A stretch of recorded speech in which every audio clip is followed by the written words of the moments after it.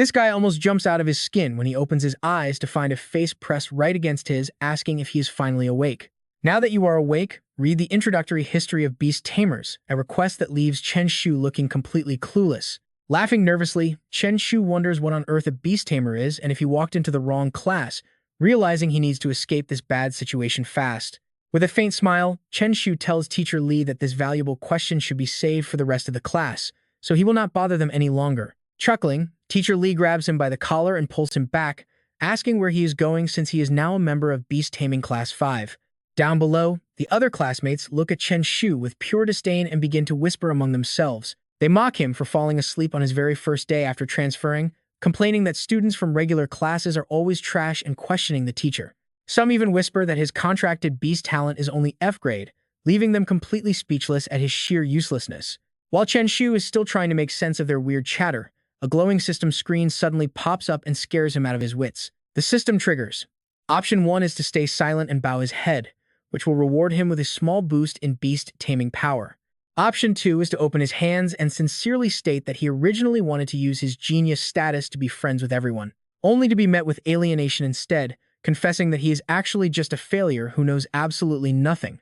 The reward for choosing that option is a literal expulsion notice from Jinxi High School No. 2 in Nanjiang City. Finally, option 3 is to accept Xia Bing's help, which rewards him with a low-level flame potion. Chen Shu pokes his finger forward in the air, genuinely wondering when on earth his school upgraded to such crazy advanced holographic technology. Since nobody else can actually see the screen, they just watch him poke the air, wondering if this weird guy is still dreaming or completely losing his mind. Teacher Li barks, asking why he is waving his hands around, reminding him of who begged and cried to join the beast taming class yesterday. If he cannot answer, he should just head back to the ordinary class and face his disappointed parents. Turning around, the boy spots a blue-haired girl desperately pointing at her textbook to hint at the answer, realizing she must be Xia Bing. Mentally thanking his savior, Chen Shu quickly memorizes her kindness and delivers his answer with absolute confidence, pretending like he knows exactly what he is saying. In the 5th year of the recovery, the very first multi-dimensional space suddenly ripped open right across the territory. Countless vicious shadow monsters escaped, but that cataclysm also awakened the very first beast tamers who bonded with their contract spirits. Even though Chen Shu recites the answer perfectly, his brain is still scrambling to understand what on earth is going on. He wonders if this is even his original 21st century world anymore, but Teacher Li cuts off his thoughts with a deeply annoyed look. "Do you think I am blind? Get back to your seat, and do not let it happen again." Returning to his seat with a massive headache, Chen Shu wonders if he transmigrated to a parallel world, since his math teacher is now teaching beast taming. He cannot even remember asking to transfer classes, and this bizarre system just keeps popping up out of nowhere. Another chime rings in his head, confirming his reward is delivered, prompting him to ask his classmates if they can hear the noise too. Seeing their completely confused stares, Chen Shu suddenly realizes what is actually going on. Could he actually be blessed with those legendary cheat systems from the stories? Slumping onto his desk, Chen Shu does not know whether to laugh or cry, leaving his classmates baffled while he secretly celebrates being the protagonist. As the lunch bell finally rings, Chen Shu bolts straight for the cafeteria, thrilled that he can finally grab some food. He still needs to find Dali to ask about this new world. Exhausted as he is, a loud commotion erupts in the hallway, making him wonder if a sewage truck just exploded. Amidst the chaotic noise, someone anxiously asks if Wang Meng is okay.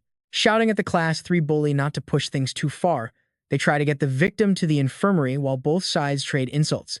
Zheng Yi smugly mocks Wang Meng, pointing out that he has lost 3 months in a row and questioning his worth as the Class 5 monitor. He demands his beast orbs by this afternoon, but as he turns to leave, a blonde student standing nearby suddenly calls him back. Zheng Yi locks eyes with Chen Shu. Sensing instant trouble, the boy frantically waves his hands and denies everything. Right in the middle of this tense standoff, Xia Bing steps up to defend him. She confronts Zheng Yi over his cheap tricks, boldly challenging him to a real fight. The arrogant bully just sneers at her. He sneers at the Class 5 representative. Does she want to throw away even more beast orbs, or is one simply not enough? Completely disgusted by his arrogance, Xia Bing drops a bold challenge for them to bring it on.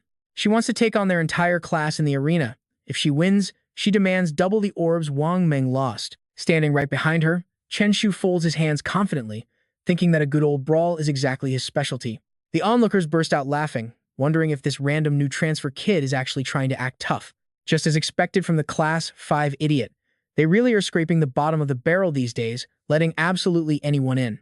That is what happens when someone has never even used a contracted beast before. The mounting mockery only grows louder, making Chen Shu grimace in absolute frustration as he struggles to find his words. He whips his head around, eyes bloodshot as he glares at them in warning. Seeing his reaction, the bullies just snicker, noting that he actually turned around. They urge each other to head over and watch the upcoming showdown. Once they finally walk away, Chen Shu watches them go, his mind instantly locked onto the fight. Contracted beasts. Ever since he arrived in this world, that term has been popping up everywhere. That kid has a seriously wicked smirk. With his years of experience as a troublemaker, he knows something bad is definitely going down. He is not one to owe anyone a favor. Meanwhile, over at the arena, classes 3 and 5 have gathered to watch the drama unfold. Zheng Yi is leading the charge for class 3. Smirking arrogantly, he calls out to Xia Bing, admitting she is strong but mocking her for being so incredibly foolish. By challenging his entire class, she practically handed over her beast orb on a silver platter. Xia Bing does not waste any breath. She instantly gathers her spiritual energy and summons her fearsome ice wolf. Chen Shu and the onlookers gasp in disbelief. They never expected her to possess a level 5 beast of that caliber. Zheng Yi and his squad pale instantly, being only level 4 tamers. He quickly tells them not to panic, claiming a higher level means absolutely nothing. With over 20 of them charging at once, they can easily overwhelm it. Just like that, they summon their beasts in unison. But the sad lineup of their beasts only fills Zheng Yi with despair. From a level 4 skull warrior to a level 3 violent monkey, along with mud monsters, scorpions, and even a level 2 green caterpillar. They might be incredibly weak, but at least they have numbers. The mob charges forward together. Yet before they can even touch the ice wolf, its massive roar sends them flying in all directions. Zheng Yi frantically yells for everyone to switch off auto-control. Right then, a student bursts into tears as his poor green caterpillar gets instantly obliterated. He laments his lost caterpillar while Zheng Yi barks out orders for everyone to take manual control of their beasts. The remaining beasts rally and surround the ice wolf. As it leaps to strike, a random octopus grabs its leg to hold it back. Zheng Yi grins in triumph, but Xia Bing remains completely unbothered, calmly standing with her arms crossed. Within 5 seconds, the entire opposing squad is utterly decimated by the ice wolf, sent crashing into one another. Wait, watch this. Watching all of this go down has Chen Shu pretty impatient, wondering where on earth his own beast is. His friend sitting nearby casually mentions that his beast has literally been right there the entire time. He points down at the bench. When Chen Shu looks, he nearly jumps out of his skin, spotting a bright yellow blob lying completely squished underneath, perfectly camouflaged with the seat. His friend watches the whole thing and scoffs, amused that the beast actually manifested the moment he thought about it. He figures it makes perfect sense for a regular class kid. After all, such a pathetic beast poses absolutely zero threat, even if it roams free outside its summoned space. Chen Shu stares at his system screen in sheer disbelief, realizing this weird blob is indeed his contracted beast. The system interface displays the details, showing his beast as an all-attributes golden slime belonging to a very unique species. Known as a legendary deep sleeper, this creature can remain completely unconscious for extended periods. It boasts enhanced defensive capabilities, a unique gigantification skill, and a reckless charging tackle. Its damage depends on weight differences, meaning, if the enemy is over 10 kilograms heavier, do not even bother using it. With a grade F potential, it belongs to level 1 tamer Chen Shu, whose talent is thoroughly mediocre. He picks up the drooling, sleeping blob in disappointment. Chen Shu grimaces at the sight of the stupid-looking thing, utterly dismayed by its abysmal F-grade rating. It is basically a useless paperweight that does not even qualify for combat. Plonking the slime onto his stomach, he lets out a heavy sigh. Shouldn't he be the main character here? By all accounts, his summon should have been a legendary dragon or a divine beast. Suddenly, the system interface blinks to life again, thoroughly startling him. Option 1 asks him to stand in the crowd and loudly cheer for Xia Bing. The reward for completion is a 1-point increase in the golden slime's obedience. Option 2 is to wave his hands frantically and shout for everyone to stop fighting. Completing this grants a bag of special food for his contracted beast. Option 3 is to catch Zheng Yi off guard with a swift ambush and beat them all to a pulp. And you know he cannot resist a good reward. That massive boost to his taming power has Chen Shu wearing a pretty devious smirk. Down on the arena floor, the ice wolf is taking hits from the surrounding beasts and is starting to show injuries. The skeleton warrior lands several vicious strikes with its blade, drawing blood as the poor wolf howls in agonizing pain. Seeing her companion hurt, Xia Bing clenches her fist in distress, while Zheng Yi crosses his arms in smug satisfaction. Seizing the moment when everyone is distracted, Chen Shu launches a surprise attack and kicks Zheng Yi straight into a wall. He then throws a sack over his head and drags him away like a sack of potatoes, delivering a solid punch whenever the guy tries to make a sound. Next, Chen Shu repeatedly stomps on the guy, leaving him with no choice but to cough and desperately ask if Chen Shu even knows who he is. Chen Shu happily keeps kicking and snaps back who cares who he is. He tells him to remember his name because he never hides it, the legendary Zhang Dali of Nanjing. Meanwhile, with Zheng Yi out of the match, the Frost Wolf quickly regains the advantage, roaring and thrashing the enemy beasts as if sending them to the afterlife. Seeing the perfect opening, Sha Bing orders her wolf to turn the tables completely. This is her chance to wipe them out all at once with her absolute zero domain. The Frost Wolf roars, finishing off the enemy beasts. While Class 5 celebrates, the Class 3 students erupt in fury, turning on one another in a massive screaming match. The main target of their anger is none other than Zheng Yi, who suddenly screams for help about being ambushed, throwing everyone into chaos. They actually mistake him for some mutated, contracted beast, even threatening to report him to the Bureau while yelling that a giant fertilizer bag has come to life. Others are completely fearless, jumping straight into a wild brawl while Chen Shu stands on the sidelines, watching Zheng Yi take another massive beating. The system announces that the requirements are met and sends the rewards. Just then, a classmate approaches to ask Chen Shu where he is going.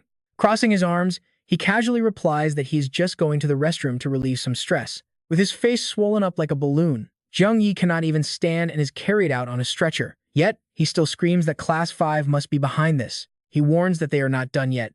Seizing the moment, Chen Shu walks over and grabs the finger Zheng Yi is pointing with. Chen Shu tells him not to throw wild accusations around, claiming that everyone in Class 5 is far too upright and honest to ever do something so underhanded. Zheng Yi snaps back, refusing to lose. But his words turn to groans as Chen Shu squeezes his finger so hard he almost passes out. While casually twisting the finger, Chen Shu falsely consoles him, telling Zheng Yi to rest easy because he will personally investigate this and deliver a completely satisfying result on his own honor. Cradling his beast in one arm, Chen Shu lets out a deep sigh of mock pity. With the job done, he and his slime leisurely stroll away. Walking home, he silently notes that a contracted beast needs to hit level 3 before it can legally enter official battles. Since he is only a level 2 tamer, his journey is still incredibly long. Raising his slime high in the air, he realizes with a gasp that it leveled up as well. Could this mean that the level of a beast tamer and their contracted beast are actually synchronized? Right then, Sha Bing approaches and hands him a blue beast orb, leaving the young man completely bewildered. Sha Bing explains that without his secret intervention, she would not have won so easily, offering him the beast orb. Fearing exposure, Chen Shu immediately plays dumb with an innocent look. He asks what action she is talking about, claiming to know absolutely nothing. Sha Bing is thoroughly unimpressed by his terribly fake acting. She points out that she already saw the fertilizer bag hidden in his backpack, warning him that beast tamer battles are far too dangerous for such reckless stunts. She warns that he could easily get hurt. Wanting to avoid any more lecturing, Chen Shu takes off running at full speed, shouting back as he flees. Laughing, he yells that it is fine, because ambushing people is actually his favorite thing. Sha Bing does not chase him, merely crossing her arms with a sigh. He really is something else, she thinks, watching him ride off while texting, which is definitely not safe driving. Since Chen Shu is definitely no angel, he happily sings to himself, completely lost in his own little world. He is texting a friend to brag about his exploits, and whoever his friend is, they text back to praise him as a total legend. Passing a dark alley, a sudden commotion catches his attention. 2 robbers are trying to snatch a woman's purse, but she holds on tight. As she screams for help, the robbers frantically yell that they only want her bag and have zero interest in her body. The woman gets furious, snapping that even if they take her body, they will never have her heart. Chen Shu watches this exchange in utter confusion. He wonders if this is a robbery or some weird drama. His system pops up, offering option 1 to mind his own business and walk away. The reward is a small boost in taming power. Option 2 is to bravely step forward and take down the 2 criminals. This would grant a massive amount of taming power, though it carries a warning of extreme danger to his life. Finally, option 3 is to stop the thugs. Choosing this will reward him with advanced potion-making techniques and unlock basic potion refining. Naturally, the young man knows exactly what he must do next. He marches right up to the robbers and commands them to freeze. He yells at them for committing a crime in broad daylight, even though it is actually a freezing cold night out. He declares that he, the great Zhang Dali, will absolutely never let them get away with this. While the startled robbers turn around in sheer panic, the woman takes the chance to run for her life. Chen Shu immediately pedals away at top speed, leaving the thieves absolutely furious at being tricked. Cursing loudly, they scream that the next time they see him, they will beat him to a pulp and tell him to remember their warning. Riding away, Chen Shu laughs like a madman. The system then notifies him that his rewards are safely delivered and the potion tree is officially unlocked. He is taken aback by the mention of a potion tree. Arriving home, his mother greets him with her usual warm smile, telling him to wash up for dinner. Chen Shu glances at his dad resting on the sofa, silently relieved that some things in this crazy world never change. Back in his room, Chen Shu pulls out the test tube, cursing the stingy system for giving him such low-grade potion. Assuming it is meant for humans, he frustratedly gulps it down. Over dinner, he casually asks his parents if they are also beast tamers. His dad thinks he is babbling since he works at a taming facility, but then the man suddenly remembers. Setting down his bowl, his father pulls out a gift box containing the exact same flame potion Chen Shu just drank, a reward for hard work. Recalling how he almost choked it up earlier, Chen Shu freezes for a second and carefully asks if the potion is expensive.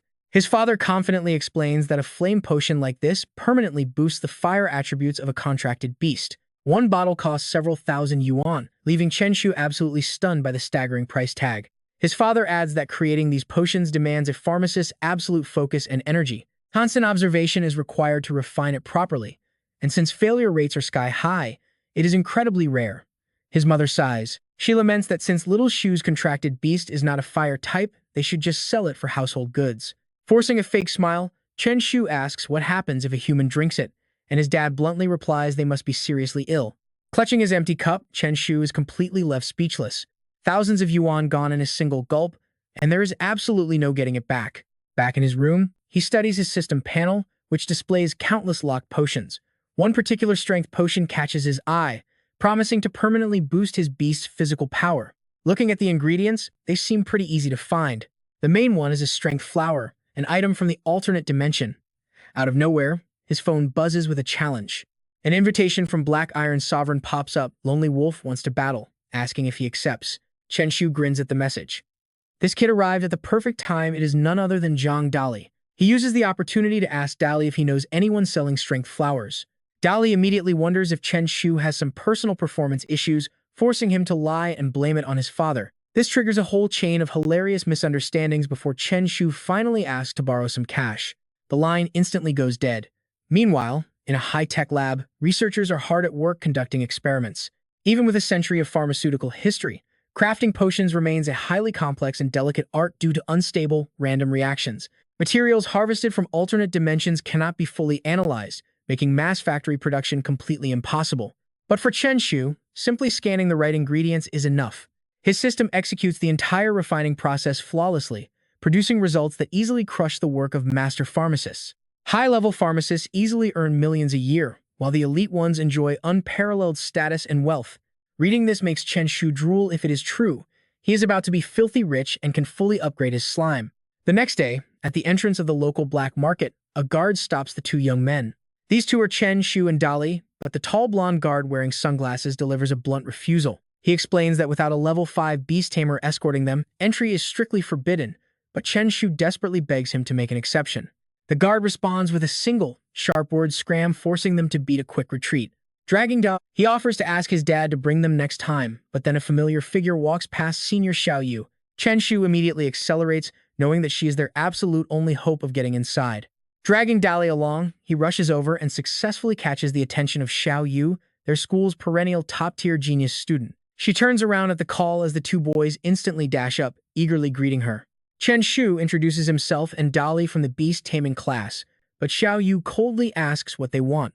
Chen Shu immediately turns on his acting skills, putting on a pitiful, teary-eyed expression to beg her. He pleads with his senior, saying they really want to explore the black market but got rejected, asking if she could escort them in. Without thinking twice, Xiao Yu agrees, allowing the two boys to finally bypass the strict security. Once inside, Xiao Yu bids them farewell to attend to her own business, leaving them to explore the bustling, chaotic market. The two boys look like absolute country bumpkins. Their jaws drop as they witness high-level tamers selling shady potions that supposedly turn beasts into gold-grade divine creatures, complete with autographed pictures for big spenders. Blocking out the noise, Chen Shu's eyes lock onto a vibrant red strength flower on a bald merchant's table. How much for the vigor flower? 5,000. Before anyone can reply, Jiang Yi suddenly rushes over, offering 10,000 with a smug smirk on his face. I am taking this flower. He calls Chen Shu a shameless bastard and warns him that he will never forgive him for that sneaky ambush. Want the vigor flower? Better wait for your next life. Chen Shu stands there completely baffled, wondering how on earth the guy knew he was the attacker. While he is still thinking, Dali leans in and whispers that he already told everyone, claiming he is just helping his friend get famous, so no thanks are needed. Hearing that, Chen Shu is ready to throw hands, but get this right at that moment, the system's voice chimes in. Option 1 is to compete with Zheng Yi right here and mock his weakness. The reward for completion is a medium boost to Beast Taming power. Option 2 is to let Zheng Yi have the flower and walk away. The reward for this is a 10% increase in the golden slime size. Option 3 is to trick Zheng Yi into treating money like trash by buying a fake vigor flower painted with artificial dye at an astronomical price. The reward is a mid-grade wind attribute potion. Hearing this, Chen Shu grins from ear to ear, realizing this flower is actually a total fake. As a man of high morals and deep conscience, he immediately locks in option 3. He clears his throat and bids 20,000, baiting his rival by saying he must have that flower no matter the cost. Naive Zheng Yi completely takes the bait. He laughs in his face, claiming Chen Shu will not stand a chance while he is around. Chen Shu acts so incredibly well that the clash between them quickly escalates into an intense battle of egos. Neither side is willing to back down, and before long, the price skyrockets all the way up to 50,000. Suddenly, Chen Shu calls it a day with the smug smile of a true winner. He graciously accepts defeat, lets Zheng Yi take the flower, and happily walks away, but not before pitching his own cheap products to his rival. He tells class rep Zheng to hit him up next time he needs beast items, promising a guaranteed discount. Handing over the money, Zheng Yi looks utterly dazed, wondering why on earth this transaction feels so incredibly wrong. On their way back, Dali asks a cheerful Chen Shu if he is really just letting Zheng Yi walk away with the vigor flower, wondering what he will do now. He calmly replies that losing the flower is fine because he got something much better, a nice system reward, pure satisfaction, and the absolute joy of watching Zheng Yi waste a massive fortune on a fake. But as he revels in his victory, he suddenly remembers the dirty trick his friend just pulled on him. Angrily, Chen Shu snaps, asking how his friend dared to sell him out like that. Dali shields his head and begs him not to hit him, claiming he only did it to make his friend famous.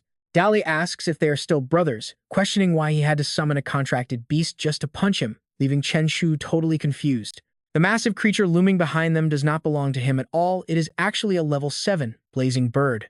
Dali looks up in sheer confusion, wondering who else it could be since summoning contracted beasts in the black market is strictly forbidden. Looking closer, the two realize it is actually Xiao Yu, who looks absolutely furious and is completely surrounded by blazing fire. Surprisingly, her flame bird is currently being suppressed by a dark, ominous entity, prompting the system to present Chen Shu with new choices. Option 1 is to unleash the golden slime to directly overpower the shadow beast. The completion reward is a 1-rank increase to his tamer level. Option 2 is to leave them to their fate and run away amidst the chaos, rewarding his slime with a 1-level boost to its attack skill. Option 3 is to capture the leader first by directly launching a sneak attack on the shadow beast's owner. The completion reward is a 5% increase to his golden slime's metal attribute, complete with system guidance to track down the target's exact location. Dali stands behind him looking quite thrilled, assuming the battle is already lost, but Chen Shu confidently pats his shoulder with an assuring grin. Since he is here, the outcome is far from decided, so he invites Dali to tag along and beat some sense into the culprit. He stretches his arms to reveal a bag of urea fertilizer hidden on his body, leaving Dali absolutely terrified that his friend actually carries such a thing around. The creature attacking the flame bird is a powerful level 9 shadow beast.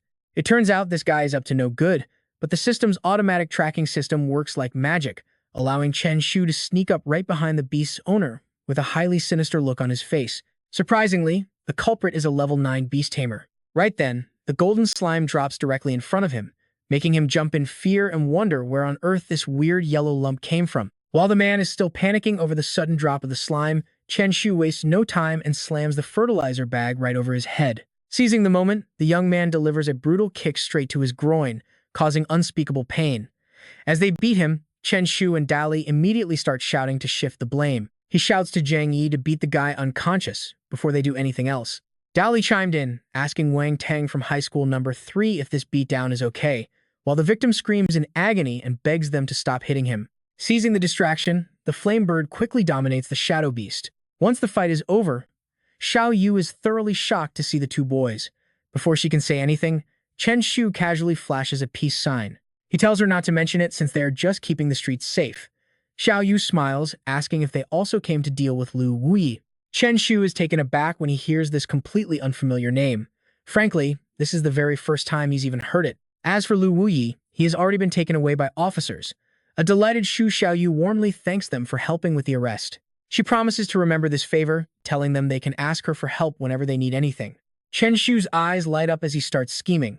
He asks if he can work at her family's 666 pharmaceutical company during summer break. Xu Xiaoyu asks if he wants to work as a security guard at the pharmaceutical factory. He knows that to become an alchemist, he needs to master complex pharmacological theories and go through countless practical experiments. A pharmaceutical company is the perfect place because it allows him to run tests without worrying about securing raw ingredients himself. Chen Shu quickly clarifies that he actually wants to join them as an alchemist. He thought everything would go smoothly, but Xu Xiaoyu still turns him down, though she does agree to let him intern first. An internship is fine by him since it gives him hands-on experience with alchemy. From that day on, his classmates treat him with newfound respect. His peers praise Chen Shu, marveling at how others rely on bound beasts while he fights in close combat. He has truly opened up a whole new path. His reputation now surpasses Xu Xiaoyu, and his signature LV dung bag style has everyone wanting to copy him. One classmate even asks if he has any of those LV dung bags left at home. He wants to hang one in his room to ward off bad vibes, obviously. Chen Shu takes it as a total compliment. The guy has no shame. But just as he is laughing, a harsh voice barks at everyone to move. The newcomer is Zheng Nan, who immediately confronts him. He accuses him of bullying his brother and scamming him of 50,000. Before Zheng Nan can grab him, Chen Shu instantly catches his wrist. Suddenly, 3 system options pop up before him. Option 1 is to let go of Zheng Nan and have him slap his own face. He would have to offer a flattering smile to Brother Nan, earning a title as a wise survivor who knows how to adapt. This also boosts his eating efficiency by 50%. Option 2 is to claim he is actually Zhang Dali. The reward is a 10% size increase for his golden slim. Option 3 is to fight back directly to show off his dominance. Since Zheng Nan is level 6, the reward is a skill book. Chen Shu quickly calculates his odds. Since he took down a level 9 Beastmaster, why would he fear a level 6 weakling? He leans in close to whisper a challenge, asking what if it was him. And just like that whack, Chen Shu slaps him across the face, leaving Zheng Nan completely frozen in shock. Furious, Zheng Nan roars if he wants to die, but Chen Shu casually mocks him right back. He points out that if Zheng Nan dares to summon his beast over a small slap, they will call the Beast Suppression Bureau on him. A classmate steps up to back him up, stating that the law strictly prohibits Beastmasters from summoning their beasts in public without a valid reason. If he violates the law, he is finished. Unable to control his rage, Zheng Nan continues to fume. He challenges Chen Shu to meet him at the school arena, but Chen Shu knows he is bluffing and keeps provoking him. He asks if Zheng Nan thinks they are the same, questioning if playing video games for over 180 minutes has fried his brain. Before Zheng Nan can even reply, Chen Shu cuts him off, stepping forward to playfully pat him on the cheek. He tells him to get lost, but his friends whisper warnings that Zheng Nan is ruthless when pushed too far. Chen Shu just crosses his arms, completely unbothered by the empty threats. He jokes about giving the hothead an exam paper to cool him down, just as Teacher Li arrives to order everyone to their seats. Teacher Li steps up to the podium and announces a 3-day break starting tomorrow. He reminds them to study during these 3 days to prepare for next month's finals, but Chen Shu is busy staring at his system screen. All his hard work has finally unlocked 3 combat skills for Slim. With these skills, he feels confident he won't lose in a real fight. Meanwhile, Teacher Li announces a rare Spirit Awakening pill for the top scorer. The top 5 will receive intermediate Beast Tamer certificates, and the top 30 will get Beast Taming orbs. At the mention of the Spirit Awakening pill, Chen Shu immediately sits up with an excited grin. He remembers this legendary pill offers a rare chance to unlock brand new skills for his contracted beast. Even though Slim already has 3 skills, having 1 more certainly wouldn't hurt. When school finally ends, Xiaobing nervously walks over to Chen Shu and offers to come to his house for some private tutoring to help him study. He shakes his head and turns her down before walking away, leaving her standing there in disappointment. Chen Shu wants to prepare for his interview first, then stay home and study hard. The friend walking with him looks totally shocked that Chen Shu actually rejected Xiaobing's invitation, just like that. After walking a short distance, a group of guys blocks their path, but Chen Shu still keeps a cheerful look on his face. "Hey, is that not Zheng Nan? Why is your face looking so swollen?" Pointing a finger right at Chen Shu, the guy snaps at him not to get cocky because he is about to pay for it later. He orders his boys to attack while Chen Shu's friend cowers in fear. Chen Shu immediately reassures his buddy, "Do not be afraid, I will protect you." But right after saying that, Chen Shu does not even lift a finger and instead screams at the top of his lungs for help. 3rd years are trying to kill someone. Within seconds, the school guards rush to the scene, and Chen Shu immediately switches to a pathetic, trembling voice. He quickly tells Uncle Wang that these older students wanted to beat him up to commemorate their passing youth which instantly makes the guard completely furious. Glaring at Zhang Nan, Uncle Wang asks if he wants to kill someone, forcing the panicked kid to frantically claim he did nothing. Chen Shu starts fake crying again, telling Uncle Wang how scared he is because Zhang Nan is actually bold enough to lie right in front of him. Fuming with pure rage, Uncle Wang turns his sharp glare back on the trembling Zhang Nan, shouting at him for daring to lie right to his face. The panicked teen desperately denies it, just as a calm man walks up to ask what all the commotion is about. Old Lee standing nearby chimes in, explaining that the boss actually heard their loud arguing from all the way down the hall. Old Lee asks Jungnan why he is causing trouble instead of studying for his exams, but the terrified boy just points his finger directly at Chen Shu. Before he can finish, Old Lee snaps that Chen Shu helped catch a wanted criminal while he is only good at causing trouble. This news hits Jungnan like a bolt of lightning. A wanted fugitive? Really? Chen Shu stays quiet, locking eyes with Wang Qian from the Spirit Suppression Bureau, as Teacher Li keeps scolding Jungnan, explaining that the bureau leaders came to reward the hero. He tells the troublemaker to get back to class and make something of himself instead of causing headaches. Utterly defeated, Jungnan slinks away like a sad puppy, and after dismissing the crowd, Old Li politely introduces the young student to Wang Qian. Wang Qian politely introduces himself as a representative of the Spirit Suppression Bureau. He came to personally thank the boy for capturing the fugitive and hands over 100,000 yuan as a reward from the bureau. Although Chen Shu is absolutely drooling inside over that fat stack of cash, he plays it cool and humble, claiming he was just doing his duty. Smiling warmly, Wang Qian tells him to keep the cash, but then asks a serious question: how exactly did he manage to pinpoint the fugitive's location back then? Chen Shu scratches his head, looking a bit embarrassed. Since he obviously cannot mention his system, he makes up a lie about sensing a dark, evil vibe from the guy, making Wang Qian nearly fall out of his chair in shock. When asked what if he got the wrong guy, Chen Shu confidently notes that they threw a sack over his head so he could not see anyway. These completely bizarre answers give Wang Qian a headache, so he wraps up his questions. He thanks Chen Shu for saving Xu Xiaoyu and dismisses him, which the young man gladly accepts without any hesitation. Easily bidding them all goodbye, Chen Shu turns and walks away, leaving a highly suspicious Wang Qian staring after him in deep thought as he exits the room. Wondering if it really was just a coincidence, Wang Qian watches him go while Chen Shu and Dali head over to meet up with Xu Xiaoyu. At the facility, Chen Shu introduces himself as Xu Xiaoyu's classmate, explaining he has an appointment for a potioneer apprentice interview. Suddenly, a stern woman wearing glasses cuts them off, scoffing at his dream of becoming a potioneer, but Chen Shu confidently pats his chest and stands his ground. She coldly responds that this is no playground for kids and tells them to go home, wondering what Xu Xiaoyu was thinking by sending them here. She mutters about useless kids being sent to the company only to cause trouble, ordering the guards to keep them completely out of the building. She waits for the guards to drag them out, even as Chen Shu loudly protests that his interview has not even started yet. She coldly snaps that it is already over, just as a new system window suddenly pops up. Option 1 is to stay quiet and go home disappointed, which rewards him with the depressing title of dying before his apprenticeship even begins. This highly disappointing choice also comes with a permanent loser aura +1, while option 2 is to seize the moment, kick the rude woman's rear end, and completely shatter her composure. The reward for this chaotic move is an increase in beast taming power. Finally, option 3 is to sneak into the laboratory to find an opportunity, which rewards him with an attack skill upgrade +1. A worried Dali turns to ask what their next move is. Chen Shu stands there thinking that while he desperately wants to pick the second option, it is just too risky, so he decides to sneak inside.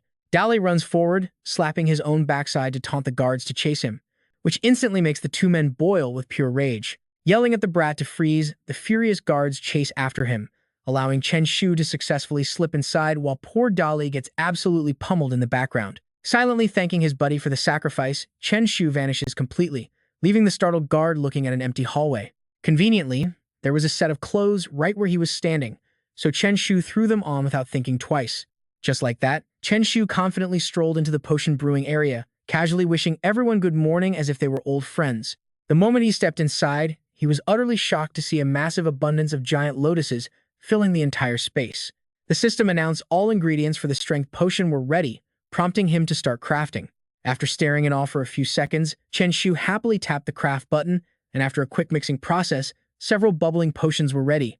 The system announced his successful craft of a low-grade strength potion, raising his mastery to 3 out of 10 and unlocking the mid-grade version. Nearby, two pharmacists watched this happen with their jaws dropped in absolute shock, wondering if that was actually a real strength potion. He had brewed 13 bottles in a single go, making him realize how overpowered his system was since crafting never failed with enough ingredients. Right then, the woman who had previously kicked Chen Shu out stood there with her mouth covered in utter disbelief. Realizing who he was, she asked if he was truly that skilled, prompting Chen Shu to instantly fire back with a sarcastic reply.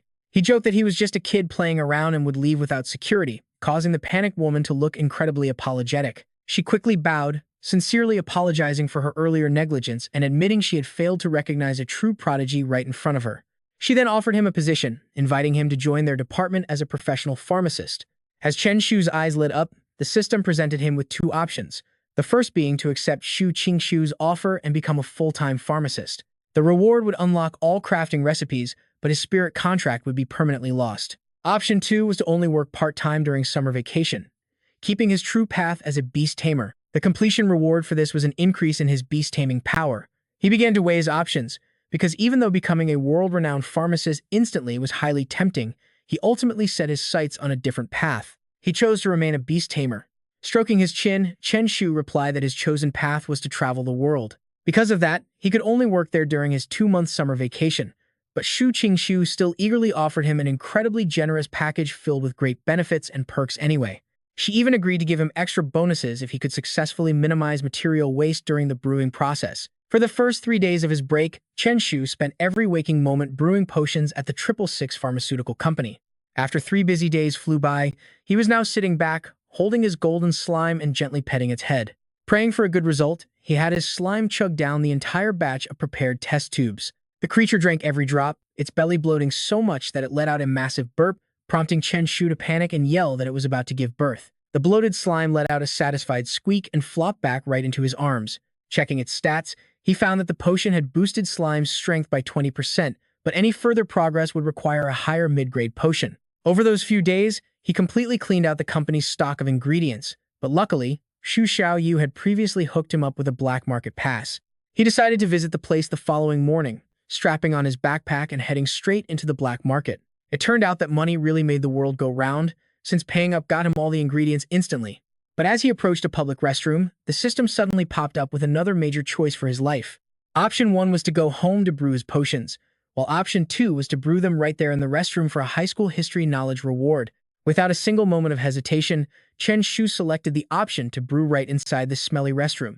Even though the horrific stench made him want to pass out, why on earth did he have to choose this place, he wondered, holding his nose as he charged straight into this absolute hellhole. Just then, another guy, clutching his stomach, rushed inside, desperately pounding on the locked stall door while shivering in agony. Begging the person inside to hurry up, the guy waited without receiving any response, wondering if the stall was actually empty. Since the door wouldn't open, he decided to peek over the top, only to freeze in utter shock at the sight of someone brewing potions inside. Inside, Chen Shu was proudly admiring his newly crafted potion before raising the tube and chugging it down right there. The witness stood there completely baffled, and even after Chen Shu packed up and walked away, the poor guy remained utterly speechless. Deciding that such a wild encounter had to be shared, he posted it online, and the news instantly exploded across social media. People were shocked that a high-level pharmacist had actually brewed a pale yellow potion inside a filthy public restroom. Users debated if this was a moral crisis, as the mysterious pharmacist had brewed a new potion right in front of a witness and drank it all.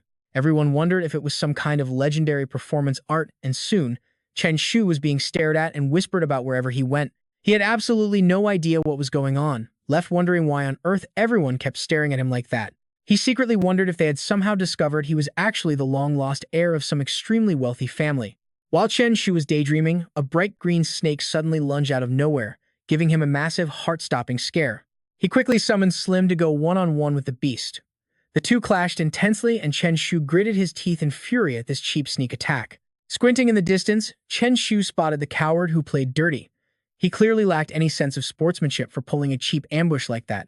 He was going to show this spineless coward exactly what happens when you fight without honor. Chen Shu strolled calmly toward the tree where the guy was hiding. The attacker remained completely clueless, still feeling incredibly smug. The guy muttered that his snake was a mid-tier spirit, confident Chen Shu had nowhere to run. Hearing his own name, Chen Shu casually replied, "Where else would he run? Of course, he is coming straight for you." In a split second, Chen Shu closed the distance. The student felt a sudden chill as if looking directly at the Grim Reaper coming for his soul. He backed up in panic and crashed hard against the tree trunk. Chen Shu closed in, radiating a dark, terrifying aura. The coward collapsed to the ground, shaking with a pale face as if seeing a ghost. Chen Shu clenched his fists with a twisted smile. It was none other than Jing Nan's little lackey, the very guy who dared to pull a cheap stunt on him. He was about to teach this guy a painful lesson about consequences. Trying to back away now was far too late. What followed was a swift, absolutely brutal, one-sided beating. Moments later, the guy lay battered and bruised by the tree root. Chen Shu turned and walked away. Meanwhile, his pet Slim had successfully crushed that annoying green snake into the dirt. Just as the fight ended, rushing footsteps echoed nearby. The battle between their spirits had clearly drawn the attention of the Spiritual Defense Bureau. Chen Shu was arrogant, but he was smart enough to avoid unnecessary trouble. He glared down, leaving one final warning. He warned the lackey that this was his only free pass. Next time, both he and his beast would pay with their lives. To drive the point home, Slim slammed its weight down, making the green snake cough up another mouthful of blood. Watching Chen Shu walk away, the bruised student shivered as he struggled to sit up, muttering about how things had changed. Back at home, Chen Shu handed over his reward of 100,000 to his parents, explaining the whole situation to them. He explained that after buying some gear, 90,000 remained on the card. Surprisingly, his father immediately declined, saying they did not need it. Since Chen Shu was training his beast taming powers, he should use it to buy whatever potions he needed. If it was not enough, his father offered to cover the rest. This made Chen Shu ask if his family was secretly loaded. His father laughed, took a sip of water, and told him not to worry about where the money came from. He assured him they had plenty, before sending his son off to get some sleep for school the next morning. Chen Shu nodded. Looking back at his parents laughing in the living room, Chen Shu could not help but wonder. They were supposedly just a normal working-class family, so why did his dad act like money was absolutely no object? Even influential people like Mr. Li and Uncle Jiang treated his father with deep respect. There had to be a hidden secret here. If there was a secret, his father would share it eventually. For now, he needed to sleep before his classes tomorrow. The next morning arrived in a flash, and Chen Shu walked into his classroom while still yawning sleepily. Suddenly, his classmates crowded around him, staring intently without blinking. Chen Shu froze in place, wondering what on earth was going on. Before he could ask, Mr. Li opened the door and called him over. Chen Shu quickly followed him out, still half asleep. The moment they stepped inside, the teacher went straight to the point, asking if Chen Shu went to the black market. Chen Shu went pale as his smile turned strained. He panicked, wondering if yesterday's brutal beating had already been discovered. He began to stammer an excuse, but Mr. Li simply raised his phone and asked if Chen Shu recognized the person on screen. Stunned, Chen Shu looked at the screen and saw a viral post with an absolutely shocking title. It was about a mysterious potion maker in a public restroom, and the comments were blowing up. He could not believe he had actually gone viral over a random potion he threw together on a whim. Relief washed over him as he returned the phone, nodding and admitting that it was indeed him. Mr. Li sighed in relief, having no intention to punish him. He knew that cocky attitude anywhere, even with only half of his face showing. However, the entire internet was now desperately hunting for this mysterious public restroom potion master. The teacher warned him to be careful to avoid shady merchants. Chen Shu obediently nodded. With that matter settled, Xia Bing and a blonde classmate entered the room right at that moment. Mr. Li turned to the group to explain the real reason he had called them in. The school planned to recruit top scorers into an elite 12th grade class, which instantly caught Chen Shu by surprise. In previous years, the special senior class was only formed during the second semester of 12th grade. Why did they start it early this time? Looking over at the contemplative Xia Bing, Chen Shu felt increasingly uneasy about the situation. Had something happened? Once school let out, he grabbed his bike and headed home with Zhang Dali. Dali smiled cheerfully and told him he was famous now. Chen Shu acted humble, insisting it was just an ordinary photo and he had no idea it would blow up so much that the entire internet would start hunting for him. Suddenly, Chen Shu slammed his brakes to stare at a roadside crowd, causing Dali right behind him to almost crash into the back of his bike. Chen Shu was staring at a group dressed like old-school state workers aggressively collecting a debt from a woman and a young girl. Dali asked what was going on. Dali asked if he knew them, but Chen Shu said no. The reason he stared so intently was because his choice system had suddenly popped up with options. Option 1 was to cover his eyes, walk past, and keep muttering that he did not see anything. The completion reward was a violent sick-kill skill book. Option 2 was to step in and help the girl out of her trouble, which rewarded a medium amount of beast taming power. Option 3 was to join the bad guys and force the girl to pay, which would reward him with a tarnished reputation title. The personality effect would make his beast taming spirit evil and ruthless, but he still preferred to act courageous and heroic as his code. Without even blushing, Chen Shu declared that while he did not know them, justice and bravery were his lifelong creeds. With that, he tossed his bicycle aside. Dali quickly threw his own onto the roadside and eagerly ran after Chen Shu. Dali yelled that he was with him, Seeing the two approach, the debt collectors grew alert and demanded to know what they thought they were doing. Dali was about to play the hero, saving the damsel, when Chen Shu suddenly flipped from cool to cowardly, covering his face and shaking his head. He kept chanting that he did not see anything, making the entire scene fall dead silent. Zhang Dali was absolutely shocked. Did Chen Shu put on that whole righteous act just to come over here and say that? So much for saving the day. But how could Dali know that Chen Shu only needed to utter those words to get the skill? Seeing the system award the skill, Chen Shu breathed a sigh of relief. But as he turned to leave, the little girl behind the woman glared at him. To be fair, she was glaring at the debt collectors behind him, but Chen Shu still felt a pang of guilt. His heroic spirit flared up. Chen Shu pointed right at the lead debt collector, glaring and shouting that the guy was a useless trash who only bullied women. The collector went wild with rage, shouting back and ordering Chen Shu to stop right there. Furious, the collector chased after them. Chen Shu and Dali quickly ran away, while the mother and daughter made their own hasty escape. Taking advantage of their lead, Chen Shu taunted them, shouting that if they caught up, he would let them win.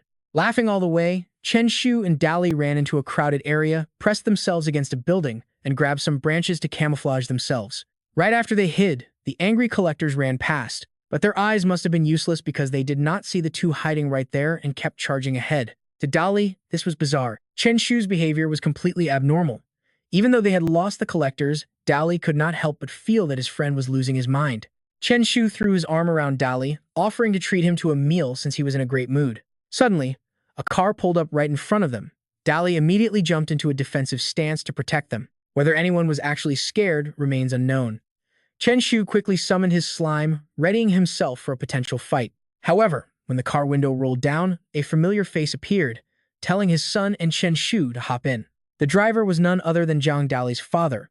Once the two boys climbed inside, Uncle Zhang smiled warmly and asked Chen Shu if he had successfully entered the beast taming class. He praised Chen Shu's ambition, regretting that Dali lacked the talent for beast taming. Otherwise, he would have boosted Dali to the iron rank. Chen Shu was shocked, knowing that the iron rank was above level 9 and very hard to reach. Because of his system, Chen Shu could grow strong even while doing nothing. But how could Uncle Zhang talk about reaching that level so easily? Feeling curious, Chen Shu asked if he could tell them anything about the alternative dimensions. Uncle Zhang smiled and asked him in a gentle tone if he wanted to go there. He warned that while there were valuable resources inside, the beasts were ferocious, requiring strong abilities and a reliable taming squad to survive. He advised Chen Shu not to take the risk, and his words made complete sense. He currently lacked the power, but with his system, anything was possible. Still, Chen Shu politely thanked him for the advice. That night, Chen Shu immediately began to cultivate upon returning to his room. For him, cultivating meant fully absorbing the knowledge granted by his system. However, taking the next step on his path would require a large amount of rare medicinal herbs. The local black market was no longer sufficient. If he got the chance, he really wanted to visit the alternative dimension. Chen Shu happily opens up a guidebook about other dimensions. Suddenly, his phone buzzes with a notification tone. A message from Xia Bing just popped up. Seeing her shy expression, he wonders what she wants to say. Could she be confessing her love? His mouth moves way faster than his brain. She should have said so sooner. Guys should always confess first.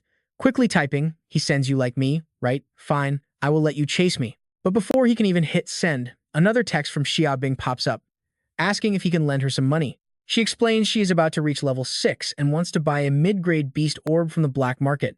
Chen Shu completely freezes in utter shock. Since she took so long to type, he honestly thought his system had popped up with a new quest. Option 1 tells him to act generous and say, "What is our relationship anyway? Why even talk about borrowing? Do not be so polite. Just tell me how much you need and I will handle it." The reward is a small boost in beast mastering power. Option 2 is to shake his head and quickly refuse.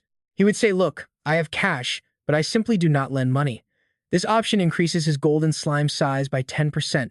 Option 3 is to look up at the sky at a 45-degree angle and sigh. Talking about money really ruins our bond. The reward here is a frenzy potion. Option 4 is to proudly beat his chest and declare his friends, "I will lend you the cash, but with interest." The reward for this choice is high school beast geography knowledge. Chen Shu looks over the list and immediately locks onto the 4th reward. Since he already mastered most high school subjects, getting this beast geography skill will guarantee him a spot in the special 12th grade class. He quickly messages Xia Bing back, "I will lend you the cash, but there is going to be interest." The next morning, Chen Shu meets up with Xia Bing to deliver the money and the beast orb. She politely thanks him. Chen Shu chuckles and says, "We are friends, so why thank me? How about you write me a praise essay instead?" Xia Bing holds back her rising anger. Fine, she agrees, before turning back toward her classroom. As Chen Shu heads to the restroom, he runs into his old classmate, Zhou Xiaoming, nicknamed Chubby Joe. The poor guy has been beaten half to death, his face completely swollen. Spotting Chen Shu, Chubby Zhou charges forward.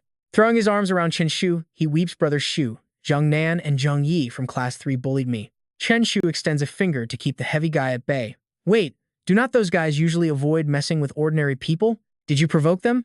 Chubby Zhou acts incredibly wronged and whimpers, I peed on them. Chen Shu chokes on his own spit from laughing so hard, collapsing to the floor and slamming the ground, unable to stop himself. Crying, Chubby Zhou begs Brother Shu, I know you are super strong now, so can you please help me get payback? Honestly, Chubby Zhou is totally in the wrong here, but since the targets are those two jerks, there is no way Chen Shu will pass this up. Standing up, he pats the fat boy on the shoulder. Sure, but it will cost you. I want your family shop to sign a partnership with me. Chubby Zhou asks in surprise. What? But I cannot make decisions for my family business. Chen Shu casually throws a friendly arm around Chubby Zhou. No worries, just help convince them when the time comes. Now, let us talk about how we are going to get your revenge. Chubby Zhou nods and explains the whole situation. Chen Shu cuts him off mid-sentence. Wait, did you say Zheng Yi and Zheng Nan are currently in the main hall attending the graduation ceremony? Perfect. Old grudges and new scores looks like they can settle everything at once. Up on the stage, the principal is still droning on about the bright future awaiting the graduating 12th graders. It does not take long for Chen Shu to spot Zheng Yi and Zheng Nan sitting in the crowd. They are exactly where he expected. He sneaks inside like a silent thief, blending into the shadows, and quietly crouches down right behind their seats. The brothers remain completely oblivious, chatting away about their plans for the future. Like how Zheng Nan is definitely getting accepted into a top-tier beast mastering university. As Chen Shu kneels down to pretend to tie his shoelace, Zheng Nan suddenly asks, Hey, has that brat Chen Shu caused you any trouble lately? Zheng Yi bites his nails, his expression turning bitter. Nope, I have been staying with my crew lately, so he has zero chance to mess with me. But brother, you are a level 6 beast master, so when are you finally going to teach that punk a lesson? Zheng Nan shakes his head and lowers his voice. That kid is dangerous. He actually put Wu Li in the hospital. Just wait until I gather enough guys to crush him. Zheng Yi looks completely terrified. What? Big brother Wu is a level 4 beast master? And even he got beaten up? Zheng Nan sighs heavily and rubs his temples. He is probably hiding his real strength, so we will have to hire some street thugs to jump him this time. Zheng Yi grinds his teeth and swears, damn it, Chen Shu really is a complete bastard. After sitting for a bit, Zheng Yi stands up to head to the restroom. Chen Shu grins from ear to ear, having just heard them trash-talking him. He thought he would have to wait much longer, but this perfect chance literally just dropped right into his lap. Chen Shu quietly follows Zheng Yi right into the restroom, just as Zheng Nan happens to turn his head back around. For some reason, Zheng Nan suddenly felt this figure from behind looked incredibly familiar. Over in the restroom, Zheng Yi was just minding his own business when trouble found him. Chen Shu walked right in with a massive grin and waved. Good afternoon, friend Zheng Yi, taking a quick break? That smug look on Chen Shu's face and the massive bag of chemical fertilizer in his hand made it pretty clear he was up to no good. Zheng Yi bolted for the door, but Chen Shu cut him off, leaving absolutely zero chance of escape. The fertilizer bag flew right at his head without a single wasted movement. Suddenly, Zheng Yi was surrounded by pitch darkness and a horribly foul stench. He froze right in his tracks, screaming out, Curse you, Chen Shu. Chen Shu coldly grabbed his head and dragged him into a corner. But this time, Zheng Yi was on guard and quickly summoned his skeleton spirit to fight back. Seeing the skeleton spirit glaring at him from the corner, Chen Shu silently scoffed a contract spirit. He had one of those too. Cue the golden slime. The slime instantly ballooned in size, crushing the skeleton spirit into the ground before it could even react. Chen Shu glared down, whispering that nobody could save him this time. Your brother Zheng Nan dared to hire street beast tamers to jump me. If I do not teach you a lesson today, you will never learn who actually runs things around here. At this point, only pathetic screams for help echoed through the room. After beating him to a pulp, Chen Shu felt pretty damn refreshed. Humming a happy little tune, Chen Shu strolls right out of the restroom. The sky today was absolutely gorgeous, and the view felt incredibly peaceful. But right as he stepped outside, Chen Shu ran straight into Zheng Nan, and of course, he was not alone. A bunch of lackeys stood right there, blocking the exit while Zheng Nan confidently stood with his hands on his hips. I knew it was you. Staring straight at Chen Shu, he growled, demanding to know where his brother was. Chen Shu smirked, offering a bright grin as he lied without a shred of hesitation, saying he saw Zheng Yi walk into the girls' restroom. Zheng Nan coldly barked at his lackeys to keep an eye on Chen Shu before marching toward the restrooms while the rest of his gang surrounded the boy. He suddenly paused. Even though Chen Shu acted incredibly relaxed and completely trustworthy, Jiang Nan was still deeply suspicious. But he knew this kid was far from innocent, so he turned back toward the boys' restroom to check inside first. Finding the room completely empty, Jiang Nan began to think his brother really was next door, so he decided to take a look inside. The moment he stepped inside, he gasped to see Chen Shu's chemical fertilizer bag shoved completely over Zheng Yi's head. Jiang Nan completely panicked, rushing forward to check on his poor brother. Meanwhile, the system suddenly popped up before Chen Shu with a brand new quest offering 4 different choices. Chen Shu quickly scanned them, noting that the first 3 options had pretty great rewards. But the reward for the 4th option was exactly what he needed right now. If he finished this quest, he could upgrade his summoned beast to the next level. With that power-up, making it into the special 12th grade class would no longer be a distant dream. As for how to turn those 4 guys from friends into enemies, Chen Shu was highly confident in his legendary smooth-talking skills. Right after accepting the quest, Chen Shu immediately switched to his ultimate silver-tongued mode. He slithered over, threw his arm around the easiest-looking lackey, and told him not to be so tense. He claimed that he and Jiang Nan actually got along pretty well, so they shouldn't let his fierce look fool them into thinking they weren't childhood best friends. The guy eyed Chen Shu skeptically, asking why he would bully his best friend's younger brother then. Chen Shu smiled warmly, explaining that it was just a playful joke since Zheng Yi was basically like a little brother to him too. They played rough games like that all the time, and surprisingly, the lackey was starting to buy it completely.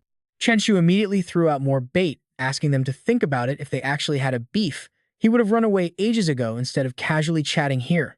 Not stopping there, Chen Shu kept sliding over to drape his arm around the other guys. Acting incredibly friendly, he whispered that Jiang Nan had always loved dramatic acting ever since they were kids, putting on shows like this several times a year. Within just a few minutes, the entire group was completely brainwashed by his blatant lies, believing every single word he said.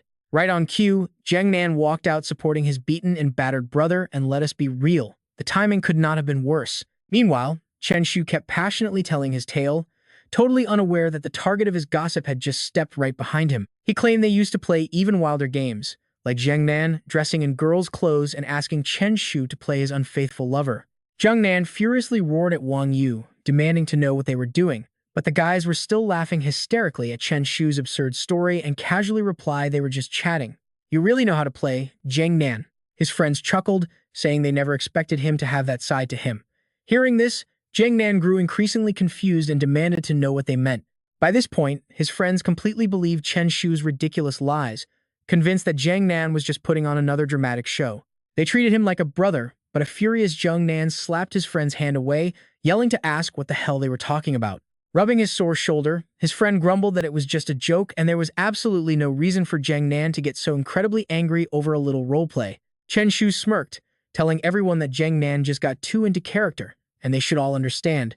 He urged everyone to cut him some slack, telling Jiang Nan not to be mad at his own brothers. Since it was getting late and they had their 12th grade graduation ceremony that evening, he told them to disperse. Jiang Nan's crew left without a single doubt. Chen Shu waved them off, telling them to go ahead while he helped their stuck leader snap out of it. As he watched the rest of Jiang Nan's crew walk away, Chen Shu's grin twisted into a dark, scheming sneer. He whispered to his victim now, it was finally time to begin. Stepping forward, Chen Shu clamped his hand over Jiang Nan's mouth, muffling his frantic cries. Further down the hall, the departing crew suddenly caught a strange, muffled noise that sounded like a plea for help. Sensing that something was terribly wrong, a bad feeling washed over them, and the entire group quickly rushed back. Bursting into the restroom, they found Chen Shu pinning Jiang Nan down, unleashing a brutal flurry of punches that left their leader completely dazed. Pouting as they walked in, Chen Shu casually shrugged and muttered, "Oops, looks like he got caught, how annoying." Furious at being tricked so easily, the gang fumed, demanding to know how he dared fool them and if he really thought he was that tough. They threatened to teach him a real lesson about fighting, but Chen Shu immediately resorted to his classic trick. He begged them to stop, pleading that they were civilized people, and threatened to scream if anyone touched him. Still dizzy from the beating, the word scream snapped Jiang Nan back to reality. He remembered that the last time this kid screamed, the guards immediately showed up. With school letting out and final exams just around the corner, a loud commotion right now would cause massive trouble. But if he could somehow cripple Chen Shu's contract spirit, the kid would never make it into the elite class. That kind of revenge sounded infinitely more satisfying than just giving him a simple beating. With a twisted grin, Jiang Nan spat out a challenge weight. Since Chen Shu was a beast tamer, he should prove his guts in a real duel at the arena. Normally, Chen Shu would reject such a demand instantly, but his system chose this exact moment to present three choices. The first option was to beg Jung Nan for mercy. The reward for this choice was a coward title, granting a passive chance to make attackers soften up during a beating. Option 2 was to reject the challenge outright and bolt from the restroom immediately. Completing it would grant medium-level beast taming energy. Option 3 was to accept the duel and emerge victorious in the contract spirit battle. The reward would let his yellow slime unlock a heavy armor talent. Chen Shu looked at Jung Nan, starting to run the math. Thanks to his previous choices, he was now a level 5 tamer, meaning a fight against level 6 Jung Nan was actually winnable. However, looking over at the rest of the gang who were all level 5 and 6, his expression soured. Win or lose, they would likely use this chance to jump him. Even Xiaobing, the strongest student in his class, couldn't guarantee a win against all of them, but if it was just a one-on-one match after weighing his options, Chen Shu agreed clearly. He agreed to the duel, but admitted he doubted Jung Nan's character and demanded an official witness. At the taming arena, Chen Shu quickly secured a witness, none other than Xu Xiaoyu. Jung Nan glared at him, realizing his only chance to strike would be during the duel itself. Having Xu Xiaoyu there to witness the match put Chen Shu's mind at ease. He exchanged polite pleasantries with Xu Xiaoyu, though she remained deeply worried, convinced there was no way he could defeat Jung Nan. Chen Shu laughed off her concern, telling her to relax because even if he lacked confidence, he had to make it work. After all, that valuable talent was practically delivered right to his doorstep. Soon both duelists stepped onto the stage, tension rising. As the whistle blew to signal the start of the match, neither side hesitated to summon their contract spirits. Jung Nan summoned a massive green eagle, sharp and menacing, radiating an overwhelming pressure from the very start. It let out a piercing screech, soaring high into the air before diving straight down at the target. In the blink of an eye, its razor-sharp talons gripped Chen Shu's slime, lifting it completely off the ground. Seeing the slime struggle so helplessly in the predator's tight grip, onlookers couldn't help but worry for its safety. The slime seemed to realize the odds were heavily stacked against it, panicking internally as it desperately scrambled to find a way out. The eagle's speed was simply too superior, and standard tactics would only lead to a quick defeat. It needed a different approach, a total breakthrough. On the battlefield, the slime stubbornly endured the assault, fighting hard with every passing second. But Jung Nan's eagle showed absolutely no mercy, dealing wave after wave of agonizing strikes with its sharp claws. Just as the crowd assumed Chen Shu was done for, his eyes welled up with tears, and he suddenly started sobbing, begging his opponent to stop because he surrendered. This sudden act of weakness only made Jung Nan feel more incredibly smug. Armed with a clear advantage in seeing his rival cower, he grew even more thrilled, especially at the chance to completely destroy Chen Shu's contract spirit once and for all. Jung Nan gives a sharp command, determined to teach slime a lesson it will never forget so it learns what real power looks like. The eagle lets out a thunderous screech and swoops down, looking every bit like a bloodthirsty predator on the hunt. Chen Shu was just waiting for this perfect opening. On Slime's face, a bizarre smile spreads as its eyes glow a deep crimson. Jung Nan flinches, his heart skipping a beat. For some reason, seeing that weird look gives him a terrible feeling of dread. What goes around comes around. The once weak slime suddenly launches a fierce counterattack, leaping upward with sheer fury. A normal slime cannot fly, but this golden one only needs a strong leap to float midair and close the distance instantly. In that split second, Jung Nan's eyes turn bloodshot, panic rushing to his head as only a single thought remains. Oh no, it is all over. The moment it reaches the right height, slime triggers its special gigantification skill. In an instant, the tiny creature swells to a massive size, looming 6 or 7 times larger than the giant eagle itself. The bluebird struggles desperately beneath Slime's massive body. Jung Nan is horrified. He never expected Chen Shu's spirit to be this strong and versatile. Jung Nan is no fool. He knows when he is outmatched, and there is no point in picking a fight he cannot win. With Xu Xiaoyu watching, he has no choice but to admit defeat. Chen Shu proudly hums as Slime shrinks back down, wrapping around his arm and vanishing. Chen Shu walks over to Xu Xiaoyu and they leave together. Meanwhile, Ji Yi rushes to Jung Nan's side, his face full of worry. Jung Nan lets out a heavy sigh, his entire body covered in painful, swollen bruises. Coughing, he says he is fine, but warns him to never pick a fight with Chen Shu again once he leaves Nanjiang High. Ji Yi can only grit his teeth and nod. He promises to stay away from him. Outside the school gates, Xu Xiaoyu and Chen Shu take a quiet stroll together. Having watched the entire battle, Xu Xiaoyu cannot help but ask out of curiosity if Chen Shu's contracted spirit is an S rank. It feels even more powerful than my own flame bird. Chen Shu laughs and jokes that his spirit is actually a universe-conquering triple S rank beast. While talking, he suddenly spots Fatty Joe walking ahead of them. Xu Xiaoyu asks him in confusion she has never heard of a spirit called the universe-conquering beast before. Chen Shu avoids answering, quickly telling her they will catch up later before sprinting off to meet Fatty Zhou. Watching him run off, Xu Xiaoyu finds herself looking at Chen Shu in a completely new light. He is already a level 5 Beast Tamer. If he can secure a Beast Orb soon, he might actually make it into the special class. Chen Shu has no idea she thinks so highly of him. Right now, his only focus is meeting up with Fatty Zhou's mother to talk business. He tells his friend that he got revenge for him, so now they should go pitch a business deal to his mom. Fatty Zhou looks at him in complete shock. Right now, without asking further questions, he takes Chen Shu straight to his house to talk to his parents. After a long session of smooth talking and explaining his wild ideas, Chen Shu finally gets exactly what he wants and happily says goodbye to Fatty Zhou before heading home. Ever since unlocking the high-grade strength potion on the black market, he lacked the ingredients to brew it. Now, this partnership solves everything. Zhou Xiaoming's parents agreed to supply the ingredients from a designated dimension, so raw materials are covered. However, they will not sell the potions. Chen Shu sighs, wondering what on earth he should do with the leftover potions sitting in his room. That is when his thoughts drift right back to the black market. Since slime has no use for strength potions, keeping them is pointless. He decides to try his luck at the bustling black market, quickly claiming a small corner to set up shop. Placing his bottles of strength potion on the stand, he starts shouting to attract customers, calling everyone over to take a look. Freshly brewed mid-grade strength potions, absolutely authentic, with a tenfold refund if fake. He begs passers-by not to miss out, but despite his loud cries, nobody pays him any attention. It seems they do not trust his cheap, mid-grade potions. Chen Shu can only curse their poor judgment and lack of eye for quality. Just then, a shifty-looking scammer approaches him. He tells Chen Shu that his amateur sales pitch is outdated, offering to teach him some real tricks. Chen Shu's mouth twitches as he eyes the strange newcomer with suspicion. The trickster holds out a book, trying to lure him in.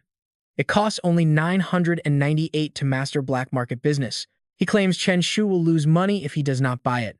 But Chen Shu is speechless looking at the title, A Rare Guide to Black Market Scamming. Chen Shu waves him away, scoffing at the idea of a rare handbook on scamming. His gaze drifts to a promotional sign nearby. He stops and smiles, realizing exactly what he needs to do to draw in a massive crowd. Pulling out a wad of cash, he hands it to the old scammer and quietly asks for a favor. The man takes the money and returns a moment later with a crowd. They are all actors hired to play along with his scheme. Chen Shu looks them over. Not bad. Their features are totally average. Perfect for what he needs, so they get to work. Suddenly, a loud crowd breaks the peace of the black market, swarming right in front of Chen Shu's stall. Chaos erupts as they begin screaming and aggressively fighting over a bottle of strength potion, drawing the curious eyes of every passerby. One shouts, "Hey, do you even know how to wait in line?" Before the argument can even settle, the entire group lunges at each other in a chaotic brawl like a real-life action movie, while Chen Shu calmly stands there. Behind his stall, his eyes gleam with pure amusement as he watches the crowd, a smug thought suddenly running through his mind. Naturally, a good show always draws a crowd. These actors are playing their parts so well, even he almost thinks it is real. He quickly holds up a bottle, pretending to break up the fight while loudly and shamelessly bragging to the crowd, "Please stop fighting. Do not tear each other apart over a mid-grade strength potion that only costs $800. The moment he says this, passersby instantly stop in their tracks, staring at Chen Shu in pure shock. A mid-grade strength potion for $800? Is this actually real? Right then, one of the fighters stumbles out of the brawl and crawls straight to Chen Shu's feet. Bruised all over, the man gasps out, "Give me that mid-grade strength potion quickly, or I cannot die in peace." Before he can even take the bottle, the man collapses and plays dead, delivering a flawless theatrical performance. Watching the group fight and drop like flies, the once suspicious crowd completely buys into the act, throwing all of their doubts out the window. Before long, a wave of real customers swarms his stall, desperately shouting for the boss to sell them a bottle of that mid-grade strength potion before it runs out. Chen Shu grins, flashing a quick OK sign to his actors lying on the ground. In no time at all, his entire inventory is completely wiped clean. He hands a stack of cash to the actors hired through an old contact, nodding in absolute satisfaction. Thanking them for their hard work, he promises to collaborate again soon. With the successful act over, Chen Shu turns his focus to buying ingredients for high-grade strength potions. He gazes across the busy black market with highly excited eyes. A solid plan already formed in his mind, Chen Shu gets to work, churning out bottle after bottle of high-grade strength potions in his room. With the help of his automated system, the potions are brewed quickly and flawlessly. Chen Shu smiles with anticipation, hoping that Slim will not let him down this time.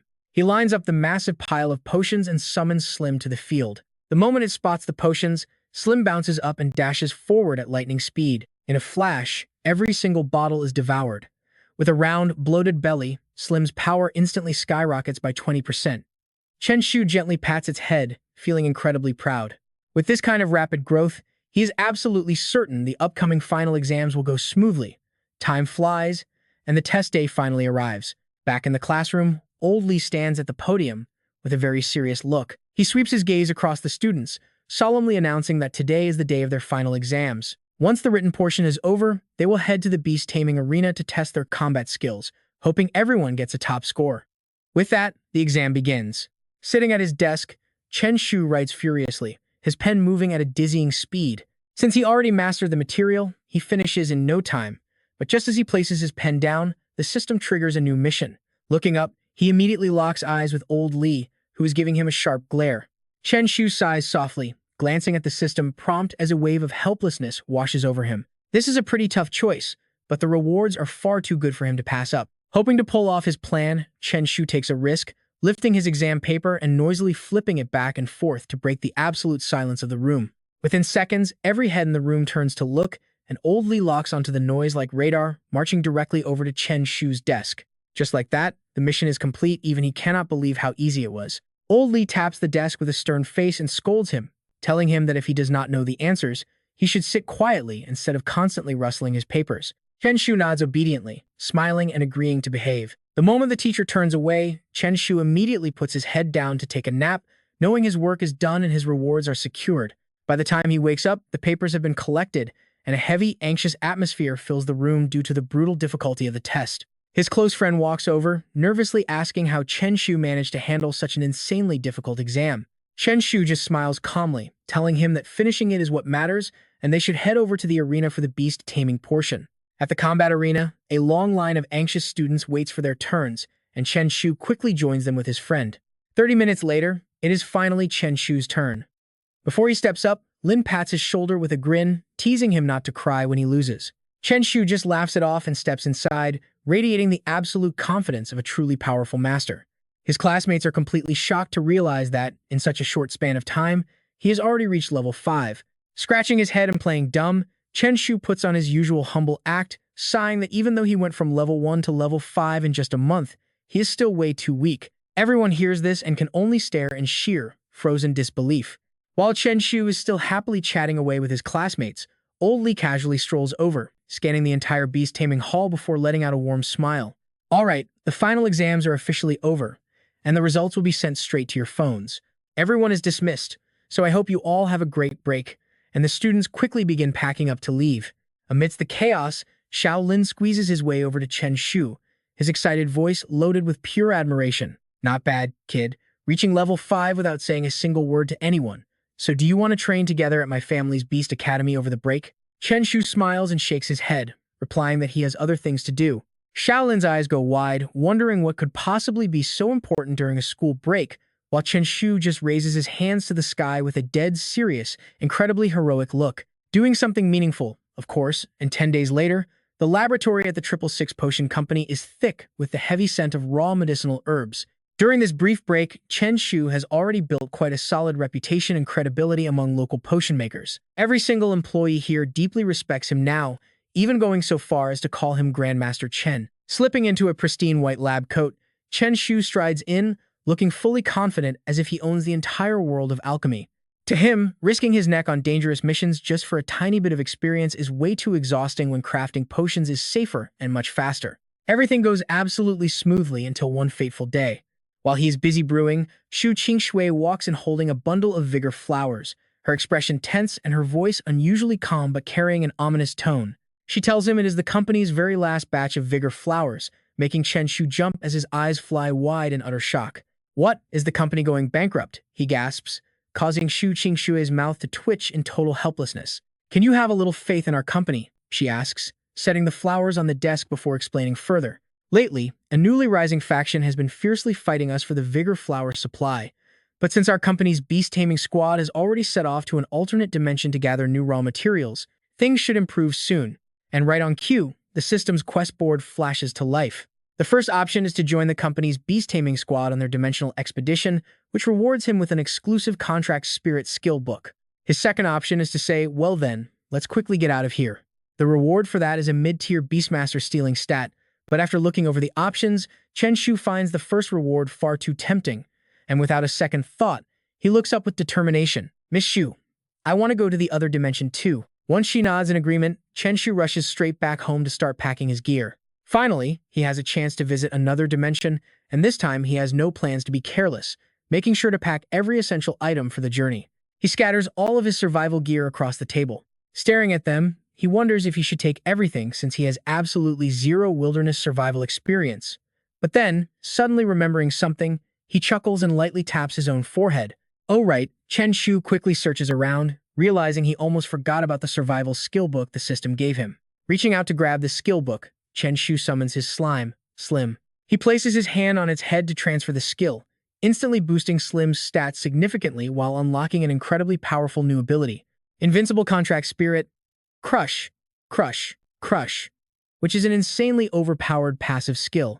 Any creature suppressed by Slim will find themselves completely unable to activate any of their skills. Unless the opponent's contract spirit is over a full major realm higher than it, Chen Shu nods in pure satisfaction as he reviews the skill details. This passive is ridiculously broken, he thinks, and with his preparations finally complete, he just needs to catch some sleep before setting off tomorrow morning. Right then, his phone starts vibrating nonstop as a flood of incoming message notifications pours in. Looking down, Chen Shu sees he ranks second in his class and 20th in the entire grade, an incredibly proud achievement, and as expected, the moment the grades are out, his phone rings. It is old Lee calling, and the moment he answers, a booming voice echoes from the other end, congratulating him on making it into the special 12th grade class. Old Lee's voice is so filled with pure joy and surprise that Chen Shu cannot help but smile along. He raises an eyebrow, thinking to himself that this was already expected, so why is a grown man like old Lee losing his cool over it? But on the other end, the teacher is genuinely moved, admitting he had misjudged him before and is truly shocked. Old Lee admits he never expected Chen Shu to be a golden turd, leaving the smug boy totally frozen, not even registering the words at first. 2 seconds later, his brain finally catches up with a massive jolt. Wait, what did he say? A golden turd. But old Lee just carries on without skipping a beat. Never mind those little details, the teacher says, telling him he has to notify another student now and reminding him to study hard during the holidays. The call abruptly cuts off. Chen Shu lets out a devious, downright wicked grin. Why is everyone in such a rush? He figures he might as well share the good news with his friends. Without hesitation, he drafts a group text and blasts it to everyone. He tells them he made it into the special 12th grade class. Sure enough, his phone immediately explodes with a storm of replies. Everyone gasps in absolute awe, showering him with praise. Chen Shu sits back as his phone vibrates non-stop, his face practically glowing with pride. Humility, that is not in his dictionary today. But this still is not enough to satisfy him, because stepping into an alternate dimension is way cooler. Once he conquers that wild frontier, he will become a true legend, not just a student in some special class. After a busy day of preparation, Slime is already curled up and fast asleep. Chen Shu stretches his arms and climbs into bed. He mutters to himself if he does not sleep now, tomorrow he is done for. The next morning, right on schedule, Chen Shu arrives at the company assembly point to set off for the alternate dimension. On the bus, he sits right next to Shu Xiaoyu, joined by 2 high-level beastmasters. Chen Shu casts his gaze out the window, where a heavily guarded military zone is slowly coming into view in the distance. From the outside, it is nearly impossible to see what is inside. That is the portal leading to the alternate dimension. Just as Chen Shu finishes his thoughts, Xiaoyu excitedly announces that they have arrived at Qingwan Town. Hearing that, Chen Shu asks if they are just going to a portal, not the actual dimension, and right then, their vehicle comes to a stop, and Xiaoyu turns to explain things like an all-knowing tour guide.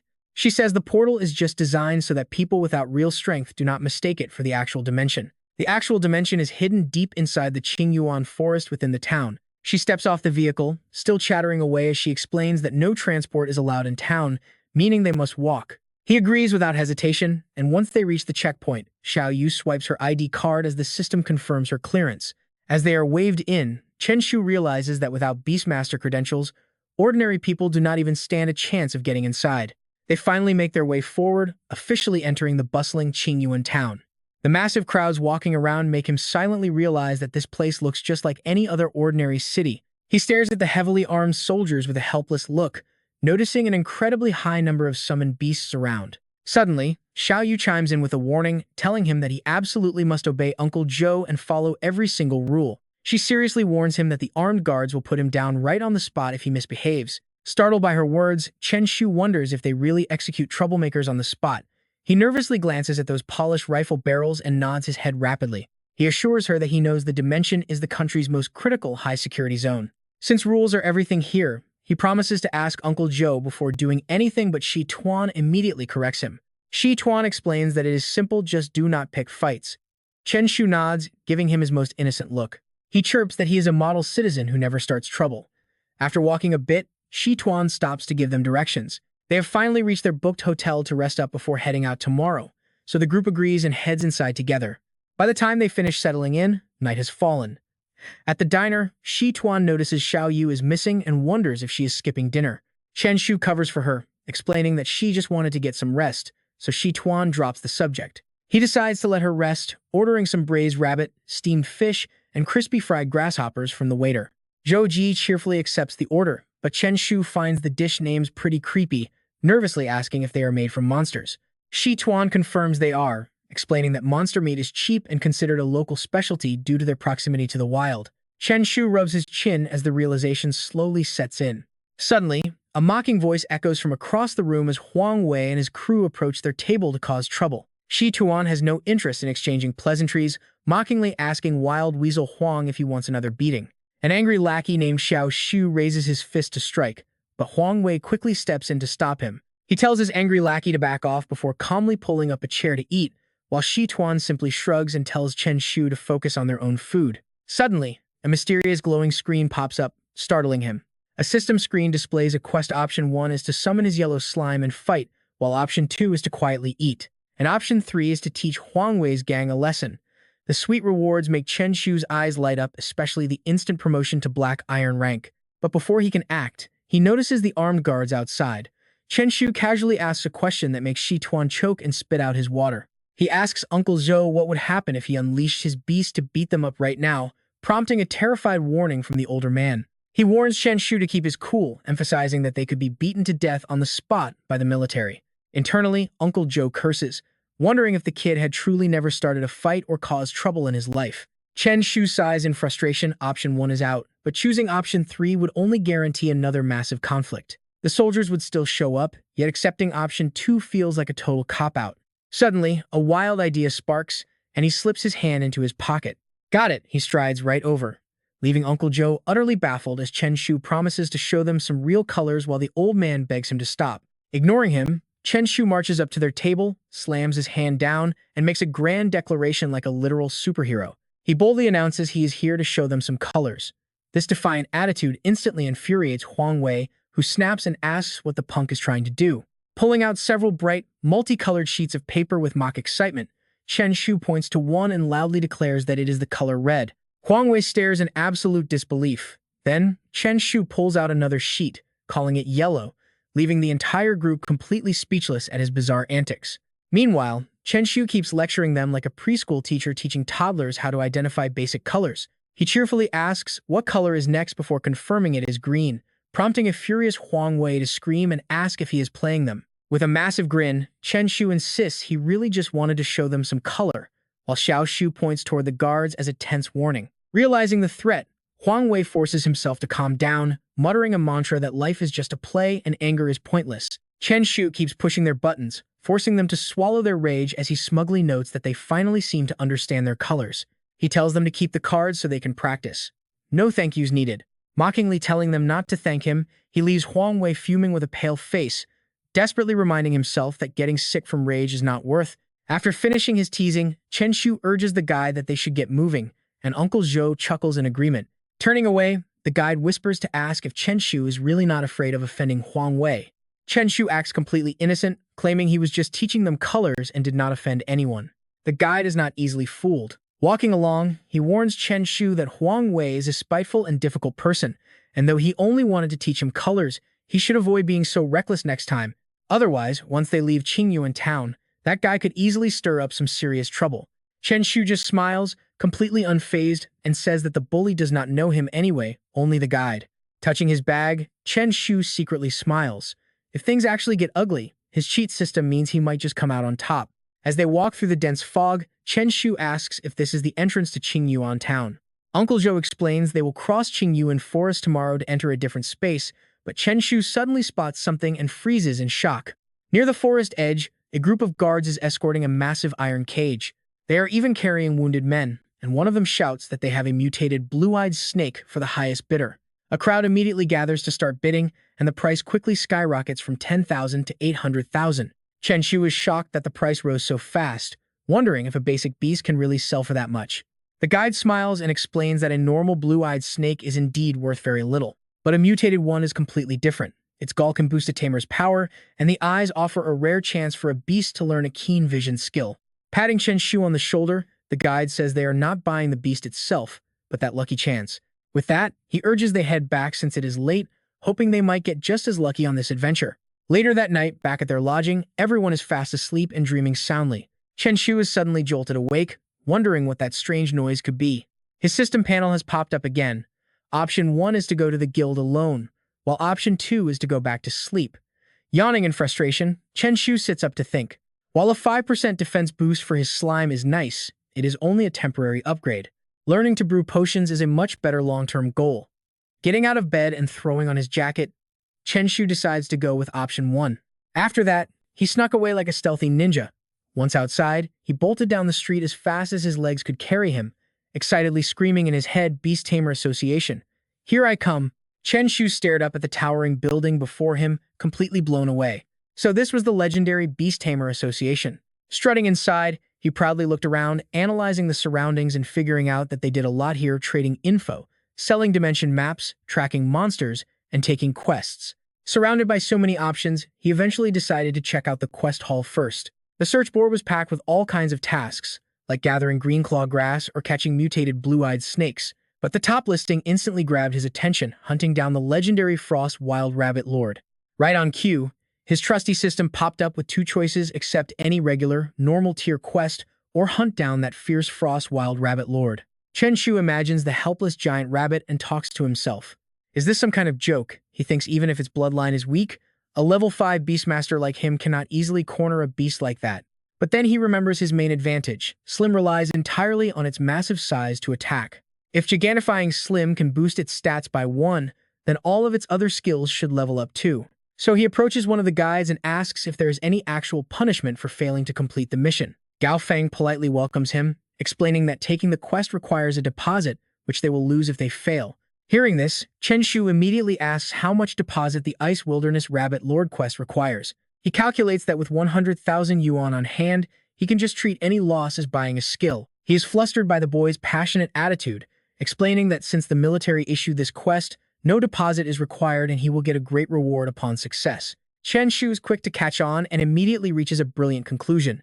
Since it is completely free, he quickly jumps at the opportunity and accepts it. That night, the tower remains incredibly busy even under the late moon. Looking over the quest slip he just accepted, Chen Shu starts to feel a bit of worry creep in. This mission is brutally hard, requiring both insane luck and immense power, yet he secretly sighs with a sense of relief. Fortunately, the system only told him to accept it, not complete it, so he can just easily ignore the rest. Letting out a massive yawn like a lazy lion, Chen Shu mutters that it is late and time to sleep. In no time, he slips out of the building and makes a quick dash back home. Tiptoeing quietly back into his room, he collapses onto the bed and falls fast asleep as if nothing happened, waking up to a fresh, beautifully cool morning. Captain Shu leads the expedition team and calls out that they are heading to the pocket dimension in Qingyun Forest. Chen Shu eagerly nods in agreement as they arrive at a massive gate guarded by soldiers in the foggy forest. The team members slowly approach, stepping up one by one to swipe their access cards. Chen Shu confidently steps into the mist, and as the thick fog wraps around him, a new landscape slowly unfolds. Once the fog clears, the sudden view startles him so much that he gasps and asks if this is really Qingyuan Forest. Captain Shu nods in confirmation, leading them away from the military base, completely unaware of a normal-looking bird flying overhead. In reality, that bird is a highly advanced surveillance drone tracking their movements. Down on the ground, Chen Shu is completely oblivious until a nearby bush rustles, causing him to spin around in shock as a giant snake suddenly lunges right at him with blinding speed. Everyone panics at the sudden ambush, shouting out to Chen Shu in absolute terror, but he just smiles playfully, immediately summoning his trusty Slim as a dazzling golden light erupts from his open palm. Slim appears in its gigantified form, instantly crushing the snake under its massive weight. The beast thrashes wildly, trying to bite him, but it cannot break free from Slim's hold as Chen Shu steps back to catch his breath. Watching the snake writhe helplessly, he sticks out his tongue and mocks it for being unable to reach him. Suddenly, he jumps right in front of its face to mock it, leaving the beast trembling with pure, useless rage. Then he leaps backward again, leaving the entire team utterly bewildered as they watch him hop back and forth, teasing a deadly monster. Seeing Slim slightly loosen its grip, the snake seizes the chance, snaps its jaws open, and lunges straight at Chen Shu. Predictably, Slim slams down and crushes it instantly before the beast can even connect. Captain Shu sighs in pity for the poor level 5 snake, wondering why it had to suffer such relentless teasing, before summoning Black Wolf to eat it as a quick snack. Black Wolf swallows the snake whole, and Captain Shu tells everyone to keep moving. He instructs Xiao Yu to ride her blazing bird into the sky and scout the road ahead. She immediately summons her blazing bird, looking incredibly majestic as she mounts the fiery beast. Feeling quite envious, Chen Shu offers to help carry her backpack, and though she immediately declines, he quickly snatches it from her anyway, climbing onto the blazing bird before she can even voice her protest. He happily tells her some great news. He made it into the elite special class, meaning they will be university peers, so helping out is only natural, which leaves Xiao Yu completely stunned. She asks if he really got in, and he shyly smiles, saying he just got lucky and passed. His overly humble response leaves her completely speechless, as he gently pats the beast and tells it to take off. Watching them, Captain Shu just shakes his head in amusement and tells Deng Jun to move out. He silently evaluates Chen Shu, noting his impressive reflexes, beast contract, and raw combat power, though he frowns, realizing the kid is just a bit too cunning. They begin moving in the direction of Flame's flight path. Sitting behind, Chen Shu carefully scans the area. He spots something. Growing precariously on a steep cliffside not far away is a valuable vigor flower. Deng Jun cannot help but praise him. Nice eyes, kid. Zhou Tuan cautiously warns that wild beasts always guard rare medicinal herbs. He tells everyone to keep it down, then asks Deng Jun to send his contract beast to investigate. Adjusting his glasses, Deng Jun nods. A green light flashes from Deng Jun's hand. In an instant, a fierce, bright green chameleon materializes as his beast. He immediately orders it to scout ahead. While they hide behind a large boulder to watch, the chameleon creeps closer to the flower. Suddenly, a barrage of ice arrows rains down on it. The creature dodges the attack with incredible agility. A pack of savage rabbits with razor-sharp claws quickly surrounds the beast. One rabbit opens its mouth, charging a bright blue light that fires out and turns into sharp, flying ice arrows. Unable to dodge this time, the chameleon quickly freezes solid. Zhou Tuan instantly recognizes the beasts as dangerous frost rabbits. He swiftly summons his black wolf. Growling at his master's command, the giant wolf charges straight toward the rabbits.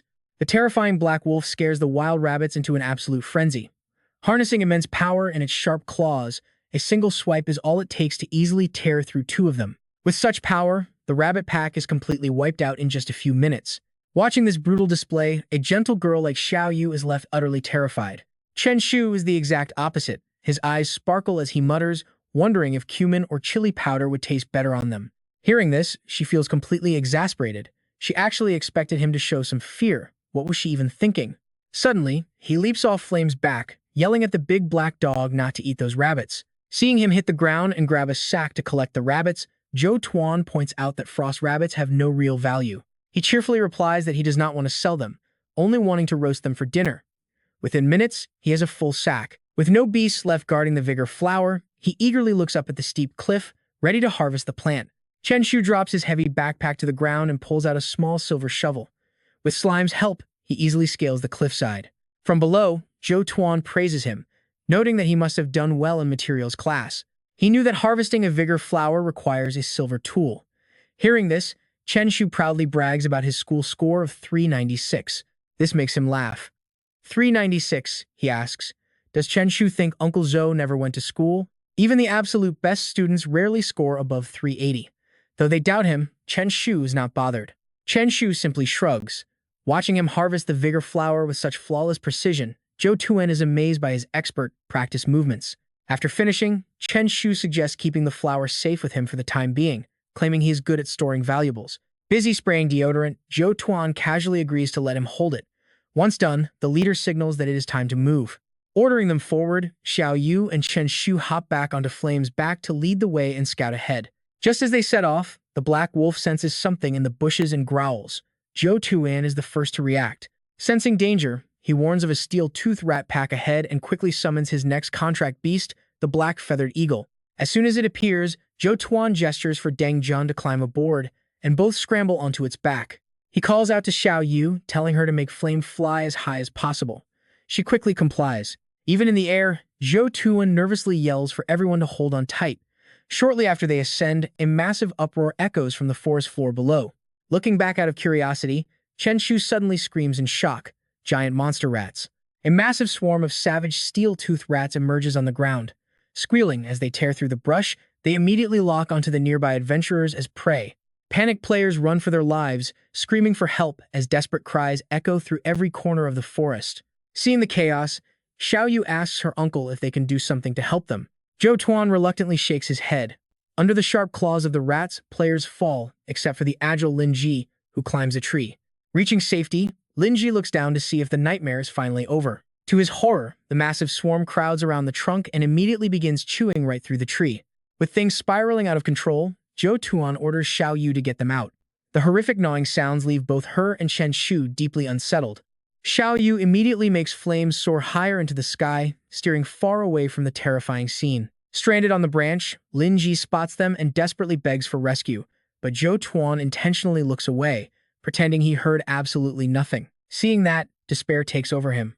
Left with no other choice, Lin Ji suddenly lets go of the tree trunk with both hands to summon his contracted beast, declaring that even if he dies today, he will drag everyone else down to hell with him as the giant green snake appears.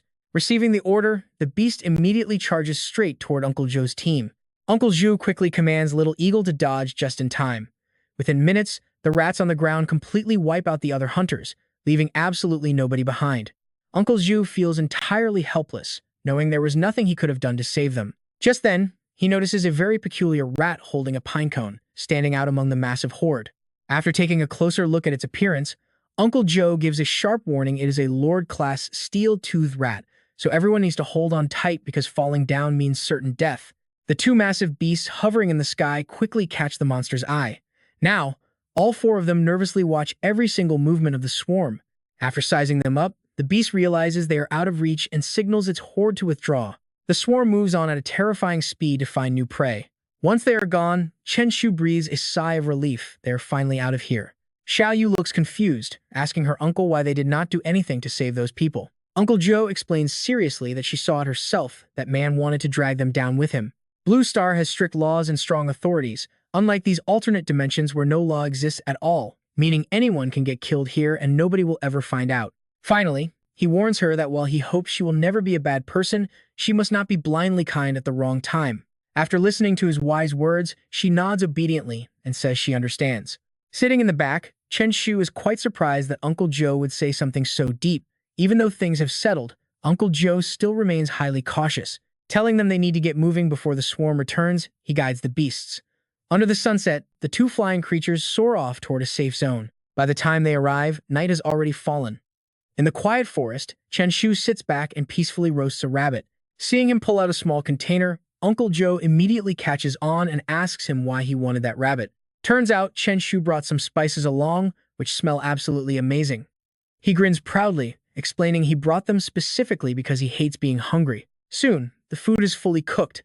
Uncle Zhou praises the taste and reminds everyone that they need to take turns keeping watch tonight. Chen Shu and Deng Jun will cover the first shift, while he and Xiao Yu take the second. The two youngsters nod obediently while munching on their food. Once they finish cleaning up, midnight arrives. Chen Shu and Deng Jun, who are supposed to be guarding the tent, quickly end up falling fast asleep. What they do not realize is that countless eyes in the pitch black are staring directly at them. The long night passes by in a flash. At sunrise, everyone crawls out of their tents to greet the morning. Deng Jun looks around suspiciously, mentioning that for some strange reason, he felt like they were being watched all night. He turns to Uncle Zhou, asking if the captain's shift went smoothly. Uncle Zhou shakes his head, assuring him that absolutely nothing happened. Deng Jun scratches his head, muttering that it was probably just his imagination, while Uncle Zhou strokes his thin beard, wondering if it really was a hallucination. Over on the other side, Chen Shu waves them over while sitting on his blazing bird, yelling for Uncle Zhou and Deng Jun to get ready to set off. The two men then climb onto the back of the black feather eagle. Soon, both contracted beasts take off into the clear blue sky. As Chen Shu's group ventures deeper into Qingyuan Forest, they begin encountering more and more ferocious beasts. Thanks to the Black Wolf, they manage to spend 7 days completely unharmed, capturing 3 blue-eyed snakes and gathering a massive bounty of medicinal herbs along the way. After 7 days in the wild, the group finally gathers together. Uncle Joe stands before them and announces that today is their very last day in Qingwan Forest, urging everyone to stay sharp and finish strong. The younger members call out in unison, acknowledging his words as all four turn to continue their journey. Uncle Joe looks around in confusion, unsure of which path to take, but Chen Shu suddenly notices something and confidently points in a specific direction. Suddenly, his system pops up with option number 1, turn left and challenge a black iron-level beast. Option number 2 is to head right and collect Tier 2 iron core fruits, while option number 3 is to keep exploring deeper into Qingyuan Forest. Chen Shu grins with sheer confidence, appreciating the system's helpful tips. He decides it is time to take a gamble and go all in on this choice. From behind them, Deng Jun suddenly asks the captain which direction they should be heading next. Uncle Joe is quite indecisive, admitting they should just move forward first and wait for a good opportunity to present itself. Chen Shu tells him to hold on, suggesting he perform a quick divination before they decide. Uncle Joe looks at him with pure skepticism, asking if he actually knows fortune-telling. Chen Shu scratches his head and pulls out a deck of cards, claiming to know a little bit, before tossing 3 cards onto the dirt. Without even glancing at the cards, Chen Shu immediately points to the right and declares that the reading says to go right, leaving everyone speechless. Uncle Joe looks down at the cards, muttering that right it is then. With no clue which path to take, the squad just heads in the direction Chen Shu pointed. Deng Jun suddenly senses something off and whips around to look behind them. He speaks up, telling the captain it's incredibly weird they haven't run into a single beast yet. Why does it feel so wrong? Right on cue, a wild boar with razor-sharp tusks charges straight at them. Its thundering footsteps shake the ground, sending a jolt of pure terror through Deng Jun. Instantly, Chen Shu summons his beast, shouting a warning. "Watch out, old Deng!" Slim suddenly spawns from the sky, crushing the boar flat, while Chen Shu smirks at the beast's pathetic attempt to sneak attack them. The beast is simply outclassed. Still, the pinned boar struggles desperately to stand back up. Channeling every ounce of its raw strength, the beast flings Slim off. It powers up, its tusks and bristles glowing a violent shade of red. It stomps its hooves to build massive momentum. In a flash, it charges forward and delivers a devastating headbutt straight into Slim. Chen Shu frantically shouts for Slim to get back. The golden slime vanishes instantly, and the black-feathered eagle dives down to take its place against the raging boar. Captain Joe immediately recognizes the creature a mutated blood-fang boar. This is going to be real trouble. He frowns at the sight. They will definitely need 2 beasts cooperating to win this. Just as the boar flings the eagle aside, the black wolf appears right behind it. The black wolf springs forward, charging at the boar as it attacks the bleeding black-feathered eagle. Snarls erupt as the wolf bares its razor-sharp claws. The heavy strike sends the wild boar flying backward, squealing in pure agony. The beast crashes hard, shattering the rocky ground. Instantly, the black wolf and little eagle team up for a coordinated double team. The 2 beasts relentlessly tear into the boar, pinning and biting it. But with a guttural growl, the boar unleashes an even wilder eruption of power. Captain Joe screams a warning it's about to trigger a skill. Little eagle, use your soul attack now. Complying instantly, the eagle soars high, radiating a blinding golden light that leaves the clueless boar staring up in complete confusion. Seizing the moment, the black wolf swiftly slashes with its sharp claws, sending blood splattering all over the place. The wild boar collapses completely after that brutal strike. Captain Joe breathes a sigh of relief, glad they stopped its passive skill before things got really ugly. But then, a sudden realization hits him, and he perks right back up. Mutated beasts don't just show up out of nowhere, meaning there must be rare herbs or ores close by. Up in the sky, the black-feathered eagle spots something unusual. Hidden deep inside the dense woods are Tier 2 iron core fruits. The team quickly gathers the harvest. Captain Joe pats Chen Shu on the shoulder, calling him their lucky star for finding Tier 2 iron core fruits. They are going home rich. Snapping his fingers smugly, Chen Shu reminds everyone that he did say he could tell fortunes. Deng Jun stands up to report that the boar is packed up and they are ready to move on. Captain Joe eagerly agrees, ordering the team forward. The group continues their journey, dragging the unconscious wild boar right along behind them. Leaning in close to Chen Shu, old Deng whispers that he owes him a life, promising that he always pays back his debts. He swears he will find a way to repay him. Chen Shu politely waves it off, calling it a small matter. Suddenly, a snake lunges out from the bushes at the group. Before it can even strike, the black wolf snaps it up. Captain Joe warns the squad to stay completely focused and avoid any distractions. Knowing he was reckless earlier, Deng Jun slumps his shoulders in disappointment. The sky is still clear, but as evening rolls in, the captain announces they will camp here for the night and head back tomorrow morning. Everyone agrees in unison. Suddenly, Chen Shu spots a massive beehive up in the tree and smiles excitedly. They are in for a real treat today. He then turns and orders his beast, Xiaoling, to go bring the beehive down. Xiaoling obeys immediately. Holding the hive up to show off, Chen Shu proudly announces he will cook honey-glazed wild pork for everyone tonight. The crackling campfire casts a warm glow over nearby bones as Deng Jun sits down to chat with Chen Shu.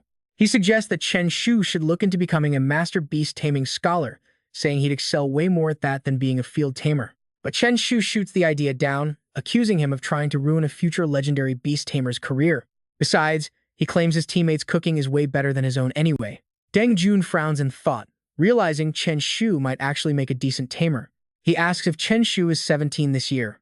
Confused, Chen Shu wonders why he's asking, only for Deng Jun to drop a bombshell she's around his daughter's age.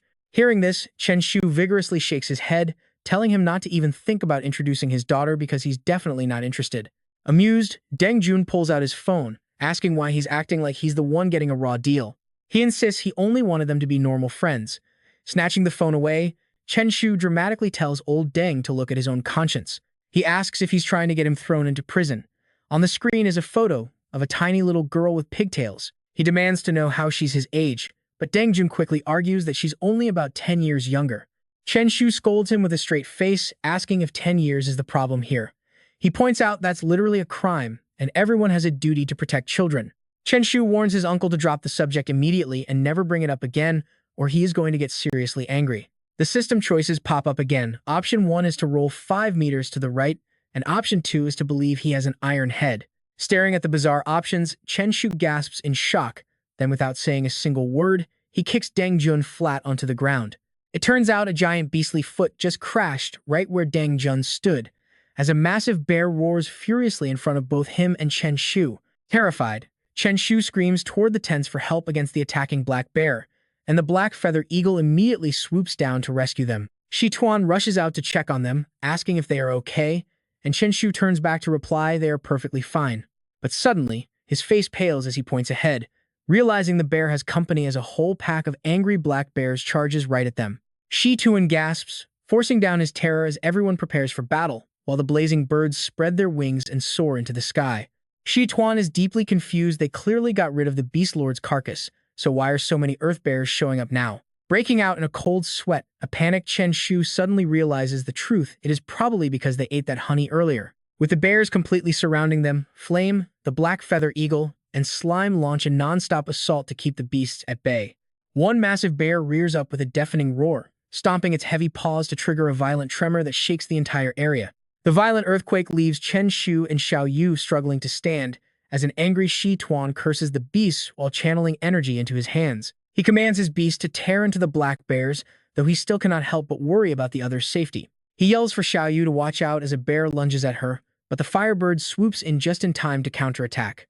At the same time, Slime rams violently into the bear's belly, allowing Chen Shu to proudly stand there and command it to crush the beast completely. The black bear locks Slime in a tight bear hug, determined to fight to the bitter end. Even the massive coffin block, Cough, cannot crush the tough bear, but fortunately, the black wolf leaps in to rip it open.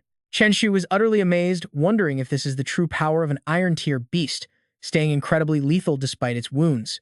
With the bears finally defeated, Chen Shu breathes a sigh of relief, glad he did not try to hunt the Frost Wilderness Rabbit Lord, or things would be much worse. His head is spinning from the terror. He almost wet his pants. He needs to handle his business now, because wetting his pants in a future battle would be a disaster.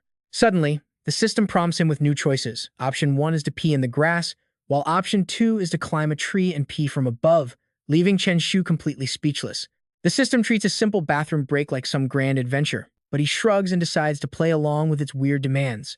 Chen Shu quickly scales the tree trunk to fulfill option 2, standing proudly on a high branch to do his business in broad daylight. With a face of pure relief, he sighs contentedly, immediately earning a super armor skill upgrade that increases his overall buff duration.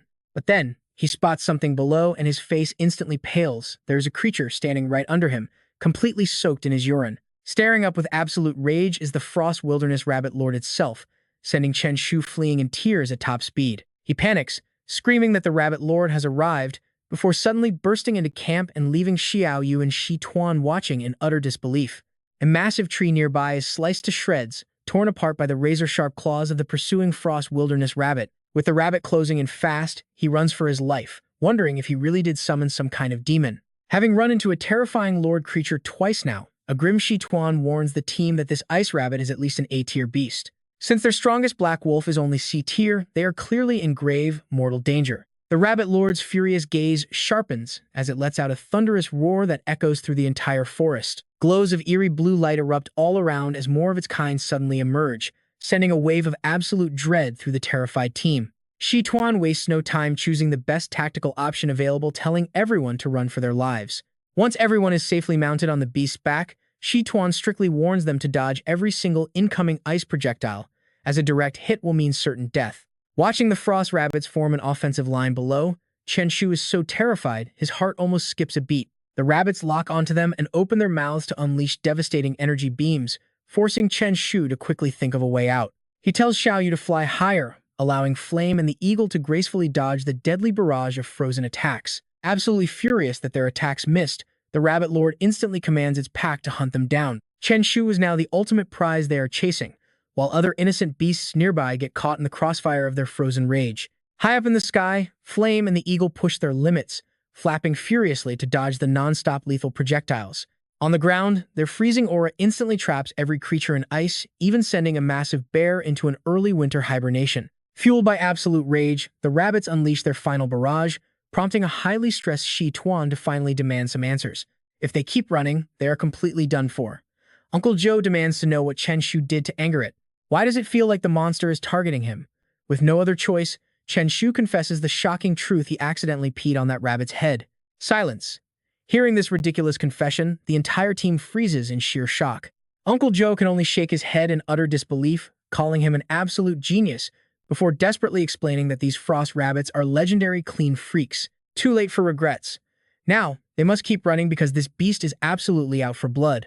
Thanks to Chen Shu's absolute chaos, Flame and Little Eagle have to fly with every ounce of energy they have. 10 minutes later, things look grim as the frost rabbit pack closes in, leaving Chen Shu with nothing to do but cheer his beast on. He urges the little flame bird to hang in there, but even after 30 minutes, the relentless beasts only grow more aggressive. 2 hours fly by, and though the exhausted frost rabbit continues its pursuit, it finally stops throwing attacks. Spotting a golden opportunity, Chen Shu urges Uncle Joe to turn around and fight, pointing out that only the exhausted frost rabbit lord is left chasing them. He quickly convinces the team, warning them that if they don't fight now, they'll soon run out of options. Shi Tuan understands the plan, immediately summoning dark energy from his palm as Little Wolf steps out of a spatial rift, baring its razor-sharp teeth to prepare for battle. It stops cold. The frost rabbit senses their sudden surge of killing intent. With everyone safely landing on the ground, Chen Shu eagerly prepares to watch the epic clash between the frost rabbit and Little Wolf. Little Wolf raises its sharp claws to rip the beast apart, and in a flash, their powers collide in a massive head-on clash. Little Eagle spreads its wings to back them up, circling behind the monster while waiting for the perfect moment to strike. But the beast notices with its glowing red eyes, immediately unleashing a deadly ice arrow straight at the incoming bird. Little Wolf blocks with everything it has, making Shi Tuan panic as the dark beast slowly begins to freeze solid.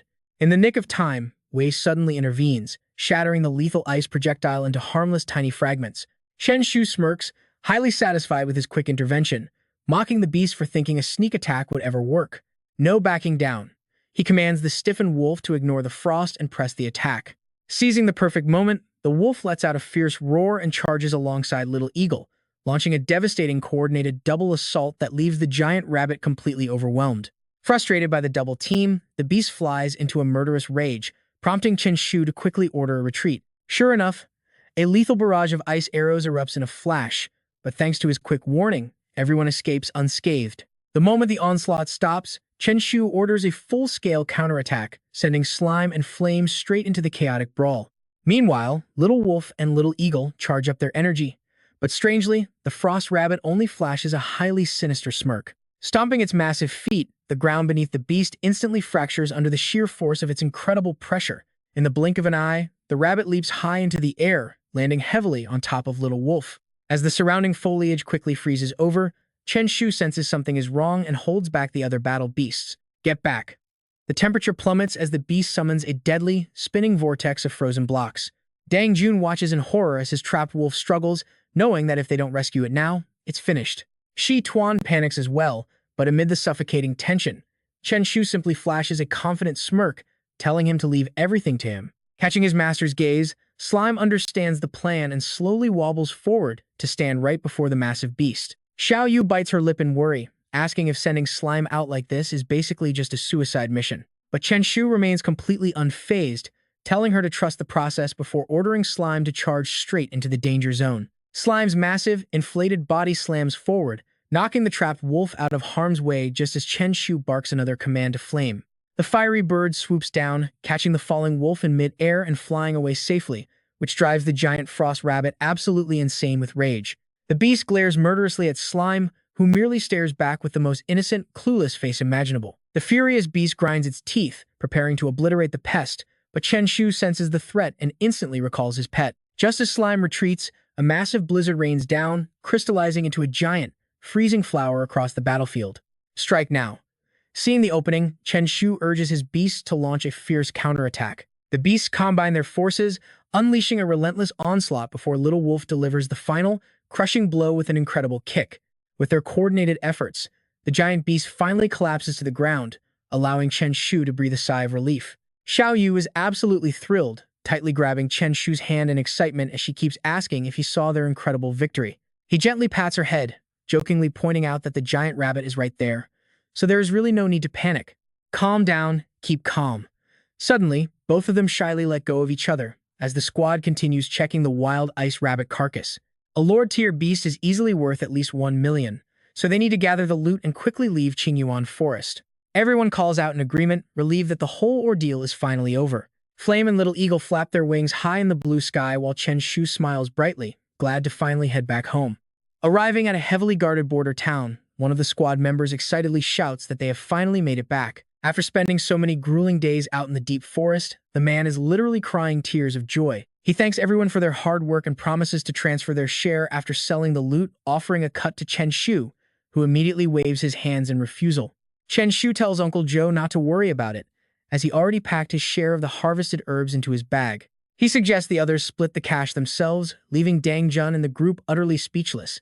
But when they check his bag, shock takes over. The man remarks how insanely fast Chen Shu is, and the boy just grins and tells him it is nothing special as the sun begins to set.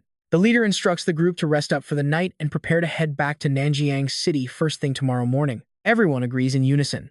Soon, a quiet darkness drapes over the entire sky, with only the bright moon shining down in the dead of night. While the rest of the group is fast asleep, Chen Shu quietly slips away, carrying the severed head of the wild ice rabbit. He heads straight to the Beastmaster Association, where the clerk at the counter starts stuttering the moment he spots the monster head. The clerk stammers to ask if this is truly the wild ice rabbit lord, forcing Chen Shu to snap at him to cut the nonsense. Chen Shu demands the clerk process the quest, asking what else it could possibly be, though the guy still looks incredibly skeptical. The clerk asks him to wait while he verifies the claim, returning shortly after with Shi Shan, a soldier from the Zhenling army. Chen Shu steps up to shake hands and introduce himself, even offering the officer a taste of some rabbit meat, which Shi Shan politely declines. He politely declines, confirming that the specimen is indeed the genuine wild ice rabbit lord. He asks Chen Shu to provide his ID so the Wuxia points can be processed, but his eyes widen in total disbelief when he sees that the boy is only 17.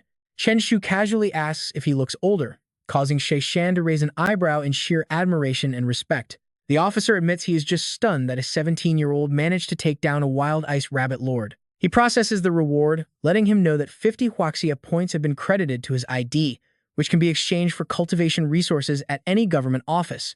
Thrilled with the news, Chen Shu thanks him and takes his leave since his business there is officially done.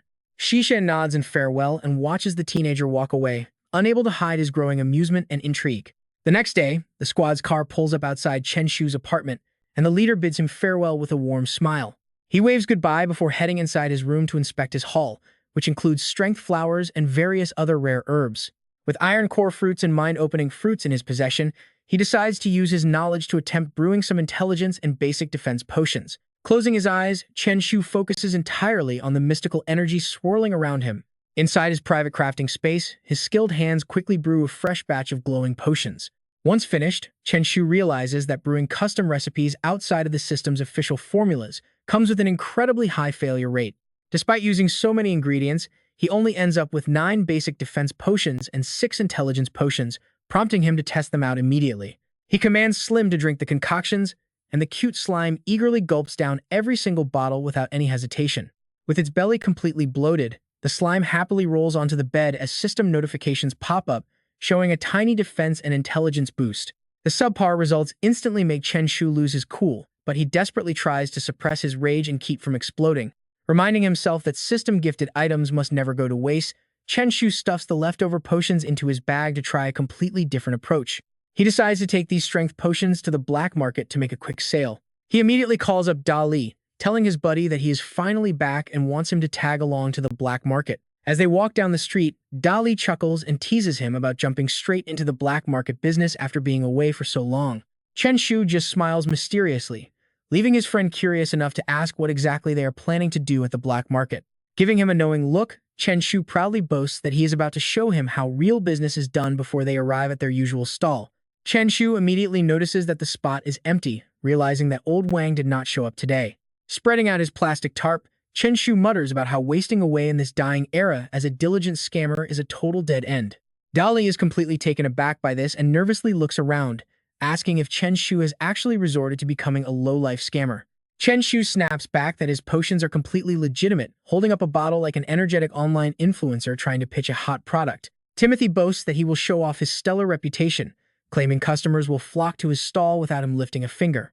Derek stares at him in complete disbelief, responding with a highly disrespectful flip of his middle finger. Suddenly, two towering men approach Timothy's market stall, and Lance casually strikes up a conversation to ask the price of a single bottle. Timothy replies with absolute calm, claiming it costs $8,000 a bottle. Lance instantly flips, his face twisting in anger as he demands to know if the medicine or its ingredients are made of solid gold, leaving Timothy completely puzzled by the sarcasm. What does that even mean? Timothy cannot help but feel like something is completely off. Harold steps in to stop Lance, calmly telling Timothy to just give him one of the bottles. Taking the medicine from Timothy's hand, Harold inspects it with deep skepticism, demanding to know if this potion is guaranteed to be real, which immediately begins to annoy the young vendor. Timothy asks if he looks like someone who would run a fake shop, but Harold's face darkens as he repeats his stern question. Harold firmly asks again if this is genuine medicine, causing Timothy's patience to vanish instantly as he snaps back, asking if the man is intentionally trying to provoke him. Does he actually want to buy it?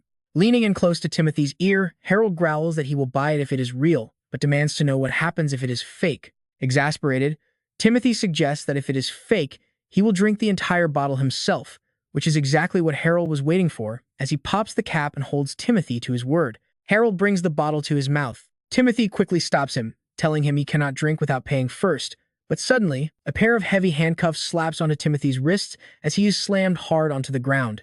Derek yells out in sheer terror, screaming Timothy's name. Just as Derek tries to rush over and rescue his friend, Lance tackles him from behind, giving him the exact same treatment and ordering him not to move. Harold flashes his official badge, declaring they are from the Soul-Suppressing Bureau and warning them that resistance means execution, leaving both Timothy and Derek frozen in silent terror. Sometime later, they sit locked inside a quiet detention cell, separated from the outside world by thick iron bars. Sitting under the watchful eyes of the guards, a miserable Derek groans, asking Timothy if this was his so-called grand ability to draw in customers on the black market. Calling it truly extraordinary, Timothy also complains, stating he had absolutely no idea things would turn out like this. He turns to question Lance and Harold, insisting that the officers have definitely arrested the wrong people. He explains that they are outstanding citizens, mentioning that he even caught a wanted criminal just a while ago. Harold coldly tells him to cut the nonsense, revealing they have been investigating fake medicine sellers for half a month, while Lance shines a bright light directly into Timothy's face. Lance demands to know where their secret accomplices are hiding, promising leniency if they confess right now. Timothy quickly tries to clear his name, his face turning pale as he insists he is absolutely not a fake medicine dealer. At the same time, he wonders how everything could have changed so drastically the moment he returned from his trip to another dimension. Harold's face darkens even further as he mutters that some people never learn, deciding to bring in the victims to see what they have to say. The two are led out of the interrogation room, walking through various offices and corridors. Finally, they return to the main hall of the Bureau, where an angry, shouting crowd is gathered at the entrance. Harold asks the crowd if Timothy is the man they saw. The crowd instantly points and shouts that it is definitely him, the notorious black market dealer, whose sketchy medicine gave all of their contracted spirits terrible stomach aches. Stunned by the chaotic scene, Timothy breaks out into a cold sweat as terrifying scenarios begin to flash through his mind.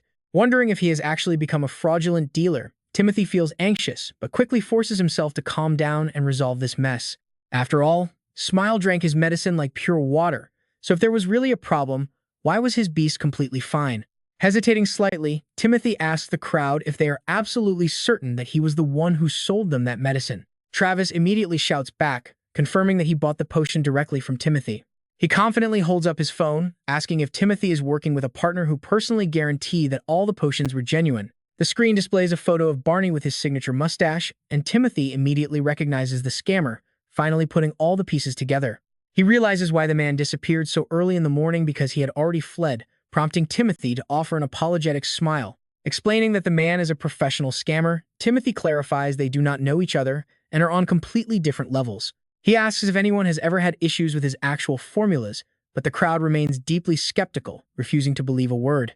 At a loss for words, Timothy suddenly spots a very familiar figure approaching. Captain Vance strolls over with an imposing aura that makes the crowd instinctively step aside, prompting Harold to immediately greet his superior. Nodding slightly, Vance looks over and asks Timothy why he is here and what exactly is going on. Seeing this, Zheng Hao whispered the situation directly to his captain. After listening to the brief explanation, Captain Wang Qian turned around to question Chen Shu and Dali. How do you kids explain this? Chen Shu immediately raised his handcuffed arms, squeezing out a few fake crocodile tears. Uncle Wang, we are truly innocent. No matter how broke we are, we would never sell fake medicine. He then kept rambling on. Besides, my potions come from the 666 pharmaceutical company, and if you do not believe me, I will call them to prove it. Wang Qian gave Zheng Hao a subtle nod, and the subordinate quickly nodded back in understanding. With the signal received, Chen Shu finally got his phone back and immediately opened his message inbox. Shu Duan had invited him to dinner an hour ago, so Chen Shu quickly texted back that he was arrested. Moments later, Shu Duan replied that he was on his way. Chen Shu's face lit up instantly as he began to wait with absolute confidence. Outside the Spirit Suppression Bureau, the bright sky gradually turned pitch black. Inside the interrogation room, Chen Shu and Dali waited until they were completely exhausted.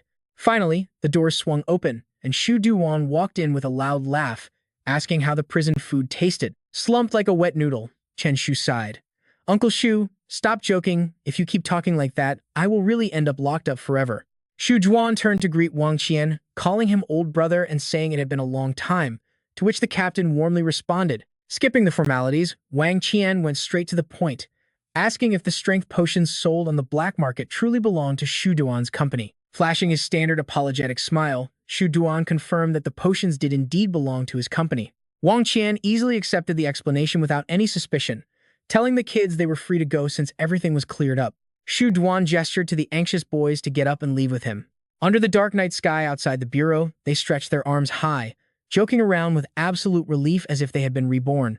Dali wondered aloud why he felt like a brand new person, and Chen Shu took a deep breath, fully agreeing with him. Chen Shu nodded, saying he felt the exact same way, while Shu Duan watched them from behind like they were two escaped mental patients. Stepping closer, Shu Duan whispered, asking if they were crazy. But Chen Shu just wagged his finger like a wise old soul, telling Uncle Shu he would not understand. We are clean, law-abiding citizens, Chen Shu claimed, not regular guests at the Spirit Suppression Bureau like you. Shu Duan changed the subject, asking if they wanted to join the Beast Taming Group's banquet that was happening right now. As they walked away, Chen Shu glanced back at the main entrance of the bureau. We will pass, Chen Shu declined, saying they would meet another day. Shu Duan sensed something was off but simply nodded without asking. With a nod, Shu Duan drove off. Dali turned to ask why Chen Shu skipped a free meal, since that was totally unlike him. With a mysterious look, Chen Shu lowered his head, his eyes cold and determined as he told Dali that they needed to catch the fake medicine dealers. Dali's voice was bright and firm, sounding like he was presenting at a press conference. I am with you all the way, Dali declared. Deeply moved, Chen Shu patted his shoulder, thanking him, before wondering how they should even start investigating. A tall figure popped into Dali's mind, and he suggested a friend who could help them out. Apparently, this guy was known as the ultimate savior for amateur detectives in Nanjing, capable of solving absolutely any problem. Intrigued by this high-profile introduction, Chen Shu asked with high expectations about his true identity, and Dali answered without a single moment of hesitation. Hang Shafei, the butcher. Instantly, the grand and mysterious atmosphere completely evaporated. Chen Shu stood frozen, looking like he swallowed a fireball. Seeing this, Dali quickly explained that he was telling the truth, promising to pick Chen Shu up early the next morning to show him. You need to meet the big shots of Nanjing, Dali urged. Still skeptical, Chen Shu just wrapped his arm around Dali's shoulder and dragged him along. Sure, fine. The next morning, the early sunlight glistened off the towering buildings near Tang Xiafei's place. Chen Shu kept yawning, which annoyed Dali, who reminded him that they were supposed to meet a high-level expert today. "Why are you so sleepy?" Dali asked. Groaning with 30% energy, Chen Shu pointed out it was 6 a.m. Dali shrugged, explaining that time was of the essence because if they were any later, the shop would close. Uninterested, Chen Shu shook Dali's shoulder and asked if he had been completely brainwashed. How could a butcher possibly help them find a fake medicine dealer? Annoyed by the doubt, Dali grew defensive. "Have I ever lied to you?" Dali asked, reminding him that if you do not know, Shui Sunan being a hero is pointless. Just as Chen Shu was about to reply, he suddenly felt something flying toward them from behind. Using his quick reflexes, Chen Shu caught the object midair and shouted like a martial arts hero, demanding to know who dared to ambush them. But to his shock, the weapon he had caught was a pink pig trotter. As the two stood dazed by this bizarre projectile, a voice suddenly called out. Shi Sunan smirked, surprised his reputation had spread so far that even two nobodies had heard of him. Right nearby stood a pork stall, and behind the counter was a towering, heavily muscled beast of a man. This giant of a man had a wild beard and messy hair, wearing nothing but a cute pink apron. Chen Shu stood frozen in shock while Dali waved happily to greet his old friend. "Brother Xie, it is me, Dali." Meanwhile, Sunan simply lit up a cigarette.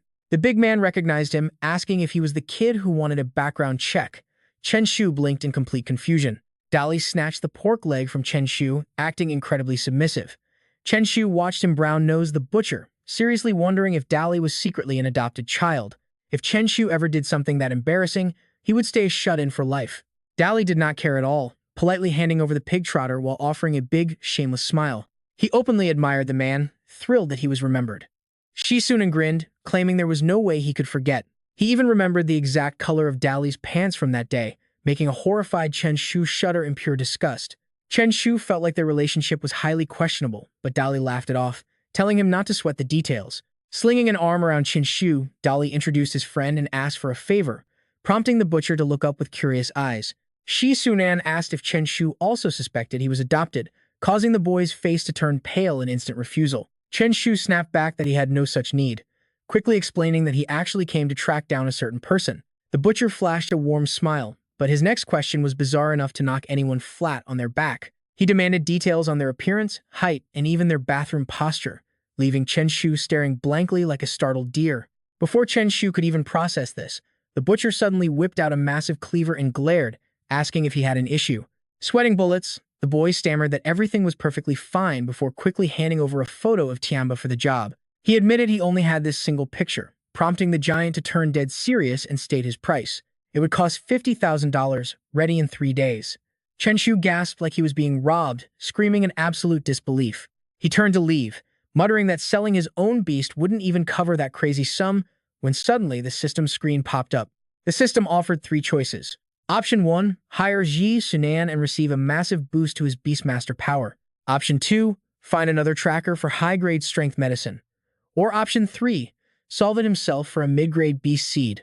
Watching his friend freeze up, Dali called out to him, but Chen Shu suddenly whipped around and beamed at the butcher. He agreed to the $50,000 price tag, leaving both Dali and the butcher staring at him in utter shock. Dali was stunned by how fast his friend changed his mind, while Chen Shu shook the butcher's hand, promising a cash-on-delivery deal in 3 days.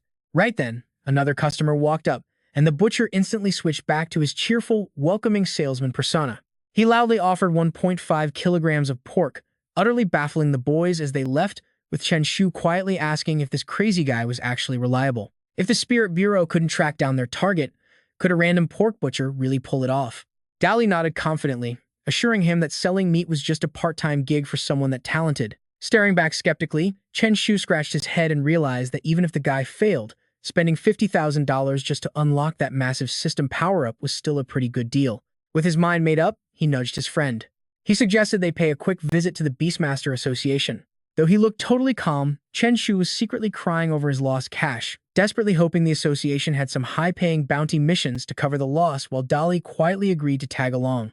As they walked, Dali suddenly remembered something and mentioned his plans to head to Kyoto in August to take the prestigious Spirit Master University entrance exam.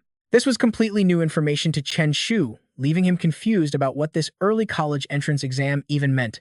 Dali proudly explained that it was a special early admissions test for elite students. Before Chen Shu could even ask why Dali was taking it, A loud commotion cut him off as Shu Shan sprinted through the crowd, screaming to stop a thief. The thief, Li Hua, showed zero fear, aggressively shouting at bystanders to get the hell out of his way. Chen Shu stood there with his jaw dropped, unable to believe how much chaos a single trip outside could bring. Right on cue, the system offered him options: catch the thief for a minor power boost, or ignore it as a bystander to gain camouflage medicine. Option 3 was to actively cheer on the criminal and earn the absurd title of crime cheerleader. And option 4 was to run alongside the thief to unlock a speed-boosting potion. Motivated by the generous rewards, Chen Shu gritted his teeth, determined to do the right thing. Letting out a wild battle cry, he charged forward and ordered the thief to freeze while hot on the heels of a panicking Li Hua. As they dashed through the streets, the thief glared back and threatened to end him if he did not stop following. Chen Shu just smirks and flips the thief the middle finger before easily catching up to run right alongside him, scaring the guy to tears. The thief curses his terrible luck for running into a complete psychopath who does not fear death, glaring back with pure hatred. Finally, the exhausted thief tosses the bag back and begs him to stop chasing, but Chen Shu completely ignores it and keeps running right beside him. Right on cue, Dali joins the sprint, shouting that he is in too. Shu Shan grabs her bag and frantically chases after them, shouting that the chase is over and she got it back, but nobody listens, leaving all three running side by side. Dali even strikes up a conversation mid-run, asking Chen Shu if they are torturing this guy because he totally loves it. 10 minutes later, Chen Shu and Dali are still happily jogging, while a completely exhausted Li Hua, sandwiched in the middle, begs them to stop. By now, the thief is utterly terrified, sobbing and begging for his life. He calls them both his grandpas, crying that he cannot take another step and will literally cough up blood if they do not let him go. While Li Hua suffers, Chen Shu is busy checking his system, wondering why on earth the reward has not dropped yet. He even blames the thief for giving up so easily, annoyed that the guy wants to stop running before the system pays out. Suddenly, Chen Shu grabs Li Hua's arm while Dali grabs the other, as Chen Shu innocently tells him they will run until he drops dead. Running across a public square, some elders look on in awe, wondering if these boys are chasing the sun. They praise today's youth for being so full of energy, contrasting them with their own lazy kids who are still fast asleep at home. Half an hour passes, and honestly, Li Hua is completely withered from exhaustion. While the two boys are only starting to sweat, the poor thief looks like he is about to meet his maker. Just then, the system notifies him that a new speed potion recipe is unlocked, and a thrilled Chen Shu finally lets go of the thief alongside Dali. With his limbs completely numb, Li Hua collapses onto the ground, sobbing about how unfair this whole thing is. He groans, asking if stealing a single bag really justified putting him through this kind of torture. Chen Shu turns dead serious, pointing behind him and asking if the thief sees what is there, making Li Hua weakly read out the sign for the Nanjing Spirit Patrol Bureau. Instantly, Chen Shu glares at him with a menacing aura, looking ready to unleash absolute chaos. He orders the thief to turn himself in immediately, prompting the terrified man to bolt straight into the station while the two boys watch in complete amusement. Suddenly, Chen Shu waves and calls out to ask for his name, and surprisingly, the thief actually stops to answer. He shouts back Li Hua before running in, leaving Chen Shu feeling extremely proud of his good deed as he pats his chest. As they walk away, Chen Shu asks Dali about his plans to take the college entrance exam early. He worries about being left behind, but Dali shyly scratches his head and promises to wait for him in the imperial capital. Chen Shu softly smiles and wishes his friend the best of luck. When they arrive at the Beast Tamer Association, Dali wonders what on earth they are doing there, staring at the massive board covered in countless posted missions. Chen Shu explains they are here to make money and earn points, though Dali is still a bit confused by it all. He questions how students can make money, but Chen Shu just confidently points toward the quest board. He confidently highlights a mission to investigate a fake potion dealer, which offers a massive reward of 100,000 yuan to whoever solves it. Outside the association gates, Chen Shu keeps chatting cheerfully with Dali about their next steps. When Chen Shu mentions visiting the Nanjiang Beast Resource Bureau, Dali sadly declines, explaining he has other plans. Dali has to practice with a spirit chef this afternoon, making Chen Shu stroke his chin as he maps things out in his head. In this beast-taming world, while master tamers rule, several vital auxiliary professions also support them behind the scenes. Auxiliary roles like spirit chefs, herbalists, and healers exist solely to provide support and power-ups to their contract beasts. He pictures a chef, since a spirit chef basically cooks up wild beasts to feed and strengthen contract creatures. Chen Shu smiles proudly at Dali, amused that his friend wants to become a dedicated support class. He waves goodbye, telling Dali to study hard so he can cook delicious meals for his slime in the future. Dali happily agrees and takes his leave, while Chen Shu stands watching his friend walk away into the distance. An hour later, Chen Shu arrives at a massive but surprisingly rundown building, completely shocked that the famous Beast Resource Bureau looks so incredibly sketchy. As he steps inside, he spots a random old man sitting there and wonders why he is around before turning to politely tell the receptionist he is here to spend his Wuxia points. The receptionist kindly asks for his identification card, and Chen Shu hands it over without hesitation. Realizing he is just a high schooler, she is surprised but hands over a large catalog, telling him he is free to choose his rewards. Chen Shu stares intently at the words in the booklet. He studies and reflects, realizing there is a massive selection here. Stock might be limited, and since he is only an apprentice beast tamer, he cannot access iron-tier resources yet. But these items are already quite useful. Suddenly, Chen Shu spots something and points at the page. Herbs from other dimensions are getting rare, causing shortages everywhere. He decides it is better to trade for some high-quality herbs right now. He scans the item list and greets the clerk. He orders 5 level 1 giant fruits and 7 level 1 iron stone fruits. She smiles and nods, and after finishing his transaction, Chen Shu departs. The old man witnesses everything, chuckling to himself like a wealthy boss, finding the kid rather interesting. Strolling down the sidewalk, he reflects on a highly successful day. He secured a mission and traded for a huge stack of herbs to enjoy potion crafting later. Suddenly, a massive crowd blocks the path ahead, making him wonder what is going on. Is there some drama to watch? Chen Shu squeezes through the crowd to find out. Before his eyes, Mei Li is loudly scolding a little girl if she did not steal. Why is the wallet missing cash? And why is the phone broken? He gasps, realizing that the victim is Niyunyu. Chen Shu immediately shouts her name. Niyunyu recognizes him right away, calling him brother Chenpi before rushing over to hug him. Meanwhile, an angry Mei Li glares at him with questions. Are you her family? Tears well up in the little girl's eyes as she explains she merely found the woman's wallet. Her mother said lost items must be returned to their owner, so she waited here. He gently holds her hands to comfort her. But the lady arrived, accused her of stealing money, and claimed she broke her phone. The poor girl blames herself, sobbing and asking brother Chenpi if she did something wrong. Mei Li maintains an annoyed expression, demanding to know how they plan to settle this. Should they go to the police station or settle it themselves? Chen Shu gently pats her head, reassuring her. He shoots an incredibly sharp, angry glare at Mei Li, asking her exactly how she wants to settle this. The system presents 3 options: pay compensation to get a title, walk away for a mid-grade potion, or use logic to confront her to earn a massive boost in taming power. The shameless Mei Li demands double the lost money and brand new replacements for her phone and wallet, threatening to call the police otherwise. Chen Shu almost laughs his jaw off, telling her to dream on before completely exposing her scam. She claimed her bag had 1,000 yuan and a phone, but this bag is empty, proving it is not even hers to claim. Knowing she is caught, Mei Li fumes with rage but cannot say a word. He suddenly snatches the bag right off her shoulder and tells her to hand it over. Mei Li remains incredibly stubborn, snapping that of course the bag is hers and asking if he thinks it belongs to him instead. Still calm, Chen Shu raises the yellow bag and issues a simple challenge. Since the contents inside do not match her claims, how can she actually prove this bag belongs to her? Mei Li reaches out and calls him despicable, demanding it back. She confidently boasts to everyone that her identity card inside bears the name he, Mei Li, challenging him to check it. He starts rummaging through the bag for a moment. Her card is indeed inside, though the photo does not match her appearance. Chen Shu puts on a hesitant face. Sister, are you serious? Is this not actually your mother's card? This comeback will probably keep her introverted for life. She says to check the name, but he wonders what that proves. She could be named Mei Li, and he could be named Mei Li too, so it proves nothing.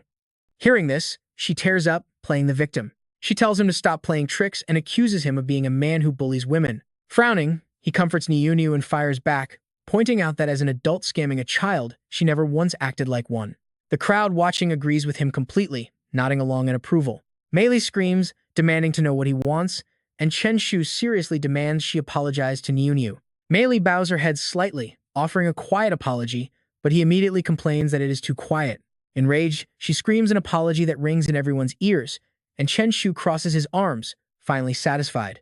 He gently bends down to ask Niyunyu if she forgives the woman, and the sweet girl quickly nods in agreement.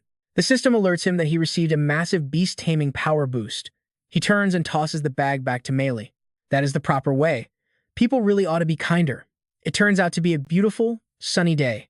After taking the elevator, he safely brings Niyunyu back home, though her heart still feels a bit heavy. Niyunyu asks him if she did something wrong today, questioning if she shouldn't have picked up that lost item. Hearing this, Chen Shu gently pats her head, reassuring her that returning lost items is always right and it was the older girl who behaved badly, before telling her to head home since it's getting late. His comforting words completely ease her troubled mind, making her happily wave goodbye as she heads inside. Saying goodbye to Chen Shu, the little girl runs off.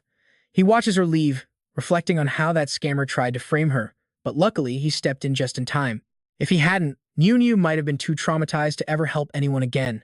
With everything finally sorted out, he can finally head out with peace of mind.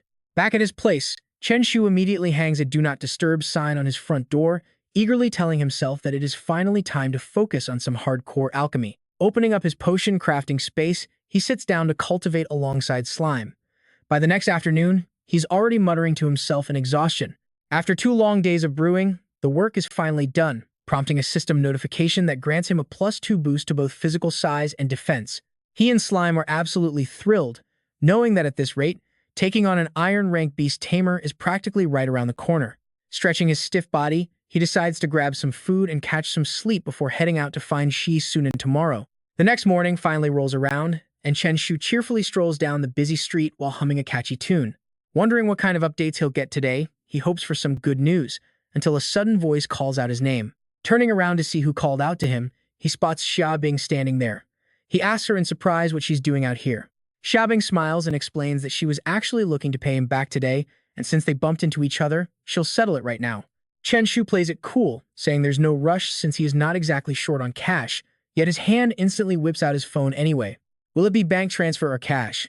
Thrown off by his shameless move, she freezes for a couple of seconds before casually agreeing to do a bank transfer. She mentions borrowing 200,000 with bank interest, but Chen Shu cuts her off, saying she can skip the interest, leaving her completely stunned by his rare generosity. Suspicious, she asks if he is feeling all right, but he only gives her a smug, mischievous grin and claims he is just being helpful. Her instincts immediately kick in, warning her that he definitely has some hidden agenda up his sleeve. And she's not wrong at all. Chen Shu is definitely setting his sights on her, whispering in her ear that based on his smart deduction, Lao Wang isn't actually the mastermind. With someone else pulling the strings, he worries they might face elite Beast Tamers. He admits he can't handle them alone and needs her backup, which she happily agrees to, taking it as a chance to do some good. Just then, Chen Shu spots Shi Sunan chopping meat nearby. Hearing his name, the guy quickly fumbles around to pull out a pair of cool sunglasses. Putting on the shades to look cool, Sunan demands the cash, which only makes Chen Shu grin back confidently. Confirming he has the money, Chen Shu demands to inspect the goods first, prompting the guy to pull out 2 sheets of paper. But before they can make a move, Xiaobing snatches the papers, scoffing at them for acting like they are in some cheap gangster movie. Left completely speechless, Chen Shu joins her as they both intensely examine the clues on those papers. While they look, Sunan breaks down his investigation, confirming that their target is currently hiding out inside an old, abandoned construction site. His expression turns deadly serious as he warns them that the area is heavily crawling with hostile and dangerous beast tamers. Chen Shu rubs his chin thoughtfully, realizing that while he expected beast tamers, actually running into them could get extremely messy. He turns and asks Yabing if she is brave enough to go, and with pure determination, she answers that she has absolutely nothing to fear. Pumped up to serve some justice, they set off, completely unaware that the moment they leave, Sunan slyly makes a call to tip off their enemies. Reporting that Chen Shu is on his way, Sunan hangs up as the duo arrives at a completely decaying, desolate wasteland. Comparing the view with his photo, he confirms that this is indeed the correct location. Suddenly, heavy thudding footsteps echo from inside, forcing both him and Xiaobing to quickly scramble into the thick bushes to stay out of sight. As Tianba steps outside and looks around suspiciously, the two of them hold their breath, hoping to stay completely unnoticed. Spying Lao Wang in the distance, Xiaobing quickly whispers to him, asking what their move is going to be. Wondering if they should make a move, he advises staying put to let a true professional handle the dirty work. With pure excitement flashing in his eyes, he stealthily creeps up on Tianba, who instantly senses the danger and tries to bolt. Regretting his foolish greed for a quick buck, the runner barely takes a step before a sudden shadow completely blocks out the light above him. Confused by the sudden darkness, the guy is completely blindsided as Chen Shu swiftly throws a sack over his head, leaving him stumbling around blindly. Ignoring the captive's desperate screams to be let go, Chen Shu steps back, bends his knees, and unleashes a brutal super kick directly into him. With a solid hit, Tianba goes down instantly. Chen Shu approaches and starts pulling down the man's pants, a bold move that Xiaobing catches him doing. To make matters worse, he strips off his own shirt, making her face turn red as she screams. She shrieks, asking if he really has to be such a pervert. Chen Shu spins around in total shock. His expression shifts instantly as he scrambles to explain himself. He complains that her mind is in the gutter since the target is a man, leaving Xiaobing looking quite embarrassed. She fires back that him being a man is exactly the issue. Chen Shu is completely speechless. He just wants to disguise himself as the guy to slip inside and check the situation. Xiaobing slowly catches on to his plan, nodding in understanding as she gets what he is doing. She says she saw nothing, and Chen Shu quickly puts on Tianba's clothes. Before slipping away, he reminds her that he is heading inside first. He tells her to wait for his signal before acting. When she asks what it is, Chen Shu just winks. It is Holly Ra. Meanwhile, inside the scammer gang's hideout, they are busy planning their next move. When Feng spots him and calls out that Lao Wang is back, inviting him to join their discussion about the next phase, Chen Shu simply nods along. Cao Yang speaks up in a serious tone, warning Wen Feng that they have already alerted the Spirit Patrol Bureau, making things much harder. Wen Feng grits his teeth in anger, remembering when they risked their lives in other dimensions for just 1 or 200,000. Xiao Chen chimes in to agree. He points out that 100 million is worth any risk, especially since they no longer have a captain to lead them into other dimensions. Listening quietly, Chen Shu quickly realizes that these guys were actually members of a professional beast taming group in the past. But since their captain was gone, they resorted to pulling scams. Wen Feng quickly schemes, deciding they should hide out in Xiang Town since leaving the city is impossible right now. Then, they all suddenly turn their eyes toward Chen Shu. Kui Hao asks what they should do with him now. Wen Feng casually suggests burying him alive, a terrifying proposal that makes Chen Shu's face turn pale. He freaks out, realizing he just got in and is already about to be sent to his grave. Suddenly, a system notification pops up with 3 options. 1. Scream for mercy. 2. Issue a cold warning. 3. Pretend to be terrified. Each choice comes with its own reward. Chen Shu takes a panicked step back, completely torn over which option he should pick. While all the rewards are decent, the third one is clearly the best. Chen Shu quickly screams out, begging them not to do this to him. Cao Yang and his gang crowd around Chen Shu, joking about how they scared him so badly his voice changed. Raising a fist to threaten him, the man demands to know why they should let Lao Wang live if he has no value left. His heart skips a beat, and he stammers out that killing him would just be incredibly impolite. His reply only earns more contempt as they mock him for being so terrified that he can barely speak straight. Cao Yang places a hand on Xiao Chen's shoulder, telling the young man to show this coward what real ruthlessness looks like. Without wasting a single second, Chen Shu bolts, screaming for help, which only excites his pursuers even more as they chase after him. Ignoring everything, he runs for his life, but a massive beetle beast suddenly spawns in to block his path out of nowhere. Xiao Chen's mocking voice echoes from behind, asking why he cannot just behave and accept his fate quietly. The beetle glares at Chen Shu, looking ready to tear him apart. Just as he panics, the system rewards pop up, granting him a level 1 violent crush and a damage skill boost. Newly empowered, he raises his hand to summon his beast. He boasts that while their beetle is big, his own beast is even bigger, leaving his opponent utterly confused as he watches. Suddenly, a massive slime bursts out of the ground, shocking the entire gang as they wonder what is happening. Standing safely behind his beast, Chen Shu commands his slime to activate Violent Crush. The slime obeys, radiating a brilliant, powerful light. Chen Shu pulls down his mask, flashing a smug smile and saying it is such a shame for them. His arrogant attitude completely infuriates Cao Yang, who gears up to charge. He yells that this imposter is just a level 6 Beast Tamer and orders his men to tear him apart. Following the order, the gang members immediately summon their elemental spirits.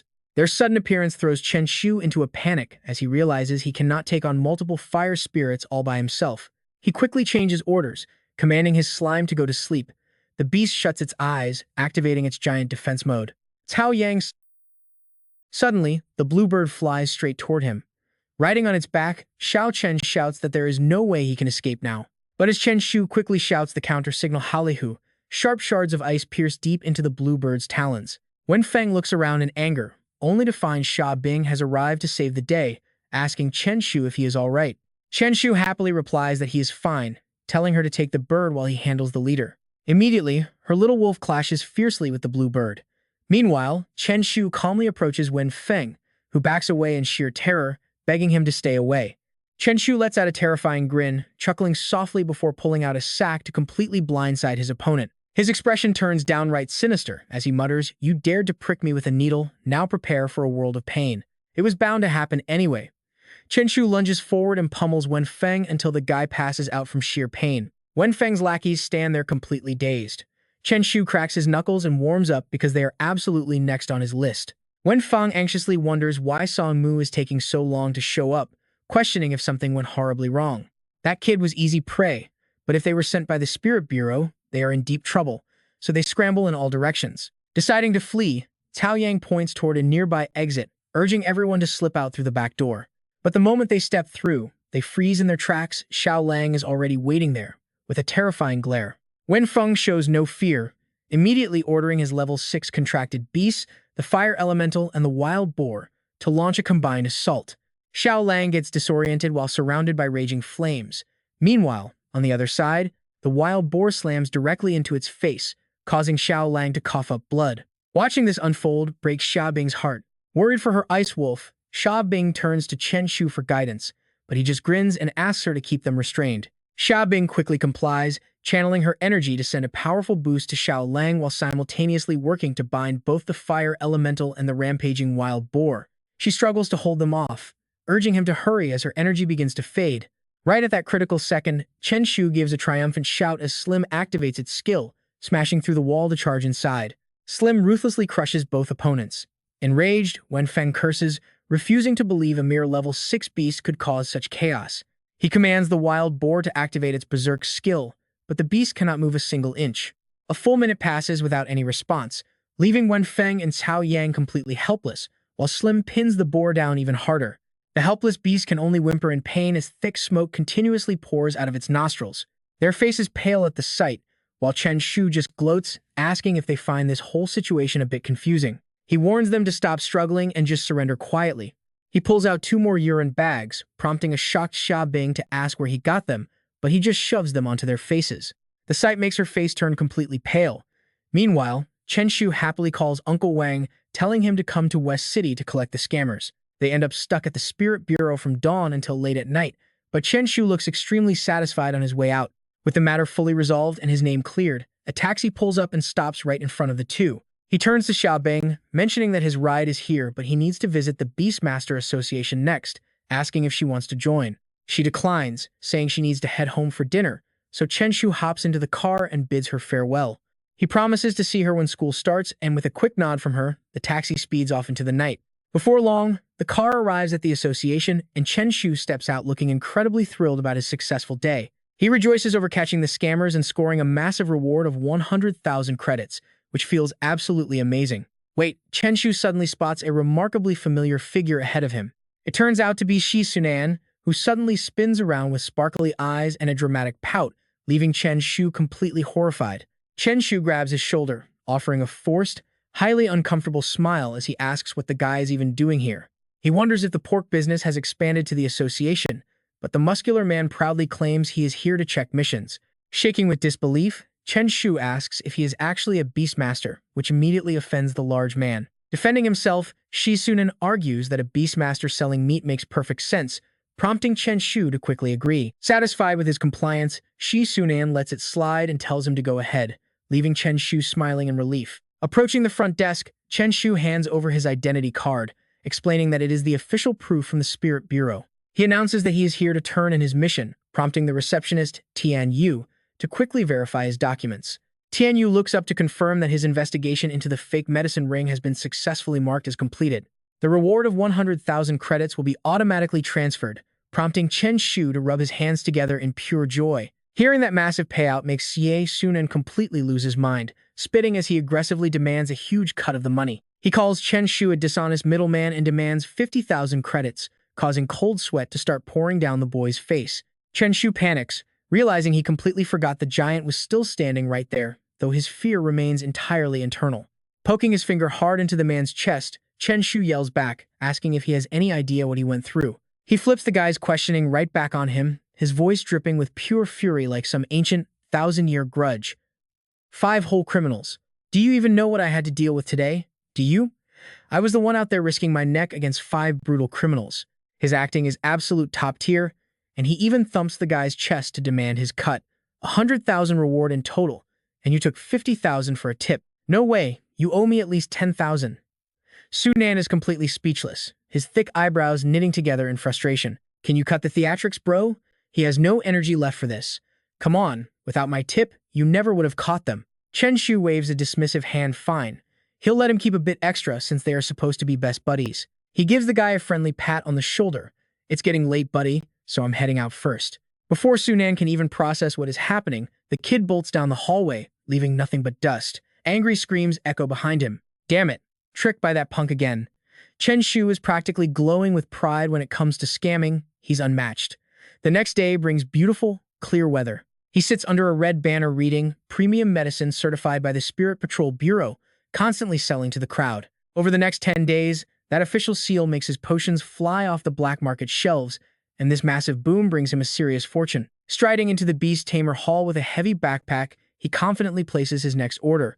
I will take every single vigor flower you have left in stock. He buys up the raw materials in massive quantities, earning a perfect $1 million smile from the receptionist who thanks him warmly.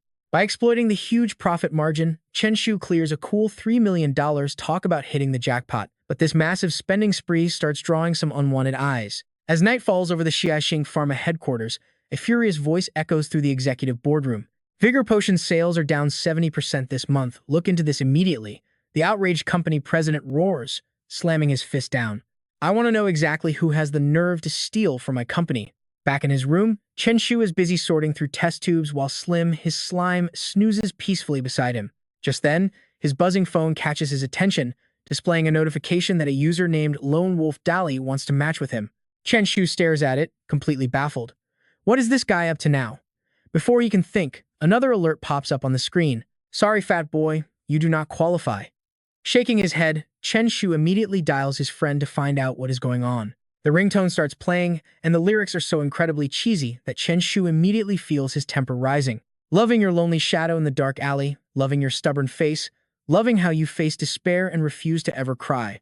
The moment the call connects, a deafening voice almost shatters his eardrum. Dali, what on earth are you doing? Dali defends himself quickly, explaining he accidentally tapped the wrong button while trying to match with Lan Yi before casually asking if Chen Shu wants to head to the capital tomorrow. They can travel with Fang Si. The moment those words leave Dali's mouth, a glowing quest screen from the system flashes before Chen Shu's eyes. Option 1 is to travel to the capital with Zhang Dali, while option 2 is to stay and expand his street stalls. He reads the prompt carefully, sinking into deep thought. The system really makes a quest out of anything, doesn't it? Still, he has made plenty of cash lately, so a little vacation sounds great. He quickly accepts the offer with a smile. Sure, let's head out tomorrow since my schedule is wide open. Having successfully hooked his target, Dali immediately moves in with a greedy proposition. Oh right, I am completely broke, so make sure to cover my travel expenses. A vein bulges on Chen Shu's forehead. This was his real plan all along, wasn't it? Dali's cheeky laughter rings through the phone as he hangs up, saying he has to run and will see him tomorrow. With no other choice, Chen Shu can only sigh in defeat. Dali is a total moocher, but since they leave tomorrow, preparation needs to start now. Humming a cheerful tune, he packs some clothes into his bag, slowly getting everything ready for the journey. The next morning brings ideal traveling weather, with bright blue skies and a warm sun shining down on the city. As the train slowly chugs along the tracks, Dali cannot help but groan in utter misery, asking why on earth they did not just fly.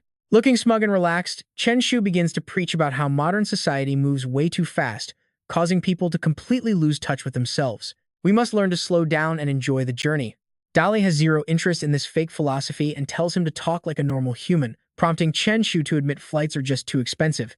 Chen Shu throws an arm around his friend's shoulder to comfort him, pointing out that taking the train is actually pretty nice.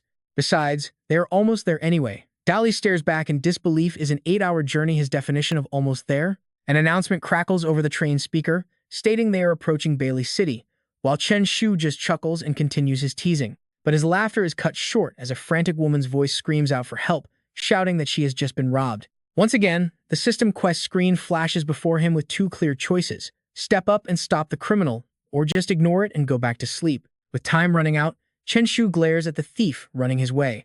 Without a second thought, he pulls a large sack from his bag while Dali stares in pure curiosity. Dali asks what on earth Chen Shu is doing as the boy proudly raises the sack to eliminate a public threat. Dali suddenly spots a bizarre metal claw hidden inside. Just as the thief rushes past, a sudden shadow looms directly over him. Before the thief can even process what is happening, the sack completely envelops him, making him scream out in pure panic. Sadly for him, no one bothers to answer. Instead, a heavy metal claw slams straight down onto his head. A loud metallic clank rings out across the area. Chen Shu and Dali happily high-five over their flawless teamwork. The two friends return the purse to the rescued lady while the police drag the thief away, prompting Qing Han to repeatedly bow in immense gratitude. She keeps thanking them over and over until she suddenly notices something rather unusual about her saviors. It seems Qing Han finally recognizes the two boys who just saved her, asking if it is really them while Chen Shu and Dali stare back in utter confusion. Chen Shu clicks his tongue in complete and utter disdain. He casually drops a highly arrogant remark that immediately sets her off, telling her not to use such outdated pickup lines just because of his undeniable charm. Realizing his friend truly has no idea who this girl actually is, Dali decides to step in. He pulls Chen Shu aside and whispers that she is the loan shark. The boy gasps in surprise, leaving Dali completely helpless. Chen Shu wonders aloud if he was the one lending money, forcing a completely speechless Dali to remind him of the girl he once hid his face from while chanting that he saw nothing. Dali's explanation finally jogs his memory as he realizes this is indeed that exact same girl. Qinghan stands there, frozen in shock, asking if he seriously does not remember her at all. He merely frowns and explains that back then he already declared he absolutely did not see anything. She huffs in annoyance, sarcastically thanking the noble heroes who simply abandoned her back then, though Chen Shu quickly retorts that paying off debts is only natural. She quickly changes the subject, curiously asking if they are actually heading all the way to the capital. While busy packing his bags, Dali turns around to explain that he is going to take the entrance exam for Zhuling University. Qinghan laughs, brushing off their previous argument while noting that his thorough preparations now make perfect sense. Chen Shu completely ignores her attempt to shift topics, bluntly asking if she is actually running away to the capital to dodge her creditors. The sudden accusation makes her jump as her face turns bright red and her eyes desperately dodge his gaze. She stammers that her debts are fully paid and she is only traveling, while Dali quickly covers Chen Shu's mouth to stop him from talking. Dali tells her to ignore his crazy friend as the three sit down and start chatting normally. Time flies by, and night soon falls as the train arrives at the southern capital station, where Dali and Chen Shu wave goodbye to Qinghan. After wishing her a safe trip and hoping to cross paths again, the two friends casually walk away into the bustling city. Just as they are leaving, a familiar voice suddenly calls out and grabs their full attention. Hearing someone mention beautiful legs, the two fools instantly scan the area with eager eyes before a sudden shadow darts right past them. As Dali watches with his jaw dropped in sheer shock, Chen Shu is suddenly sent flying by a massive kick. Before he can even recover, Fang Xi delivers a sharp slap to the back of his head, prompting an outraged Chen Shu to demand who hit him. He warns his attacker that they are messing with the fiercest beast of Nanjiang. Another ruthless slap instantly silences his threats, with the attacker mocking his claim of being the absolute baddest beast in Nanjiang. Holding his head in agonizing pain, Chen Shu literally starts tearing up and begs her to stop, but she is far from finished. He desperately screams for Dali to save him, only to receive another heavy knock to the skull before quickly apologizing to Sister Fang Xi. Fang Xi puts her hands on her hips, raising an eyebrow while mockingly asking the brat if he finally understands his mistake. She asks if he is still the brave warrior, while Dali seizes the opportunity to snitch on him from behind. Dali tells Sister Fang Xi that Chen Shu has gotten way too cocky lately, earning a furious glare from his betrayed best friend. Chen Shu kicks Dali's butt in retaliation, while the snitch dodges around and screams for Fang Xi to save him. Watching their hilarious antics, she chuckles and tells them to quiet down, offering to treat them to dinner instead. The boys immediately agree, and they soon find themselves at a crowded night market enjoying great food under the stars. Sitting at the table, Fang Xi mentions she heard Chen Shu became a beast tamer and got into Nanjiang High School's special class. Holding a food skewer, Chen Shu grins and boasts that there is simply no hiding his absolute genius anymore. She crosses her arms with a stern look, telling him to stop bragging about his skills in front of her. She challenges him to get into Wuxia Academy, and without hesitation, Chen Shu confidently promises her he will do exactly that. Dali pats Chen Shu on the shoulder, praising his ambition and saying they will wait for him in the capital. After the excitement dies down, Chen Shu turns to ask Fang Xi if she had taken on an otherworldly dimension quest, and she nods in confirmation. She returned 2 days ago after slaying a 3-star Black Iron Lord beast, leaving Chen Shu completely stunned by the mention of a 3-star Black Iron. Above the basic tiers, Black Iron has 1, 2, and 3 stars, with 3 being the highest before breaking through to the silver level. How could she say that so casually when they were almost wiped out by a mere 1-star Black Iron Wild Ice Rabbit Lord? As the three of them are talking, an annoying voice cuts in, asking if that is the famous Fang Xi standing right there. A red-faced Bai Yuan is helped over by Zi and Wang Qi, seemingly annoyed to see her dining with men. And 2 men at that, bringing visible irritation to his face. Seeing this, Zi covers his mouth while Wang Qi quickly steps up to explain that their boss is just drunk and it is all a misunderstanding. But Bai Yuan recklessly slaps his hand away, slurring that they have no reason to fear her since her squad members are not around. Fang Xi simply smiles and tells them to leave, but Bai Yuan points at her and shouts that she does not dare to do anything anyway. Finally, Zi drags the drunk Bai Yuan away, while Wang Qi turns back to bid Fang Xi goodbye. She tilts her head toward Chen Shu, who instantly catches her drift with a nod, and a custom sack is quickly passed between them. Fang Xi dashes forward in her sneakers, cutting through the wind as she charges toward her target.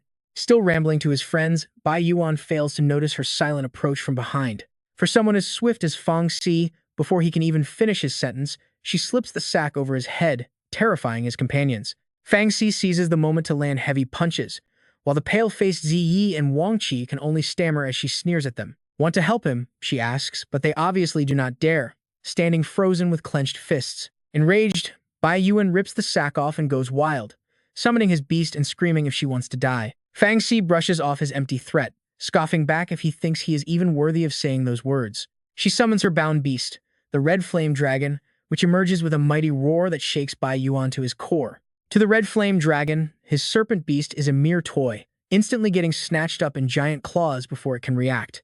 The poor serpent is slammed back and forth like a rag doll. Tossed to the ground, it lets out a weak hiss before going limp, just as Fang Xi kicks the trash Bai Yuan right in the face. Dali and Chen Shu watch the beatdown in stunned silence, and she calmly turns back to them once she's finished. As they walk away, the two boys pass by the fallen Bai Yuan, throwing him a contemptuous look that drives him mad. The utter humiliation makes him kick everything around him in rage. While back in the hotel room, Chen Shu asks if those guys were her classmates. Sitting on the bed, he wonders why they are so weak. They could not even fight back, but she rests her chin on her hand, noting most of her classmates are weaker than her anyway. Chen Shu gives her a thumbs up in silent respect, but she warns them not to copy her, advising them to run if they meet those guys later. Right now, they still stand zero chance in a fight against them. Dali and Chen Shu quickly promise her they will be careful, and after giving her final warning, she gets up to say goodbye. She tells them to rest up, promising to drop by tomorrow morning to take them on a grand tour of the capital city. The second Fang Xi steps out, Dali collapses onto the mattress complaining about being exhausted, falling fast asleep and snoring loudly within seconds, to Chen Shu's utter disbelief. Shaking his head, Chen Shu decides to ignore him, climbing into his own bed to finally call it a night. But 2 hours fly by and his eyes are still wide open, unable to find any peace. Sitting up, he decides a midnight walk might help, finding the capital streets still lively, even at this late hour. Blending into the crowd, he marvels at how incredibly bustling the capital is even late at night, until his attention is suddenly drawn to a peculiar shop. The Old Devil grocery shop is still brightly lit, and his eyes instantly land on some fascinating beast taming pearls on display. These pearls are harvested from mutant beasts, directly boosting a tamer's power when consumed, though they are only usable by Black Iron rank and above. Curious, Chen Shu asks the shopkeeper how much one of these basic beast taming pearls would cost. Ma Kui, the store owner, calmly quotes him a price of 500,000, causing Chen Shu to gasp in shock at how expensive it is. When he asks about the Black Iron rank pearl, the old man raises the price to 600,000, but then Chen Shu spots a glass jar. Inside, he envisions the massive spirit beast this item must have come from. Realizing the heart of a Lord rank Gale Eagle is worth a staggering 2 million, his mind goes blank until the system selection panel suddenly flashes before his eyes. Option 1 is to leave and receive a premium flame potion. Option 2 is to buy the Gale Eagle heart to get a shockwave strength book. Alternatively, he can reveal that the bone is from a wild boar, which awards mid-level beast taming power. Chen Shu grits his teeth at these bizarre options. Is this system reward basically forcing him to buy this $2 million heart? Calculating the 3 key ingredients in his head, Chen Shu figures the Gale Eagle heart might trigger his contract beast to learn its talent skill. The only problem is that he only has exactly 2 million Huaxia coins in total, but the other rewards are useless. Just then, Ma Gi loses patience and shoos him away. He tells him, "Listen, buddy, you cannot afford this anyway. If you are not buying, then beat it, do not ruin my business." In this awkward spot, Chen Shu can only scratch his head. Buy it, why wouldn't I? I am just doing a little research. Chen Shu finally makes up his mind. Money is just temporary, but a skill is forever. He starts pointing randomly at the items on display, this one, that one, and even all the medicinal herbs in the shop, along with all the taming pearls from the neighboring store. The merchant instantly changes his tune and asks if he wants everything. Blushing slightly, Chen Shu drops the punchline. He does not want any of those, opting instead for the heart in the glass jar. On a high wooden shelf on the wall, right below row after row of rare medicinal herbs, the old man happily hands over the goods, telling his guest it is all his. Chen Shu smiles politely as he takes it, but on the inside, his soul is weeping tears of blood over losing his 2 million coins. With the deal done, Chen Shu summons his contract beast and holds the incredibly expensive heart in front of his slime, telling Little Gold to eat up. As soon as he speaks, the slime gulps the precious heart right down. This sight utterly shocks Ma Gui, seeing someone feed a $2 million heart to an F-grade slime. Are rich folks nowadays really this crazy with their spending? Once done digesting, the slime lets out a satisfied sigh. Chen Shu immediately pulls up the slime's system panel and sees that it actually learned the wind breath skill. A series of freshly updated details regarding the new ability pops up on the screen. Reading this, Chen Shu smiles and admits that the 2 million was completely worth it. Outside, the sky remains clear above the towering buildings.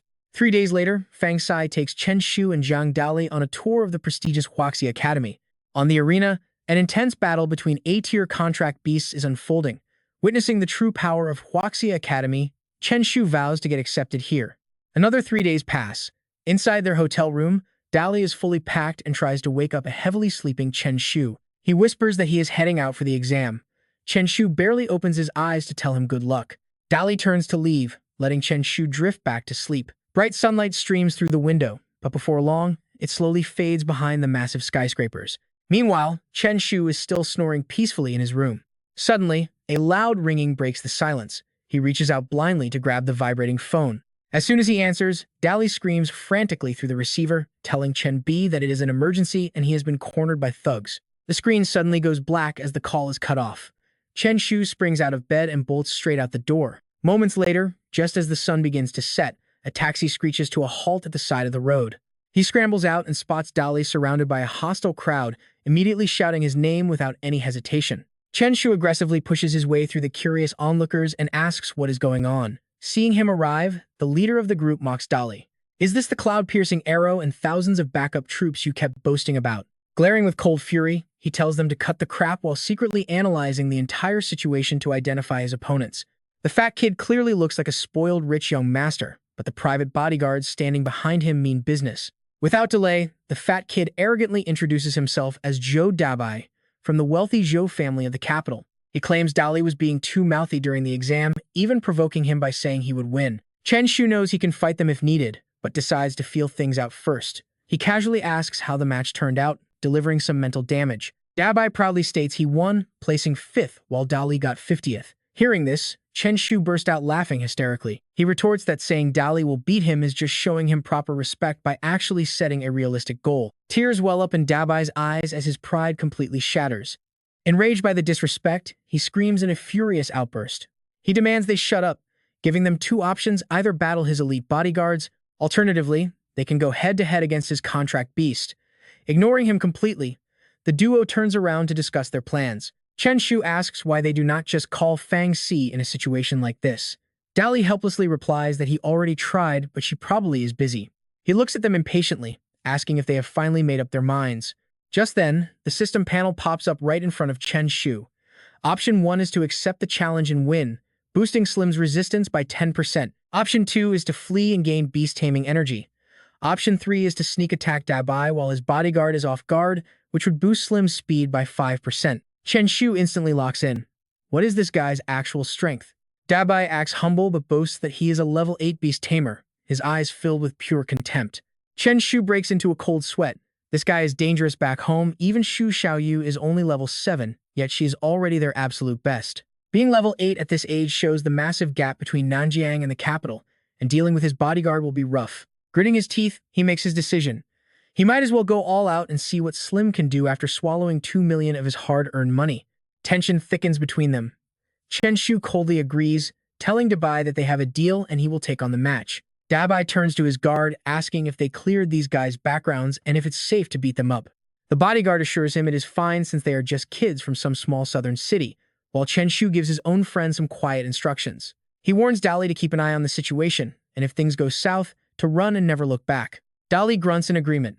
Chen Shu and Dabai step forward, summoning their beast spheres at the exact same moment to initiate the fight. Out steps a chubby, incredibly goofy-looking flying pig from Dabai's summoning sphere. Chen Shu covers his mouth to muffle his laughter, jokingly mocking the rare flying beast standing before him. Dabai turns completely red with absolute fury, shouting that the punk will regret this in a second, but Chen Shu is already laughing so hard his jaw literally hurts. He wheezes through tears, crying that his stomach is cramping up and asking for a quick second to breathe.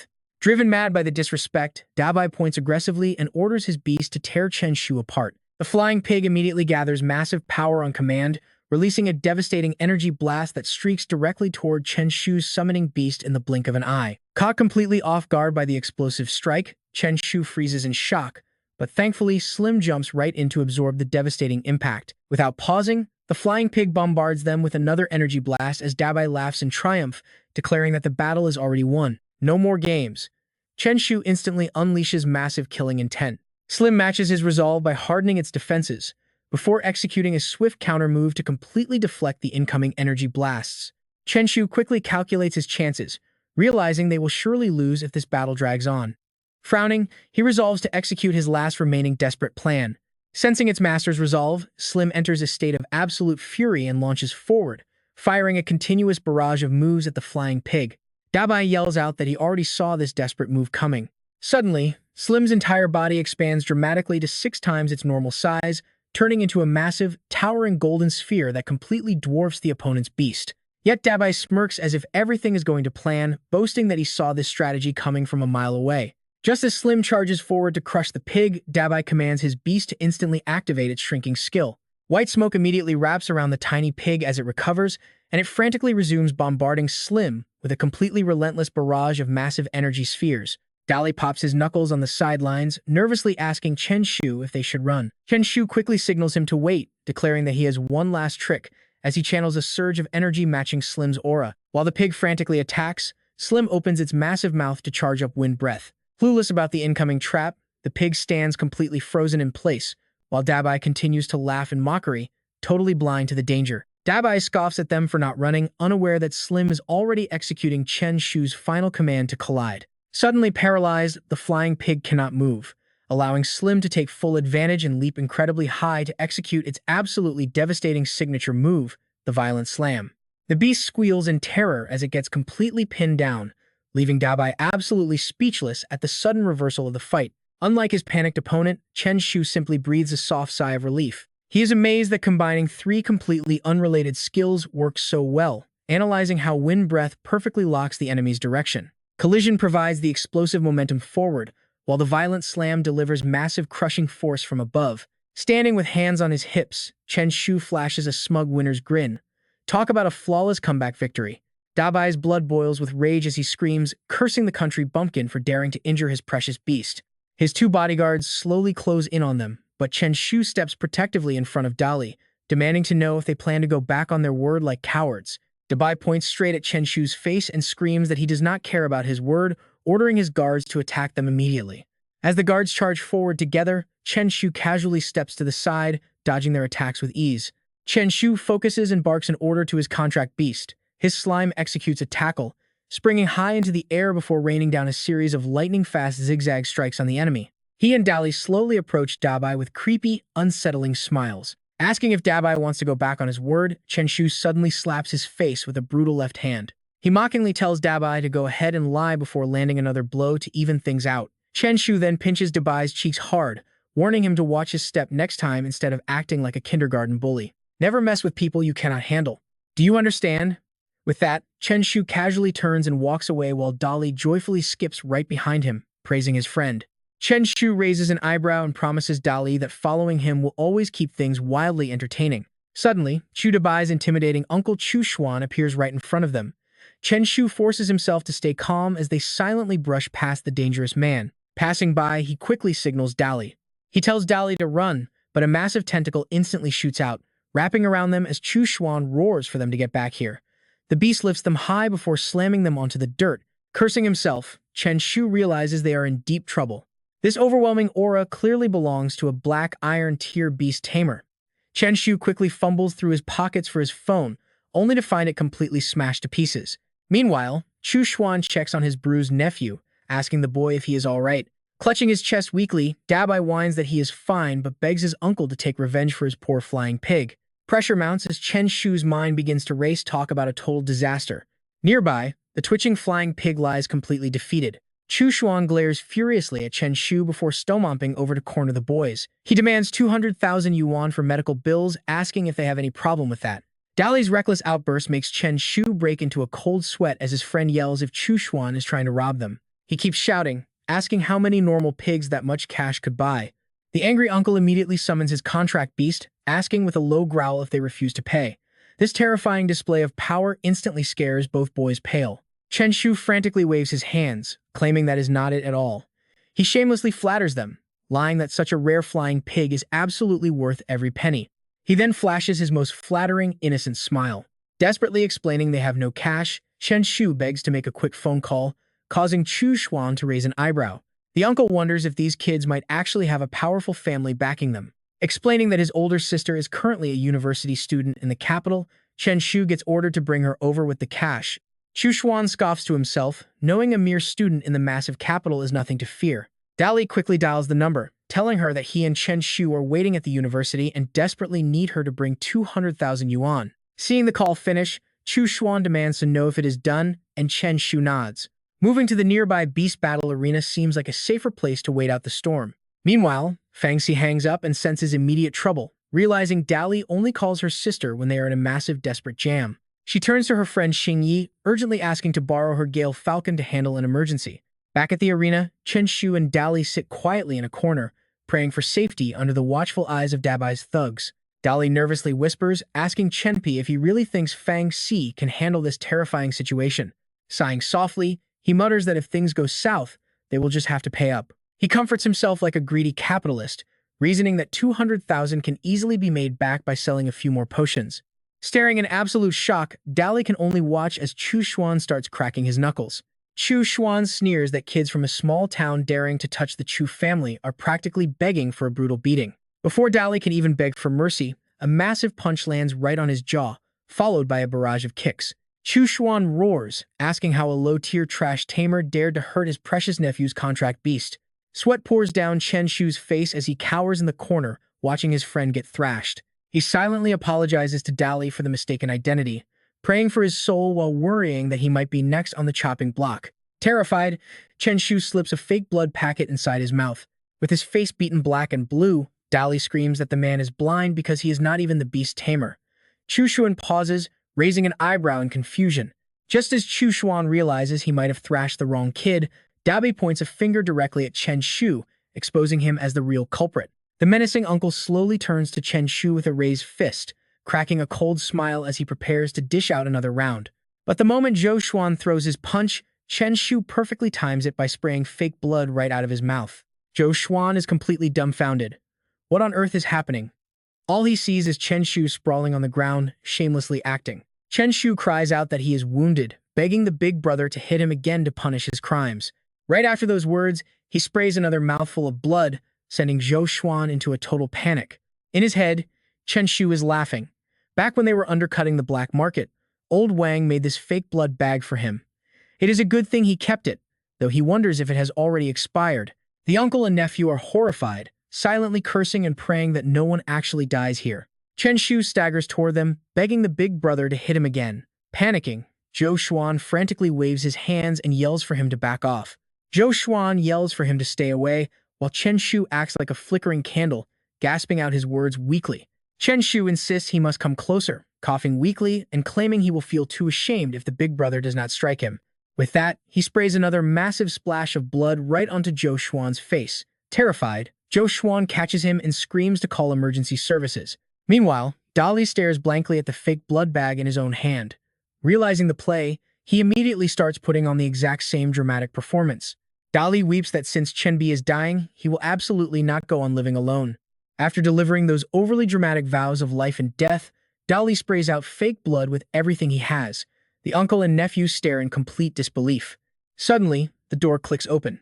Fang Xi steps inside, and her eyes widen in pure shock at the scene before her. Seeing Chen Shu and Dali like this, a raging fire of pure fury instantly ignites in Fang Xi's eyes. Seeing Chen Shu and Dali lying in a massive pool of blood, she radiates a murderous aura that makes Da Bai and Zhou Xuan turn completely pale. She roars in fury, asking if they want to die. Zhu Xuan barely manages to stammer a plea to wait before a brutal kick sends him flying across the room. Before he can even recover, Fang Xi lunges forward, telling him to die. Facing the raw fury of an enraged woman, Zhou Xuan can do nothing but raise his hands in desperate defense. Sensing the danger, he panics, wondering how a supposedly ordinary student could be this strong. Both of them quickly leap back to put some distance between each other. It looks like Juin wants to strike first this time, tensing his muscles to unleash a powerful blow. Suddenly, Dabai and his lightning elephant materialize right behind Fang Xi, but before the beast can strike, the flame dragon unleashes a mighty roar. A massive fireball flies out, ready to blast Dabai into oblivion. Raging flames completely swallow the beast's body, and the sheer force of the explosion blasts Dabai backward as he struggles to hold his ground. Severe burn wounds begin to cover the beast's body, but the assault does not stop there. The flame dragon slashes down with its razor-sharp claws. Deep cuts are carved right into the thick skin, and residual flames burst from the wounds, torturing the poor beast even further. Zhou Xuan is shocked to see their spirit on the verge of death, wondering how this woman could possibly be so strong. Cursing, he decides he has no choice but to summon his second spirit to escape, raising his hand to order Dabai to get on the giant bird. With everyone finally in position, they prepare to fly away and escape the danger. But Fang Xi is not about to let them get away so easily, immediately summoning her sea dragon and commanding them to stop. Zhou Xuan is terrified out of his mind. I mean, who wouldn't panic when facing an actual S-class dragon? In a split second, the sea dragon breathes a wave of absolute frost, freezing both the intruders and their bird solid mid-air. The dragon flies up and smashes the frozen block down to the hard ground, leaving them shivering and coughing blood, but Fang Xi's rage is still burning hot. She screams for them to pay with their lives, but just as she is about to strike, Chen Shu and Dali scream to stop her. They beg her to stop, reminding her that killing them is illegal, which startles her enough to freeze in her tracks. With teary eyes, she turns to them and asks if they are really still alive. Chen Shu quickly explains that they are fine, but her sudden explosive entrance left them so stunned they could only react just now. Fang Xi is still skeptical, pointing directly at his blood-soaked clothes and asking how he explains all of that. Chen Shu quickly reassures her that it is just fake blood from a bag. Hearing this, Fang Xi takes a deep breath before furiously delivering a kick right to his leg. Calling him an idiot, she starts chasing both boys around as they desperately beg for forgiveness. While the boys yell that they are sorry, Zhou Xuan timidly pipes up to point out that they are literally about to be roasted alive. His words snap Fang Xi back to reality, forcing her to pause the punishment for a moment. She warns the boys that she will deal with them later, leaving Chen Shu and Dali to sit and repent while she confidently stands before the intruders and demands to know what is going on. In the blink of an eye, the sun begins to set over the horizon. Fang Xi gasps in disbelief, asking if he actually expects her brother to pay him 200,000 Huaxia yuan. Still shaking from her raw power, Zhou Xuan frantically waves his hands to apologize, begging her to stop and admitting they were completely wrong.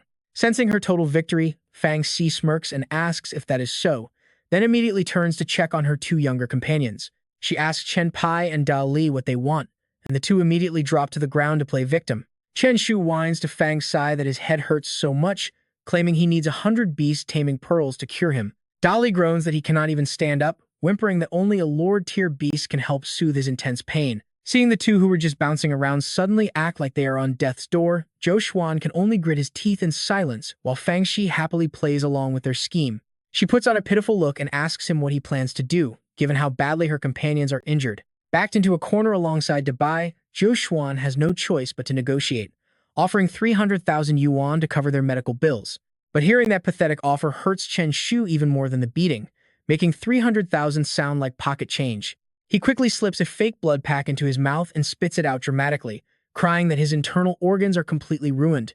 The opponents are absolutely furious watching Chen Shu's ridiculously fake performance, but they cannot do anything about it, especially since Fang Xi's two beasts look extremely deadly and real, forcing Zhou Xuan to quickly add 4 basic taming pearls and a mutated monster to the deal. Satisfied with the new offer, Chen Shu instantly stands up as if nothing happened, declaring the deal officially done. As dusk falls, Chen Shu immediately starts kissing up on their way out of the building, praising Fang Xi for being incredibly cool. However, Fang Xi is not buying his flattery and scolds him, warning both of them that she has not forgotten their fake death stunt. Without hesitation, Chen Shu quickly explains to her that it was an emergency, claiming that the enemy's punch was just too powerful. Since he is so skinny, getting hit once would have easily killed him, with Dali quickly chiming in to agree that they had no other choice. Her anger finally softens as she lets it slide, warning them never to pull a stunt like that again. Relieved that she has stopped lecturing them, the two happily comply, calling her their queen and promising to listen to her. Fang Xi grumpily tells them to cut the flattery and split the compensation items among themselves. She then instructs Chen Pai that since she is taking Dali out tomorrow, he needs to wait in line for her at Huaxia Hospital's Beast Department because her frost spirit is acting up. Chen Shu wonders what could be wrong with her bonded beast, but he quickly nods and agrees to help. He politely nods, promising her it is handled. The next morning at Huaxia Hospital, the beast taming department is packed with a massive crowd under the warm sun when Chen Shu's phone suddenly buzzes with a notification. It is a text from Wang Fang asking if he needs any services because she can do absolutely anything, making his eyes immediately light up with curiosity. When he asks if she really means anything, Wang Fang replies that she does, and at a very cheap price. Thrilled by this perfect timing, Chen Shu decides he will not stand on ceremony and takes her up on the offer. Without hesitating, he texts her that he is currently at Huaxia Hospital and desperately needs someone to take his place in line, but she blocks his number instantly. This makes Chen Shu feel incredibly annoyed. He grumbles that she advertised doing anything but turned down such a simple task, concluding that she must be a total scammer. To make matters worse, Dr. Bai Yang steps out to announce that everyone must wait patiently because he has an urgent matter to handle. Hearing this, Chen Shu gets extremely impatient, wondering how he could possibly be this unlucky. Suddenly, his wacky system panel pops up and presents 3 different options to turn him into a complete menace, making him feel a sudden, painful pinch of conscience about what to do next. But as it turns out, his conscience does not hurt that much, as he immediately grabs a doctor's coat without looking back. He happily slips it on, ready to make his move without holding back. Now posing as Dr. Chen Shu, he gets to work, casually telling a patient to just keep their beast in an air-conditioned room. He keeps handing out absolutely terrible medical advice to the crowd, even telling one owner to let their pet watch a movie, confidently claiming that a real doctor is never wrong. After 2 hours of hard work, Chen Shu stretches and yawns, glad to have finally cleared the entire line of waiting patients. He eagerly checks his system reward notification, which shows his slime's crushing sit skill has leveled up by 1, making him grin from ear to ear with pure joy. While he is still celebrating, he spots Fang Xi arriving with Dali. Spotting them, Chen Pai excitedly jumps up to welcome them, calling out that they finally made it, but Fang Xi immediately storms over to scold him. She demands to know why he is playing doctor, but he defends himself while peeling off the white coat. He chuckles and explains it was just to get through the line faster, though Dali wonders if he is worried about messing up people's actual medical care. Chen Shu confidently reassures them that he knows exactly what he is doing. He adds that he simply told everyone to come back tomorrow for a checkup, right before Dr. Bai Yang returns and looks at them in total confusion. Why are there only 3 people left? Report immediately wait, actually, just 1. Inside the clinic, Fang Xi tells Bai Yang about Yan Long's symptoms. Doctor, lately, my bone dragon has been growing weak. Its strength dropped by 20% and it cannot swallow food or medicine. He calmly replies that he understands. After running a full checkup, Bai Yang happily delivers some good news. It is nothing serious, it just ate the wrong thing and needs time to digest. Hearing that, Fang Xi relaxes. That is definitely a relief. Stepping outside, they run into their old acquaintance, Qing Han. She is completely shocked to see them together, asking how they even know each other. Fang Xi looks even more surprised, wondering if Qing Han actually already knows the boys as well. Dali gives a forced laugh and admits they do, but Fang Xi suddenly changes the subject. She asks why Qing Han is at the Beast Clinic and if her contract spirit is having some sort of trouble, her worry showing clearly. She explains that she borrowed money to get by, then entered a tournament to pay it back, which ended up injuring her contract spirit. Since she had no cash before, she had to make do. Listening closely, Chen Shu cannot hide his growing curiosity, but then Nanjiang High School refunded her tuition, giving her enough money to finally get her companion treated. This news leaves him completely jaw-dropped. Wait, Nanjiang High School actually gave her a tuition refund? She clarifies that she was originally a regular student of Nanjiang, but the school paid a substantial amount for her to transfer into their elite class. Processing the details, a realization hits Chen Shu. Wait, if she is in the special class, then that means they are classmates. Qing Han asks if they are classmates, and if he is in the special class too. Dali speaks up to answer for him. Exactly, Chen Shu managed to pass and get in too. Chen Shu eyes her suspiciously, thinking to himself that only top-tier talents make it into this special class after a brutal exam. Why would the school pay her specifically to join? Is there something extraordinarily special about her? Without hesitation, he speaks his mind, asking what kind of talent she actually possesses. Why would they pay her cash just to transfer schools? Qing Han answers with total humility. Perhaps it is because her beast-taming talent is excellent and her contract spirit is A rank. Her words instantly clear up Chen Shu's doubts. Pardon me, he thinks, deeply impressed. Beast-taming talent is ranked as ordinary, elite, excellent, or transcendent. The higher the talent, the faster the taming power grows. He never expected her to be a genius, just like Xu Xiaoyu. Qing Han gets ready to head out, saying she needs to see the doctor first. Fang Xi waves her off with a cheerful smile. Fang Xi bids her farewell, promising to catch up later. Then, she turns to Chen Shu with a serious look, ordering him to look after his new classmate. Hearing this, Chen Shu crosses his arms, looking completely unmotivated. With talent like that, she does not need his protection. Fang Xi frowns, clearly unhappy with his lazy attitude. Cut it out, she says. Going from ordinary to a level 6 tamer in 1 month proves you are no ordinary guy either. Chen Shu finally relents, promising to look out for her. But then, he immediately starts angling for a favor. He asks if Fang Xi will take them out tomorrow, and the mere mention of a trip gets her super excited. She eagerly agrees to take them to Mount Taichung. The very next day, amidst majestic mountain peaks, she leads Chen Shu and Dali on a hiking adventure. After walking a while, she turns to ask Chen Shu and Dali when they last went mountain climbing together. Dali happily replies that the last time was right before his big exams. Shen Hui happens to pass by, glancing over to praise the three of them for being in incredibly good physical shape. Dali politely compliments him back, asking for his health secrets. Panting heavily, Shen Hui questions if they want to know his routine. Without a shred of hesitation, he proudly declares that his secret is simply staying up late every single night. He tells them that he is only 24 years old yet looks great, leaving all three of them utterly speechless. As night falls, the group finally finds a place to settle down, deciding that it is time to pitch their tents right there. Chen Shu immediately delivers a highly inspiring speech, urging everyone to sleep early and avoid late nights, unless they want to end up like that old man. Dali nods solemnly, completely agreeing with his logic. With dinner plans finally set, the three of them gather around the warm campfire with Hai Long to enjoy their meal. Sipping his soup, Chen Shu remarks that the peaceful atmosphere almost makes him feel like they cross into an alternate dimension. He points up at a shape hidden in the tree canopy, noting that if they were truly in another world, he would definitely mistake it for a wild beast. However, nobody seems to be paying any attention to him. Suddenly, sheer panic freezes Chen Shu's face. The mysterious shape in the trees begins shaking violently, prompting him to scream out that a wild beast is attacking. As soon as Chen Shu finished speaking, her eyes sharpened with intense alertness. A split second later, a massive black armored beetle lunged straight toward them. Fang Xi reacted instantly to the oncoming threat.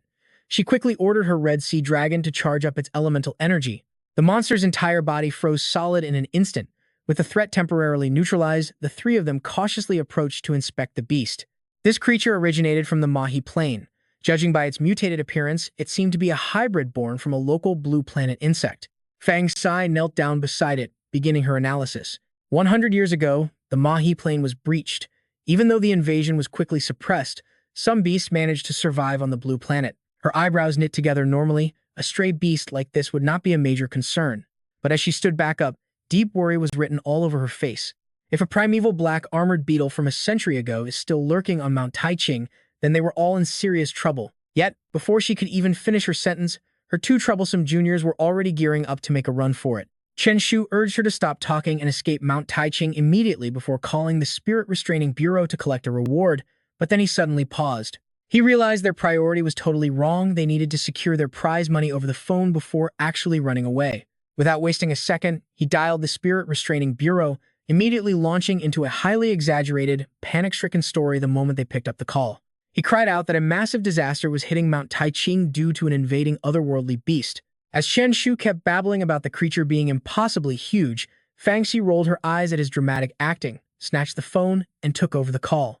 She calmly introduced herself as Fang Xi from the Beast Academy. She reported finding a hybridized black armored beetle on Mount Taichung and requested an immediate team to investigate the area. Suddenly, a massive swarm of black armored beetles appeared out of nowhere, buzzing ominously right over their heads. Sensing the immediate danger, she quickly yelled a frantic warning back into the receiver. She warned them that a huge swarm had arrived and Mount Taichung was still packed with tourists. She urged them to dispatch the beast guard immediately, then spun around to look at her two troublemaking companions. Telling Dali and Chen Shu to run, she turned only to find they had already sprinted off, screaming for her to follow them. Watching those two cowards flee without a second thought left her utterly speechless, but her concern for the tourists drew her toward the danger zone. She knew she could not just abandon all those innocent people, deciding she had to go help them instead of saving herself. Meanwhile, as Chen Shu sprinted away, his system interface suddenly popped up with another set of choices. The system presented him with three distinct options: stand and block the beetles, keep running to guarantee his own safety, or start a live stream to broadcast the chaotic battle to his online followers. He immediately shouted back to Fang Xi, asking if the creature was a Black Iron 3-star lord. Could she actually beat it? Shocked that the boy could somehow assess its power level, Fang Xi cautiously admitted that against a Black Iron 3-star beast, she could only hope to hold the line until the beast guard finally arrived. Without hesitation, Chen Shu immediately offered to fight by her side. He declared they would stay and fight, though Dali absolutely hated being dragged into that collective pronoun. Refusing to waste another precious second, Fang Xi signaled for them to move out and took the lead. Even though Dali protested, Chen Shu dragged him along anyway, leaving the terrified boy to scream in panic as the trio chased down the swarm. The chaotic battlefield quickly erupted into a fierce, dramatic clash. The Lord Beetle let out a deafening roar, prompting its swarm to charge wildly as if they received a 13th month bonus. Suddenly, something caught its eye. Right in front of it, a massive fireball hurtled forward at a blinding speed, unleashing an earth-shattering explosion upon direct impact.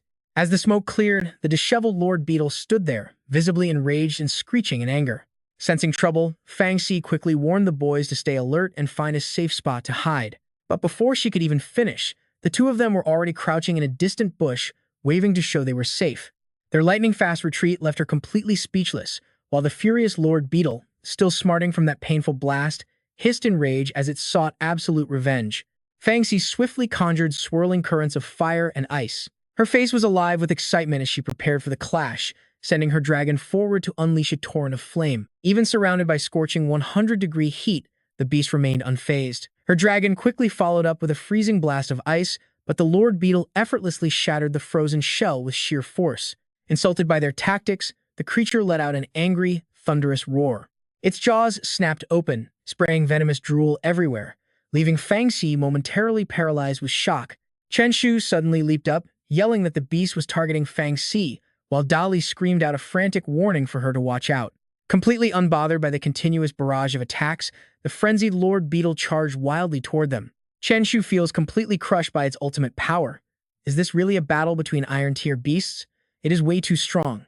In the blink of an eye, one of its razor-sharp claws thrust right toward Fang Xi before suddenly freezing in place. Fortunately, the Crimson Sea Dragon froze the beast just in time to save her, but before they can celebrate, the powerful black-armored Beetle Lord easily shatters the thick ice.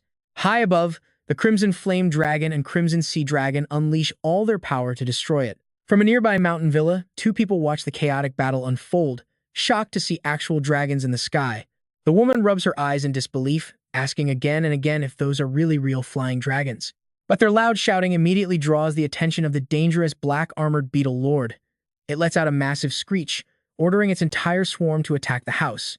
Like a ravenous horde of zombies, the giant black beetles rush toward the mountain house to tear them apart. Fang Xi realizes its terrifying plan and her face turns completely pale, realizing innocent people are about to be targeted. Cold sweat drips down her neck as she watches. She knows they simply will not make it in time. Right at the critical moment, Chen Shu leaps out from the bushes like a hero, telling Fang Xi not to worry. He calls out to summon his contract beast, commanding Slime to gigantify and blow away the encroaching swarm. Slime charges up its power and expands to massive proportions, its round body looking even shinier than usual. Using a powerful countershock, Slime blows the entire swarm of beetles high into the air with one strike. Fang Xi is thoroughly impressed, praising his F-tier slime for being so incredibly strong. Chen Shu simply stands there politely with his hands in his pockets. "It is nothing," he says with a polite grin, while secretly thinking that having 3 active skills makes it naturally overpowered. Meanwhile, the Crimson Sea Dragon repeatedly casts freezing shields to lock down the black-armored Beetle Lord, but the buff boss shatters the heavy ice layers instantly, forcing the Crimson Flame Dragon to quickly step in and back up its struggling partner. From afar, Chen Shu notices the vacant, crazed look in its eyes and shudders.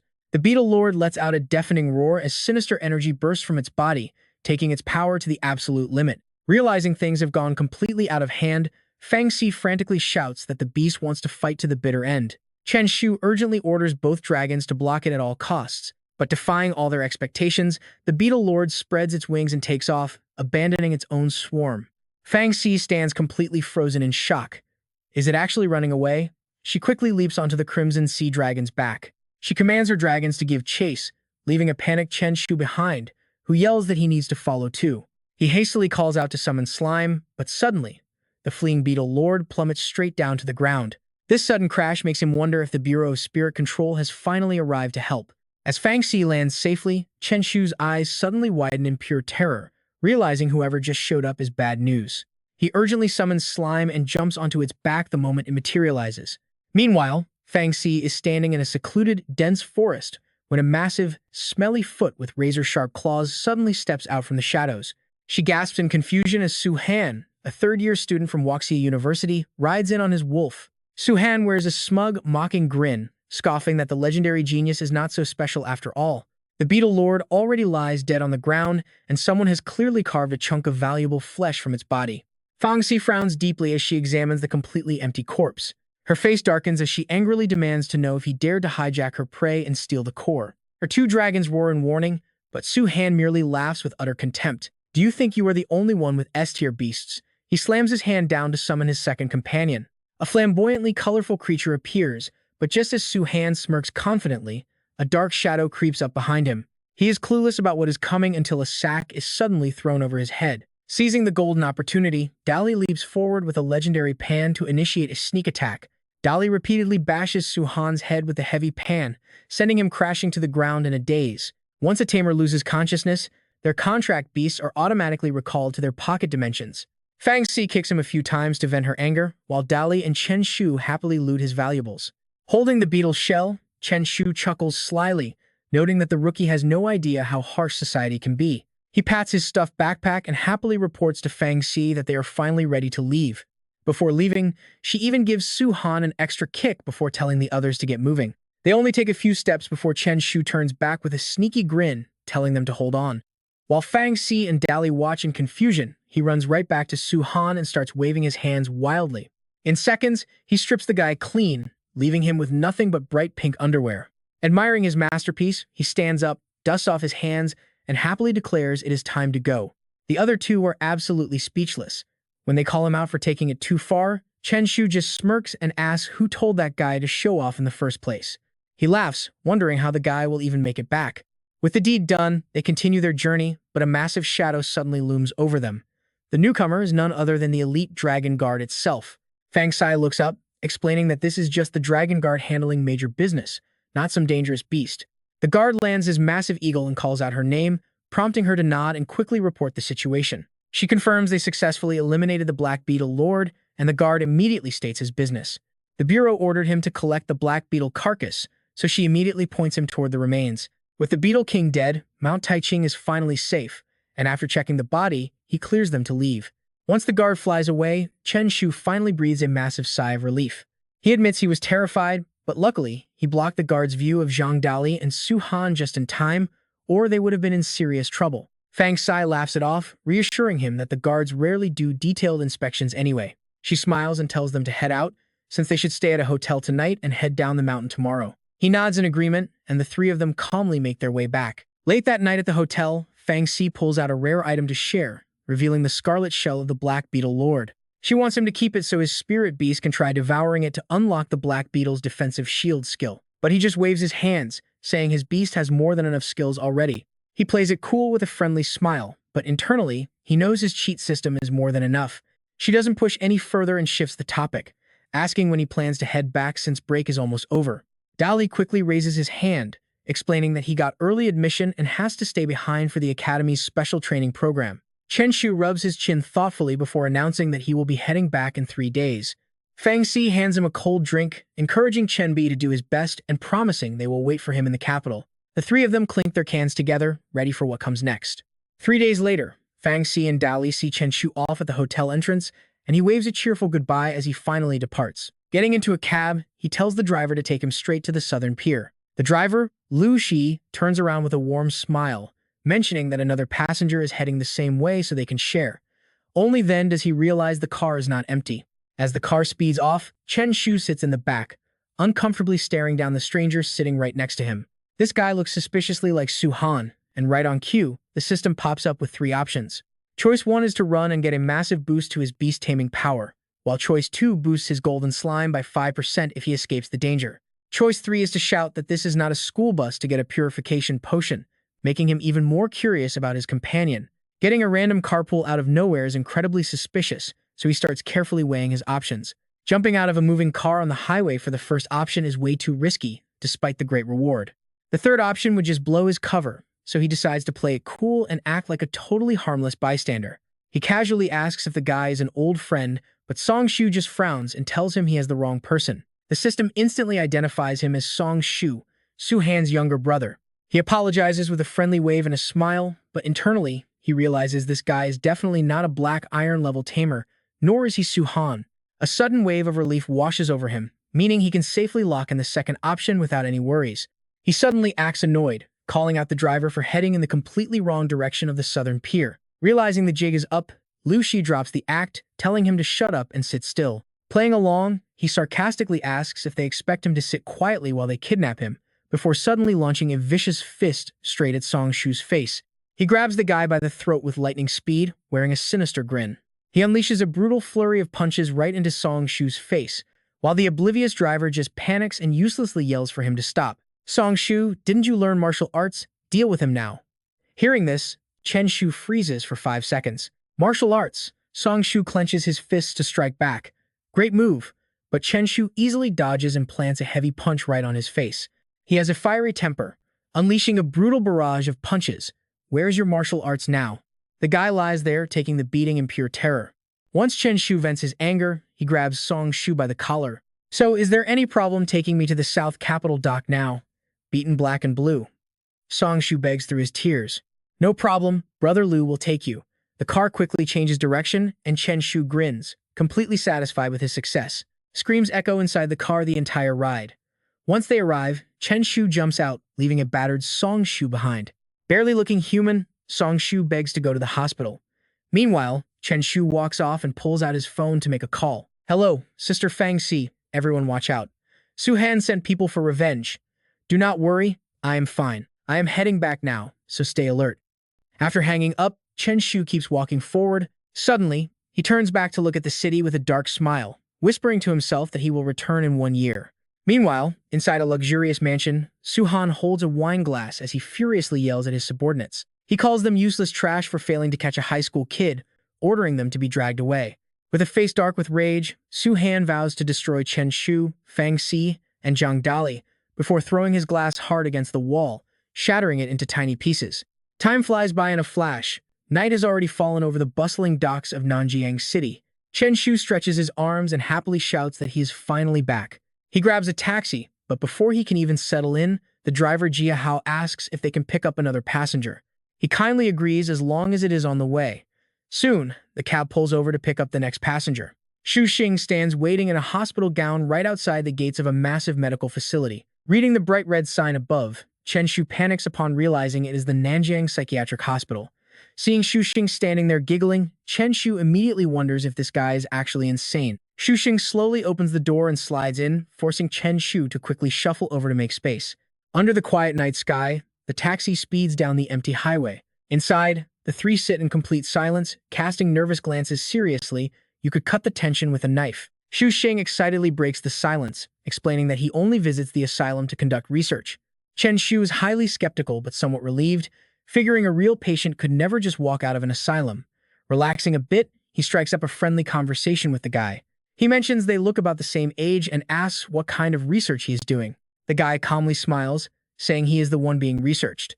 Chen Shu completely freezes, before instantly grabbing the door handle and screaming for help. He begs the driver to let him out, when suddenly, two arms wrap tightly around his waist. Xu Xing frantically explains he is just a student working a part-time holiday job, pinning Chen Shu helpless against the car window. A part-time job as a mental patient, Chen Shu does not buy it at all and demands to get out. The guy clings to his waist like superglue, refusing to let go while insisting he is just a student trying to earn some cash. Chen Shu is not listening to any of it, screaming for the driver to save him from this lunatic. Despite the desperate cries for help, Jia Hao has a living to make and decides to completely ignore the chaos. After a wild struggle, the taxi finally pulls over safely. Chen Shu immediately grabs Xu Xing by his hair. He snaps that they have arrived and demands to be let go, and Xu Xing immediately releases him with a smile. The strange passenger happily introduces himself as Xu Xing, suggesting they get to know each other, but a highly annoyed Chen Shu snaps back that he never wants to see him again. Xu Xing watches him walk away, a highly amused smirk playing on his lips as he whispers to himself. He promises they will definitely cross paths again, while the bright night moon casts a glow over the quiet city streets. Back home, Chen Shu collapses onto his bed, finally feeling safe and ready to get some well-deserved rest. His phone suddenly buzzes with an incoming call from Su Nan. Sighing with exhaustion, he answers to hear Su Nan asking if he is back yet. Su Nan asks if he is free tomorrow for a special mission, prompting Chen Shu to ask what kind of job it is. Su Nan explains it involves catching a corrupt official in Nanjiang, but Chen Shu immediately declines, suggesting he contact the Spirit Bureau instead. Undeterred, Sunan mentions a reward of 500,000, which instantly makes Chen Shu pull a complete turnaround. Chen Shu declares he absolutely hates criminals and simply has to help, leaving Sunan completely speechless by his sudden change of heart. Flipping his attitude instantly, he tells Sunan to meet him at the pork stall at 6 a.m. sharp tomorrow. He grins from ear to ear. All right, see you tomorrow. Hanging up, he eagerly thinks about finally making some cash again. The next morning, Chen Shu and Tunan arrive at the meeting point. Looking around warily, Chen Shu seriously asks if he brought the goods. Tunan smacks him with a book asking what game he is playing and telling him to hurry up and check the mission. Rubbing his sore head in annoyance, Chen Shu takes the files and reads them carefully. It is a mission to catch a corrupt official from Nanjiang. Spotting something interesting, his gaze suddenly turns sharp. Can this guy really use a contract spirit ability? Is he a Beast Tamer too? Tunan asks, leaning in close to wonder if Chen Shu cannot handle it. Chen Shu frowns. It is not that, but Tunan is already losing patience with his hesitation. He directly states his real demand: they need more money. The two stare at each other in total silence. Finally, Tunan claps his hands to seal the deal. A while later, they arrive in the quiet and beautiful northern part of the city. Chen Shu points out the window as they drive, asking if they were supposed to head to the western slums. Tunan crosses his arms, explaining that his insider source confirmed the targets are actually in the north. Chen Shu nods, finally understanding. He then asks Old Ji why he suddenly took on extra missions. Asking if he is short on cash, Tunan looks outside thoughtfully and mentions needing some school pocket money. Chen Shu leans in and pats his shoulder, teasingly saying how hard it is to earn pocket money for his son. Tunan glares and tells him to scram. Soon, their taxi pulls up and stops right in front of a massive high-rise building. Walking a few steps, Chen Shu senses something is off, asking Tunan if he is absolutely sure about this place. Looking around doubtfully, Chen Shu feels that even if they left the slums, this luxury building is way too fancy. Seeing Chen Shu's doubt, Tunan confidently stands by his source's intel. Telling Chen Shu he can doubt his combat power but never his scouting skills, Tunan gets urged to just get moving. With a simple nod, the two walk straight up to the entrance of the building. Spotting strangers, the security guard immediately blocks them, shouting that non-residents are strictly forbidden from entering. Chen Shu quickly fabricates a story, claiming he is a resident in Building 1, Apartment 2, who forgot his access card. The guard hears the obvious lie and gets furious, asking him what kind of game he is trying to play. Revealing there is no Building 1 here, the guard kicks them out, leaving the two standing in awkward silence. Blocked from entering, Tunan panics and demands Chen Shu pay for the taxi if they fail the mission. Chen Shu tells him to calm down, assuring him that they will definitely find a way in. Suddenly, someone walking out of the building catches his eye. Seeing their ticket inside, his mood instantly brightens up. He waves over his quirky acquaintance, Xu Xing, who immediately spots Chen Shu and enthusiastically calls out to him. Xu Xing asks if Chen Shu is walking his aging father, joking that physical exercise prevents dementia in old folks. The casual remark from a total stranger instantly rubs Tunan the wrong way. Holding back his furious partner, Chen Shu repeatedly whispers the target name to keep him focused on the mission. Reminded of the cash, Tunan quickly forces a friendly smile, allowing Chen Shu to breathe a sigh of relief. Chen Shu points to the high-rise, asking if he lives there, but Xu Xing explains his relatives actually own a place. Hearing this, Tunan and Chen Shu lock eyes as a dramatic, saintly glow practically radiates behind them. The two burst into a fit of creepy, synchronized laughter. 10 minutes later, Xu Xing successfully gets them inside the building. Walking up, Xu Xing asks with suspicion if they are actually there to catch a criminal. Chen Shu proudly beats his chest, declaring that fighting evil and upholding justice is their ultimate duty. Once Xu Xing is fully convinced, Chen Shu quickly whispers to Old She, asking which way they should go. Tunan confidently points ahead. Moments later, the three of them are huddled in a hallway, pressing their ears against a door. Tunan gestures for Chen Shu to trick the target into opening up, and he quickly agrees. Knocking on the door, Chen Shu loudly claims he is with maintenance and needs them to open up to check the water meter. A sudden, massive crash inside startles the trio. Chen Shu rubs his chin, wondering if they have been exposed. Suspecting they have been made, he immediately summons his slime to burst into action. The slime immediately activates its ramming skill, slamming right through the door and blowing it wide open. As Chen Shu prepares to charge in, Tunan quickly grabs his shoulder, telling him to hold back. Sunan summons a tiny, adorable pink butterfly right from his hand. Staring at its microscopic size, Chen Shu can only wonder if this pint-sized bug is actually capable of investigating anything. Flashing a sweet smile, Sunan gives a confident thumbs up. Naturally, Chen Shu loses his mind, immediately lunging forward to grab Sunan by the collar for some aggressive questioning. Why did you not bring this out earlier? Chen Shu snaps. Sunan shrugs, claiming Chen Shu was simply too fast. "Hold on, stop fighting." Sunan yells as the butterfly tracks the scent. He points out the window, confirming their target already made a run for it. Hearing that, Chen Shu immediately bolts, screaming at his two sluggish companions to stop staring and move their legs. But Shu Xing quickly stops him, pointing out that running on foot is way too slow. He suggests they hitch a ride on his beast instead. With a dramatic raise of his hands, Shu Xing summons a massive thunderbird, leaving Chen Shu staring in dead silence as he processes this. An A-class thunderbird, Chen Shu wonders. Since when did this world have so many geniuses? Even this complete weirdo has an A-grade beast. Seeing his friends standing in a daze, Shu Xing yells for Chen Shu to get on. Meanwhile, down below, a completely naked man suddenly bolts out of the building. The infamous corrupt Nanjiang official, Jiang Zhao, desperately tries to hail a cab. He mutters to himself about how lucky he was to escape just in time. Suddenly, the crook spots something massive hovering in the sky. To buy some time, Chen Shu lets out a deafening shout to grab his attention. Calling out the corrupt official, Chen Shu leaves the naked fugitive utterly stunned by this unexpected arrival. Wondering why they are not from the Spirit Guard Bureau, Jiang Zhao quickly regains his composure, demanding to know what brat dares block his escape route. Seeing that his distraction worked, Chen Shu immediately orders Shu Xing to attack, telling him to let his legendary beast loose on the target. But despite the high expectations, Shu Xing can only offer a helpless shrug, confessing that his Thunderbird actually has zero combat power. Chen Shu is left utterly dumbfounded by this revelation. He questions how an A-grade beast can possibly have absolutely zero combat capability. Shu Xing sadly explains that his beast mutated, meaning its only actual skill is a speed boost meant purely for running away. Just as Chen Shu spirals into absolute despair, Sunan chimes in to deliver yet another crushing blow to his hopes. His butterfly is purely for tracking. Letting out a heavy, exhausted sigh, Chen Shu realizes he has to do all the heavy lifting himself. Reaching behind his back, he pulls out his trusty heirloom weapon before instructing Shu Xing to fly the bird a bit lower to the ground. Once they are low enough, Chen Shu leaps to his feet and raises a giant sack. Without a single trace of hesitation, he dives straight toward the fleeing target. Hurtling through the air, he calls out his trusty companion, ordering his slime to launch. This bizarre dive bomb leaves Jiang Zhao and his shadow rat completely dumbfounded.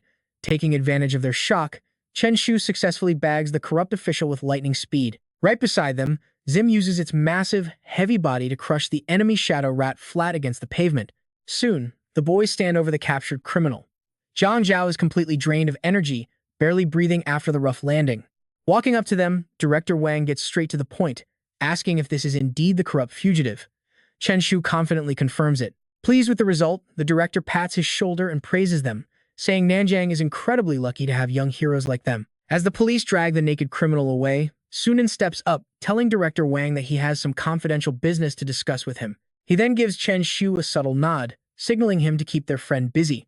Getting the message, Chen Shu quickly nods back. Spinning around, Chen Shu instantly shifts the subject, asking Shu Xing what he wants for dinner, which completely catches the boy off guard.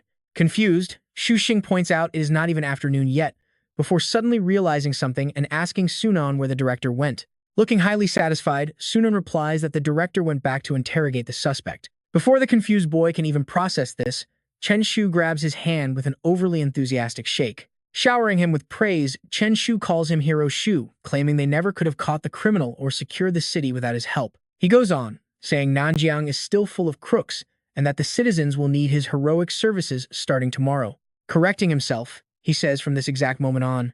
He tells the hero to patrol his territory, calling it his true calling. Sunan chimed in, telling him that justice lies right beneath his feet. Chen Shu then starts physically pushing the confused boy away. The tag team act quickly triggers Shu Xing's suspicion. Realizing something is off with these two, he loudly calls them out on their obvious scam.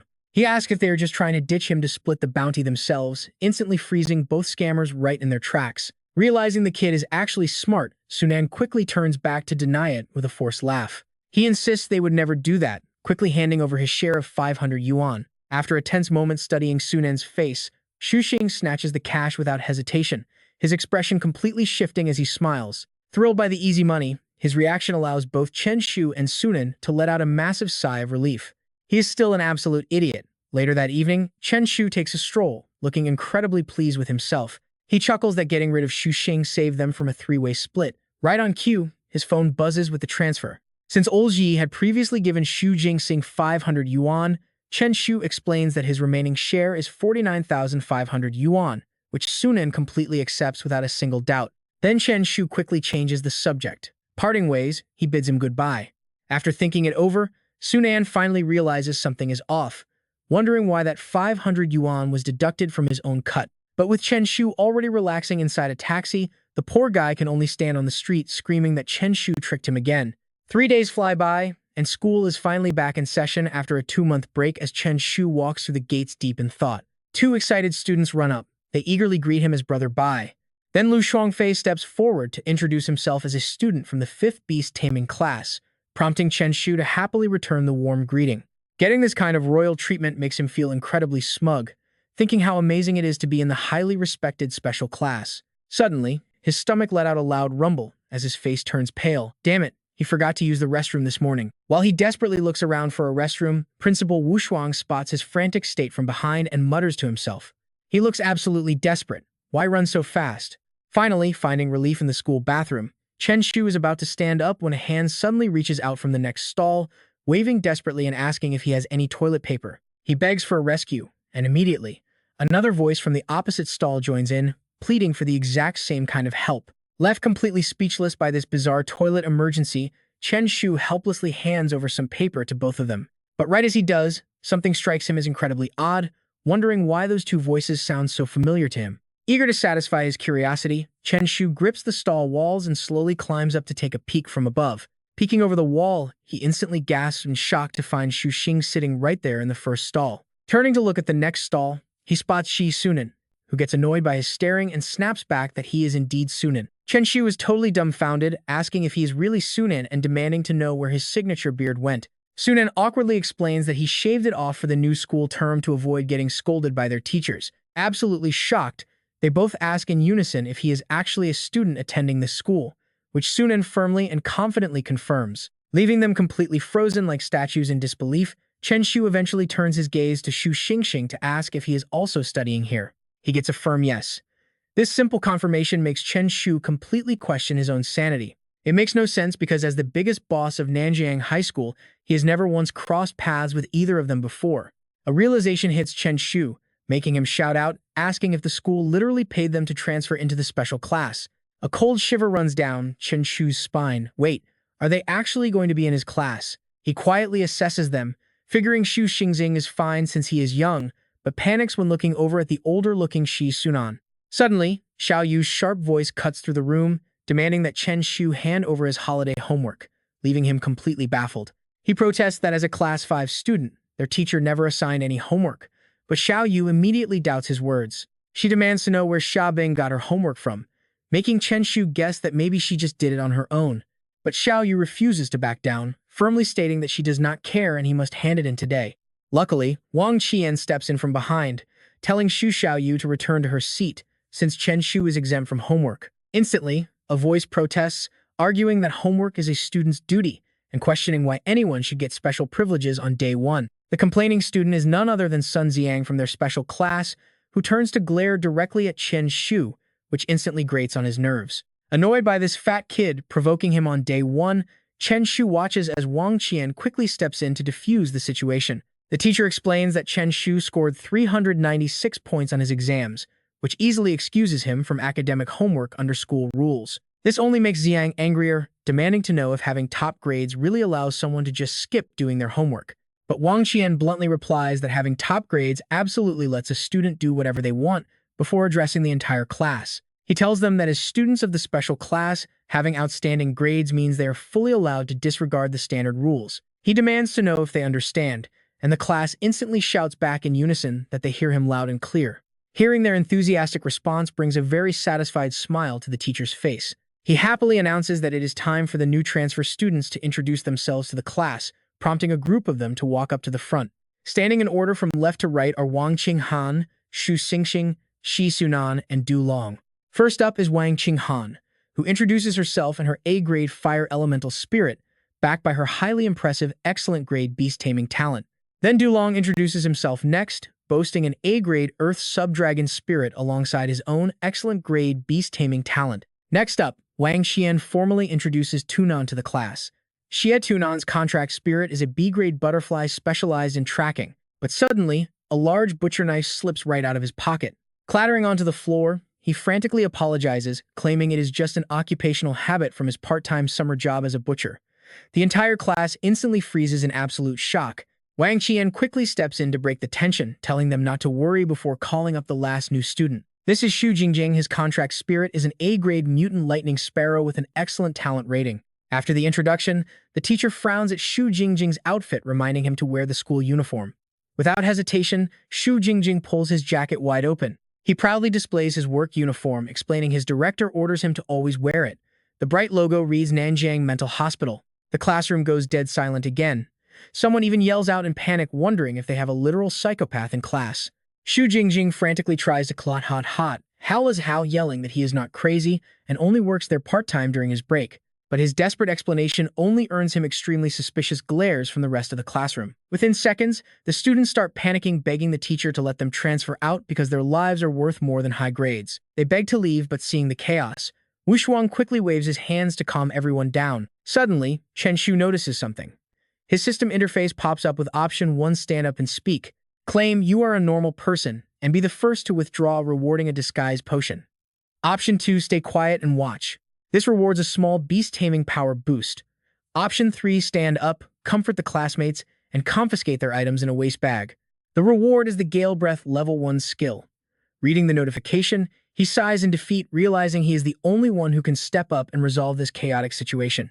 With a sigh, Chen Shu stands up to testify for them. He tells everyone not to panic, proving his classmates were only working part-time jobs instead of being dangerous thugs. He then swiftly snatches the butcher knife from Xie Tunan's hand and stuffs Xu Jingjing's hospital jacket right into his bag. Just like that, his Gale Breath level 1 skill activates. Chen Shu calmly commands his 2 classmates to head back to their seats. The class finally lets out a collective sigh of relief. But suddenly, Ziyang speaks up, warning everyone that they are all in on it. He claims he saw them in the restroom, climbing over the stalls to peep. Hearing this, the 3 immediately freeze up in absolute guilt. Losing his patience, Wang Qian barks out, telling them to go back to their seats immediately. He slams his hand hard against the desk, loudly ordering everyone to stop causing trouble right now. He commands them to settle down, stop making a scene on day 1, and listen to the schedule for the opening ceremony. Hearing his sharp tone, the students immediately sit up straight. He then strictly outlines the schedule, starting with the opening ceremony, followed by free study time. On top of that, he has 2 more important announcements to share. Wang Qian raises his phone high. First, the elite class is required to board at school and their room assignments have already been sent out. He tells them to check their screens before announcing the second news tomorrow is a beast taming battle to determine their rankings. They need to prepare well before heading to the ceremony. Checking his own phone, Chen Shu sees his assignment is room 302. Tunan and Xu Jingjing also excitedly share their room numbers with each other. While the official opening ceremony takes place outside, the boys relax in their dorm. Lying comfortably on his bed, Xu Jingjing suddenly raises a question. He wonders if skipping the entire opening ceremony might get them caught. Chen Shu confidently reassures him, telling him not to worry since no one will notice. A second later, he asks if they want to play some video games.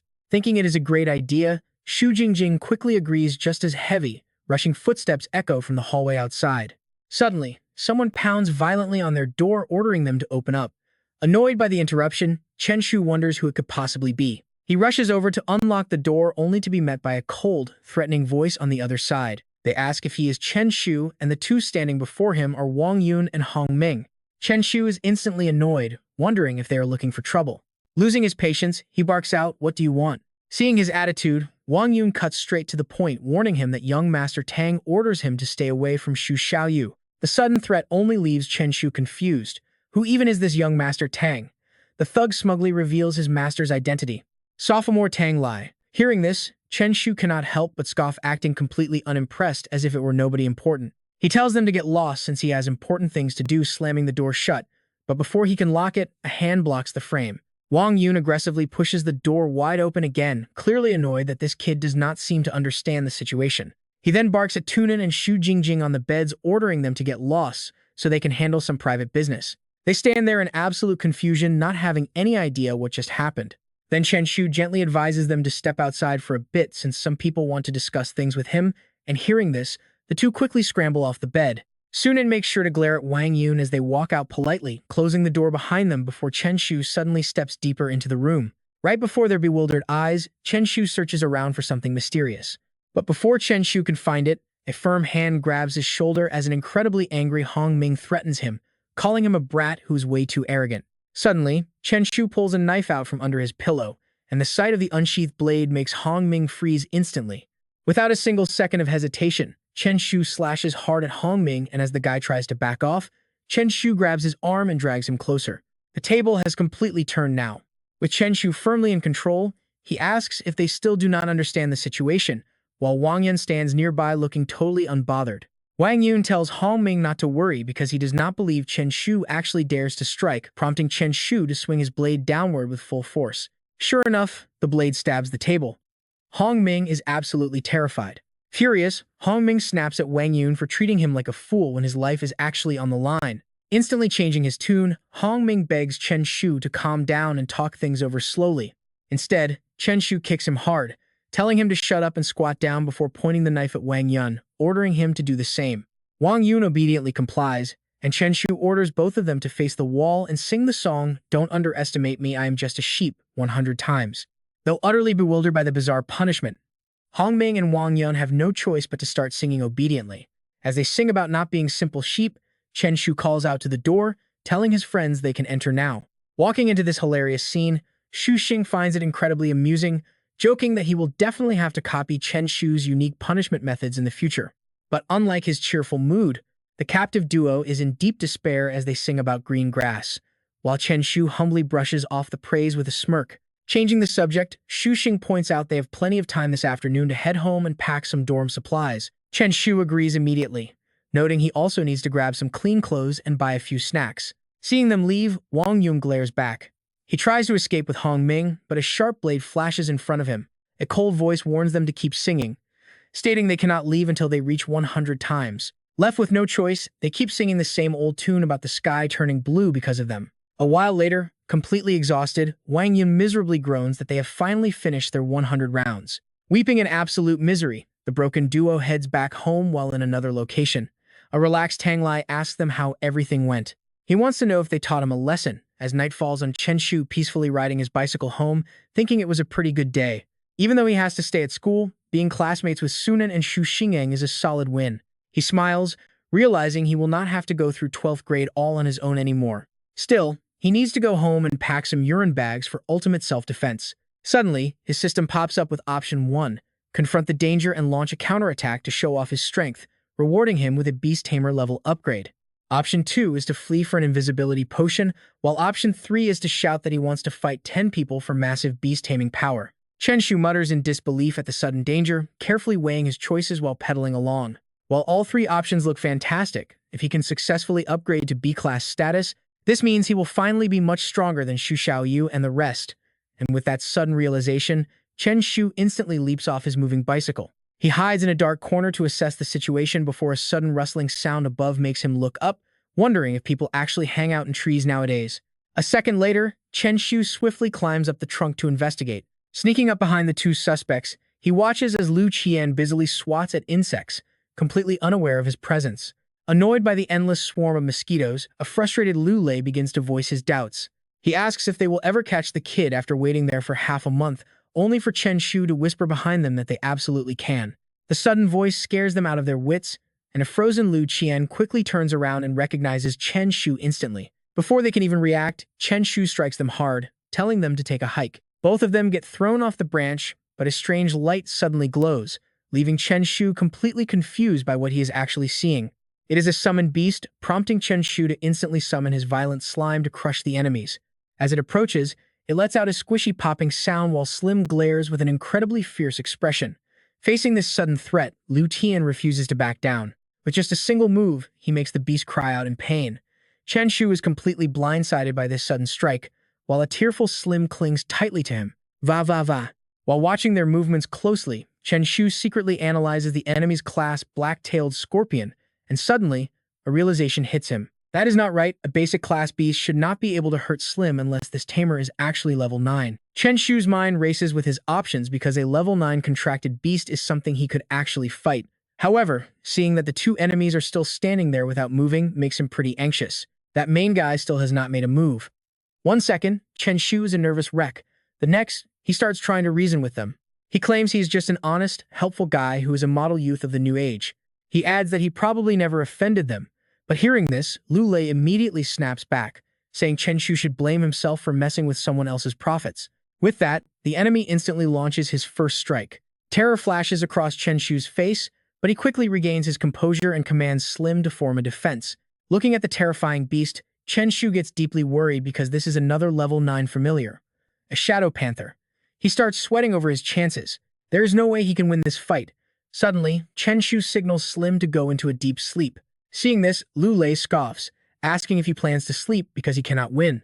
Seeing how reckless his partner is, Lu Tian quickly warns him to be careful because this student's bounty is worth 5 million yuan, so they absolutely cannot kill him. Lu Lei says not to worry, since he will just leave him half dead anyway. But the moment the panther's claws scratch Slim's protective bubble, its paws end up completely covered in blood.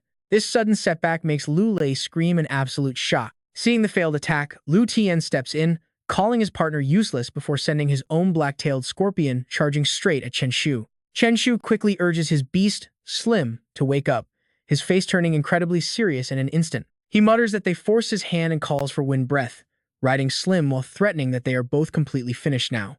This display makes Lu Tian panic, shouting for his partner to watch out for a massive ultimate move. Suddenly, Slim shoots up into the air with Chen Shu, leaving both enemies completely stunned. He casually raises his phone and tells them to smile for the camera, and surprisingly, they both look up.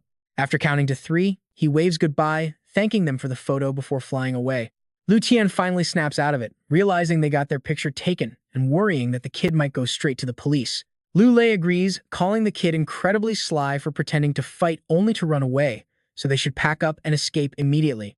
Meanwhile, on a busy street somewhere, heavy footsteps echo as a completely exhausted Chen Shu finally catches his breath, glad to have escaped with his life. He quickly makes a phone call, telling Uncle Wang that someone is trying to assassinate him. He adds that he is sending a photo to help identify them. A bit later, while Chen Shu is deeply lost in thought, his phone suddenly buzzes with an incoming call from Wang Qian. He is honestly quite surprised by how quickly the chief called back. He eagerly asks if they found anything yet. On the other end, Wang Qian reassures him that the suspects have been identified as wanted fugitives from the Zhenling Bureau who went off the grid until resurfacing right here in Nanjiang City. He tells him not to worry because they will handle the investigation, so Chen Shu should just sit tight and wait for updates. Hearing that, Chen Shu finally breathes a sigh of relief, but as he hangs up, he calculates that waiting for the police might actually take way too long. So he decides that heading back to school is his safest bet. Feeling a bit more relaxed, he hails a taxi, reflecting on what a wildly dramatic day it has been. Time passes quickly, and soon it is the middle of the night. While the entire dorm room is completely silent, Chen Shu lies awake, wondering why anyone would pay a fortune to have him killed. He tries to think, and although he has made plenty of enemies, paying 5 million yuan to take his life is absolutely insane. Whose wallet did he actually hurt? Wait, profits. As soon as that thought crosses his mind, a name pops up. Could it be the Strength Potion Company? The more he thinks about it, the more sense it makes. His massive price cutting on the strength potions in the black market definitely ruined their business. Those pharmaceutical companies can easily afford a 5 million yuan bounty just to put an end to him. But since he still is not entirely sure, he realizes he needs to go ask Uncle Zhou for some advice. While he is lost in these heavy thoughts, Sunan and Xu Jing suddenly walk in with bright, cheerful smiles. However, taking a closer look at his roommates, Chen Shu immediately loses all joy and asks if they seriously have to wear mental asylum uniforms as pajamas. His disgusted expression does absolutely nothing to ruin Xu Jing's excitement as he claims the pajamas are incredibly comfortable. Before he could even finish explaining the style, Chen Shu cut him off with a cold glare. Get lost. He barked, looking like he would rather die than submit. Even if he froze to death or had to walk around naked, there was no way he would wear this junk. Sunan just flashed a sweet, pageant-ready smile and asked if he was absolutely sure he did not want to try it. Just like that, Chen Shu's fierce resolve instantly melted away, and 5 minutes later, the guy throwing a massive fit was suddenly the happiest person in the room. He had to admit the outfit was incredibly cozy, and after a peaceful night, early the next morning, everyone gathered at the Beast Taming Arena. Master Wushuang kicked off the session with a serious look, asking if everyone was ready for the class Beast Taming matches today. The entire class shouted back in unison that they were ready, but suddenly, Wushuang noticed something was off. 3 students were missing, specifically Chen Shu, Shi Sunan, and Xu Xingying, and judging by the teacher's darkening expression, someone was about to have a very bad day. Telling the class to wait for the latecomers, he headed out. Meanwhile, room 302 was dead silent. Chen Shu and his friends were sleeping so deeply they were completely dead to the world, when suddenly, an uninvited guest slipped into their room. The massive snake Nana coiled right on top of Chen Shu, who just muttered for Shu Jingxing to stop messing around. But right after mumbling that, he instantly realized something was off. This cold, scaly sensation did not feel right at all. A second later, Chen Shu let out a terrified shriek that echoed through the walls as he realized there was a snake, while the room's temperature plummeted below freezing. A heavy sense of dread washed over them as they realized they were absolutely doomed this time around. Master Wushuang stood over them with an incredibly dark expression, demanding to know how long they planned to sleep, and even back at the arena, Chen Shu was still completely salty about it. That Mr. Li is way too sneaky, using a terrifying snake to scare them awake like that. Shu Xing shrug prevailed, pointing out that they were the ones who overslept anyway, before telling him to stop whining and start prepping for the match that was about to begin. Apparently, all their future cultivation resources would be handed out based strictly on these rankings. This news instantly fired Chen Shu up. If their future depended on these rankings, then he would actually have to try this time. Right then, the announcement rang out. The very first match pitted Chen Shu against Sun Ziyang. Chen Shu was surprised but incredibly hyped to go first, casually getting up from his seat and walking toward the stage with absolute confidence. Seeing his opponent made him pause in surprise of all people. It was this guy, and he immediately flashed his signature, mocking grin. Calling him chubby, he teased him about his name, which instantly ticked Ziyang off, who snapped at him to cut the talk and start the fight. Without hesitating, Ziyang summoned his beast right away, and even Chen Shu had to admit he was pretty impressed as his eyes gleamed with appreciation. Seeing a B-tier Golden Claw beast proved the chubby guy had some real skill, prompting Chen Shu to finally drop his playful act. Unfortunately for Ziyang, his luck had run out today, and with a flash, Chen Shu summoned Slim onto the field. Before the crowd could even blink, the Golden Claw beast lunged forward, but Slim was definitely not a soft target to be pushed around. The beast was blocked before it could even land a scratch, a flawless defense that left Chen Shu looking highly satisfied. Announcing that it was his turn, he ordered Slim to use its ramming skill, and the creature immediately seized the chance to launch a fierce counterattack. The blow was so lightning fast and heavy that the Golden Claw beast stood absolutely no chance of dodging. A single hit decided the entire match, and though Ziyang fumed with rage, he was helpless as the speaker announced Chen Shu as the winner. The next match featured Shu Xingeng against Hong Ming, and since Chen Shu had already secured his win, he casually cheered his friend on. That relaxed attitude gave Shu Xing a boost of confidence, and as soon as both competitors stepped up, they summoned their respective beasts. Watching closely, Xiao Yu noted that a land-based beast fighting a flying type had a massive natural disadvantage, meaning Hong Ming was likely doomed. But Chen Shu saw things differently. Even though Shu Xingzing wielded an A-grade beast, it had zero offensive capabilities, leaving everyone wondering how he could possibly win as the Thunderbird launched its very first attack. A clever idea instantly crossed Chen Shu's mind as he analyzed the Thunderbird's incoming strike. He realized Zhu Xingzing's plan, confident his friend was aiming for a distraction tactic to throw the opponent completely off balance. As the intense battle raged on, Chen Shu kept analyzing, wondering if Savage Wang was planning to tank the hits first before unleashing an all-out assault. The atmosphere on the field was incredibly tense. Right then, the Thunderbird pulled an incredibly smug face and let out a mocking chirp. This smug behavior drove Savage Wang absolutely wild with rage, and sure enough, the furious beast lost its temper and lunged forward to shred the cheeky bird to pieces. This sudden twist left the entire crowd completely speechless, with people wondering what kind of crazy move they were even looking at. Luckily, Hong Ming quickly caught onto the bird's scheme, realizing it was trying to trick Savage Wang into falling off the arena platform. He screamed a desperate order to halt the chase, but Shu Xing just flashed a smug, knowing smirk that was pure mockery. Did he really think he could just stand there and play dead? He launches his next attack without a single second of hesitation. Thunderbird. Hearing its master command, the creature immediately swoops down and grabs the raging ape by the head. There is absolutely no way the raging ape can hold back now. Looking at its furious face, Hong Ming knows his beast is about to go completely wild. This is bad. The raging ape is so pissed that if it doesn't tear down that Thunderbird, it might as well quit being an ape. It completely ignores Hong Ming screaming at it to stop. Just as the raging ape is about to grab the Thunderbird, the bird suddenly swerves away. Exactly as planned, the raging ape tumbles right out of the arena in the most embarrassing way possible. Nobody expected the battle to end like this. With Shu Xing winning, the entire crowd is left staring in utter disbelief. How could anyone even win like that? Hong Ming obviously refuses to accept this, screaming that his opponent played dirty. Shu Xing just smirks back, saying all is fair in war. Chen Shu is right there to welcome him back with a massive, cheeky grin. Well done, brother. You really have some serious guts. Shu Xing gloats, completely pleased with himself. While the trio is still celebrating, the speaker blares with the next match announcement, Shi Sunan versus Wang Yun. Before they can even process the news, someone walks right up to them. It is Wang Yun, looking smugly confident that he will finally get his sweet revenge. Seeing that smug face makes Chen Shu pretty anxious. Unlike Xu Xing, Shi Sunan only has an investigation-type beast, which is completely useless in actual combat.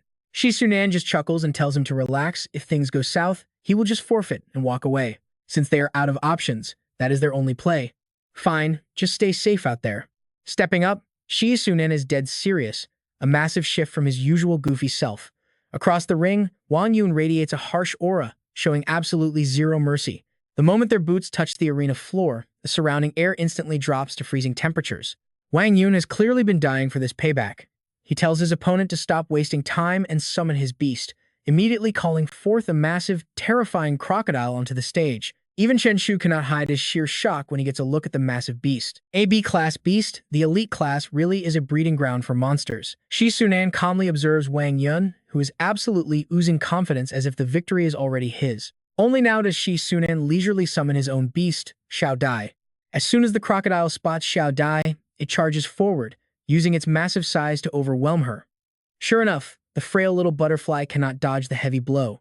The brutal hit sends shockwaves through Chen Shu and Xu Xing. Chen Shu frantically yells for Shi Sunan to just forfeit the match right now. Before he can even finish his sentence, mocking whispers start spreading through the crowd about how pathetic he is. They wonder what the Academy was thinking, letting such a loser into the elite class.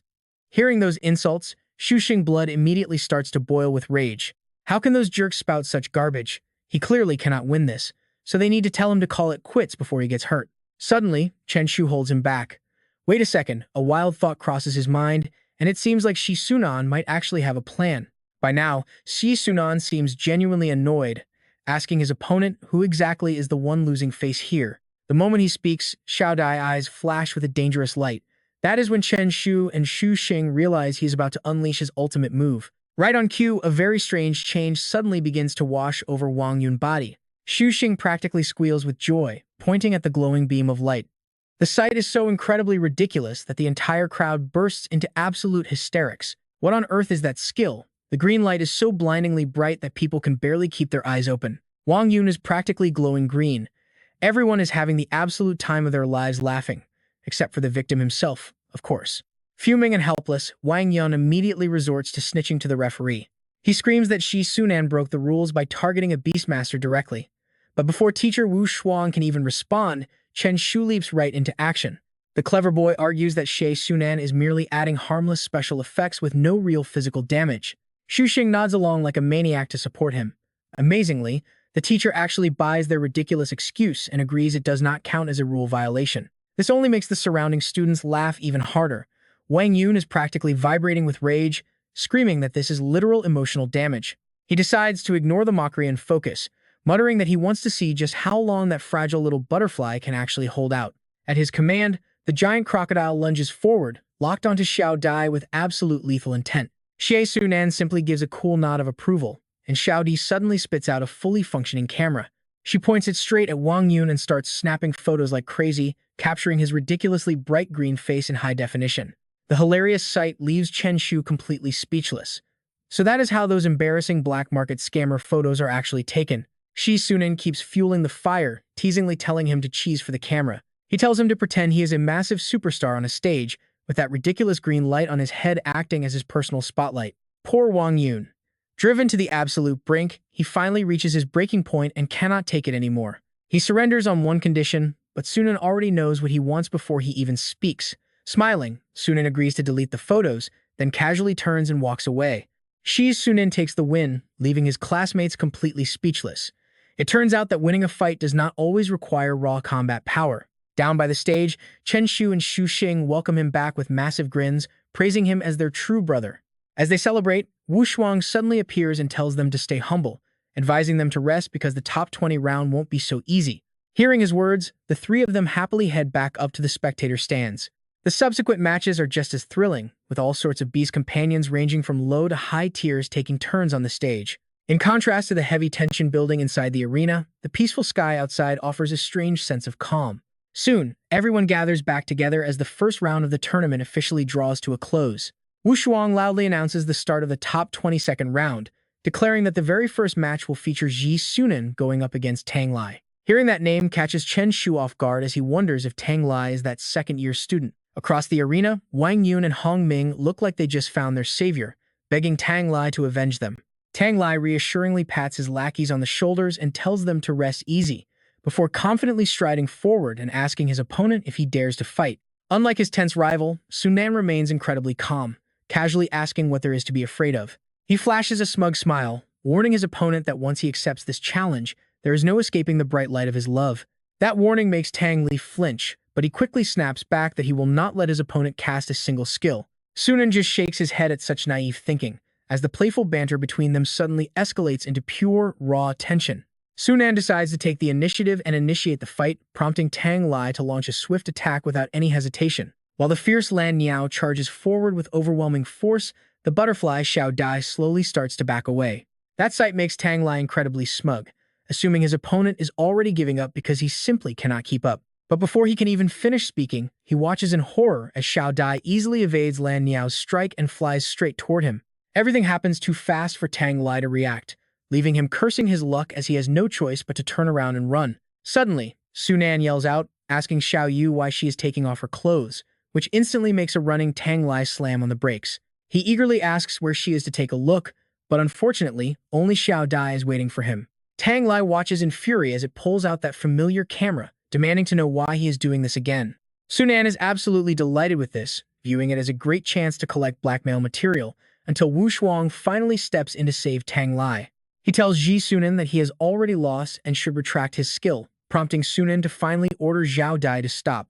The green light fades away as Tang Lai fumes with anger, though the defeated Sunan does not seem to care about losing at all. He casually admits he never cared about winning and just wanted to have some fun, leaving Tang Lai wanting to beat him to a pulp. But no matter how annoyed Tang Lai gets, it does nothing to ruin the lively atmosphere of the arena. The next match is Chen Shu versus Yang Xiu, and you just know he leaps to his feet the second his name is called. Xu Xing and Sunan beside him are even more fired up, cheering him on to go out there and claim the top spot.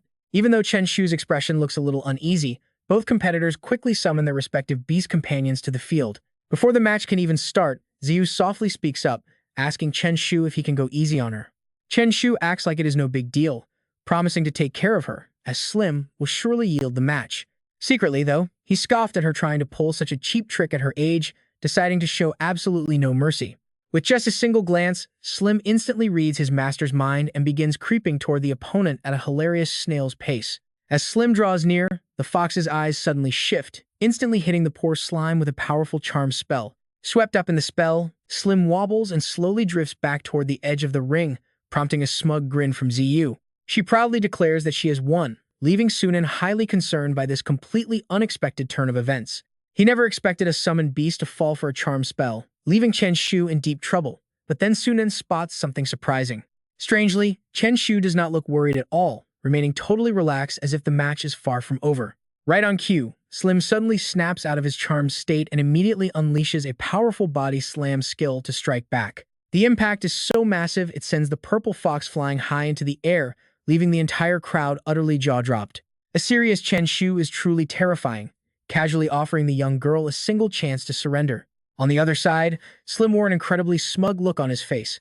Seeing how things turned out, Ziyu had no choice but to admit defeat. Chen Shu really was a man of steel, completely immune to her charms. He claimed the win, leaving a miserable Ziyu sulking on the sidelines. She anxiously asked her teacher what to do about her heavily injured contracted spirit. Seeing her distress, Wu Shuang gently reassured her that the school would cover all medical costs, ensuring their studies would not be affected at all. Hearing that, Chen Shu's eyes instantly lit up. At the mention of free school money, he immediately turned to signal Slim without hesitation. What followed was an absolutely shameless performance as Chen Shu claimed that Slim had suffered severe internal injuries and also needed medical funds. When it came to sheer shamelessness, Chen Shu had absolutely no equal. His opponent could only admit that both he and his spirit were truly unmatched. It was honestly the first time Ziyu had ever encountered someone so utterly shameless. Even Wu Shuang had to use every ounce of self-control not to throw him out, telling him to put his Oscar-winning Slim away and rest until the afternoon. Deflated by the response, Chen Shu could only agree as they walked out into what was otherwise a pretty pleasant day. The group strolled casually down the classroom hallway, but just as they were laughing and joking, An unfamiliar voice suddenly called out to them. Hearing his name called out of nowhere left Chen Shu slightly confused. It turned out to be the losers from earlier, immediately making Chen Shu wonder if these guys had actually come to look for trouble. But he did not care about their motives. He casually told them not to be so distant, suggesting they just call him uncle. His smug grin immediately provoked Tang Lai, who struggled to keep his temper in check while demanding to know if Chen Shu beat his guy yesterday. Tang Lai claimed he had done his research, noting that Chen Shu had somehow managed to sneak into the special class from the regular one. Completely unfazed, Chen Shu provocatively shrugged and asked what they planned to do about it. Tang Lai made it clear that if Chen Shu stayed away from Shu Xiao Yu, he would drop the matter, while Du Long kept egging him on from behind. Du Long urged Tang Li not to be polite, pointing out that Chen Shu only had an F-grade contracted spirit and was easily beaten. This aggressive eagerness left Chen Shu slightly puzzled as to why this loudmouth was so desperate to pick a fight all of a sudden. Giving him a highly punchable look, Chen Shu casually remarked that he suddenly felt an overwhelming urge to stick a knife right in his butt. That completely random statement left Du Long utterly bewildered, wondering what he meant. Finding his confusion pretty entertaining, Chen Shu mockingly told him it was just meant to help open his eyes, making Du Long finally realize he was being teased. Before the guy could explode in anger, Tang Lai quickly held him back. Tang Lai warned him to keep that same smug attitude for their next match, just as the system suddenly popped up and presented Chen Shu with 3 absolutely bizarre choices. He was honestly speechless at his system for forcing another choice right now, but he carefully began to analyze the situation anyway. Although he really did not want Sunan to shine his light of love on Tang Lai, but since summoning contracted spirits was forbidden here, he realized he had to reluctantly go ahead with a rather desperate plan. Suddenly, Chen Shu charged straight forward, completely catching Tang Li off guard as his intense momentum absolutely terrified the guy. But just a few steps away from his target, Chen Shu suddenly tripped and fell flat on the ground. This bizarre move left Tang Lai even more confused, but the real show was only just getting started. Chen Shu loudly accused Tang Li of calling all the regular class students complete trash, which instantly drew the angry glares of everyone standing nearby. A panicked Tang Lai quickly tried to deny it, but Sunan immediately stepped in to add more fuel to the fire. Sunan yelled at the top of his lungs, claiming Tang Lai had just called the entire regular class garbage, with Xu Xing quickly joining in. When it came to dramatic exaggeration, nobody did it better, as they publicly shamed him for looking down on regular students. Xu Xing got incredibly fired up, accusing Tang Lai of hitting his brother Chen Shu. Demanding a fight, he watched the tension peak before Chen Shu suddenly threw a massive punch straight into Tang Li's face. The two immediately got into a chaotic brawl while the surrounding students stood there watching. It did not take long for others to lose their cool, rallying the crowd to teach this arrogant guy a lesson, resulting in a massive group beatdown on Tang Lai. Chen Shu turned to Du Long with a menacing glare, instantly intimidating him into desperately searching for an easy way out. Muttering something about needing to go home and fold his laundry, Du Long quickly tried to break up the fight instead. He begged them to stop fighting as a system notification popped up to inform Chen Shu that his mission was complete. His reward was a 5% size boost for Slim along with the gigantification skill, which pretty much made his day. Delighted by the unexpected bonus, he praised his friend, saying he knew exactly what the plan was from the very start. Sunan grinned smugly, completely agreeing before eagerly adding to their scheme. Still, Chen Shu's move was absolutely brilliant. He instantly turned his rival into everyone's common enemy. Chen Shu already saw through their game. He knew some in the crowd had definitely noticed he was acting, so he just turned around and walked away. That guy brought it all on himself. But later that afternoon at the arena, Chen Shu was greeted by a completely shocking sight. Tang Lai sat in a wheelchair, his limbs covered in casts. Seeing his rival's pathetic state, Chen Shu instantly burst out laughing. What kind of look is this? It is definitely one of a kind. The crowd immediately roared with laughter. Humiliated, Tang Lai gritted his teeth and growled Chen Shu's name. Right then, Instructor Wu Xiong walked in with a heavy scowl. All right, that is enough. The loudspeaker is broken, so I will be reading the match announcements myself this afternoon. He raised his voice. The first match was about to begin. The next match is Chen Shu versus Du Long. Hearing his name, Du Long smugly promised his buddy he would get revenge, making Chen Shu scoff in amusement. Revenge? Dream on. Du Long arrogantly acted like he was the absolute best among a bunch of weaklings. Du Long sneered that facing him meant bad luck for his opponent, but Chen Shu immediately shot back without hesitation. He openly mocked his opponent, telling the little dragon boy that he shouldn't even try to challenge him. The water here is too deep for him to handle. Du Long unleashed his magic, yelling at him to shut up and fight. A massive sub-dragon immediately materialized and let out a fierce roar. Du Long eagerly waited to see his opponent's summon. He demanded to see the legendary slime in action, prompting Chen Shu to calmly ask if he was absolutely sure. Du Long kept boasting, mockingly asking if Chen Shu was surrendering already. Trying to fight a mighty sub-dragon with a weak slime is nothing but pure, stupid foolishness. His arrogance was totally unreal, declaring that a sub-dragon with giant dragon blood is absolutely undefeated in battle. He claimed he was not targeting anyone in particular. But get this, Du Long suddenly froze, his jaw dropping in shock. Chen Shu's massive slime materialized right in the middle of the arena. Wushang was completely shocked by this waste of talent. This was the divine gigantification skill his slime mastered. It instantly overwhelmed both Du Long and his giant beast. What is happening? Chen Shu's giant slime grew so massive it completely dwarfed the dragon, making Du Long break out in a cold sweat. Then, Chen Shu smugly introduced his summon to Du Long. Fortunately, my slime is only F rank. Otherwise, your legendary beast would have lost instantly, Chen Shu sneered, taking the perfect chance to bring up their old grudge. He mockingly asked Du Long what happened to his claim about targeting everyone. Du Long stood completely speechless, but despite his growing fear, his attitude was still arrogant as he asked if Chen Shu really thought he had won. The sub-dragon tried to channel its power, but with a simple snap of Chen Shu's fingers, the beast completely lost control. Du Long watched in complete disbelief, asking if his opponent could seal beast contracts. Feeling incredibly smug, Chen Shu told him to guess whose turn it was to strike next, having planned everything out beforehand. The massive crushing pressure from a giant slime is actually capable of easily sealing the skills of lower-tier contract beasts. The disabled dragon was completely at his mercy, and the massive slime hopped its round body right onto its head. Cornered and helpless, Du Long watched his prized beast get brutally crushed.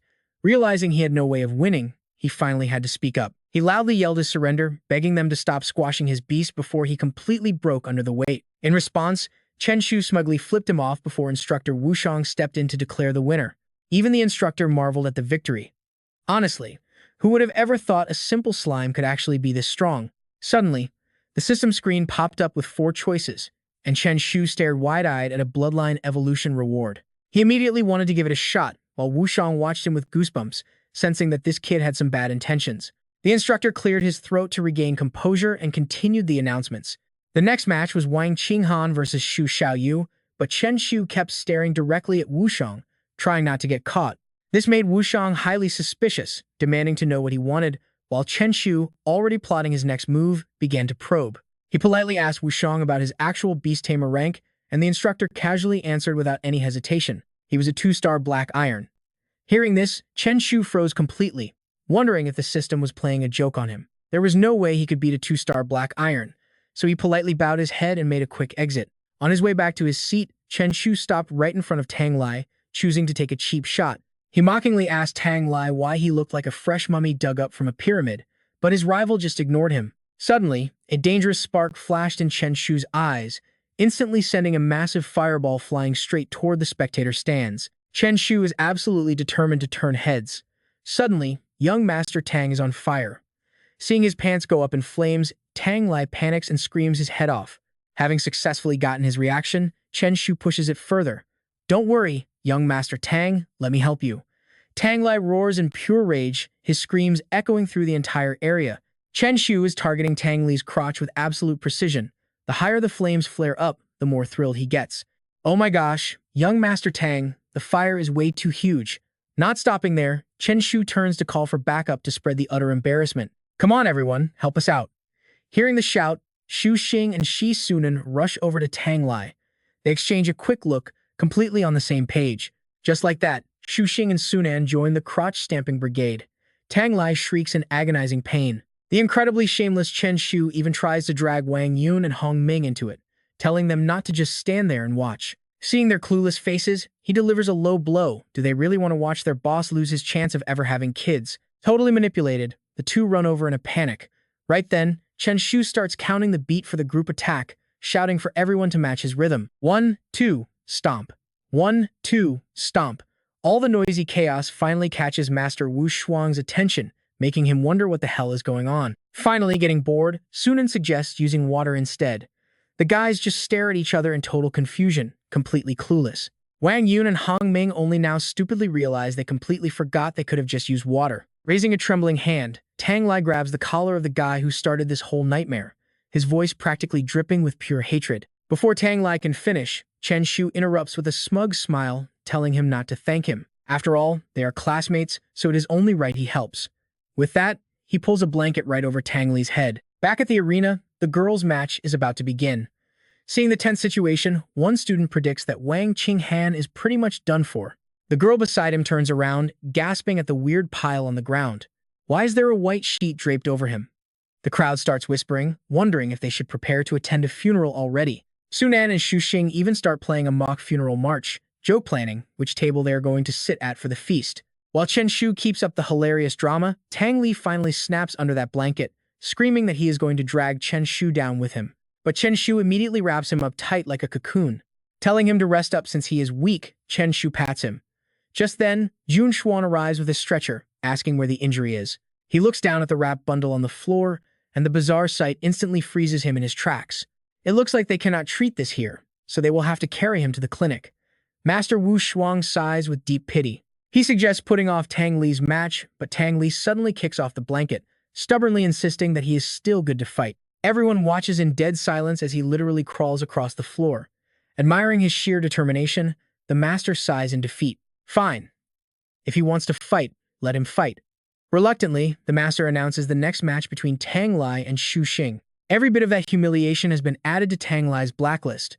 That painful, crotch-stamping grudge is completely unforgivable. Vowing to crush Xu Xing today, Tang Li glares at him, but Xu Xing just casually apologizes as the fight officially kicks off. Tang Li immediately summons his bluebird, which lets out a deafening roar the second it materializes. Despite its impressive entrance, the Thunderbird literally spits in its face with absolute disdain, leaving the poor bluebird completely traumatized by the disrespect. To make things worse, the Thunderbird starts flying in circles to taunt it, driving the bluebird into a total frenzy. Unable to take it, the bluebird zooms off to chase its annoying rival, while Xu Xing just watches with smug confidence. Challenging his beast to a speed battle is a huge mistake. A sharp, burning turn from Thunderbird sends its opponent crashing hard. But Tang Li is not backing down, urging his beast to stop hesitating and make a move. Opening its beak wide, the bluebird unleashes a violent magical strike directly at the Thunderbird, trapping its opponent in the blink of an eye.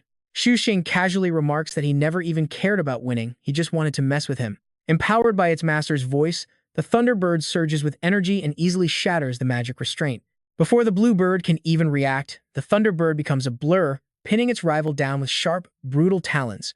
The crushing force makes the bluebird shriek in absolute agony as its energy quickly begins to drain away. Feeling incredibly smug, Xu Xing acts like he is taking the high road to save everyone some face.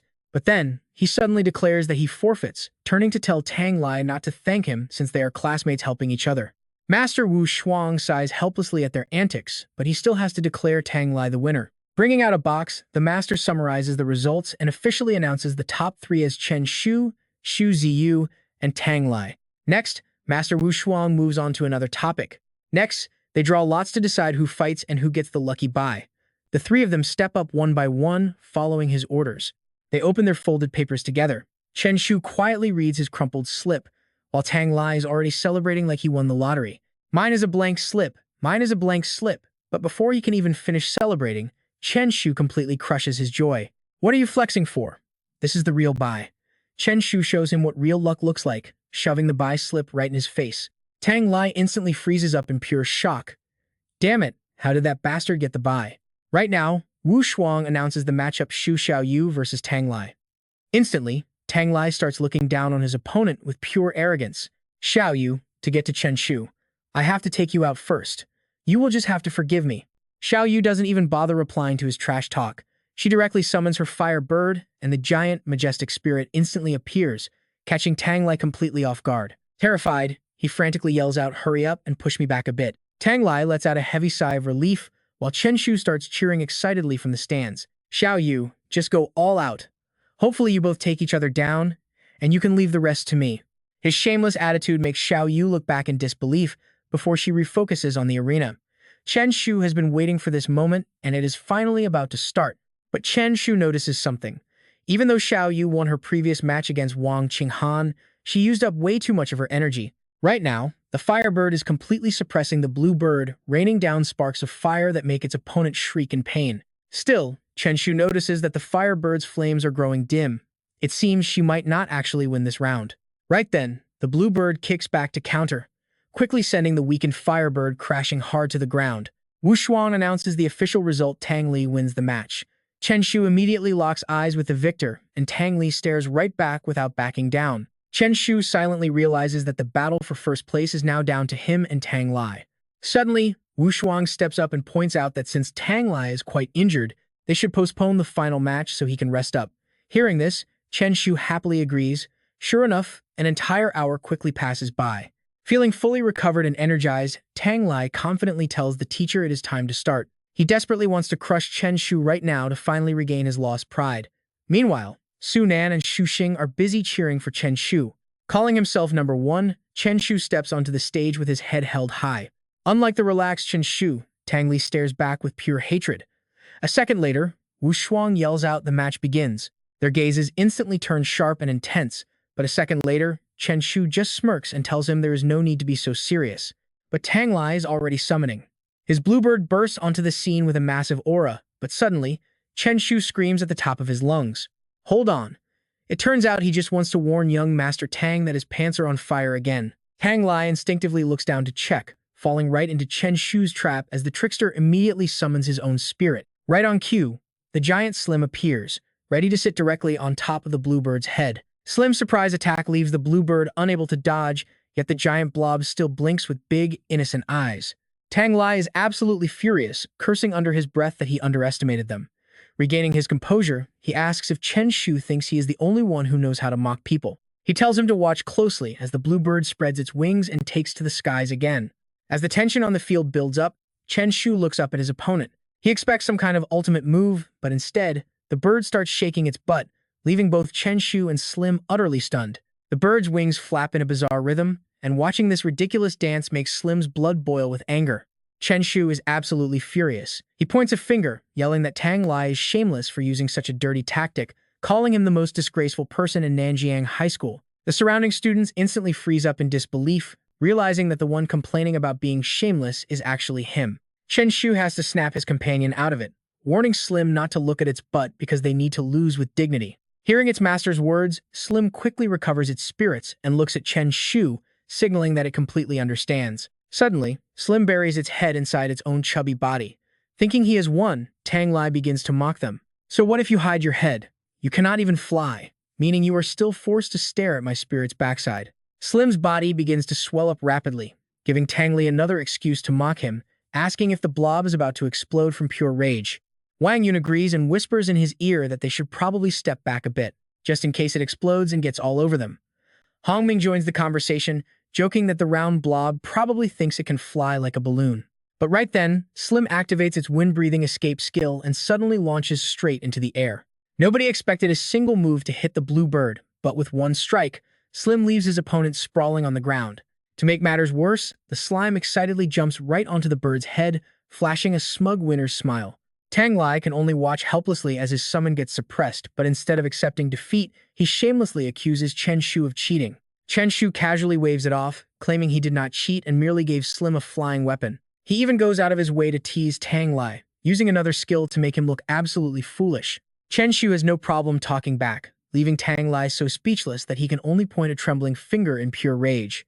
Right then, Wu Shuang steps in to declare Chen Shu the winner, telling everyone to pack up and go rest. All that arguing distracted him, and suddenly he remembers the system quest with only 30 minutes left on the clock. Chen Shu approaches Wu Shuang with a forced smile, asking the teacher to hold on because they need to negotiate something. The teacher glares back, asking what he wants, forcing Chen Shu to quickly raise his hands and swear it is a peaceful negotiation. Curiously, Wu Shuang tells him to go ahead and speak his mind. Scratching his head awkwardly, Chen Shu asks if his Slim can challenge the teacher's own powerful bound spirit to a quick battle. Hearing this, Wu Shuang's warm expression instantly turns cold. Staring into that intense, terrifying glare makes Chen Shu flinch, though he weakly promises he will go easy on the teacher's summon. Sensing his student has more to say, the teacher asks what else, making Chen Shu break into a heavy sweat. He boldly suggests the teacher resign to give youth a chance because he wants to run the elite class himself. Immediately covering his head to dodge a blow, Chen Shu begs for mercy, but the teacher just flashes a gentle, terrifying smile. The teacher agrees to the first request, instantly summoning his massive Lu Bai and telling Chen Shu to bring it on. That calm look gives Chen Shu goosebumps. Old Li's friendly smile is honestly the scariest thing in the world. Left with no choice, Chen Shu summons Slim, who is instantly overwhelmed by the sheer, towering pressure of Lu Bai. Sensing that old Li is out for blood, Chen Shu watches as Lu Bai tries to bite down on Slim's head. Fortunately, the slime bounces away effortlessly, cheerfully floating high up in the air. It is obvious Wu Shuang is teaching him a lesson about respect, leaving Chen Shu completely terrified and rambling that it was all a joke. Dusting off his hands, the teacher announces to the crowd that today's matches are officially over. With Chen Shu, Tang Lai, and Xu Xiaoyu taking the top spots, the teacher suddenly shifts his tone to harshly criticize them. He bluntly calls their entire performance garbage before breaking down their individual mistakes one by one. He calls out Tang Lai for playing like a fool, wasting his natural advantages only to be easily outmaneuvered by Chen Shu. Next is Xu Xiaoyu, who should have paused his flame bird to recover instead of mindlessly pushing forward until he lost, stubbornly dragging the fight out until the absolute end was just a complete and total waste of natural talent. Finally, Wu Shuang turns to Chen Shu, his expression softening as he admits he is actually somewhat satisfied. Even though that slime is pretty ugly, at least its combat skills are decent. Dismissing the class, the teacher orders them to go home and reflect, waving them off as he wraps up the session. Reminding them of self-study tonight, he gets a loud yes from the group before Sunan catches up to him. Sunan asks the local expert for food recommendations, and Chen Shu confidently promises to show them a real specialty. Offering to treat everyone to a fancy dinner, he suddenly bolts straight toward the public restrooms. This leaves Sunan highly suspicious, wondering if this specialty is coming from the bathroom itself. While Xu Xing jokes about toilet treats, Chen Shu is secretly opening his system screen to claim his rewards. He grins with joy, glad he secured the prize after nearly getting beaten to a pulp by old Li. The system reveals a rare Dream Slayer skill book, and the mere thought of upgrading his summon gets him incredibly hyped. With this added to his arsenal, he is convinced he will soon be completely invincible among his peers.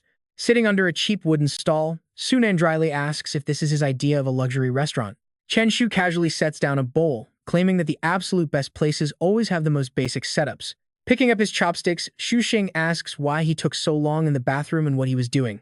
A deeply mischievous smile plays on Chen Shu's lips as Sunan suddenly spots something strange down the street. Sunan points out a weird character wearing a thick, pink winter coat in this sweltering heat, trying way too hard to act like some kind of secret detective. Nam guesses that this guy is either highly suspicious or a wanted fugitive. Tranthu shrugged it off, asking if criminals were really that stupid. Walking around dressed like that just gives away their identity. They're probably an artist. Suddenly, Tranthu's phone buzzed, and his expression turned serious as he answered. He greeted Uncle Wang, asking what was wrong, as the caller lowered his voice. Uncle Wang warned him that while one dangerous fugitive was already caught, the other was still running and might be heading straight for his school. Muttering in shock, Tranthu's eyes instantly flashed with sharp vigilance. He quickly hung up with Uncle Wang and turned to Tu Tin, urging his friend to go sneak a quick photo of the suspicious guy. Tu Tin's face twisted. Are you crazy? Spy on a creep? Yet, out of loyalty or sheer madness, his lips twitched. Fine, he would help his brother out just this once, strolling past the target while casually whistling. But instead of being sneaky, he aimed his camera directly with a blinding flash. Tanam and Tranthu stood frozen in disbelief. Annoyed, the target, Liu Lei, immediately lost his temper and shouted. Apologizing quickly, Tu Tin bowed, then happily whistled back to his table. Tu Tin handed over his phone. Taking one look at the screen, Tranthu cursed under his breath. It really was the fugitive. Normally people would panic, but these guys just got super excited. Then, the system materialized 3 choices. Option 1 was to yell and demand surrender. Option 2 was to simply persuade the fugitive to give up. Reward: 5 obedience points for Slime. Option 3, follow him. This would grant Slime a 1% body boost. Seeing Liu Lei leave his table, Tranthu signaled the crew to tail him. Grinning, they agreed. The target hopped inside his car. As the vehicle sped off, Tranthu flagged down a passing taxi. The trio piled inside, urging the driver to move. He pointed ahead, telling him to follow. No problem. Instantly, the driver slammed on the gas. The taxi trailed the black sedan around every corner until it suddenly stopped near an alley. Tranthu pushed his door open, gesturing for his friends to follow. They watched Liu Lei slip his hands into his pockets and disappear inside. Hearing footsteps, Liu Lei spun around to see them. Tranthu gave a cheeky grin, calling out to Liu Lei and asking why he looked so incredibly different today. Liu Lei grinned widely like a starving predator, boasting that he had successfully lured in a few more targets. Since they wanted to die, he had no intention of holding back. Tranthu's heart sank in worry. What did he mean by luring them in? Right then, the system flashed another set of choices to run, shout, or fight. The system offered distinct rewards, from screaming to wiping them out. Turning pale, he realized they had just walked right into a nest, Suddenly, a strange voice echoed from the shadows. A voice called out, asking if these kids were his target. Tran Thu immediately grew alert. The cocky swagger and sketchy outfits of the newcomers practically screamed professional thugs. He locked eyes with Tu Tin, who gave a silent nod of agreement. Sparks crackled around Tu Tin's fingers as his Thunderbird materialized. The group exchanged a knowing glance, quickly mounting the creature to make a run for it. Chi Zi just scoffed at their attempt. Suddenly, the ground beneath them violently shook as massive, muddy arms erupted from the dirt, grabbing the Thunderbird and throwing the boys off. A massive earth elemental opened its jaws to swallow the summon whole. Gritting his teeth, Tu Tin was forced to recall his beast. Tran Thu quickly analyzed their options. Facing a powerful earth elemental, he realized it was time to unleash their secret weapon. He flashed a quick signal to Tanam before faking a friendly smile, loudly joking about how the Zhao family had gifted Chiu Zi a bright green cuckold hat. The surrounding thugs burst into laughter, mocking old Li. Seizing the perfect distraction, Tran Thu reached behind his back to secretly summon Slime, who emerged with a pretty mischievous grin on its face. Chiu Zi screamed in fury, struggling to yank it off. His crew kept laughing hysterically, completely blind to what was happening right behind them as Tran Thu struggled to climb onto his summon. Desperate, he grabbed on and yelled for them to climb aboard. Once everyone held on tight, Slime launched itself straight into the air. Spotting their escape, Chiu Zi shrieked at his men to stop laughing because that creature could fly. The earth element erupts from the ground, reaching out to grab the giant Slim. But right before it can make contact, Slim effortlessly glides out of reach. Seeing the earth element completely miss, Chen Shu bursts into a satisfied, booming laugh. Sitting on Slim's head, he whips out his phone to pan around, shouting for the bunch of fools to smile. Oh, wait for it. It's the perfect way to capture their faces so the Spirit Patrol Bureau can sweep them all up. But suddenly, Slim shakes violently, throwing Chen Shu off balance. He frantically yells down for everyone to hold on tight, but it's too late. Slim lets out a massive sneeze. Before he can even finish, Shu Xing and Sunan slip right off its body. They scream as they plunge, leaving Chen Shu in absolute disbelief. How could things flip so fast? The moment they land, the thugs pin them down, and a pale-faced Shu Xing screams for Chen Shu to save them. Mid-air, Chen Shu yells down, did they just tell him to run?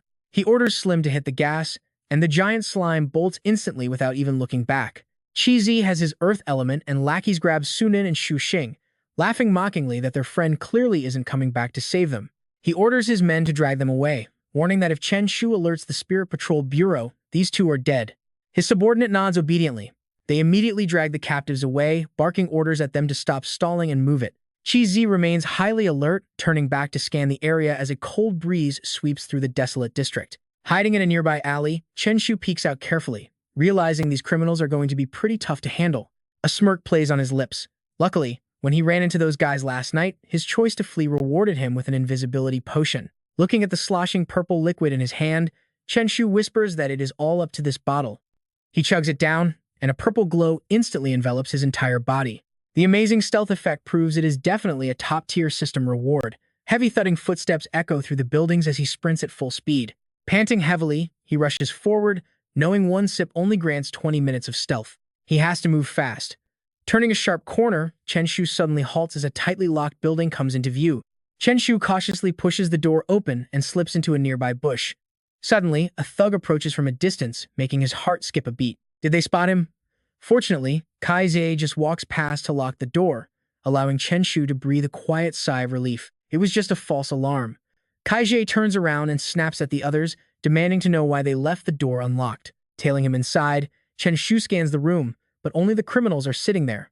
Strangely, Shu Xing and Shay Sunan are nowhere to be seen. Lu Lei irritably rips off his pink cotton jacket, complaining that wearing such a ridiculously hot outfit makes him look like a lunatic. Niyu chuckles, carrying a crate over as he explains it was just to lure the Spirit Patrol Bureau. Still, he asks if they really have to take out the officers. Hearing that, Lu Lei closes his eyes as his voice turns incredibly cold. They can only escape if they muddy the waters first, which means eliminating any officer from the Spirit Patrol Bureau. When asked about the captured students, a cold, murderous glare fills Liu Lei's eyes as he bluntly states they should all be eliminated too. This is getting intense. The sheer cruelty of these thugs sends shivers down Chen Shu's spine, and he knows he must act fast. While Liu Lei continues plotting, Chen Shu quietly slips away to search the building. Sneaking into the main hall, he finds Sunan and Shu Xing tied to chairs, fast asleep. Chen Shu grins, relieved that they won't make any loud noises. He summons Slim, whispering that it is time to strike back. He tosses the invisibility potion over, telling the slime to drink up. Slim chugs the potion down, Chen Shu pats its head with a dark smirk, telling his pet to roll out. Slim charges toward the gang, who are busy painting a grand future about how they will strike it rich after escaping. They plan to coordinate, scale up their business, and completely break even within 3 short years. In 5 years, they would double their cash, and in 10 years, go public, right before Slim smashes Kaiji backward. Before Lu Lei even realizes what is happening, the invisible slime plows through the rest of the gang. Within minutes, the entire gang is knocked out cold. Chen Shu pulls out a phone, dialing Uncle Wang to tell him to bring the squad. Looking at the unconscious criminals lying on the grass, Chen Shu proudly declares himself the unsung hero of the city. As the clouds part to reveal a bright moon, Wang Qian puts his hands in his pockets and demands the absolute truth. Staring sternly at Chen Shu, he asks how a kid took down a whole gang of wanted criminals. Chen Shu awkwardly scratches his head, making up a story about a massive debate over whether the chicken or the egg came first, sparking a huge brawl. Supposedly, they fought until they knocked each other out, leaving Wang Qian completely speechless at the chaotic scene. Seizing the moment, Chen Shu excitedly changes the subject, asking if this heroic act finally earns him that Model Citizen award. And of course, the reward money. Uncle Wang can only let out a heavy sigh, promising he won't get shortchanged. Since these guys are all wanted criminals, the reward will be sent once we verify everything. But with so much money transferring in, it is going to be a very busy night. He points toward Tu Nan and Xu Xing, who are passed out in a pile behind them. He tells the officer to go ahead while he takes his friends back. Wang Qian nods, wastes no more time, and immediately drags his 2 unconscious buddies away. The next morning, inside the Nanjing High School dorms, Chen Shu finally collapses onto his bed after an exhausting day, ready to sleep. But before he can even close his eyes, a loud screeching noise ruins everything. It turns out Tu Nan is having a nightmare, begging some boss to spare him for his 80-year-old mother and 3-year-old child. Woken up, an annoyed Chen Shu sits up and scares the guy. He asks Lao Shi if there is really any need to be that terrified. Tu Nan looks around in a daze, wondering if he is back in the dorm or just dreaming. While yawning, Chen Shu still tries to act like a total boss. He reassures him that it is no dream. With him around, he would never let anything bad happen to his crew. He tells Lao Xie to learn from Xing Xing, who is resting peaceful and calm, before lying back down. Chen Shu goes to sleep to prepare for tomorrow's awards. Meanwhile, Tu Nan feels deeply touched, wondering if Chen Bai really saved their lives last night. The next day, teacher Wu Shuang announces to the class that they are officially handing out the rewards for yesterday's match. He tells them to step up when called, looks at his paper, and calls out Chen Shu as the first winner. Everyone in the classroom looks confused when they see Chen Shu sitting completely still, refusing to move. Up on the stage, Wu Shuang starts losing his patience, calling out Chen Shu's name again while the boy sits there like a statue. Gritting his teeth to hold back his anger, he asks Chen Shu if he is completely deaf. But Chen Shu casually replies that he heard him. He was just worried everyone else in the room did not. Completely reaching his limit, the teacher roars at Chen Bai to get his butt up to the stage immediately. Satisfied with the attention, Chen Shu slowly stands up and struts to the front, proudly declaring himself the #1 champion. He even starts acting like some grand politician giving a speech. He proudly tells the crowd he wants to say a few words, thanking everyone below for his victory, with the most punchable face ever. He boasts that if they were not all so incredibly weak, he would never have won this easily, leaving everyone speechless. He even singles out one specific person from the crowd. He mocks Tang Lai, thanking him for his trust, completely ignoring the boy's burning rage as he keeps boasting about himself. He finishes by saying only one phrase can describe him: he is just way too awesome. Instantly, the classroom erupts, with classmates throwing trash and yelling at him to get lost while Chen Shu just sighs.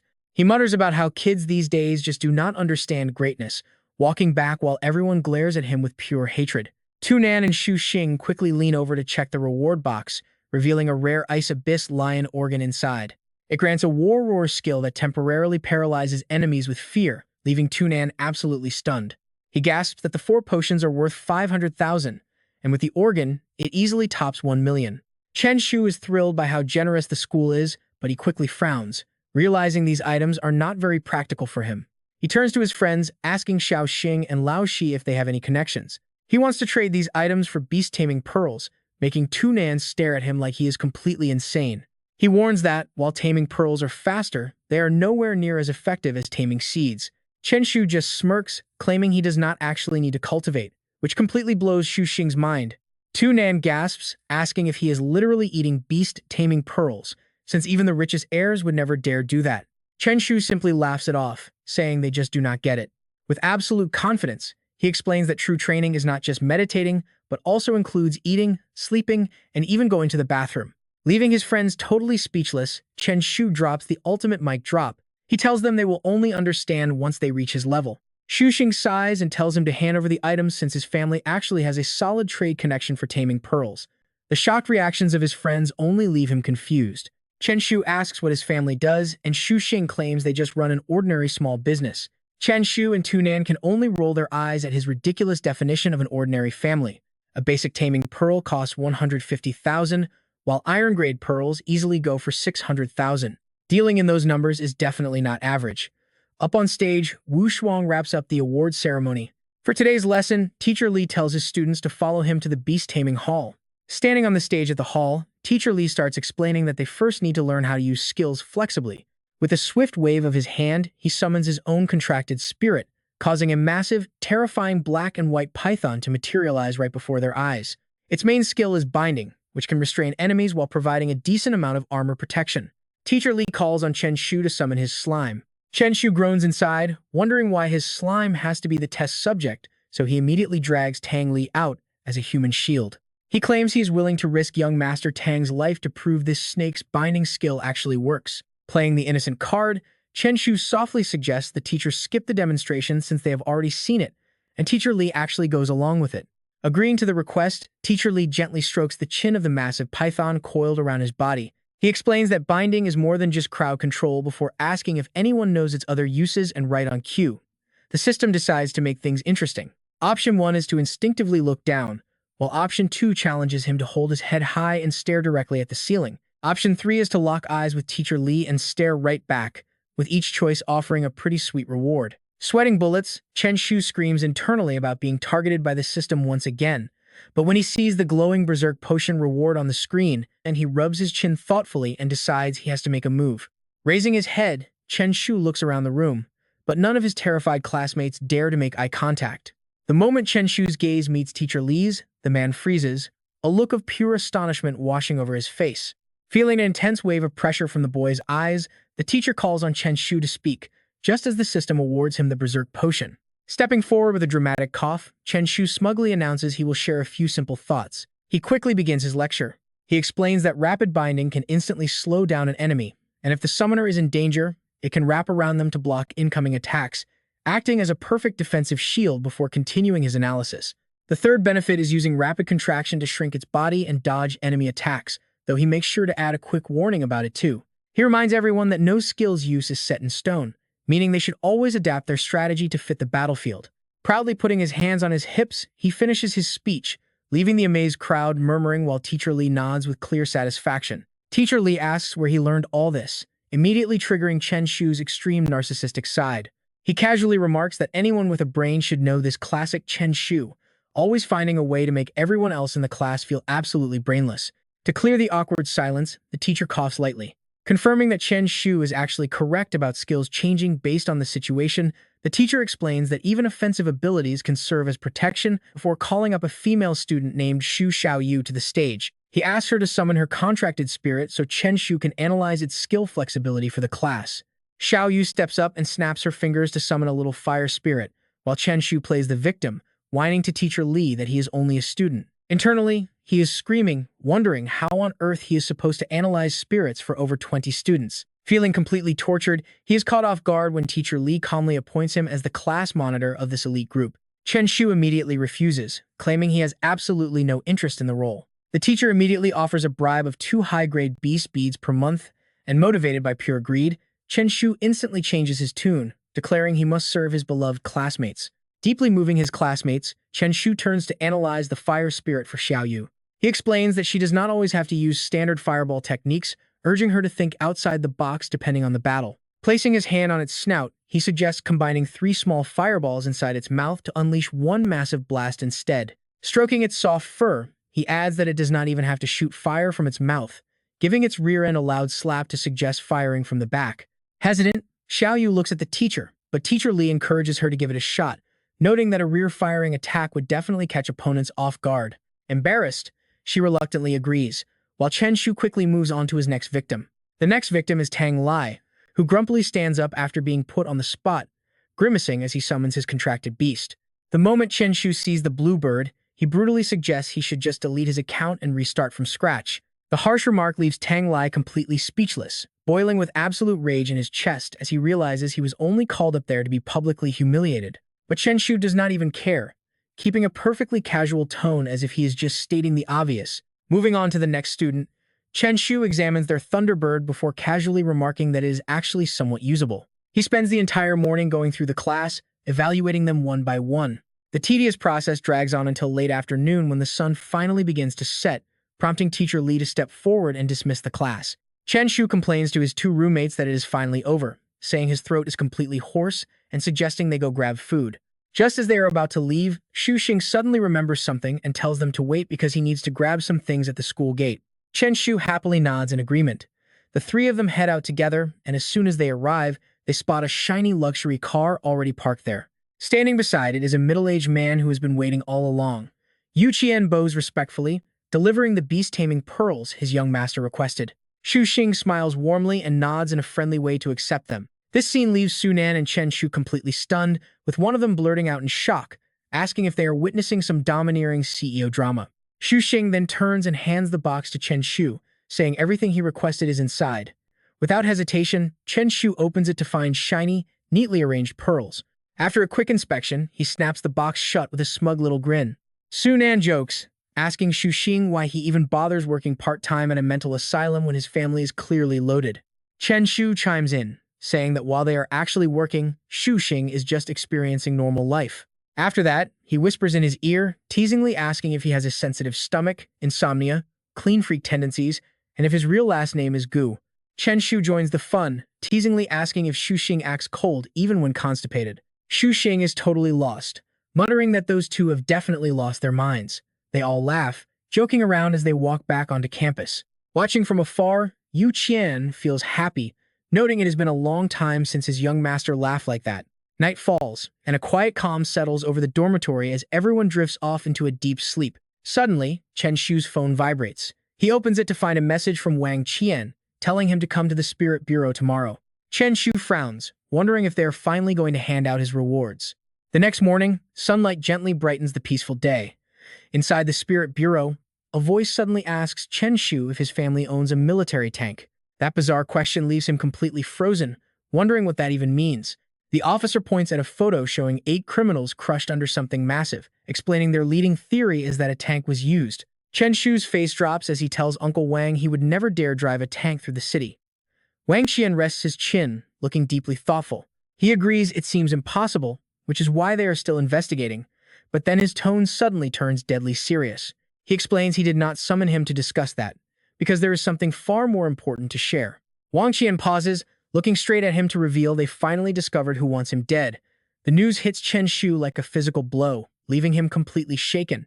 When asked who, Wang Qian solemnly replies that it is the Xia Xing pharmaceutical company in Nanjing City. It seems Chen Shu had already suspected as much. It really was that massive pharmaceutical company targeting him all along. The officer wonders why they want him dead so badly, asking if they had some kind of business conflict, and Chen Shu does not try to hide it. He explains the whole situation, mentioning he recently dumped over 200 bottles of cheap strength potions onto the market. Hearing this, Wang Qian literally chokes on his water, coughing it out before yelling in shock, asking how he can say that is nothing. That is basically destroying their entire business, he says, stopping for a brief moment to finally regain his composure. He tells him they still need concrete evidence before making arrests, so he needs to lay low for a while. He then hands Chen Shu a card, explaining those 8 criminals actually had active bounties on their heads. The total reward of 500,000 yuan is inside. Chen Shu quickly grabs the card, grinning from ear to ear as he gladly accepts. A bit later, Wang Qian walks him to the door, repeatedly reminding him to keep a low profile, and Chen Shu acts like an obedient kid. He waves goodbye, promising Uncle Wang he knows exactly what to do and will stay completely out of trouble. Walking away, Chen Shu ponders the situation. Since Jiaxing Pharmaceuticals' main business relies on strength potions, and the Spirit Bureau is already onto them, they probably will not last much longer. An idea suddenly flashes in his mind, and he claps in excitement. Once they are gone, Nanjing City will have no strength potions left, so Chen Shu starts planning to seize a massive share of the market. Without wasting time, he calls a contact asking if old Wang is out yet. He tells him to gather the boys because he is going to help them make serious cash, then searches his contacts for another number. After calling old Li to request some time off, Chen Shu meets Tianba in the black market, who asks if his big money-making plan is opening a shop. Chen Shu gives him a confident thumbs up, eyes flashing with absolute certainty. He confirms he plans to expand his original stall and rent a proper shop in the black market to sell strength potions. Slapping an arm around his shoulder, Chen Shu warmly adds they are his very first recruits, prompting Tianba to stand up and scan the area. Tianba asks if he has picked a spot yet, and Chen Shu immediately points to the space right across from them. In that very moment, Chen Shu made up his mind starting today, he would systematically bring down that shady potion company. Meanwhile, back at the Beast Hall, Shen Wusong's lecture was still in full swing. He announced in a booming voice that come September, their main mission is to learn how to use their skills flexibly, and next month they will go to another dimension for practical training. Stopping there, he paused before adding a sharp reminder. Practice hard here for now, and I want the class monitor to step up and supervise everyone. But the classroom remained dead silent. Nobody spoke.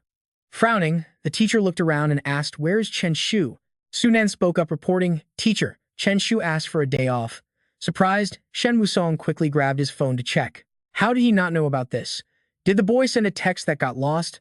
The moment he unlocked it, Chen Shu's message popped up. "Old Li, I think I am going to get sick tomorrow, so I am taking a day off.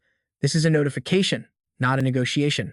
The teacher's face darkened, grinding out the kid's name in pure rage. Chen Shu.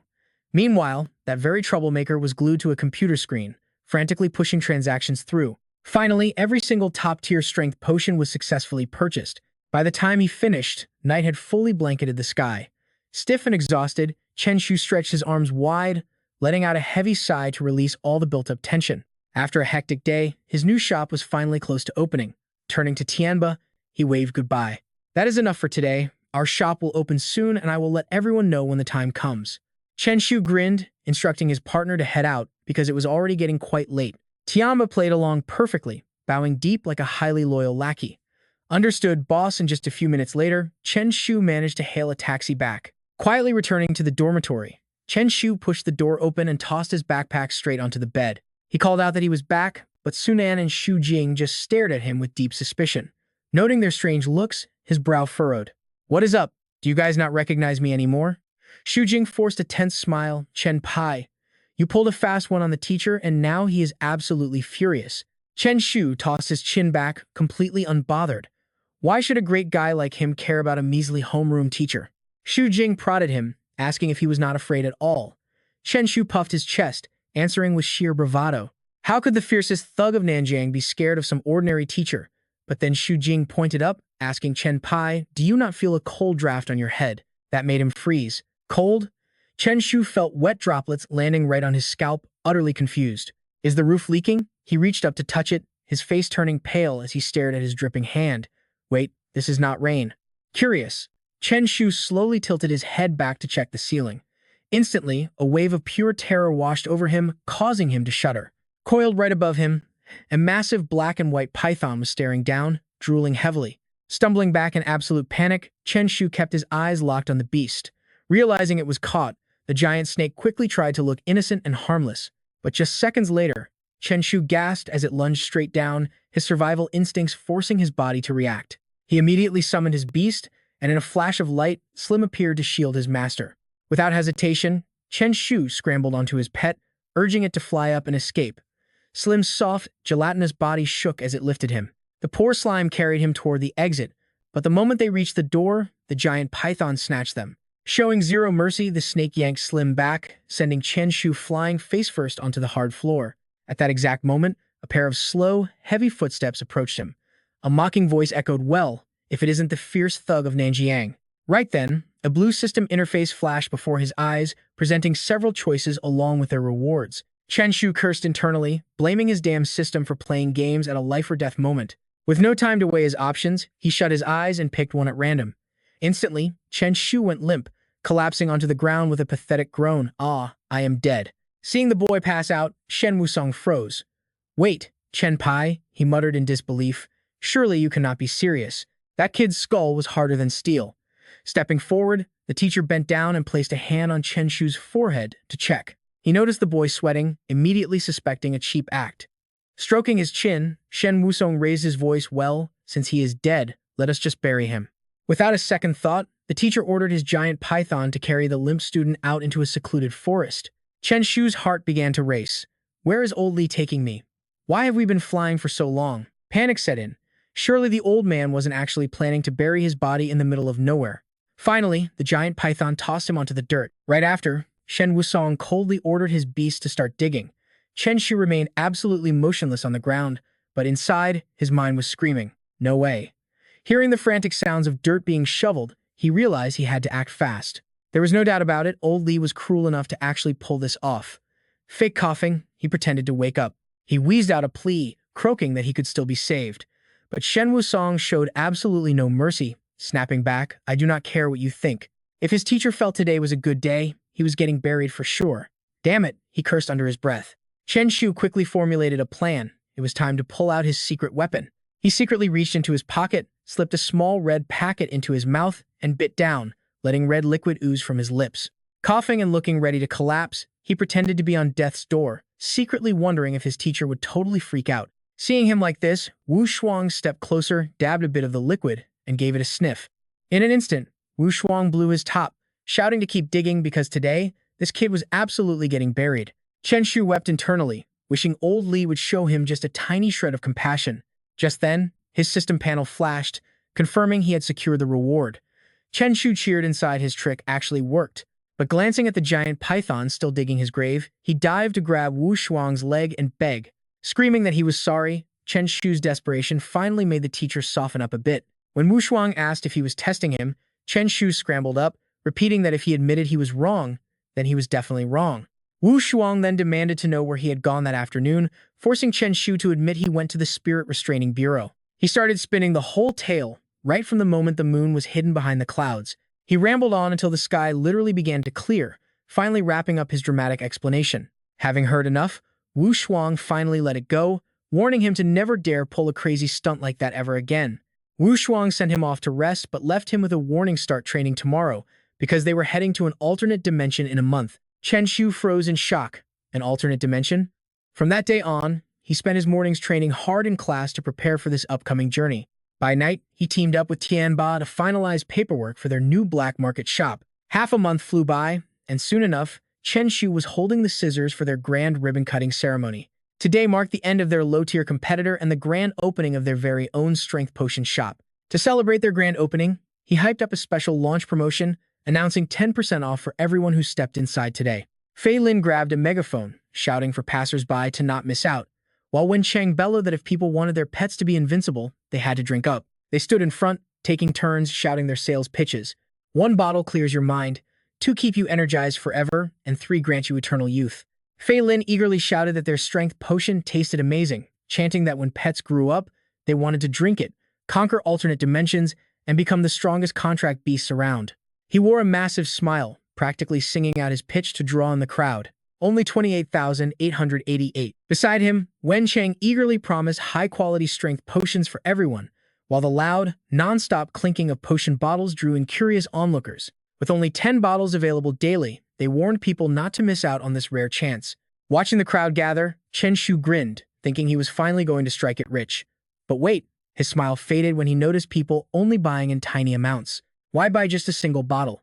Tianba broke it down, reaching the maximum effect required 40 bottles, which ran over 1,000,000 yuan, so a tiny discount of 1,000 yuan just wasn't enough to hook them. Chen Shu stroked his chin thoughtfully, realizing a mere 1,000 yuan discount was indeed pretty weak. After some quick calculations, he slashed the price to 20,500 per bottle with a limit of 5 per person, to which Tianba simply nodded. A few days later, Su Nan and Xu Jing walked into his room while he was resting, but he barely noticed them, completely lost in his own thoughts. Running a business was clearly no walk in the park, and he figured he still needed to learn how to convince people to buy more.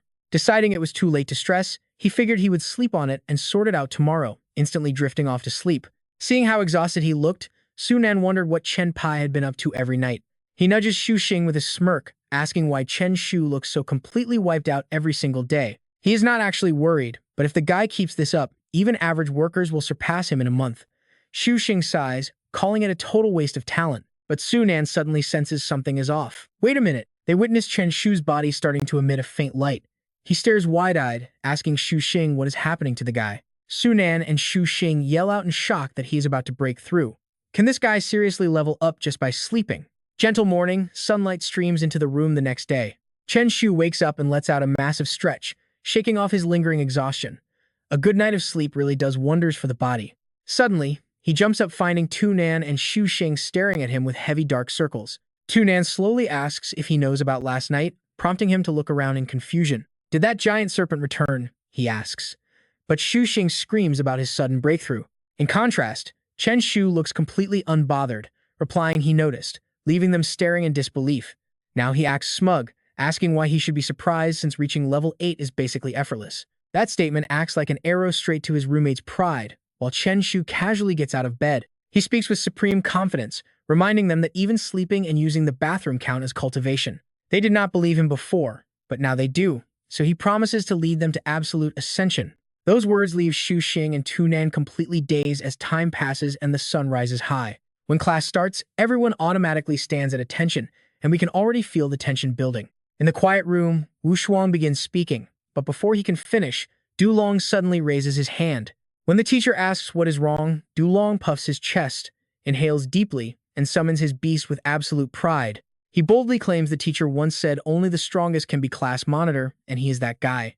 Hearing this, Xu Xing and Tu Nan both think he is utterly shameless, yet Du Long radiates confidence. He demands to challenge Chen Shu today, as his fiery Earth Yalong stands ready behind him for battle. Chen Shu mutters about the unexpected challenge, while Wu Shuang asks for his thoughts, making the boy laugh internally. He feels lucky to test his new breakthrough, so he immediately proposes a condition for accepting the fight. He says he will fight, but there must be a wager. Otherwise, every random nobody would constantly waste his precious study time. Wu Shuang is left completely speechless by this, but he agrees, suggesting beast taming seeds as the bet, which Du Long instantly accepts without any hesitation. With the bet locked, Wu Shuang steps up as referee and signals for the battle to begin. Suddenly, Chen Shu pauses as the system screen pops up, displaying various choices and their rewards. His expression turns deviously wicked. There is no need to think twice as he lowers his voice. Du Long eagerly waits, but Chen Shu quietly summons his beast instead, leaving his opponent utterly confused. Sensing sudden danger, Du Long looks up only to see a massive slime rapidly closing in on him. Cursing another cheap sneak attack, he watches it plunge from above like an unstoppable, blazing fireball. The Earth Yalong immediately braces for defense as Chen Shu sneers with absolute mockery. He praises the quick reaction but asks if they thought that was his only trick, switching into serious combat mode. On command, the slime halts mid-air and opens its mouth wide to inhale a massive gust of wind. It blows a powerful blast that sends the Earth Yalong flying back, before landing with ultimate pride. Sensing a faint but powerful aura around Chen Shu, Wu Shuang gasps, asking if he reached level 8. The boy acts embarrassed, while Du Long seethes with rage after witnessing his beast get brutally dominated. He claims he is not afraid of a level 8 master, right before his beaten dragon crashes before him. Out of pure kindness, Chen Shu warns him his dragon is in trouble. Du Long refuses to listen, yelling that he will turn this fight around in no time. He immediately orders his beast to ignore the pain and fight to the absolute bitter end. The Earth Yalong uses a locking skill to bind the slime, making Du Long instantly celebrate. He tells him to die as his beast charges, but the slime just yawns as Chen Shu mockingly taunts, trying to kill his slime as a joke, since his beast beats opponents in its sleep. The slime immediately grows massive, entering defensive sleep mode, which completely triggers Du Long into a raging fit about being bullied so shamelessly. Crush him now, Yalong. However, the dragon's claws never pierce the squishy slime, which easily counters with Dream Strike to blast it away while staying fast asleep. The Earth Yalong is completely broken, allowing Chen Shu to confidently raise an eyebrow in challenge. He asks if they should continue, while Du Long suppresses his rage, seeing his unconscious beast unable to move. Admitting defeat, Du Long watches Chen Shu point and declare that the class monitor will always remain on top. Chen Shu turns back to his classmates, raising his voice to declare that he knows they are not convinced. He decided to offer everyone a golden opportunity. If anyone in the crowd could defeat him, he would gladly hand over 10 beast-taming pills with both hands. Then his tone drops, turning a bit devious as he adds that if they lose, they must give him 1 premium beast-taming pill. Pausing, Chen Shu asks them once more if they actually have the guts. While waiting, he calculates in his head, thinking this is the perfect chance to win them over. But the atmosphere is dead silent, and every face in the crowd shows a completely different reaction. Up on the stage, Chen Shu pulls a smug, mocking face. He throws down a loud challenge, asking if anyone actually has the courage. Seeing no response, he deliberately provokes them, asking if these supposed geniuses are fine with an ordinary guy stepping all over their pride. Chen Shu simply shrugs, acting completely helpless. Just as he sighs at their cowardice, someone suddenly steps forward from the crowd to accept the match, declaring they will take him on. Hongming glares back at Chen Shu with an incredibly sharp look. He confidently declares that this time, he is absolutely going to crush him. A bright green light erupts from Hongming's hands. In the next instant, his berserk ape is summoned to the arena. The beast lands with an overwhelming presence and roars to show off its strength. Far from being scared, Chen Shu simply strokes his chin with an amused smile, finding it quite interesting.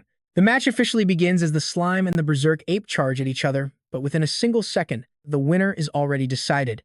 The stunned onlookers below can only cover their faces in shame. Hongming breaks down in tears over the brutal loss, crying out for his poor ape. Meanwhile, a joyful Chen Shu tells him to beat it and get off the stage. He calls for the next challenger. Nearby, Tang Li nudges Wang Yun with his elbow, leaving him looking pretty nervous. Wang Yun whispers that he really cannot beat him. Hearing this, Tang Li lowers his voice to reveal his sneaky plan, asking who said anything about winning. It is a battle of attrition. Just let that weird poop monster waste its stamina, and then I will step in for an easy one-hit knockout.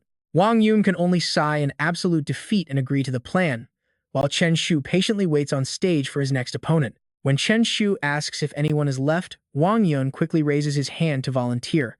But moments later, the match ends and he is left hugging his beast while sobbing hysterically. As Wang Yun weeps, Chen Shu sighs about how lonely it is at the top. Suddenly, the slime next to him begins to shrink back, making Tang Li's eyes light up with pure excitement. The gigantification effect on that weird poop monster has finally worn off. Believing his time has finally come, he casts aside all hesitation and yells that Chen Shu will pay dearly for bullying his friends, promising to crush him once and for all. With those words, Tang Li leaps onto the stage as his summoned blue bird uses its gentle wings to help him land perfectly on his feet. Touching down, Tang Li points straight at the weird poop monster, yelling for it to prepare to die. The blue bird dives down, aiming to grab the slime with its razor-sharp claws while Tang Li watches the clash with intense focus. Chen Shu immediately sees right through his plan, realizing the guy was just waiting for this exact moment to strike. But Tang Li completely underestimated his slime.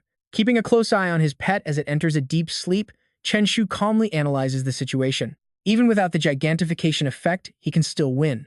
The Slumber Strike skill activates, creating a protective barrier of light around the slime to boost its defense. Even with the bluebird attacking with all its strength, the sleeping slime doesn't budge. Locking in, Chen Shu declares it is finally his turn, even though his slime is still fast asleep. But that sleep does not slow them down at all. Activating its wind breath skill, the slime unleashes a violent gust, launches itself into the air, and charges directly at the panicked blue bird. The bird quickly recovers its composure and dives straight back at the slime.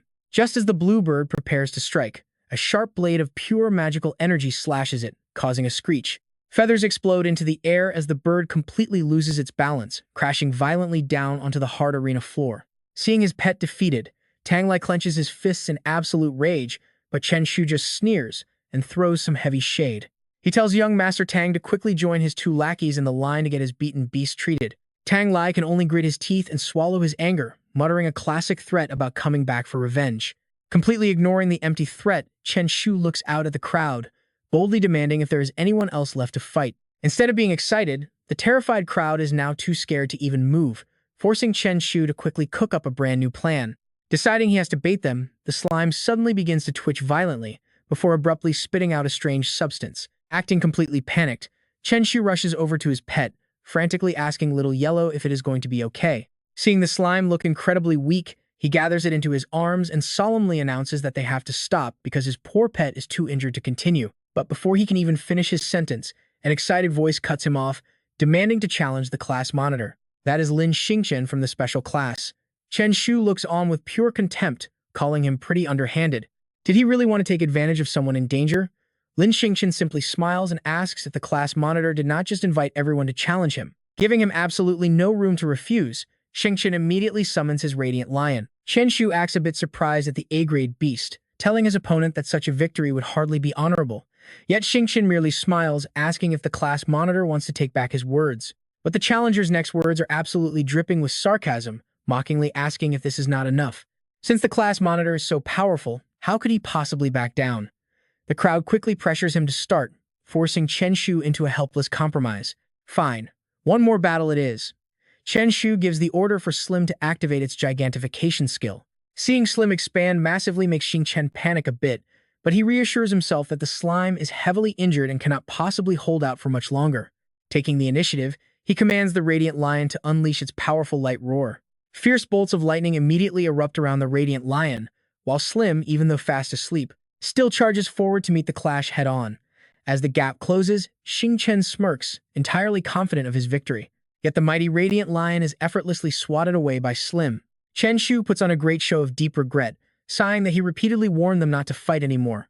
Meanwhile, Xing Chen stands there in absolute, speechless shock. Right after the match concludes, Slim suddenly spits up a very strange liquid.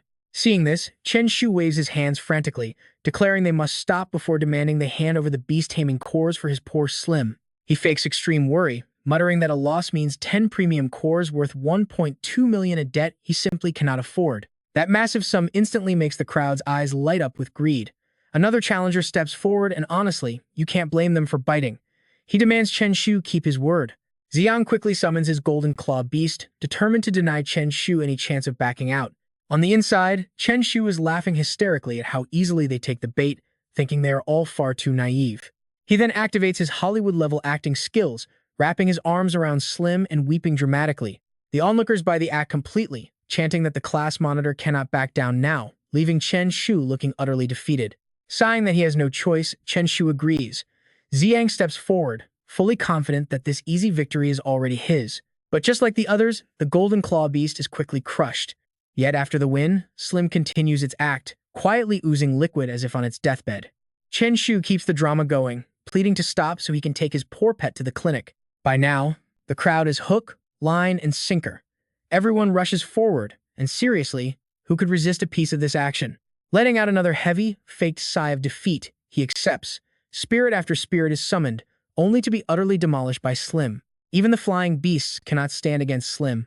Yet after a flawless streak of victories, Chen Shu still puts on a heartbroken act. He cries out that his beast is fading, asking if anyone else wants a turn.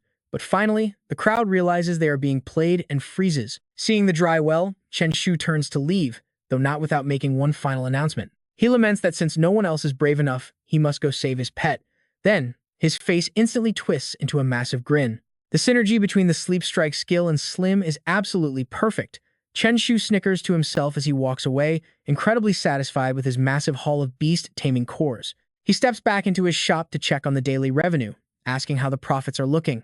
Tianba immediately reports that all 5 of their premium strength potions are completely sold out, a result that leaves Chen Shu highly pleased. Excellent. He tells them to help him buy some raw ingredients next. He lists out wisdom fruits, azure leaf flowers, and jumping fruits for a new business strategy, preparing to craft and sell entirely different potions next. Thinking ahead, he decides the shop's future earnings will be managed by them, primarily to keep him stocked with medicinal herbs. Chen Shu is also incredibly generous, setting their monthly salaries at 10,000 coins and granting manager Old Wang 20,000. Hearing this, both Tianba and Wenchang immediately burst into joyful cheers. Looking around, Chen Shu feels a deep sense of pride, viewing this little shop as his grand empire. Over the next few days, Chen Shu leaves the shop in Old Wang's hands while focusing entirely on brewing and studying as September draws to a close. Soon, their teacher Wushuang stands before the entire assembly to announce their upcoming class activities. With the month ending, he announces that in October, he will lead them into the normal grade Ice Valley dimension. He sternly warns them to prepare plenty of warm gear, emphasizing that they will not only face powerful beasts but must also survive the unforgiving, freezing climate. Wu Shuang also firmly emphasizes that they should leave any useless, distracting junk behind. Sitting in the crowd, Chen Shu nudges his classmates and jokingly asks if they heard that warning. He tells them not to bring that pig-cleaving knife or those mental hospital uniforms. His words completely ruin Sunan and Jingjing's mood, while he just stands there with a mischievous grin. Once the presentation finishes, Wu Shuang immediately wraps up the event. Dismissed for today, gather at school the day after tomorrow. The students shout in unison to agree. A moment later, Chen Shu's group is walking down the hallway together. He asks them with a suspicious tone if they have ever been to another dimension. Sunan answers without any hesitation. Not yet, Jingjing says. Is he for real? Chen Shu smiles smugly. Of course, and you can ask around to see if Tang Qingyuan is peaceful or not, because this fierce beast of Nanjiang decides it. He starts bragging dramatically, claiming back then he even peed right on the head of the Ice Wilderness Rabbit Lord. Hearing this, the other two look at him with pure admiration, asking their senior what they should bring along with them. Chen Shu immediately gives them advice, telling old Shi to pack pots, spices, and a grill, before putting his arm around the guy next to him. Jing Jing, you do not need to bring anything. Just have your family hire a silver-level beast master and we can do whatever we want. They turn and walk away, knowing they got played. Sunan does not forget to give Chen Shu a friendly middle finger, leaving him standing there watching them go, wondering why no one believes the truth. He then tells himself that it really is time to pack his things and prepare for the Frozen Valley. Back home, Chen Shu immediately sits at his desk to search for information, staring intently at the images displayed on the screen. So this is the Frozen Valley, as the gentle sunset glows over the towering buildings outside his window. Stretching his arms, Chen Shu finally finishes reading all the materials on the Frozen Valley, getting up with a hum to go out and buy his supplies. Stepping outside, Chen Shu spots his neighbor across the hall busy locking her door. He greets her cheerfully, saying hello to Miss Wang from next door, who warmly replies and asks if he is going out for dinner. Still holding the doorknob, she turns to him and asks if he is busy at the moment. With a gentle smile, Miss Wang says she needs him to do her a quick favor, making Chen Shu repeat the words with a puzzled look. A short while later, they arrive at the bustling elementary school, where a massive crowd is moving about. Chen Shu stands in the crowd looking around, thinking something big was happening, only to realize he was just sent to pick up a kid. Just then, Niu walks out of the school gate with a friend, and he calls her name, prompting her to wave happily and call him brother Chen Shu. Chen Shu scoops Niu up in his arms, telling her he is taking her home today, when his eyes suddenly catch a familiar figure nearby. Seeing Wang the moneylender, he walks over without hesitation and calls out to her, asking what is going on. Qinghan turns around, completely surprised to see Chen Shu, and clutches her coat tightly while muttering that it is nothing but a minor classmate conflict. This sparks Chen Shu's interest, since a conflict is no big deal, so he simply asks her to give him a name. He proudly mentions that this school happens to be his old alma mater, but suddenly, someone appears from behind and cuts him off. Who do you think you are? Demanding names like a big shot. This is Zhu Chang from the Nanjiang High School, 3 special class, standing with his younger brother. Seeing Qing Shui looking terrified, Chen Shu immediately suspects this punk has been bullying the moneylender's sister. Chen Shu calmly introduces himself, stating that he is a student from Nanjiang High School too. He announces his name, Chen Shu, and the other guy proudly responds that he is Shu Chang, a special class student from High School 3. Chen Shu cuts straight to the chase, asking if the younger brother was bullying others, but Shu Chang quickly denies it. The kid claims he did not bully anyone and was only ignoring him, so he just called him a pathetic orphan, which makes Chen Shu pause. Suddenly, the brat points directly at Qing Shu and sneers that she actually is an orphan anyway, completely pushing Chen Shu over the edge. Chen Shu instantly raises his hand to strike, while Shu Chang rushes forward to stop him. But he is too slow, and Shu Chang's cheek takes a massive slap, prompting Chen Shu to ask what he thinks he is doing. Obviously, he is teaching this little brat a lesson for not knowing his place, which causes Shu Yang's face to turn pitch black. Shu Chang yells if he has a death wish, telling him to stop beating kids and challenge him to a real beast battle at the arena instead. Suddenly, the system panel flashes to life, presenting him with a list of new options. He can choose to back down, provoke his opponent, or severely injure their beast, and he already knows exactly what to do.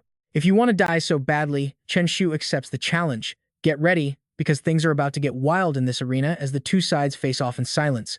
Qing Han tries to convince him to let it go, advising him not to take a child's words so seriously. But Chen Shu objects, stating that a child's cruel words can wound like sharp knives, leaving her utterly speechless and stunned. Qing Han can only watch his retreating back as he walks away, while Shu Chang unleashes his lightning tiger. Chen Shu stands opposite his opponent, quietly analyzing this rank 7 Beast Tamer and his A-tier Thunder Tiger. No wonder the guy behaves so arrogantly. He notes that in all of Jiangnan City, very few peers could actually beat a tamer of this caliber. But unfortunately for this guy, he ran into Chen Shu.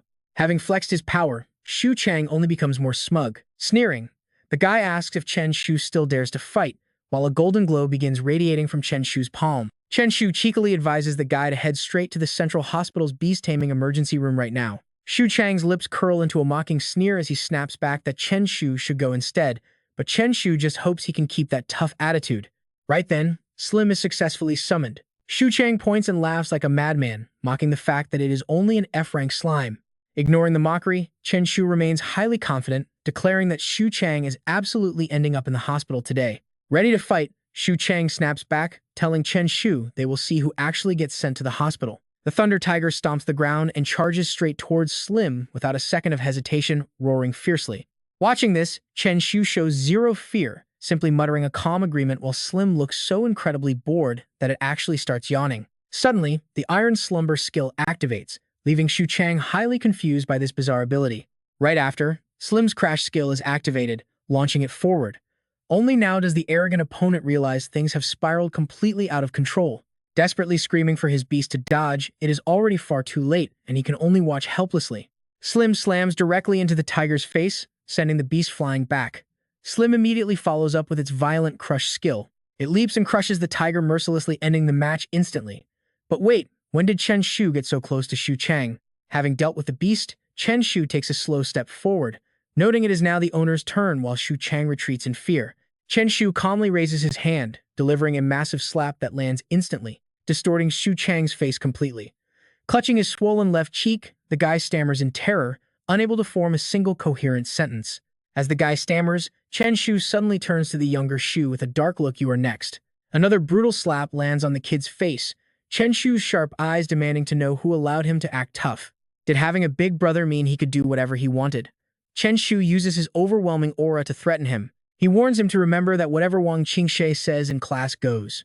Terrified, the kid nods and agrees without a second thought. Chen Shu's expression instantly shifts back to his usual friendly self, gently patting the boy's head and calling him a good kid.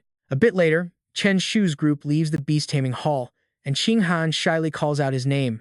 She bows deeply to show her gratitude, thanking him sincerely, but Chen Shu just smiles warmly and says it was nothing. He mentions that Sister Fang Si told him to take good care of her, so this is only natural. Waving, he bids her goodbye since it is getting late. Watching their receding figures fade into the distance, Qing Han softly whispers her goodbye in return. Meanwhile, Chen Shu is happily chatting with Niu Niu, asking what she wants to eat and offering to treat her, to which she quickly responds. 2 days later, at the school's beast taming arena, a parent is seen shaking hands with Wu Shuang.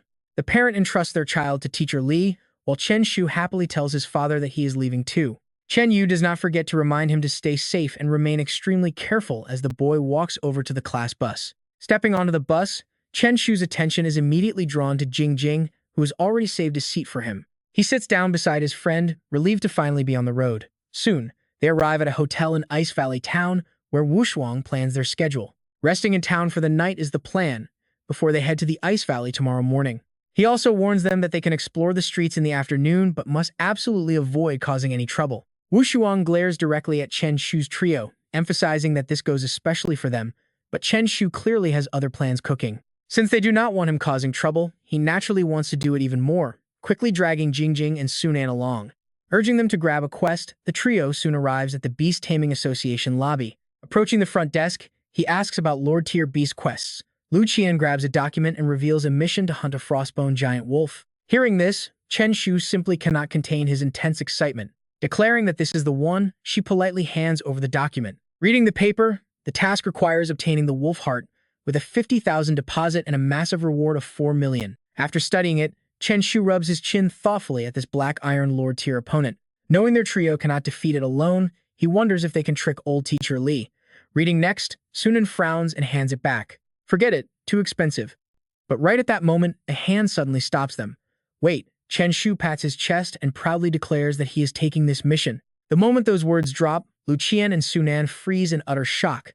Wait, what? Worry he did not read the details, she reminds him this quest requires a 50,000 deposit, but Xu Xing just tilts his head, clearly annoyed by her doubt. He complains that her words make it look like he cannot afford it.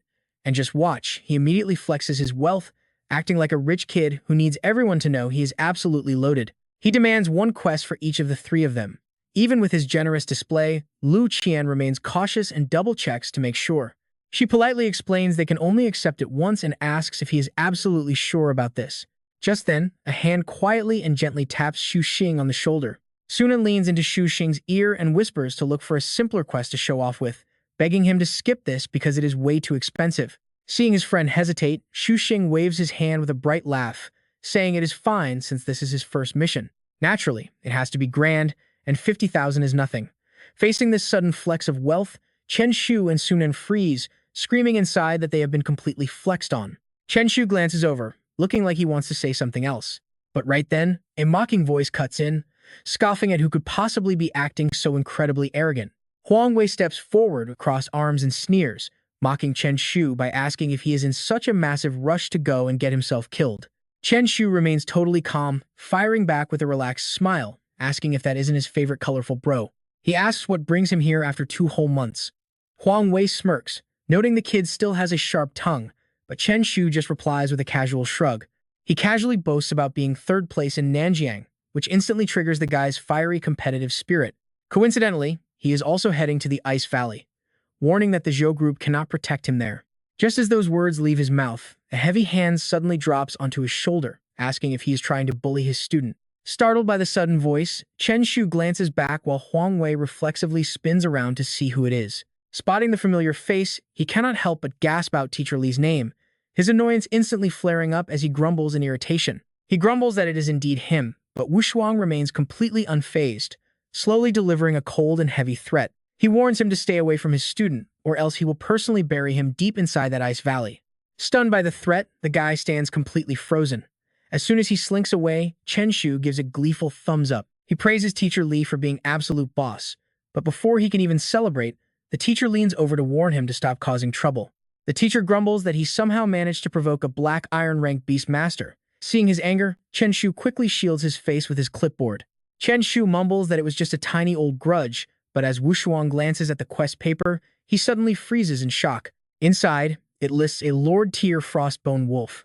Suddenly, Chen Shu's eyes light up with a spark of hope. He eagerly asks if the teacher is interested, and if he can defeat a Black Iron Lord-tier beast. Wu Shuang shakes his head and firmly replies that he can beat it, but finishing it off is a different story. To keep them safe from any dangerous casualties, he suggests that if they really want to take a mission, they should pick something much more ordinary, like gathering medicinal herbs or clearing out common beasts. After listening, Chen Shu cheerfully nods along and agrees. His fingers slide quickly across the electronic tablet to select a water leaf flower gathering mission and a lion hunting quest, immediately turning around to tell the others to follow him. Telling them to move out, Chen Shu turns to ask Xu Xing why he does not use his massive wealth to add some offensive skills to his Thunderbird.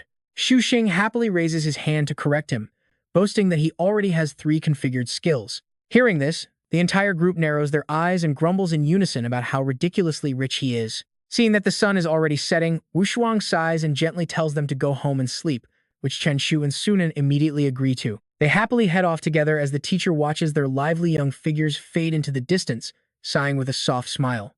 Youth is truly wonderful. The next morning, the golden early sunlight pours through the glass windows, painting the entire building in a brilliant glow. At the assembly area, everyone stands ready and waits for the teacher's command to finally set off for the alternate dimension. With that order, the entire group turns together and marches out in perfect unison. Deep in the snow-covered forest, students line up before the stone portal, holding hands and closing their eyes as they step together through the thick, heavy mist.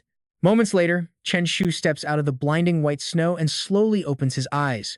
The quest area stretches out right before them, a silent and snow-capped ice valley. He lets out a massive yawn and begins to mumble. This ice valley is absolutely freezing, and the environment feels completely different from any of the other dimensions he has visited before. Just then, Wu Shuang walks up to remind them that this training will last for half a month. The instructor warns the students not to venture too deep into the ravine, or they might run into deadly beasts. Plus, no going solo, they must follow the assigned plan. Everyone is split into groups of 3. After a brief pause, the instructor emphasizes the rewards. The team with the biggest harvest will win beast taming resources worth 2 million Huaxia coins. Then, he gestures to introduce the instructors standing behind him. Every single group is accompanied by an iron-tier beast tamer. If any life-threatening danger pops up, that pro will step in to save them. But that also means they will be sent straight back to the Spirit Bureau base, instantly ending their training. Finally, he announces the moment they have all been waiting for. Training officially begins now. Right on cue, the students split into their designated teams and scatter in every direction. Noticing Chen Shu is not budging, Xu Xing and Sunan look at him, completely puzzled. Why is he not moving yet? Chen Shu just grins with a teasing look in his eyes. Are they stupid or what? This is not Blue Star, so obviously they need to fly, he tells Xu Xing to summon his Thunder Bird. Finding this completely logical, Xu Xing claps in excitement, realizing he is right. Immediately, Xu Xing unleashes a flash of bright energy from his hand. In the blink of an eye, a massive, muscular Thunderbird materializes right before them. On command, the beast spreads its wings and carries the trio straight up into the freezing cold sky. Looking at the open sky, Xu Xing yells in excitement, higher, go even higher. Matching the hype, Chen Shu thrusts his hand forward. Today is the day they conquer the freezing ice ravine. Xu Xing immediately cheers along. But just as their excitement peaks, a massive, giant hawk suddenly dives straight down from the heavy clouds. Xu Xing and Sunan freeze completely solid at the sight of the giant creature, their faces turning utterly pale from sheer terror. Chen Shu is just as terrified, screaming in sheer panic, "Oh no, it is an iron-tier beast, fly away now." The Thunderbird's eyes flash with a sharp glare as it screeches and flaps its wings. It launches forward like a high-speed arrow, targeting the giant hawk, blocking their path. Finding an opening, the Thunderbird flies high, before unleashing a blinding bolt of lightning directly onto the beast's head. Enraged by the sudden sneak attack, the giant hawk screeches as its glowing red eyes burn with pure fury. The beast dives straight down to hunt its attackers. Meanwhile, Wu Shuang barely lights his cigarette before noticing Chen Shu's group fleeing for their lives with the monster close behind. Instantly, the guards on duty open fire, unleashing a hail of bullets directly at the raging giant hawk. The chaotic sight makes Wu Shuang freeze in utter shock, wondering what on earth is going on here. Watching the beast get paralyzed and crash to the ground, Sunan remarks that it was completely fearless. But Wu Shuang suddenly speaks up behind them, making everyone jump in surprise. He calmly congratulates them, saying their training is officially over. This immediately makes Chen Shu frown and protest in sheer frustration. Begging the teacher not to joke, since they haven't even started, Shu Xing quickly chimes in, pleading with Teacher Li for one more chance, and promising never to lure an iron-tier beast back again. Their desperate pleading finally softens his heart, so he sighs and warns them to remember this. But before he can even finish his sentence, the trio leaps back onto the Thunderbird and shoots into the sky, leaving Wu Shuang completely dumbfounded. He just stands there rooted to the spot, completely frozen, while the trio cruises high up in the air. Shu Xing anxiously asks if Teacher Li will be furious about their sudden escape. Chen Shu just grins mischievously, saying if they did not hear him, then it does not count. The logic immediately puts Shu Xing at ease, and he asks which direction they should head next. Right then, Chen Shu's system pops up with three options. The first is to hunt near the Spirit Bureau to gather multiple beasts. The second is to stay put and get a minor wind buff, while the third is to survive in the deep ravine for 3 days to unlock an insanely violent slaughter skill. After weighing his options, Chen Shu decides to head down to the absolute deepest part of the ravine. Hearing the plan, Shu Xing excitedly commands the Thunderbird. The beast nods in understanding, folding its wings and diving straight down into the depths without a moment of hesitation. As they gradually descend into the cold abyss, Chen Shu curiously asks Old Ji if his special butterfly can detect nearby monsters in addition to tracking down bad guys. Sunan remains completely calm, replying without a single shred of hesitation that it absolutely can. He casually adds that a whole horde of beasts is directly below them. Right on cue, a barrage of glowing red rocks comes hurtling straight at them. The chaotic ambush catches both Chen Shu and Shu Xing completely off guard, turning their faces pale with shock. Dodging the projectiles, Chen Shu screams in frustration, asking why he did not say so sooner, while a panicked Shu Xing frantically looks around for an escape. As they run out of options, Shu Xing asks what to do, but Chen Shu just gathers his spiritual energy. What else is there to do? Fight! With that, Chen Shu does not hesitate for a second and excitedly leaps straight off the bird's back. He unleashes his summoning energy, conjuring a giant slime midair to catch his fall. From high above, Shu Xing and Su Nan watch with tense, anxious faces. They yell for him to be careful, but Chen Shu is already plunging down with a wild shout of excitement. Riding his massive slime, they crash into the ground like a meteor, blasting the surrounding beasts in all directions. Just a short distance away, a rare ice lotus quietly blooms amidst the endless white snow. Spotting it, Chen Shu freezes in complete astonishment. Was that interstellar ice? The creatures blasted away earlier now rain down around Slim like useless scraps. After scanning the area, Chen Shu quickly assigns tasks Lao Xie. Keep an eye on the surrounding beasts. Shu Xing, if danger strikes, be ready to take off instantly. While I harvest the herbs, Shu Xing nods in agreement. With the plan set, he crouches down with a shovel in hand and starts harvesting the plants. The air stays quiet until Xie Sunan spots something and gasps, warning Chen Shu that someone is coming up from behind. Without hesitation, Shu Xing reaches out and yells for Chen Shu to jump onto the bird, so he grabs his arm. Saddling up, he barely sits down before Shu Xing warns him to hold tight. He immediately commands Thunderbird to soar into the sky, dodging an incoming attack from Bluebird just in time. Seeing them escape, Tang Lai narrows his eyes in annoyance, irritated that they reacted so fast.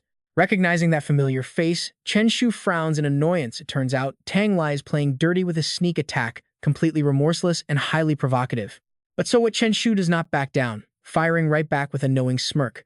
It is nothing, just a little avalanche gift for you, and with that, Slim dives straight down like an angry whirlwind. Slamming into the mountainside with a powerful strike, the impact shakes the entire area, causing Tang Li to break a sweat and curse in anger. Just as planned, the massive snow drifts above collapse, cascading down the mountain like a tidal wave. Tang Lai stands frozen, unable to believe a real avalanche is happening. Talk about instant karma right there as he desperately flees. The other people down below witness the disaster and panic, immediately scattering in all directions as they desperately try to escape. Run! Get out of here! Chen Shu rolls his eyes and shouts out in pure surprise.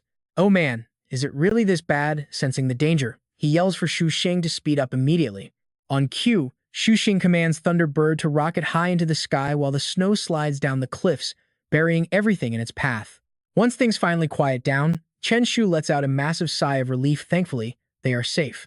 Shi Sunan chimes in with a dry laugh, noting they almost died, but adds that the avalanche just eliminated a massive chunk of their competition. Hearing that, Chen Shu shrugs and jokingly shifts all the blame, claiming it is entirely the snow's fault. Shu Xing turns to him, asking where they should go next. Following his system's lead, he points directly toward the deepest part of the ravine. Finding a mutated beast, there is basically a guaranteed ticket to first place, making Shu Xing incredibly hyped. The trio mounts up and shoots forward like a bullet to start the hunt.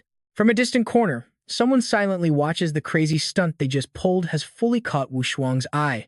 Intrigued by their sheer guts, he watches as they fly deep into the yawning ravine. Icy gusts of wind howl through the chasm, leaving the group shivering uncontrollably in the cold. Chen Shu groans, why did the temperature suddenly plummet? Landing on the ground, Shu Xing and Shi Sunan hurriedly zip their jackets to their chins to survive the freeze, and just as Chen Shu copies them, Shi Sunan senses something off. Quickly assessing the surrounding area, he delivers a rapid-fire warning.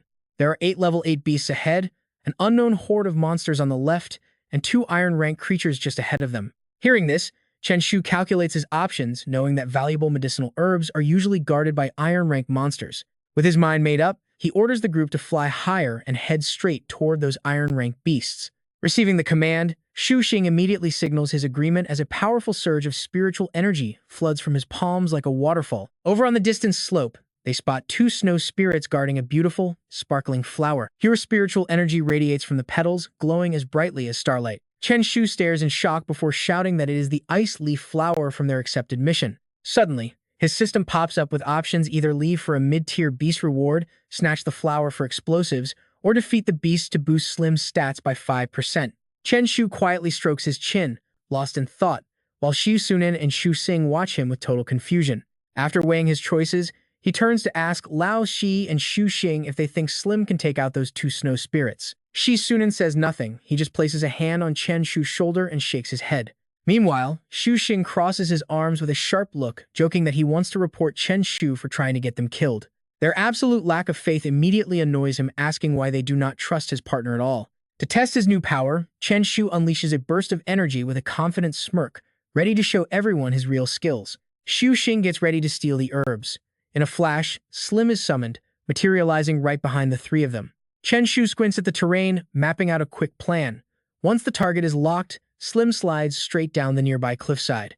Clenching his fist, Chen Shu barks an order, telling Slim to roar and scare them off. Hearing the command, the slime inhales deeply and lets out a loud squeak. The bizarre sound completely derails Chen Shu's expectations, leaving him utterly speechless. The strange noise and sudden movement instantly put the snow beasts on high alert. They growl fiercely and charge straight towards Slim without a single second of hesitation. But Slim does not panic at all, casually curling up to sleep and triggering Sleepy Dream Kill. This skill acts like an absolute shield, blocking every attack. Seeing the snow beasts successfully distracted, Chen Shu urges them to move fast and steal the herbs. Thunderbird flashes a sharp gaze across the sky, gathering its energy before blasting forward in a massive gust of wind.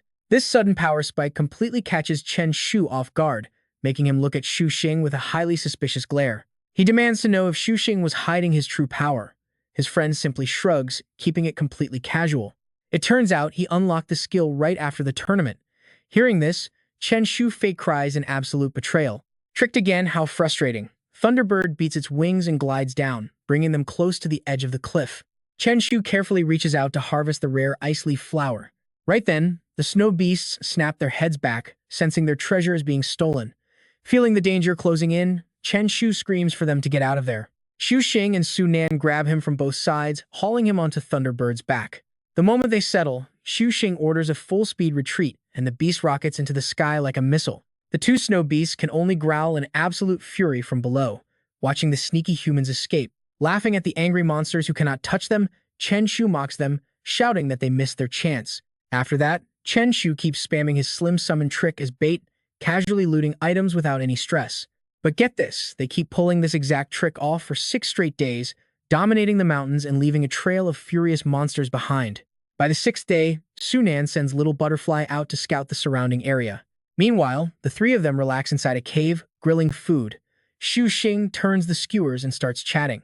When asked if their haul is good, Chen Shu immediately starts bragging, claiming first place is already practically guaranteed. He raises his skewer like a glass, shouting for them to toast with meat instead of wine to celebrate. But before they can toast, Sunan suddenly senses danger and urgently tells them to pack up. Someone is coming. Chen Shu throws his bag over his shoulder and quickly asks which direction they are approaching from. Sunan immediately presses his hand to his temple.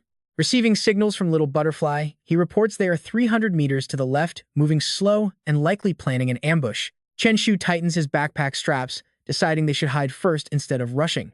They do not want to end up empty-handed. Moments later, heavy, rapid footsteps echo through the snow.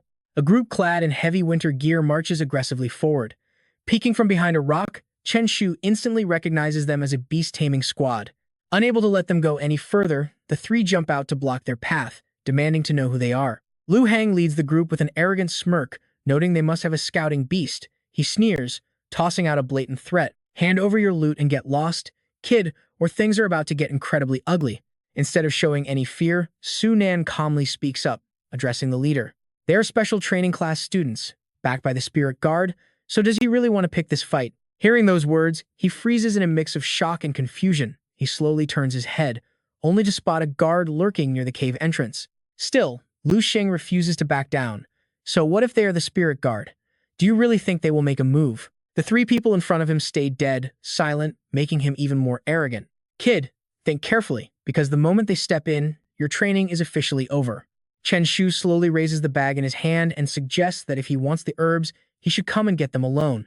Seeing him cooperate, Lu Xing smugly steps forward, confident of his victory. Haha, glad to see you are being smart. But in his greed, he completely misses the knowing look exchanged between Chen Shu and Sunan. Just as Lu Xing approaches, Chen Shu suddenly throws a mocking remark at him. Hey warrior, a special love, especially for you. The second those words left Chen Shu's mouth, his crew lost it, laughing hysterically. But while his goons were busy giggling, Lu Hang's face darkened, feeling completely humiliated. Pure rage boiled over, and Lu Hang roared out, "Do you little brats have a death wish, or what?" He gritted his teeth and lunged forward, warning them not to blame him, but Chen Shu just smirked with pure mockery. Want to take me down?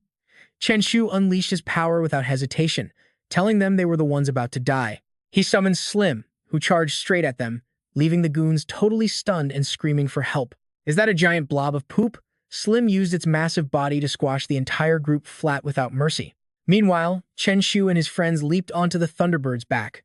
Before taking off, he couldn't help but look back to tease them. He yelled that they were taking off first and called them trash as the Thunderbird launched into the sky.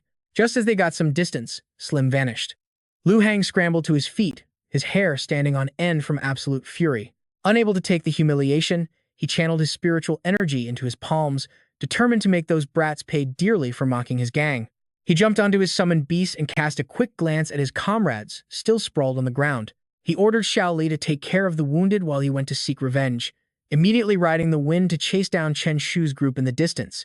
Sunan looked back and was shocked to see Lu Hang hot on their heels, closing the distance rapidly. Paling, he tapped Chen Shu on the shoulder to warn him, but Shu Xing remained totally calm and assured them it was fine. Without a second thought, he raised his hand to activate his beast skill, triggering Little Thunder.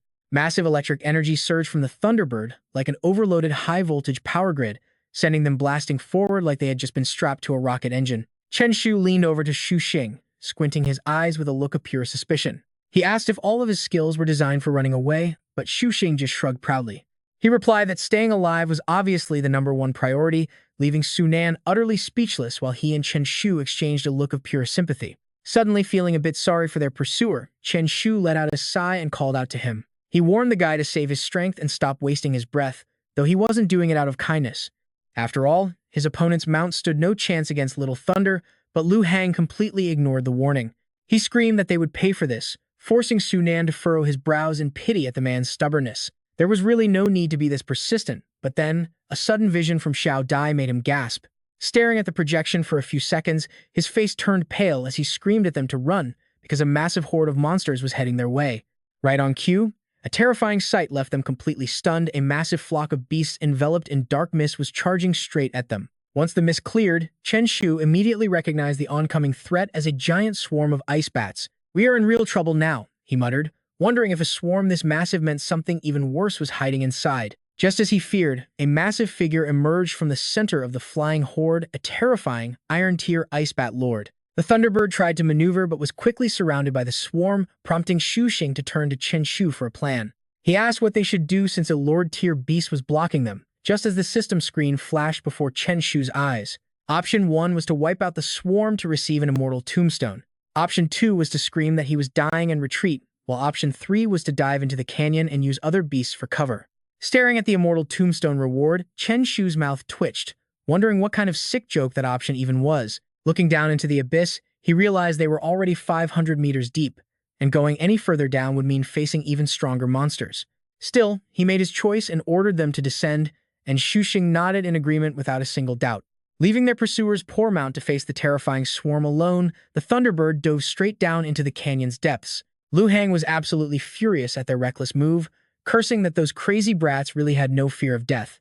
Gritting his teeth with anger burning in his eyes, he steered his blackbird upward to escape the incoming bats. Down in the deep canyon, another massive swarm of bats lay in wait, forcing Chen Shu to curse under his breath. He wondered if these creatures were completely insane, while Sunan added fuel to the fire by pointing out even more beasts below them. Gritting his teeth, Chen Shu decided to charge through, ordering the Thunderbird to push forward at maximum speed. As the beasts played a deadly game of chase near some frozen flora, Chen Shu suddenly pointed in excitement at a level 2 ice leaf flower. Shu Xing and Sunan both froze in utter disbelief, baffled that he could actually spot something from such a distance.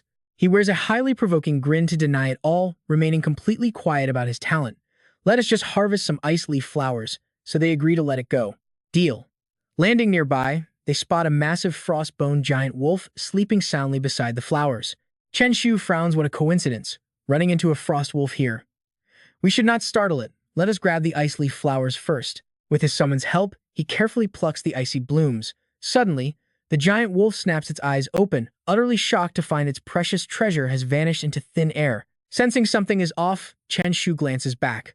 "Oh, we are busted. Time to run." The Thunderbird reacts instantly, cutting through the winds to escape, but the panic makes it completely forget about the swarm of ice bats that have been chasing them. As the Thunderbird pivots, it spots the frost wolf closing in, leaving the 3 humans and their beast trapped in a terrible deadlock. Determined to fight the bats to the bitter end, the wolf calls upon its pack to rise up. They throw their heads back and howl in defiance. Growling. Shu Xing panics, tearing at his hair. What do we do? Caught up in the panic, Sunan groans in despair, realizing they might not escape. Only Chen Shu remains completely chill, trying to calm them down. Calmly, he drops the flowers as if it is nothing. The lead ice bat instinctively reaches out, catching them in its claws. Meanwhile, Chen Shu shifts the blame to instigate a massive brawl, shouting, "Hey, big wolf, the thief is right over here." Just like that, the 2 manipulated beast factions stare at each other intensely. Sensing an easy victory, both the wolves and the bats charge forward to clash. Spurred on by the human trick, the lead giant wolf lunges forward, roaring and slashing with its claws as both beast packs plunge into a chaotic, bloody brawl. Hiding behind a massive snowdrift, Chen Shu pops his head up to watch, deeply impressed by the show. Absolutely spectacular. Sitting beside him, Shu Xing stares in utter shock, watching this incredibly rare spectacle play out. The battle gets intense.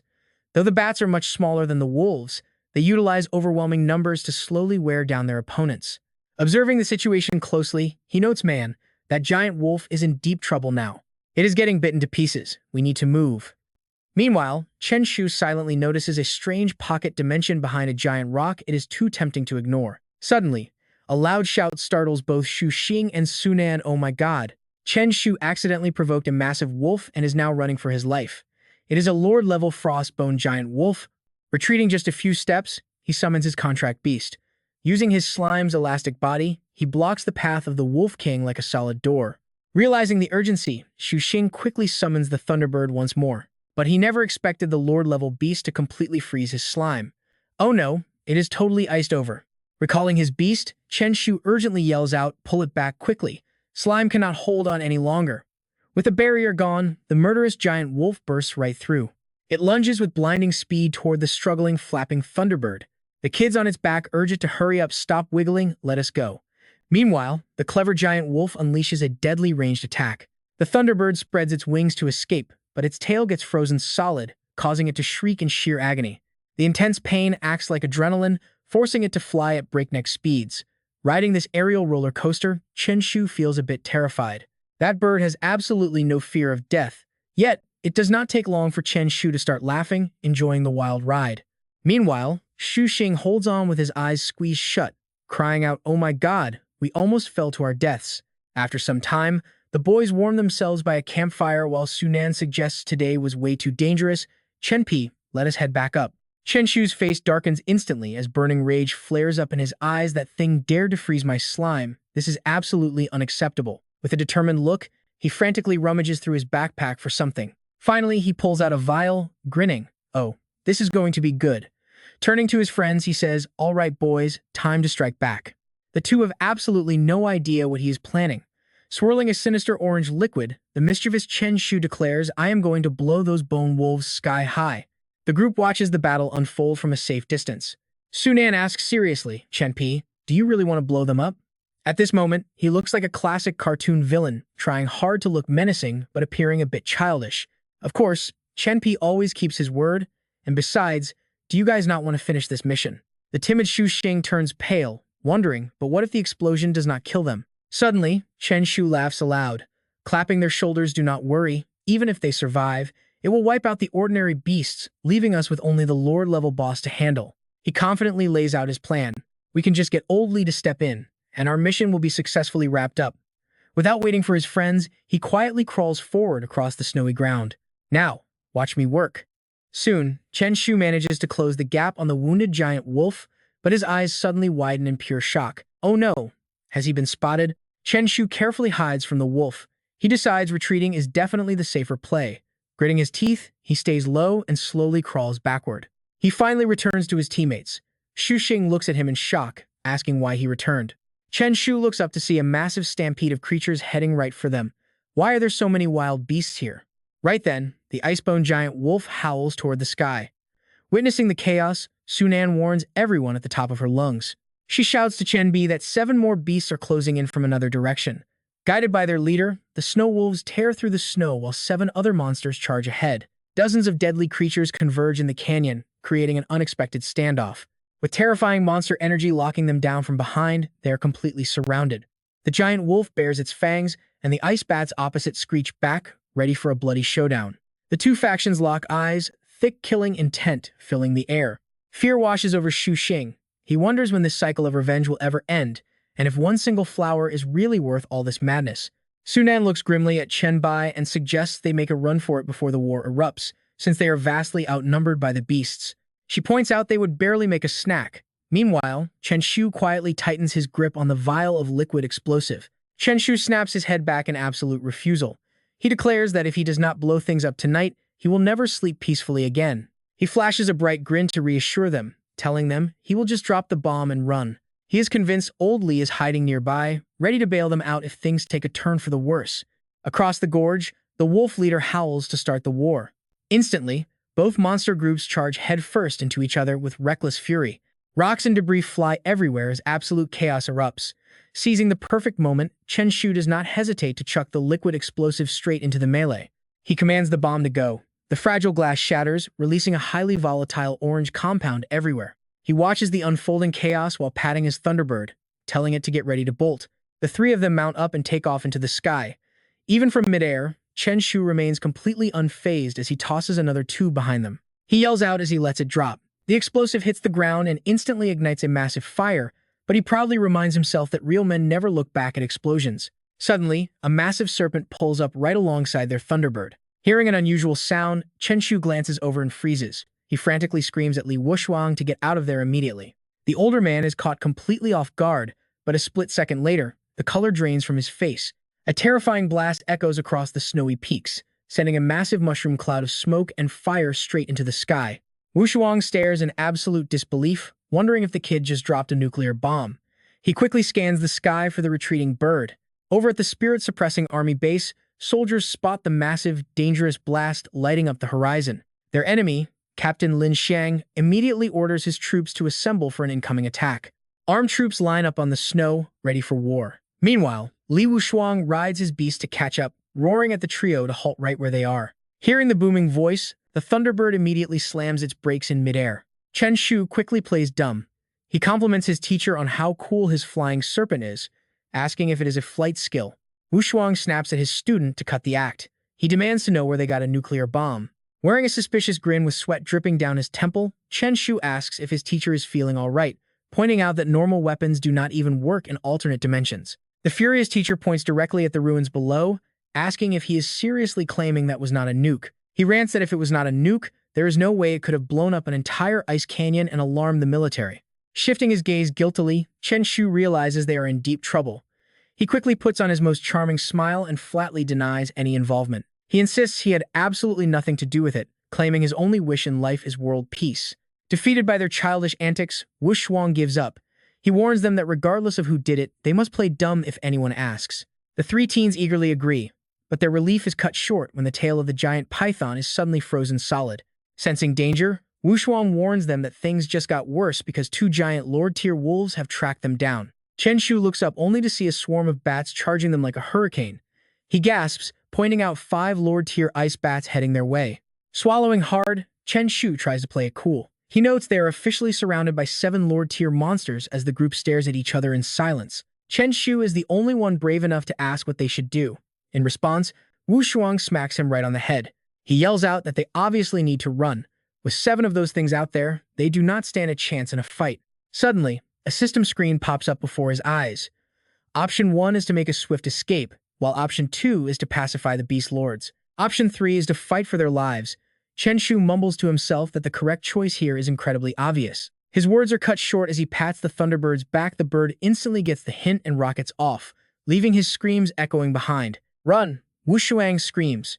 Staring at this completely bizarre move, his mouth twitches, but he quickly turns back to monitor the beast horde. Suddenly realizing the extreme danger, Wushuang instantly screams out, "Chen Shu, watch out." Flying far ahead, Chen Shu suddenly looks back. Sometime during the chase, the gap between them and the aggressive ice bats has closed dramatically. The alpha beast bites down hard on the Thunderbird's wing. Trembling in pain, the bird shakes, almost throwing the 3 riders off its back. Still, it stays conscious and shakes violently to shed the clinging bats. The beast's venom rapidly weakens the Thunderbird, making it lose its wing power and start free-falling. Panicking, Xing quickly asks Chen Shu what to do. "No choice. I have to recall it now." Chen Shu yells as he raises his hand to store the weakened beast. Free-falling, they plunge toward giant wolves waiting below with wide-open jaws.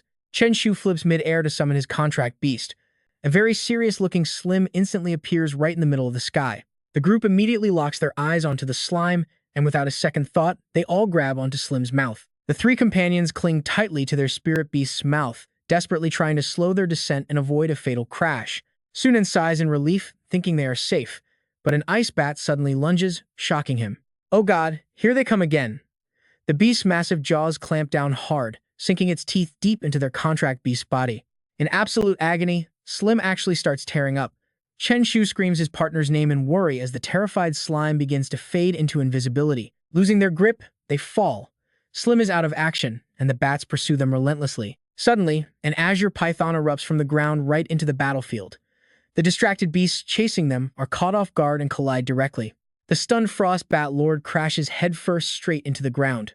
The giant black-white python catches the falling youths. Wushuang checks to see if they are hurt, and Chen Shu assures him they are fine, but things are getting messy. The hunt shifts from 3 humans to 2 pythons. He asks if their instructor is sure. Seeing him right, Chen Shu is speechless. "Teacher, is a will really necessary now?" Tearing up, Wushuang encourages them, saying they won't have time to write it later. Ignoring him, Chen Shu points at the strange beast, saying the python is gone. "Isn't that just the azure python standing over there?" Poor Sha is getting heavily bullied by the Beast Alliance, but that doesn't stop the stray ice bats from coming after them. The python immediately turns around, ready to fight. Chen Shu quickly shouts, "Wait, we can still fight." They watch in confusion as he digs through his bag, but Sunan freezes seeing the test tube. "Are you blowing up this ravine?" Sunan breaks into a cold sweat, fearing prison. Using that for an explosion, Chen Shu angrily asks if they are all colorblind. These 2 potions have completely different colors. This one is clearly red. But deep down, he is terrified. Thankfully, his reward from answering old Li's question came in handy. Time for a desperate gamble. Chen Shu awkwardly hands the liquid to Wushuang, suggesting their black-white python should try drinking it. Even with the bottle in hand, Wu Shuang hesitatingly asks if it might blow up. Unsure, Chen Shu confidently waves his hands, claiming there is no way. Trusting his student, Wu Shuang hesitates no longer and tosses the potion to his contract beast, which catches it with its long snake tongue. The python's amber eyes instantly fill with bloodshot veins as the specialized potion courses through its body, driving it into a frenzy. This is bad. Jump down. The python is about to explode. Before they can even react, the python flings them off its back. All four land safely on the ground, and Chen Shu immediately checks on the struggling beast. Is it roasted?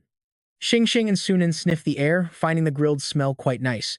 Chen Shu sighs helplessly. Well, since we are dying anyway, eating python meat first would be a happy ending, leaving Wushuang completely dumbfounded. Next, the guys literally start setting up a stove, yelling for Teacher Li to help, which nearly makes the old instructor cough up blood. He roars at them to get lost.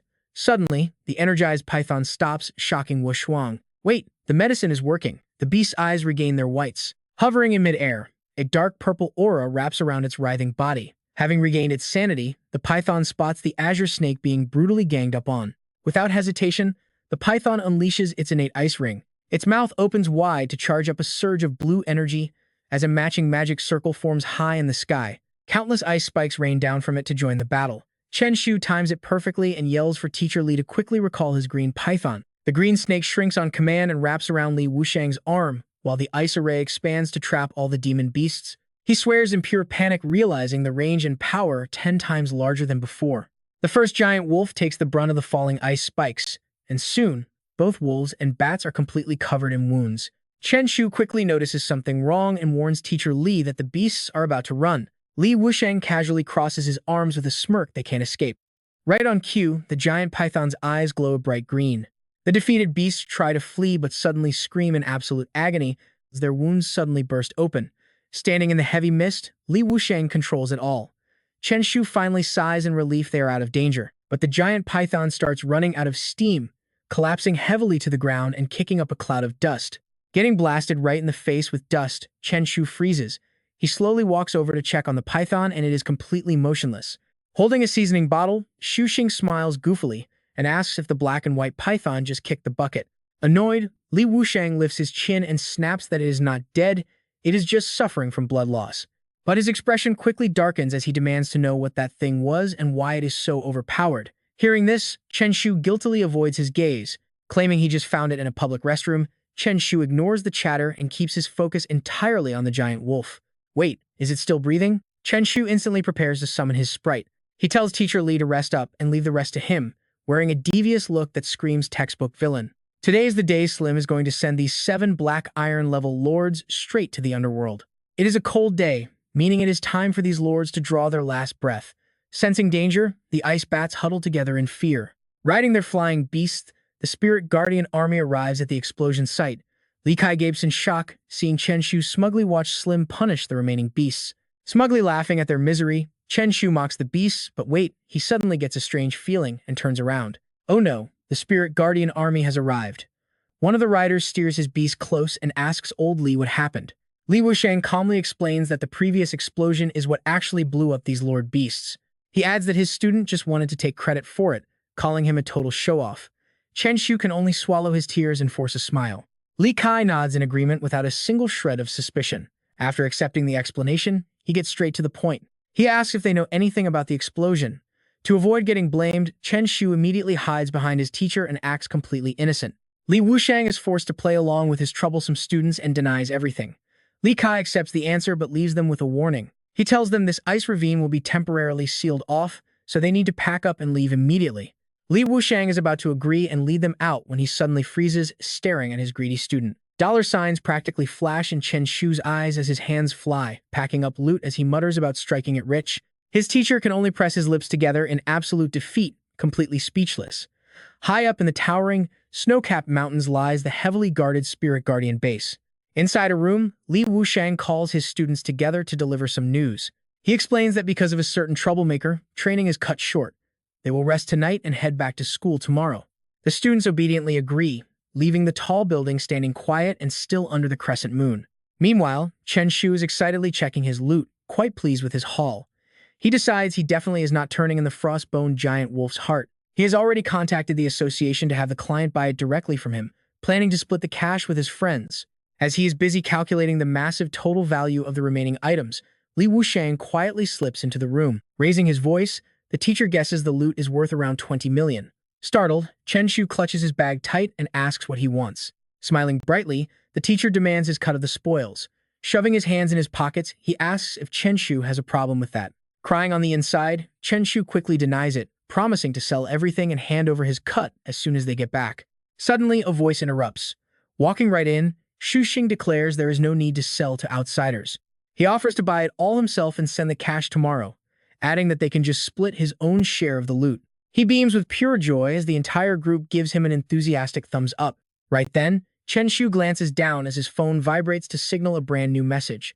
Checking the message, Chen Shu immediately announces that the client who posted the quest has reached out to him. The buyer is offering 11 million to purchase the frostbone giant wolf's heart. Next, Chen Shu discusses the matter with his crew, but the buyer schedules their meeting at the Daxing City First High School Beast Arena.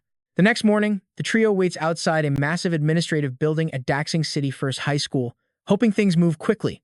They are so close to making $10 million, but the voice on the other end crushes their hopes instantly. An automated message plays saying the line is unavailable, making Chen Shu look incredibly serious as he wonders what on earth went wrong. Suddenly, the system pops up with 3 choices. Option 1 is to wait patiently. Option 2 is finding the buyer in person, and Option 3 is leaving. Just then, a guy casually jogs right past them. Seeing this, Chen Shu smirks mischievously and tells his friends to wait outside the gate for him. After a while, he walks out in a hilarious disguise, leaving Shu Xing and Shi Sunan completely stunned by his audacity. Using this clever disguise, he successfully pretends to be a delivery guy bringing food to the school principal. He then drives over to the school beast arena, carrying a heavy sack down the hallway while listening closely for info. Inside, a student asks Wang Qing if he really wants to challenge him, bragging that his beast can easily crush his little snake. Hearing the name Ouyang Bao instantly sparks Chen Shu's memory. Isn't that his mysterious wealthy buyer who went missing? In the center of the arena, 2 tamers are squaring off for a fierce duel. Ouyang Bao angrily orders his snow lion to crush that filthy snake, while on the other side, Wang Qing commands his beast to show that cat its true power. Obeying their master's commands, both summoned beasts charge forward and clash in intense combat. Watching from the sidelines, Chen Shu criticizes the fight, calling it a suicide move to strike a snake's mouth with claws. Sure enough, the fierce golden snake bites down hard on the snow lion's claw, forcing the beast to back away from the venom. Chen Shu cannot take it anymore and yells out to use a freezing skill to slow down the venom before pursuing. Upon receiving this advice, Ouyang Bao is completely enlightened and realizes the strategy is absolutely brilliant. He immediately points forward, ordering his beast to use its freezing skill. The snow lion instantly freezes its poisoned claw and counterattacks, slamming a block of ice directly into the golden snake and making it stumble. Seeing his beast knocked out cold, Wang Qing gets furious, demanding to know why a delivery guy is interfering. Chen Shu completely ignores him and says he is here to deliver a package to Ouyang Bao, who quickly speaks up. Realizing this is Chen Shu, Ouyang Bao watches as the deliverer opens the sack to display a collection of ultra-rare beast treasures. The crowd of onlookers gasps, amazed to see a lord-level beast heart, proving that wealth has serious privileges. Ouyang Bao decides to buy just one first, feeding it to his snow lion to see if it can unlock the desired skill. Chen Shu crosses his arms and confidently claims that he will definitely need both of them. The beast's heart begins to take effect, forcibly surging powerful energy throughout the snow lion's entire body. But soon, the concentrated spiritual energy deflates like a balloon, leaving Ouyang Bao frustrated that the skill failed to unlock. Disappointed, Ouyang Bao takes the second heart and asks how Chen Shu knew it would fail, receiving only a mischievous grin in response. With more energy absorbed this time, the snow lion successfully triggers a breakthrough, transforming its front claws into deadly ice talons. Ouyang Bao is thrilled and admits that Chen Shu was absolutely right. Suddenly, someone interrupts them, arguing that unlocking a skill is easy but mastering its practical application is what truly matters. Ji Qing steps forward to scold the class, telling them not to let themselves be outperformed by a mere delivery boy, which deeply annoys Chen Shu. Chen Shu snaps back, claiming he is a top-tier professional whose vast knowledge is perfectly natural, prompting the instructor to challenge him with a smirk. Asking if Chen Shu really knows everything, Ji Qing explains he is compiling student beast skills to teach tactical flexibility, then hands over a stack of tests. He shoves the papers over, telling Chen Shu to solve them if he can. The system triggers 3 prompt options: walk away, directly oppose the instructor, or teach the class how to use their skills. Smirking at his stroke of luck, Chen Shu is thrilled to trigger two options simultaneously, quickly grabbing the papers with a confident grin. Insisting he will handle it, he finds a quiet spot on the stairs and stands beside Yang Bao to review the exam questions. Frowning slightly, Chen Shu realizes that this elite high school truly lives up to its prestigious reputation. The special class has 10 students with rank A beasts and 2 level 8 beast tamers. Looking up at Yang Bao, Chen Shu notes that the rich kid is a level 8 tamer with 8 active skills, proving wealth can buy anything. Stroking his chin thoughtfully, Chen Shu suddenly calls out Yang Bao directly, leaving him completely baffled. He explains that Yang Bao's massive mist explosion skill is actually the absolute best tool for closing the physical distance between fighters, while also completely blocking the opponent's vision, so he must learn how to deploy it strategically. Ji Qing stands behind him, utterly shocked, cursing to himself, "Oh my god, this guy actually knows." Then he arrogantly raises his chin high, suggesting he should just become their homeroom teacher instead.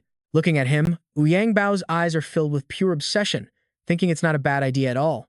Though he got played hard, Yang Bao holds back his anger, quickly switching gears to kick Chen Shu out, saying he gets it now and Chen Shu can leave. Chen Shu calmly accepts this, and before long, he's strolling out of the school campus. His phone buzzes with a notification for a deposit of 11 million yuan.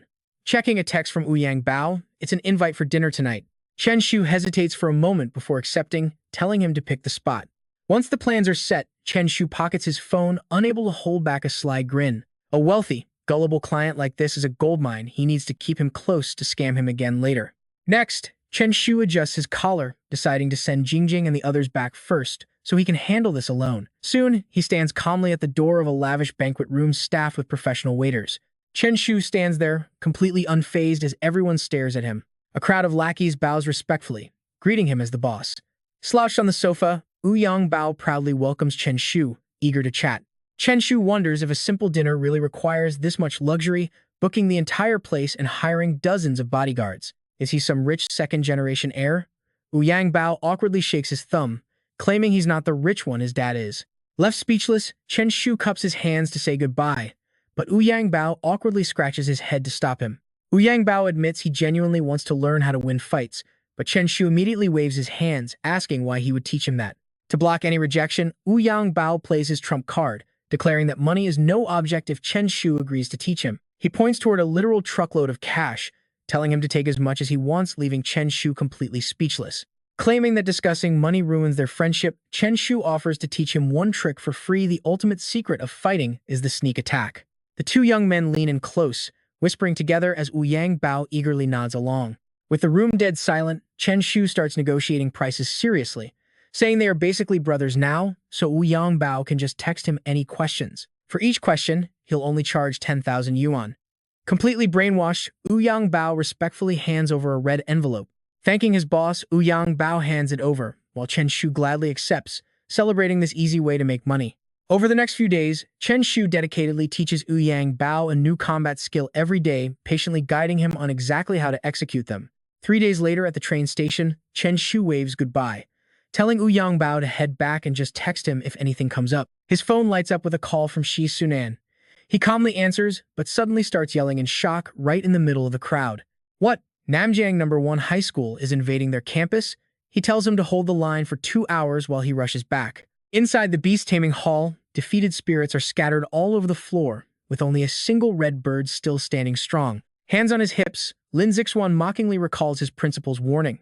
He was told Namjiang No. 2 High School was hiding a secret weapon to terrify everyone, which is honestly hilarious. He openly mocks Xiao Yu's group, laughing that they couldn't even last 2 hours, before loudly demanding if anyone else wants to fight. The defeated students hang their heads in sheer embarrassment as Lin Zixuan prepares to declare their entire special class a total joke. While Lin Zixuan is busy laughing at them, get ready for this, Chen Shu silently creeps up from behind. Seeing this, a classmate is ready to back him up, while a girl cheers for Chen Shu to trap him and show him who is boss. Seizing the moment, Chen Shu rains down punches on him, and with his head bagged, Lin Zixuan is knocked out in seconds. A black spirit charges in to defend its master, but Slim drops from above, completely crushing it under its weight. Chen Shu shakes his head, asking how they dared to mess with his class after he was gone for just 2 days. He arrogantly rubs his nose, muttering that, coming to his turf and asking if anyone is left is just begging for a beating. Finally, turning to the teacher, he asks how they should handle this, before checking his system screen to choose the best option. Unbothered as ever, Chen Shu hoists Lin Zixuan onto his shoulder, startling Wu Shuang, who demands to know what he is doing. He is challenging the special class of Namjiang No. 1 High School. The onlookers stare in absolute disbelief, but after taking a few steps, Chen Shu suddenly stops, his voice turning teasingly curious. He reminds the teacher that back when Fang Xi was here, the school rewarded her with 1 million yuan for making such a massive impact. Wu Shuang avoids his gaze in frustration, but his path forward is already blocked by two determined students.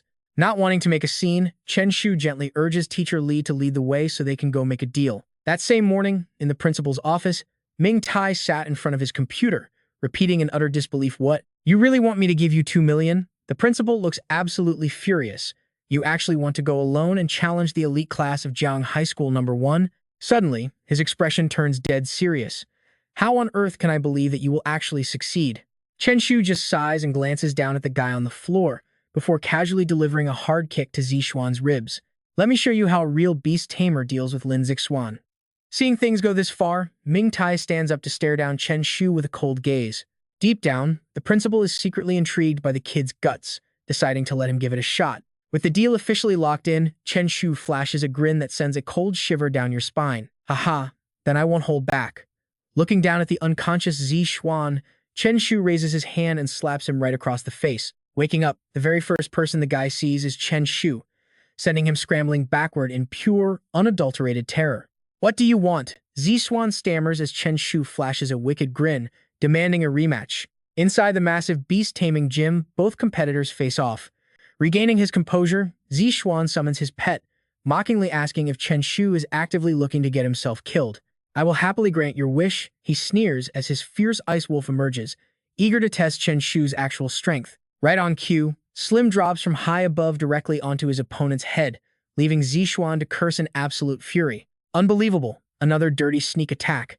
Seizing the moment, Slim uses its tiny stump leg to kick the ice wolf clear across the arena.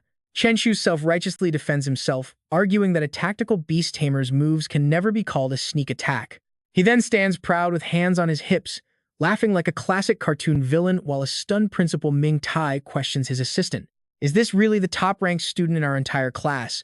Wu Shuang weakly defends him, muttering that a win is a win for any tamer. The chase between these two beasts is ridiculously childish. Placing a comforting hand on the principal's shoulder, the assistant reminds him to just enjoy the comedy show. The poor ice wolf looks completely miserable, desperately running for its life from a menacingly grinning Slim. Zixuan refuses to let his pet be humiliated like this, deciding it's finally time to unleash his ultimate lethal strike. Hearing his command, the ice wolf immediately whips around, transforming its tail into a web of energy bindings that trap Slim as Zixuan smirks. Prepare to lose, Zixuan gloats as the bindings tighten, but Slim smartly activates Sleep Strike, guaranteeing it takes 0 damage as long as it stays fast asleep. Now it is Chen Shu's turn to flash a smug grin. My turn now, he declares. Waking up, Slim inflates its body to violently snap every single binding, while across the arena, a desperate Zixuan refuses to back down. Is that all you've got? The ice wolf utilizes its shadow speed skill, instantly vanishing from the front to reappear right behind Slim. Zixuan pours his remaining energy into his beast, shouting that no matter how big Slim grows, it will never beat his contracted spirit. Chen Shu casually waves his hand to unleash a brand new move. Oh yeah, then try this on for size. Slim takes a massive breath, vacuuming in the surrounding air to inflate like a giant balloon, before instantly vanishing and looming directly behind the startled ice wolf. Sticking to its signature style, Slim unleashes its ancestral family technique, crushing the opponent under a mountain of pure blubber. The giant slime slams down hard, completely squashing the poor beast, before cheerfully bouncing back to its original spot with immense satisfaction. Watching from the sidelines, every single student from Nanjiang High School No. 2 is left standing with their jaws completely dropped. On the dusty arena floor, the poor ice wolf lies completely limp and heavily bloodied, hovering between life and death. With the battle clearly over, a bitter Zixuan finally admits defeat. Meanwhile, an overly excited Chen Shu proudly flips him the middle finger, loudly mocking if the elite school is really this pathetic. The crowd outside joins in on the mockery, laughing and jeering the exact same insulting question back at him. Zixuan can only hang his head in absolute humiliation, muttering that he only lost because of his own weakness, before suddenly snapping back with a fierce threat. Do not think we have no real experts, he snarls, because if you dare show your face there, they will carry you out on a stretcher. That weak threat? Absolutely 0 weight. When Chen Shu just replies with a casual, "Oh," Zixuan turns on his heel and storms off, promising to return. But little does he know, Chen Shu is already grinning like a maniac behind his back. Walking just a few short steps away, Zixuan suddenly notices the sky above him growing ominously dark. Looking up, he completely freezes in place, and before he can even react, Chen Shu suddenly throws a heavy sack right over his head. Chen Shu winds up his massive punch. He lands a series of heavy punches before the poor guy even realizes what is happening, sending him collapsing straight onto the hard floor, completely knocked out. As Chen Shu casually stretches his shoulders, he orders his crew to carry the guy right back to his school, which the surrounding students eagerly agree to do. Watching this absolute madness unfold, Principal Mingtai is left completely speechless with shock. Before he can even recover, Chen Shu slaps a hand on his shoulder, asking if the principal finally believes in his incredible strength now. Taiming instantly switches to coward mode, turning his head away and not daring to deny it. Waiting for just that moment, Chen Shu begins executing his plan. Under these circumstances, Chen Shu is absolutely thrilled. In 2 days, he is going to make Nanjiang First High School run red with rivers of blood. Watching from the sidelines, Wu Shuang quietly observes the chaotic scene around the kid. Nice. The class president is truly on another level. Knowing Chen Shu's wild, reckless streak, he gives a strict warning: absolutely no nuclear weapons. For now, the boy pretends to be totally obedient. Naturally, it does not take long before brilliant, warm sunlight floods across the entire school campus. Out on the field, Xu Xing strolls with Chen Shu and Shi Sunan. Today's honestly feeling absolutely fantastic. I honestly thought our school was about to get completely crushed, but somehow we turned the tables. He turns to ask just to be sure, Chen Pai, do you really have the confidence to make Nanjiang First High run red next week? That is when Chen Shu reveals the honest truth: he is not entirely sure yet and needs to prepare, but then a sudden idea strikes him. Xu Xing, does your family run a beast taming business? Do you sell any lore-type skills?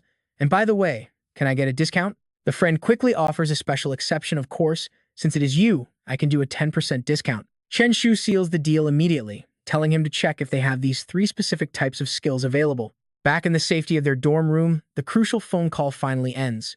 Xu Xing quickly relays everything he just found out. Chen Pai, I had my family run a quick check. Those 3 skills are completely unavailable, but they have an equivalent one, a special intimidating roar talent that can disrupt an opponent's moves.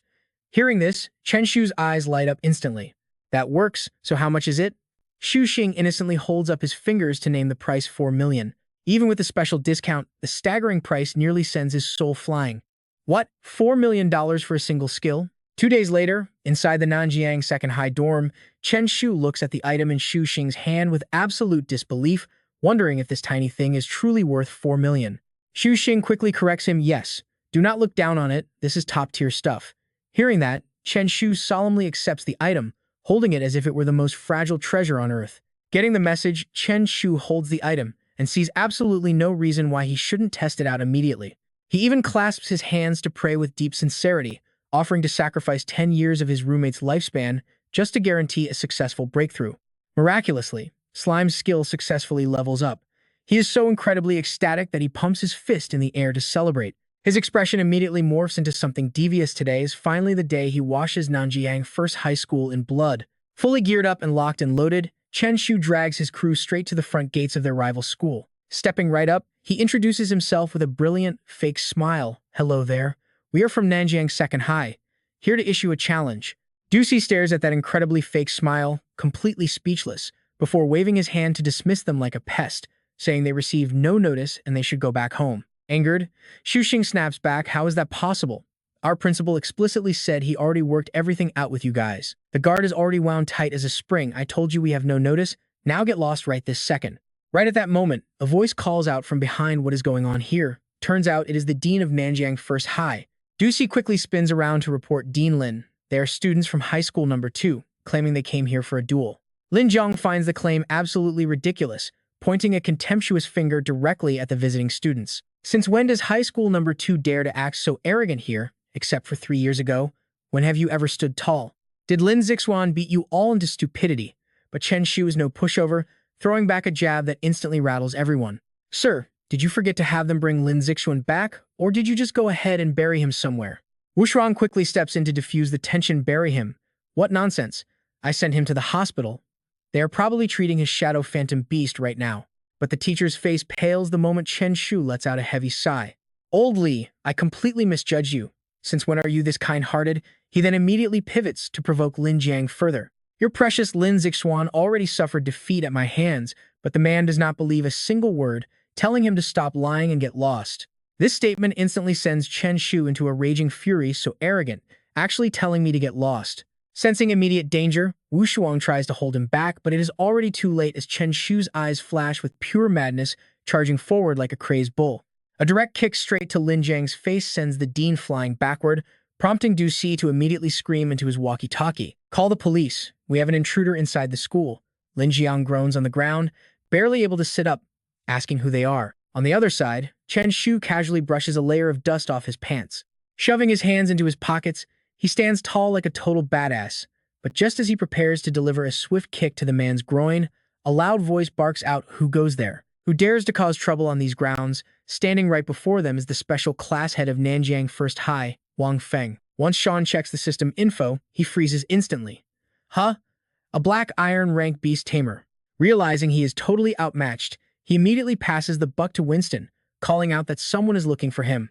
Facing this incredibly awkward situation, Winston can only offer a strained smile, quickly trying to ease the heavy tension with a friendly introduction. "Hello there," he says, introducing himself as Winston, the head teacher of the special class at Nanjiang High School No. 2. But Wayne only gets more annoyed, asking if Winston brought students here just to cause trouble, while Winston keeps up his fake smile. Winston quickly laughs it off, saying this is just a standard challenge following all the rules, and claims the other instructor was only playing around with his student. Winston adds that last part while spotting Lance limping awkwardly in the background. Getting back to business, Wayne responds with pure arrogance, claiming he originally planned to go easy on them since they came all this way. But now, he declares, he has no choice but to teach them a lesson, completely clueless about the absolute disaster waiting for him.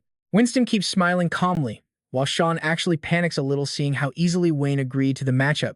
Wayne tells them to follow him, grumbling under his breath as they watch him walk away. Wayne mutters that he cannot wait to see them run out of Nanjiang High School No. 1 crying, and soon, everyone gathers inside the school's massive beast taming arena. Wayne announces to his class that students from High School No. 2 are here to challenge them. Naturally, the crowd laughs in mockery, asking if High School No. 2 has gone completely crazy. The bottom-tier school actually dares to challenge them. They laugh hysterically, wondering if these losers have water in their brains for trying to provoke their elite class. All the trash talk is starting to hurt Sean's ears, so he immediately summons his slime, which only makes the opponents drop their guard even more. And F rank slime, they scoff, calling it absolute madness before begging their teacher to let them handle the fight. The crowd goes wild as they clamor to fight, but Darren steps up to settle things, telling everyone not to fight over this easy win. Once the match is set, Sean sidles up to Wayne with a sly grin, calling him Old Wayne. Since their class is so incredibly strong, Sean suggests making a little wager to spice things up, and Wayne immediately falls right into the trap, asking what he wants to bet. Sean names his price right away, saying if he can defeat their entire class, he wants 20 high-grade beast taming materials. But if he somehow loses, he will hand over 40 of them instead. Thinking Sean is a total idiot, Wayne happily agrees to the deal before pointing to the crowd and ordering Darren to step up. Darren gladly accepts the task, thanking his teacher and promising to handle it, while summoning his beast and throwing out some cheap insults. He claims he will teach Sean the real gap between their schools, but before he can even finish, the slime lunges forward and catches them completely off guard. Seeing his precious beast get completely flattened without an ounce of mercy, Darren can only scream in frustration about a cheap sneak attack, but Sean could not care less about the whining as he simply lets out a massive yawn. Apologizing for being in a rush, Sean calls for the next opponent, but the entire crowd stands frozen in dead silence after witnessing such brutal and unexpected efficiency. Did you not all want to turn just a second ago? Why is everyone suddenly so quiet? Just as Sean is about to gloat some more, a confident voice cuts in, volunteering to take him on next. Wendy steps forward with supreme confidence, immediately summoning her purple horned beast to battle, a bold move that actually catches Sean slightly off guard. He wonders why an A-rank beast is coming out so early, but Wendy is already trash-talking, claiming that losing to her beast is nothing to be ashamed of. The boys in the crowd cheer wildly for Wendy, shouting for her to crush him because a simple slime stands absolutely no chance. Their anger only fuels Sean's excitement, making he even more eager to show them what his underdogs can really do. Crush them? Oh, they are absolutely getting crushed, and the slime immediately charges forward like a relentless force of nature. Within seconds, the mighty purple horned beast is left completely flattened on the floor, leaving the entire arena utterly speechless and shell-shocked. Did he really just defeat Wendy in a single blow? Riding this massive wave of momentum, the slime hungrily targets the next opponent. Not even a tiny bird is spared from its wrath, and even two giant monkeys are left whimpering in absolute terror. Sean proudly declares himself utterly invincible and lonely at the very top, leaving the elite schoolboys completely speechless, while Wayne looks on with pure, boiling rage. Realizing things are turning into a total disaster, Wayne immediately turns to command his star student. He orders Glenn to step up, and the boy calmly walks out of the crowd, instantly gathering elemental energy in his hands. He claims he will end this whole farce right now, while Sean and the slime just watch him show off in silence. Telling them to watch closely, he summons his beast in a flash of light, calling forth his fearsome Wind Thunder bird. The sight of an S-rank Wind Thunder bird actually surprises Sean a bit, but Glenn is already poised and ready for battle. Sean realizes why the guy felt the need to show off so much, but he quickly comes up with a perfect plan to counter. But those clever hands gather glowing golden energy just for show. If he is number 2, nobody is number 1. Slim gets a power boost and charges straight at his opponent. The Wind Thunder bird hasn't finished its attack yet and is completely caught off guard, taking a painful hit from Slim. Even Jiang Tian is shocked by this move, standing frozen with a blank face. Chen Shu is absolutely thrilled with this. He tells Slim to keep showing off and keep attacking. Seeing Slim fly toward the Wind Thunder bird, Jiang Tian immediately gets on guard. Is there more? He urgently barks an order before things get worse. He tells his bird to dodge. Luckily, it manages to soar high into the air, barely escaping a devastating headbutt from Slim. Fueled by sheer aggression, the bird turns right back around to counterattack. It tries charging up another energy sphere in its beak, but Chen Shu is just amused. He happily triggers his counterattack. With a simple snap of his fingers, Slim slams right into the opponent. Chen Shu just grins with satisfaction. Better luck in the next life. The bird is smashed straight down onto the arena, leaving the opposing school in complete shock. Chen Shu boasts to the crowd once again, acting like being completely undefeated is a very lonely burden. His attitude leaves them totally speechless with anger. Once the job is done, Chen Shu remembers his main goal, asking them to hand over 20 premium beast cores. Even now, Wang Feng desperately tries to save face, asking what the rush is since some people have not fought yet. The boy gives him a highly judgmental look, showing how completely shameless he finds this guy. Just then, the system presents 3 highly entertaining choices, making Chen Shu grin like a maniac. He thinks this option could not have come at a better time. He decides to take them all on at once, declaring that he is not targeting anyone specifically, but everyone sitting there is garbage and should fight together. Thinking this is an easy win, Wang Feng eagerly orders everyone to swarm him since he asked for it. In an instant, a crowd of fierce beasts surrounds Slim, with their tamers looking equally furious behind them, cursing Chen Shu's insane arrogance. They declare they cannot let him off easy and order their beasts to crush him as they form a tight circle around Slim. Watching Slim activate its new skill, the opponents burst out laughing, mocking how a cute, tiny growl is not intimidating at all. But in a flash, every single beast is beaten until they spit blood, while Chen Shu stands there wearing a wicked grin. Laughing, he tells Slim to start rolling, and the giant blob happily squashes the first beast beneath it. Using its massive body, it rolls all over the place, steamrolling every opponent before slamming right into the final beast.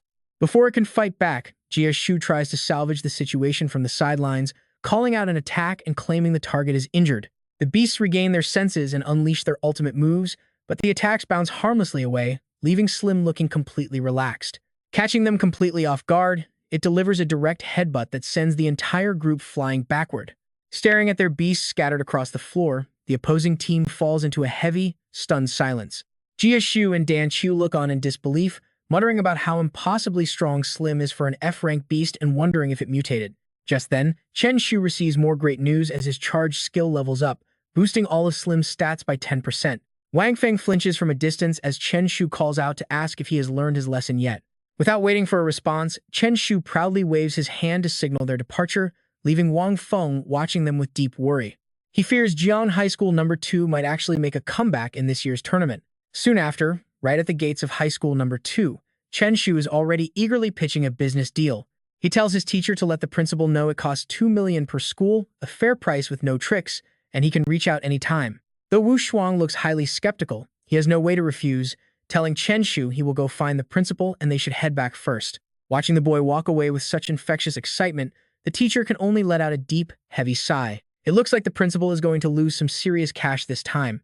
Before long, Chen Shu's group arrives at the Beast Hall. Tang Li's crew is also there, and they have actually managed to pull off a successful solo challenge. Standing in the back, Wang Yun is already visibly shaking, suggesting they leave Chen Shu alone since they stand absolutely no chance. But Tang Li keeps up his tough facade, asking what there is to fear, confident his A-rank beast will dominate once he catches up in level. With Chen Shu and his friends approaching, Hongming frantically asks his boss if he is completely sure.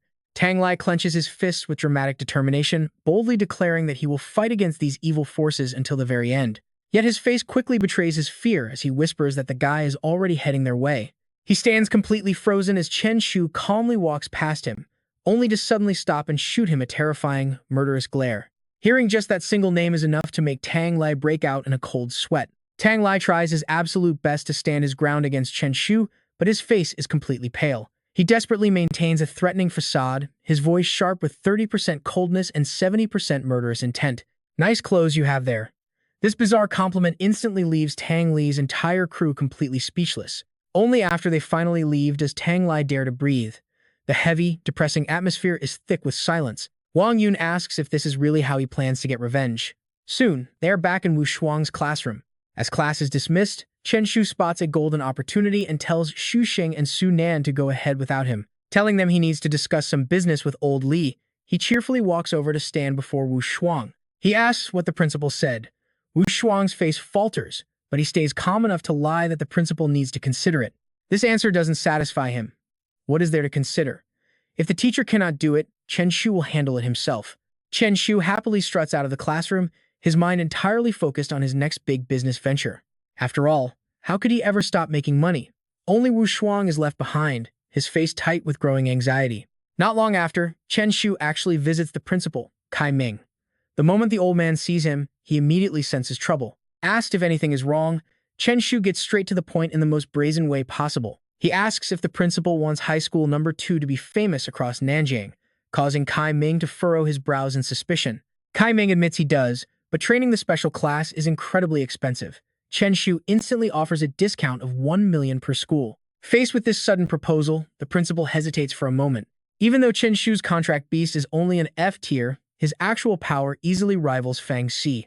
Ultimately, Kai Ming decides to take a massive gamble. He agrees, saying that as long as Chen Shu defeats the other 6 schools in the city, he will transfer the funds immediately. At the mention of cash, Chen Shu's eyes light up like high beams, sealing the deal. Back at the dorms, Su Nan and Xu Xing immediately interrogate him.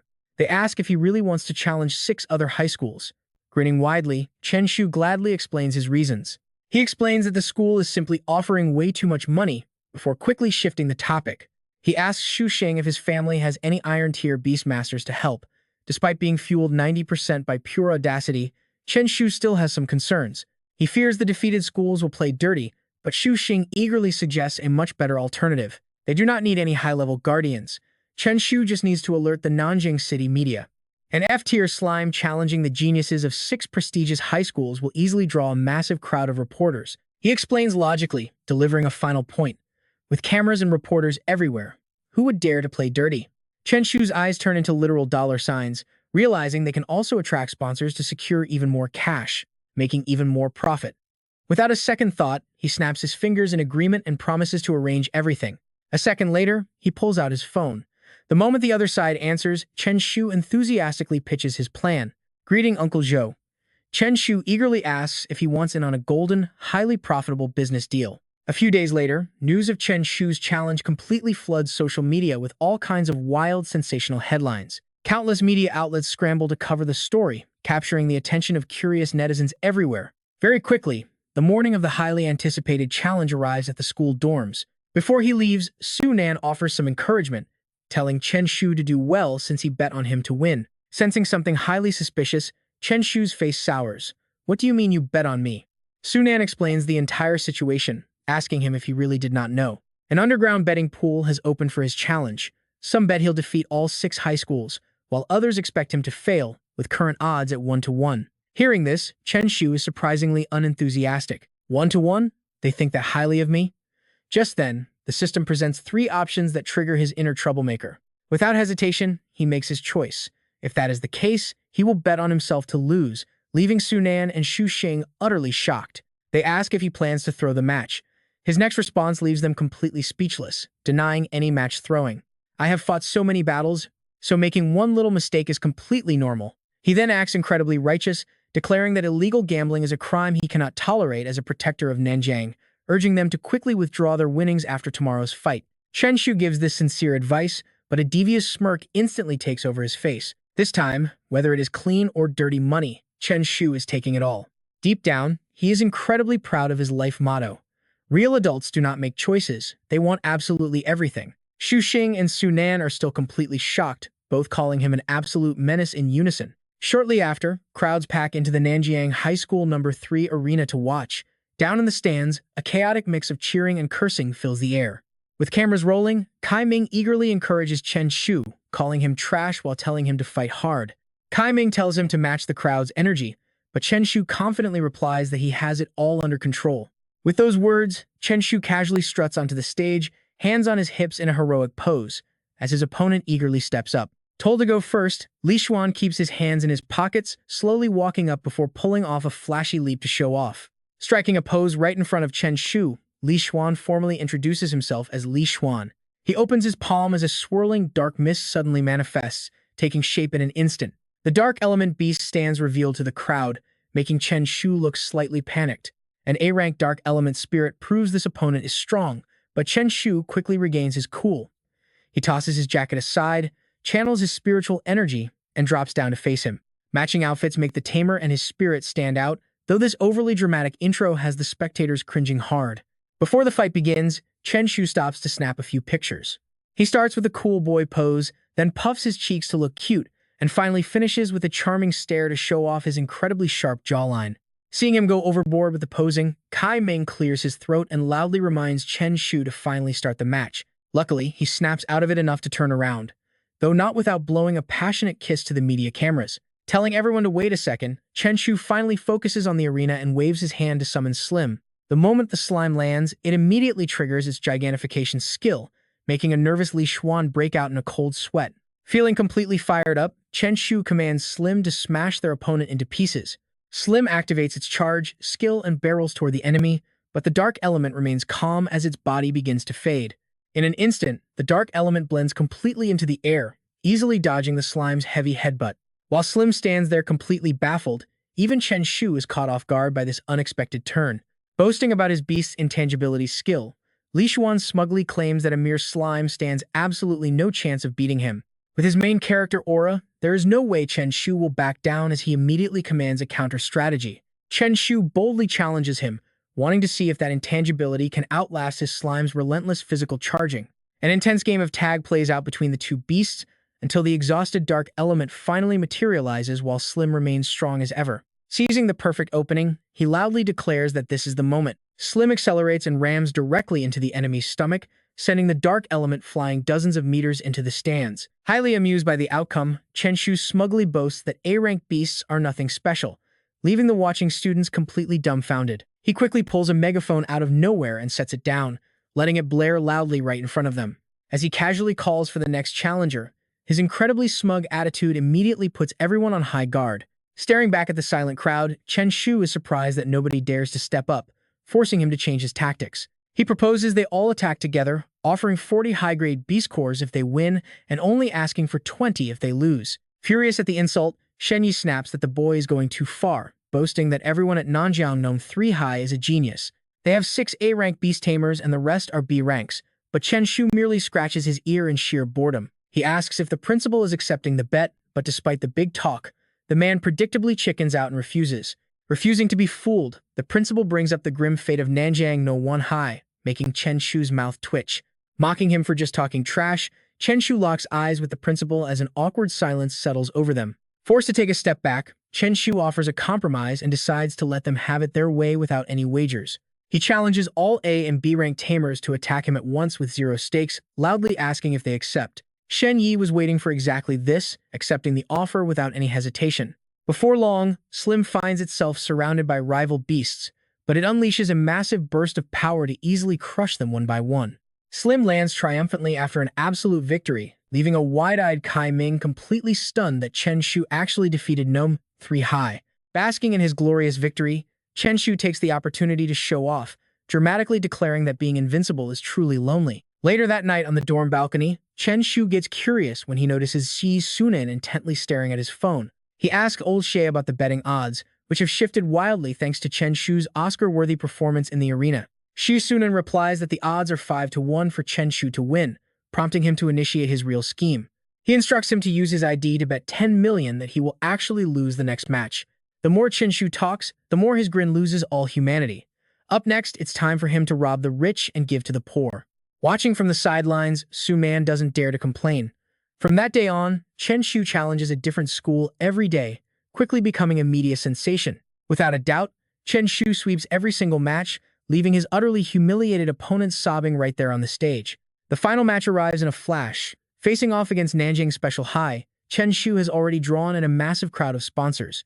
As usual, Chen Shu proudly struts onto the stage.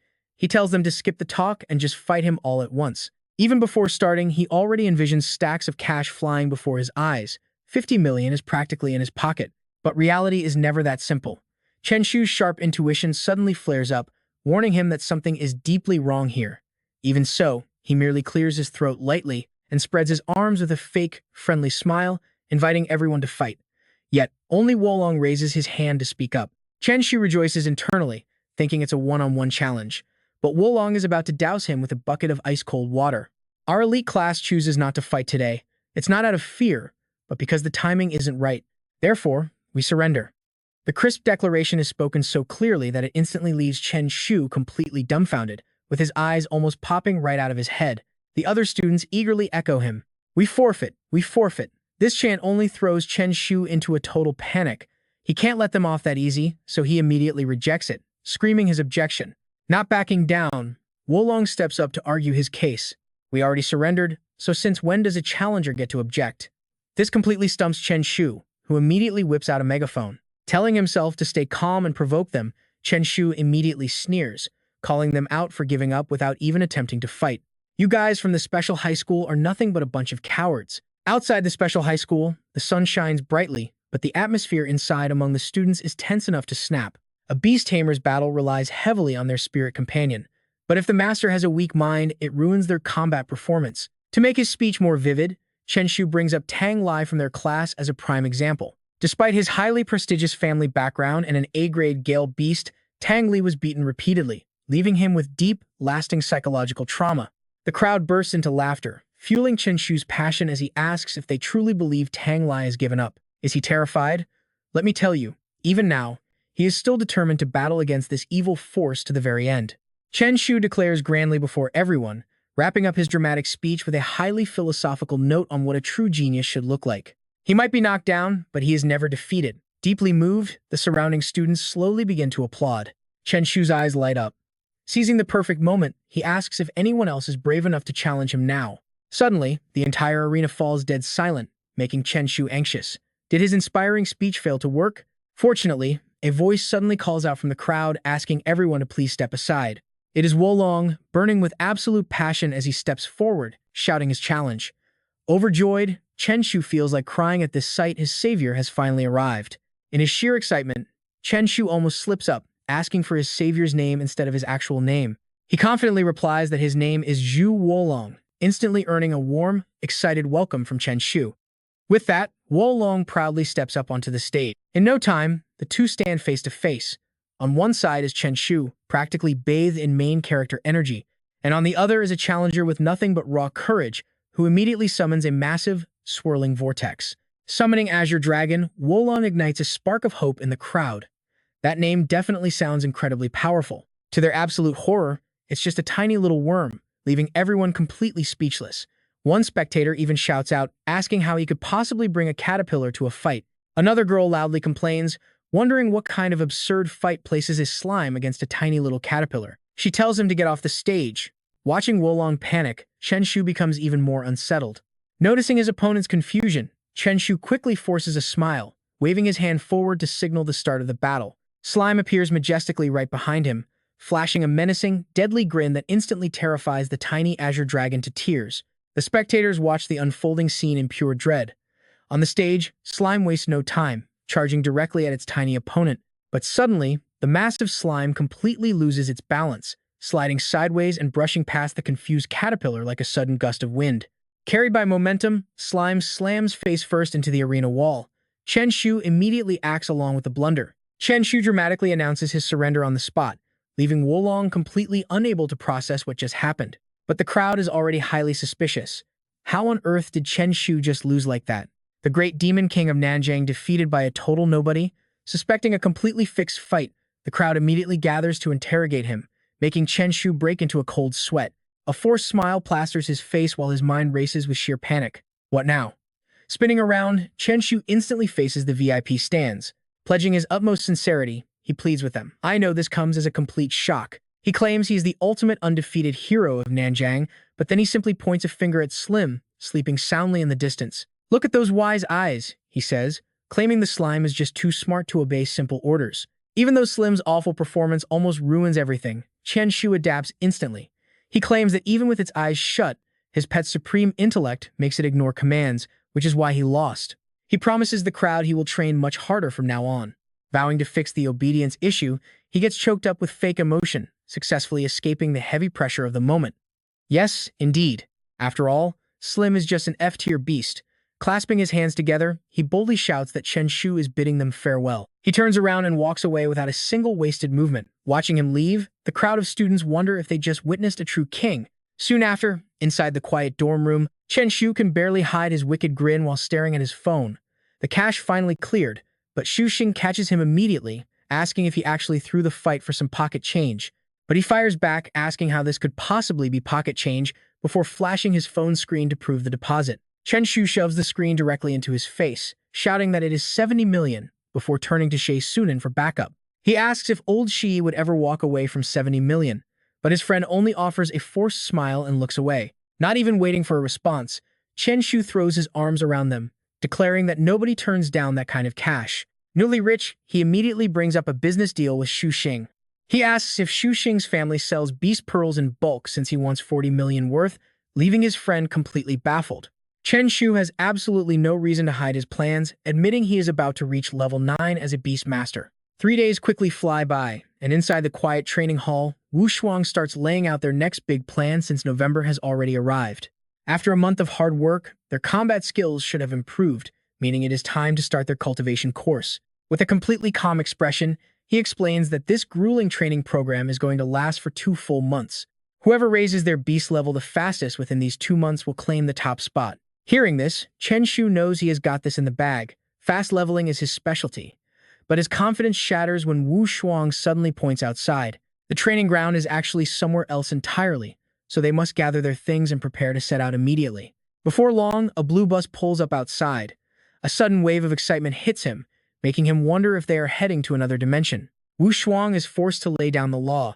He explains the ice ravine is currently locked down, so he cannot take them there, urging them to get on the bus. The bus cruises down the highway before pulling up in front of a massive, incredibly imposing facility. Staring out the window, Chen Shu instantly takes notice of their destination. He immediately recognizes the best beast dojo in the city, rubbing his chin thoughtfully as he realizes they are training here. Built to attract and train the most promising young beastmasters, Nanjing City has spared absolutely no effort in building massive training centers all across the region. This famous dojo is easily the absolute crown jewel of them all, but its incredibly steep fees are enough to scare away almost any average trainer. This is mostly because its massive main facility is not built for public matches, but is strictly reserved for high-end cultivation. Once Chen Shu finally steps inside, he finally realizes just how incredible the facility is, completely stunned that the school is actually being this generous. Once they finish looking around, Wu Shuang steps forward to make a sudden announcement. He firmly tells them that starting tomorrow, they will no longer have to sit through any standard lectures, emphasizing every single word. Their only daily task now is to focus on training, he says, flashing a rare smile as he reveals the details. This is the absolute best training room around, costing a whopping 100,000 yuan a day to use. He urges them to make the most of this opportunity, telling them to go in and experience it for themselves. Staring ahead, Chen Shu and his friends can barely contain their raw excitement, realizing that any more talk is just a waste of time. The students quickly split up, eager to dive straight into this incredibly rare opportunity. Time flies by, and before they know it, training ends, forcing them to head back to Nanjing High School No. 2. Shu Xing stretches with a highly refreshed grin, amazed by the sheer density of the spiritual energy inside the dojo. He cannot help but smile, admitting that a quick session was enough to make his entire body feel incredibly relaxed. Chen Shu merely squints his eyes in response, casually muttering that it was decent enough. In his heart, Chen Shu was thinking of something completely different from his enthusiastic exterior. Compared to the system rewards, this tournament meant very little, so he figured he would just join the hype today and sneak out tomorrow. Suddenly, Xu Xing's phone rang out loud, interrupting their conversation. Seeing the incoming text, he immediately let Chen Shu know. Chen Pai, your beast taming pearls are here, which actually caught Chen Shu off guard. Was it really this fast? Next, they all went outside to wait for the delivery. Before long, a bodyguard happily opened the trunk of a car and said, "Young master, everything you ordered is here." Chen Shu eagerly walked over 40 million yuan worth of beast taming pearls right before him. He was overjoyed to see the piled-up boxes. They were finally here. Their arrival at this exact moment was an absolute lifesaver for Chen Shu. It seemed his breakthrough to a level 9 beast tamer was close. Time flew by faster than a wild dog on the run. Night quickly blanketed the entire city of Nanjiang. While everyone was sound asleep, Chen Shu was silently eating his way to more experience points. Chewing for hours only cleared one box. He was exhausted. But physical fatigue is not something that is easily ignored, and before long, Chen Shu collapsed onto his bed. Whatever, sleep first, continue tomorrow. Early the next morning, students from Nanjiang Second High School lined up, waiting for their turn to board the bus. The bus carrying the future of the city, and even the nation, headed towards the best beast training hall around. And then Li Wushuang stood before them, wasting absolutely no words and getting straight to the point. Today is the first day of official training, so everyone head to your private training rooms. Within minutes, all the students who cared about strength had already taken their positions, focusing every ounce of their energy. Once Chen Shu sat down, he received 4 options from the system. Option 1 was to focus on training, which gave nothing. Option 2 was using beast taming pearls to level up for massive power. Option 3 was causing trouble to get kicked out by Li Wushuang for a stamina recipe, or slipping away to gain a wind breath skill. Under the bright morning sun, the beast training hall stood grand and solemn. While all the other students were quietly and diligently concentrating on their training, a sneaky shadow crept around, completely shattering the solemn atmosphere of the place.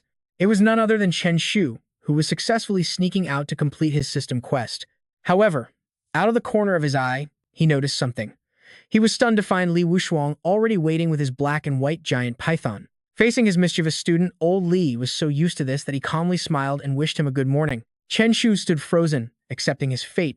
It did not matter if he got the extra skill or not. Deciding the recipe book was more important, he obediently turned around and slinked back inside. Landing back in his training area with a cool crab pose, his face grew serious as he analyzed the current situation. With old Li guarding outside, sneaking out was out of the question. Chen Shu's brain worked rapidly until he made a decision. It seemed he only had one option left. So he pulled out the beast-taming pearl he had brought along. Instead of sitting quietly, he began to look around and slowly paced about to inspect his surroundings. Glancing left and right to find a breakthrough, eating this stuff was just too boring. Then, realizing something, Chen Shu flashed a very excited grin. Ah, there it is.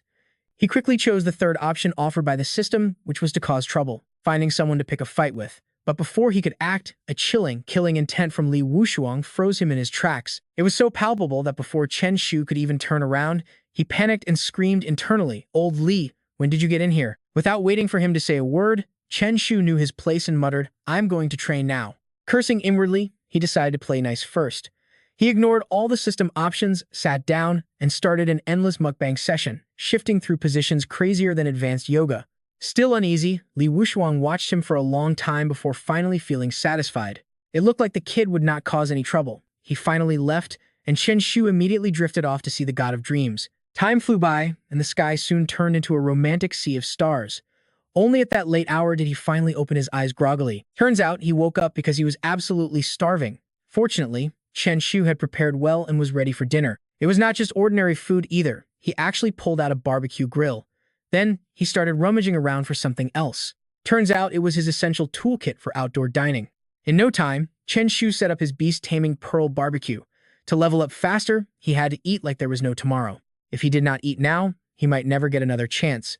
But what goes around comes around, and despite the unique ingredients, the thick smoke was impossible to hide. However, after staring blankly for a while, he suddenly realized something. Something was wrong. Only then did Chen Shu stand up to investigate why the smoke was spreading so incredibly fast. The shocking sight ahead left Chen Shu utterly speechless and frozen in his tracks. Somehow, the massive cultivation hall had completely caught fire, and the sheer panic of the situation forced the culprit to instantly bolt away from the blazing heat. Fire! A sudden scream pierced through the air, completely shattering the solemn silence of the Beast Taming Academy. Fire was everywhere, and crowds of people scrambled to escape the spreading panic. Run for your lives! Meanwhile, Wu Shuang had just finished relieving himself in the restroom when the frantic screams of fire finally reached his ears. He barely had time to adjust his pants before scrambling to escape the danger zone. The students from Nanjing No. 2 High School stood frozen, completely baffled by the chaos. What on earth was happening, and how did a fire start so suddenly?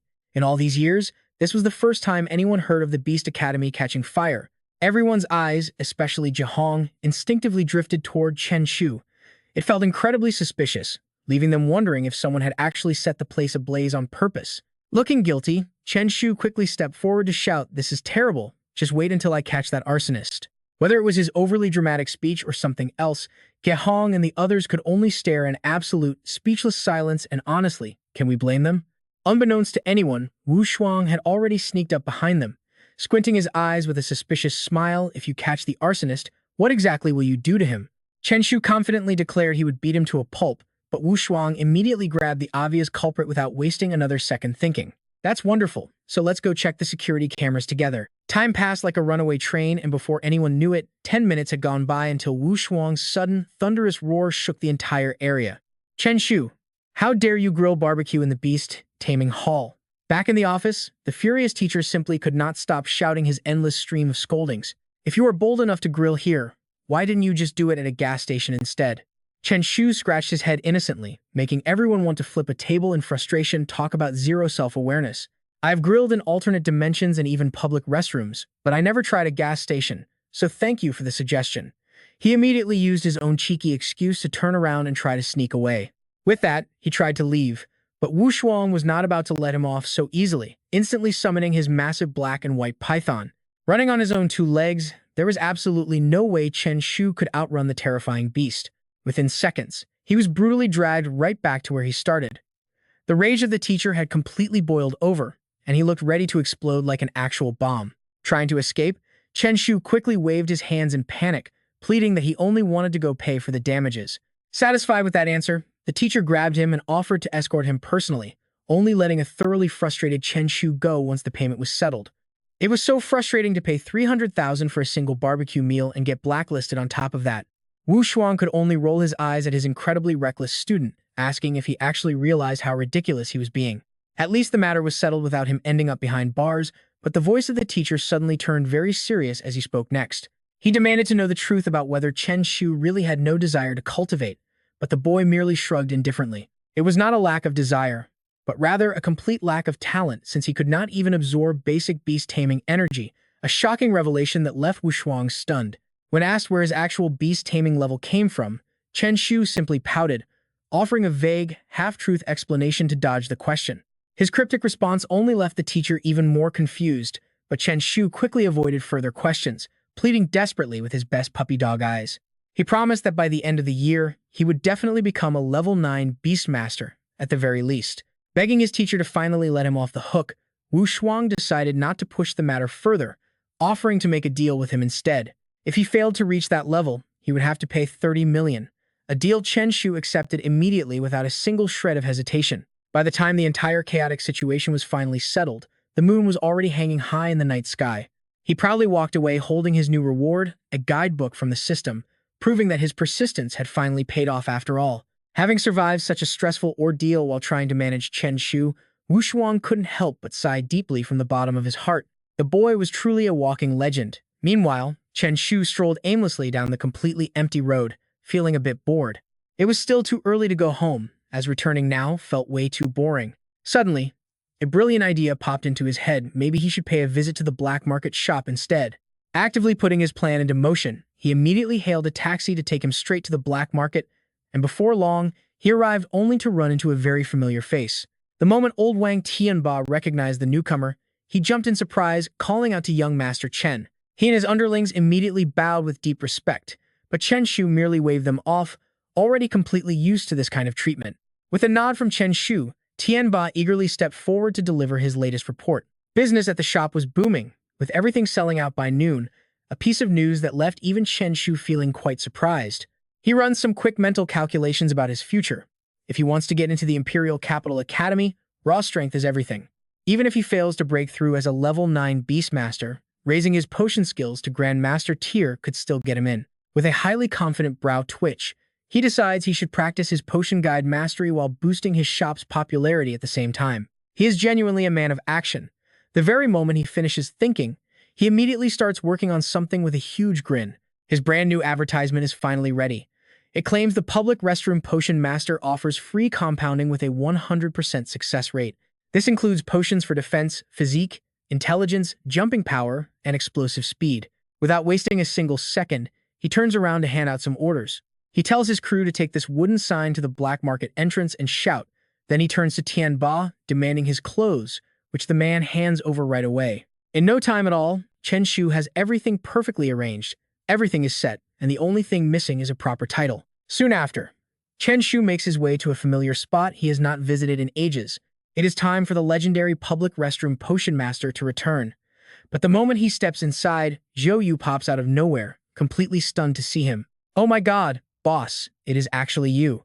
Zhou Yu is absolutely thrilled, realizing the rumors at the black market gate were actually true. Hearing this, Chen Shu suddenly remembers this guy. He was the one who turned pale and screamed about a random dude mixing potions in the restroom. Without hesitation, he immediately pitches his service to his very first customer. "How about it? Want to mix some potions? It is completely free of charge." Unfortunately, Zhou Yu does not need any right now, but he offers to help advertise and happily starts up a live stream on his phone. "Hey everyone, I finally tracked down the famous public restroom potion master. I cannot believe he is actually back." He politely asks Chen Shu if he would be willing to show his face to the camera, and Chen Shu nods in agreement. Chen Shu leans right into the frame to greet the viewers. He announces he is the free restroom potion master from the Nanjiang black market. The comment section immediately explodes with shock. People ask if it is really him, the notoriously aggressive guy. Some fans beg him to scold them, while others warn the miracle worker to run before he gets into massive trouble. While Zhou Yu stands there completely dazed, Chen Shu slowly reads a comment saying he is so handsome they want to marry him. He tells them to ignore his looks. He asks everyone to focus on his inner depth instead. Zhou Yu is completely speechless as he watches Chen Shu keep going. Another viewer promises to support him no matter what, threatening anyone who gets in the way. Chen Shu just tells them to relax. One fan even calls him baby, sending endless love to their favorite aggressive brother. Finding the whole thing incredibly bizarre, Zhou Yu decides to check the screen himself. He wonders why the comments seem so unusually sweet. But there is a catch. The entire chat is actually spamming a single warning to run because the crazy guy is back. He stares blankly at the insanely confident Chen Shu. He asks if his buddy is actually reading the real chat since there are no nice comments at all. Chen Shu does not say much but shoots him a highly dangerous glare, speaking slowly to make sure he understands who is boss. He tells Zhou Yu to take a closer look, which immediately terrifies him. The poor guy quickly agrees that Chen Shu read the comments perfectly. The viewers are left completely baffled by this exchange. They realize Chen Shu is just hilariously making up fake wholesome comments on the spot. He challenges anyone to debate him, asking if they do not feel the highly philosophical vibe in the air. What is there to debate anyway? Not wanting to waste any more time, he quickly steers the conversation back to their actual business. Next, he drops his ultimate sales slogan to the viewers inside the live stream. He jokes that while his potions might be criminally potent, the free offer is absolutely real. Just as he finishes speaking, a loud knock rattles the door. It turns out to be Chi Hao, who rushed over after hearing rumors of the master's return. He asks if this is the fierce potion maker. He requests 2 portions of jumping potion, and Chen Shu confidently agrees to do it right away. Turning to the camera, he tells his audience to watch closely because a brand new masterpiece is about to be created. After handing the smartphone back to Zhou Yu, his straight back and confident stride toward the mixing area make him look like a soldier heading to battle. The viewers are deeply moved, realizing the legendary public restroom potion master has never forgotten his original, humble beginnings. Within 10 short minutes, Chen Shu emerges with a promised masterpiece. The potion is ready, and Chi Hao steps forward to receive it. He offers his sincere thanks with zero hesitation, fully trusting the young master's great reputation. He decides to test the potion immediately, summoning his fox beast right before their eyes. The creature is incredibly obedient, instantly drinking up whatever its master hands over. Suddenly, the fox's eyes flash with a strange, otherworldly light. In the very next second, the fox's body overflows with raw power as it starts bouncing around at lightning speed. Chi Hao watches in complete awe, his eyes sparkling with pure excitement. The potion is real. Viewers watching this live are losing their minds, screaming that it's the real deal. They frantically spam the chat, warning others not to compete as they scramble to get there. This public restroom potion master definitely lives up to his legendary reputation. Smirking triumphantly, Chen Shu boasts to his livestream viewers, proudly announcing that what they see on screen is the absolute truth. My true strength, you have all witnessed it, so come and find me. Excited cheers instantly erupt across the city under the night sky. People rush over, determined to be the very first in line. Soon, the public restroom is packed so tight that anyone with an actual emergency is completely out of luck. What follows is a flawless display of skill as Chen Shu brews with zero wasted movements. Everyone is absolutely thrilled to get their hands on high-quality potions for free. Time flies during the chaotic rush, and before he knows it, the surrounding city lights have gone dark. Chen Shu stretches his arms, glad that the long grind is finally over. That is when he notices Zhou Yu quietly lingering behind him. He raises an eyebrow, asking the obvious question, "Why are you still hanging around so late?" Looking a bit shy, Zhou Yu gets straight to the point to ask a question. Staring with absolute seriousness at Chen Shu, his shyness vanishes as he asks why he is giving away all these high-quality potions for free. Chen Shu gives a dramatic answer about acting out of love and peace before quickly shooing him away. Telling him to head home, Chen Shu leaves Zhou Yu in tears, deeply moved by this selfless saint. But Chen Shu isn't done yet, turning to Tianbo with another instruction. He tells Lao Wang to modify the door tomorrow and add a window so he can hand out potions directly. The man immediately agrees, calling him Master Chen. This noble plan completely blows Zhou Yu's mind, cementing Chen Shu as a legendary hero in his heart. From then on, to hit his own farming goals, Chen Shu keeps coming back daily to brew free potions in that black market restroom. All that relentless grind pays off as the reputation of his Dali pharmacy spreads far and wide. Massive crowds swarm the place, and his entire stock sells out in literally seconds. 10 days later, as the early morning sun rises, the restroom is finally empty and quiet. Looking at his status screen, Chen Shu's potion mastery progress bar is almost completely filled up with red. His excited grin says it all, proving those sleepless nights were totally worth it as a breakthrough is finally near. Deep in the night, the black market is dead silent with everyone asleep, leaving only Chen Shu and his slime, Slim, wandering around. Upgrading his potion skill has boosted his brewing speed. Staring down at his little companion, he begins to plan his next move. Slim has gobbled up tons of potions, meaning his beast taming level should hit a major breakthrough very soon. Suddenly, a figure steps out to block Chen Shu's path. It's none other than Azzy, and she drops a question that sounds more like an absolute fact. A giant question mark practically pops up over Chen Shu's hilariously confused face. Before he can even ask who she is, she leans in incredibly close, introducing herself as Azzy from the 333 Potion Company. Whispering softly right against his ear, she asks if he happens to be free tonight. Keeping up the intense flirting, she cuts him off completely before he can even speak, inviting him back to her place. She wants to talk business, but Chen Shu is definitely not the type to just let her play him. Without a second thought, he completely shatters the heavy romantic vibe. He tells her no because school has a strict curfew, adding with a smile that she can just find him tomorrow instead. But Azzy is not giving up that easily, playfully suggesting that the curfew actually works out perfectly. Determined to reel him in and get what she wants, she dials up the seduction to the absolute max in a heartbeat. She promises they can take their time talking tonight, but Chen Shu brutally shuts her down, declaring he needs to go home and train. He bolts out of there like she is some terrifying prehistoric monster, grumbling that she almost ruined his precious breakthrough time. Watching him flee, she pulls out her phone to report that the mission failed. Seeing how quickly he ran without even looking back, she assumes he might not be into women at all, advising her team to prepare a different plan. Back in the pitch-black dorm room of the Nanjiang No. 2 High School, Chen Shu sits in silence, fully focusing on the power boost granted by his system. Suddenly, his eyes snap open as power surges. He has done it. His potion mastery has broken through to a new level, and his beast taming rank has officially climbed to level 9. Excitedly, he opens his interface to see what extra goodies his system has for him. Checking out his gift from the system, the reward turned out to be an iron tier unlocking potion. Before he could even inspect it, Sunan's loud voice rang out, showing off with a huge, smug grin plastered all over his face. He boasted about breaking through to level 8, but as he drew closer, the sudden realization finally hit him. Sunan's panic and utter disbelief instantly hit the absolute ceiling. "Have you really gone ahead and broken through to level 9 already?" Staring at his shocked friend, Chen Shu just casually shrugged and asked if there was a problem. Sunan's voice sounded so incredibly helpless it felt like some tragic background music should start playing right then and there. "We work like dogs every single day and still cannot catch up to you. But as my partner, instead of offering comfort, you just mock me by saying no dog could ever be as tired as you."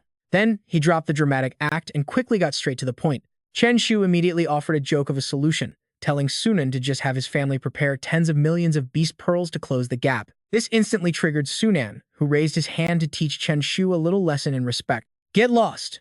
But after that, he quickly moved on, his voice full of excitement about their recent breakthroughs. "I really should visit the beast training arena. It is about time everyone saw my new power." The next morning, the gentle rays of dawn lit up their backs as the trio made their way to the arena. But after taking only a few steps inside, they were blocked by the receptionist Jinru, who wore a perfectly standard, polite smile. "Excuse me, sir, but you are on our blacklist, so you must pay a risk fee." Brimming with absolute confidence and pride, he did not hesitate for a second and effortlessly swiped his card. Without saying another word, the girl went ahead and processed the charge, and the card actually went through successfully. Shinru did not try to delay them anymore, handing back the card with a polite nod. Free to go, the three of them marched proudly into the training arena with immense momentum. Before long, they ran into Wu Shuang, who was currently sighing about how everyone had been breaking through lately. Chen Shu stepped forward with a smile that was brighter than the sun, casually greeting everyone after a long time. But his classic cocky attitude immediately slipped out as he loudly asked if anyone wanted to challenge him, which was just a normal daily routine for him now. Please take one step forward. But the crowd had already witnessed Chen Shu's terrifying power firsthand, so they stayed completely silent. Even though they had leveled up, their trembling legs still made them take a massive step back. By the time they snapped out of it, only Tang Lai was left standing entirely alone at the front. Now watch. This hilarious contrast made him raise an eyebrow and applaud, calling him out as the brave young master Tang and suggesting they start. Though caught a bit off guard, Tang Lai did not hesitate at all, asking Chen Shu if he seriously thought he was scared of him. Crackling electrical energy surged around his entire body as he bragged that his outstanding talent had finally allowed him to break through to level 8. Proclaiming that today was the day of reckoning, he summoned his blue bird with a fierce, terrifying aura to face the enemy head-on. Chen Shu did not care one bit, his own battle spirit instantly igniting. Deciding it was time to show off, Chen Shu made a quick call, and his once tiny slime made a massive, colossal entrance. Can a level 9 beast master one-shot a level 8? This terrifying sight instantly turned the students and Li Wushuang pale as they screamed in shock. What? For Tang Lai, this was a total bolt from the blue, and he gasped in disbelief at Chen Shu's level 9 breakthrough. In a fit of pure, chest-tightening rage, he actually spat up a mouthful of blood, while an incredibly confident Chen Shu eagerly urged him to start. Yeah, let's go. Tang Lai, who had been full of determination, was now visibly shaking by Chen Shu's obvious level gap. Gritting his teeth, he proved he knew when to hold them and when to fold them by completely backing down. Who wants to fight a monster like you? I am totally out. This blunt surrender left even the shameless Chen Shu completely dumbfounded, but Li Wushuang quickly stepped in to put a decisive end to their pointless conversation. That is enough, he ordered firmly, telling all the gathered students to head back to their training rooms immediately. Such a boring and completely anticlimactic ending made Chen Shu click his tongue, disappointed by the lack of a real challenge. Not caring about how embarrassing it was, Tang Lai scrambled to run away first, shouting to the teacher that he was off to train. But just as Chen Shu tried to slip inside with the crowd, his notorious track record made it absolutely impossible for Li Wushuang to trust him. Hold on, let me check your backpack first, the teacher said, leaving the boy completely speechless. Teacher, is that really necessary? But before the Nanjiang High School number 2 students could leave, they yelled together that it was absolutely necessary. Highly amused, Li Wushuang raised an eyebrow, saying it was simply the people's will. Ultimately, Chen Shu could only watch as his hoard of precious items fell into the teacher's hands for a thorough search. From sack drills to hair dryers, green liquid, scales, and spices, this random stash leaves the teacher completely speechless. Without any hesitation, Wu Shang confiscates everything, telling Chen Shu he will get it all back once they are on the way home. Right after, the teacher turns to the other students and orders them to disperse and get back to training immediately. But Wu Shang has no idea Chen Shu is quietly plotting something behind his back. With his signature smug grin, the boy secretly celebrates, still holding onto a massive weapon. Under the warm sunlight, the Beast Taming Dojo is usually a peaceful and solemn place. But today, someone is actively ruining the solemn vibe. It is none other than Chen Shu, who strolls in shouting a cheerful good evening to everyone. Training is a sacred journey, so you guys better keep pushing hard, he says. His tone is completely dripping with pure sarcasm. He boasts that even though he is already a level 9 master, he still deeply cares about their progress. He claims all his taming power was earned through absolute blood, sweat, and tears. To make matters worse, Chen Shu keeps dropping humble brags that make everyone want to flip tables, reminding them he still remembers being weak. Unfortunately, his gloating is cut short by a furious shout asking if he has completely lost his mind. Wu Shang steps in to rescue the exhausted students, his anger ready to explode as he demands to know what on earth Chen Shu is trying to pull. But Chen Shu shrugs it off calmly, acting like his actions are completely normal. He claims he is just caring for his classmates as their leader, monitoring the future hopes of the nation. Teacher Li knows all too well how full of trash talk his student is and barks at him to speak like a normal human. Caught in his lie, the kid finally admits he is just showing off, making the veins on Wu Shang's neck pop with pure rage. Wu Shang asks if Chen Shu is mocking him, his thick killing intent now practically suffocating the entire training area. He challenges Chen Shu to a spar, demanding to see his level 9 skills today. Terrified, the boy quickly takes a step back, but his system suddenly presents him with 3 distinct options. Nodding and accepting the fight rewards a black iron fitness potion. The second option offers a bouncing fruit for declining politely, while the third rewards a massive amount of taming power for executing a surprise sneak attack. Chen Shu immediately begins analyzing which path to take. While all 3 rewards sound pretty good, he looks at Wu Shang, who is absolutely fuming in front of him, but he knows he must break through to the black iron rank before the exams. What he needs most is taming power. With a deep sigh, Chen Shu makes up his mind. It looks like he has no choice but to play the hero. He immediately puts his plan into action, shouting for Teacher Li to look at the flying saucer. Unbelievably, this silly trick actually manages to distract the teacher, giving the boy enough time to pull out the very sack everyone thought was confiscated. Chen Shu lets out a devious grin. Using his finely tuned instincts for mischief, he waits for the perfect moment to launch a surprise attack. He tells old Li not to blame him for this, but unfortunately, the veteran teacher is far too experienced to fall for it. Wu Shang glares at him with absolute fury over his playful attitude, demanding to know what he thinks he is doing. Terrified, Chen Shu instantly breaks into a heavy sweat and stammers that it is nothing, quickly trying to think of an excuse to run away. He claims he needs to chase the flying saucer to help the nation's space program, but his ridiculous excuse only makes the teacher burst out laughing in pure anger. The teacher calmly orders him over, and let's be honest, despite all of Chen Shu's desperate pleading to save his own skin, there is simply no escaping the painful beating. Watching this chaotic beatdown unfold makes Tang Lai incredibly emotional. A wave of pure satisfaction washes over his face, feeling like justice has finally been served by the heavens. When the door finally opens, Wu Shang walks out looking totally refreshed. Behind him is a heavily bruised Chen Shu, acting completely unbothered as if he is used to these injuries.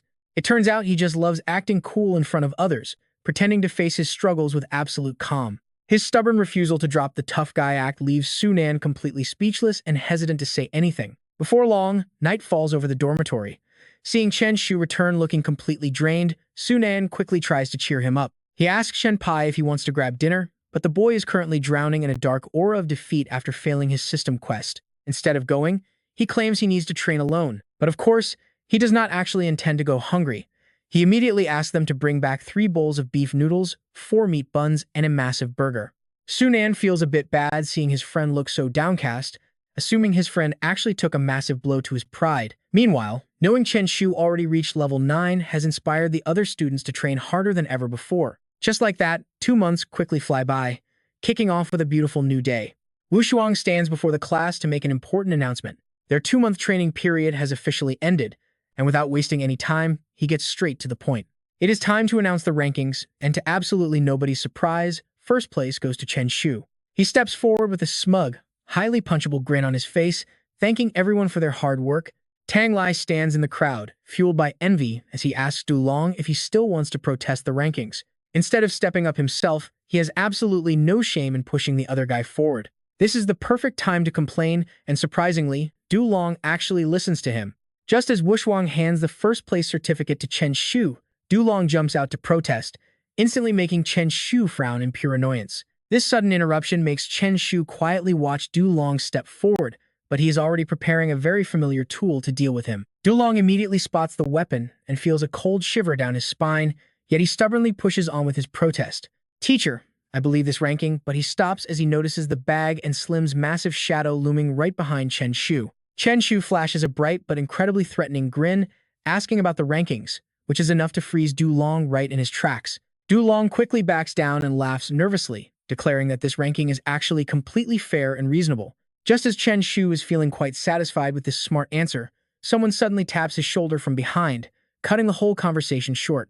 It turns out to be none other than Wu Shuang, who had been watching the entire drama unfold. He tells them to get back to their regular business and immediately announces that tomorrow is New Year's Day, giving everyone a sweet 3-day holiday. After the break, he will take them to the Dulling Arena to battle against the top Beast Tamers in Daxing City. Hearing this name completely catches Chen Shu off guard, making his mind race as he tries to recall everything he knows. He had heard of the Dulling Arena before, but he has never actually been there. He knows it is a massive battle facility run directly by the government, sending him deep into thought about what to expect. To boost popularity, the state holds monthly rankings with special rewards, and he honestly cannot believe they get to join. Suddenly, a familiar figure walks past and catches his eye, none other than Wang Qinghan, instantly sparking an old memory. He remembers she used to fight at an underground arena to pay off a loan, so he eagerly runs over to talk to her. Qinghan is not annoyed at all when he calls out, turning around to gently ask him what is going on. With an excited look on his face, he asks if she has any useful tips or experiences to share from her time at the underground arena. Qinghan shakes her head and honestly tells him she has none. The place she went to was private and completely different from the government arena, but she suddenly shifts the topic. She asks if he is free tonight, her tone incredibly cheerful, and leaving absolutely no room for him to refuse. She invites him out for dinner, and later that evening in the dorm, Chen Shu cannot help but wonder why they are treating him. Sunan's imagination instantly runs wild as he wonders if the girls might actually have some sort of romantic intentions. Chen Shu just looks completely clueless, wondering if they simply want him to teach them how to train. This completely leaves Sunan speechless, muttering that Chen Shu is definitely single for a reason before asking to tag along. Chen Shu does not think twice and eagerly agrees to go so they can all enjoy a free meal together.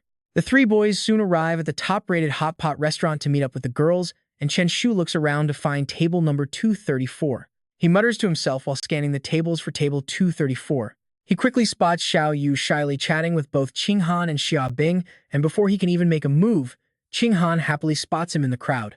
She waves him over to their table while a fresh piece of meat is slowly dipped into the bubbling, spicy hot pot. The restaurant is packed with people enjoying their meals as Xiao Yu carefully prepares some food and shyly offers it to him. She shyly asks Chen Shu to eat, while on the other side, Qinghan leans in close to give him a very generous view of her charms.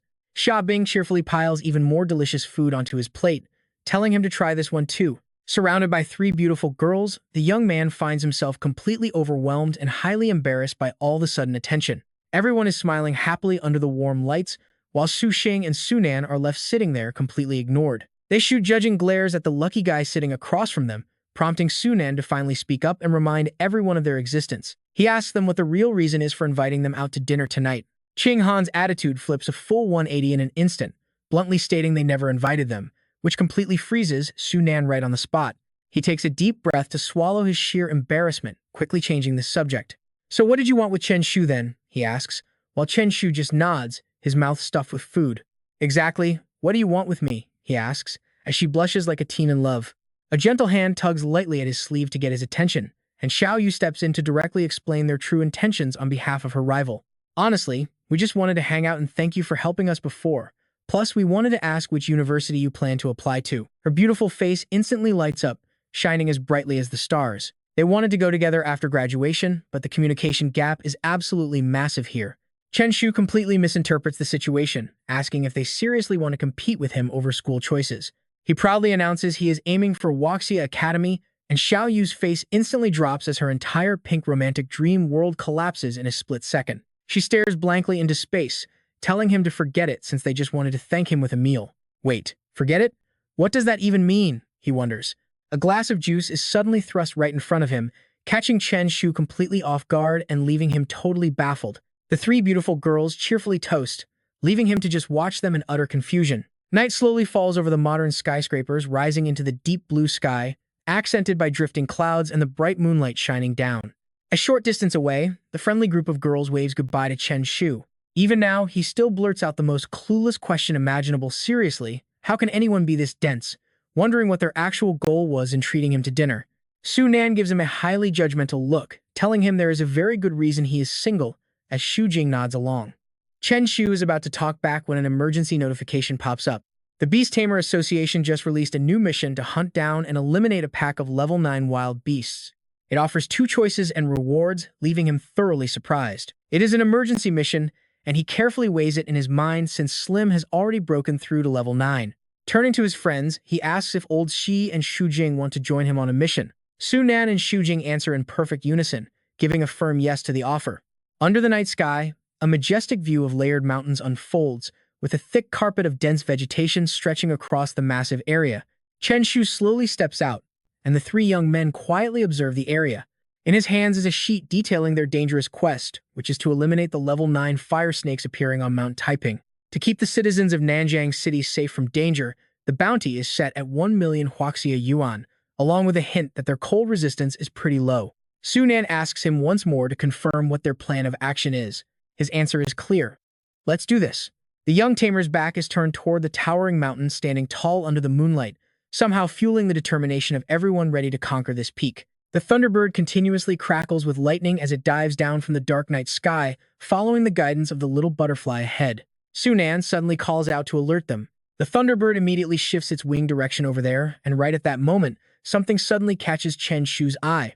Looking down, he spots the fire snakes swarming the territory they took from the locals, and he carefully guides his beast, confirming they are in the right spot. He halts the thunderbird, summoning a magic circle to send Slim in. Instantly, the giant Slim hurtles downward at a terrifyingly fast speed. One of the fire snakes, which looked like it was fast asleep, suddenly snaps its eyes open as it senses something wrong, but it is already far too late. Slim's fierce assault officially kicks off right now, and the enemy beasts refuse to just let an intruder run wild in their own nest. Their mouths begin to build up a massive amount of heat energy, but Chen Shu just excitedly shouts for them to clash. Under his command, Slim charges straight at his opponents as both sides head into a direct confrontation. Even though they are heavily outnumbered, he does not flinch at all, smugly asking if they honestly think a basic skill like that can burn his Slim. They better check a mirror. Instead, the giant, round yellow face slams violently into the fire snakes, the massive impact creating a deafeningly loud screech. Seeing this mind-blowing scene, Sunan is utterly shocked beyond belief, cursing under his breath and resolving to get some real answers from Chen Shu. Honestly, how did Chen Shu even raise this slime? It is clearly just a bottom F-tier contracted beast. He proudly explains that his secret is simple. He raised it with pure devotion and the power of endless love. The fire snakes are so terrified of the little slime they scramble headfirst back into their caves, even though they do not have any legs. Shu Xing stands there completely stunned, sweat pouring down his pale face. He tells Chen Shu to cut the nonsense, but looking at the battlefield, it seems like the fight is finally wrapping up without any surprises. Just as the little slime hops back to its master, Sunan blurts out a loud curse in sheer disbelief, asking if the threat is seriously taken care of already. But Chen Shu immediately objects to that, pointing at his little slime, who is currently crying tears of utter exhaustion. His eyes instantly land on the creature's golden behind, now so completely covered in thick gray ash that it looks pitch black. But then, trouble strikes. A new fire snake appears, looking completely different from the ones they just faced. It is absolutely massive, easily towering over the nearby mountain peak. Chen Shu immediately senses the extreme danger, realizing this beast is a black iron tier lord. He screams to run. The lightning bird immediately accelerates like a bolt of lightning, tilting its wings to pull off a sharp retreat. Right in the heat of the moment, a system notification suddenly pops up right in front of his eyes, offering him 3 distinct choices: run from Mount Taiping to save his skin, stand and fight the beast, or report the situation to the Spirit Bureau, each option with its own reward. One of the options offers miniature concentrated explosives. Chen Shu analyzes the surrounding terrain, tapping his chin thoughtfully as his eyes light up at the word explosives. And just like that, an absolutely wild idea pops into his head. Without hesitating, he immediately signals to Shu Xing, who is controlling the lightning bird, telling him to stop. Chen Shu suddenly stands up and boldly announces they are going to turn around and fight. Sunan immediately snaps back, completely against this insane idea, asking if he has lost his mind, while Shu Xing is too terrified to even process what he is hearing. That is a Lord-tier fire snake we are talking about. But Chen Shu just reaches into his pocket and claims his miniature concentrated explosives. He smugly holds it up in the air, insisting he is not crazy and telling them to just watch. This only makes his 2 friends panic more, desperately grabbing onto his legs while crying. They beg him to stop, reminding him this is Blue Star, not some lawless alternate dimension, meaning this is highly illegal. They point out that a ton of people are already hunting him down over that stunt in the canyon. If he pulls this off again and causes casualties, he will be a wanted criminal, so he needs to calm down. But his mind was made up long ago, and nothing can shake him. He tells them he knows what he is doing. He flashes his signature, totally reassuring grin to calm his friends down, promising them he has everything completely under control. His mind is racing with calculations. This tiny explosive is much weaker than his previous stunt, plus the bonus reward is real dynamite, and while he might not use it right now, he definitely wants it in his arsenal. Chen Shu turns around and fires off his next order to Shu Xing. Tell your bird to speed up right now. The lightning bird immediately spreads its giant wings, its entire body crackling with blinding streaks of bright blue electricity. Below them, the lower-tier fire snake is already charging up a massive fire blast in its mouth, ready to shoot them out of the sky. He calmly gives out step-by-step instructions, telling them to keep their distance. The moment the giant serpent opens its fanged jaws, it unleashes a terrifying ball of concentrated thermal energy, sending hot burning sparks raining down everywhere around them.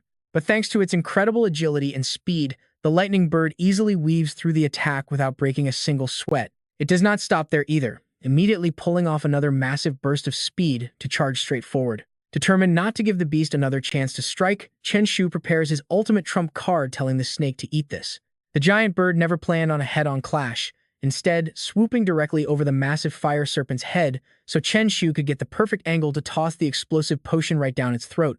Thinking it just scored a delicious treat, the massive serpent does not hesitate for a second and swallows the potion whole. Chen Shu immediately screams at his friends to get out of there. The lightning bird instantly retreats at maximum speed on his command. Its body blurs into a streak of bright light, tearing through the sky. Chen Shu even whips out his phone to snap a quick selfie, capturing his squad looking like absolute bosses. In less than 5 seconds after that, an earth-shattering explosion erupts with absolute fury.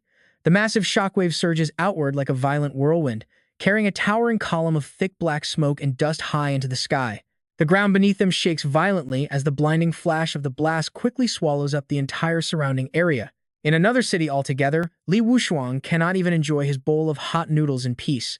Damn it, one look was enough to recognize that this horrific masterpiece belonged to his precious student. Not far away from Chen Shu, the scene shifts to a nearby location. Thick white smoke completely blocks the entire view, and the dense air reeks of burnt gunpowder and ash, making it heavily polluted. Suddenly, 2 suspicious figures appear faintly on the mountain peak, looking exactly like quiet ghosts silently watching everything unfold from high above.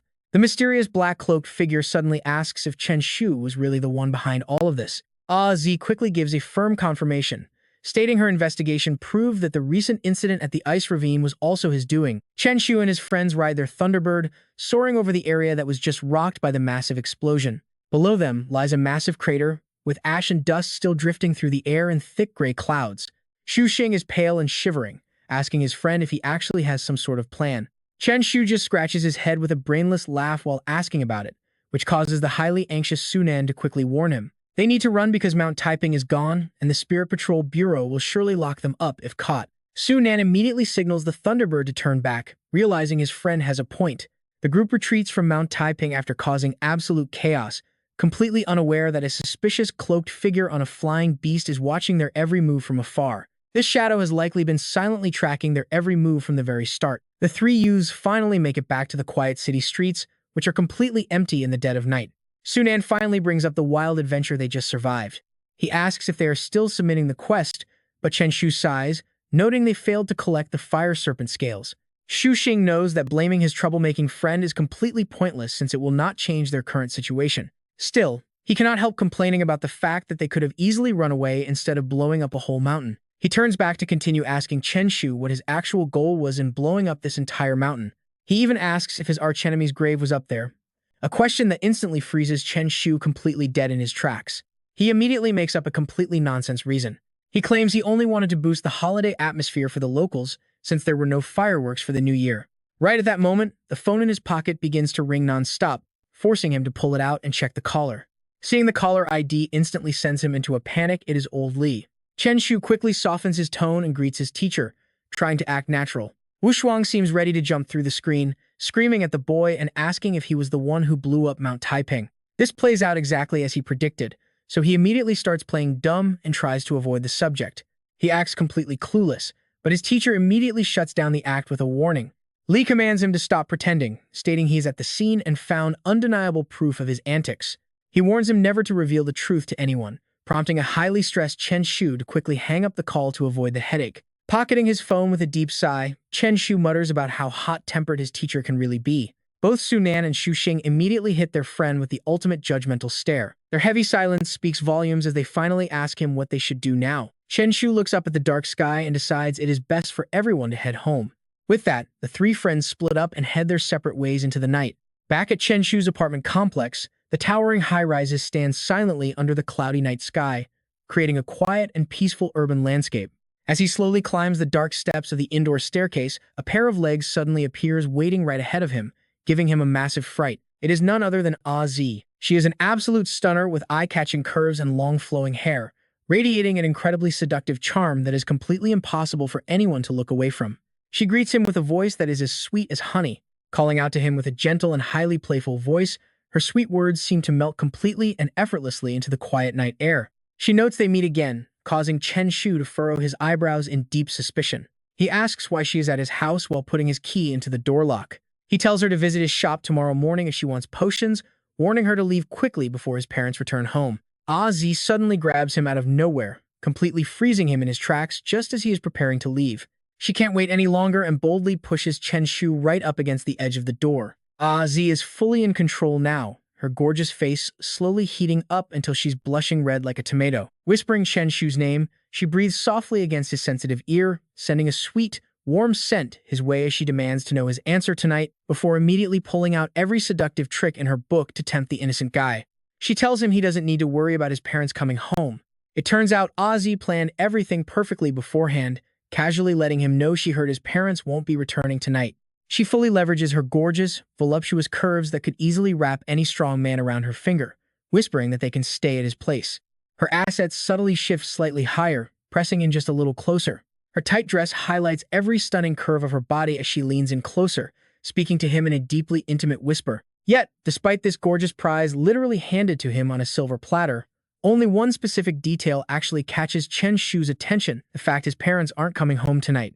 Nodding, Ozzy presses her voluptuous body right against him to seal the deal, promising him that they can do absolutely whatever they want all night long. This incredibly tempting offer suddenly sparks a truly brilliant idea in the young bachelor's head, taking those words quite literally. He uses his hands to shove the gorgeous girl right aside, instantly turning down a temptation that almost nobody else could resist. "So you should leave right now," he says, "and stop wasting my precious time." Before Ozzy can even process this, he gives her a cold wave goodbye, telling her to visit his shop tomorrow because tonight he is busy brewing potions all night. She is completely frozen on the spot, utterly unable to process what just happened. The door suddenly slams shut right in her face, completely heartless. That instant rejection deals a massive blow to the gorgeous lady's pride. Ozzy takes a deep breath, trying to swallow her absolute rage. Fine, you win this round. But in the end, she simply cannot hold it in and completely explodes, screaming Chen Shu's name in fury. Meanwhile, a clueless Chen Shu is busy enjoying his parents being away. He has been planning to relax in the living room, watch television, and craft some potions for a long time. Pressing the buttons on the remote, he can finally enjoy some peaceful time to himself. The sharp screen and clear sound have him nodding his head in absolute satisfaction. It is absolutely beautiful. He immediately pulls out a mountain of tools to get to work. Tonight is going to be a wild, passionate night of potion brewing. At the same time, Ozzy is outside, plotting to break into his house, with burning determination in her eyes. She refuses to back down and accept defeat. Right at that moment, an open balcony window catches her eye and gets her attention. That's it. Extremely confident in her looks and seduction skills, she is absolutely determined to make Chen Shu fall madly in love with her. As Chen Shu closes his eyes to focus on his training, he suddenly gets a very bad feeling. He shifts his bright blue eyes to the side to inspect his surroundings. Immediately, he is shocked to find Ozzy standing inside his house, dressed in a seductive bunny outfit.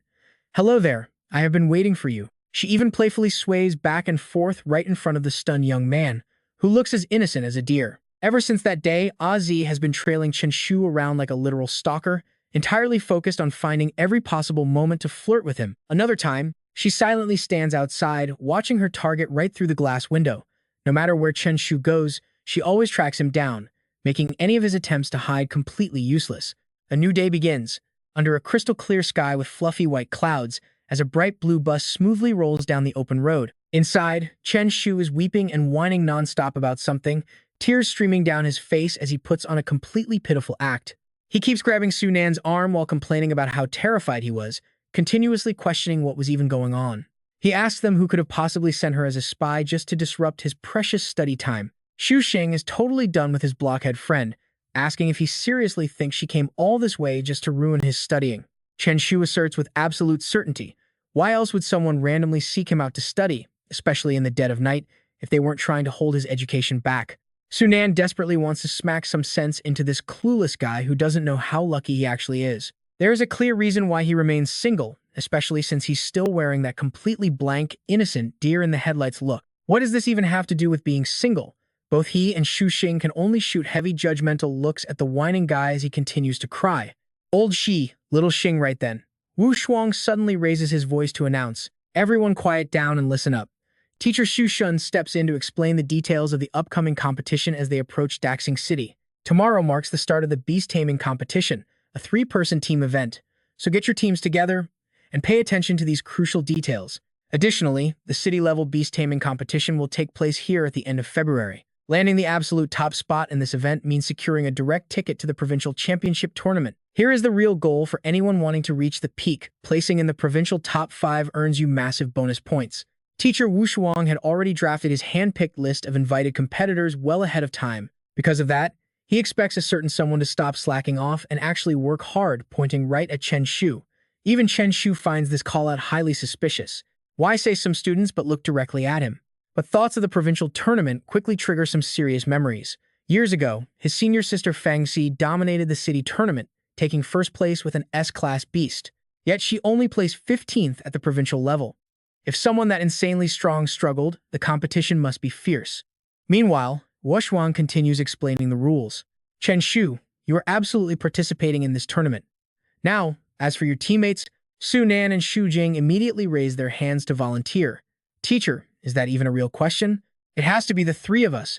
But Wu Shuang instantly shuts them down, firmly demanding teammates with actual, proven combat capability. One of them enthusiastically pitches his special skill, claiming he can torment opponents by unleashing some kind of love beam. The next guy's sales pitch is even more useless, though you really have to respect his completely unearned confidence. He proudly boasts that his Thunderbird can spit saliva, which instantly causes a massive vein to pop on Wu Shuang's forehead before he flat-out rejects them. Get lost. The duo instantly responds in perfect unison, agreeing to back off. The annoyed teacher barks at Chen Shu, asking if he heard that. Chen Shu has no choice but to accept his fate. He sighs, saying he hears him, joking that his own charm is why the teacher simply cannot let him go. After a long ride, the bus finally pulls up to their destination. Wu Shuang rushes to the door first, telling everyone to get off. Chen Shu finds it weird when the teacher suddenly freezes mid-step. Why on earth is he moving so slowly now? But the moment he looks outside, his eyes widen in pure shock. Wait, you are not going to believe who is waiting. A massive crowd led by Yang Bao and Aziz lined up and waiting for him, looking incredibly organized and intimidating. The henchmen standing behind them instantly drop into a deep, respectful 90-degree bow, loudly greeting him as their boss. The other students start whispering in total confusion, wondering who these people are and who could possibly warrant such a massive welcome. Aziz immediately shoots him a highly flirtatious wink, calling out to her beloved brother Chen Shu. His face completely dark, Chen Shu drags Yang Bao to a quiet corner for a serious chat, lowering his voice to a dangerous whisper to interrogate him. He demands to know if he is insane and what this circus is about, but Yang Bao just offers a completely clueless grin. He happily claims he just came to welcome him, causing Chen Shu to angrily grind his teeth in pure frustration. After being told to speak like a normal human, Yang Bao quickly massages Chen Shu's shoulders to appease him, admitting he just wanted to watch the arena match and learn. But that still does not explain why AZ is standing right there with them. Chen Shu demands answers, wanting to know why she is tag-along and how she even found out about this. He even accuses Yang Bao of hiring her as some undercover spy, and seeing how genuinely stressed he is, the guy immediately stops playing around. He panics, swearing it is his first time meeting her, and claims she introduced herself as his master's wife before revealing the plan. Hearing that their master was coming today, Xu Jing and Su Nan instantly seize the golden opportunity to tease him. Mocking him about having a secret wife, he can only rub his temples in utter defeat while quickly deducing that some hidden mastermind is still actively trying to ruin his plans. Since she is already here, he has to prove he can easily ace this exam regardless. He turns back, grabs Yang Bao by the shoulders, and gives him incredibly strict instructions. Your master has a vital mission for you. Watch this girl and do not let her leave your side. Yang Bao instantly responds with a confident thumbs up. He promises to handle it, while Chen Shu casts a cautious glance at Wu Shuang waiting ahead, deciding it is time to head inside. The teacher is waiting for him to check in, and his disciple obediently nods, agreeing to keep watch. Still feeling uneasy, Chen Shu grabs Yang Bao's collar for one final, extremely serious warning to make absolutely sure. He orders him to watch her like a hawk, leaving the poor guy so incredibly stressed that he breaks into a cold sweat. With a temporary plan in place, Chen Shu walks past Azai, only to find her staring back with actual, visible hearts in her completely infatuated eyes. The terrifying sight instantly sends a cold shiver running straight down his spine. Leaving the drama side, the line of students queues up at the reception desk to get their room keys and split up. Wu Shuang takes this chance to ask Chen Shu about the earlier commotion, wanting to know what they wanted with him. The boy carefully downplays it, claiming they just wanted to talk. Years of teaching experience mean he is not about to easily believe his most notoriously troublemaking student. He warns the boy that if he dares cause trouble in Daxing City or detonates any more explosives, he will literally bury him. Chen Shu can only swear up and down, promising he will not cause any more trouble. Deep down, the boy knows exactly why his teacher is being so harsh, Using explosives again would definitely get him heavily monitored. Wu Shuang's attitude suddenly flips 180 degrees as his hands gently rest on the boy's shoulders. He tells him to go ahead, explaining that he secured him a spacious private suite to help him focus this time. Chen Shu nods and heads over to the front desk to check in like everyone else. Despite his calm exterior, Wu Shuang remains highly vigilant, his mind filled with a deep sense of worry. He decides he absolutely must keep a close eye on Chen Shu to prevent major trouble. Meanwhile, night quietly falls over the high-rise resort hotel.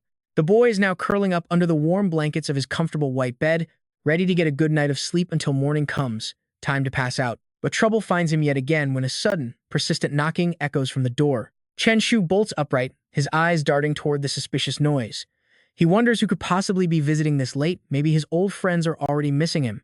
Without thinking twice, he quickly gets up to answer the door for his uninvited guest. To his surprise, both Ouyang Bao and Ah Zi have shown up at his room in the dead of night, wishing their master a good evening before casually strolling inside as if it is no big deal at all. They leave Chen Shu completely frozen in place, utterly speechless with silent rage. He suddenly throws a highly unfriendly arm around the young man's shoulders. He demands to know why he did not keep watch over her like he was told, unaware that Ouyang Bao is completely dense. Exactly. You told me not to leave her side for a single second, so bringing her along was the only option. That is when he awkwardly explains the situation. He admits the hotel is fully booked and he has nowhere else to go, asking if he can crash in this room for the night. Chen Shu angrily points at Ah Zi lounging on the sofa, asking what they are supposed to do with her.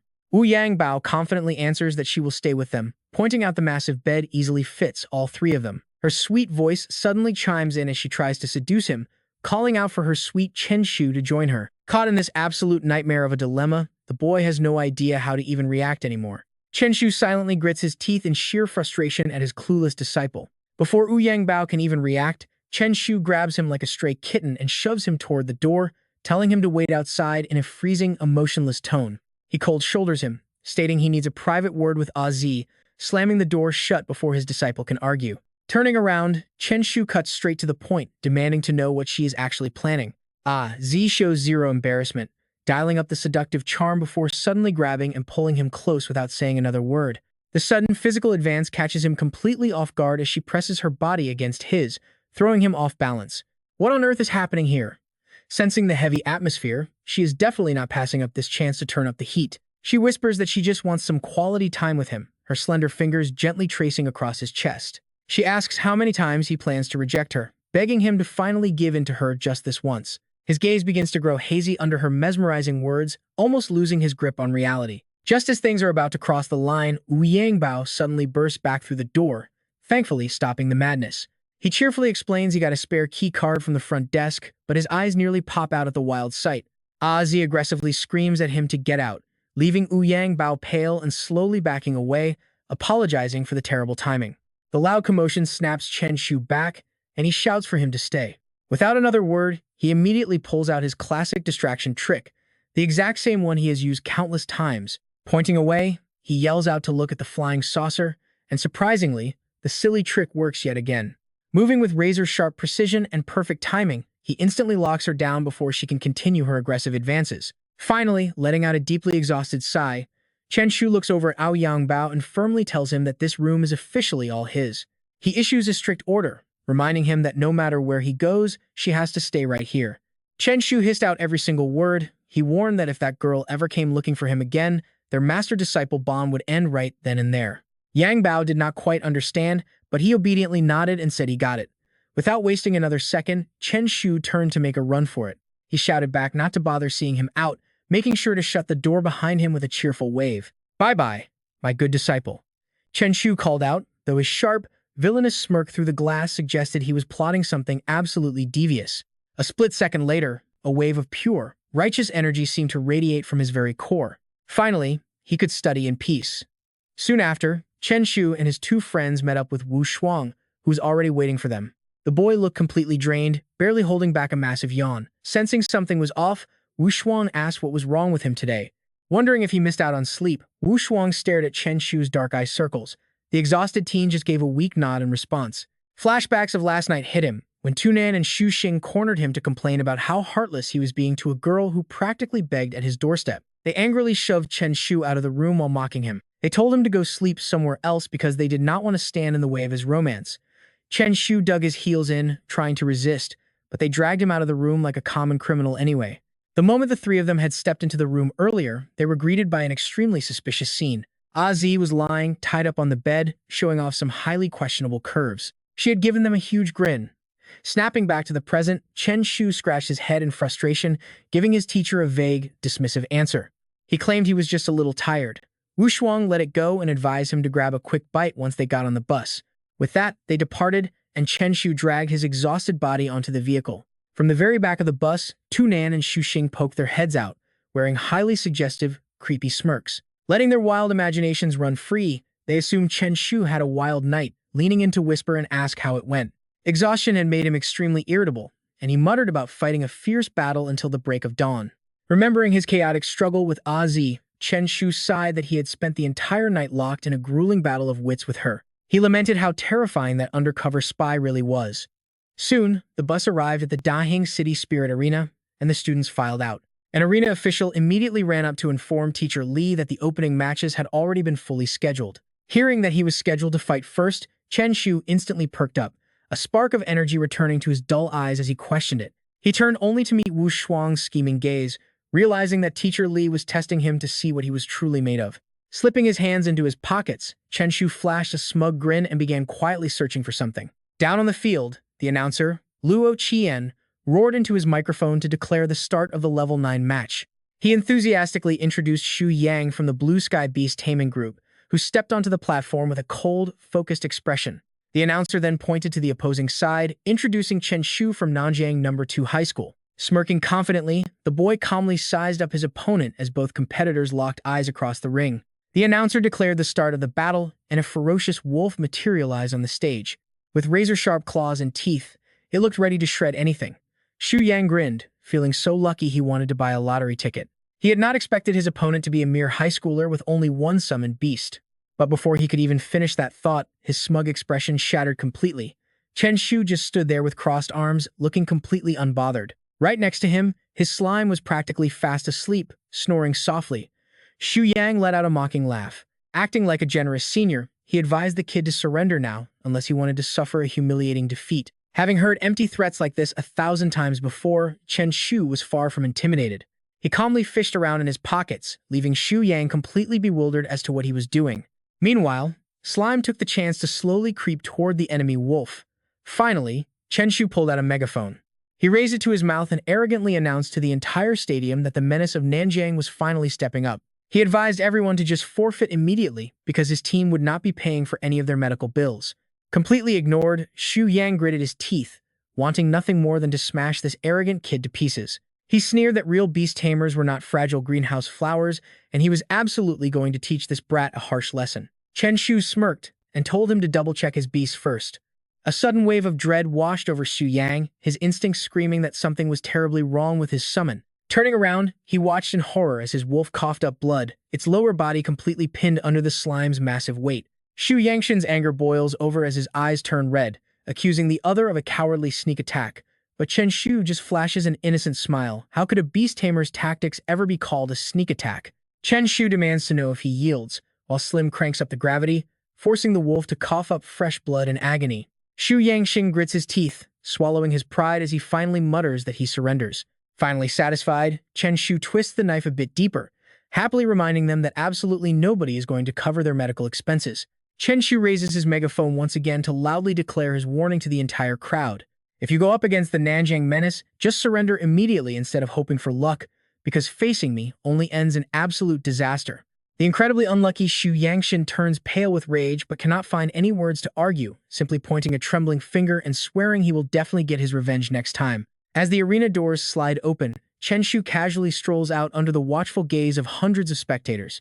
The crowd mutters in disbelief, wondering how Chen Shu managed such a feat. He is undeniably powerful, even if his tactics are pretty underhanded. He flashes a bright, toothy grin, putting on a show of humility that actually reeks of pure arrogance. He casually tells everyone not to get too excited, prompting Wu Shuang to slap his shoulder in irritation, warning the smug kid not to celebrate his victory quite so soon. Chen Shu doubles over, choking on his own spit, while his teacher ignores him to check on the next student. When told she is up next, Xiao Yu nods with a cold, expressionless face, completely ignoring Chen Shu's quiet attempt to cheer her on. She walks right past him as if he were thin air, leaving him feeling like he just tried to have a conversation with a freezing winter breeze. Out on the battlefield, Huo Yan and the blazing Li Yan cautiously test each other's defense. Chen Shu grows tense upon realizing that Li Yan is an S-tier beast, knowing that while Slim can handle A-tier opponents, an S-tier is a whole different league. Defeating an S-tier seems almost impossible, forcing Chen Shu to frown as he sizes up Xia Yan, realizing this guy is going to be a formidable rival. Suddenly, Li Yan strikes with lightning speed, catching Huo Yan completely off guard and pinning the poor beast down in a painful grip. Luo Qian loudly declares Xia Yan the winner, prompting the arrogant boy to smirk as if this outcome was never even in doubt. Even though Chen Shu expected a tough fight, he is still stunned by how incredibly fast Xiao Yu was defeated. As the referee calls for the next match, Chen Shu lets out a disappointed sigh and turns to leave, feeling like there is nothing left worth watching. Scanning the crowded spectator stands, he decides his best option is to sneak away and find a quiet spot to take a quick nap. Chen Shu finds a cozy spot in the half-shade and immediately falls into a deep sleep, snoring away while the arena lights keep blazing long into the night. He suddenly snaps awake with a massive sleep bubble still clinging to his nose, sitting up while his groggy brain tries to process the surroundings. Looking around for everyone, he only finds Su Nan and Su Xing staring back in judgment, telling him the match has ended and the others already left. Right then, Yang Bao rushes over with open arms to ask if his master is finally awake, giving Chen Shu quite a sudden scare. Confused and annoyed, Chen Shu grabs his disciple by the collar to ask why he is here instead of doing his assignment, making Yang Bao stammer in a panic. Yang Bao quickly stammers that he kept his bodyguards back at school to handle the assignment. Flashing a highly sincere grin, the disciple offers to buy his master a nice dinner, prompting Chen Shu to immediately throw an arm around his shoulder like they are lifelong brothers. Eager for a free feast, the duo heads straight out to a highly popular restaurant located just down the street. The moment they step inside, they immediately run into Wu Shuang and his group. The teacher turns around in surprise but quickly looks away to pretend he does not know him, though Chen Shu eagerly waves and calls out to Teacher Li. Wu Shuang forces an awkward smile and asks if Chen Shu finally woke up, mentioning how the other students were just planning to grab a bite together. Showing off his notoriously thick skin, Chen Shu happily agrees, noting how everyone has gathered for a late meal at this exact spot. Just as he is about to join them, Chen Shu notices a very familiar face. It is Xia Yan. He is certain this is the same guy from the arena, who suddenly stops and mocks his sister, asking if she is actually dining here too. Xia Yan smirks at Xia Bing, calling her his absolutely useless sister, which causes Chen Shu to frown in silent suspicion while watching the drama unfold. Realizing they are siblings, the hot-tempered Xiao Yu slams her hand on the table and stands up, demanding to know why he talks to her that way. Sneering in utter contempt, he mockingly labels her as the pathetic subordinate of a complete loser. Xiao Yu grits her teeth in fury at his supreme arrogance as he asks if losers now think they have any right to stand tall in his presence. Xia Yan pushes his insults further, calling them all useless trash, causing Xia Bing to silently clench her fists as her face darkens. Waving a mocking goodbye, he sneers that seeing her like this proves their father made the smartest choice when he abandoned her years ago. He laughs that trash belongs with trash, prompting Wu Shuang to step in with murderous aura blocking his path, though Xia Yan does not look even slightly worried.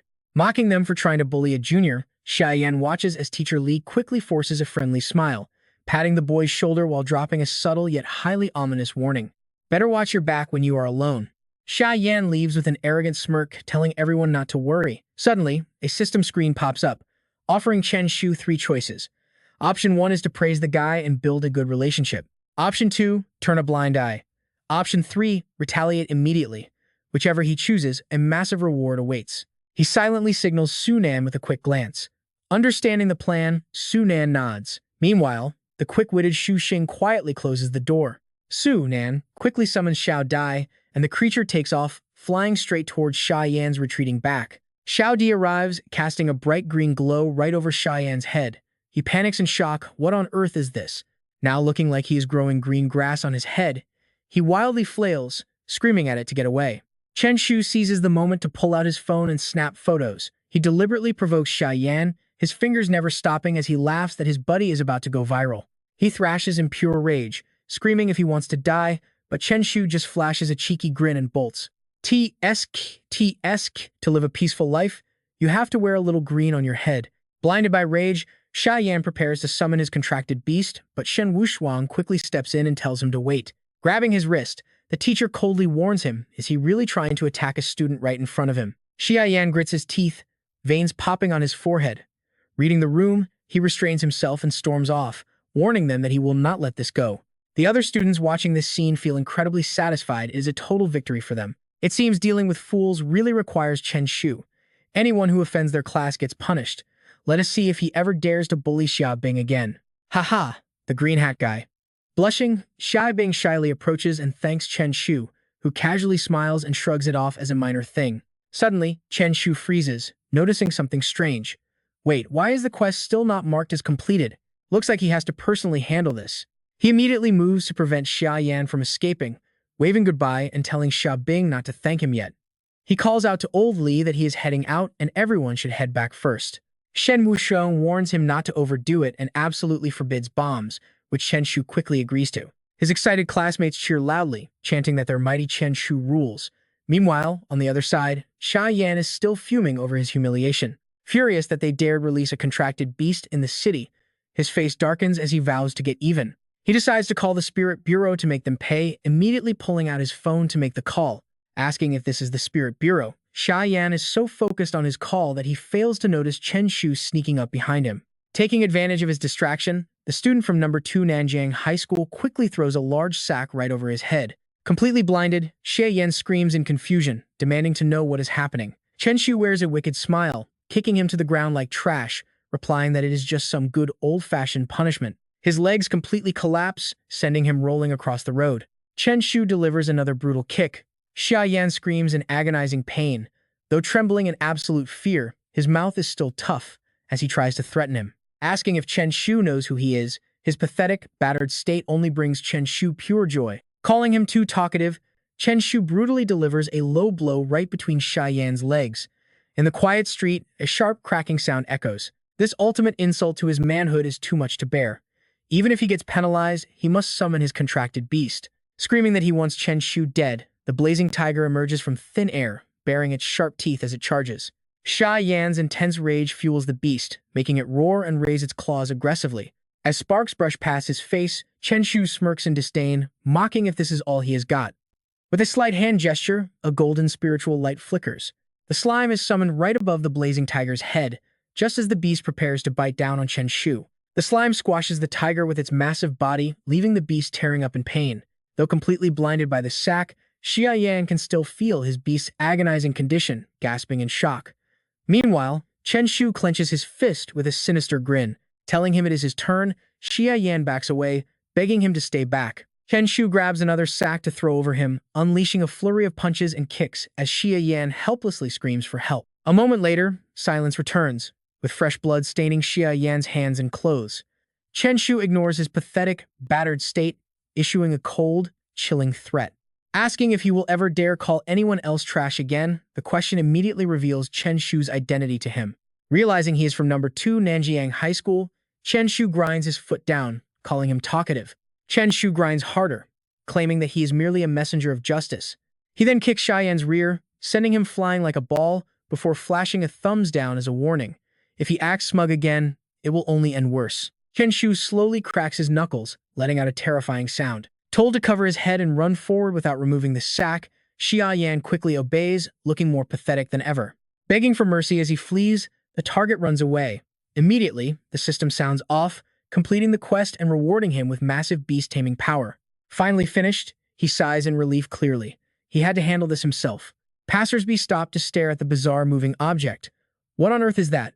Oh my god, it looks like a sentient sack of pee. Chen Shu casually slips his hands into his pockets and walks away, regrouping with the others where Wu Shuang has been waiting for him.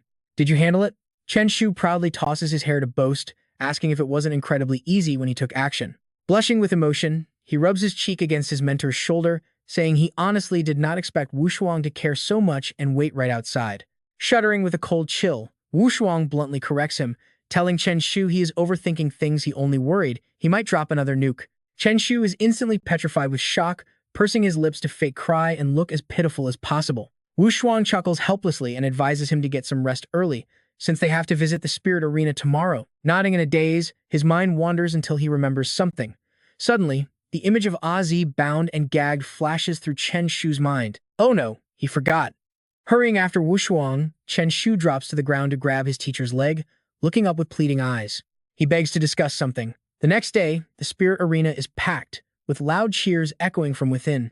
Chen Shu sits in the stands, overflowing with energy, finally having enjoyed a wonderful night of sleep. Maybe he should keep sleeping with Wu Shuang tonight. Suddenly, a sharp, screeching voice catches his attention, accusing them of bullying her student. Xia Yan's teacher, Lu Shi, stands with hands on hips. Her face is twisted in sheer bitterness, while he stands silently in total shame. Seeing his bruised and battered face, Xia Bing and the other classmates stifle their laughter. They turn and give a big thumbs up to Chen Shu, while the main culprit himself just winks playfully. Just as someone steps forward, the simple-minded Chen Shu is about to confess it was him. Wu Shuang quickly steps in front of him to block and cut him off. "What student? I have no idea what you mean." She frowns, then sneers to provoke him. Dare to do it, but not admit it? She sneers, asking if this is how Mr. Wu Shuang teaches his own students. Yet, he remains completely rational, acting clueless. What is that supposed to mean? Are you provoking me? The crowd behind them starts whispering. Cheyenne suddenly catches Chen Shu's sinister gaze and pales in absolute terror. Shaking like a leaf, he timidly calls out to Lu Shi. Acting righteous, she reassures him to stay calm, promising that she will absolutely demand justice on his behalf. Feeling backed up, Cheyenne nods with renewed confidence, glaring at Chen Shu. Meanwhile, his teacher turns back to Wu Shuang with a cold glare. Since he is deliberately protecting his student, she snaps, they will just have to settle this inside the spirit arena. Suddenly, a rift tears open in space, revealing two pairs of glowing red and yellow eyes. The black and white giant python and another summoned beast emerge, glaring fiercely at Lu Shi. Wu Shuang coldly asks if she is absolutely sure. Her eyes instantly widen in pure horror. An S-tier beast partial summon. You are Wu Shuang. He calmly waves his hand, asking if she finally recognizes him. Wu Shuang invites her to make a move. Cold sweat pours down Lu Shi's face as she quickly backtracks, claiming the kids are just young and dramatic. Her attitude instantly pulls a complete 180-degree turn, claiming that as teachers they shouldn't meddle in children's squabbles. Her shift in attitude makes the onlookers wish they could dig a hole to hide in. Wu Shuang glares at Lu Shi in warning, asking why she even came here then. She quickly changes her tune. She claims she only wanted to check if they bullied her student. He nods with satisfaction, asking what if his students did indeed bully him. Her expression completely stiffens into a forced smile, nervously laughing off her empty threat as a simple inquiry. Sensing the danger, she quickly drags Xi Yan away like the wind, stammering about having no further business before taking her leave. Chen Shu gives a brown-nosing thumbs up, praising his teacher for being absolutely badass. Wu Shuang ignores the blatant flattery and coldly brushes his hand away, demanding to know what Chen Shu actually did to them. The boy strokes his chin in deep thought. Chen Shu's expression turns incredibly sly as he pulls out a piece of paper, watching Xia Yan's slumped shoulders as he walks away. In his flashback, he slapped the note onto Xia Yan's back, declaring him an idiot for everyone to see. While Xia Yan was looking around in confusion, the flashback ends, and Chen Shu innocently replies that he only did what any righteous hero would do. The others stare in silence, clearly having zero faith in his moral character. Their fierce protection deeply touches Xia Bing's heart as she softly thanks both Wu Shang and Chen Shu. He smiles modestly and says it is no big deal, adding that people can insult him, but never his friends. Her cheeks blush deep red as her affection for him grows.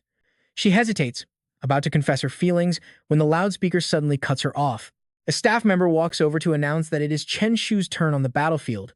Leaving her behind, he turns his attention back to Wu Shuang. "Teacher Li, I'm off," Chen Shu says as Li pats his shoulder. "Go on," the teacher replies, and everyone watches Chen Shu walk away with absolute confidence. Xia Bing tries to calm her racing heart, quietly whispering his name under her breath. Luo Qian raises his voice to hype up the crowd, shouting that they must have been eagerly waiting for today's match, promising that it will be an absolute thriller. He enthusiastically introduces the first fighter, Lin Yuan, a level 9 Beastmaster ranked 89th just last month, before shifting the spotlight back to Chen Shu with extra emphasis, and pointing out an even more interesting contender, who has only fought once but left a lasting impression, the notorious bandit, or rather, the student from Nanjiang No. 2 High School, Chen Shu. With hands casually in his pockets, he strolls onto the arena stage as Luo Qian waves his hand to declare the match started. Repeating his exact stunt from the match against Xu Yang, Chen Shu pulls out a megaphone and boldly warns that no matter the opponent's rank, they are in for a rough time. Lin Yuan turns red with fury upon hearing such arrogant, mocking words from the kid. "Just surrender already because medical bills are no joke," Chen Shu mocks, making Lin Yuan grind his teeth and summon his spiritual energy without another word. "Let us begin," he growls. As a mixture of green and black, spiritual energy swirls into the air. Summoned by Lin Yuan, a blue-tailed beast materializes and immediately leaps forward to attack Chen Shu, who simply cleans his ear in disgust while summoning his own slime. Using its shiny, smooth head, the slime directly rams the blue-tailed beast away, making Xiaoyan stand up in the stands in pure shock as recognition hits her. Teacher, that is him. He is the one who ambushed me yesterday. The blue-tailed beast is no pushover, whipping its tail to retaliate, but despite the slime's massive round body, it proves to be incredibly agile. It easily hops up to dodge the attack, while Lin Yuan, confident of his impending victory, lets out a smug, pitying laugh. You are nothing but a sneak attacker who dares to fight me, Lin Yuan sneers, calling him a little kid whose luck has finally run dry today. Chen Shu smirks, muttering that it is not over yet as he calmly commands his slime to activate its sleeping death skill, instantly putting it to sleep with drool. Strangely, a thin, protective barrier now covers the sleeping creature, completely blocking any incoming attacks from the aggressive blue-tailed beast. It frantically thrashes its tail, desperate to shatter the slime's barrier. And right on cue, Chen Shu calculates the perfect timing, whispering that it is over, as his slime suddenly stirs and charges straight for the target. The slow blue-tailed beast takes a devastating headbutt straight from the slime. Suffering severe internal damage, the beast loses all ability to fight back as it slides limply across the dirt floor. Seizing the opportunity, the slime leaps high into the air and crushes the opponent with its giant body, forcing the beast to cough up blood as Lin Yuan watches in horror. Tears welling in his eyes, he screams out for his beast while Su Nan and Shu Jing clap and cheer loudly for the ultimate bandit. Wu Shuang remains quiet, though his proud smile says everything, as Chen Shu confidently puts his hands on his hips and bursts into loud, gloating laughter. Laughing out loud, Chen Shu leaves Lin Yuan in shock, wondering how the kid could have predicted his incredibly fast beast's movements so easily. Striking a dramatic pose, Chen Shu rubs his chin and boasts that it is simply basic talent, nothing out of the ordinary. With that, he turns and struts away, leaving behind an imposing figure while the defeated opponent mumbles about genius and talent in a daze. As Chen Shu calmly steps down from the arena, Wu Shuang is already waiting there to praise him for an excellent performance. Keep this up, his teacher suggests, and he might actually secure a spot in the top 10 of the arena this month. Grimacing in annoyance, Chen Shu scoffs at the mere mention of the top 10 before his eyes catch sight of a system screen displaying 4 distinct choices. The system tasks him with achieving a specific rank, ranging from a modest top 30 finish all the way up to first place. The higher his rank, the better the rewards talk about a major jackpot. Chen Shu is so shocked he barely suppresses a loud scream. Gigantification, he realizes, snapping back to his senses as he considers how it is currently his slime's most heavily relied upon skill. Without this crucial sizing up skill, the slime's combat effectiveness would drop by at least 70%, proving it is truly a god-tier miracle. He starts imagining its immense power in the future, realizing that if he can upgrade it further, defeating Lord-class beasts will be a breeze. Driven by the incredible rewards, Chen Shu is fired up with determination, declaring that first place has to be his. The arena's broadcast suddenly cuts off his train of thought, announcing that Tang Li from Nanjiang No. 2 is up against Xiaoyan. Tang Li is ordered to prepare, but hearing his opponent's name, he practically bursts into tears of pure despair and disbelief. Why on earth must a level 8 beast master like him face a level 9 opponent? Feeling a wave of sympathy, Luo Qian reveals that their own teacher requested this unfair matchup specifically to force them to grow faster. Chen Shu gives a massive thumbs up, showing 100% approval of Wu Shuang's tough love policy, leaving the teacher thoroughly bewildered by his sudden support. Summoning the tragic aura of a doomed hero, Tang Li bids farewell to his classmates, who kindly support his dramatic exit with a synchronized round of applause. They cheer him on to hang in there, a comical yet tragic display that leaves Wu Shuang rolling his eyes at their absolute overdramatics. He pats Tang Li on the shoulder to comfort him. It is fine, go out there. Injuries to your contracted beast won't hurt the Beastmaster. Tang Li looks pale and miserable. Is he being sent to his death? The rest of the class tries to cheer him up. Go get them, Tang Li, we are behind you. He turns away with a heavy heart, shedding a single, dramatic tear. Xiaoyan keeps that same smug, annoying face. Tang Li grits his teeth in absolute terror. Chen Shu already knows how this match is going to end. It looks like Xiaoyan is not going to show any mercy. Right at the start, the blazing tiger leaps at the blue bird. It opens its jaws, revealing razor-sharp teeth, and lunges at the blue bird, biting down hard on its neck to rip the poor prey in half. Chen Shu closes his eyes and sighs no miracles today. It is already over. He says a bored goodbye, knowing there is nothing left to watch. Teacher, I'm going home to get some food. Su Nan and Xu Xing quickly raise their hands to follow. Teacher, we are leaving too. On the stage, Tang Li sits crying over his dead bird, while Xiaoyan stands with crossed arms looking away. His face is dark with anger, a burning hatred in his eyes directed right at Chen Shu. This time, Xia Yan swears he will not let them off. Meanwhile, Chen Shu drapes his arms over Xu Xing and Su Nan, chatting away. Suddenly, his nose starts itching and he lets out a big sneeze. He rubs his nose, wondering who is talking about him. Just then, Xu Xing points to the sky and curses. Damn, look at that massive bird.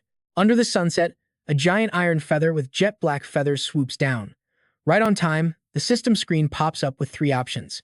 1. Run away. 2. Eliminate the iron feather. 3.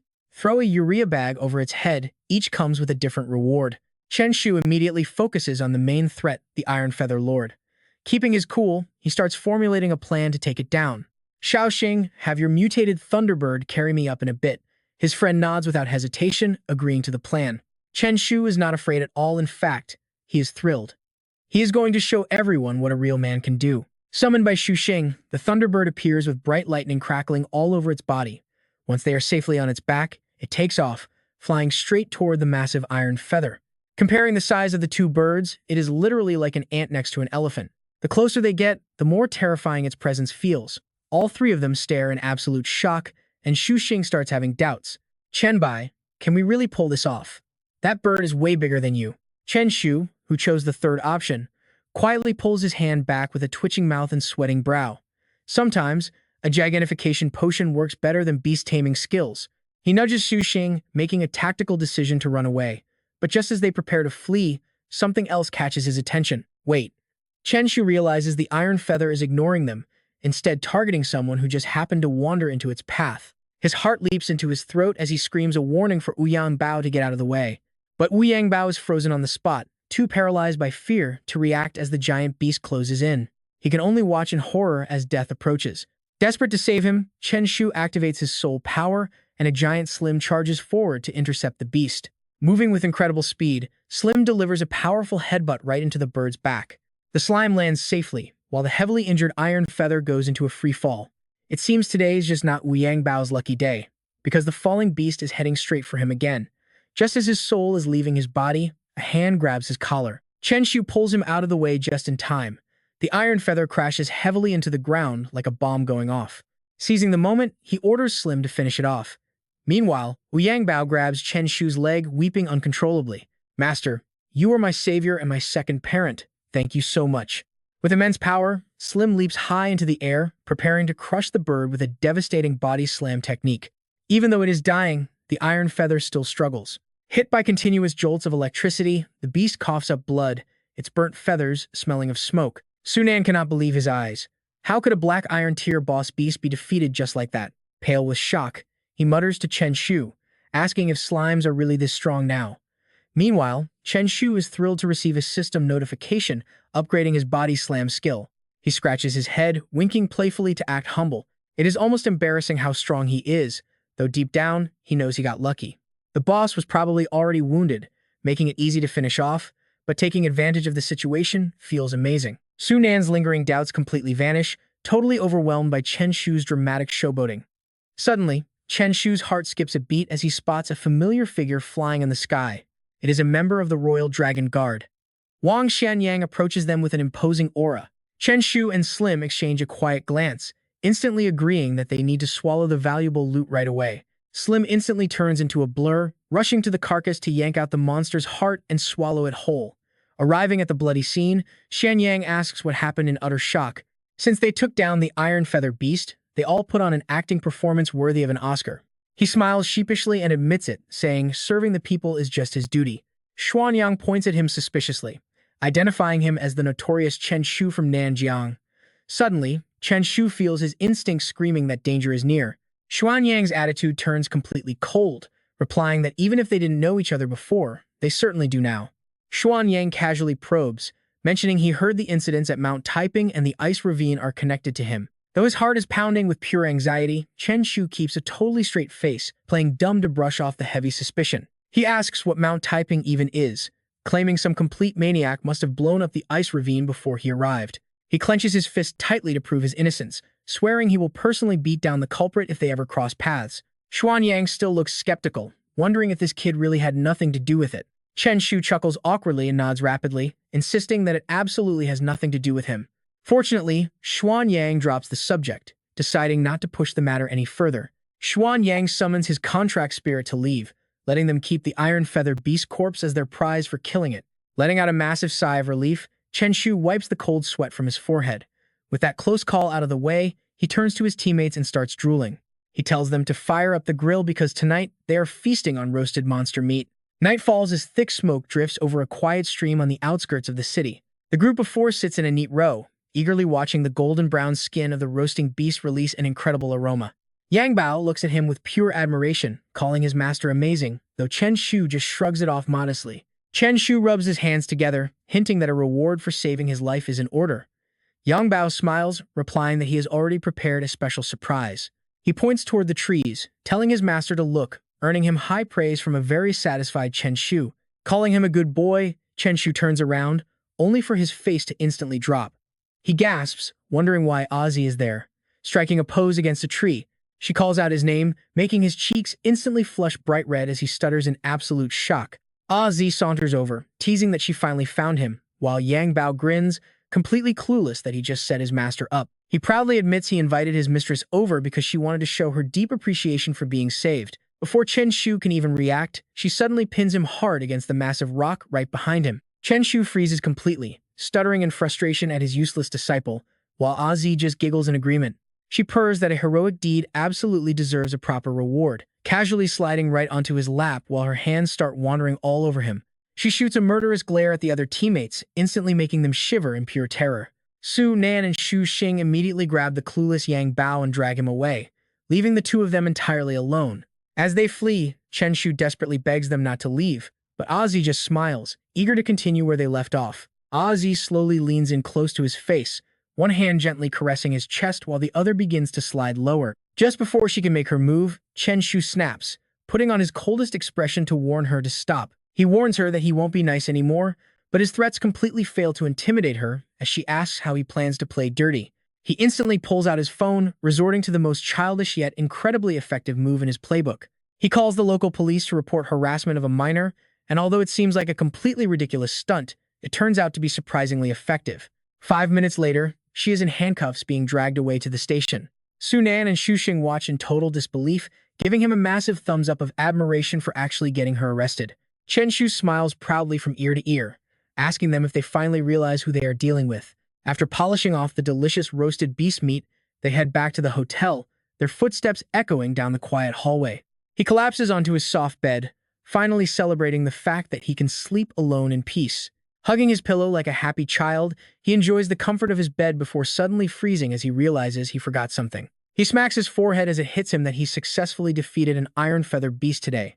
Chen Shu quickly sits up to check what kind of incredible skill he can obtain from consuming the beast heart. Activating his spiritual energy circle, a system notification pops up showing his wind control skill has increased by 1. Armed with his new ability, Chen Shu enters intense training mode, filling the arena daily with the sounds of brutal combat. Teaming up alongside his trusty slime, he dominates the beast arena day after day, while a miserable Ozzy spends a full month locked away in prison for harassing a minor, crying her eyes out over her actions. Over the next month, several spirit beasts suddenly began appearing around the city area. They flew wildly across the sky, but the spirit guards quickly captured them, barely squeezing their massive bodies into spirit-binding nets. A month later, the streets were heavily decorated with hanging lanterns and tassels. Walking side by side with his two friends, Chen Shu spoke his mind, wondering why the past month had felt so incredibly chaotic. Observing the spirit beasts pinned down by the guards, he realized even the city was now crawling with wild beasts. Wu Shuang walked over to address his concerns, suggesting that a brand new space might be about to emerge. He calmly explained that since spiritual energy recovered nearly 1,000 years ago, new spaces have popped up at regular intervals. However, the mentor warned that this new rift seemed especially dangerous, considering the massive size of the emerging beasts. Chen Shu's eyes instantly lit up like headlights with pure excitement at the mention of danger. Wu Shuang slapped his shoulder, telling him that whether it was dangerous or not, it had absolutely nothing to do with him. Even if it did show up, it would still take 2 years. By then, he would already be in college, so it was time to move on. Wu Shuang's expression grew serious as he reminded him that today was his match against Xia Yan. Warning him not to embarrass him, a flash of Xia Yan's arrogant face made Chen Shu smirk. Assuring his teacher he would win, a deafening noise suddenly echoed across the stadium. The familiar warning broadcasted once again as the fierce fighter of Nanjiang stepped up. He warned everyone to just surrender immediately and stop putting up a useless fight. Luo Qian tossed the megaphone aside to fire up the crowd, warmly welcoming the audience to the show. Based on the recording, everyone already knew they were in for an absolutely spectacular match today. Pointing directly at Chen Shu, the announcer introduced the undefeated Nanjing Terror with 65 straight wins. Standing opposite him was his opponent, Xiayan, who wielded a top-tier contracted beast. Luo Qian raised his voice to build up the suspense. Who do you guys think will walk out of here as the undefeated champion? With everyone eager to find out, the Nanjing students cheered wildly, chanting for Chen Shu to keep pushing forward. Puckering his lips, Chen Shu blew them a loving kiss, thanking them for the immense support. Meanwhile, Xiayan glared at him, thinking he had finally waited long enough for this moment. Analyzing the situation with smug confidence, Xiayan sneered, asking if his beast was only A grade. He claimed it must be a top-tier bloodline, otherwise Chen Shu could never have won. Gritting his teeth, Xiayan snarled that today he would show him the power of true bloodline suppression. His blood boiling with rage, Xiayan hastily summoned his beast, shouting that he was about to send Chen Shu straight to his grave. The blazing tiger let out a mighty roar, radiating a domineering pressure, yet Chen Shu remained unfazed, scoffing at the supposed top-tier bloodline suppression. Activating his spiritual energy, he summoned Slime, challenging Xiayan to show him how his S-grade beast could possibly defeat his little slime.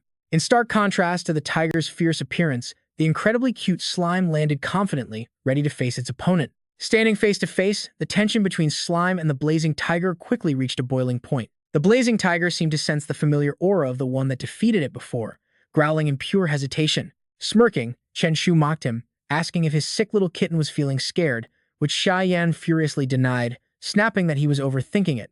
Just as he prepared to strike, the system popped up, and yeah, you know it's about to get chaotic. 3 options appeared: flatten the tiger with Slime's rear end, surrender peacefully, or cover the opponent's head with a sack of pee and throw hands, with rewards guaranteed for any choice. Without a second thought, he chose the third option and swiftly pulled a large sack out of his pocket. Breaking into a cold sweat, Xiayan demanded to know his plans, while Chen Shu politely turned to Luo Qian, asking if the protective barrier could be turned off. Designed to prevent Beast Tamers from getting caught in the crossfire, this safety device was activated for every single match. Horrifying memories of past humiliation flooded back, causing Xiayan to scream in panic, warning them not to open it because Chen Shu was planning an assault. The staff immediately refused the request, prompting Chen Shu to let out a disappointed sigh and pack his sack away. Muttering that Xiayan got lucky, Chen Shu readied himself as Luo. Chen raised his microphone to declare the match officially underway. With the battle officially underway, Xiayan impatiently urged his beast to attack, and the tiger took a deep breath before launching a blazing fireball straight at Slime. Slime easily hopped to the side, dodging the incoming attack. Remaining completely calm, Chen Shu guided his pet to counter the moves, activating Slumber Mist to coat its body in a transparent barrier. The fireball dissolved instantly upon hitting the shield, and Slime immediately fell asleep, snoring softly.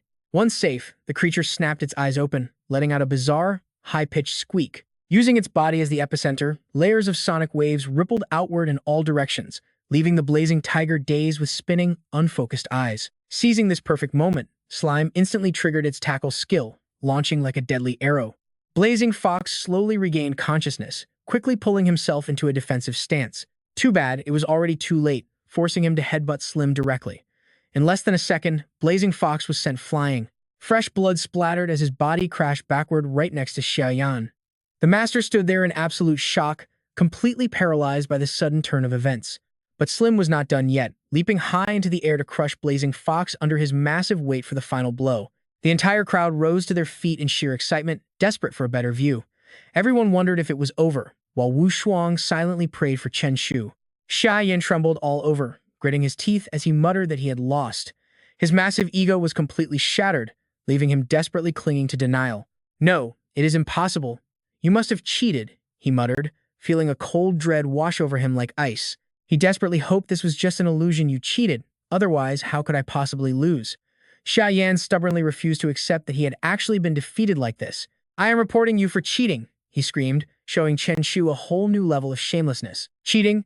Chen Shu glanced down at the pitiful Blazing Fox pinned beneath Slim, exposing Xiayan's pathetic excuse of blaming others when his own skills just were not up to par. He smirked, showing absolute contempt for the sore loser. "It is a total waste for Blazing Fox to follow a master like you," Chen Shu said, as Slim pressed down harder to emphasize his point. His expression turned icy cold as he calmly stated that if he refused to admit defeat, that was fine, but his contracted beast would pay the price. Leaning in with a mock grin, he saw that Xia Yan was already absolutely terrified. Xia Yan stammered, unable to find his voice as his empty threats turned into a joke. No matter how bitter he felt, he had to admit defeat. Damn it, there was no other choice. Xia Yan swallowed his humiliation and bowed his head, admitting defeat, prompting Luo Qian to loudly declare Chen Shu the winner. The entire crowd erupted in cheers, utterly amazed by his flawless, consistent performance.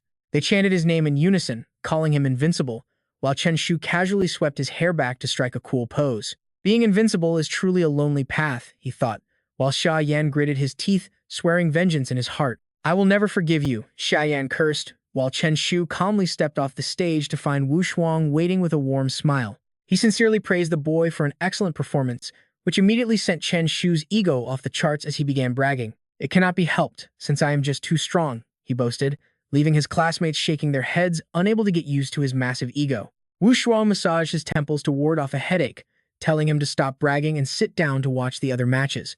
He complied, happily sliding into his seat right between Su Nan and Xu Xing. Xu Xing's match was up next and proved to be incredibly fierce, unlike Su Nan's calmer duel, while Xia Bing absolutely dominated her opponent without breaking a sweat. As night fell and the moon peeked through the clouds, Wu Shuang stepped up to announce that matches for the day had officially concluded. He then delivered some unexpected news, explaining that due to the upcoming New Year holiday, they had to make a slight change in plans. They would have to wrap up their trip early and depart Daxing City in just 2 days. Hearing this, Chen Shu quickly shot his hand up, asking how he was supposed to secure first place if they left early. The instructor sighed at his impatience, assuring him that 2 days was plenty of time to claim the top spot before dismissing everyone. He told them to pack up first, causing Chen Shu to sigh in disappointment before quickly cheering up and throwing his arms around his friend's shoulders. They walked side by side under the soft, gentle moonlight. The wind rustled gently through the trees when suddenly a voice broke the silence, pointing directly at Chen Shu and calling for his uncle. Startled by his name, Chen Shu turned around to see Xia Yan standing there, looking incredibly arrogant now that he had brought backup. Beside him stood Wu Li, a fierce man sporting nasty facial scars that made him look incredibly menacing. One glance was enough to tell he was trouble, but Chen Shu merely smirked, asking mockingly if he had actually gone and called his parents. Wu Li scowled, demanding to know if Chen Shu was the one who bullied his nephew, but the boy casually waved his hand to dismiss the threat. Bullying? Come on now, big bro, Chen Shu chuckled, completely unaware that Su Nan and Xu Xing were already slipping away. Acting completely innocent, he pointed at Xia Yan, asking when he had ever bullied him, unless defeating him fairly in the arena counted as bullying. Xia Yan stood jaw-dropped at the sheer shamelessness, while Chen Shu suddenly bowed with an incredibly polite, sorrowful tone. He offered a mock apology, promising to immediately bow and surrender next time he faced the young master. He followed it with a fearless, mocking wink, asking if that would suffice. Xia Yan snapped, shouting that he was talking about what had happened that fateful night, not the arena, while Chen Shu calmly continued playing completely dumb. He asked him to clarify lest everyone think he was some sort of creep, which actually convinced Wu Li, who patted Xia Yan's shoulder for details. Wu Li demanded to know what he had done, leaving Xia Yan stammering in pure embarrassment. Right at that moment, a plate of spicy crawfish comes flying straight at them. Xia Yan, already on guard, immediately warns his uncle to watch out. He is certainly no ordinary street thug, reacting instantly by smashing the flying plate of crawfish to pieces with one heavy, solid punch. But doing that sends all the piping hot sauce, splashing right onto Wu Li's bald head and clothes. Xia Yan clicks his tongue, feeling incredibly angry on his uncle's behalf. Chen Shu and his 2 friends exchange glances.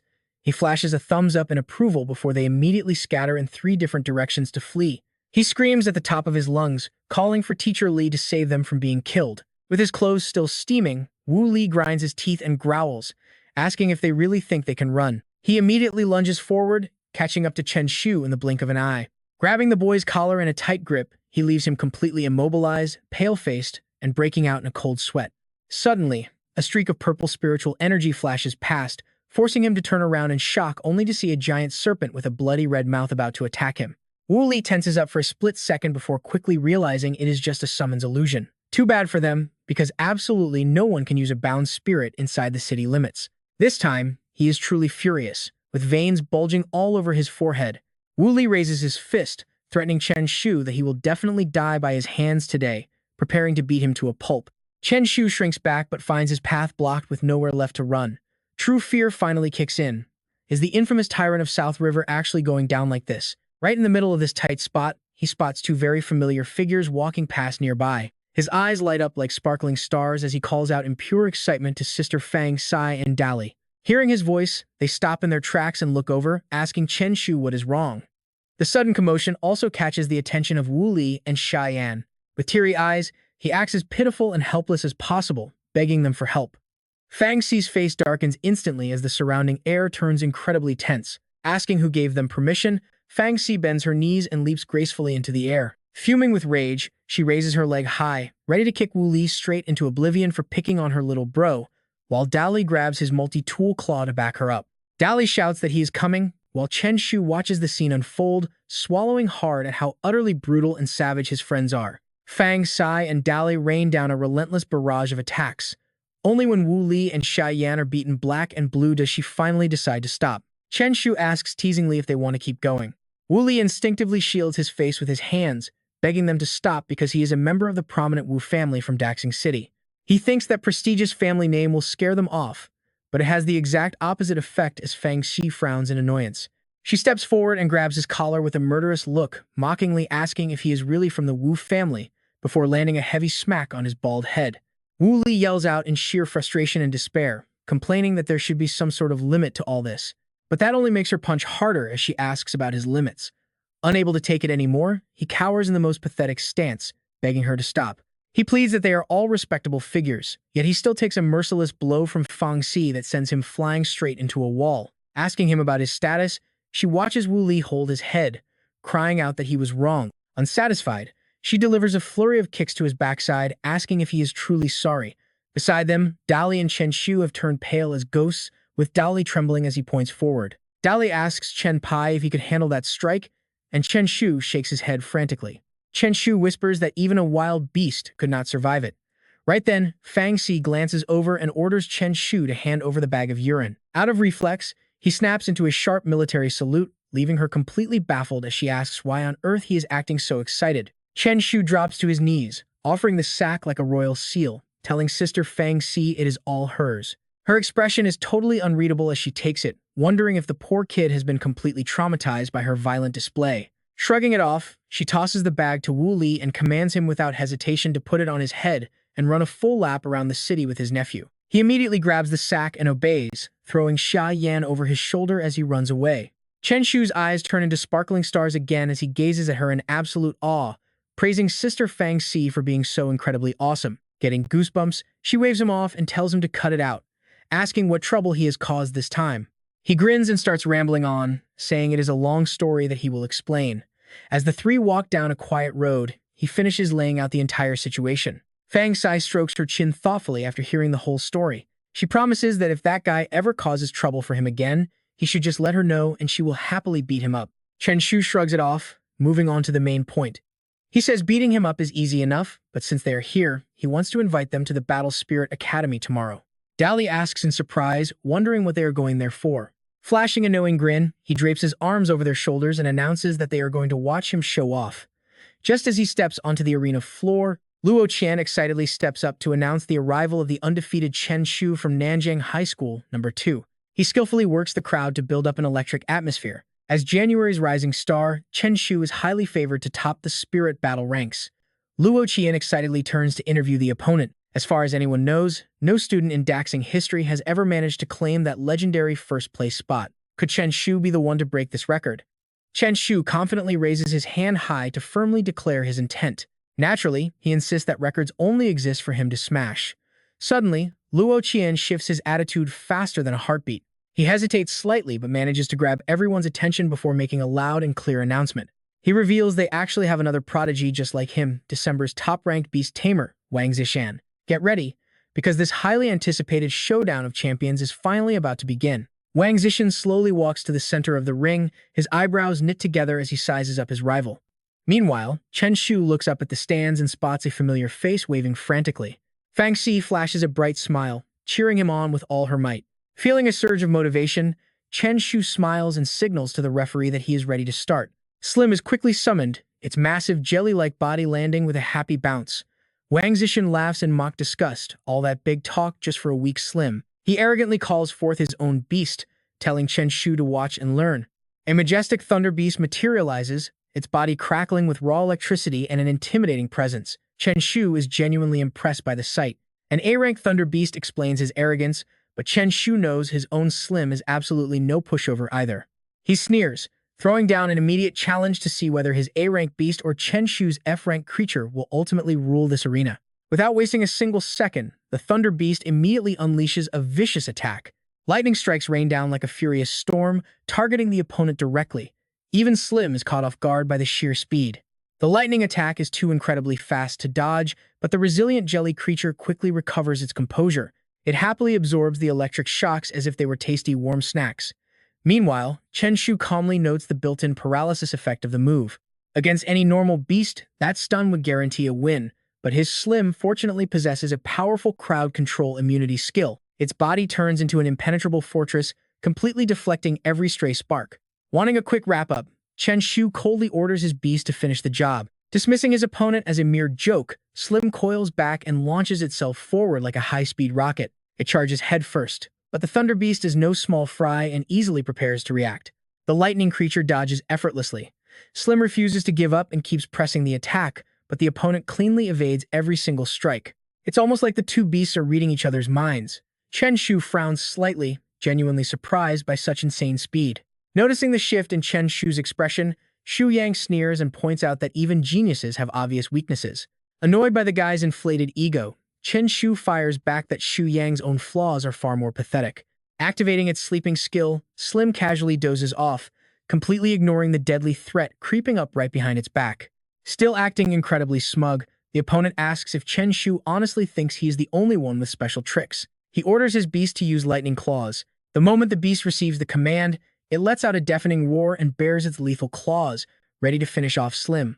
The beast lunges forward like a savage, starved predator, slamming its front legs down as its glowing claws tear ruthlessly into Slim's body. Even as the golden energy causes its claws to fracture and bleed, the beast stubbornly refuses to let go. The intense pain finally forces a miserable howl from the beast, prompting Chen Shu to mockingly joke that those claws are way too blunt. Wang Zishan remains completely unfazed, calmly asking how Chen Shu plans to handle their next trump card. On cue, the Thunder Beast throws its head back as a massive sphere of energy condenses between its horns, launching it straight toward the seal on Slim's forehead. Chen Shu suddenly realizes the trap, and honestly, it makes perfect sense why they kept pushing forward.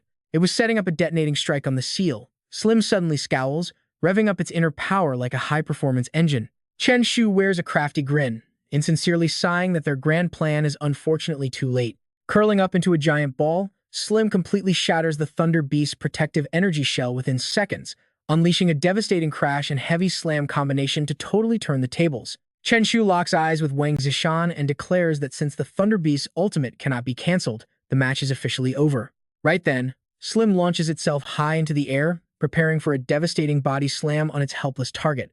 The entire stadium watches in stunned silence at how incredibly fast the fight ended before finally bursting into cheers. The crowd cheers wildly while Chen Shu takes the chance to show off, walking away with a lonely at the top wave 35.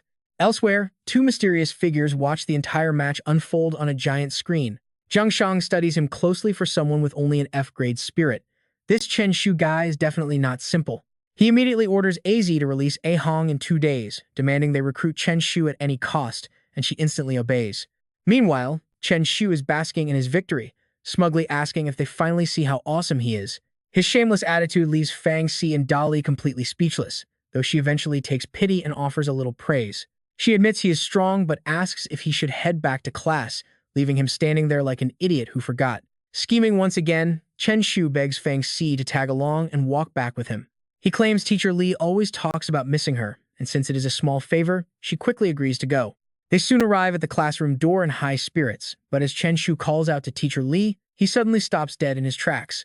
It is Xia Yan's crew, and this time, Wu Li's older brother Tian Chen is with them. Seeing them instantly kills his good mood, prompting him to angrily demand what they are doing there. Yuan Hang quickly steps in to explain that these guys are actually their new sponsors, though Chen Shu remains highly skeptical. He warmly adds that this month's first prize includes Lord-tier materials and a sponsor bonus of 5 million before handing the reward box to Dao Li. Tian Chen steps forward looking apologetic, admitting his brother and nephew were out of line yesterday and caused trouble. He offers a formal apology while glancing down at a large check resting right beside the prize box. Explaining that the 5 million is their way of making amends, he offers a handshake, hoping they can turn over a new leaf and become friends. But then, his tone turns deadly serious as he brings up one last crucial condition. He demands they stay out of his family's business from now on, prompting an angry Chen Shu to raise a threatening fist. Scoffing at the family excuse, he shouts that Xia Bing belongs to their elite class now. Then he smoothly passes the buck to Wu Shuang, asking how their homeroom teacher could possibly just stand by and watch. Ducking shamelessly behind the teacher, he warns them that if they touch her, Wu Shuang will bury them first. Though dragged into the line of fire for no reason, Wu Shuang can only sigh in absolute helplessness. He coldly tells them Xia Bing is indeed his student and asks them to leave, making Tian Shen's eyes flash with fury. When Tian Shen mutters that they are crossing a line, Fang Xi snaps right back, demanding to know what they did wrong. She waves her hand dismissively, completely done wasting her breath on these unreasonable thugs. Demanding they get lost since they apologized, she keeps the 5 million as protection money to ensure they leave Chen Shu and Xie Yan alone. Feeling completely insulted, Tian Shen explodes in a fit of pure rage. He sneers at the idea of paying protection money in Dashang City, but she just smirks and throws a badge. Surprised by her confidence, he reflexively catches the token and inspects it closely. As soon as he reads the inscription, he gasps in terror, realizing she is an elite dragon guard. Shaking with fear, he quickly suppresses his anger and bows his head in absolute submission. He apologizes for his rudeness, insisting the 5 million is simply a respectful greeting gift from Miss Fang Sai. Immediately ordering his men to retreat, they leave, while Chen Shu absolutely enjoys his moment of victory. His eyes light up in awe of Fang Xi, prompting Da Li to immediately beg for a favor. He asks if she can pull some strings and get them badges too. Smiling at their antics, she promises to do so once she becomes the boss, leaving them both groaning in disappointment. Wu Shuang rolls his eyes at his childish students, telling them to quiet down so they can head home for the holidays. He adds that the car is waiting downstairs, inviting Da Li and Fang Xi to ride along with the group. They happily agree and pack up, everyone eager to finally go home and celebrate the upcoming holidays. Chen Shu throws his arm around Da Li, cheerfully singing about how they just hit the jackpot. Xia Bing runs up to stop him, calling his name and prompting him to turn back. Shyly asking him to stay behind for a moment, she looks at him as a romantic tension fills the air. Looking completely clueless, he asks her what she needs to talk about. Right after speaking, Xia Bing rushes forward and plants a quick kiss on Chen Shu's cheek without a second thought. She immediately tries to steady her breathing, looking away in sweet embarrassment, too shy to meet his gaze. She softly thanks him for protecting her before hurrying away, her heart hammering wildly against her chest from that sudden moment of intimacy. Chen Shu stands frozen in place, utterly stunned by the unexpected gesture.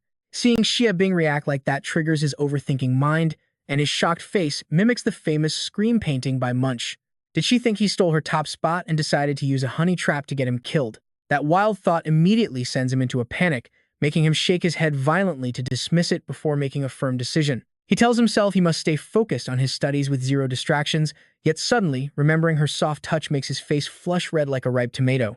Still, Chen Shu can't help but lose himself in that magical moment, thinking she felt incredibly soft. Suddenly, Dali interrupts him with a loud shout, telling Chen Shu it's time to go. Frustrated that his daydream is ruined, Chen Shu frowns and replies half-heartedly. The morning sun blankets the sky, casting its light through massive skyscrapers onto the busy, traffic-filled streets below as they slowly step off the bus and chat casually during their walk. Suddenly, Chen Shu remembers something incredibly important. He happily tells Dali and Sister Fangzi that he already texted his parents about their return, and they want both of them to come over to his house for dinner. Having no reason to decline, Fangxi readily agrees, adding that she coincidentally has something she wants to give him. The moment they step into the living room, the three of them gather around a strange object sitting on the table. It's a tiny potion bottle, but its beautiful, shimmering appearance has a mesmerizing charm that nobody can possibly ignore. Chen Shu looks at it suspiciously, asking Sister Fangzi if this is the gift and questioning if she got it from some shady black market. Annoyed by his suspicion, Fangxi chops him over the head and angrily asks what black market he's even talking about. She explains it was developed by Waxia Academy and can boost a summoned beast's overall stats by 10%. Hearing this, Chen Shu snaps his head up in disbelief. His mood pulling a complete 360, tears of gratitude well up in his eyes as his voice cracks with emotion. She chuckles and pats his shoulder, telling him to skip the thanks and just do his best on the upcoming exams so no one looks down on him. Chen Shu grins shamelessly and clarifies that he actually wanted to know if they could sell this stuff wholesale. He excitedly explains his plan to start a company, arguing that such an overpowered product would easily dominate the entire potion market. Furious, she immediately kicks him and barks out some tough love, telling him to get lost and feed the potion to Slim already. He laughs foolishly and scratches his head to appease her, saying he was only joking, while the summoned Slim happily waves its tiny, stubby arms. Chen Shu gently feeds the potion to the creature, looking just like someone coaxing a toddler with a piece of sweet candy. He watches eagerly as it absorbs the power, waiting for a miracle to happen. With a soft smile, Chen Shu tells them to watch closely. Slim quickly catches his master's signal, getting ready to blow everyone's minds with what comes next. Its chubby body suddenly balloons in size, floating in midair like a magical, oversized piece of jelly. Watching this incredible transformation unfold, Fangzi gasps at how massive it has become, which only makes Slim blush with adorable shyness. The creature happily squeezes its eyes shut and squeaks out cute noises, while Chen Shu receives a system notification and rubs his chin in satisfaction. A 2-point boost to all stats is honestly pretty solid, and Fangzi eagerly cheers him on. She notes this gives him a highly realistic shot at entering Huaxia Academy before warmly advising him to focus his time on studying over the next few weeks. Fangzi promises to wait for him at the academy, and they high-five, swearing to work their hardest and meet again in the imperial capital. Another day passes, and while Chen Shu is enjoying a deep sleep, a loud ringtone violently shatters his dreams of flying away. Feeling extremely annoyed, he yawns and frowns, lazily reaching out to grab his phone and groggily answering to see who it could possibly be. Fangxi screams angrily through the speaker, announcing that Xu Xing invited her to lunch and commands Chen Shu to get to her front gate in 3 minutes. Chen Shu's face instantly turns dark as coal. Still reeling from the deafening noise, he decides to toss his phone aside and pull the blankets over his head to go back to sleep. Before his head even hits the pillow, he bolts right up as her threat rings in his head. Remembering the 3-minute limit, he frantically grabs his jacket and scrambles. A short while later, the entire group meets up inside a cozy, traditional-style restaurant. Chen Shu curiously asks Xu Xing why he suddenly decided to treat Sister Fangzi to a meal today.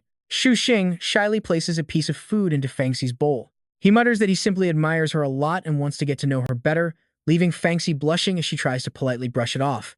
Suddenly, her phone rings repeatedly, interrupting their conversation and causing her expression to turn dead serious as she abruptly stands up. Hearing her worry, Chen Shu asks what is going on, and she quickly explains the urgent situation. A pack of beasts has appeared in Wangxing town. Jiang Fangxi tells them to eat while she handles it. Just then, a familiar notification screen pops up, catching Chen Shu's eye. The system presents him with 3 distinct choices to handle the crisis, requiring him to perform an action to earn a reward.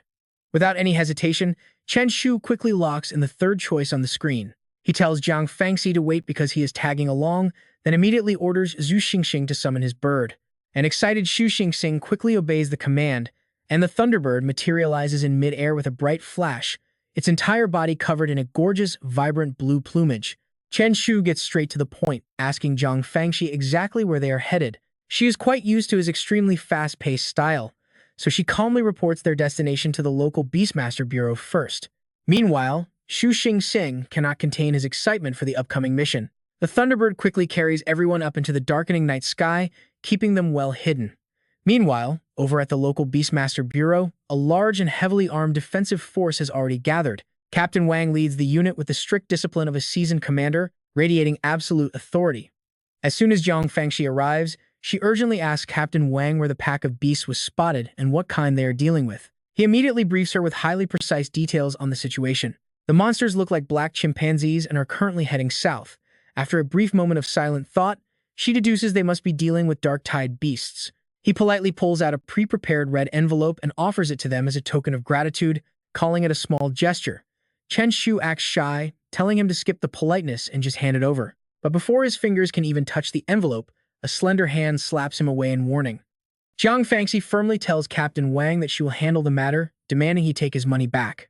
She then turns, gesturing for Xu Xingxing to get moving. He immediately steers the Thunderbird toward their destination, and the creature carefully scouts every single corner, scanning from the high skies all the way down to the empty fields. Jiang Fangxi frowns, noting that these creatures are quite hard to locate. Hearing this, Xie Sunan immediately steps up to reassure her that there is no need to worry. She feels relieved, seeing him as a savior with his tracking beast. When she praises him, he just shyly scratches his head. He commands his little butterfly to track them down, and the creature slowly closes its eyes to begin scanning the area. Suddenly, the butterfly snaps its glowing blue eyes open upon catching a distant signal, allowing him to happily share the news. With the targets located, little butterfly swiftly flies ahead to guide the Thunderbird right behind it. Right before their eyes is a massive horde of thousands of beasts waiting to strike. A terrified Xie Sunan hugs Xu Xingxing, crying out in sheer panic over the insane numbers. Even Chen Shu looks like his eyes might pop right out from this terrifying scene. Realizing the sheer scale, Chen Shu declares he must use his own secret technique. The others can only stare in absolute dread as he flashes a creepy grin and pulls out a suspicious potion. Terrified, Xu Xingxing panics and immediately turns to the others for help. He begs Jiang Fangxi to stop Chen Shu before he blows this place sky high, just like he did to the icy ravine. Everything suddenly clicks for an outraged Jiang Fangxi, and she furiously roars at him, finally realizing who was actually behind those past explosions. Caught red-handed, Chen Shu awkwardly laughs it off, claiming those incidents were nothing but pure accidents. But before he can even throw anything, the alpha beast suddenly whips around and spots them. Without a single second of hesitation, it charges forward at a truly terrifying speed. Blindsided by the sudden rush, the Thunderbird reflexively backs away as the crazed beast lunges. It slams violently into them while roaring. Sensing the immediate danger, Chen Shu yells out a warning that they are being ambushed. Brimming with absolute confidence, Jiang Fangxi calmly tells the boys to just keep themselves safe. She instantly raises her hand toward the sky, opening up two massive, pitch-black rifts. The Red Flame Dragon and Red Sea Dragon emerge simultaneously, radiating an overwhelmingly powerful surge of magical energy. The beast below manages to land a swipe on the Thunderbird, but its victory is cut short as the Red Flame Dragon immediately blasts it with a massive fireball. Within seconds, the beast is completely engulfed in a raging torrent of blazing hot flames. It howls in absolute agony as the intense fire rapidly spreads to the surrounding pack of underlings.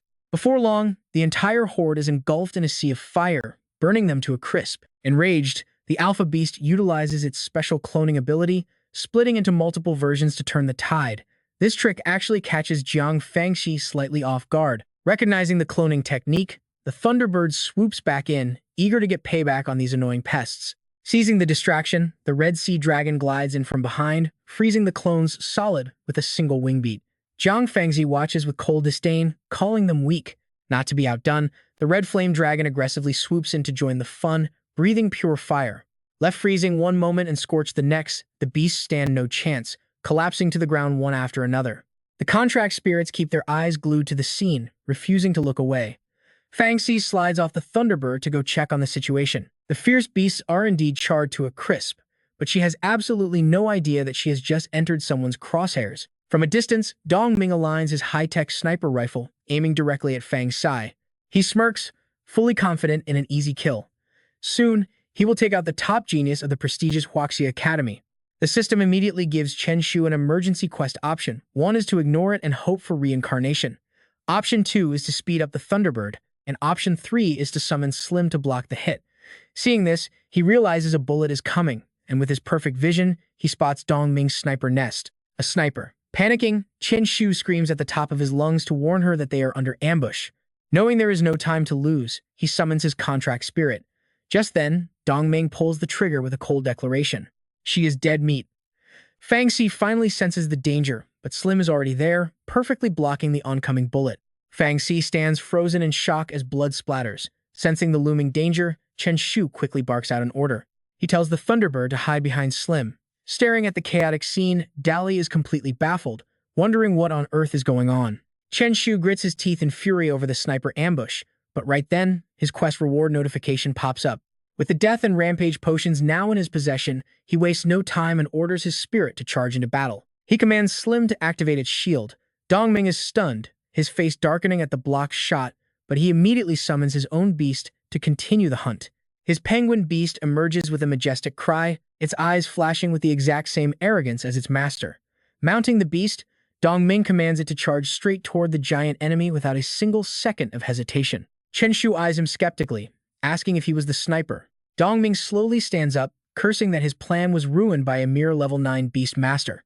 Glaring with pure hatred, he spits out a cold threat. He sneers, hoping they will be just as lucky next time. Furrowing his brow in pure annoyance, Chen Shu retorts that he has all the time in the world.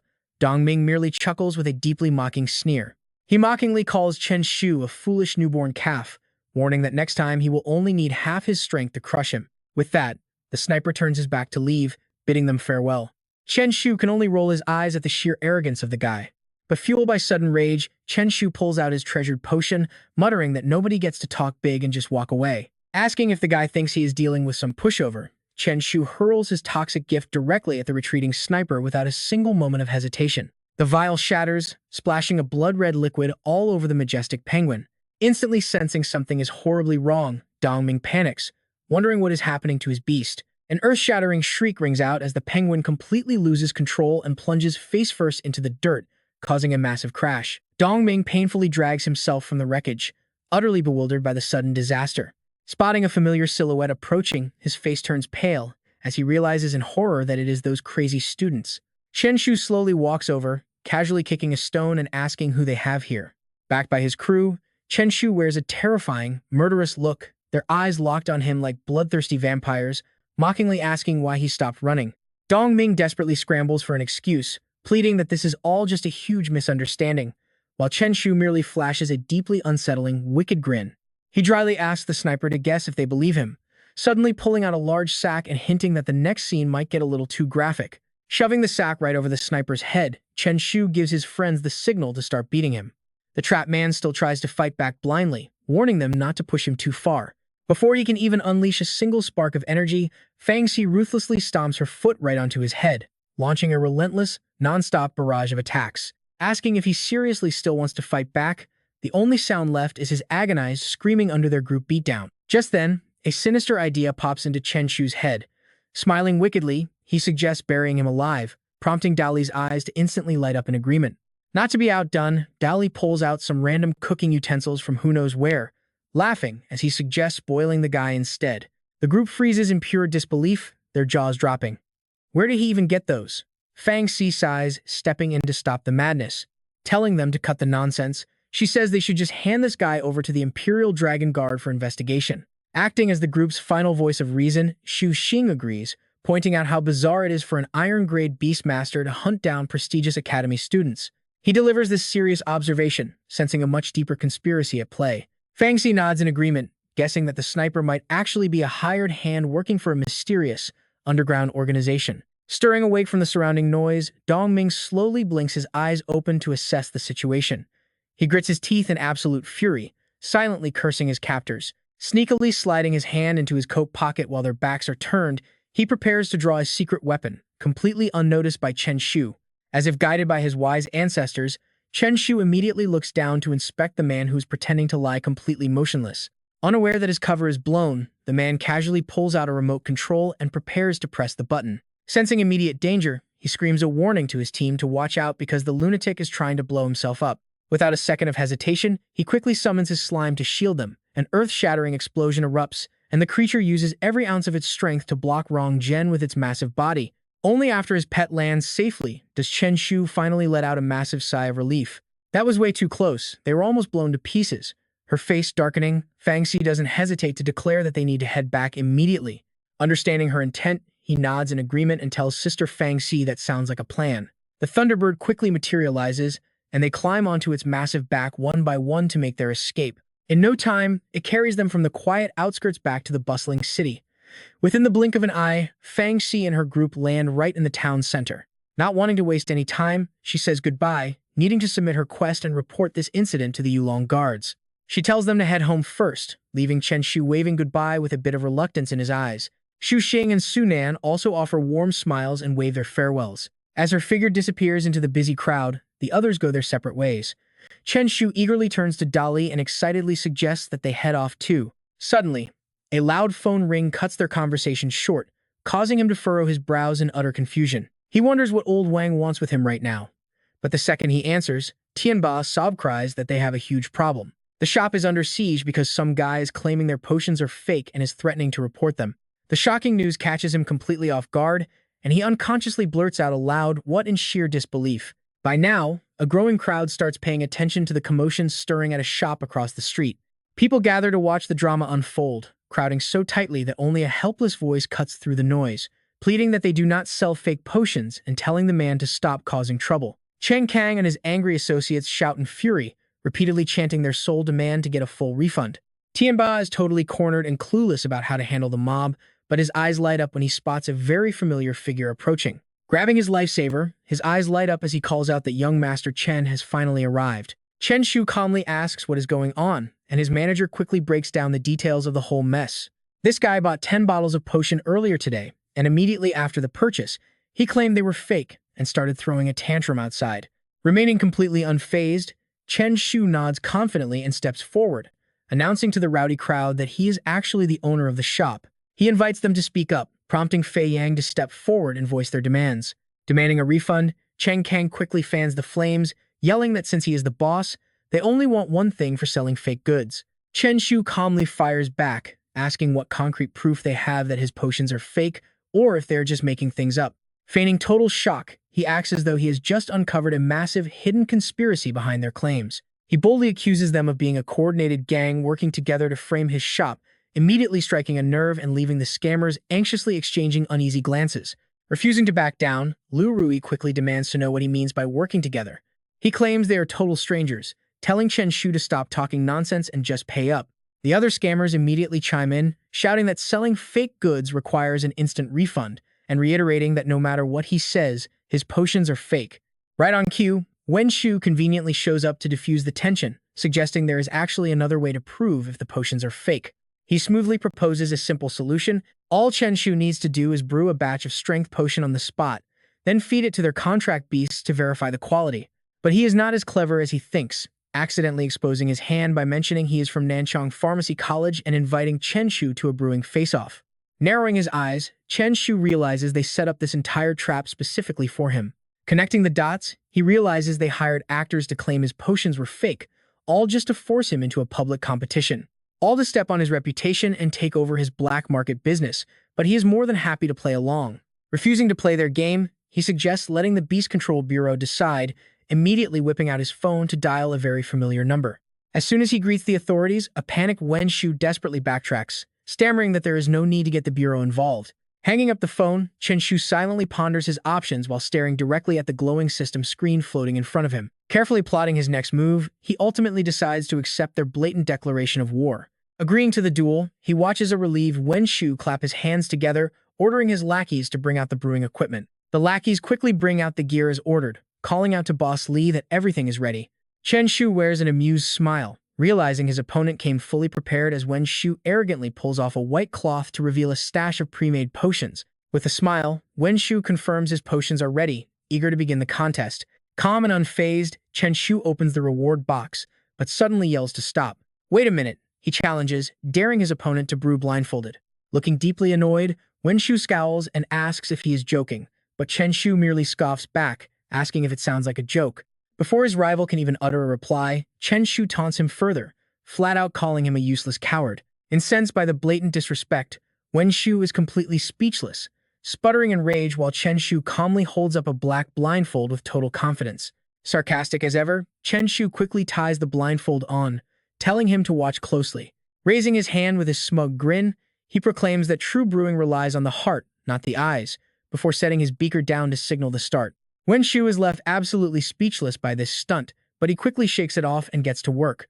On his end, Wen Shu carefully uses a microscope to measure and weigh every single ingredient. Meanwhile, Chen Shu is kicking his feet up on the table, casually tossing ingredients into his beaker talk about absolute confidence. Watching this bizarre spectacle, the crowd is utterly baffled by his chaotic technique, wondering if he even knows what he is doing. One onlooker even whispers to his friend, asking if the public restroom guy is going to be okay, when suddenly Chen Shu rips off his blindfold and proudly declares he is finished. The entire hall erupts into chaotic whispers as everyone wonders if the public restroom guy actually managed to brew the potion already. To finish this fast while completely blindfolded seems impossible, and hearing their shocked praise, Chen Shu quietly gloats to himself. Under normal circumstances, this speed would be impossible, but he has a literal cheat system backing him up. It is a total cheat, and with a smirk, he leans over to Wen Shu, telling him his potion is ready for testing. Too focused on his own work to notice his surroundings, Wen Shu is completely shocked by the sudden news and gasps in disbelief. Snapping out of it, Wen Shu rushes over to demand how this is possible in under 30 minutes, while Chen Shu merely flashes a smug grin. Just because others cannot do it does not mean he can't, prompting Wen Shu to step closer to inspect the finished potion. Intending to check, Wen Shu is told by Chen Shu to take a very good look.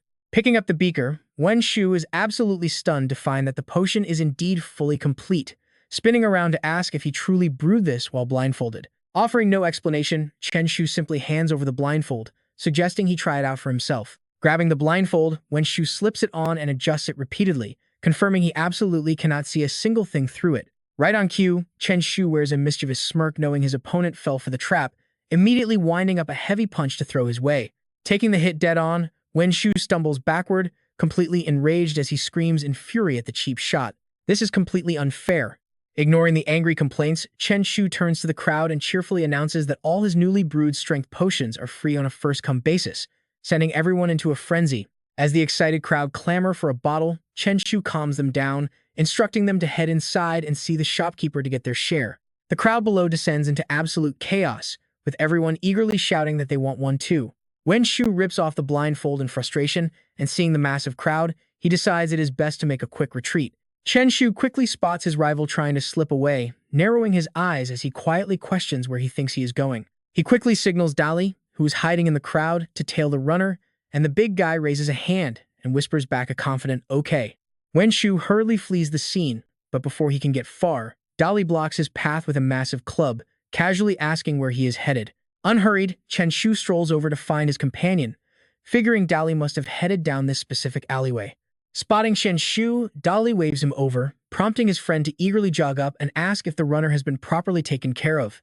With a grin, Dali points toward a thoroughly beaten Wen Shu lying flat on the ground behind him, earning a proud nod from Chen Shu. Laughing together, the two companions sling their arms over each other's shoulders, deciding it is time to head home. Left in the dirt, Wen Shu painfully staggers up and immediately calls his master, crying that he was just beaten up. Following that eventful day, Chen Shu goes about his usual routine in the bustling city, when suddenly, his phone buzzes with a new notification. He quickly checks his device to find a new message from Fang Xi, inviting him to meet up at a quiet local cafe. Arriving at the scene, Chen Shu asks with keen interest if she has actually managed to uncover the mysterious target's true identity. Gently setting down a file, she confirms she did, and Chen Shu scans the pages, reading aloud the name Lu Ping, 28 years old. The leader of the Iron Fist Beast Taming Group holds a contract with a fire beast, graduated from Nanjing University, and has no criminal record. Chen Shu slams the paper down, completely outraged. This is not right. Why is there zero information about weapons and explosives? Mid-sentence, a sudden realization hits him. Could the organization backing his enemy actually possess the power to block the Dragon Guard's investigation? Cupping his chin, he reasons that since the enemy failed last time, they will definitely try again. With that, Chen Shu unzips his backpack and cheers, pulling out a strange glass flask right in front of them. "Sister Fang Xi, this is for you." He slams it onto the table and explains that this is a berserk potion, capable of instantly boosting a contract beast's power 10 times over. Next, Chen Shu pulls out another flask containing a similar liquid, casually adding that this explosive can level an entire city, leaving her completely jaw-dropped. He keeps explaining his plan, insisting that with these, they can turn the tide of battle no matter who they face.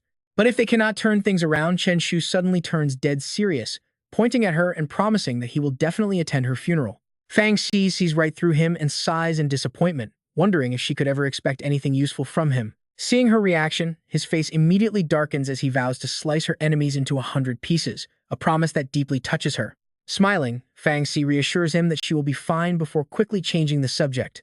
She asks if he still wants to enter the prestigious Huaxia Academy, offering to introduce him to someone, leaving Chen Shu completely filled with questions. Meet someone, but who? Suddenly, a voice echoes through the quiet city streets, calling out to little Fang. Yibing offers a warm, gentle smile and invites them both to come inside. Stepping inside, Chen Shu looks around and wonders why an old man is sitting there, only to realize it is the elder from the Resource Bureau. Tugging on her sleeve, Chen Shu whispers to ask about the old man's background. She glances back with a faint smile and quickly whispers the answer. He is a gold-tier beast tamer. She pauses intentionally for dramatic effect, and the chief examiner for the Nanjing College entrance exams. Hearing this, Chen Shu's eyes widen in sheer shock. What? Staring at Yibing's back, Chen Shu realizes just how insanely powerful this elder is. Once he connects the dots, a sneaky smile spreads across his face, ready to flatter him. Laughing warmly, he rushes over with a face full of sheer enthusiasm. He offers to massage Elder Ye's shoulders, but he's just getting started, planning to use his ultimate charms to win the old man over. "Elder Yi, you have been alone for so many years. How about I introduce you to a wonderful lady?" He mentions knowing a pretty grandmother from the local square dancing group, leaving Yi Bing completely baffled by his bizarre proposal.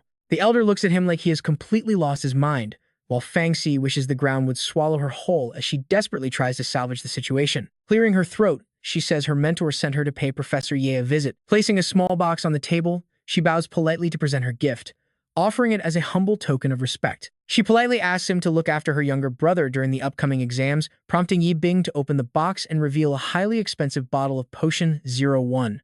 At the sight of it, both the elder and Chen Shu widen their eyes in shock. Frowning, the professor speaks with a thoughtful, analytical tone. He notes that this potion must have cost her an entire semester of hard-earned points, while Chen Shu still stands there completely dumbfounded. Potion 03 from before was already a rare treasure, but this Potion 01 is on a whole different level.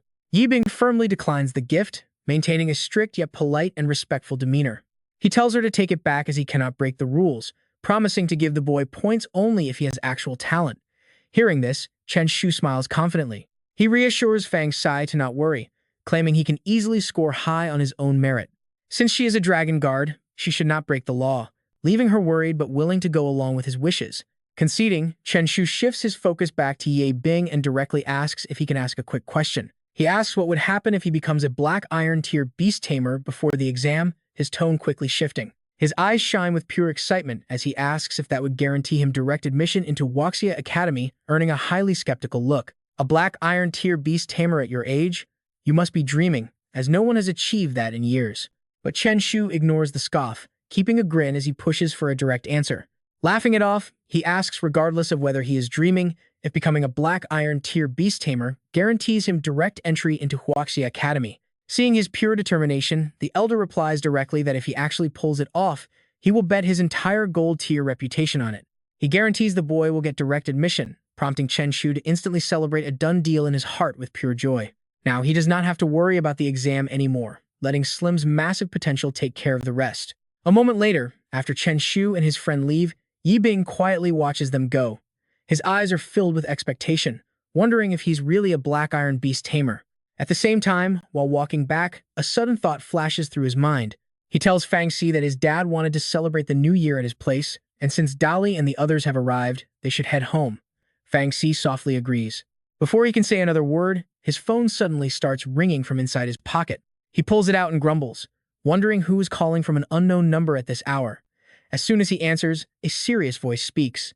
Greeting him, the caller asks if this is Chen Shu, introducing himself as Zhou Yujiang, a teacher from Nanchang Pharmaceutical University. He explains that he's calling to ask if Chen Shu would be interested in joining Nanchang Pharmaceutical University. Before Chen Shu can even answer, the next words freeze him in his tracks. He can admit him directly. But then Chen Shu pauses as a sudden thought pops up. Direct admission?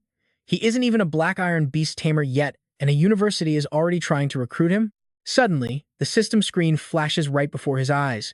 Option 1, accept Nanchang Pharmaceutical University to receive a Grandmaster tier potion. Option 2, reject them, claiming they simply aren't worthy of him. This yields a giant fruit. Option 3, ask if their school walls can withstand a nuclear strike, rewarding a lightning potion recipe. Staring at the screen, Chen Shu feels a jolt of surprise. The Grandmaster tier reward is incredibly tempting, yet the words that slip out are completely unexpected. He blurts out the question, asking if their school's walls can survive a nuclear blast, proving he has already made a completely different choice. This absurd question completely stuns Yu Jiang on the other end, leaving him to utter a confused, huh? Wen Shu standing beside him is just as bewildered, asking what he just said. Without waiting to explain, Chen Shu shoots back honestly. If they can't block it, then sorry, he won't be choosing them. With that, he mercilessly hangs up, leaving Wen Shu frowning in absolute disbelief. Did he seriously just hang up? Yu Jiang doesn't seem to mind, calmly turning away while noting they'll just have to find another approach. Having dealt with the bothersome call, Chen Shu smoothly slides his phone back. Beside him, Fang Si tilts her head and asks what happened. Did a university just offer you direct admission? Hearing this, he can't help but flex, boasting that he turned them down because he's solely aiming for the prestigious Wuxia Academy. A flicker of worry crosses her eyes as she hesitantly questions if being so blunt was really a good idea, but he dismisses it, casually putting his arm around her. He urges Sister Fang Si to get moving, so Dali and the others aren't kept waiting. Time flies by, and soon the full moon hangs high in the night sky. Inside Chen Shu's cozy little apartment, everyone gathers around the dinner table, bathed in a warm and lively atmosphere. Once they are completely stuffed, Dali suddenly suggests that since it is New Year's Eve and they have nothing to do, they should head outside to light some fireworks. Fang Si quickly agrees, suggesting she call Qing Han to join them as well. Chen Shu has absolutely no reason to refuse that. With a quick nod, she immediately heads out to the balcony to make a swift call. Hey Qing Han, let's head out and light some fireworks in a bit. The group quickly gathers outside, lying down together on the lush green grass under the vast night sky, quietly gazing up at the stars. Fang Si suddenly speaks up, encouraging Qing Han to do her best on the college entrance exams so she can protect her when they reach the capital. She lies right next to her, smiling warmly, and says she will do her absolute best. But then she suddenly remembers something. "Oh right," she asks, "is not Chen Shu planning to apply to Huaxia Academy too?" Fang Xi tilts her head and casually asks Chen Bai if he feels any pressure applying there. But before finishing the sentence, she screams in shock because the spot beside her is completely empty. Fang Xi sits up, looking around in total confusion. Qing Han is just as clueless and says she has no idea where he went. Suddenly, his loud voice calls out from behind, making them both spin around as he says he is right here. Instantly, their eyes go wide and their jaws drop, completely unable to process what they are staring at. Meanwhile, Chen Shu is casually showing off his masterpiece, proudly introducing his special, extra-aggressive version of fireworks. Dali stares at the massive contraption, shouting in utter disbelief and asking when on earth he made something so ridiculously huge. Ignoring their terrified expressions, Chen Shu proudly declares that the new year demands proper preparation. Tonight, he will let his dreams fly across the city on New Year's Eve, casually pulling out his lighter to start the show. With pure excitement, he tells everyone that they are about to witness a literal miracle, and a gorgeous explosion of colors instantly fills the night sky. After admiring his own handiwork, he cannot help but show off, asking if it is not the most beautiful thing they have ever seen. However, Fang Xi notices something feels highly off, instantly questioning what on earth is wrong with the sound of the explosion. It sounds exactly like artillery fire. Meanwhile, Wang Qian is relaxing on his couch at home when his phone suddenly starts buzzing. He barely got a hello out before the voice on the other end urgently cut him off. "Wang Qian, an unknown explosion just hit the outskirts. Take your team to check it out." It felt like a sudden clap of thunder, leaving him completely stunned. What? Meanwhile, amidst the festive New Year's Eve atmosphere, Chen Shu and his friends were happily watching the fireworks outside. Right in the dark sky, a glowing advertisement for Nam Du Hu Dental lit up, surrounded by bursts of colorful fireworks. But before they could even enjoy the view, Fang Xi spotted a massive problem and cursed under her breath. Cursing out loud, she instantly summoned her Red Sea Dragon to warn the group this was bad. It would definitely attract the Spirit Bureau. Fang Xi quickly ordered her beast to fly right in front of the burning firework box, bracing for action. The Red Sea Dragon opened its massive jaws, locked onto the target, and blasted a freezing breath. In just an instant, a massive block of sharp ice completely encased the firework box. A moment later, the inner heat shattered the frozen shell, leaving only an extinguished, smoking container. With the fire put out, she grabbed Chen Shu by the arm, urging him to hurry up and leave. She warned him not to attract the Spirit Bureau, but he casually shrugged it off, saying it was just some harmless fireworks. But reality slapped him right in the face as a squad marched toward them. They actually came. Chen Shu muttered, turning pale as cold sweat poured down his face. Did they really alert the Spirit Bureau? The squad leader, Wang Xian, scanned the area before looking directly at the boy to question him. When asked if he caused the commotion, Chen Shu frantically waved his hands and lied, claiming he only rushed over to help after hearing someone else making trouble. He shook his head, putting on a thoughtful face. He claimed the culprit had already escaped, clenching his fist with a righteous look as he made a solemn promise.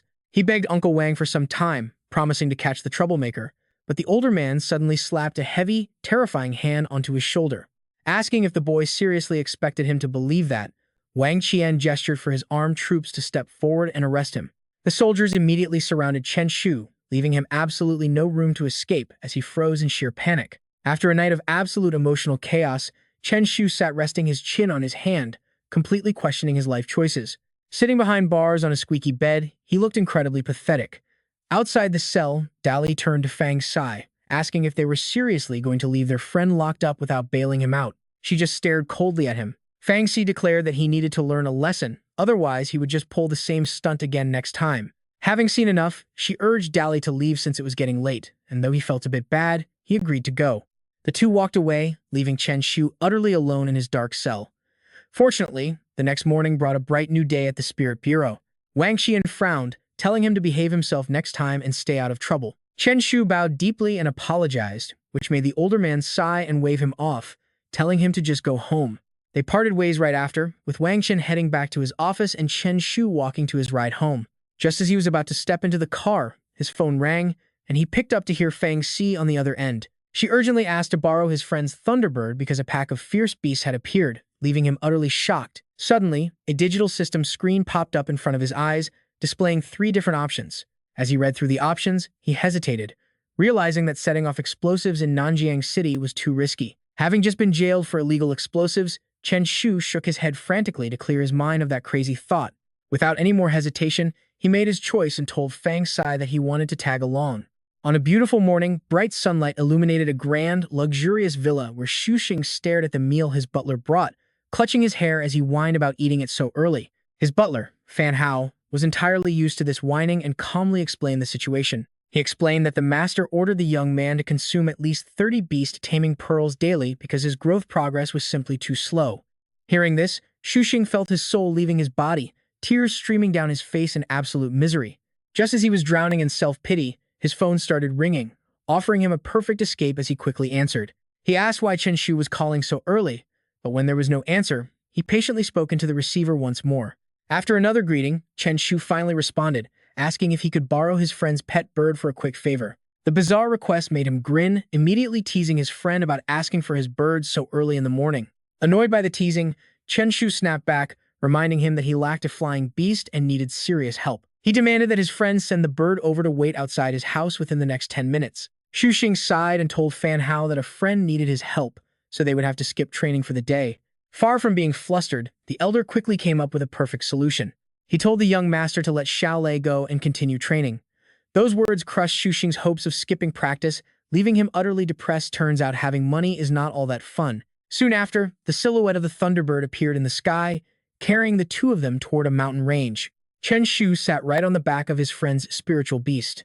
He could not help but feel nostalgic, surprised that Shu Xing did not show up. Fang Shi ignored his sigh and warned him that it was too dangerous to go. With a silver-tier lord leading the squad, she worried he might get hurt, but he just brushed it off, playfully leaning against her shoulder instead. He insisted that Slim would protect him, begging Sister Fang Xi to let him tag along because he really wanted to go. He talked a sweet game, but his mind was already plotting a sneaky move to grab some rare new materials if the opportunity arose.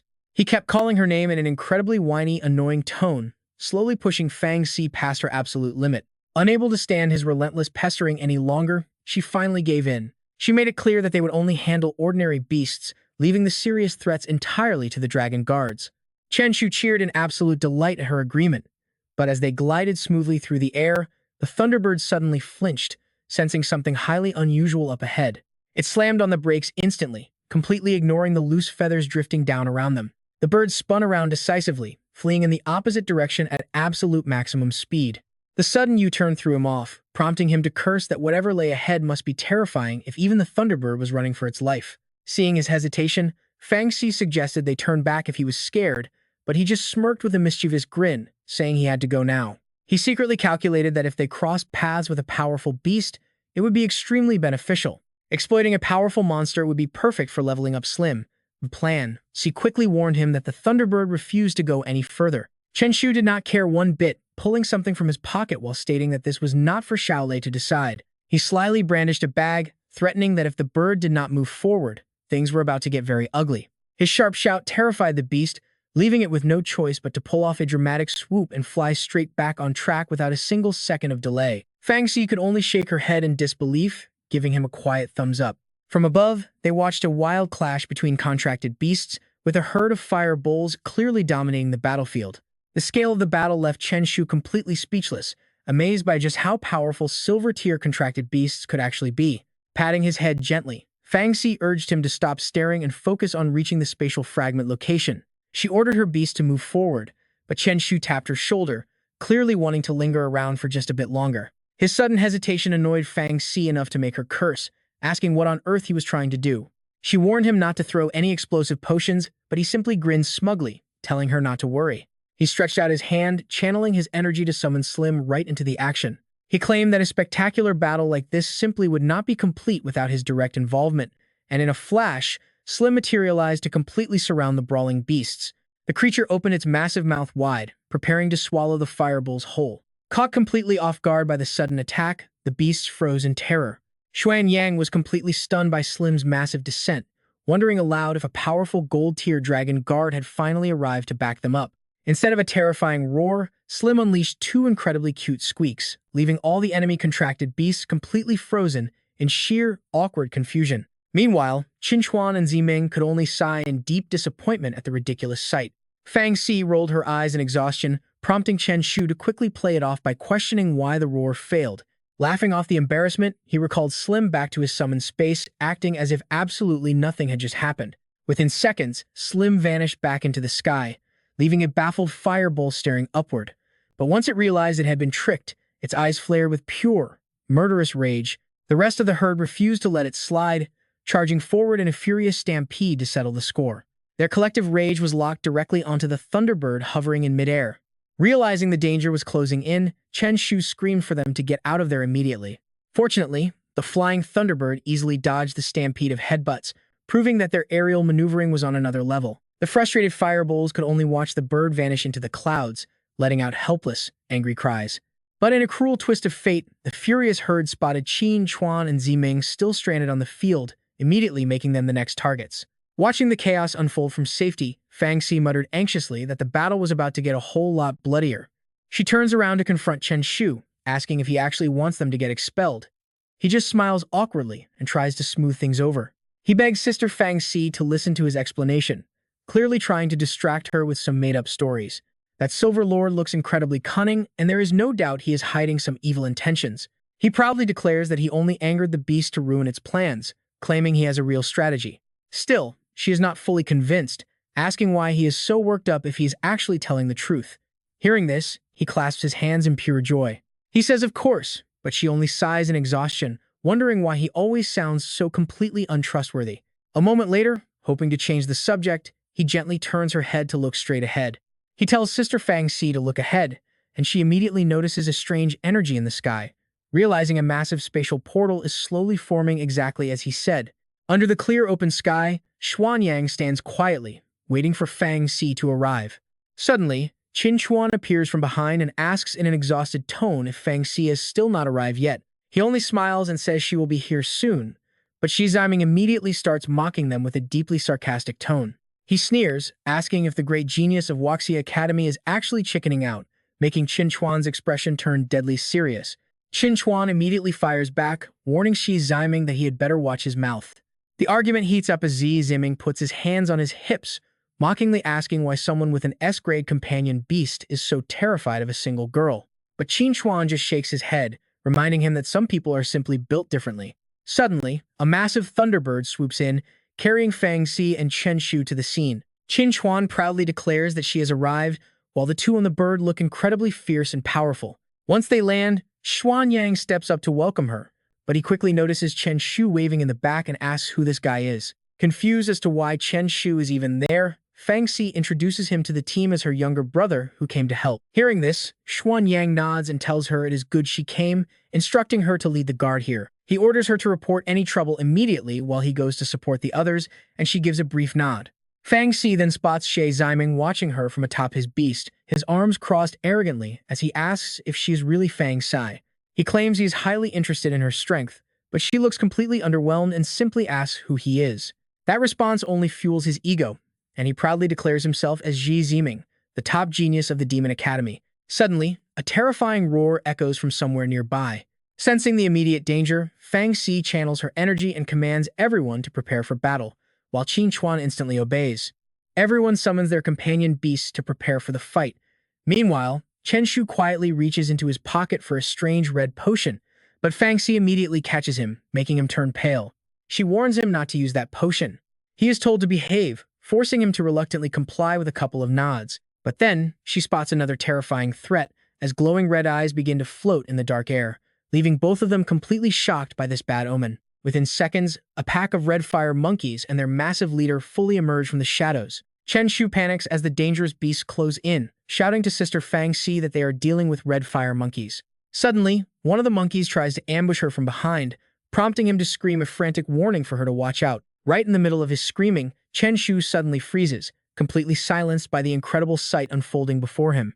Standing calmly among the hideous beasts, Fang Xi calls out for her red fire dragon, which immediately turns its head toward her. Realizing its master is in a tight spot, the mighty beast charges forward at full speed. The dragon unleashes a massive wave of fire onto the battlefield, instantly breaking the siege surrounding Fang Xi. Arriving a bit late to the battle, the Red Sea Dragon can only watch its ally unleash fire, leaving Chen Shu completely speechless at the incredible display. He wonders if she is literally hacking because of how strong she is, while the scorched monkeys shriek in agonizing pain. Yet despite the heavy damage, the stubborn creatures grit their teeth and refuse to back down. Furious that these pests are still standing, the fire dragon channels its rage to spit out a massive blast of intense heat. Sensing the deadly heat, the lead monkey leaps high into the air like a rocket to dodge the attack, before clenching its fists in pure rage to strike back at the dragon directly. With its strangely muscular body, the lone beast leaps high into the sky, swinging an iron fist straight at the dragon, delivering a crushing blow to its throat that leaves the beast reeling in absolute agony. Sensing that the battle is turning sideways, the Red Sea Dragon begins to back away in fear. The monkeys beat their chests like war drums to defend their territory from these uninvited guests. Sensing a sudden shift in the air, Fang Xi turns to warn him. She tells Chen Shu to step back. Having kept quiet until now, Ziming spots an opening and calls out to his teammates to charge ahead. As the battle cry rings out, both sides clash in a chaotic melee until friends and foes completely blur together. Amidst the madness, Chen Shu casually pulls his Thunderbird aside and enjoys the fight with a bag of popcorn. Before long, the weak fire monkeys collapse onto the ground after receiving some very aggressive special care from their opponents. Suddenly, a massive roar echoes through the forest, forcing Qin Chuan and his group to freeze in their tracks. Relying on his sharp hearing, Chen Shu recognizes that familiar sound. It belongs to a dangerous silver-tier beast. Although he is not entirely sure about the threat, he still warns Fang Xi to be careful. Taking his warning seriously, she gives a cautious nod. Her nerves are pulled tight like a bowstring as she summons her beast to prepare for immediate combat. The Crimson Dragon charges into the rising fog as the wild beast emerges with an incredibly powerful cry. A heavy tension hangs over the four of them. Ziming lets out a shaky breath and asks if everyone is all right. As the monster steps closer, Fang Xi carefully observes its massive frame before quietly announcing that it has finally arrived. But she keeps talking, completely ruining what should have been the most epic and dramatic entrance for the beast. The Silver Lord is nearby, but it is still stuck in another dimension. Hearing this, they all sigh in relief, and Qin Chuan even blurts out how great that is. Unfortunately, their relief is cut short. Fang Xi's face suddenly pales as she drops a cryptic warning that they are almost here anyway. Hearing that, Ziming panics, cowardice written all over his face as he urges everyone to run immediately. Glaring coldly at the coward, she asks him if the prestigious Manhwa Academy really teaches its students to run away like common deserters. Chen Shu mimics her tone, mocking him by saying this is exactly what Nanjiang No. 2 High School teaches. With a dark glare, Fang Xi spins around and coldly asks him what he just said. Her terrifying aura makes him shiver as he quickly claims she misheard him. Then he shakes his head and sighs with undisguised contempt. A college student wanting to run away is honestly just embarrassing. Quietly keeping a straight face, Chen Shu secretly lets out a massive sigh of relief. Luckily, as a high school senior, his strategic retreat is totally justified. Before he can even move, the system panel pops up with a loud ding, startling him. Option 1 is to stand still and watch, which will max out his Frost Potion mastery. Alternatively, Option 2 is to step forward dramatically to receive 2 Iron Tier Taming Pearls, while Option 3 is to destroy the spatial portal with explosives for a 5% stat boost to his golden slime. Staring at the floating screen, Chen Shu weighs his options carefully. Although every reward looks promising, his eyes slowly drift toward the third option. Shaking his orange bottle with a mischievous smirk, his dark eyes reveal that he is definitely choosing the chaotic third option. He claims it is just to be helpful, but Fang Xi immediately senses trouble and screams like an angry lioness. She demands to know what he is doing, but Chen Shu just stands tall like an undefeated movie hero. Begging Sister Fang Xi not to stop him, he dramatically claims he is fighting for his country. Fed up with his theatrical acting, she smacks him hard on the head and tells him to forget about fighting. Knowing words are useless, Fang Xi snatches the explosives right out of his hands. Confiscated, she says, her voice softening slightly even as she stares helplessly at her troublemaking teammate. Stop acting so recklessly.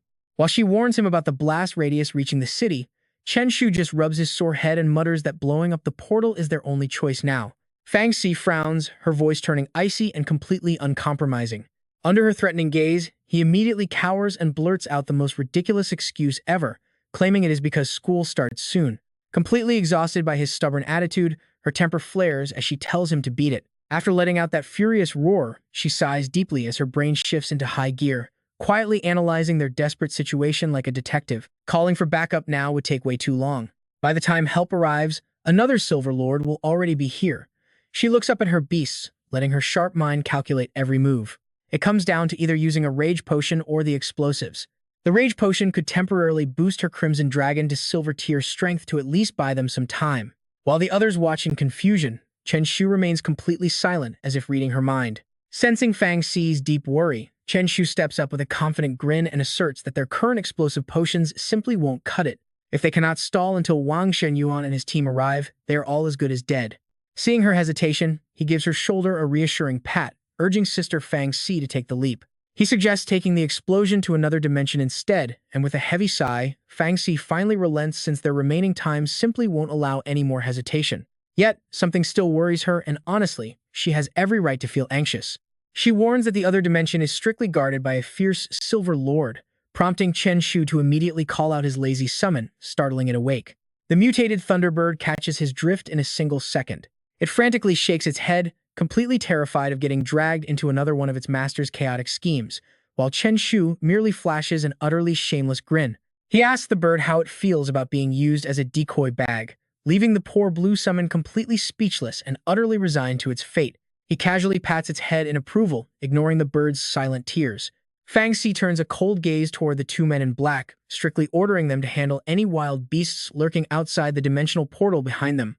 Her tone hardens, making sure the command is deeply engraved in their minds to never let a single beast escape. Despite his obvious lack of experience, Ziming still tries to act tough, demanding to know exactly what they plan to do. Refusing to explain, Fang Si simply warns him to stop asking unnecessary questions and follow the commanding officer's orders. She explains that she and Chen Shu are heading in, and if they let even one creature slip by, they will pay dearly. Terrified by her icy aura, Ziming immediately backs down, nodding meekly while claiming he fully understands. Fang Si quickly mounts the Thunderbird and looks down, repeating her warning for them to follow closely behind. Upon receiving the command, the majestic blue bird wastes no time and rockets straight into the sky like a flash of lightning. Once the beast is far out of sight, Ziming turns to Qin Chuan and tells him they should move, his companion responding in a surprisingly deep voice. Their brief conversation wraps up instantly as the two boys sprint off, leaving nothing but a desolate ruin in their wake. The burning portal hovers in the air, spinning violently like a massive fireball. The four of them halt immediately, their eyes locking onto the gateway as Fang Si quietly announces they have finally reached the portal. She turns her head back toward Chen Shu, firmly stating they are heading inside first. He nods silently to show his agreement, while she casts one last look back, warning the guards to keep a strict watch on this entrance. Qin Chuan simply flashes a thumbs up, giving his brief approval. He and Ziming watch them disappear into the glowing golden vortex, which immediately reveals a massive sea of boiling lava waiting below on the other side. Chen Shu glances down, his pupils instantly shrinking in shock. The sheer number of terrifying beasts below becomes clear, forcing a curse right out of his mouth at the sight of them. Without hesitation, he pulls out a test tube filled with glowing orange liquid, shouting dramatically as if preparing to drop a nuclear bomb. Fang Si nearly loses her mind at his recklessness and quickly reaches out to stop him. She warns him that detonating it so close to the portal would damage Blue Star and trap them here with no escape. Chen Shu freezes instantly, his eyes locked onto something highly valuable as drool practically pools at the corner of his mouth while he nods his head in total, eager agreement. She stares at him with deep suspicion, wondering how he could possibly relent so easily, before turning her head toward a faint glowing speck in the distance. Chen Shu's eyes remain glued to those brilliant sparks shining bright amidst the dangerous volcanic wasteland. The light comes from rare fire spirit fruits burning bright red, making him look far more mesmerized than if he had just spotted a gorgeous woman. Fang Si frowns in deep disbelief, wondering how he could possibly spot them from such a massive distance. But before she can ask anything else, she senses a sudden threat approaching from behind, screaming a warning while violently pushing him flat onto the ground. A massive, flaming tail sweeps right across where they stood, leaving them staring in absolute shock at the monstrous creature that just flew past. The terrifying Silver Lord resembles a mutated, giant lizard covered in raging flames as it comes hurtling straight toward them. His face pales instantly, and he screams a desperate warning. He warns it is the Silver Lord, commanding the Thunderbird to flee as it rapidly changes direction. The Silver Lord lets out an angry roar of disappointment before locking onto its prey and giving chase with terrifying speed. Seeing this, Chen Shu snaps in annoyance, cursing at the giant reptile for daring to hunt him. A devious grin creeps across his face as he issues a new command, and the clever bird turns back, spitting a mouthful of saliva directly at the giant lizard in an act of absolute disrespect. The sticky liquid lands right on the beast's head, a blatant provocation that sends the monster into a blind, murderous rage. Chen Shu smirks, wearing a highly mocking and provocative expression. "You little pests, even if I cannot win, I will make you sick to death." The creature looks up at the Thunderbird as the flames on its body suddenly flare up violently, opening its massive jaws to spit a giant fireball directly at them. Caught off guard, his entire body freezes up like he is paralyzed. "Damn it," he thinks, as the Thunderbird screeches loudly. The screech echoes through the air as the bird spreads its wings and surges forward, but the aggressive Silver Lord remains hot on their heels. It fires off a rapid barrage of fireballs straight at Chen Shu. He leans aside to dodge a deadly strike, eyes wide with tension, as the bird flies slightly higher and suddenly accelerates, leaving a blazing streak of light behind. Opening its giant mouth, the Silver Lord unleashes a torrent of fire even wilder than before. Chen Shu looks back, his face twisting in terror. That fireball is actually chasing them. He glances at the Thunderbird and yells in panic, "Shaolei, your master said you have a new skill. Use it now." Its eyes flash as if understanding the command instantly, before spinning around like a wild roller coaster. It builds up momentum and blasts off at supersonic speed. Fangxi squeezes her eyes shut while Chen Shu screams, his hair blown straight back. Speed off the charts. In just a flash, the Silver Lord is left eating their dust. He sighs in relief, realizing a second later and they would have been turned into roast meat. Thank goodness Shaolei unlocked that new skill. He looks ahead, his voice suddenly brightening up as he chuckles to himself. The moment the Thunderbird touches down, Chen Shu dashes forward like an arrow, diving straight into a patch of glowing red fruit timed to harvest. Chen Shu excitedly gathers his loot, completely oblivious to the pack of beasts suddenly creeping up right behind his back. Fortunately, his trusty bird sweeps in just in time, grabbing him right as the monsters lunge forward. Grinning from ear to ear, he proudly shows off his massive haul to Fangxi, practically smelling the treasure, calling out to him as he shouts with joy. He calls out to Shaolei to head deeper for better loot, but Fangxi frowns, watching him get entirely carried away. "Stop playing around and focus on the mission. If we keep wasting time, something is bound to go wrong." Chen Shu waves his hand dismissively, sounding incredibly arrogant and confident. "Don't worry, the tyrant of Nanjiang is here. Those beasts will run away crying." The very next second, a set of razor-sharp claws swipes directly at them. The Thunderbird tilts its wings to dodge amid panic screams. Chen Shu's face pales as he looks back. Is there really a beast out there with a death wish? Talk about worst-case scenarios. They just escaped one Silver Lord, only to be chased by a fierce blazing tiger. Erlang is not trailing behind either, relentlessly keeping up the pursuit. Panicking, he looks left and right only to see the red fire beast join the chase, making it look like a chaotic monster festival. Sweat pours down his pale face like a sauna as he mutters, "Damn it, it is not just 3 Silver Lords anymore." Looking back, Chen Shu watches the original Silver Lord catch up and join the party, causing his eyes to pop out in shock. 4 of them, there are literally 4. As the bird climbs higher, the 4 raging Silver Lords roar below, their bodies engulfed in blazing fire. A wicked grin. Chen Shu quietly pulls out a magic potion bottle. Looks like it is time to witness a miracle. He looks down at his summon and asks Shaolei, "How is the skill cooldown?" The bird chirps twice in response, then swiftly steers their course toward the mountains. Chen Shu stands up to show off and prepare a dramatic speech. "Well, let me say a few words before the big explosion. First, I feel deeply honored, but Fangxi, completely annoyed by his theatrical delays, steps up and whacks him on the head. Unleashing her inner tyrant, she yells, 'Are you crazy? Just blow it up already.' Too scared to argue with this fiery girl, he merely mumbles. 'Girls should not be so rough. Try being gentler,' he mutters, before throwing the potion straight down into the pack of waiting Silver Lords. With the job done, he quickly commands his summon, Shaolei.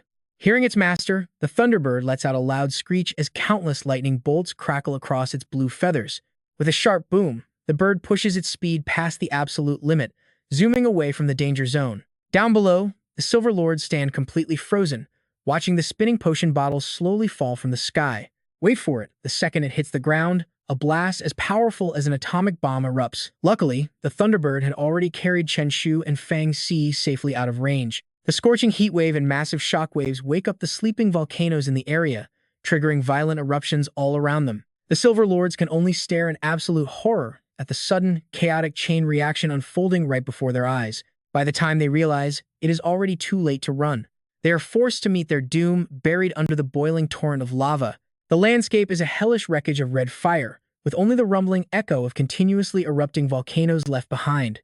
From a distance, Chen Shu excitedly witnesses the chaotic scene, even pulling out his phone while muttering how thrilling it is, saying he absolutely has to record this moment as a keepsake. Suddenly, Fangxi pinches his ear, making him wince and cry out in pain. She is in no mood for any playful joking around, only wanting to escape as soon as possible. She warns him to stop seeking cheap thrills and run, because a giant fire dragon is targeting them. Chen Shu is startled when a fiery cloud rapidly approaches them. Wait, that is actually a massive fire dragon roaring in absolute fury. It powerfully beats its giant, flaming wings through the air, completely determined to hunt the 2 of them down no matter what. The 2 beasts fly one after the other, competing to see which is faster in a desperate race for survival. Suddenly, the fire dragon plays dirty with a surprise attack from behind, spitting a massive fireball at the Thunderbird as they near the spatial portal. Growing anxious, Chen Shu urges his companion to speed up and enter the rift. The blue bird dives straight into the glowing spatial vortex. The dragon's fireball trails closely behind them, but the Thunderbird carrying the two of them finally manages to enter the portal completely. Chen Shu looks back and exhales a long sigh of relief, glad they managed to escape the relentless pursuit of the fire dragon. Just as the Thunderbird cleared the entrance, the glowing spatial vortex outside begins to slowly collapse and disappear. The massive fireball slams into a nearby volcano, instantly triggering a terrifying eruption of scalding lava. A sudden wave of erupting lava strikes the fading portal, and only when the Thunderbird clears it does Chen Shu truly feel safe. Exhaling a deep sigh, he is thrilled to be back and happily waves at the two friends waiting nearby. Suddenly, the expressions on their faces twist in absolute horror as if seeing a monster, and they immediately flee on their beasts, leaving Chen Shu completely bewildered. A giant column of fire erupts right behind him, forcing him to spin around in shock. Realizing they were followed, he desperately orders the Thunderbird to dodge, and its incredible speed barely saves them from the massive explosion. Deafening blasts echo continuously, and the Thunderbird has no choice but to fly away as fast as possible. Not far away, where the blast does not reach, Xuanyang has just defeated a flame bull.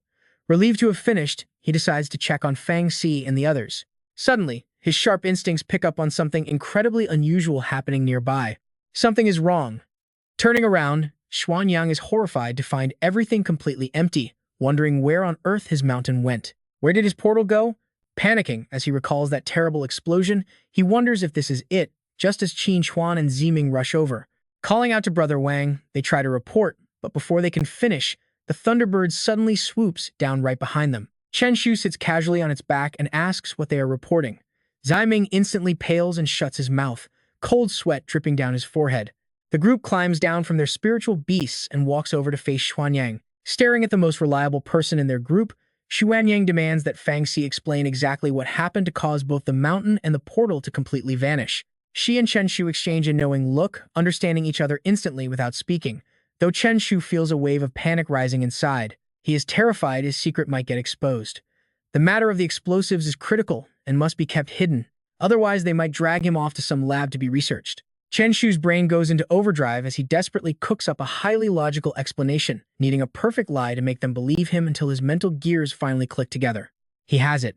Clearing his throat, he begins to paint a vivid picture of the events, describing everything as smoothly as a textbook. He explains that they fought hard to defeat the first wave of beasts, but then heard the roar of a silver tier overlord from another dimension.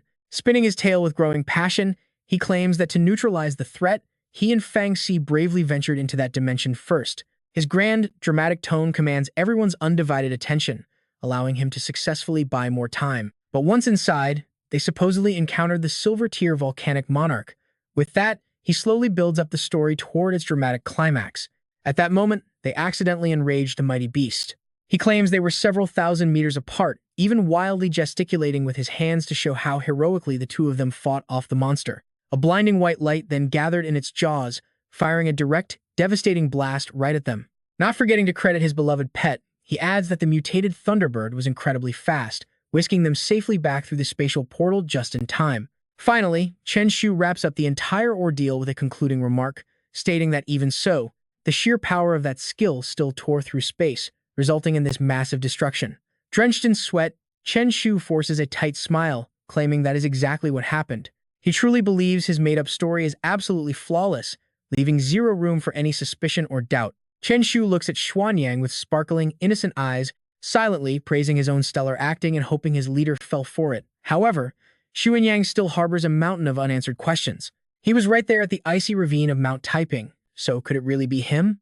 Chen Shu is sweating bullets from sheer anxiety while Longwei keeps staring him down with intensely judging eyes, finally speaking slowly to say that despite everything, he will temporarily believe him.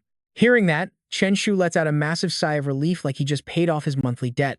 Still, the investigator is not letting him off the hook just yet, knowing he must dig deeper later, though he calmly bids farewell to Chen Shu for now. Now that the threat is neutralized, their mission is officially complete and everyone can finally disband. Once Longwei and his men disappear from sight, Chen Shu turns to crack a few cheeky jokes. They are finally gone because it would be a total disaster if they started using torture. He laughs before playfully asking with a smug grin on his face. He asks Fang Si where they should head next, and she curtly replies that they are going home for secluded cultivation. Despite her annoyed expression, Chen Shu eagerly agrees and accepts her command. A few days quickly pass with Chen Shu spending his daylight hours at the pharmacy, selling rare herbs harvested from the alternate dimension while devoting his nights to intense, focused cultivation. A whole month flies by in a flash, bringing them to a spacious, modern school campus. Groups of students pour into their classrooms as the new school year finally kicks off, with an excited Chen Shu immediately acting like the ultimate friendly classmate. He greets everyone and sits down like an old man scratching his back, muttering that staying home any longer would have driven him completely insane. Before they can even catch up, Wu Shuang walks in to deliver the one piece of news no student ever wants to hear. They are having a general knowledge exam right now, and the second those words land, the entire class glares at Chen Shu with absolute daggers. Their bizarre reaction gives him major goosebumps, leaving him wondering why on earth everyone is staring at him. Xu Jing quickly explains that since Chen Shu got the top score last semester, everyone is absolutely desperate to beat him this time. Chen Shu finally clues in, realizing that his classmates are setting themselves up for disappointment because the top spot is already taken. Before even finishing his sentence, he pops his pen cap off with a smug grin, declaring he has already locked it down. After boasting loudly, he immediately dives into the test, carefully double-checking every single question along the way. Feeling completely confident, Chen Shu stands up to hand his paper to Wu Shuang, declaring that he is done, before turning back to face his classmates with an incredibly smug, arrogant expression. Chen Shu points at himself with the most punchable face imaginable. He sighs that being completely undefeated is just so lonely, triggering his classmates so hard that they start throwing trash and screaming at him to get lost while he runs for cover. While the class rages, Wu Shuang just watches the ridiculous display with a deeply thoughtful, silent gaze. Later in a private office, a quiet voice reports on Chen Shu's latest antics. Hearing the news, Ming Tai practically chokes on his water in shock, while Wu Shuang maintains a deadly serious expression to confirm the truth.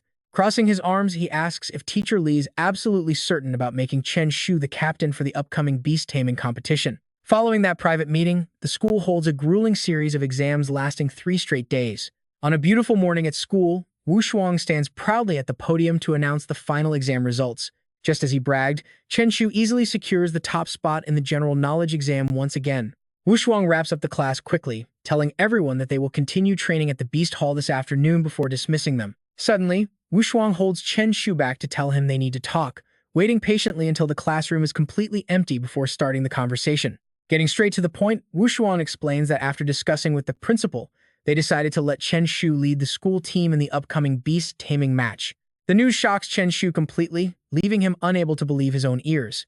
Right then, a glowing system screen pops up in front of him, with option 1 being to refuse old LI. The reward is an unstoppable brute title, which unfortunately cuts all future system rewards in half by default. Option 2 is to agree, rewarding him with exam answer keys and a massive boost to his beast taming power. Naturally, Chen Shu is left completely speechless by the system, giving him another classic illusion of choice. He can only complain internally about how this rigged system always traps him with no real alternative, while Wu Shuang, noticing his long silence, assumes he is hesitating and decides to throw in an extra offer to convince him. Before his teacher can even finish speaking, Chen Shu already knows exactly what he has to do, but agreeing right away would make him look way too easy, so Chen Shu quickly speaks up to object. He proudly beats his chest, declaring that his only desire is to study and immerse himself in knowledge, but the teacher immediately shuts him up by offering a massive reward. Break the record of Nanjiang High School number 2, and the school will pay him 20 million. That massive sum immediately gets Chen Shu's full attention, and completely blinded by the money, he practically leaps forward to hug Wu Shuang like a needy child. He vows to sacrifice everything for the school's ultimate glory, earning a highly relieved smile from his teacher. The teacher promises to announce the news to the class this afternoon, and Chen Shu happily agrees as he walks alongside his friends. Wu Shuang watches them go, silently hoping this plan actually works out. Within a few days, the big moment finally arrives.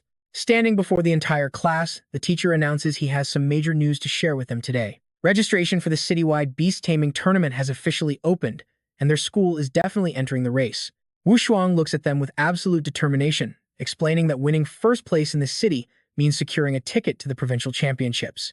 He then glances over at Chen Shu to introduce the final 3 students selected for the squad. The roster features Chen Shu as captain, along with Xu Xiaoyu and Tang Lai, but Chen Shu suddenly interrupts him. He raises an objection and points directly at Xia Bing, immediately launching into a list of reasons why she should join instead. He prefers Xia Bing over Tang Lai, arguing that while her raw power is not the highest, her Ice Wolf provides crucial crowd control. Since he and Shu Xiaoyu have plenty of firepower, having a strong crowd control specialist on the team is the perfect match. Tang Lai slams his desk and stands up, furiously snapping that Chen Shu is taking things way too far. Turning to Wu Shuang, he argues that beast taming is all about raw power, shouting his demand to replace Chen Shu and become the captain himself. In his mind, he has already worked it all out, believing this is his golden opportunity to reclaim his stolen glory. Yet Chen Shu remains completely unfazed, letting out a smirk as if he can read his opponent like an open book. Does this guy seriously think hitting level 9 makes him unstoppable now? Chen Shu pats his chest, looking incredibly excited for a fight.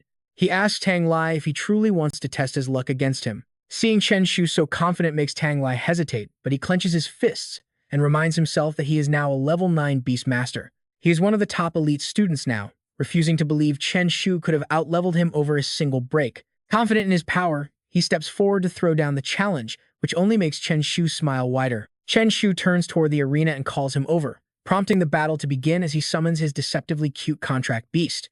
A massive slime appears, sporting a fierce, battle-ready expression that perfectly matches its master's chaotic energy. Tang Lai stumbles back in shock, wondering how on earth that thing grew from 20 meters last semester to 30 meters today. Terrified, he instantly turns to cry to Teacher Wu for help, but the teacher just pats his shoulder with a highly amused smirk. He asks why Tang Lai is looking at him, reassuring the boy that the school clinic has plenty of empty beds. Left with zero options, Tang Lai drags his feet forward, trembling all over as he reluctantly steps into the combat zone. Under the watchful eyes of his classmates, he gathers his courage and finally summons his Windrunner beast to the field. But given the massive size difference, just one cold look from the giant slime paralyzes them both, leaving him begging his teacher for mercy. But life is never that simple. The teacher completely ignores his pleas, quickly turning away and shouting for the battle to officially begin. The moment the whistle blows, the slime unleashes a devastating opening move, roaring straight into the opponent's face with terrifying force. Tang Lai is left completely frozen, like a crashed computer, while his pet stands entirely dazed on the spot. Next, using its massive chubby body, Shin leaps high into the air and triggers its violent crushing landing. It uses raw weight to squash the poor Swiftfoot beast, leaving Tang Lai completely dumbfounded. The beast struggles frantically to escape the heavy slime flattening it. Everyone watching drops their jaws, completely speechless at this sheer display of raw violence. Chen Shu smirks with hands on his hips, asking if young Master Tang still wants to join the fight. Tang Li clenches his fists in frustration, but even the stubbornest fool knows when they are outmatched. Knowing he cannot win, he immediately backs down and declares that Xia Bing is actually the perfect fit. He even threatens to fight anyone who tries to stop her, a shameless flip-flop that leaves the onlookers completely speechless. Satisfied with the answer, Chen Shu happily recalls his slime, while a devastated Tang Lai stumbles over to check on his poor, flattened beast lying on the floor. The entire arena falls dead silent after such a ridiculously swift match. Chen Shu breaks the silence with a dominant voice, scanning the stands as he asks if anyone else has a problem with this. He calls out a name from the crowd, making the guy freeze in terror, and mockingly smiles at Dulong. Chen Shu stares right at Dulong with a provocative grin, suggesting the guy still looks a bit unsatisfied. Avoiding eye contact, Dulong lowers his head before pulling a complete 180-degree turn, smiling and denying it. He claims he is actually her biggest supporter, and seeing him back down, Chen Shu decides to let it go. He commends the attitude, then turns to Teacher Li to make his announcement. Shu Xiaoyu and Xia Bing partnering up for the beast taming competition gets approved right away. The official match is set to kick off as early as next month. Wu Shuang tells them to use this time to practice, coordinate their tactics, and aim for first place. Chen Shu confidently accepts the challenge. With Xia Bing standing right behind him blushing red, the instructor takes the opportunity to share some crucial updates about the upcoming competition. There's some fresh, breaking news regarding the format of this year's big exam. While the written test remains unchanged, the beast taming practical portion is getting a massive shakeup. If everything goes as planned, they will be sent into an alternate dimension. A holographic screen flickers to life, displaying the endless peaks of the Sunset Mountains. The venue is likely a standard-grade dimension known as the Scorching Sun Hills. Wu Shuang adds that besides Nanjiang City, students from 4 other major cities are joining. This means the total count of competitors will easily exceed 5,000. He walks over to Chen Shu with a grim expression, sternly warning that anyone crazy enough to detonate something like a nuclear bomb will face severe legal consequences. Hearing the obvious warning meant to block his chaotic plans, Chen Shu instantly feels incredibly salty. He complains the teacher might as well just read his ID card. Meanwhile, the burning beasts roaming the arena make him pause and think. The simple terrain of the scorching sun hills makes supervision easy for the judges. If Chen Shu wants to stir up trouble, he's going to have to get creative. Wu Xuan turns back to address the rest of the students. With only 100 days left until the exam, they must work harder. This month is all about practical combat, training in pairs against each other. He begins dividing them into pairs using a list, calling out names to have them step forward. He pairs up Li Jun and Du Long. Once everyone gets assigned to a group, Wu Shuang shoos them away to start. Telling them to go practice, the teacher dismisses the class. Xu Xiaoyu nervously asks Chen Shu if they should start practicing their skills. Chen Shu scoffs and waves her off, saying there is no need to rush. Meanwhile, Xia Bing, still blushing heavily, frowns and asks what they should do. He casually tells them to just go slack off. He wants the two girls to adjust their contracted beasts, skills, and talents, and not worry about a single other thing. Feeling completely reassured, the two girls happily hold hands and agree to follow his lead. They agree and head off to adjust their beasts. Suddenly, the system screen flashes, presenting him with 3 quests related to the upcoming tournament, each offering highly tempting rewards. Spotting the perfect opportunity, Chen Shu immediately raises his hand and asks the teacher for a leave of absence. Wu Shuang gets incredibly annoyed by his slacker attitude and barks back the school year just started a week ago and he already wants time off. Chen Shu quickly explains that he needs to design their battle strategy, confidently promising that with just 1 week off, he can easily secure first place. The teacher asks if he is serious, and Chen Shu guarantees it 100%, adding that if fair play fails, he will use dirty tactics. He points at 2 unfortunate classmates nearby, threatening to beat up Tang Lai and Du Long every single day if he does not get his leave. The 2 targets can only stare in absolute shock, completely stunned by the unfair collateral damage. Chen Shu casually strolls off the training field, having selected the 3rd system option, forcing all his opponents to surrender before the match even begins. Trust me, the local high schools have absolutely no idea what kind of nightmare is about to hit them. Pulling out his phone with a sinister grin on his face, he dials a number, asking Sister Fang Si if she happens to be free today. Under the beautiful sunny sky, he casually suggests they go and challenge all the other high schools to single battles. Following the call, Chen Shu and Fang Si quickly meet up at their designated spot, fully prepared to take action. She scans the area, smirks, and boldly suggests they start with high school number 1, which he enthusiastically agrees to. However, the main gate right in front of them is heavily guarded by Du Zi, prompting her to ask how he plans to sneak inside. Pulling the lollipop from his mouth, he confidently claims that a minor issue like this won't stop a pro like him. Chen Shu casually approaches the guard, politely greeting his old acquaintance and asking if the man still remembers him. Du Zi stares blankly, unable to recognize him, so Chen Shu quickly reminds him of the time he sent their department director flying with a single kick. The guard pales in recognition, yelling out in utter panic once he realizes exactly who he is dealing with. Seeing the guard panic, Chen Shu quickly tries to reassure him not to worry. He explains he is only there for a peaceful, friendly exchange and politely asks him to open up, but Du Zi immediately gets defensive, refusing to let any random outsiders pass. He barks back that he hasn't received any official notice. Seeing the stubborn guard block their path, Fang Si decides to step in and help her companion, telling him to let her handle the situation. She proudly pulls a prestigious identity card from her pocket and demands entry, leaving Du Zi completely speechless, thinking she belongs to the legendary Royal Dragon Guard. Left with no choice, the guard backs down and invites them inside. Chen Shu stands frozen, amazed that getting past security was actually this ridiculously easy. That easy? Apparently so. Fang Si contentedly tucks the card away. He frowns, realizing it is finally time to find old Wang to forge a fake one.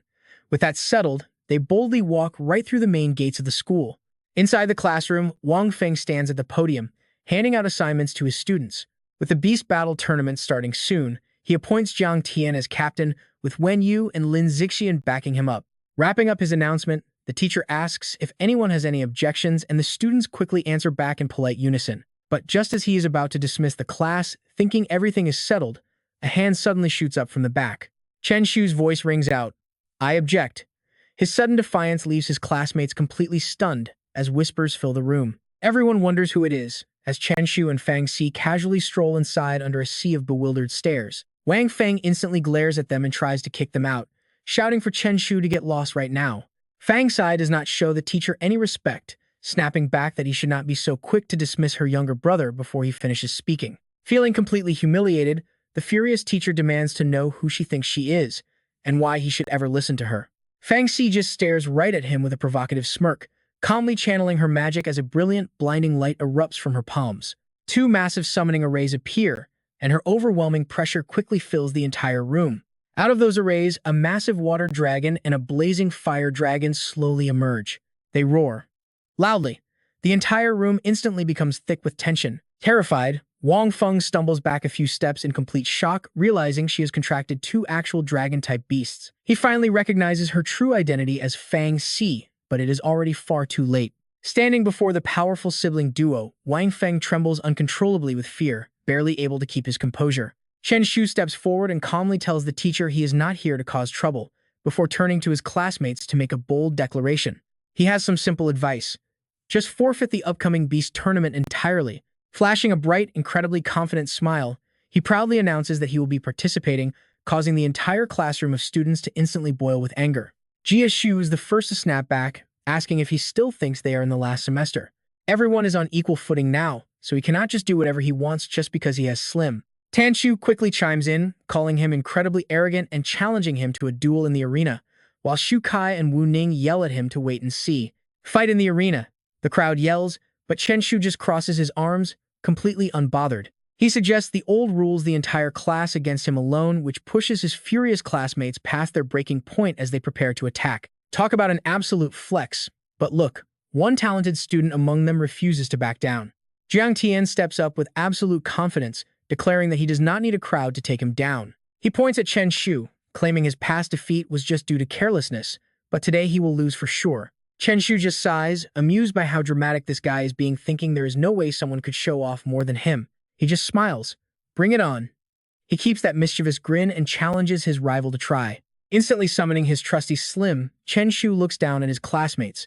The entire crowd freezes in absolute disbelief, staring wide-eyed at the massive, towering gelatinous beast right before them. The beast lets out a giant, lazy yawn, making certain loudmouths immediately regret their confident boasts. Chen Shu smirks, asking the big talker if he still wants that direct one-on-one duel. He invites him to show off the power of his Wind Thunder Bird, leaving Jiang Tian utterly speechless.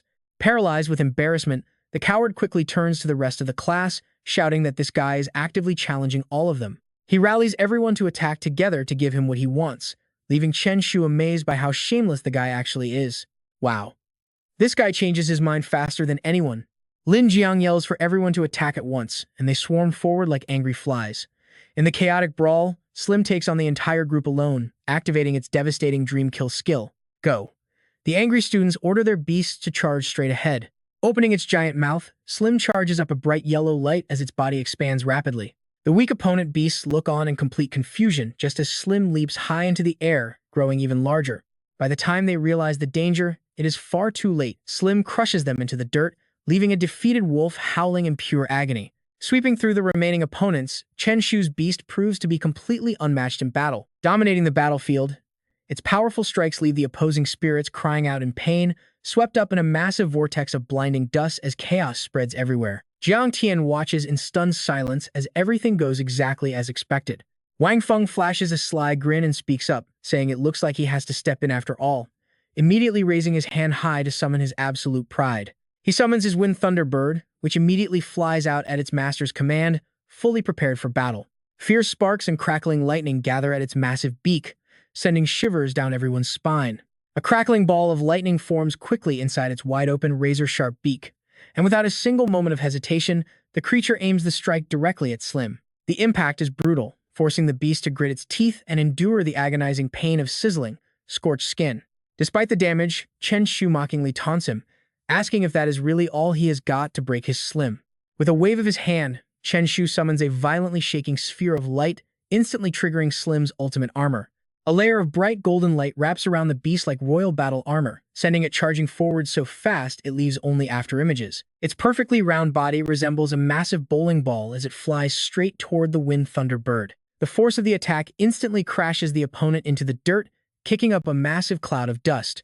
Slim does not stop there, relentlessly attacking the enemy beast from every single angle and leaving all the watching students completely jaw-dropped at such bizarre, agile movements. The beast is absolutely unstoppable, forcing even the stubborn Wang Feng to finally call it quits. He admits defeat, bringing a thoroughly satisfied and deeply confident smile to Chen Shu's face, just as it should be. Looking at the beaten beasts scattered across the floor, Chen Shu wastes no time teasing that they should have surrendered much sooner. The elite class students and their teachers stand completely frozen in sheer humiliation, while Wang Feng suddenly tries to probe for answers. He asks a quick question, but Chen Shu just adjusts his collar, playfully asking if they want his secret to success.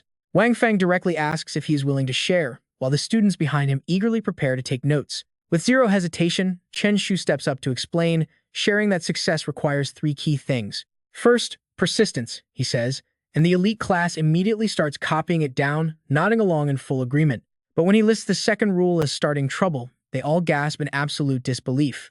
Chen Shu calmly continues, stating that the third is to persistently start trouble. Hearing this, the entire class is left totally speechless, with their mouths wide open, forcing a disappointed sigh from Chen Shu since nobody ever believes the absolute truth these days.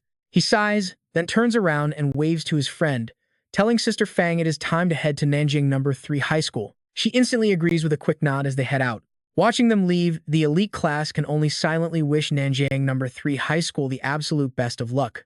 Meanwhile, Slim is busy roaring directly in the face of a tiny beast, eyes filled with rage as it spins and sends the enemy flying. The entire arena falls dead silent as Chen Shu waves goodbye to Xu Ye before finally walking out. Once he is gone, the terrified teachers turn pale and whisper among themselves about how absolutely brutal he is to fight. He is just too dangerous to mess with. A week later, Chen Shu's group is happily enjoying an outdoor barbecue. Holding a skewer, he boasts about how none of the Nanjiang students could actually stand a chance against him. In just 1 week, every school surrendered, prompting Fang Xi to step up and tell him not to get too cocky. She reminds him there is always someone better out there, so he should focus on leveling up instead of bragging.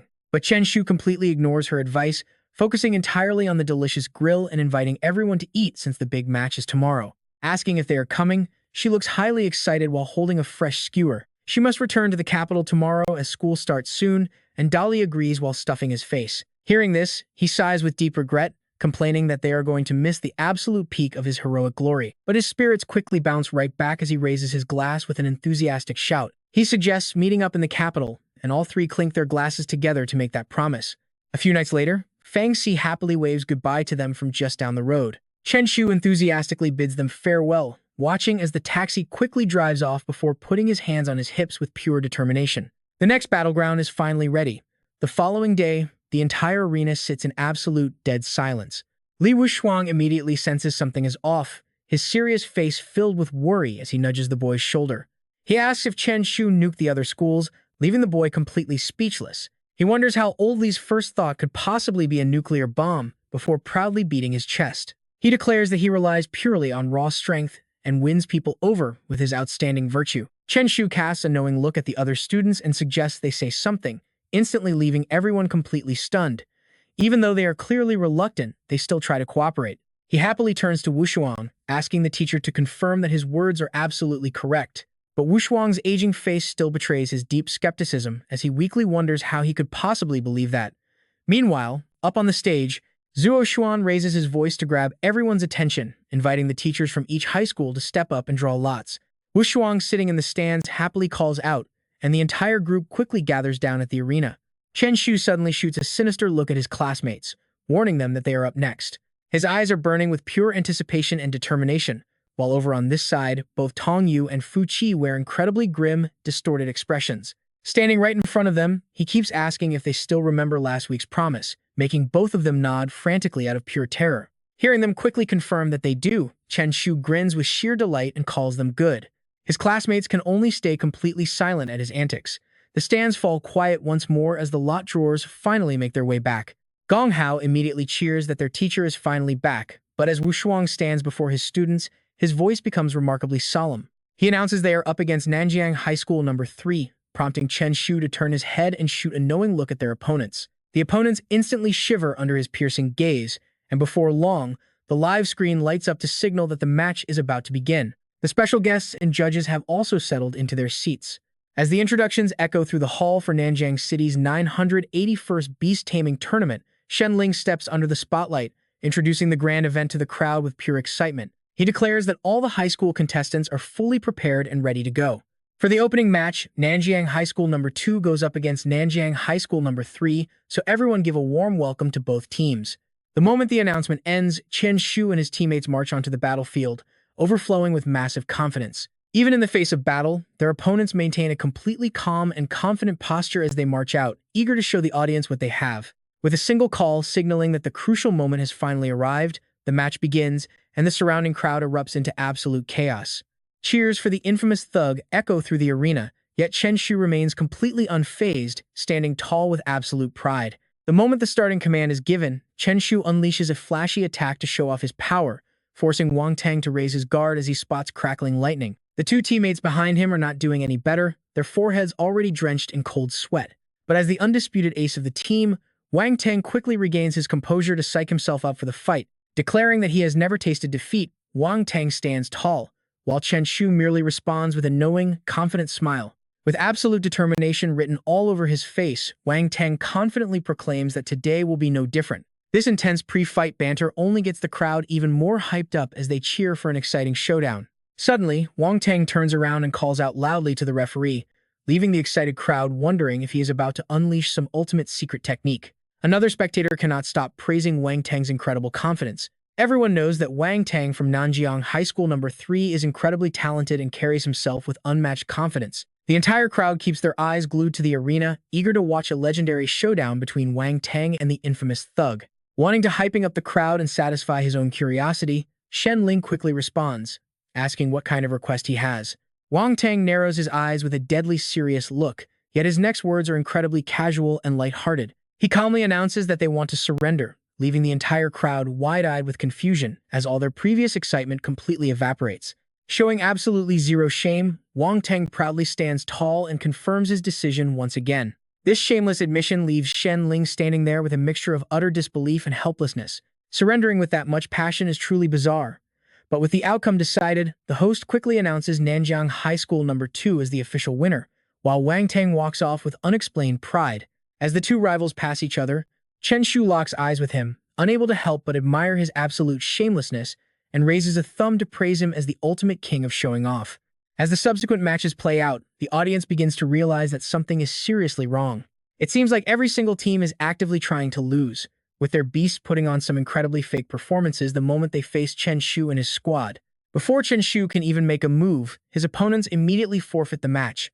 Against anyone else, they might try to put on a show, but facing Chen Shu makes them turn pale and throw in the towel, fast-tracking him straight to the finals. Shen Ling stands in the center of the arena, ready to announce the tournament climax. Next, let us welcome Nanjiang High School No. 2 and Nanjiang High School No. 5 as they battle it out for this year's Grand Championship title. The moment the words land, Chen Shu and his team strut onto the stage, looking completely confident as if the victory is already in their hands. But here's the catch, there is absolutely no sign of their opponents.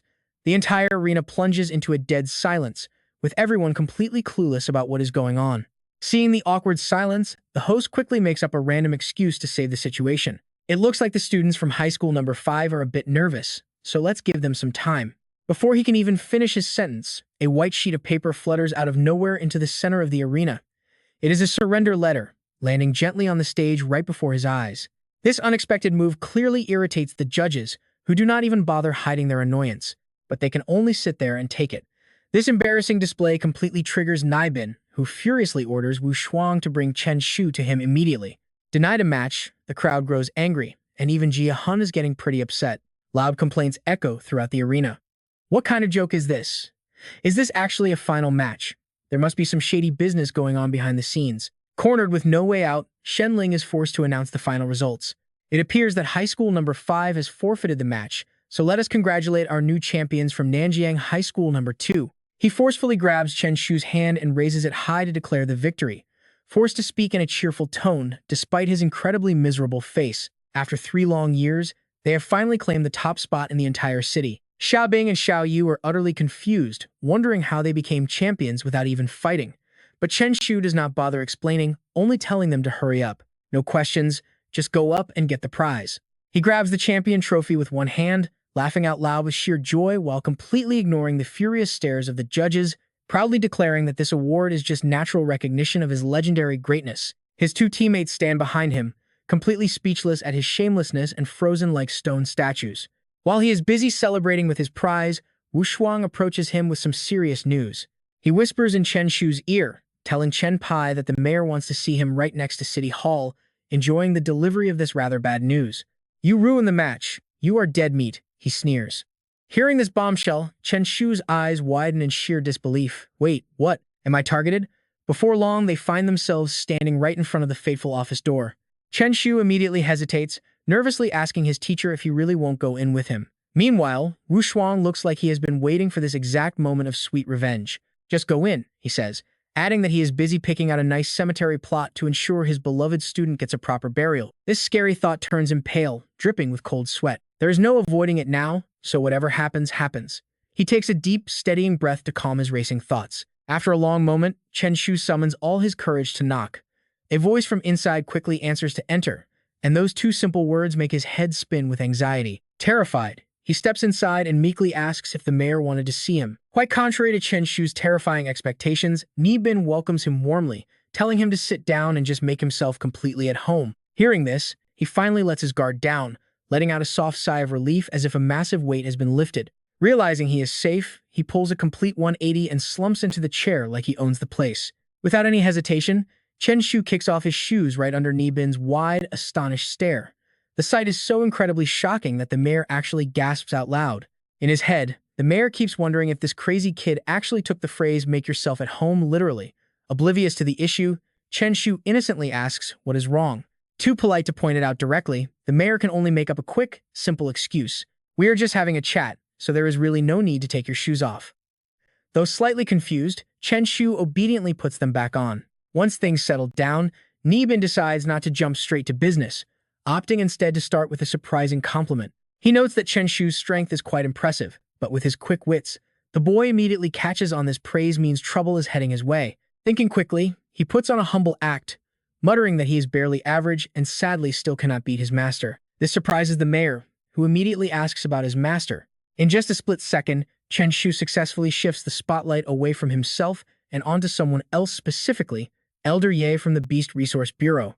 The mention of that specific name immediately makes Nibin's expression turn deadly serious. Seeing that the mayor completely fell for it, Chen Shu confidently puts on a smug look, claiming that the old man practically begged to take him in as his disciple. Being a polite youth who respects his elders, he says he had no choice but to agree. Realizing Chen Shu has powerful backing, the mayor instantly shifts his attitude. Hearing about Elder Yi, Nibin simply tells him to go back, turning a serious offense into nothing more than a minor misunderstanding. He agrees to forgive him for completely ruining the beast taming match this time, but he won't let him off completely, immediately adding a condition that he must win first place in the upcoming provincial tournament. Chen Shu agreed to this without a single second of hesitation, determination flashing in his eyes. He was finally going to get out of danger. He wiped the cold sweat from his forehead, realizing he had almost lost his life right there. Thank goodness he quickly remembered Elder Yi, hoping they would not investigate further. But stepping outside, Chen Shu gasped at how completely deserted the place was. Wondering where old Li went, a message suddenly lit up his phone screen at that exact moment. The teacher had taken the others back first, telling him to return early tomorrow. Chen Shu did not think twice about it, quickly brushing away his uneasy feeling. He muttered a quick, "See you tomorrow." Meanwhile, back in that same room, Nibin was acting incredibly suspicious while making a phone call. Reaching out to Shu Qiliu, his cunning nature showed as he demanded they find the truth and investigate if Elder Ye had taken a disciple. The beast taming school stood quietly right next to a small forest, underneath a clear blue sky dotted with white clouds. Inside, Wu Shuang was busy giving his lecture on the proper methods of beast taming. Chen Shu gritted his teeth as the cold, hard truth dawned on him. He really thought old Li wanted him back early to celebrate his success. He held his head in utter despair, kicking himself for being so gullible, since the teacher was actually just worried about him being late. Just thinking about how boring and trapped his life was about to be made him grimace in frustration. With only 1 week left until the provincial competition, he wondered if he really had to sit through classes. Unable to find an answer, he let out a massive, bored yawn. He fought to keep his heavy eyelids open, screaming on the inside about how incredibly dull this lecture was. It was pure torture. But get this, the second a system chime echoed in his ear, he threw his gloomy mood right into the trash. The system came through for him, presenting 3 options with some highly rewarding prizes. Option 1 was to stay in class and get a strength flower. Option 2 was traveling to Nanchang for a charge skill upgrade +1. And option 3, brewing potions for strength mastery. Chen Shu stared hard at the screen, running the numbers quickly in his head. While all the rewards were fantastic, adding another point to that charge skill was just too good to pass up. He thought about his contract spirit with its hilariously mischievous face, weighing the endless possibilities of what he could do. Since Slime's skill was already level 9, he began picturing it completely dominating the battlefield, making him grin with pure delight. He wouldn't have to fear anyone in battle ever again. After debating with himself, Chen Shu finally made his decision and boldly raised his hand, interrupting the class.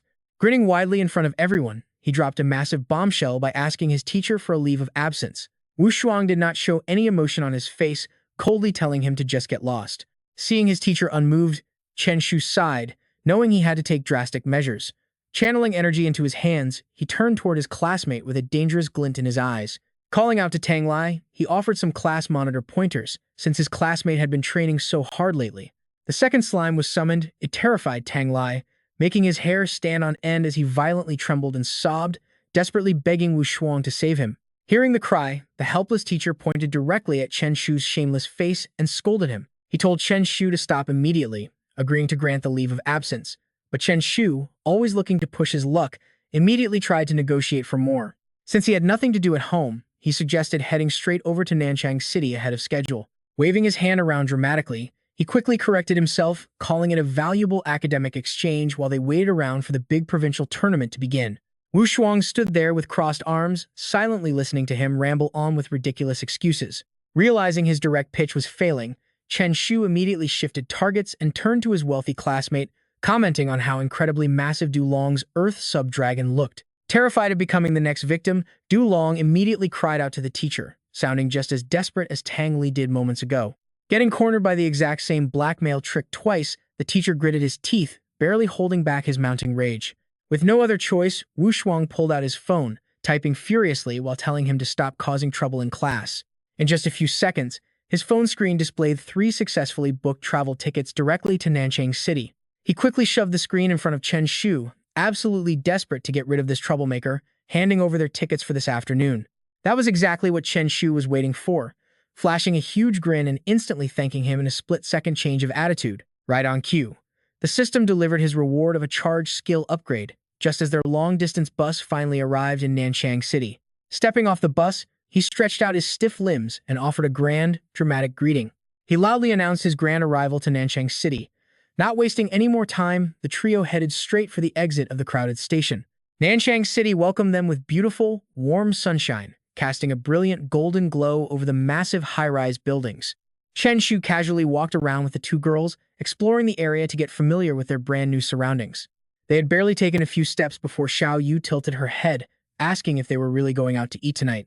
The budget teacher Li gave them was pretty tight, but before she could even finish her sentence, Chen Shu patted his chest and boldly declared it was no problem at all. Their eyes instantly lit up as they both eagerly yelled to ask if he was treating. He quickly wagged his finger to shut down that idea. "No way," Chen Shu said, pointing a guilty finger toward Xiao Yu to reveal his real plan. She was paying tonight. This shameless move left her completely speechless, making her yell out that she was at a total loss for words. Willing or not, the group dragged themselves to a nearby diner just to fill their empty stomachs. A steaming red hot pot sat in the middle of the table, simple but smelling absolutely incredible. Chen Shu dug in first, not even bothering to be polite. He urged Xia Bing to eat up and told Xiao Yu not to be shy on her dime. Mid-bite, she blushed and agreed.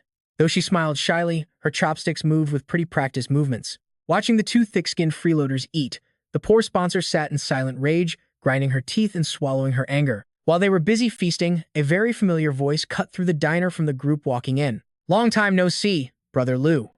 Chen Shu chewed his food, thinking the voice sounded way too familiar. Since the newcomer did not notice him, he happily told Lu Ya that this was their reserved table and to eat up, getting a satisfied nod back. "You are too kind," Lu Ya smiled. Meanwhile, Chen Shu eyed them like headlights. Spotting Shai Yan, he stood up to say hello. "Hey, little Xia, long time no see. You are looking sloppier than ever." Caught off guard by this incredibly rude greeting, Lu Ya looked confused, asking Shai Yan if his friend was always this unfriendly. A red flush crept up his face as Shai Yan hesitated, barely able to squeeze out a few words. Ignoring his teammate's awkwardness, Lu Ya turned to glare at Chen Shu, warning him that arrogance requires actual strength to back it up. Chen Shu casually asked him if he really thought he had that kind of strength. Just as Lu Ya prepared to charge, Shai Yan snapped out of it and held him back. Whispering urgently, Shai Yan warned his friend to leave instead of picking a fight.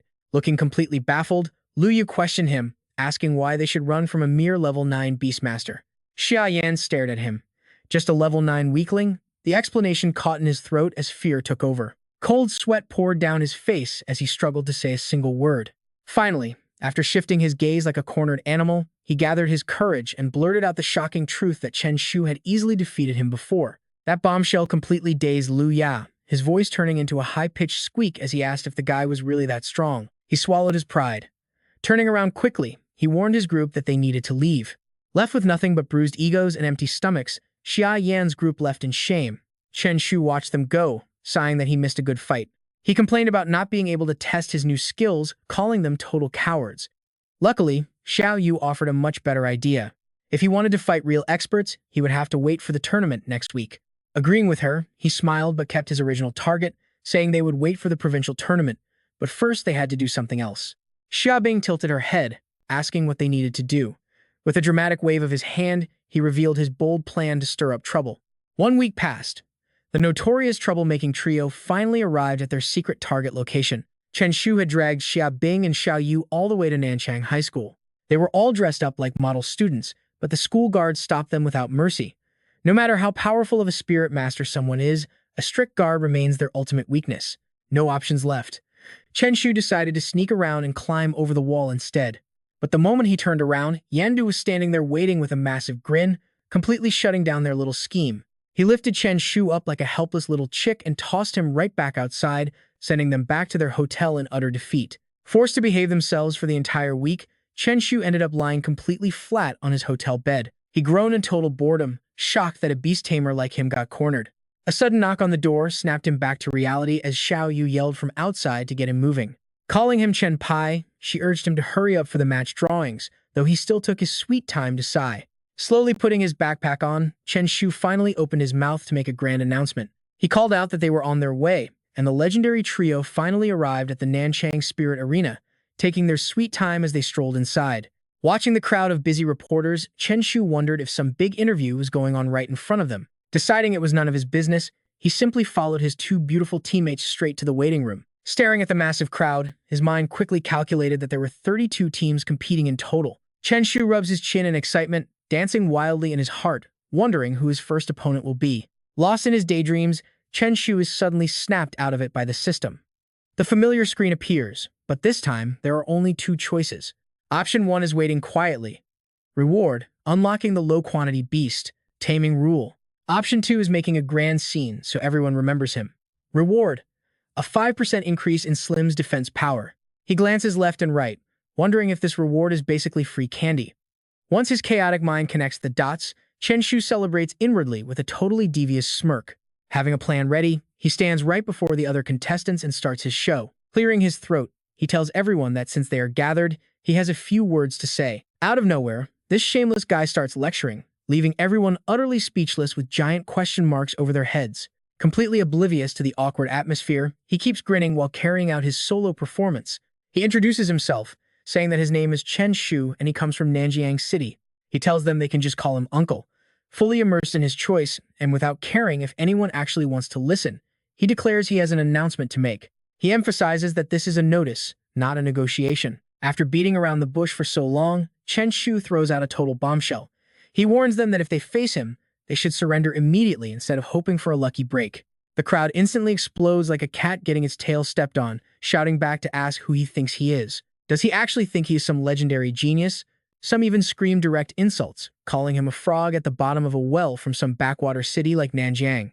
The only person who does not have an extreme reaction is Xie Yan, who only lets out a silent sigh. Such harmless insults do absolutely nothing to affect him anyway. Worse still, Chen Shu drags him in as a witness, reminding everyone that while they are all geniuses, life is always more important than pride. Xia Yan knows this truth all too well. Chen Shu walks right up to the cowering boy to egg him on, telling Xia Yan to quickly teach everyone some safety rules. A familiar wave of terror paralyzes him, leaving him only able to stutter out a few broken words. The other students are completely dumbfounded watching this shocker of a scene. Right now, they all share the exact same thought. This has to be some kind of threat, but who could possibly intimidate him? They frantically swap glances, pointing straight at the show-off next to him. Could it be that he actually lost a fight and was beaten by this Chen Shu? When the system announces that Slim's defense power has increased by 5%, he rubs his chin. He notes that these guys are so easy to impress if a simple stunt like that could leave such a deep impact on them. This little interlude is soon cut short by the speakers, calling all contestants to draw lots and decide their opponents. A sinister grin spreads across his face, his heart bursting with excitement for his glorious future. The real battle has finally begun. Chen Shu decisively leads his team forward. Bursting with fighting spirit, the three of them step into the arena and head up to the stage to draw lots. Soon it is Chen Shu's turn to reach into the box, while Xia Yan watches anxiously from behind. Praying not to draw his team, Xia Yan shakes like a leaf, which gets him some very strange looks from the people around him. Is he really that terrified? Well, what must come will come. Chen Shu pulls out his slip to read it. A devious, suspicious grin slowly spreads across his face. Chen Shu glances back at Xia Yan, speaking in an eerie voice that sounds like it came straight from the underworld. He remarks that they are truly brought together by destiny. Filled with absolute despair, Xia Yan screams silently at the heavens. Is this really happening? Lu Ya steps up to pat his shoulder, telling him to be confident since this is a team match and a single strong player cannot carry the game. Hearing this, Xia Yan tries his best to pull himself together and regain his fighting spirit, promising to defeat him. Even after finishing, Chen Shu does not forget to give his opponent a friendly killer gaze. Before long, it is Jia Shu's turn to draw. He sports the exact same devious grin Chen Shu had earlier, while Tan Chu grimaces in absolute disapproval. Now, Chu Zi picks up the mic to summarize the results. With the drawing complete, tomorrow the beast taming battle will officially begin. He urges all contestants to prepare themselves and show off the pride of their respective cities. Chen Shu's team is absolutely radiating determination, contrasting sharply with Xia Yan, who is still frowning in deep misery. When everyone finally heads home, what are the odds that these two rivals would cross paths yet again? His competitive side flares up as he gives a provocative smirk, which gives Xia Yan total goosebumps. He quickly runs off, avoiding him like the plague. He yells to let him through, while Xia Bing asks Chen Shu anxiously how they will handle things tomorrow since she has no chance of beating Xia Yan. He immediately flashes a thumbs up to boost her spirit, assuring her that with him around, quote, this finally gives her some peace of mind. Time flies by, and the next day at the arena, Wang Qing stands before the contestants to deliver his speech. He warmly welcomes everyone. The annual Southern Merchant Tournament is here, and he hopes everyone brings their absolute best. But after just a few brief sentences, the speaker quickly wraps up his opening speech. Without wasting any more words, he declares the tournament has officially begun. Over in the competitors' seating, they watch Wang Qing on the massive projection screen. Chen Shu gathers info and realizes the man must be at least gold tier. Right then, Jia Qi and Cao Yuan step up together to explain the regulations and officially announce the rules of the match. The tournament focuses on team battles, emphasizing coordination, and next up are the massive prizes on the line. He explains with absolute passion, his sunglasses practically flashing in the light. The champion team will receive 3 chances to choose designated skills, even below gold tier works, plus a massive cash prize of 100 million Huaxia coins as Cao Yuan goes on to list even more rewards. The runner-up prize offers 1 designated skill selection, along with 50 million Huaxia coins. Third place walks away with 30 million Huaxia coins. As the announcer speaks, Chen Shu's eyes light up and he practically starts drooling over these insane rewards. Wrapping up the rules, Cao Yuan makes a booming announcement. They are officially kicking off round 1, matching Nanjing City against Daxing City. The crowd goes absolutely wild, chanting cheers for Nanjiang City to take the win. They yell for the Nanjiang Beast to crush Daxing City. The big moment is finally here, and Chen Shu's trio stands up in unison. The very first matchup features Chen Shu's team facing off against Xia Yan's squad at Dueling Arena in Nanchang City. Xia Yan mumbles to himself to stay confident, though his body is visibly trembling as he repeats that he can definitely win this. While the opponent is still muttering, Chen Shu begins his summoning. Brilliant golden mana, bright as the sun, radiates from his hands. His slime instantly emerges, swelling up to a colossal size. It glares menacingly at Xia Yan as if asking if he honestly thinks he can win. Seeing that massive slime completely kills Xia Yan's confidence, leaving him stuttering in disbelief, wondering how he is supposed to fight a giant monster like this. The creature shifts, sending tremors through the arena and shocking the entire crowd with its brilliant golden glow. The fans in the stands stare with wide eyes and open mouths. Its aura is simply too overwhelming to be some basic F-rank contract spirit. Seriously, textbook knowledge is completely useless. Real combat is the only true way to measure strength. Over in the VIP booth, Sha Hao watches the feed in utter disbelief, turning to ask the minister if that thing is seriously just a slime. Slipping into his analytical mindset, he notes that golden variants typically fall into 2 categories, one of which possesses rare light element talents. After a closer look, Sha Hao concludes the other category focuses entirely on defense, which is clearly what they are seeing on stage right now. Its massive size is its primary attribute. If he is guessing correctly, it possesses a rare gigantification skill at an incredibly high tier. He shakes his head, refusing to believe it could actually be a level 8 gigantification skill. But he quickly refocuses on the arena, wondering if the kid unlocked a god-tier skill at level 1 and if every subsequent level up coincidentally upgraded that gigantification ability. Xiahao narrows his eyes, his eyebrows furrowing deeply in intense concentration. It seems this kid named Chen Shu is hiding a major secret, prompting him to immediately consult his superior. He asks the minister if they should investigate the boy, and Wang Qing immediately tells him to do so. While Chen Shu's smug face flashes on the screens, look at that, the system throws a massive curveball at him on the battlefield. The system displays a list of choices for Chen Shu. Option 1 is to reach the top 16 in the provincial tournament. The reward is a massive boost to his taming power. Option 2 is to reach the top 8. He gets an extra brutal body slam skill, leading to option 3. Reach the top 4 to get a bloodline evolution for his slime, or option 4 to take first place in the province.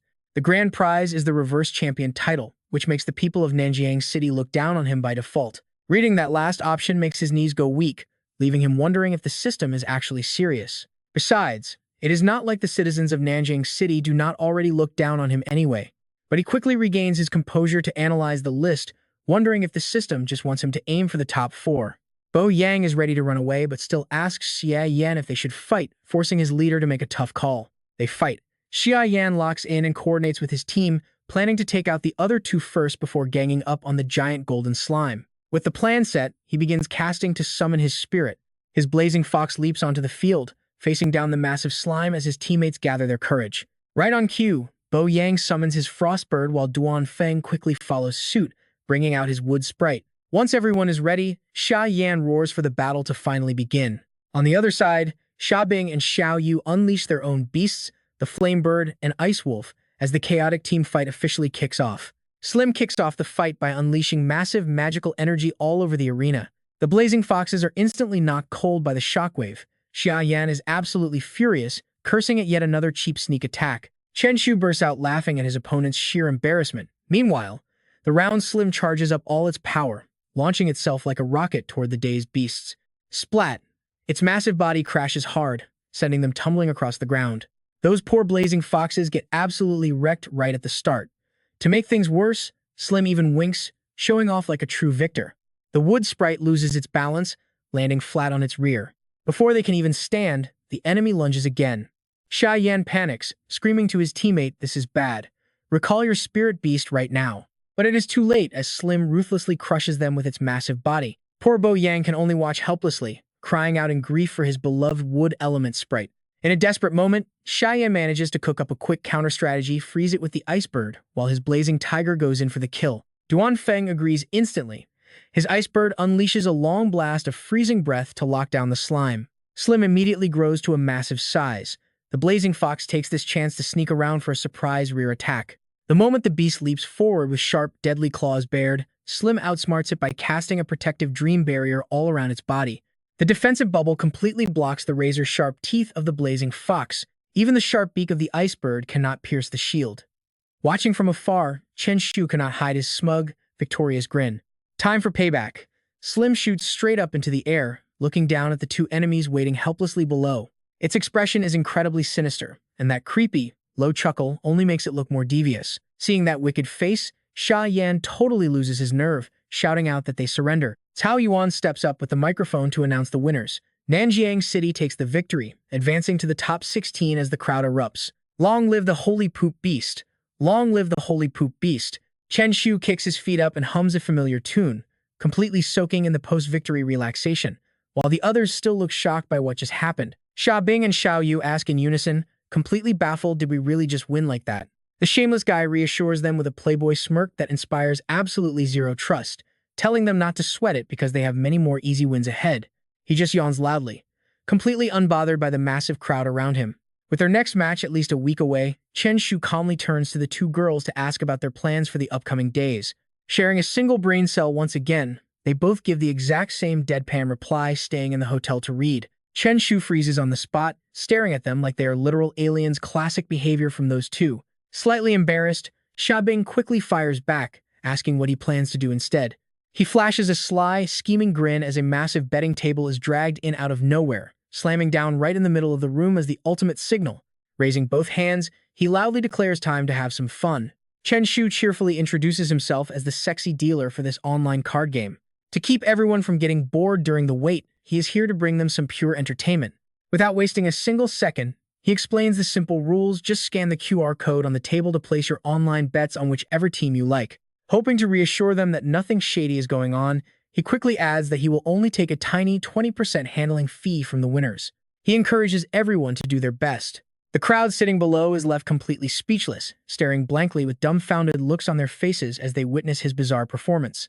Chen Shu pats his chest, firmly declaring, "Do not worry. If anything goes wrong, the Nanjiang Menace will take full responsibility." Suddenly, he flips his attitude entirely, threatening the crowd in a deadpan tone, "If anyone dares report me for a violation, I will hunt you down and beat you to pulp." All of a sudden, the sharp and urgent voice of Wang Qing echoes out. He calls out for Chen Shu to step outside for a quick chat, but his jaw drops when he sees the massive betting table right in front of the door. Exploding in pure rage, he roars, "Pack this trash up right now." The elder strictly warns the troublemaker that another stunt will get him disqualified and sent to the Spirit Patrol Bureau, while Chen Shu quickly raises his hands in innocence. Claiming total innocence, he shrugs, and although the elder is furious, he does not want to waste any more time. Once they are both seated, Wang Qing gets straight to the point, saying he has a question to ask. Chen Shu casually sets his price 100,000 Huaxia yuan per question, no bargaining. He is completely speechless at the boy's shameless, playful attitude.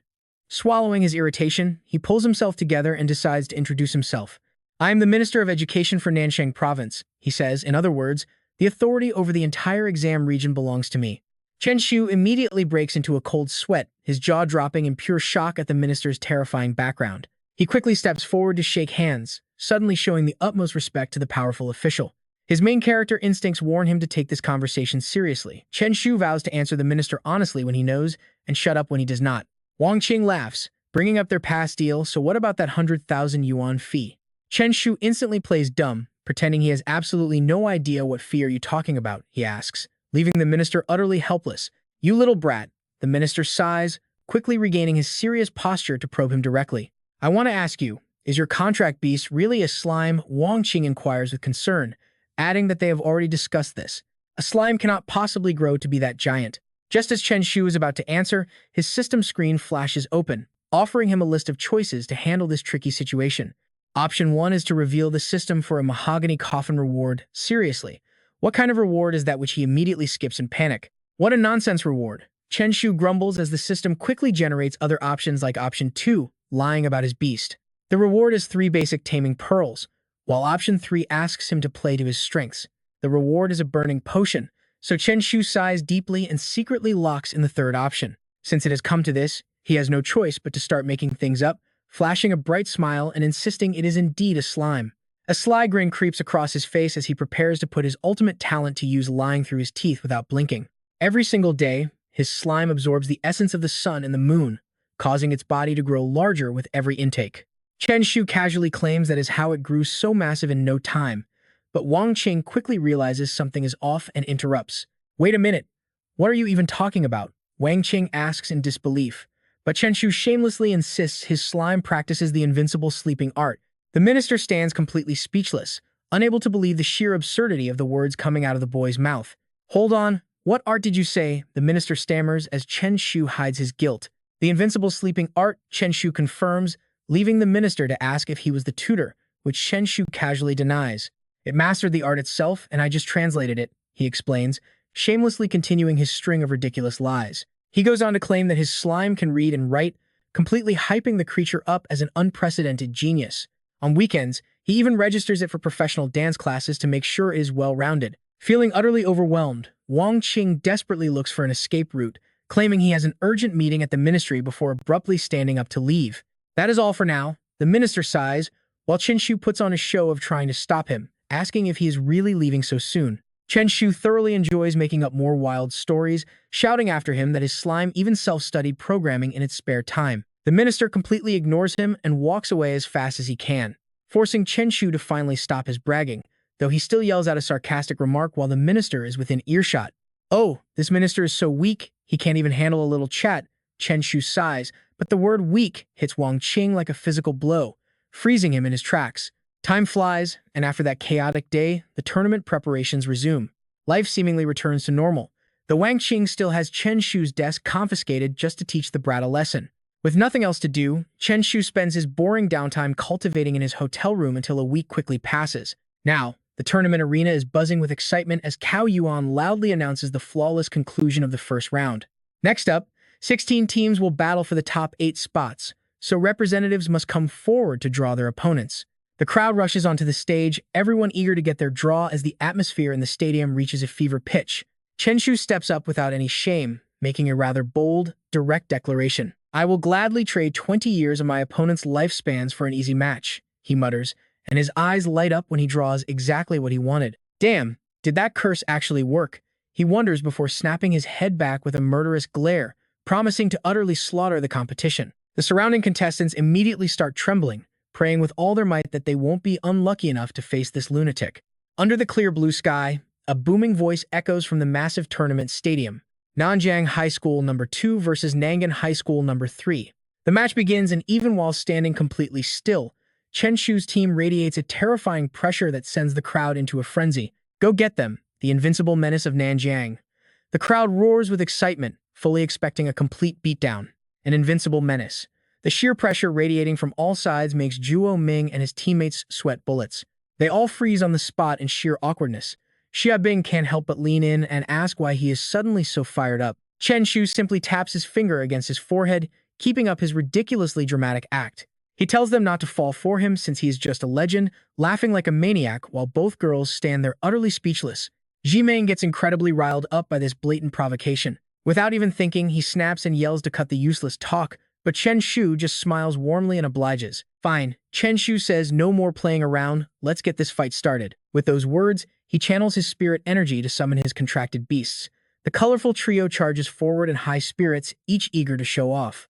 The lineup leaves him a bit flustered, forcing him to double-check that B-rank Ice Wolf. Zhuo Ming suddenly gets incredibly optimistic, giving a thumbs up and hoping that they actually stand a chance. His 3 contracted beasts strike a fierce pose, desperate to salvage their master's pride. Chen Shu drops his playful attitude and gets serious, instructing Xiao Yu to hold down the leopard while Xiaobing's Ice Wolf covers Xiao Huang.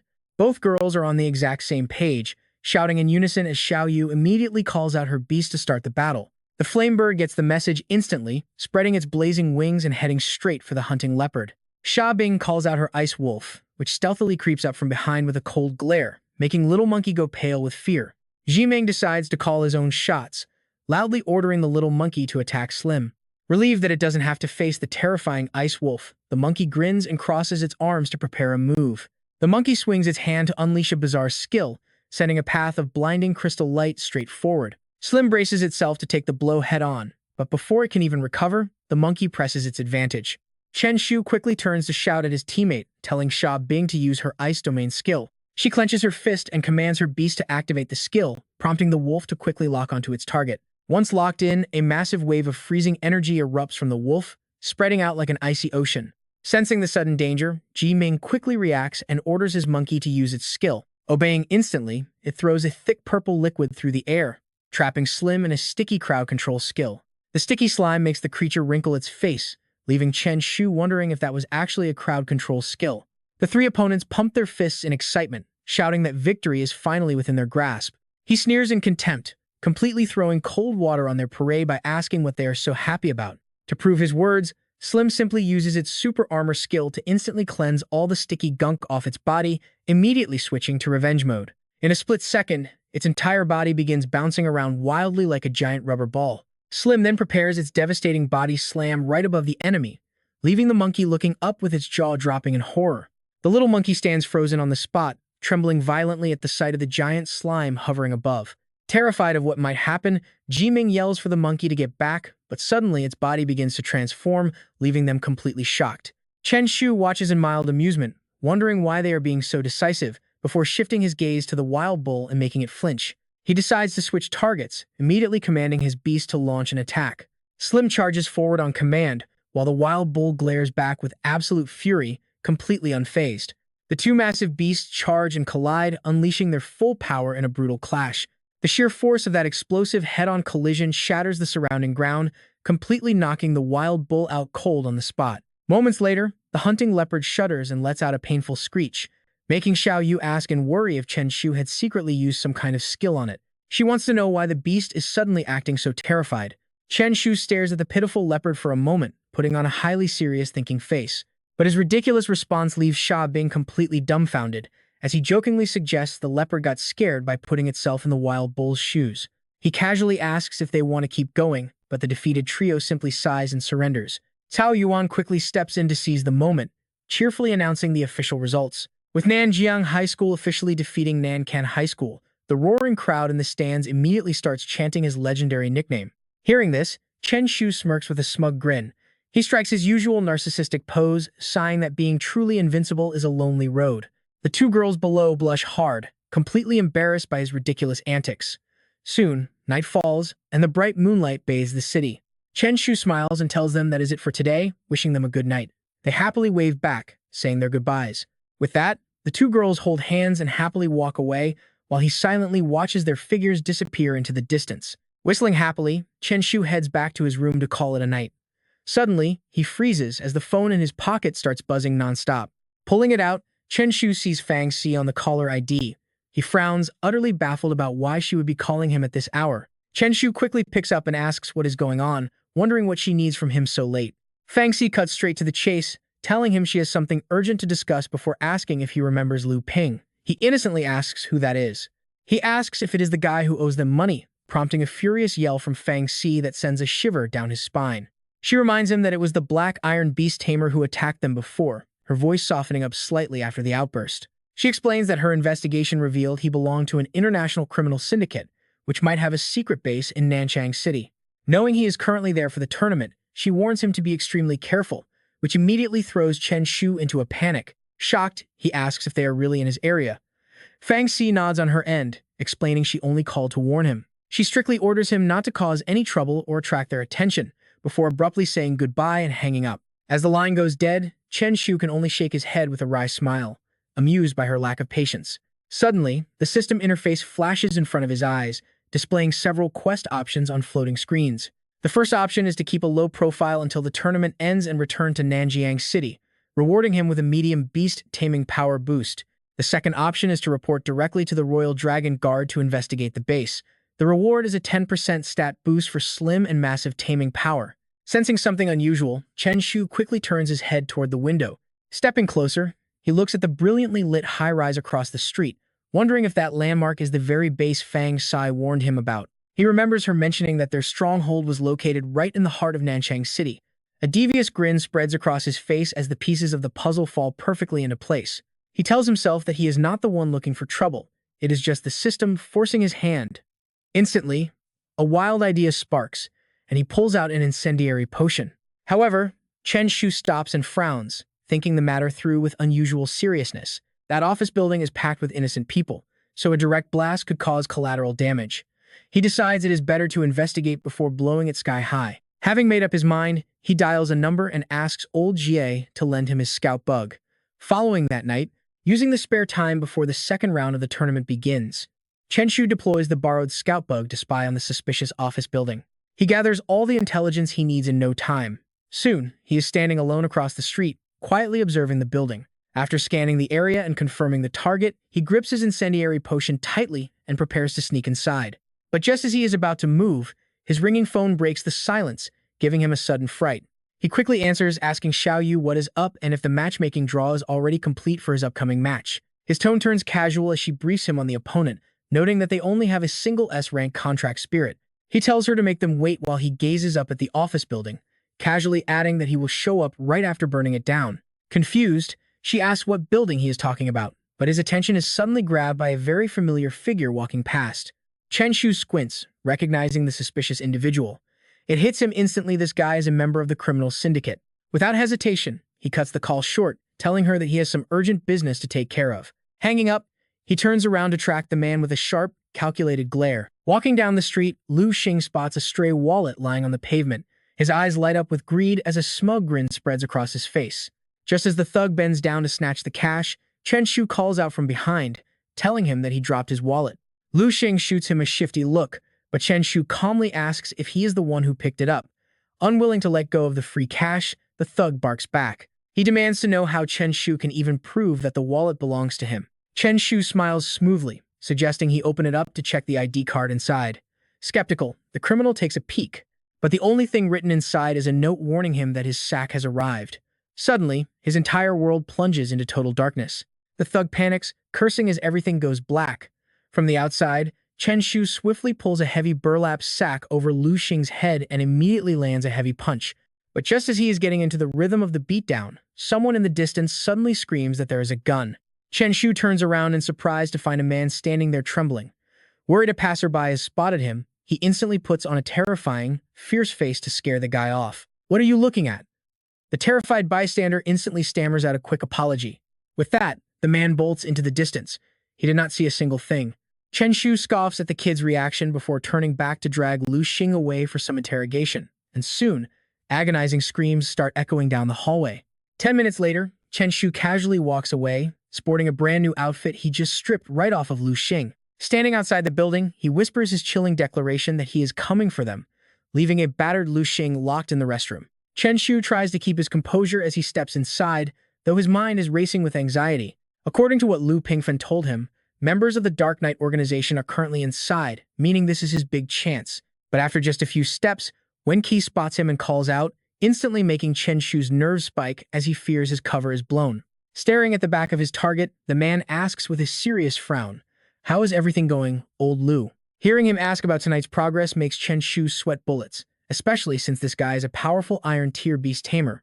Seeing him stay completely silent, Wen Qi presses closer to ask if the escape routes for the active agents have been secured. He keeps asking about the follow-up tasks, his nagging voice firing off so fast it sounds like a high-speed rap battle.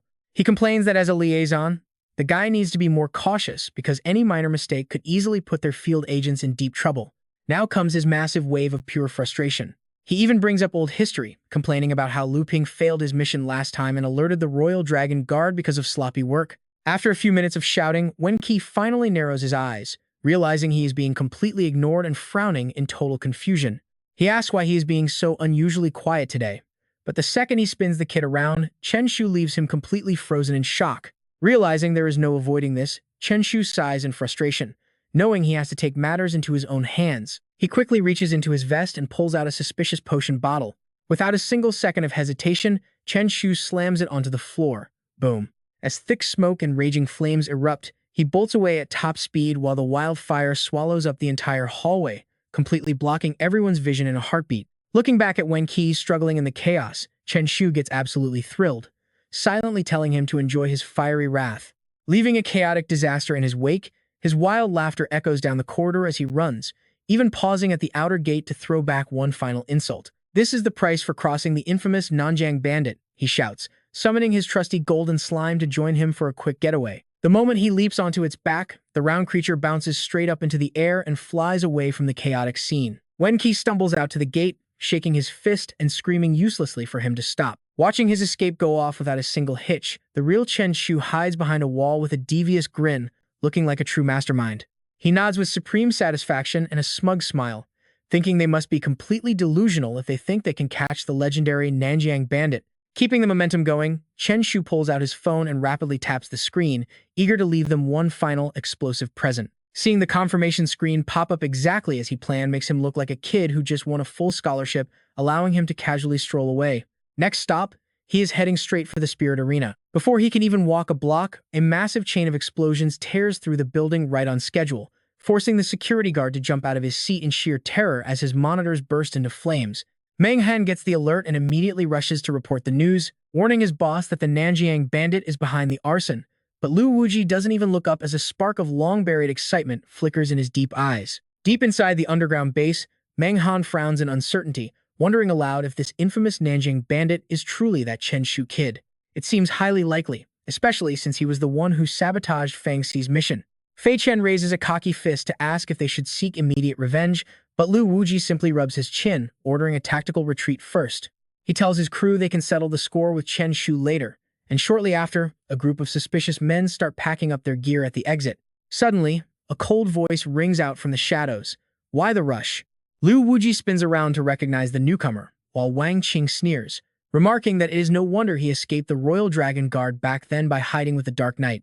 He could never forget Lu Wuji's past crimes, especially that time he hunted down his silver-tier Beast King. And that wasn't all. since the maniac even went as far as luring the beast directly to the Spirit Suppression Bureau. His methods were pure evil, using the chaotic clash between the beasts and the Spirit Suppression Army to mercilessly slaughter all the surviving soldiers. Wang Qing grits his teeth to suppress his boiling rage, muttering that after 10 long years, his vengeance is finally within reach. Wu Ji still carries that arrogant look, but he is simply no match here. Wang Qing points toward the sky, revealing that he was only stalling for time. He cold smiles and shouts that his real opponent is waiting right above them, signaling the governor to make his move. Cold sweat pours down Wu Ji's face as the majestic heavenly ice phoenix king slowly descends from the clouds, radiating an icy, oppressive power. This one-eyed man is the governor of Nanxing province, the sole king-class beast tamer in the entire region. Panic takes over as Wu Ji watches the massive ice phoenix dive straight toward him, screaming that he needs to escape immediately. But Wang Qing anticipates the retreat, asking if he really thinks he can run, before immediately locking down the entire surrounding area. With his escape route completely cut off, Meow Meow suddenly pops out and lets out a sharp cry.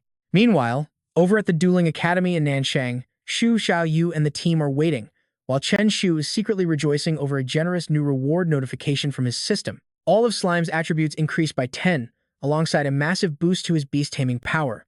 But Chen Shu is utterly baffled when he notices the sour expressions on his two female friends' faces, and his classic, ridiculous overconfidence immediately begins to flare up again. He asks if they are stunned by his good looks, but Xu Xiaoyu gets straight to the point. She demands to know if he caused the skyscraper fire, while back at the scene, all of the criminals have finally been rounded up. Sheng Jun finally lets out a sigh of relief, glad that they have brought these troublemakers to justice. He suddenly turns around to ask if they know who reported the crime and set the building on fire, and Wang Qing immediately thinks of Chen Shu. As the captured criminals are being carted away, Wang Qing shakes his head, realizing that his wild theory is probably impossible. After all, there is no way a simple high school student could ever wield that level of destructive power. He politely tells Sheng Jun that he does not know yet but will investigate, and Sheng Jun decides to let the matter rest. Sheng Jun leaves the rest in his hands before taking off into the sky on the heavenly ice phoenix king. Wang Qing quickly orders a discreet background check on Chen Shu while back on campus. The boy approaches his classmates as they whisper among themselves. Xia Bing still finds it hard to believe, wondering if he could really be the one behind that skyscraper chaos. Xu Xiaoyu trusts her gut, stating she is certain he did it, just as Chen Shu walks up completely oblivious to what they are talking about. He asks what they are talking about and which building they mean, causing them to whip around at the sound of his voice. Xia Bing greets him first, but she is still highly suspicious and asks him directly if it really was not his doing. Xu Xiaoyu scoffs and calls Xia Bing foolish for believing a single word that comes out of the mouth of the Nanjiang bandit. She adds that he literally announced his plan to burn the building, but Chen Shu just chuckles, claiming he only wanted to warm things up in this chilly weather. He quickly ushers them along, saying they need to head over to the match before they end up getting disqualified. He smugly tells himself that as long as he never confesses, nobody can ever pin the blame on him. The battle arena is fully set up, and the two announcers take the microphones to fire up the crowd. They announce the highly anticipated matchup between the infamous Nanjiang Bandit and Nanshang High School No. 5, urging the entire crowd to keep their eyes glued to the arena. Turning toward where Chen Shu is waiting, the announcer officially invites the legendary bandit onto the stage. The trio steps forward with supreme confidence as the roaring crowd goes absolutely wild, chanting the bandit nickname in a thunderous wave of excitement. The referee quickly signals the start of the match, and Chen Shu's team immediately summons their battle beasts onto the field. A spectator in the stands gasps in sheer shock, asking how on earth that creature managed to get so massive. Others argue that even hormones couldn't cause such rapid growth, wondering if the beast was literally pumped full of hot air. While the opponents tremble in fear at the sight, their leader, Han Yi, remains incredibly cocky, finding the whole situation rather amusing. Chen Shu politely offers them the first move, but Han Yi steps forward and raises a hand to call for a quick pause. Han Yi points straight at Chen Shu, demanding a one-on-one duel to settle the score. Undeterred, Chen Shu wonders if the guy has unlocked some hidden trump card, before happily accepting the challenge. With the solo match locked in, Han Yi briefly thanks him before immediately channeling his energy, fully prepared to strike at any second. As soon as the words leave his mouth, a stunning female shadow elemental is summoned onto the battlefield. Chen Shu's eyes flash with sheer amusement, staring at Han Yi as if already counting down his final seconds. An S-grade dark elemental is impressive, but it is a shame he had to run into Chen Shu today. With a flick of his wrist, golden beams of light instantly gather around him as he points his arm straight ahead, warning his opponent that running into him is an absolute death sentence, his freezing tone sending a sudden chill throughout the entire arena. Han Yi shows absolutely no fear, bursting into a loud laugh and tossing back a provocative challenge of his own. He tells him to bring it on, and with that final challenge, his dark elemental charges straight ahead to attack. The slime is summoned and stands ready for battle. The dark element roars, opening its mouth to spit out a beam of violet energy. Han Yi sneers, his eyes filled with his natural arrogance. He thinks Chen Shu is about to be completely finished. The purple beam erupts, spiraling directly toward the slime without hesitation. Chen Shu glances at the attack, a contemptuous smirk forming on his face. Chen Shu wonders if this is his opponent's trump card, but it is nothing special. He snaps his fingers to issue a decisive command. Reacting instantly, the slime charges straight at the enemy using its newly activated dash skill. But mid-charge, the energy ball suddenly bends, completely freezing the slime before it can even dodge. Chen Shu stands still as his mind races with questions. This rare locking skill is designed to stall until the slime completely burns through its abilities. Seeing the dark element cornering his slime, Chen Shu gets so frustrated that he suddenly shouts out. The slime is still speeding ahead when its master calls out, prompting it to halt instantly mid-air and spin around. Han Yi looks completely baffled, but then a realization hits him. Why did it stop? Did Chen Shu just give up? Victory is finally within his grasp. He claps his hands and grins like he's watching his favorite show talk about celebrating a win way too early. Chen Shu glances at Xia Bing, whispering that she knows exactly what to do. Without hesitation, she immediately catches on and yells for her frost wolf to move. The beast leaps forward, absorbing the full force of the dark element.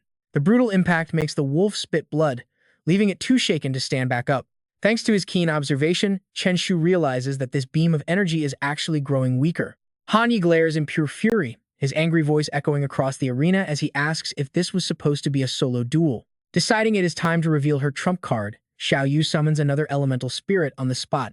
Her flamebird erupts in brilliant fire, launching a non-stop barrage of fireballs straight at the dark element. While the enemy is distracted, the slime seizes the chance to counterattack from behind. It charges forward and instantly pins the dark element face down to the ground. The dark element is badly injured, coughing up blood with a look of pure agony. The entire arena falls dead silent. Spectators watch with jaws dropped after witnessing such an unexpected turn of events. Flushed with rage, Han Yi points at Chen Shu, screaming that he is playing dirty. Chen Shu puts on an innocent face, raising his voice playfully as he denies it, claiming he really is fighting a solo match. Then he casually gestures towards Xia Bing and Xiao Yu, his face wearing an incredibly sly grin. He claims the three of them fighting him alone is perfectly fair, before turning to ask the host, Cao Yuan, what he thinks. An embarrassed look crosses Cao Yuan's face, leaving him with a very awkward smile. Not knowing how to answer, the host quickly turns to the crowd and shouts, asking the audience what they think. The entire crowd erupts as if on cue, chanting in unison that the brutal Beast Tamer is absolutely incredible. Gripping his microphone tightly, the host hypes up the crowd, teasing that it seems everyone already has their answer. Cao Yuan raises his hand with great energy to announce the final results between Nanjiang High School No. 5 and Nanjiang High School No. 2. Nanjiang High School No. 2 wins. Chen Shu turns to the crowd, raising both hands to celebrate as the audience cheers wildly. Xia Bing still cannot believe they won so easily, hesitantly asking if they are really that strong. Chen Shu tilts his head to look at her, a smug smile curling on his lips. He notes that combat can be that simple sometimes. As the sun begins to set, Chen Shu bids them both a casual farewell. After parting ways with them, he puts his hands in his pockets, strolling away while humming a cheerful tune. But before he can go very far, his feet freeze, and his eyes widen in shock at the sight before him. Recognizing the person walking straight toward him, the name Wang Qing instantly flashes through his mind. Chen Shu immediately snaps to attention, raising his hand in a crisp military salute to greet the minister. Wang Qing frowns, staring intensely at him before asking if Chen Shu was the one who sent him that text message. The clueless boy is quickly grilled by the minister about whether he set the skyscraper on fire. Chen Shu quickly clasps his hands, bowing his head to confess before looking up to launch into an endless explanation. He claims he was using the restroom nearby, felt his rear burning, and thought it was hemorrhoids, only to find a raging fire. Cutting him off immediately, the minister raises his hand as his face darkens with pure annoyance, telling him to stop. He warns Chen Shu that he has no time for jokes, demanding the truth as the boy raises his hands in surrender. Then, turning serious, Chen Shu explains that he saw the epic battle, questioning how a fire even the governor couldn't extinguish could be normal. Slime flashes in his mind as he continues, furthermore, my slime has all attributes, meaning it basically has none and cannot cause serious damage, so there is no way it could make a fire that big. This arson clearly has nothing to do with me. Chen Shu looks completely serious, determined to prove his innocence, declaring that while he can be framed, justice will always prevail. Wang Qing listens, almost moved to tears by his melodramatic story, and then he pats his shoulder and slowly walks off, offering a final word of encouragement to do his best in the upcoming match. He stands still, watching his figure slowly disappear into the distance. Letting out a long sigh of relief, he folds his arms and realizes he cannot wander around anymore, and instead must check the effects of his system enhancement pack reward. As Chen Shu happily skips away, Wang Qing suddenly stops in his tracks, pulling his phone from his pocket to make a quick call to Wu Shuang. As soon as the other side picks up, he quickly asks if Chen Shu is indeed old Li's student. The evening sun casts long shadows, painting the entire beast taming hall in a peaceful, golden-brown hue like an ancient filter. Walking with his hands in his pockets and taking large strides, Chen Shu beams as if he just hit the jackpot. While chilling, he suddenly gasps in shock as a glowing green system screen appears before him, displaying the words Bloodline Evolution. Instantly, both he and Slime wear hilarious faces, eyes sparkling with sheer joy at the prospect of gaining a triple S rank. Suppressing his inner excitement, Chen Shu quickly reaches out to tap the button and claim his reward. Once activated, Slime squeezes its eyes shut, waiting for the upgrade to take effect as it puffs up and falls asleep like a steamed bun. Blinding halos of light flash all around them, forcing him to step back and shield his eyes.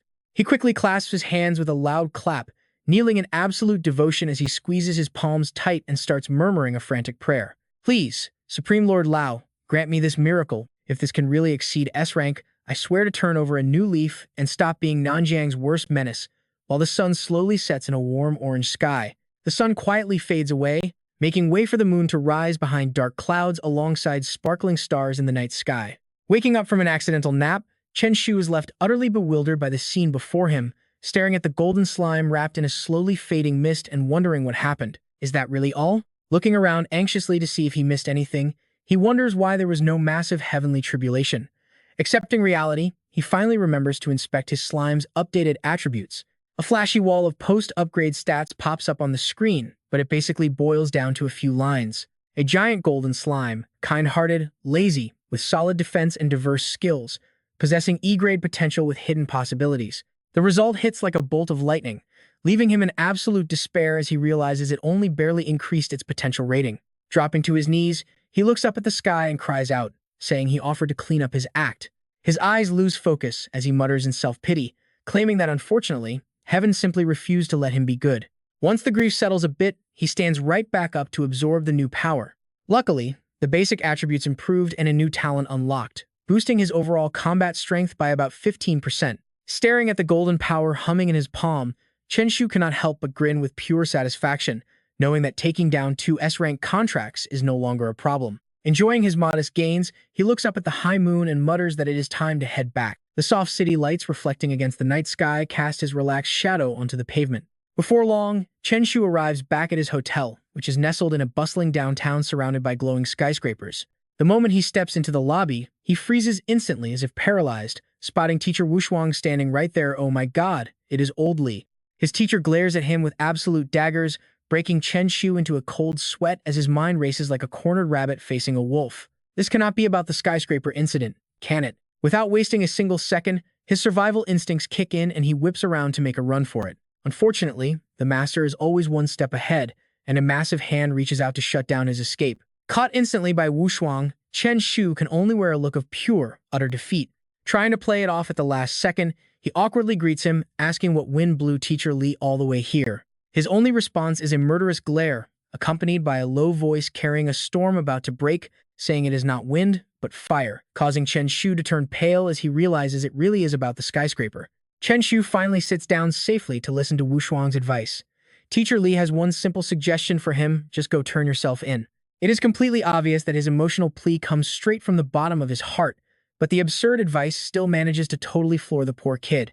And since he only disturbed public order and burned down a building, his sentence would only be 20 to 30 years at most. The teacher gets so emotional he almost cries, delivering a tragic farewell speech.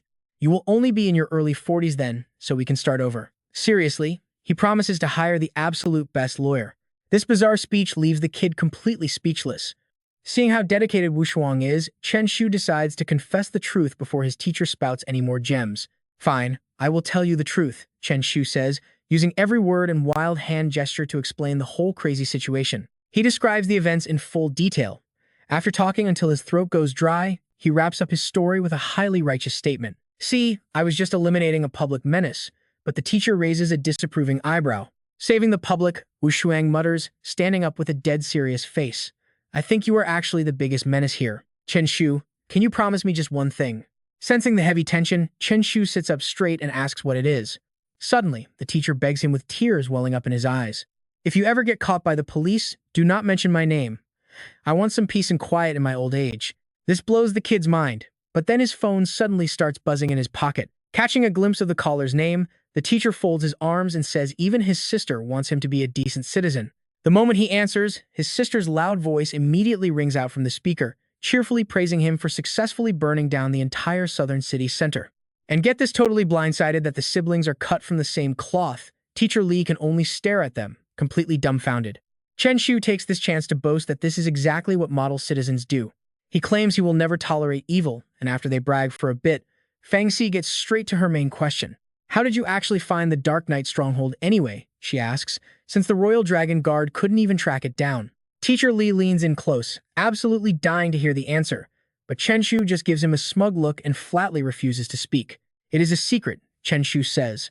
She is not disappointed, but she still gives him a friendly warning. She tells him to stay alert in case the Dark Knight comes for revenge, but he confidently replies that if the guards cannot find him, neither can the villains. Hearing this, his sister feels much better and quickly says her goodbyes before hanging up. Looking up, the boy asks why his teacher is sitting so far away. The teacher seems to have jumped to his own wild conclusions, frowning deeply as he asks if it was his sister who ordered the attack.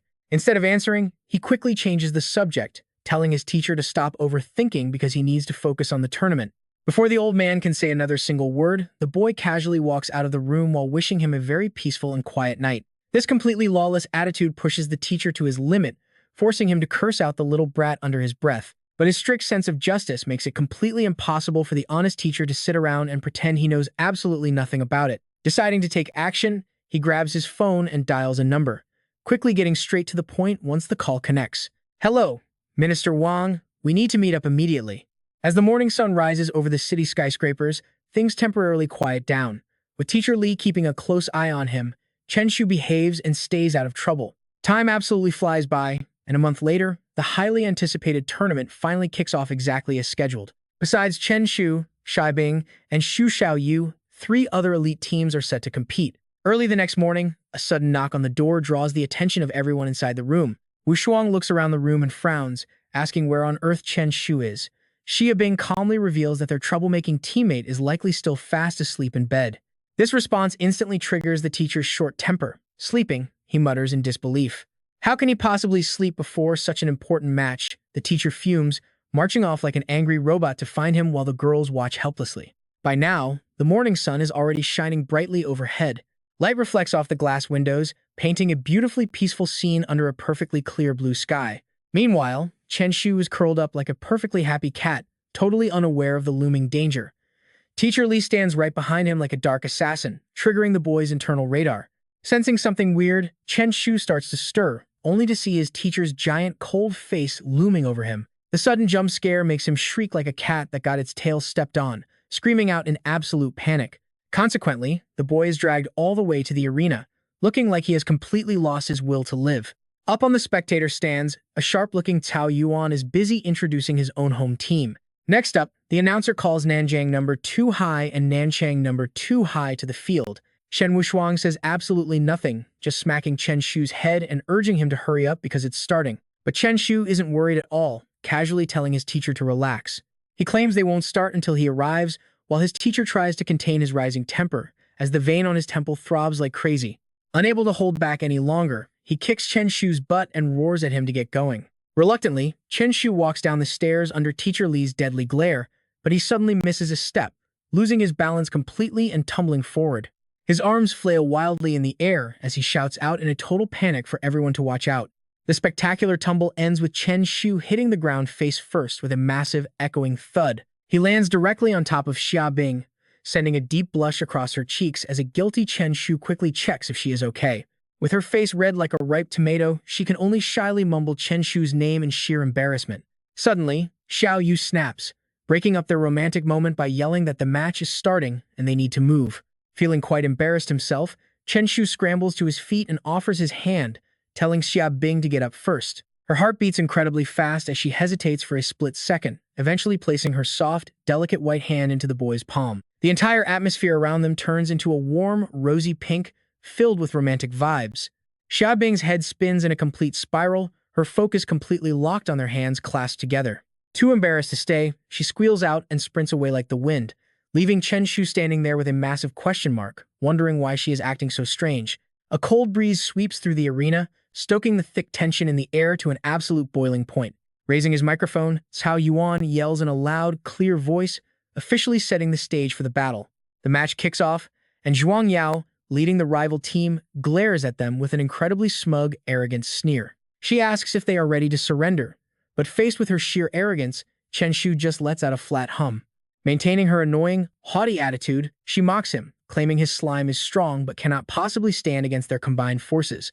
But Chen Shu is not one to be easily fazed, simply responding with a cool, indifferent shrug. Immediately, the rival team summons their 3 contract beasts onto the arena floor, and Zhuang Yao cannot even hide the smug, self-satisfied grin on her face. She gloats at them, while Chen Shu and Xiao Yu trade a quick glance, spotting a rare plant-type contract beast. It turns out to be a healer type, prompting both of them to instantly channel their mana and summon their own beasts to the fight.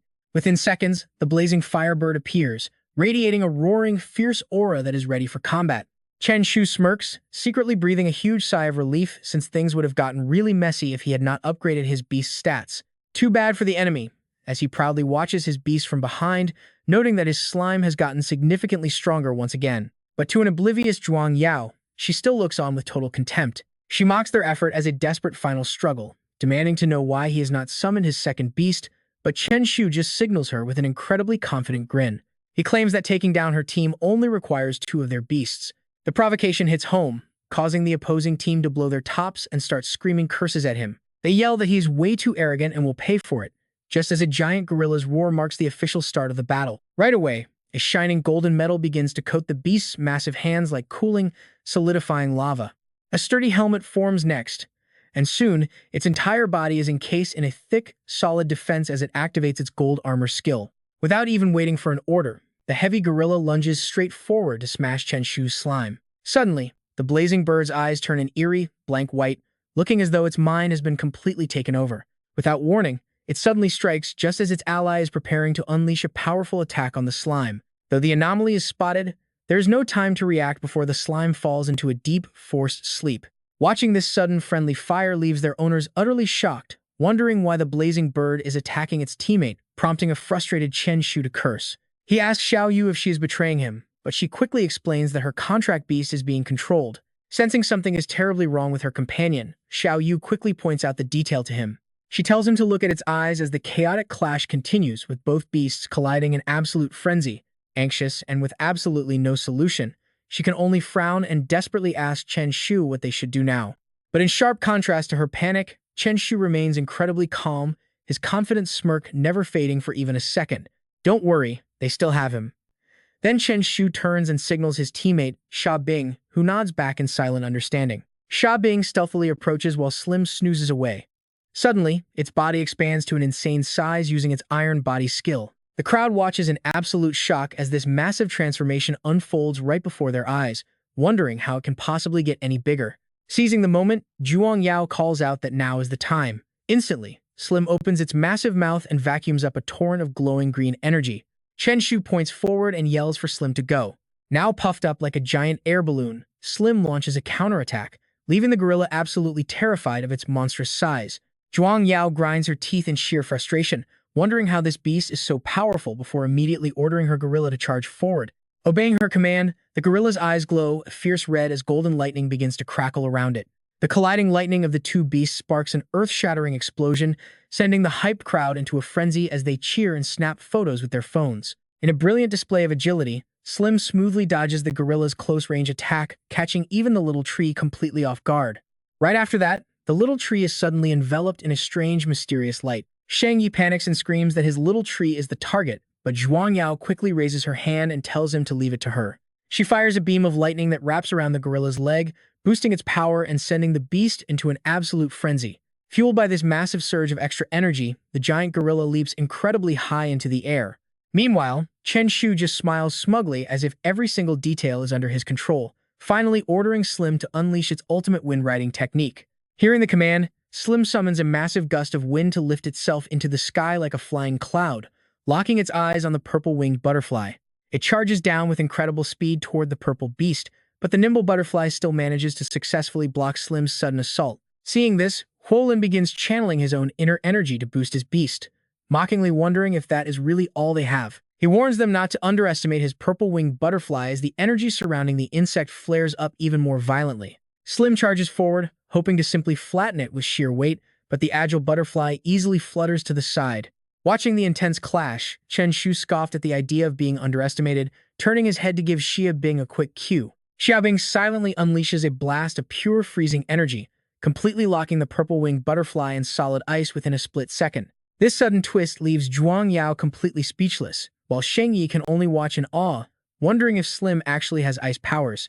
Huo Lin immediately yells that something is wrong, telling them to look at its mouth, where Xiao Lang has somehow been hiding this entire time. With Xiao Lang safely tucked inside its mouth, Slim drops down and completely crushes the frozen butterfly with its massive weight. Victory goes to Chen Shu's team as he pumps his fists in the air, celebrating their hard-earned win. Later that evening, Chen Shu's group joins Wu Shuang at a lively barbecue stall, clinking their glasses to toast their big win in the semifinals. Xiao Yu raises her glass and offers a sincere compliment, telling Chen Shu that he really is talented. She sighs in awe, admitting he is way stronger than them, though he just humbly waves it off, asking what talent she is even talking about. He claims they all know what his real gift is, which immediately prompts Wu Shuang to ask if he means his talent for committing crimes. Chen Shu frowns while chewing his meat skewer, complaining that calling it a crime talent just sounds plain terrible. He quickly changes the subject, asking when the finals are because he is already looking forward to going back to Nanjing. He closes his eyes to savor his food, mentioning how much he misses his old friends, which instantly makes everyone else turn pale. They vividly recall his outrageous pranks, especially that time he played dirty by sneaking up and throwing a sack over someone's head. He had laughed so triumphantly back then, prompting Xiao Yu and Mu Bai to gently suggest that his friends might not actually miss him. Even so, he proudly lifts his chin, asking how they could not miss the most charming male god of Nanjing High School. Wu Shuang and Xiao Yu just exchange tired looks, while Xia Bing smiles gently, explaining that they will probably have to wait a while for the finals. She goes on to say, since the defeated teams still need to play each other to determine the final rankings, the championship round is scheduled to officially kick off around mid-May. Hearing this, Chen Shu realizes that by then, the big college entrance exams will be right around the corner. Resting his chin on his hand, he calculates his progress, knowing that gaining beast taming power through sleep every day should get him to black iron rank before the exam. He lets out a devious smirk, which does not go unnoticed by a very suspicious Wu Shuang. With the provincial tournament and his upcoming exams looking secure, everything is going perfectly, though he suddenly gets the urge to prank Wu Shuang again. Turning to him, Chen Shu casually asks Teacher Li for laxative recommendations, specifically a powerful kind that leaves the target completely helpless, causing the older man to jump. Terrified, he asks what Chen Shu is up to, wondering if he intends to drug Nanchang No. 2 High School. He waves his hands in denial, trying to look innocent. But Wu Shuang is not having any of these underhanded tricks. The teacher snaps and lets out a curse. Damn it, the teacher snaps, asking why Chen Shu cannot just use his brilliant brain for something actually decent. Why does he have to be so difficult every single day? Chen Shu just ignores the lecture, completely unfazed as he pouts. To him, there are thousands of ways to win. He just prefers a more creative approach. Then he boldly picks his nose just to mess with Wu Shuang, totally confident in his own bizarre and completely legal path. This only drives the teacher mad, causing him to raise a shovel to teach the kid a lesson. No way, Wu Shuang yells, threatening to bury Chen Shu alive right then and there if he does not finally admit defeat. Fine. Chen Shu quickly agrees, offering Wu Shuang a plate piled high with hot, freshly grilled meat skewers. Have some skewers, teacher, Chen Shu offers. But this sudden peace offering only makes Wu Shuang put his guard up. Wu Shuang knows he needs to keep a very close eye on Chen Shu from now on. While the boy whistles happily on the way back, the teacher whispers to Xia Bing that he has to step out for a while. Xia Bing, Wu Shuang warns, telling her not to fail his absolute trust. She politely nods and reassures him, promising that she understands and that he can rest easy, because she will keep a very close eye on the troublemaker. The teacher silently hopes that restoring the reputation of Nanjing City depends entirely on how well she can handle this task. Morning sunlight slowly filters through the towering city buildings. Inside a cramped room, Chen Shu keeps his eyes glued to his phone screen with intense focus, looking like a scholar deciphering ancient texts. His eyes spark with excitement when a hospital icon finally pops up on the map. Found it, Chen Shu thinks, locking onto the coordinates. He knows exactly where the explosives are. A sly, mischievous grin spreads across his face, looking exactly like a classic cartoon villain preparing to unleash absolute chaos. He puts his phone away and plans his moves, knowing Teacher Li is currently gone. Nobody can stop him now. He grabs his heavy backpack, ready to head out. But the moment he reaches the door, Chen Shu freezes, letting out a soft gasp as Xia Bing suddenly blocks his path. He stares at her, highly suspicious of her sudden appearance. "Why are you still awake, Xia Bing?" he asks. Blushing as red as a tomato, she can barely stammer out her reply. "The teacher told me to keep an eye on you," she mumbles, explaining why she was listening for any noise. Chen Shu, though slightly confused, immediately notices her bizarre behavior. "Why is your face so red?" he asks, stepping closer to inspect her. He genuinely wonders if she has come down with a sudden fever and needs help. He reaches out, intending to press his hand against her forehead for a quick, old-school temperature check. But Xia Bing flinches, stepping back and denying everything. With his emotional intelligence completely offline, Chen Shu notices her ears are also bright red and gently pinches her earlobe. The sudden, intimate touch catches Xia Bing completely off guard, making her stumble backward in sheer embarrassment.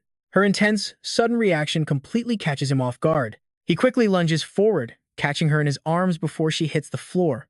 "Watch out," he warns, pulling her close to keep her steady. Blushing furiously, she turns her head away and whispers, asking where he is going so late. Keeping a completely straight face, Chen Shu quickly cooks up a random lie. "Being alone in my room is scary," he claims, "so I just want some human warmth." Xia Bing freezes for 2 seconds, her brow furrowing in utter disbelief at his ridiculous excuse. Scared? Him? Without thinking, a sudden idea pops into her head and she blurts out that if he is really that scared, he should just stay with her tonight. Realizing how suggestive that sounds, she blushes and quickly adds that Xiao Yu and Teacher Li are both out, so she is also completely alone. Completely ignoring her glowing red face, Chen Shu focuses on the most important detail, asking if Xiao Yu is really gone too. Xia Bing nods, quickly looking away as if meeting his eyes would cause her to literally burst into flames. She confirms that Teacher Li took Xiao Yu along with him. Hearing this, Chen Shu lets out a devious grin, absolutely thrilled that his roommate is out of the picture. Heaven is truly on his side today, he gloats. Meanwhile, she keeps her face covered, completely missing his wicked smile, as she continues to stammer. She says she shares a bed with Xiao Yu, making Chen Shu cheer instantly. Nodding shyly, she softly suggests they should head inside and get some rest. She steals a quick, nervous glance at him, her eyes filled with a mixture of hope and heavy tension. The room falls silent, thick with a heavy, undeniable tension. Suddenly, Chen Shu wraps his arm around her waist, catching her off guard.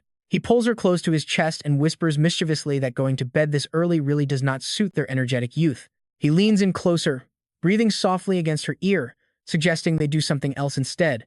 Xia Bing's eyes widen as her mind immediately begins to race wild. "Something else?" she whispers softly, asking what exactly he wants to do. Chen Shu wears a smirk that looks entirely like a late-night rascal up to no good, before giving her a highly suggestive answer. "A very good thing," he answers. Before she can even process his words, he kicks the door shut with a loud slam, sending her blushing fiercely as she shyly buries her face into his chest. "Actually, my room might be a bit better." Hearing this, Chen Shu froze in surprise, repeating her words with total doubt. "Your room?" He tilted his head at Xia Bing, completely confused. Why on earth did they need to go to her room? A sudden thought crossed his mind, getting him instantly excited. He quickly asked if her room had laxatives, making her eyes pop in sheer disbelief. Laxatives? Her gaze shifted as if she was seeing an alien land on Earth for the first time. Why would he need laxatives? Chen Shu immediately wore a sly grin, looking like he was about to pull off something highly suspicious. "Just to do some quick business." The moment he said that, Xia Bing froze solid in absolute shock at his practically non-existent emotional intelligence. Chen Shu calmly delivered a devastating emotional blow, telling Xia Bing that he only brought her along because he saw her as a true brother. He finished and stared at her with sparkling, hopeful eyes, asking if she would promise never to betray him. Those 3 words, "a good brother," pierced straight through her poor, fragile heart like a devastating lightning strike from above. Oblivious to her face turning as dark as a rainy sky, Chen Shu kept pleading with her in a highly desperate tone, begging her not to tell Teacher Li. She tried to swallow her silent heartbreak, replying in an eerie, terrifyingly calm voice. She promised she wouldn't and left to change her clothes. Chen Shu cheered in pure joy, praising his good bro, while she stood there with a gloomy face, questioning her life. A short while later, Shabing walked slowly behind Chen Shu, who was beaming with joy holding his bag of laxatives. He draped his arm over her shoulder, acting like he just achieved something legendary, thanking her warmly. Well, now that the goods were bought, they should head back. She could only sigh in defeat. With absolutely nothing left to say, they quietly went their separate ways back to their rooms in an awkward silence that felt heavy. For some reason, Chen Shu glanced back at Xia Bing's retreating figure, suddenly getting a strange feeling that she was acting highly unusual today. But he quickly brushed it off as a mere illusion, looking down at the hard-earned prize in his hands instead, his face lighting up with absolute joy.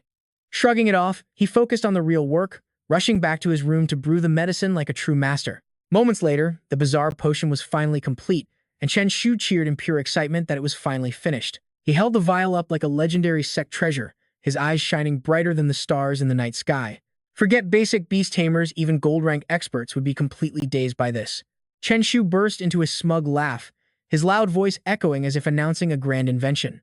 Such a divine potion could never be found anywhere else on Earth. Flashing his signature devious grin, he proudly named his masterpiece the Bandit brand laxative. Over the next few days, Chen Shu trained and slept. In a flash, May had already arrived. On the night before the big exam, he pulled out his homemade potion, staring at his masterpiece with immense satisfaction. With the big competition tomorrow, his Bandit brand laxative was ready to shine.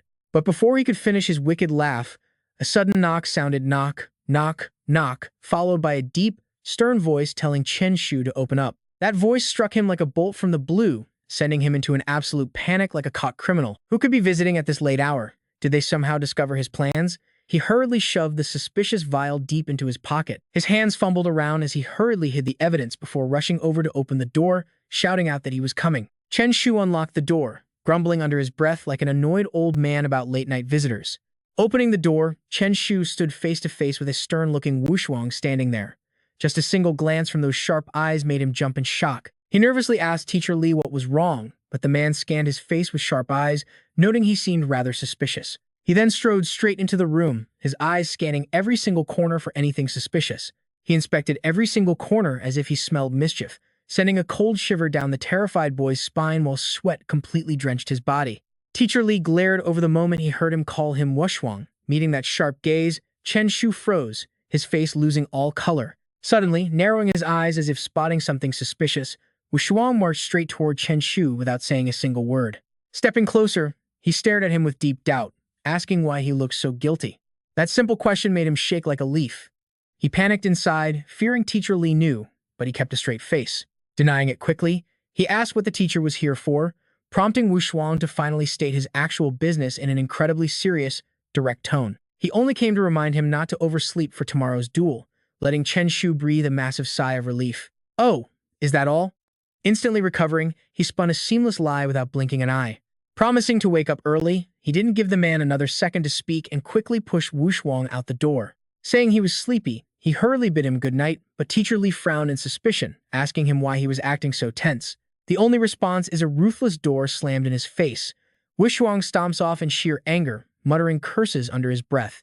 As the angry complaints about his rudeness finally fade down the hallway, Chen Shu breathes a massive sigh of relief inside the room. Finally gone. Without wasting a single second, he pulls out his carefully hidden potion, his eyes burning with absolute determination. He has to use it now. Quickly, before Teacher Li finds out, he quickly pulls out his phone to call Xie Fenju, silently thanking Xia Bing for giving him the device just in time. Wearing a sly smile, Chen Shu doesn't hesitate to call up his opponent, pitching the invitation in an incredibly sweet voice. He greets him as classmate Xi Fengyu of Nankang First High, introducing himself as Chen Shu wanting to grab a late-night snack. As Wushuang leads Xia Bing and the others out, he suddenly stops at the door to ask Chen Shu if he gave their rivals laxatives. Chen Shu turns pale with guilt, wishing he actually had the power to pull off such a scheme. But then, he remembers the phone call from the night before.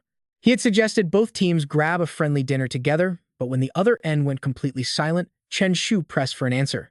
Instead of a reply, a long, annoying dial tone cut him off, making him absolutely furious. Still feeling the sting of that rejection, he firmly denies it, claiming he would never be so petty as to secretly drug someone. Wushuang shoots him a highly skeptical look, declaring flat out that he does not believe a single word of it. Smirking, the man mentions he knows exactly what kind of troublemaker Chen Shu is. Before they left, the principal gave him a special privilege, causing the teammates behind to giggle while Chen Shu stands there in utter shock. If he causes trouble, Wang can instantly disqualify him and hand him over to the police. Putting aside that small dramatic detour, the group sits down seriously in the main hall to watch the highly anticipated Beast Taming duel unfold. Tao Yuan stands tall on the stage, hyping up the crowd as the master of ceremonies. On one side is Nankang First High, the reigning champions for several consecutive years. On the other is Nanjiang, the strongest dark horse in the city. Shi Fengyu and his teammates look incredibly tense when they hear about their formidable opponents. In stark contrast, Chen Shu and his teammates wear confident smiles, fully prepared for the clash. With the crowd hyped up by the announcer, you just know this match is going to be absolute chaos. With a dramatic wave of his hand, Tao Yuan invites the two powerhouse teams to step onto the main stage. The crowd goes wild, roaring in unison for Nankang First High to take the victory. Fans shout for the top genius Shi Fengyu, while the opposing crowd screams even louder to match their energy. They loudly chant for the Nanjiang bandits to crush Nanjiang First High. Once they meet on stage, Chen Shu offers a sarcastic, polite gesture. Chef Fengyu merely gives a cold grunt as a greeting, completely ignoring the gesture and earning an immediate glare in return. Sparks fly as they lock eyes, but the referee's booming voice quickly cuts through their silent, tense stare-down. Let the match begin. Instantly, Shi Fengyu and his team begin channeling their spells in perfect unison.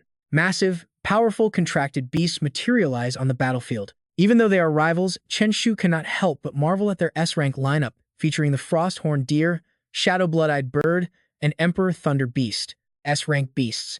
No wonder they rejected him. Hearing the call, Slime emerges with a grand entrance that easily matches their opponent's imposing presence. With all trump cards revealed, Shi Fengyu orders his team to execute their plan. Bing Zhao eagerly agrees. The Emperor Thunder Beast spits out a massive lightning sphere. It flies straight toward the golden slime, who takes a direct hit before it can even dodge. Shi Fengyu mocks him, but Chen Shu merely smiles, ready to strike back. Slime readies its counterattack. The Horned Deer roars to assert dominance, but something sudden in the arena makes Chen Shu tense up. An ice cage locks Slime down. Shi Fengyu laughs. He mocks Chen Shu for not even knowing how to mount a proper defense. Unfazed, Chen Shu remains calm and asks Xia Bing and Xiao Yu to help. Xiao Yu commands her flame bird to launch continuous waves of fire, melting the massive ice block until it steams. It works. Feng Yu steps up with some serious trash talk, scoffing that Flame Bird needs only a little time to shatter the ice prison. He laughs, questioning if they really think they can break his trap. The two behind them quickly provide backup, showing they are not the only ones with reliable teammates. They quickly summon more battle beasts to the field, and the Shadow Bird brutally wounds the Flame Bird. Two massive beasts block Little Wolf's path, using sheer numbers to overwhelm them and pushing the Frost Wolf to the brink of collapse. Xia Bing anxiously calls to her struggling Frost Wolf, but Chen Shu is far more worried about the beast's life. He urges her to recall it before the Frost Wolf suffers permanent damage, warning that the loss would be too great, leaving Xia Bing no choice but to comply. Little Wolf is safely recalled, prompting the Horned Deer to switch its targets and focus on the Flame Bird hovering in midair. Chen Shu watches anxiously, but Xiao Yu hardens her resolve, insisting that she can still hold on and fight. Her determination sparks something fierce inside the Flame Bird, which suddenly feels an insane surge of power, like it just got a 3,000 power buff. While Slim takes the heat, the Shadow Bird seizes the chance to strike. It blindsides the distracted Flame Bird from behind while the Horned Deer simultaneously launches an attack from below. To make matters worse, the Thunder Beast unleashes a devastating move, sandwiching the Flame Bird as it screams in agony, covered in smoking burns and deep wounds. Seeing his beloved beast get brutally bullied hurts Chen Shu deeply, making him hesitate to continue. Out of nowhere, the tide turns as Slim's ice shell begins to crack, prompting an ecstatic Chen Shu to cheer at their sudden success. He hypes up his pet, and with a loud roar, the chubby Slim bounces high, shattering the ice block before unleashing a wave that hypnotizes all the enemy beasts. Locked onto Slim, the little beast gears up to risk it all for a final stand. Sadly, the hypnosis wears off quickly, waking the Shadow Bird while the Horned Deer and Thunder Beast shake off the effects and snap back to normal. Chen Shu watches in absolute shock, realizing they have woken up. The Thunder Beast strikes first, sending a bolt of lightning straight at Slim that shocks the poor thing out of its mind. The enemies play dirty, taking cheap shots to gang up on Slim in a brutal close combat beatdown, just like they did to Flame Bird earlier. Poor Slim takes the full force of the blow, leaving its chubby body wounded while Chen Shu glares in absolute rage. These cowards are chaining infinite control, and with his allies down, Slim is completely on his own. Relying on Slim alone is not enough, making him wonder if they are really going to lose, but Xiao Yu pats his shoulder to keep his spirits high. She issues another command, forcing the battered Flame Bird to push past its limits and drag itself back into the fight. Taking off frantically, It blasts the horned deer with fire, leaving the enemy completely dazed by the heat. As the two beasts clash relentlessly, Slim begins absorbing the incoming ice shards from the enemy. Following Chen Shu's command, Slim presses the attack, transforming into a massive ball that looms over the enemy beasts. Feng Yu's squad finally senses the danger, and he quickly yells for his team to hold the line first. The Shadow Bird and Thunder Beast grow absolutely furious, but Slim activates its flash skill to move far too quickly for them to track. In the blink of an eye, Slim hovers above the Shadow Bird, ready to drop its squishy body like a meteor. The poor Shadow Bird cannot withstand the heavy blow and gets blasted away, but Slim immediately activates its passive skill to drag it right back. Seeing its teammate get absolutely wrecked, the horned deer charges forward to offer some desperate backup. But the Flame Bird anticipates the move, flying over to block its path and lock wings in battle. Having completely cornered the bully, Slim looks down at the Shadow Bird, unleashing the full power it has been passively stacking this entire time. Slim crushes the bird beneath its heavy weight, and Chen Shu yells for Xiao Yu to recall Flame Bird so they can finish this. Confident that Slim can easily handle the rest on its own, he places all his trust in it, and Xiao Yu quickly recalls her beast. With Flame Bird safe, the glossy, round Slim stands alone, proudly facing down the remaining enemy beasts. Chen Shu smirks, noting their perfect crowd control is officially broken and victory is theirs, leaving Feng Yu and his squad completely stunned. Not wasting any time, Chen Shu commands Slim to avenge the Flame Bird, and the bouncy pet charges forward with pure vengeance. Slim unleashes a relentless barrage of strikes, crushing the Shadow Bird before immediately pivoting toward the Thunder Beast. Bouncing around like a rubber ball and landing like a heavy meteor, Slim leaves the Thunder Beast completely drained and defeated. The crowd in the arena can barely believe their eyes, exploding into cheers as they chant for the champion Bandit Slim. Celebrating their hard-won victory with their adorable round slime, even their teacher marvels at the insane performance.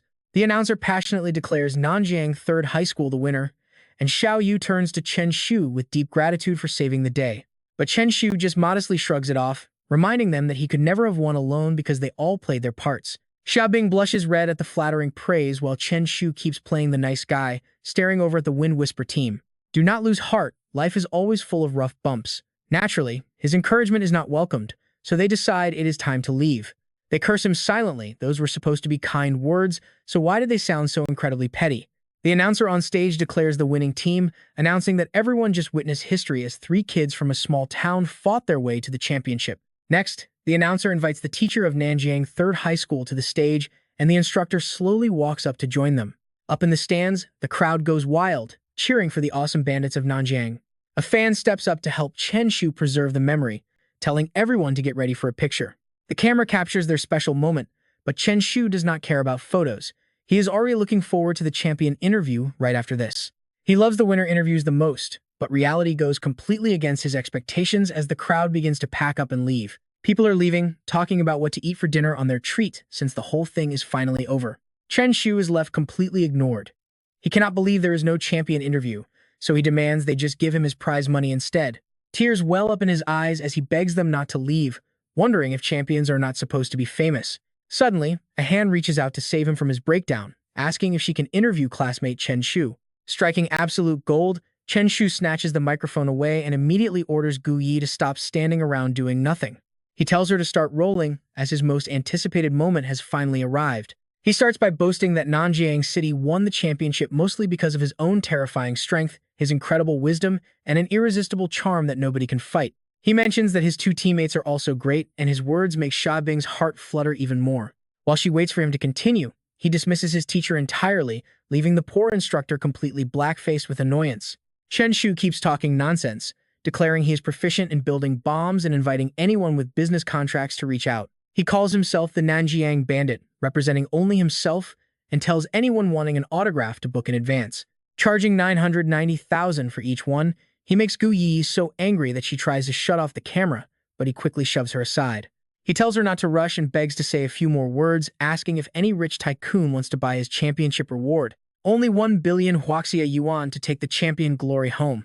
Gu Yi furiously snatches the microphone back while Chen Shu complains about her lack of taste, before teacher Wu Shuang finally loses patience and drags him away. He is told to hurry up because it is too embarrassing, but Chen Shu stubbornly complains that they just do not understand him. Over at a restaurant, the group raises their glasses to celebrate the Nanjiang victory, and their teacher asks how they plan to split the rewards. Chen Shu suggests they split the prize money equally, giving everyone a custom skill because he wants to play fair.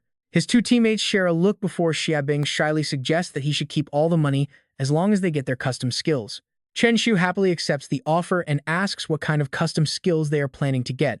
However, Xiao Yu has other plans, saying she wants to skip the skill and use the money to pay back her elders instead. Chen Shu is confused, asking if her family's 666 medicine company is really facing bankruptcy. Xiao Yu gets annoyed but quickly sighs, explaining that her family already spent nearly 2 billion Huaxi yuan just for this competition. Chen Shu immediately starts overthinking, asking if her family bribed the officials, which completely snaps the patience of his two friends. Teacher Wu Shuang rubs his head in exhaustion, explaining it was actually to prevent Nanchang First High School from countering Chen Shu's slime. He says he advised her to buy a skill, otherwise an A-grade contract would never last, leaving Chen Shu deeply moved and tearing up. Feeling incredibly grateful to Xiao Yu for going through all that trouble, the scene shifts to Nanjing City as chirping birds welcome a new morning. The train station is quiet but hurried, with people looking around eagerly as they wait for their ride to head to work. As soon as Chen Shu steps onto the platform, he happily breathes in the dusty air, declaring that this familiar scent makes Nanjiang the absolute best. Still full of energy, he nudges teacher Wu Xuan and starts talking as if he just remembered something incredibly important. He says that Lao Li's advice last night was great because he really misses home and his classmates back at Nanjiang Second High School. The unusually polite tone gives the teacher goosebumps, making him wonder if Chen Shu actually just misses finding new ways to bully his classmates. Seeing his teacher's stone-cold expression, Chen Shu realizes the joke did not land, so he quickly laughs it off and changes the subject. Not wanting to push his luck, Chen Shu decides to walk ahead with the two girls, chanting about finally heading back home. But as he steps off the very last stair, he suddenly freezes at the sight, waiting for him. The three people right behind him also freeze in absolute shock as a massive, loud cheer suddenly erupts, welcoming the champions back home. Who knows how long their schoolmates had been waiting, but a massive red banner slapped them right in the face, celebrating Nanjiang No. 2 High School as champions amid thunderous cheers. Champion! Champion! Chen Shu scratched his head and grinned, trying to look humble, while his eyes betrayed his absolute, pure joy. It was no big deal. Amid the chaotic crowd, Naibin squeezed through the line of people to greet him with high energy. "You are too humble. Nanjing City is incredibly proud of you." Seizing the chance to meet the mayor up close, Chen Shu whispered a cheeky question, asking if they would get $10 million. The mayor's smile froze instantly, turning into a look of sheer exhaustion at the troublesome question. To avoid this awkward trap, the mayor quickly deflected by shouting for everyone to welcome the champions, and the crowd eagerly swarmed Chen Shu in a giant group hug.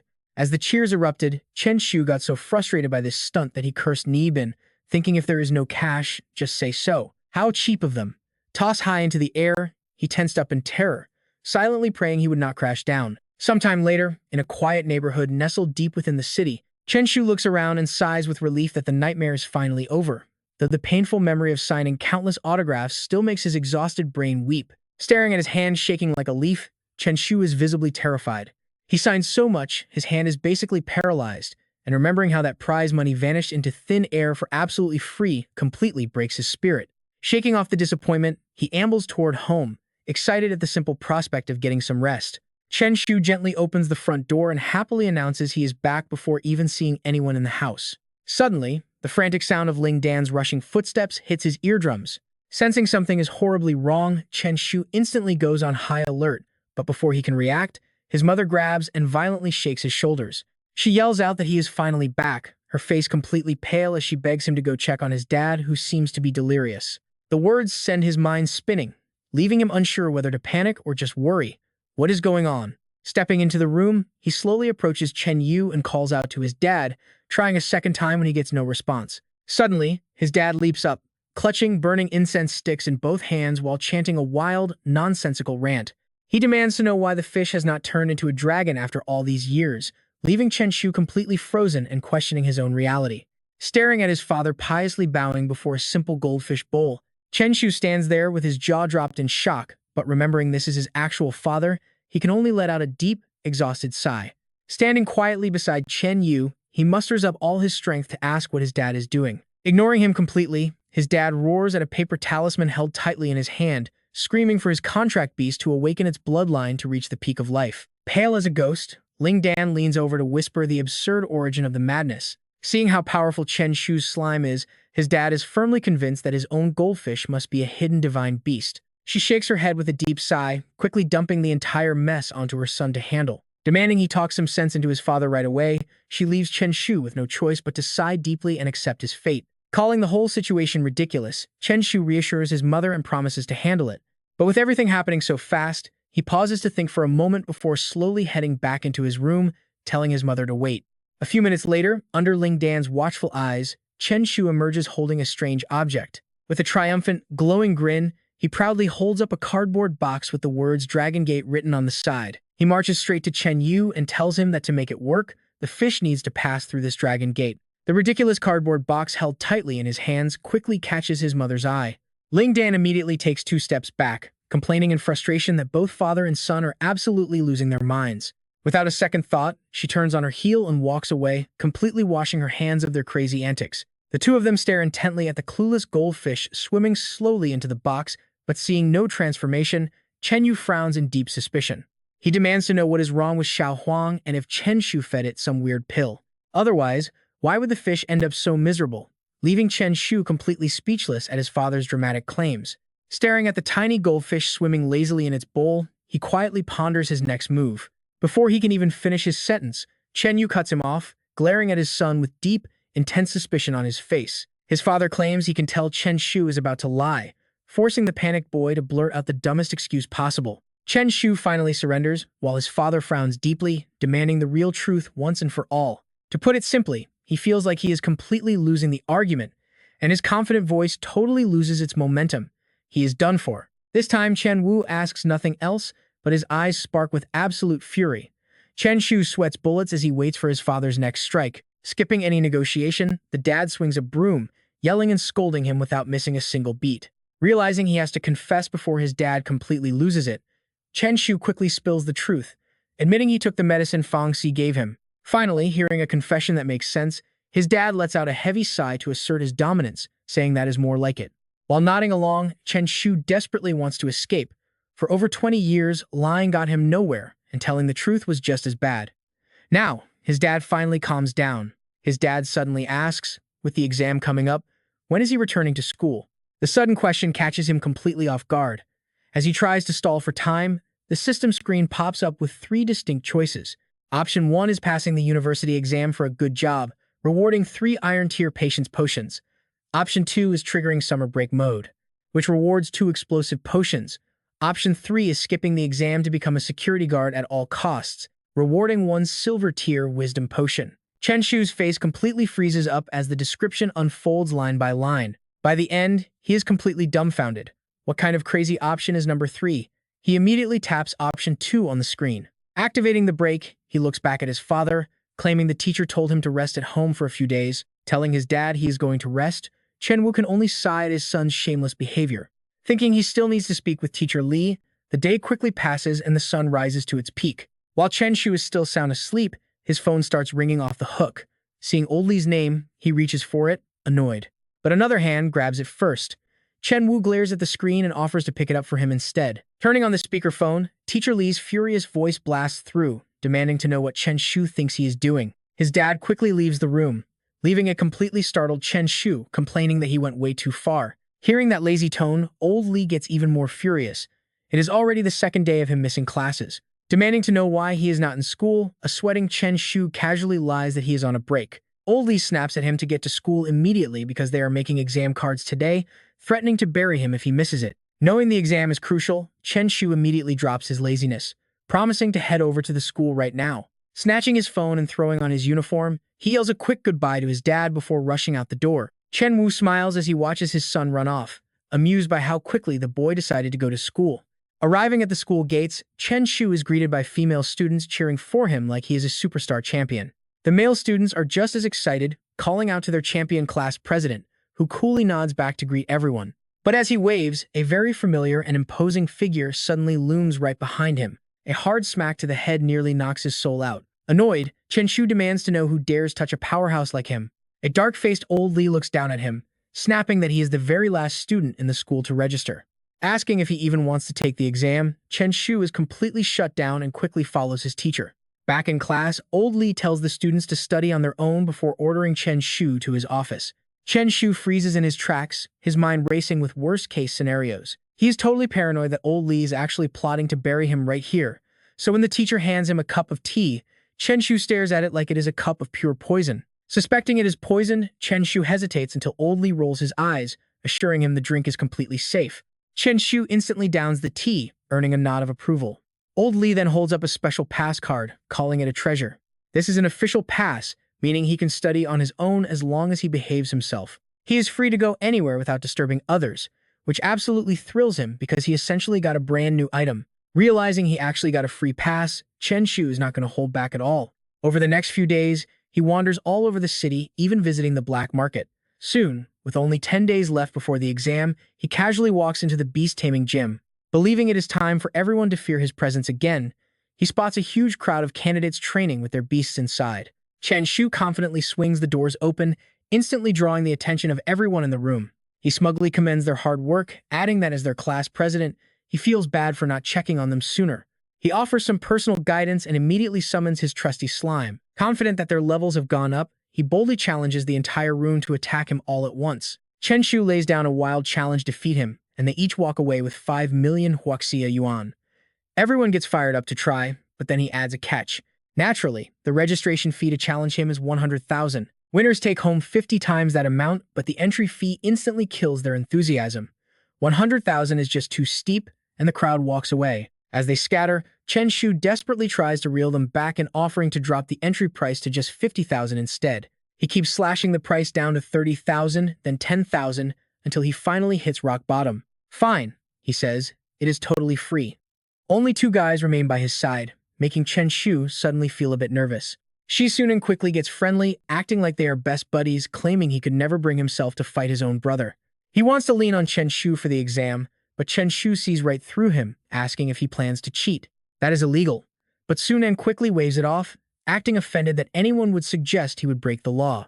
Sunan then explains the exam structure, noting that this year is all about testing actual teamwork and practical abilities. They need 4 people to make a team, which leaves a clueless Chen Shu wondering why he never heard about this. Sunan explains that Old Li announced it yesterday, guessing the teacher simply forgot to text Chen Shu because he was absent. Cold sweat drips down Chen Shu's face as he realizes the teacher did not forget he had actually blocked the man. He stares blankly at his phone, completely pale and totally losing his spark. He decides a 3-man team is perfectly fine, confident that Shu Xing's blazing fast Thunderbird will carry them to an easy victory.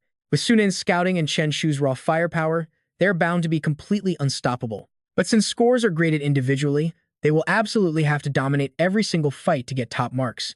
Dealing with these crafty teammates makes Chen Shu shift gears instantly, suggesting they just blow up the whole field.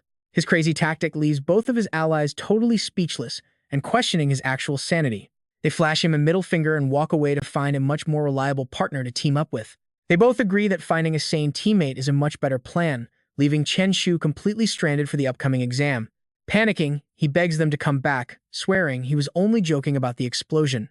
They finally agree, though they make sure to double-check his claims, making Chen Shu twist his face in pure annoyance. Sunan and Shu Xing breathe a sigh of relief before quickly mapping out a training plan. Over the next 10 days, they will practice together, stacking their hands in a classic team huddle to guarantee a massive victory. Together, they shout out their shared goal of absolute victory. For the next 10 days, the 3 friends train tirelessly to rebuild their old battle chemistry, and even their beasts get a chance to catch up and play. 10 days fly by and the exam finally arrives, leaving Chen Shu staring nostalgically at the massive university gates. With the test finally here, 2 security guards spot him standing dazed and ask if he is a lost student. Ignoring their question completely, Chen Shu pulls out a strange wooden badge, showing off a useless item that immediately starts to irritate the guards. They tell him to pack away any unapproved gear, but Chen Shu just hangs it proudly on his chest, showing off a bold, ridiculous inscription that declares him the ultimate beast-taming champion of Nanjiang. The guards instantly change their tune, politely telling the famous champion that his exam is about to begin. This single title lets him show off endlessly, as he smugly asks how they knew his identity while the guards sigh in pure disbelief. He pats one guard on the shoulder, reassuring him that he won't let his fans down today. As he walks away, the guards exchange confused looks, realizing they were just mistaken for his biggest fans. Wondering when they ever said they supported him, they watch Chen Shu strut inside to a crowd of eager students. Everyone starts whispering in absolute awe, completely shocked to find themselves taking the big test alongside a legendary beast-taming god. Chen Shu basks in the attention, but the playful mood vanishes as the exam bell rings and tension fills the air. The students quickly take their seats, silently passing the test papers down the rows. Once he gets his test, Chen Shu immediately pulls up his system screen, looking over his choices for a normal university. Option 2 offers him entry into one of the country's key universities. Option 3 guarantees a spot in a prestigious school, while Option 4 opens the doors to the elite Waxy Academy. But Chen Shu only cares about the reward, a giant-size upgrade to let his slime crush any opponent. He is determined to claim this divine skill, letting endless academic formulas race through his mind to solve the test. He gripped his pen, carefully solving every single problem one by one with a happy smile. Then he raised his hand to signal the teacher, telling her he wanted to turn in his paper. The proctor was shocked by Chen Shu's speed. It had only been 30 minutes, and he already wanted to hand it in. Every eye in the room locked onto him, but Chen Shu did not hesitate. He admitted he was in a rush and actually walked up to turn it in, not forgetting to smugly tease his remaining classmates on the way. Wishing them luck as he left, his arrogant attitude left everyone else absolutely fuming. Outside, the school banners welcomed the students back with care. They congratulated them on completing their college entrance exams.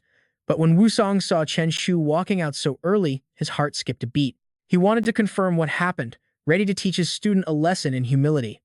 He demanded to know how Chen Shu dared to leave early. He threatened to beat him to death, sending both of them sprinting wildly across the schoolyard. Wait for it, Wusong swung his heavy wooden club with all his might, aiming a blow that would put anyone in the hospital, while Chen Shu frantically ducked. Swinging into empty air made him even angrier. He roared at him for daring to dodge. Feeling incredibly wronged, he ran for his life while frantically explaining that he really had finished the test. Wusong finally stopped to catch his breath. He calmed himself down but still asked with deep suspicion if that was true. Having just barely escaped death, the boy did not dare lie. He raised both hands to swear it was true. Hearing this, Wusong lowered his guard and decided to let him off. He agreed to trust him just this once. Yet, Chen Shu's eyes immediately drifted to the weapon that had almost taken him out. He asked where the club had disappeared to, but the teacher ignored the silly question and demanded to know how the exam went. With his life no longer in danger, Chen Shu brought back his playful attitude. He claimed that if anyone in the country beat his score, young Master Tang would suffer diarrhea. Knowing he could never expect a serious answer, the teacher sighed and scolded him for using his friend to make such a ridiculous oath. Ignoring their surroundings, Wusong immediately put his hands on his hips and started to lecture him about proper behavior. But just as he began, Sunin and Shujing suddenly called out from behind, interrupting the speech. Awkwardly cutting his lecture short, he cleared his throat and asked why they had also finished their exams so early. While the troublemaker grinned at his narrow escape, the teacher asked the newcomers how they did. Sunan rubbed his chin, looking incredibly deep in thought. After a moment of dramatic hesitation, he threw his arm over his best friend's shoulder to deliver his answer. He announced that if he and Shujing scored below average, Dulong would get diarrhea. Wusong could only raise a tired thumb in defeated praise. Calling them true roommates, he let out a heavy sigh and quickly waved his hands to shoo them all away. He told them to stop standing around and just go home. Before they vanished, he reminded them to gather at school that afternoon, as they would be heading to another dimension tomorrow for the beast taming competition. The three of them put their heads together with massive grins, shouting in unison before walking away shoulder to shoulder, leaving Wusong to stare at their carefree backs. He watched them go with a deeply conflicted heart, suddenly remembering their bizarre attitude and whispering to himself. Wondering if they were somehow cheating, he let the thought slide as the bus fleet arrived right on schedule, rolling down the road. Inside, the students packed every seat, keeping absolutely silent. But of course, the resident troublemaker Chen Shu was already looking around, ready to shatter that peace with a bold declaration. After so many days of waiting, they were finally heading to another dimension. Hearing that familiar voice, Wusong instantly narrowed his eyes and scanned the seats. When their eyes met, the boy shivered in terror. With his hair standing on end, Chen Shu nervously wondered why the teacher was staring at him like that. But with his incredibly thick skin, he quickly brushed the worry aside and comforted himself, deciding that they would cross that bridge when they got there. Soon, the buses pulled up in front of an ancient-looking structure. Chen Shu leaped out of his seat, stretching his arms and shouting that they had arrived. As the other students began filing off the bus, he eagerly urged his two close friends to hurry up. Shujing gave a quick grunt of agreement, but before they could step off, Wusong called out to stop them.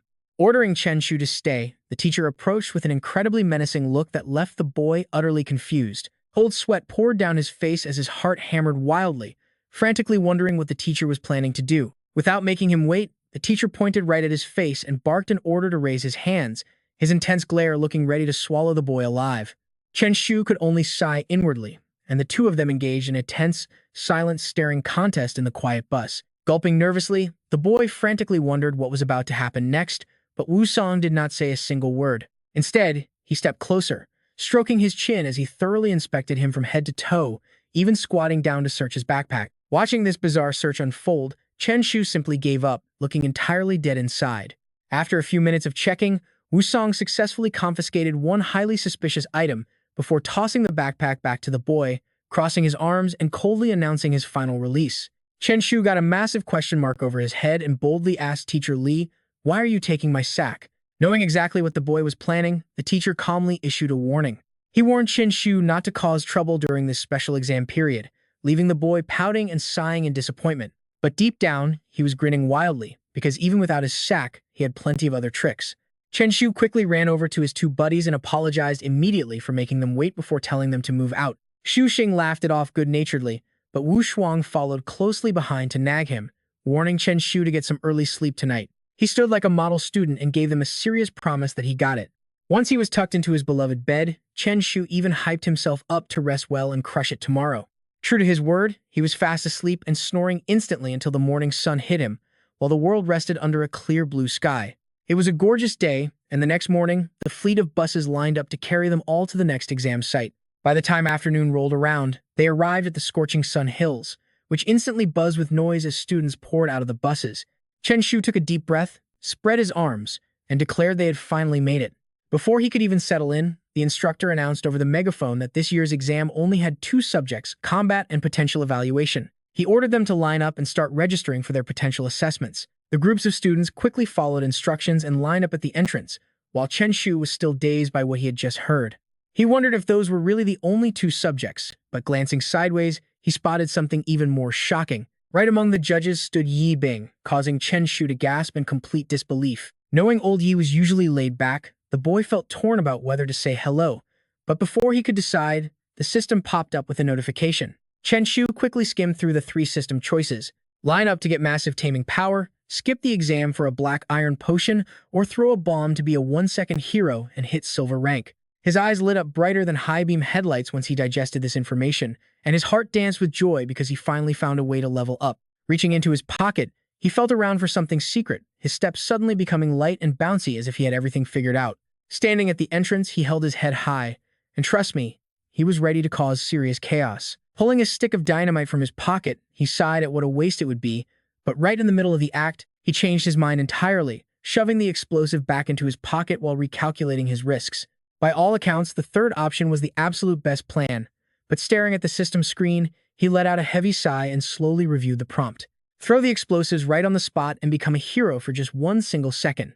The reward would instantly promote him to a silver rank Beast Tamer, but the moment he remembered Xiao Feng and Peng Shi, his crazy plans ground to a halt.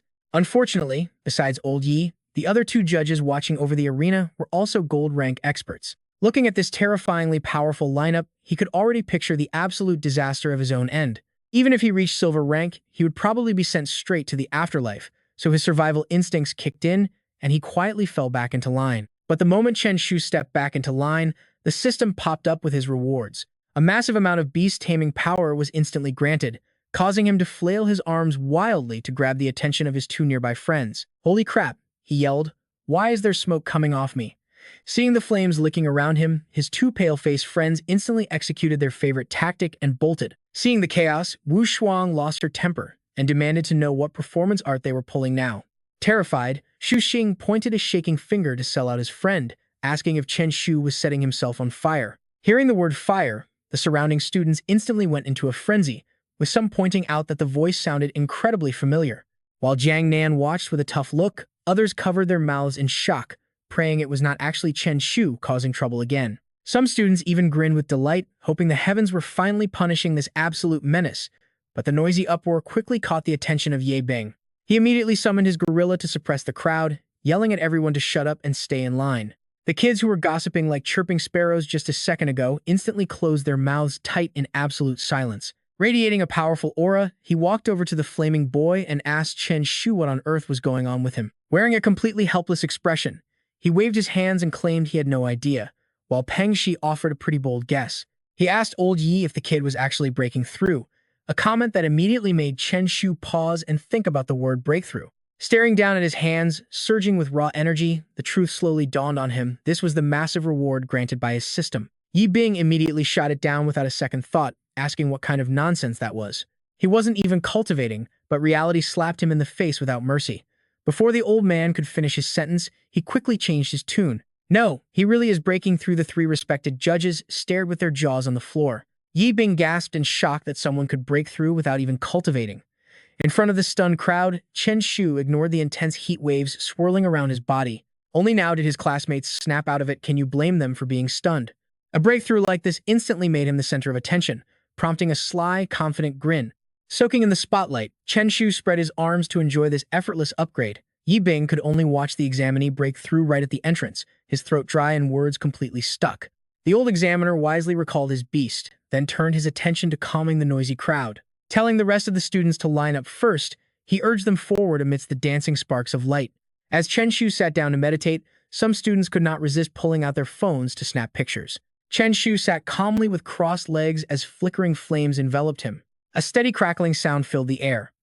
Outside the venue, the obediently lined-up students listened closely as Zheng Shang announced the C-rank results, patiently reading through the long list in his hands. Last on the list was a B-rank designation, while the boy in the center of the storm remained in deep meditation for 3 hours. Sunan watched in anxiety, wondering why it was taking so unbelievably long.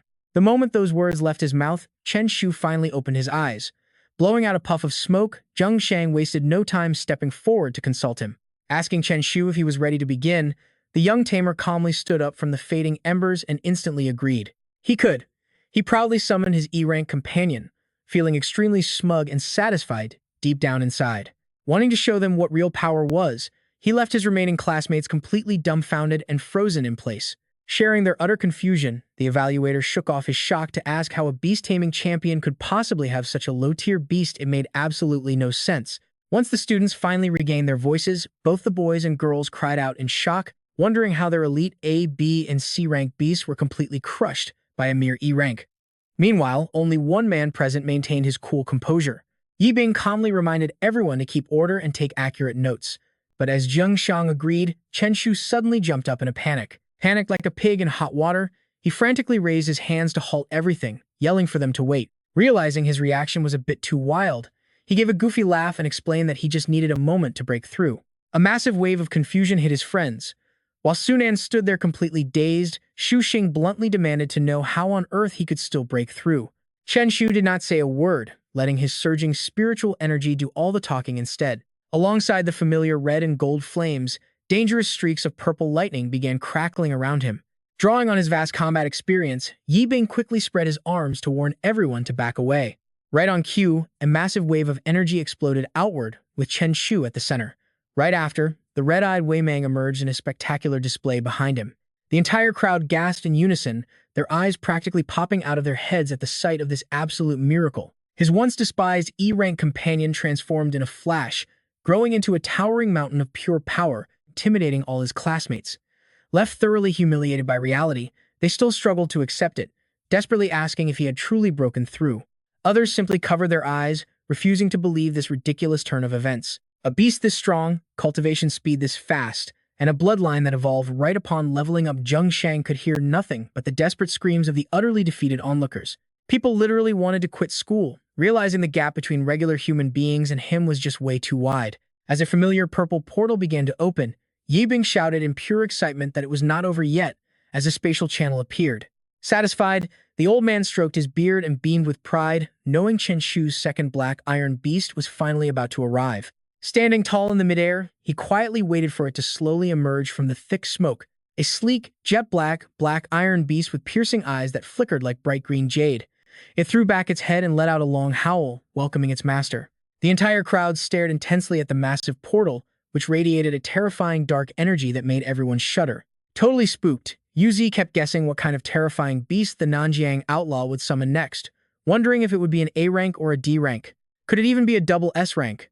Zhuo Yang nodded in agreement, trying to sound wise and intellectual as he analyzed the situation. It was highly possible, especially since his silly slime beast was already a super S rank. Mo Qian grew extremely excited at this one-of-a-kind spectacle. Urging the beast to hurry up and show itself, Shu Xing joined in the excitement next to him, cheering loudly at the top of his lungs.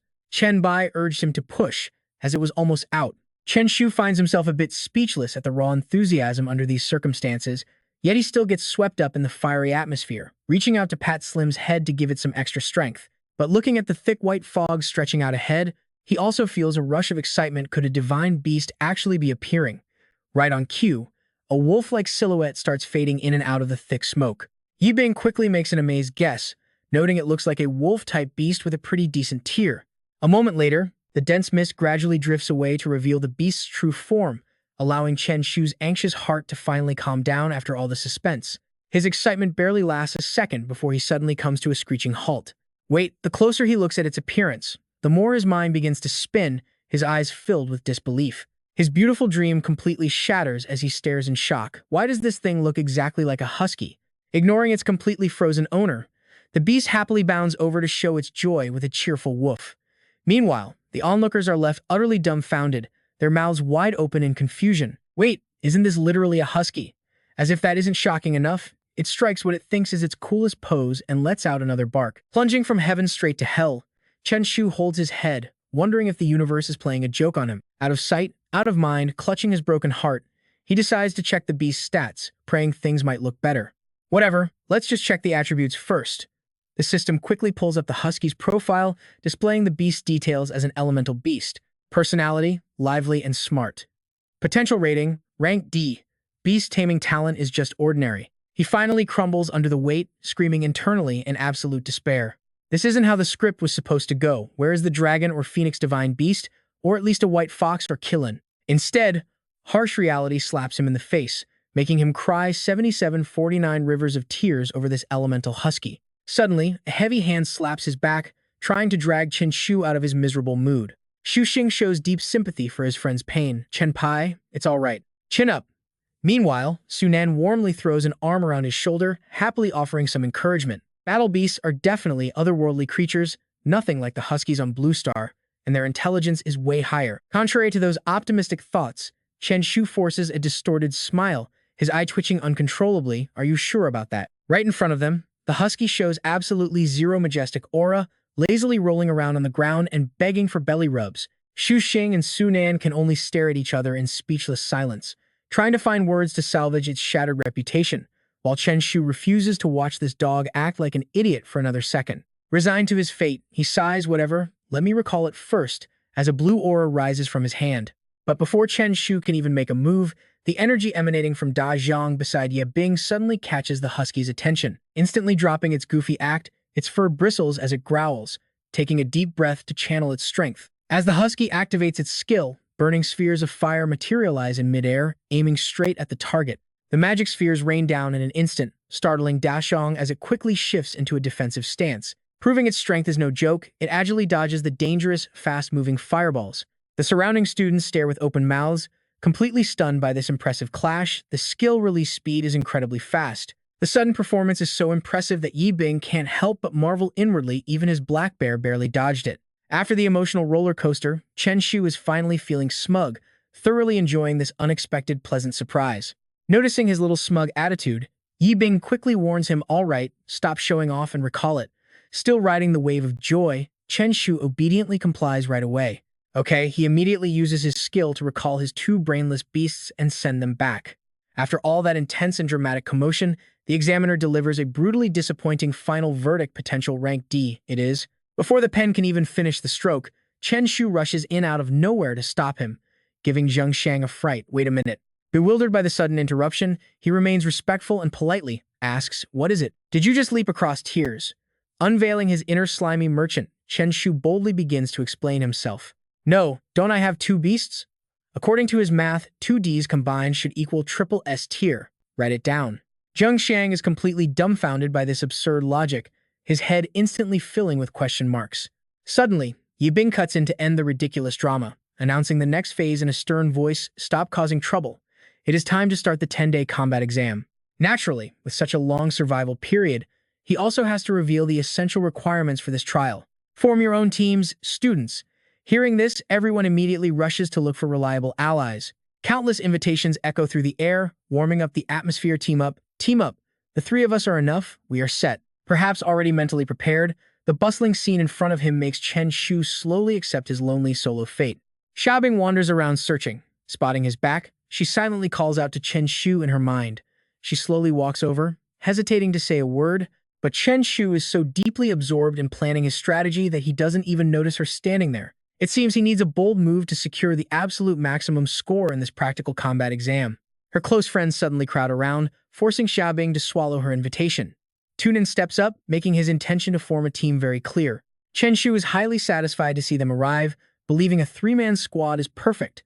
Left with no choice, she gives up on partnering with him, letting out a heavy sigh of regret. Seeing that all the students have finished forming their teams, Yi Bing continues explaining the exam rules. With the teams officially locked in, each group is assigned a supervising teacher for the exam. While the three of them chat excitedly and map out their battle strategy, Du Ming approaches to speak.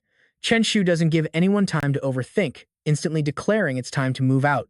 Despite his calm and seasoned appearance, he knows exactly how to break the ice with a warm introduction. He introduces himself to Chen Shu as their proctor. Du Ming smoothly continues his friendly banter before the trial begins.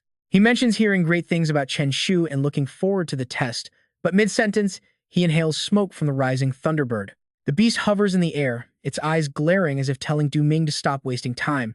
Translating its mood, he offers a hesitant nod. Is he really this shameless? Shaking off the awkward moment, he starts his duty by calling forth his own summoned beast. Casting his worries aside, he summons his avian beast. Emerging through crackling electricity, it spreads its massive, majestic wings. Du Ming quickly mounts his beast, soaring high to keep a close, watchful eye on Chen Shu's squad. Even while rushing forward, the young crew keeps their eyes peeled, scanning the rugged terrain below. They silently plan their advantages for the intense days ahead. Trusting Chen Shu completely as their leader, Xu Xing naturally asks him for their next move. Where are we heading, Chen Shu? Our landing zone is absolutely critical for the strategy we want to pull off. He hesitates to make a hasty call, needing to weigh his options first. Right on cue, the system interface pops up with three choices. Option 1, head straight into the depths of the scorching sun hills. Option 2, set up camp and take a vacation. Option 3, mislead the other examinees. His gaze drifts over the active volcanic slopes. The scorching sun hills are actually far safer than Qingwan Forest, populated mostly by ordinary tier wild beasts. Rubbing his chin, Chen Shu knows this is a walk in the park. To maximize his score, heading deep inside is the only logical choice. Pointing confidently into the distance, Chen Shu gives the order to fly straight into the deepest part of the hills. Without questioning him, Xu Xing nods in agreement. The moment the Thunderbird receives the command, its entire body erupts in a blinding flash. Crackling lightning courses through its feathers as it takes off like a rocket, leaving Du Ming far behind in a trail of smoke. Watching them disappear, Du Ming shudders, hit by a sudden, extremely bad premonition. But shaking his head, he quickly dismisses the negative thoughts. He decides to just follow them and adapt. Instantly, he commands his avian beast to tail them closely. As the group glides forward, a deep, menacing growl suddenly echoes from the valley below, catching them completely off guard. Wondering what made that noise, Tunan quickly sends his summoned spirit, Xiao Dai, down to scout the area. Seeing this, Chen Shu instructs Xu Xing to fly lower. Without a second thought, his friend quickly maneuvers the beast down. The Thunderbird glides lower, obeying the command. A moment later, Tunan checks his interface to read the beast's scout report. His spirit reports a level 9 mutated beast nearby. Looking closer, Chen Shu spots 3 young mutated digging beasts hiding below. Sensing intruders, the creatures instantly arch their backs and hiss aggressively. Far from being intimidated, Chen Shu is actually thrilled. He sees this as the perfect warm-up and tells Xu Xing to go even lower. Obeying the command, the Thunderbird flaps its wings and swoops down another level. Now at a perfect striking distance, Chen Shu summons his battle companion, calling out for Husky. With an explosion of bright energy, the dog leaps into reality. Immediately, the dog opens its mouth and barks a loud, provocative challenge, instantly throwing the 3 mutated beasts below into a wild rage. Chen Shu smirks with confidence, ready to show these creatures what a true Iron Tier aura feels like. On command, Husky strikes a pose and unleashes a massive wave of energy, making the 3 beasts flinch in terror. Grinning at their fear, Chen Shu commands his companion to charge and finish them off. But before they can attack, a bizarre, overwhelming energy wave sweeps over them, freezing both beasts and humans in their tracks. A mysterious beast-taming portal slowly opens in midair, hovering quietly like an open, unspoken invitation. Husky tilts its head, sniffs the air with intense curiosity, and walks right into the glowing rift without a single second thought. The portal vanishes into thin air, leaving Chen Shu completely dumbfounded. Clueless and frustrated, he wildly scratches his head, utterly unable to process what just happened. How did Chen Shu end up with this kind of contract beast? While Chen Shu is having a minor breakdown, Sunan quickly taps his shoulder and whispers that the burrowing beast is about to go absolutely feral from being ignored. The creature looks incredibly annoyed, pouting as if the entire world abandoned it. Snapping completely, it bares its sharp fangs, opens its mouth wide, and gets ready to blast them. But right then, a hand reaches out and unleashes a massive wave of endless energy. In an instant, Slim is summoned and plops straight down from the sky, flattening the target under its massive backside. Chen Shu grits his teeth in annoyance, muttering about how inconsiderate his beast is when he is clearly going through a crisis. Once everything settles, Shu Jing steps over and suggests they get moving, and Chen Shu smiles as he tells Slim to return. But before they can take a single step, the ground beneath them suddenly trembles, catching Chen Shu completely off guard. What starts as a subtle tremor quickly escalates into violent vibrations, making Chen Shu realize something is horribly wrong. Knowing they cannot afford to wait, he immediately barks at everyone to get moving. Without a moment of hesitation, the three of them scramble onto Thunderbird's back, and then things get chaotic. The entire area violently shakes as heavy debris rains down from all sides. A suffocating, invisible pressure suddenly crashes down, causing the ground beneath them to crack and completely tear apart. A massive, giant burrowing beast slowly emerges from the depths with an explosive aura like a raging tidal wave. The trio stares in absolute horror, shouting in unison that this monster is actually a mutated Beast King. Chen Shu furrows his brows, rubbing his chin as he analyzes the situation. Pointing at the dazed little monsters, Chen Shu wonders if those three mutated pups are actually the offspring of this terrifying Lord Beast. Meanwhile, the students following them completely lose their minds and start running for their lives. They deeply regret following the notorious troublemaker from southern Jiang, since they immediately ran straight into a massive monster horde. Watching them scramble to escape leaves Chen Shu speechless, since he never even asked them to follow him. The harsh, metallic cries of the burrowing beasts echo wildly through the thick dust storm as the young ones quickly swarm to protect their towering, roaring king. As the tension rises, Shu Jing anxiously asks Chen Shu which way they should run to escape. Du Ming sighs in exasperation, muttering that these three are absolute trouble magnets who will never manage to escape. But contrary to their expectations, Chen Shu proudly beats his chest and demands to know why they should run. Since they caused the mess, they must take responsibility, because running away would leave the other students completely defenseless. Hearing this incredibly righteous speech, Du Ming feels relieved, thinking he might have totally misjudged Chen Shu as a bad guy. But the moment Chen Shu turns around, he is met with 4 pairs of eyes staring intensely at him. Shu Jing tilts his head in utter disbelief, asking if he grabbed the wrong hero script by mistake, while Sunan wonders if the guy has finally been infected by his dumb husky. Not awkward at all, Chen Shu brushes the hand away and quickly corrects them. He confesses that he mostly just wants a high score, leaving Du Ming completely exhausted by this trio's bizarre logic. A second later, he raises his hand to release a surge of energy, excitedly plotting their plan to strike first. If they cannot win, running away is always an option, and suddenly, Giant Slim materializes directly above the Lord Beast. Slim frowns as it stares down at the burrowing beasts, who are looking up in complete shock at this weird falling blob. The little monster pups just freeze, utterly baffled by the massive creature that suddenly fell in front of them. Right in the center, the Lord Beast's eyes glow crimson as it lets out a cold hiss, ordering an all-out strike. Instantly, its sharp horns crackle with red lightning to activate its signature tearing skill. Slim remains completely unbothered, blankly staring at the incoming electrical surge with a hilarious, deadpan expression. Chen Shu watches from the sidelines, waiting for the exact split second to command Slim to activate its slumbering guard. The slime immediately deploys a glowing, mirror-like barrier, causing the red lightning to crash harmlessly against it without leaving so much as a single scratch. Immediately after, Slim activates its countershock force, releasing a massive wave of energy that rattles the entire battlefield. The little pups are blasted back, rolling on the ground and whimpering dramatically, leaving Sunan watching in utter disbelief. He wonders if these beasts are actually throwing a tantrum, while Chen Shu notes that they aren't even actively attacking anymore. The wild beasts keep crying like dramatic toddlers, but suddenly, a highly bizarre detail on the ground catches Chen Shu's attention. Right beneath Slim, a weird popping sound echoes from the earth, and Chen Shu notices an unusual splash of color. Since Slim's barrier was active, there shouldn't be any blood, and the sudden realization shocks Chen Shu to his core.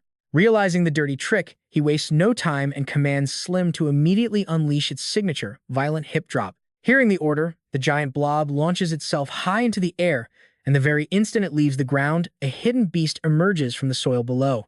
It is a 1-star black iron Lord Beast, confirming Chen Shu's suspicion about an ambush from beneath. Sure enough, Slim plummets from the sky with intense fury, unleashing its brutal slam jump without holding back a single bit. The beast below barely looks up before panic strikes, and it immediately tunnels deep into the earth in a desperate bid to escape. At that moment, Slim slams down heavily, causing the entire area to shake violently. Chen Shu laughs mockingly, "Since you are countered, I will just crush your little minions." Losing no time, he barks out a steady stream of orders. "Go, Slim."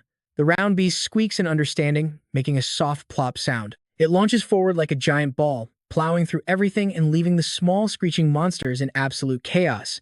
The baby burrowers are sent flying into the air before crashing down helplessly. Within moments, several of them lie completely flat, unable to even twitch. Managing to resurface, the Lord Burrower frantically screeches commands to its pack, ordering them to scatter and run. Hearing their leader, the beasts scatter in all directions. Seeing them head right for them, the remaining students pale and scream that the monsters are coming. Without a single word, the entire crowd bolts, screaming at everyone to run. The Lord Burrower huffs heavily, its furious glare locked onto the one blocking its path. Its body shakes with every breath as raw energy visibly charges up. Slim does not dare to move, standing completely still with a very tense face.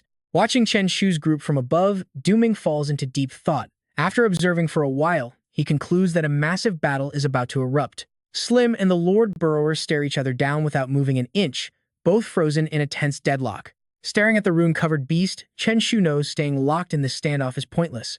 After a brief calculation, Chen Shu decides he needs to bait the creature. He leaps up and lets out a loud, mocking shout. As if sharing a telepathic link, Slim raises its arms in response, then shakes its round, shiny butt in a mocking wiggle. Seeing this, the Lord Burrower turns red with absolute fury, letting out an enraged screech. Suddenly, it dives straight down, drilling through the solid rock and vanishing completely. Watching this move, Shuxing panics. The beast burrowed underground again. A second later, the monster bursts out right behind Slim, prompting a terrified shout to watch its back. At that exact moment, the Lord Burrower swings its claws in a vicious surprise strike.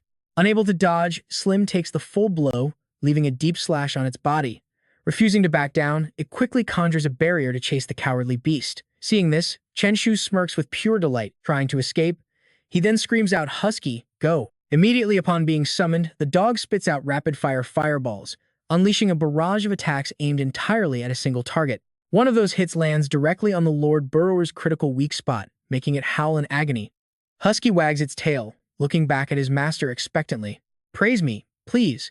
Witnessing this absurd scene, Chen Shu and Slim are slightly stunned, relieved that the dog finally did something useful. However, the monster is still standing, so Chen Shu immediately barks out his next command. "Give me a terrifying roar."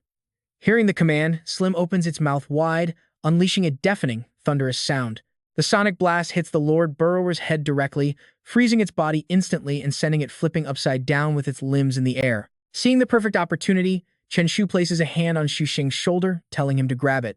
Shuxing grins, instantly hyped up. "Understood. Hold on tight." He immediately commands his Thunderbird to flap its wings and charge at the helpless beast on the ground. The Thunderbird swoops down at lightning speed, clamping its sharp talons onto the soft underbelly of the Lord Burrower. With a powerful wing flap, it lifts the giant beast high into the air, higher than it has ever been. But the sudden movement snaps the monster awake, and its mouth opens to unleash a skill. Seeing this, Shuxing screams to drop it before it attacks. The bird chirps in response, indicating it understands the command completely. Without hesitation, it releases its grip, letting the Lord Burrower freefall toward the earth. Right then, Chen Shu wastes no time and yells out, "Impact Crush!" Receiving the order, the round creature immediately emits swirling rings of energy all around its body. Plummeting through the air, the falling Lord Burrower suddenly shivers, pure panic flashing in its eyes. At that exact moment, Slim slams heavily into the dazed Beast King's stomach, making it squeal in absolute excruciating agony. By the time Slim finally stops, the dazed burrower has already spun around several times. Absolutely thrilled, the creature begins crackling with wild sparks of electricity, flying faster and faster. Within moments, the rapid-fire sounds of it pummeling the burrower echo like thunderous drumbeats. The poor Beast King's head spins so much it can only groan in pain, while Slim holds its stomach and laughs hysterically. From a distance, Du Ming watches the entire scene unfold from the back of his flying mount, genuinely impressed. This kid certainly knows how to surprise people. Watching Chen Shu enthusiastically cheer for Slim, his admiration only continues to grow. To think a brand new Iron-tier Beast Tamer could already take down a lord of the same level. Du Ming concludes with a grin. The youth are truly fearsome. Over on Chen Shu's side, seeing Slim bounce the burrower around like a toy, He mutters in awe at how it fights midair with barely any damage. Chen Shu turns and orders Husky to shoot a fireball. Sparks of electricity crackle all over Husky as he targets a flower, but hearing Chen Shu's voice, he instantly reverts to his classic, goofy, tongue-lolling self. Obeying the command, Husky unleashes a massive torrent of fire. Somehow, his terrible aim sends the flames straight onto poor Slim's backside, lighting him up and sending him into shock. Chen Shu facepalms in absolute rage, screaming at his goofy dog. "You absolute idiot dog," he yells out in anger, "listen to my commands." Meanwhile, the giant boss beast slams onto the dirt like a heavy sack of potatoes. It is in agonizing pain, but at least it is relieved to finally be back on solid ground. Suddenly, its eyes widen as bloodshot veins pop. Dropping straight from the sky is Slim's freshly roasted rear end, on a direct collision course with the giant beast's face. The very second Slim lands, the volcano behind them erupts with a massive boom. Chen Shu beams with pride, praising Slim for doing all the heavy lifting. Overhead, their Thunderbird gently glides down next to the now unconscious burrowing beast. Sunan suddenly appears out of nowhere with his hands on his hips, looking casual but secretly plotting a way to show off. He flashes a silly grin while pulling out a massive, oversized butcher knife. Watching from afar, Du Ming is totally dumbfounded, wondering what he is doing carrying a butcher knife, and if it can even scratch a lower-class beast. Skipping the explanations, Sunan leaps gracefully over the giant, burrowing beast with his knife raised. With the job done, he happily turns to Chen Shu and Shu Xing to announce that dinner is served, leaving Du Ming completely wide-eyed and speechless. As darkness falls, the crew sets up camp and happily feasts on roasted boss-class monster meat. Chewing on his dinner, Shu Xing asks if Chen Shu has a battle plan for tomorrow. Mouthful of food, Chen Shu freezes as a sudden notification pops up. A system screen flashes before him. Choice 1 is to hunt down one Lord Beast, Choice 2 is to defeat 2, and Choice 3 is to slay 3 of them. Eyeing the incredible rewards, his inner capitalist takes over. He did not have a plan before, but he definitely does now. He turns to Shu Xing, telling him they are heading deeper inside tomorrow. By the next morning, the Thunderbird is already flying the entire group deep into the territory. Riding on its back, he quietly ponders how to complete the system quest. Relying only on Slim will not cut it. He needs to train Husky. Deciding on a whim, he raises his hand and summons him out. Instantly, Husky materializes in a flash of lightning, happily barking and wagging his tail the moment he sees his master. But Chen Shu suddenly pulls out a large burlap sack, his eyes gleaming like headlights. Sunan and the others freeze in shock for 5 seconds. Did old man Li not confiscate that sack already? Shu Xing is just as stunned, wondering how he still has it. Flashback to that morning before leaving. Chen Shu was staring at his gear in deep thought, knowing Mr. Li had been keeping a close eye on him lately. He had hesitated while packing, worried that his teacher might suddenly try to seize his legendary beast-capturing sack. So, he carefully folded the bag down to a tiny size and slyly tucked it right into his shirt pocket with a mischievous smirk. Shaking off the memory, he refuses to reveal his secret to Sunan. Instead, he kneels in front of Husky and gives a friendly order. He tells Husky to shoot a fireball, but the dog just rolls over, exposing his white belly to act cute. Suddenly, Chen Shu bags him with the professional speed of a seasoned dog thief, sending poor Husky into a kicking, whimpering panic. Ignoring the dramatic tears, Chen Shu heartlessly tosses the bagged dog straight onto the solid ground. Whining from the painful bump, Husky flops onto the Thunderbird to play victim until Chen Shu peels the bag off with a villainous grin. He sternly repeats the command to the tearful, sitting dog, shoot a fireball, making Husky weep rivers of utter sadness. To make matters worse, Chen Shu points back at the empty sack for some quick psychological manipulation. Ask him what that is. Terrified of the bag, Husky finally unleashes a fierce fire blast at the target. He is still pouting, but his master only gives him a lazy pat. Shu Xing watches this cruel training method and can only sigh in sheer pity, glad he is not the one owning that dog. Another poor pet successfully traumatized by the cursed sack.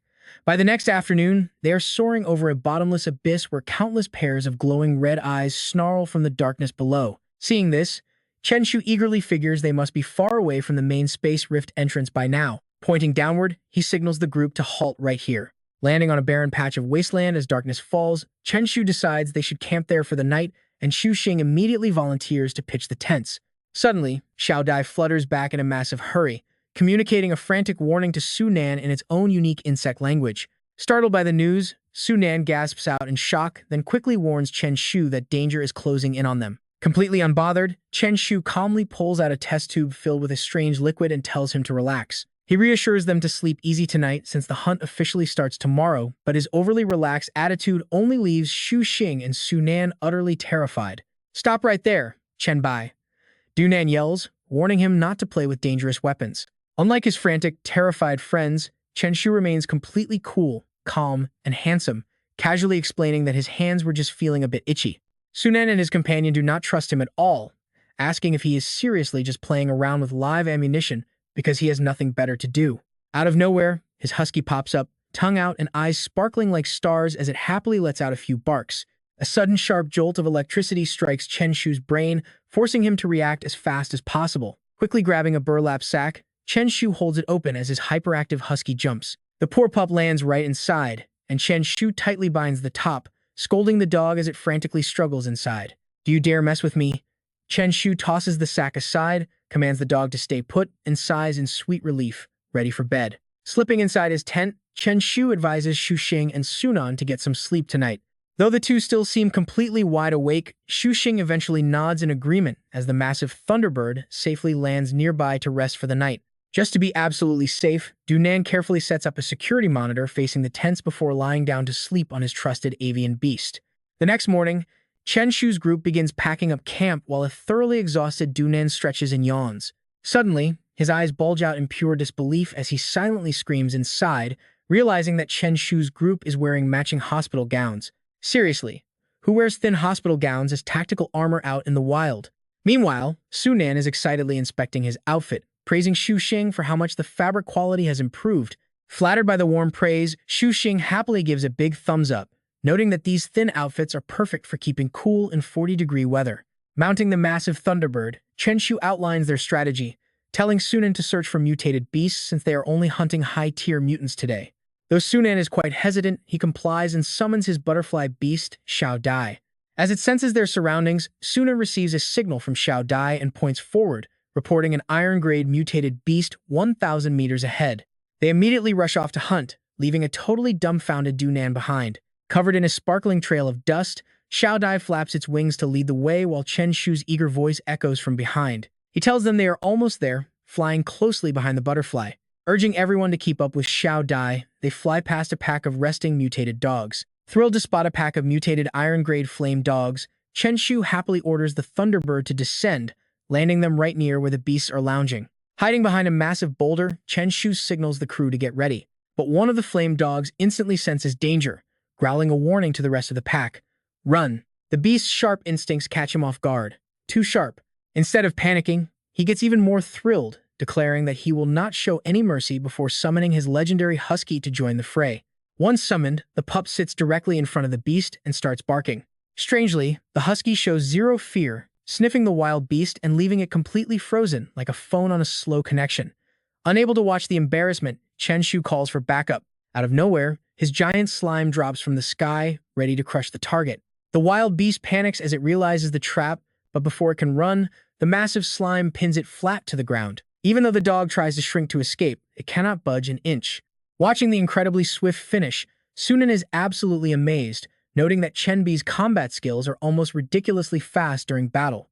Even though the gigantification skill should already be ending now, Chen Shu simply tells him to watch closely as the slime suddenly stops shrinking altogether. This shocks Sunan even further, wondering if controlling the scale of such skills is a special perk of reaching the iron tier. Waving his hand with fake modesty, Chen Shu says they should focus on handling the captured mutated dog first.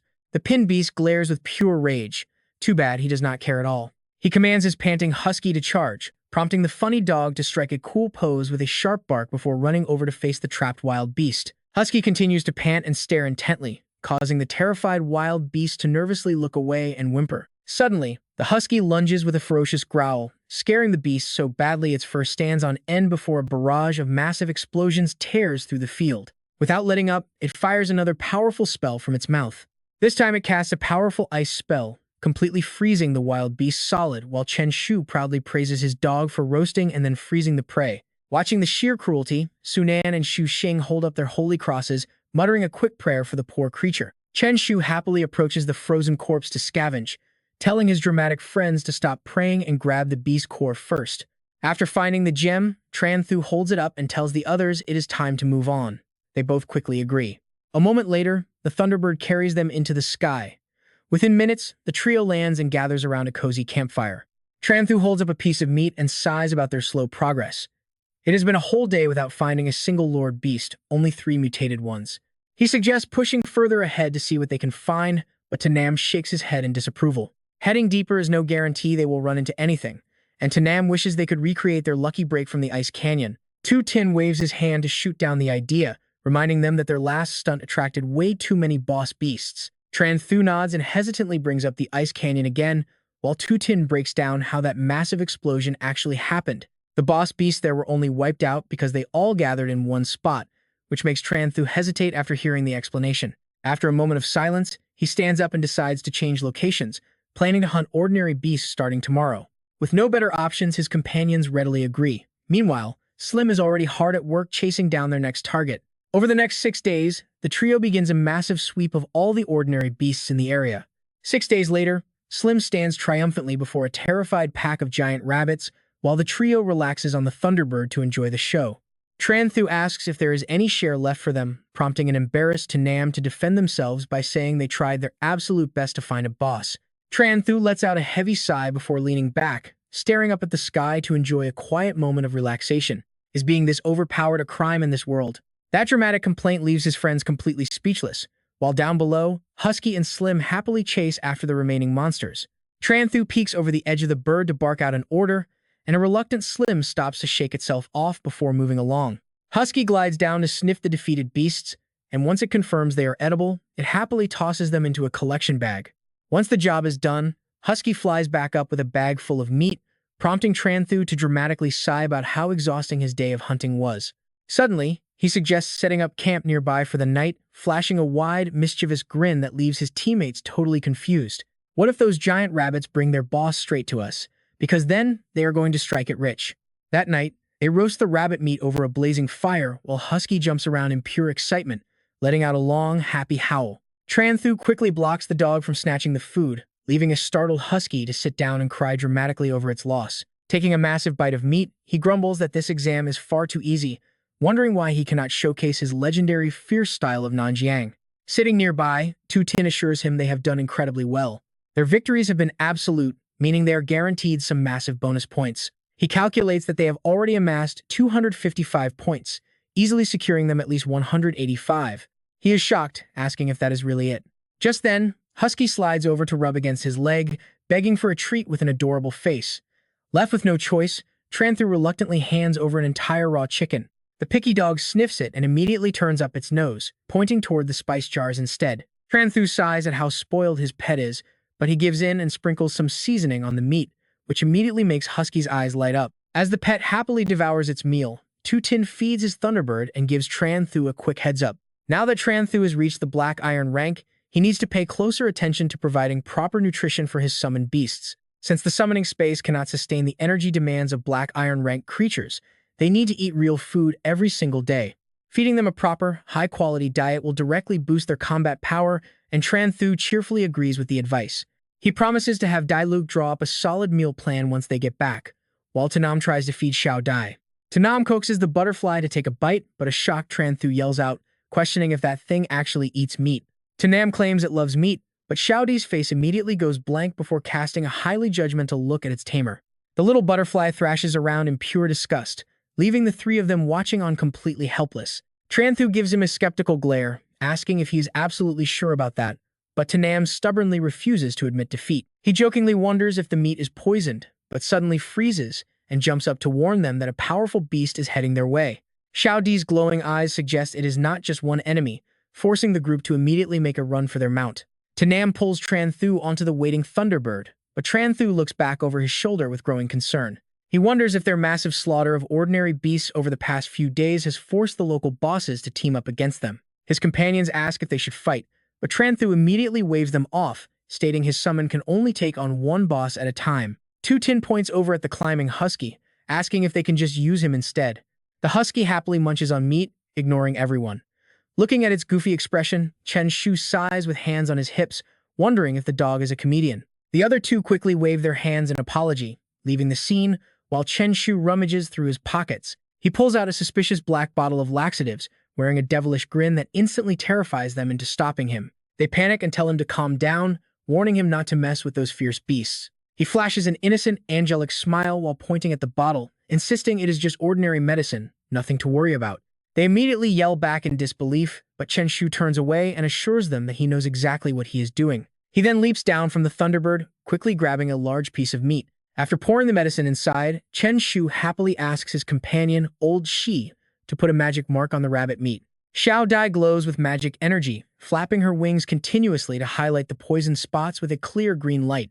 Stroking his chin with a devious and excited look, Chen Shu suggests they leave and wait for the show to begin. As the delicious aroma of the bait spreads, the group hides behind a boulder to watch. Soon, the fire-clawed leopard arrives, alongside the massive, golden-feathered, light-winged bird with its sharp, rooster-like gaze, and even a white-cut chicken and black crow join them. The four beasts surround the fragrant bait, staring hungrily at the delicious feast. They slowly approach with caution, but none can resist the mouth-watering food as Chen Shu and his team eagerly watch the drama unfold.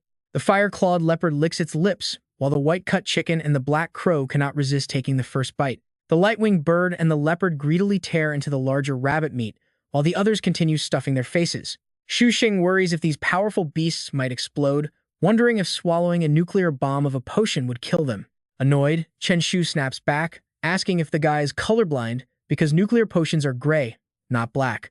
His bizarre explanation leaves Xu Xing and Su Nan utterly confused, and then Chen Shu flashes a sinister grin. While they will not blow up, they will certainly suffer, and with an increasingly wicked smile, he decides they will strike tonight. The four beasts quickly finish their meals, stuffing themselves to the brim. Only now do they glare at each other with eyes full of hostility before turning away to run in separate directions, bringing an instant, delighted smile to Chen Shu's face. With the markers safely inside their bellies, he turns around and signals Xu Xing and Su Nan to move out. Riding the Thunderbird, they soon track down the nest of the light-winged bird, which is busy rallying its flock before leading them into the sky. The smaller birds quickly follow behind it. But right at this moment, the light-winged bird suddenly freezes mid-air as an unstoppable stomach ache triggers a chaotic explosion under the open sky.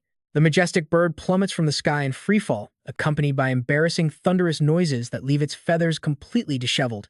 Experiencing this agonizing humiliation for the first time, the poor bird is reduced to tears of absolute despair. Trembling with shame, it tries to waddle away from its makeshift toilet, but just when it thinks the worst is over, another loud stomach rumble forces it to rush right back. The awful stench spreads quickly, forcing the entire flock to cover their noses in misery, while their leader shows absolutely no sign of stopping the relentless barrage. Just a few minutes, the beast collapses on the spot, completely exhausted. Chen Shu looks pretty pleased with his handiwork, laughing his head off. He crawls up the boulder first to clear the way. Suddenly, the light-winged bird jolts back up, shivering violently. Chen Shu ducks behind the rock in a panic. He thought it was dead. Suddenly, the beast unleashes a massive stink bomb. He is standing right behind it. Oh man, the stench is absolutely unbearable. Thinking fast, Chen Shu pulls out his spare burlap sack. With just a quick tear, he fashions a pretty solid makeshift mask. With his mask on, Chen Shu creeps closer to the light-winged bird, finding the perfect vantage point directly behind it. He is in position. Catching the beast off guard, he summons Slim. By the time it notices, it is already too late. Slim's massive body slams down onto the light-winged bird, pinning it completely flat to the ground. Chen Shu happily brushes off his hands. That was way too easy. He tells Xu Xing and Su Nan to stop hiding and come out. Xu Xing immediately signals his Thunderbird to fly over. After checking the area, Chen Shu warns them that they need to get airborne first. Down below, the light-winged bird is still thrashing wildly to break free. Man, this thing just does not want to give up. Sensing the perfect opening, he gently pats his pet and calls out Husky's name.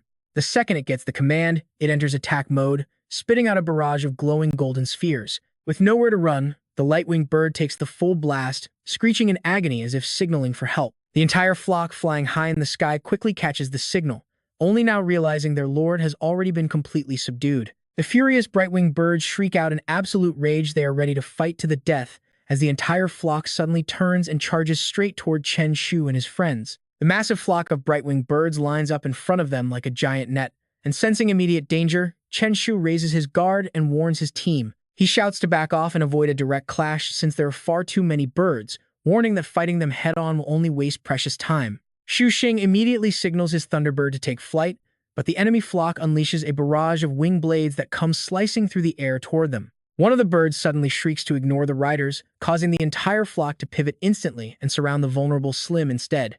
The captured lord screeches out an order to destroy the thing on its back first, prompting the entire flock to activate their wing-slash skill and rain sharp blades down on the poor spirit. Watching this unfold, Chen Shu cannot help but mockingly praise the beast, noting that the creature actually has some brains to target its captor first.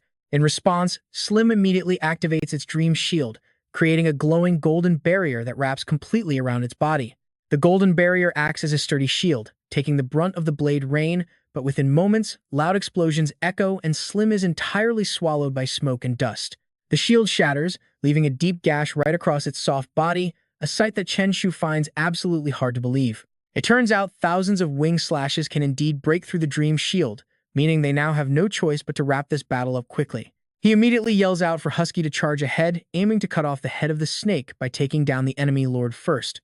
A bright beam of blue energy erupts from the dog's mouth, blasting directly toward the helpless Brightwing lord. Husky throws its head back and howls, unleashing a massive torrent of fire that even startles Chen Shu's group, while the target desperately scrambles to the side to avoid the flaming rain. Another massive explosion rings out, filling the entire sky with thick dust. As the smoke clears to reveal the lifeless body of the Brightwing lord, the entire flock is thrown into utter shock, screeching in horror at the tragic sight. Terrified of becoming the next victims, the rest of the flock scatters in a panic, and as their Thunderbird lands, Sunan brandishes his knife with a grin, excited about the rare loot. Shu Xing asks what their next move is, and Chen Shu happily responds that they are obviously going to take down the remaining 3 lords. After harvesting the materials, the group hits the road again, tracking the trail all the way to a massive volcano where they finally locate the Flame Claw Leopard. By noon, their spirits are locked in fierce combat, but by nightfall, the team is happily snapping photos together to commemorate their hard-won victory. Holding his phone with a wide grin, Chen Shu remarks that things are going pretty well so far. Now that they have successfully eliminated 4 lords, they can finally find a quiet spot to get some rest.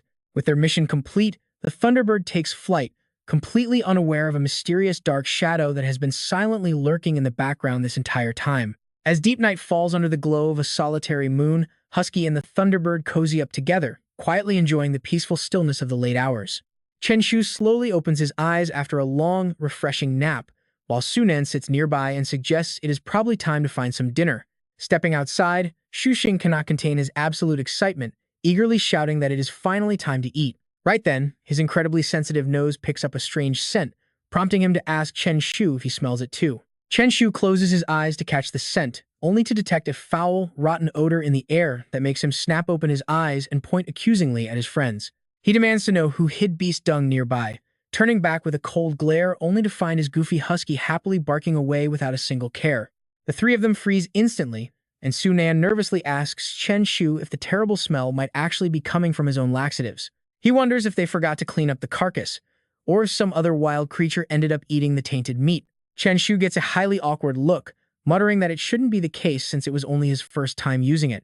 Desperate to change the subject, he pushes his friends forward and urges them to go find some real food because he is absolutely starving to death. So the 3 of them fly off on the back of the Thunderbird, and though they let the matter slide, Sunan's senses remain on absolute high alert. The odor becomes completely unbearable, forcing all 3 of them to pinch their noses at the exact same time. Shu Xing gasps that he cannot take it anymore, but in moments of crisis like this, Chen Shu decides it is the perfect time to show off. Telling them not to panic, he starts pulling out an absurd variety of random items from his bag, making his friends break into a nervous sweat. They wonder how he fit everything as he finally reaches the bottom of his magic bag. Chen Shu triumphantly pulls out 3 gas masks and hands them over, leaving Sunan and Shu Xing completely speechless and frozen solid at the absurd sight. The solution only makes Sunan more suspicious, suddenly realizing with utter shock that the guy actually prepared professional gas masks beforehand. He demands to know if Chen Shu planned this whole laxative disaster from the start. Faced with the heavy accusation, Chen Shu quickly defends himself, claiming it is just his rich survival experience in case they ever encountered a toxic environment. Both of his friends cross their arms with completely skeptical looks, but Chen Shu merely urges them to hurry up and put them on. Left with no other choice, Sunan quickly straps his mask on to save his nose, finally letting out a huge sigh of relief as they head out. Finally, the air starts to clear up. Suddenly, a surprisingly warm voice calls out from behind as Duming flies in on his massive avian beast.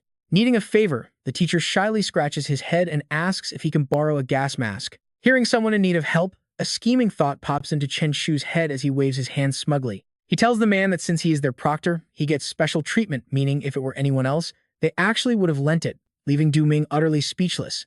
Chen Shu rests his chin on his hand, speaking in a mischievous voice. Claiming he never beats around the bush, the self-proclaimed menace of Nanjiang acts a little shy while holding up 5 fingers to name his price. He demands 500,000 yuan, leaving Du Ming with a massive headache as he curses this shameless kid for extorting his own teacher during an exam. Before the teacher can even complain, Chen Shu immediately starts pitching like a smooth-talking salesman. He promises fresh air for just 500,000, but Du Ming flat-out refuses, claiming he is completely broke. And get this, as the teacher walks away, Chen Shu keeps yelling out his offer to seize the moment, wearing a highly sinister smile. Realizing the teacher is following them, he suggests flying toward a much smellier area, and his friends immediately agree to join the prank. With a nod, the Thunderbird flaps its wings and speeds ahead. Half an hour later, Du Ming is absolutely miserable from the horrific stench, leaving him with no choice but to weakly bargain for a lower price. When he asks if 50,000 is okay, Xu Jing and Chen Shu turn around with incredibly wicked grins. The boys happily agree to the deal, and Chen Shu immediately tosses the protective gas mask over to Du Ming. The teacher grabs the mask and quickly puts it on, sighing in relief just as a flock of flame birds flies past them. While the flock happily flies high to enjoy the warm sunlight, the lake below suddenly starts to churn, making an unsettling noise as if something massive is stirring. The water surface freezes instantly, sending up sharp waves of solid ice. A thick sheet of ice rises from the water, turning the air freezing cold and shocking the migrating flame birds. They spit fire to melt the thick barrier, but the more heat they apply, the thicker and larger the ice grows. As the ice surges onto the shore, a massive wild lion slowly emerges from beneath, roaring in pure rage at being woken from its deep slumber. The beast's roar echoes through the sky, striking sheer terror into every creature in the area, big and small. Du Ming panics at the overwhelming pressure as their path is suddenly cut off by a towering wall of ice. Su Nan and Xu Jing note that this monster is a giant, likely at least iron rank, and ask Chen Bai what they should do. With a cunning smile, Chen Shu tells them they should scope it out first and just run if they cannot win, before commanding Xiao Lei to move in. The teacher immediately yells out in disbelief, asking if they have completely lost their minds. Du Ming frantically warns them to stop because even he might not beat it, which leaves the 3 students completely shocked that their teacher cannot win. When he embarrassingly confirms this, the 3 kids immediately start envisioning a sweet, perfect score of 100 points. Eager to fight on their final exam day, they charge ahead for those free points, aiming for that perfect maximum score. The terrifying arrival of the white lion throws the local wild beasts into an absolute state of chaos. The students watching the chaos are completely blown away, sweating buckets in sheer panic as they try to process what is happening. They wonder if these beasts are on steroids, cursing their incredibly bad luck. Right at that moment, Wu Shuang spots the highly familiar Thunderbird soaring nearby, and given all the chaotic trouble he has had to clean up recently, he knows exactly who is responsible. Oh, you know it is Chen Shu again, and with a commotion this big, he wonders what the kid did this time. Wondering if the boy dug up a monster's grave, he decisively issues an emergency order to the rest of the students to disperse immediately.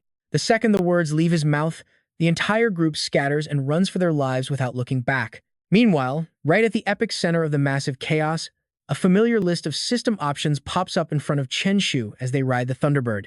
His choices are to let Du Ming handle it, run away calmly, fight the king beast to the death to get a monument of bravery, or beg the creature for forgiveness. It is not a tough decision, but Chen Shu notices a very clear pattern among them. Every single choice the system offers is pointing toward giving up, proving that this monster is incredibly powerful. He falls into deep thought, but just as he contemplates giving up, his eyes lock onto the rare treasures shining below.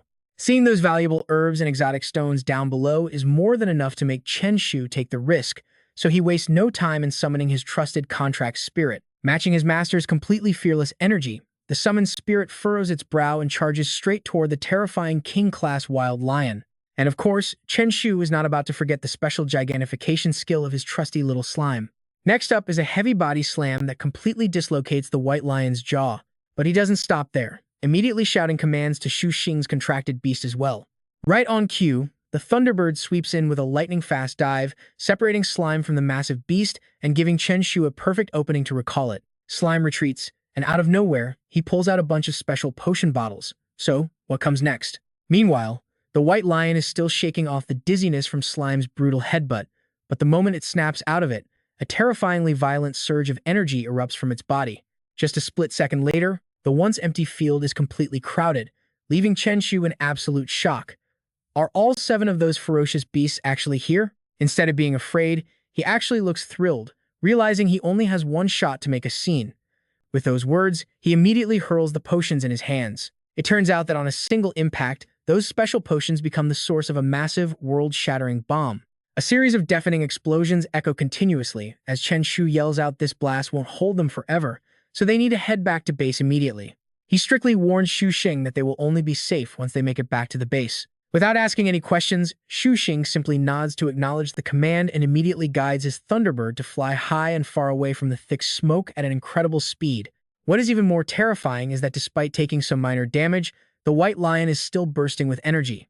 It lets out a majestic roar, ordering its pack to keep up the chase. While not too far away, someone trying to enjoy a quiet drink is about to have their day ruined. It is Yi Bing, who is enjoying a peaceful moment but is now suddenly forced to pay attention. What is that noise? A second later, he literally spits out his water, witnessing a crazy chase between a king-tier beast and the Thunderbird.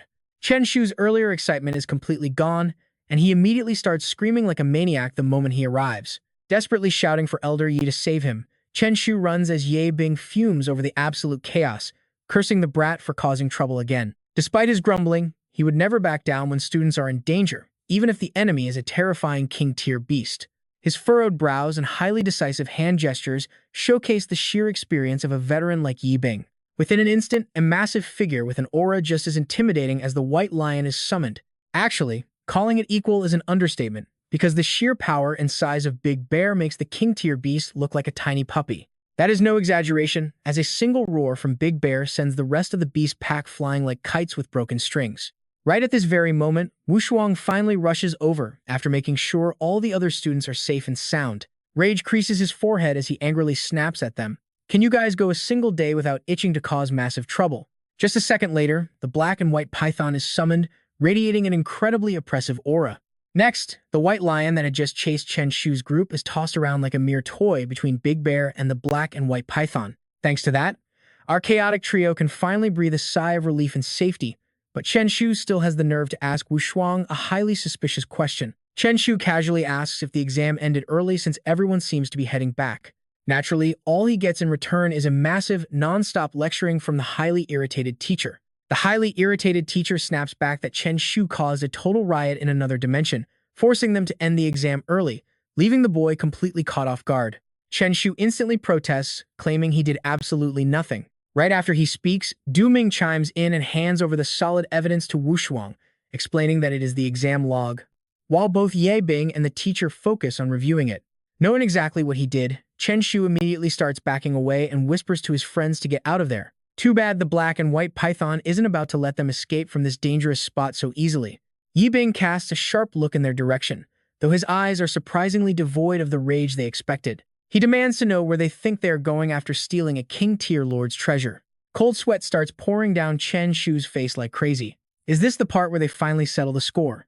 Despite getting caught red-handed, he still tries to play dumb and begs everyone to listen to his totally helpless explanation. But no matter how much Chen Shu tries to talk his way out of it, the cold expressions of Wu Shuang and Ye Bing do not budge. After explaining until he completely runs out of breath with absolutely zero results, Chen Shu finishes his story, leaving a totally exhausted Yi Bing with no choice but to let it slide for now. Yi Bing simply tells him to go back and rest. Chen Shu finally lets out a massive sigh of relief, thinking he actually managed to pull off the bluff, while Shu Xing beside him starts to relax as well. But Su Nan, whose nerves are completely shot, suddenly hugs the troublemaker and starts bawling like a baby. He cries about how absolutely terrifying it was, but instead of getting any sympathy, both Chen Shu and Shu Xing immediately kick him away. Get lost. Before long, quiet returns to this place as night falls, bringing with it terrifying, lurking eyes. The stillness of the dead of night is the perfect cover for anyone up to no good. A figure that looks exactly like Yi Bing seems to have realized something, heading right back to the White Lion incident site. Under the gentle morning sunlight, the bus slowly starts up on a road without any other cars. Chen Shu slumps into his seat, letting out a deep sigh of relief because he is finally going home. Then, he turns around to ask Xiao Yu and the others how their exams went. She calmly and humbly says her results were just average, meaning she can easily get into the famous capital university. Yi Qinghan, sitting on the other side, shyly adds that both she and Xia Bing are planning to attend university in the capital as well. Upon hearing this, Chen Shu eagerly calls out with total confidence, telling them they can always look him up at Huaxia Academy if they ever need anything. Just as he finishes his sentence, she looks as if she is gathering all her courage to speak up. Too bad for Xia Bing. Before she can say anything, he completely ruins the mood by offering them a 10% friend discount. One sentence is all it takes to prove Chen Shu is a certified master of ruining romantic moments. As the sun finally sets, the bus carrying the nation's bright future comes to a stop amidst excited cheers that they have finally returned. Shu Xing walks up from behind, staring at him with pure, helpless disbelief. He tells him there is a very good reason he is single, but that concept is way too complex for Chen Shu to understand. Confused, Chen Shu asks what he means by that, but Shu Xing just sighs and tells him to hurry up and get off the bus. Even though he is still totally clueless, Chen Shu shrugs it off. As the students step off the bus, they are immediately greeted by their parents who have been waiting anxiously for them. They heard something went wrong at the exam site, and the worried chatter is endless. Amidst the chaos, Chen Yu rushes forward to ask if his son is okay. But before Chen Shu can even reply, his dad immediately shifts to a much more concerning topic, asking if his classmates are okay. He even asks if the alternate dimension itself is okay, a bizarre question that leaves Chen Shu completely speechless. Shouldn't a normal father be checking on his own flesh and blood first? And while worrying about classmates makes sense, worrying about the safety of an alternate dimension is just absurd, but his dad simply smiles and says he knows his son too well. With that out of the way, Chen Yu acts more like a close friend than a parent. He offers to take him home for a grand feast, but before they can leave the area, Chen Shu suddenly calls out to Shu Xing. Shu Xing stops and turns back, raising an eyebrow to ask what he wants. That is when Chen Shu pulls out his signature old sack, leaving his dad completely stunned as he asks where he even got that thing from. The moment that sack appears, nearby parents and students instantly take a collective step back in terror. Chen Shu holds the heavy sack helplessly, telling them there is absolutely nothing to be afraid of. He happily hands the heavy sack over to Shu Xing, telling him to handle the distribution of their loot from this harvest. Since Shu Xing's family runs a beast taming business, they will surely get a great price for the White Lion's treasures. Shu Xing's eyes light up as he happily accepts the deal, and Chen Shu waves goodbye before turning around to leave. As night finally falls and bright moonlight bathes the entire city, Chen Shu enjoys a warm family dinner with his parents. Lin Dan serves him some food, happily asking her son how everything went. Chen Shu flashes a happy peace sign and says everything went great, but his dad mockingly jokes that his future is going to be in a factory. Determined to prove him wrong, Chen Shu fires back that he is getting into Huaxi Academy. His mother smiles comfortingly, saying that is perfect since he will be able to keep Fang Xi company over at the academy. Realizing he forgot to tell her, Chen Shu later lies down on his bed and starts playing on his phone.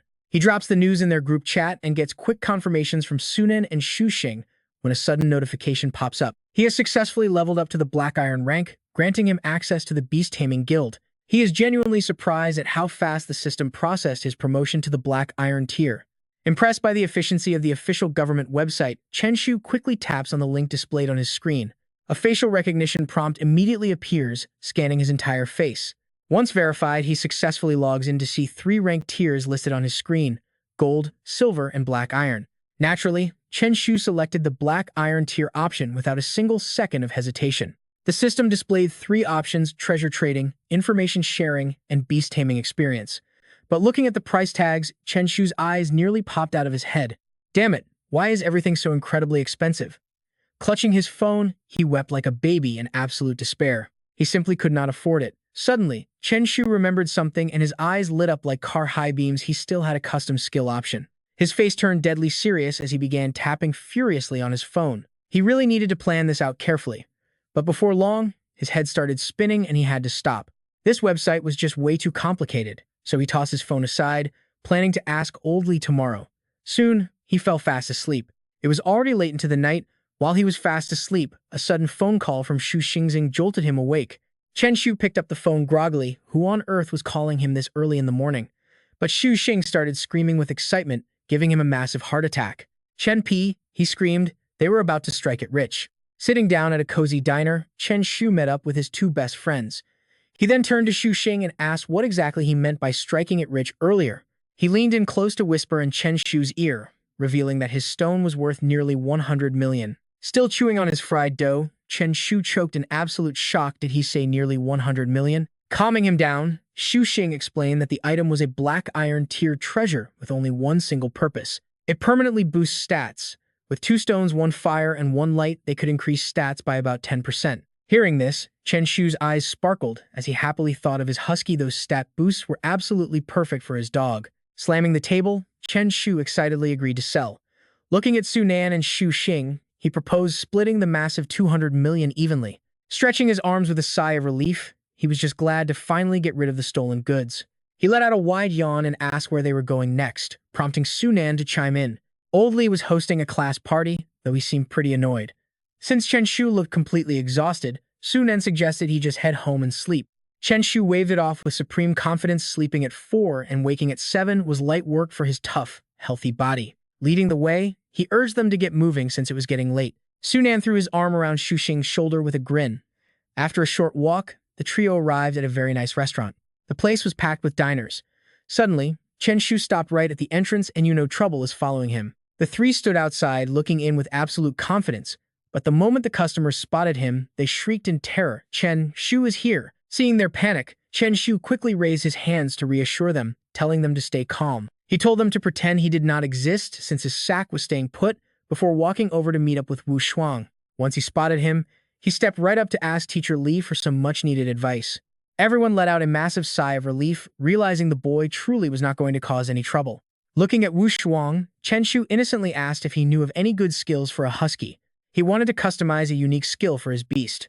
A dozen ideas flashed through his mind only to be instantly rejected. He told Chen Shu he would need to think about it. Over at the massive high school campus, the teachers were all gathered together, staring intently at a screen. The screen displayed the live actions of the students, specifically focusing on Chen Shu, Shu Xing, and Su Nan. The boys were cheerfully smearing a bunch of laxatives all over a roasting rabbit. The foul smoke actually forced a white lion and a thunderbird to flee in absolute panic. The sight left the teachers speechless, and Shang Hang stood up in rage, asking if a high schooler should even be doing this.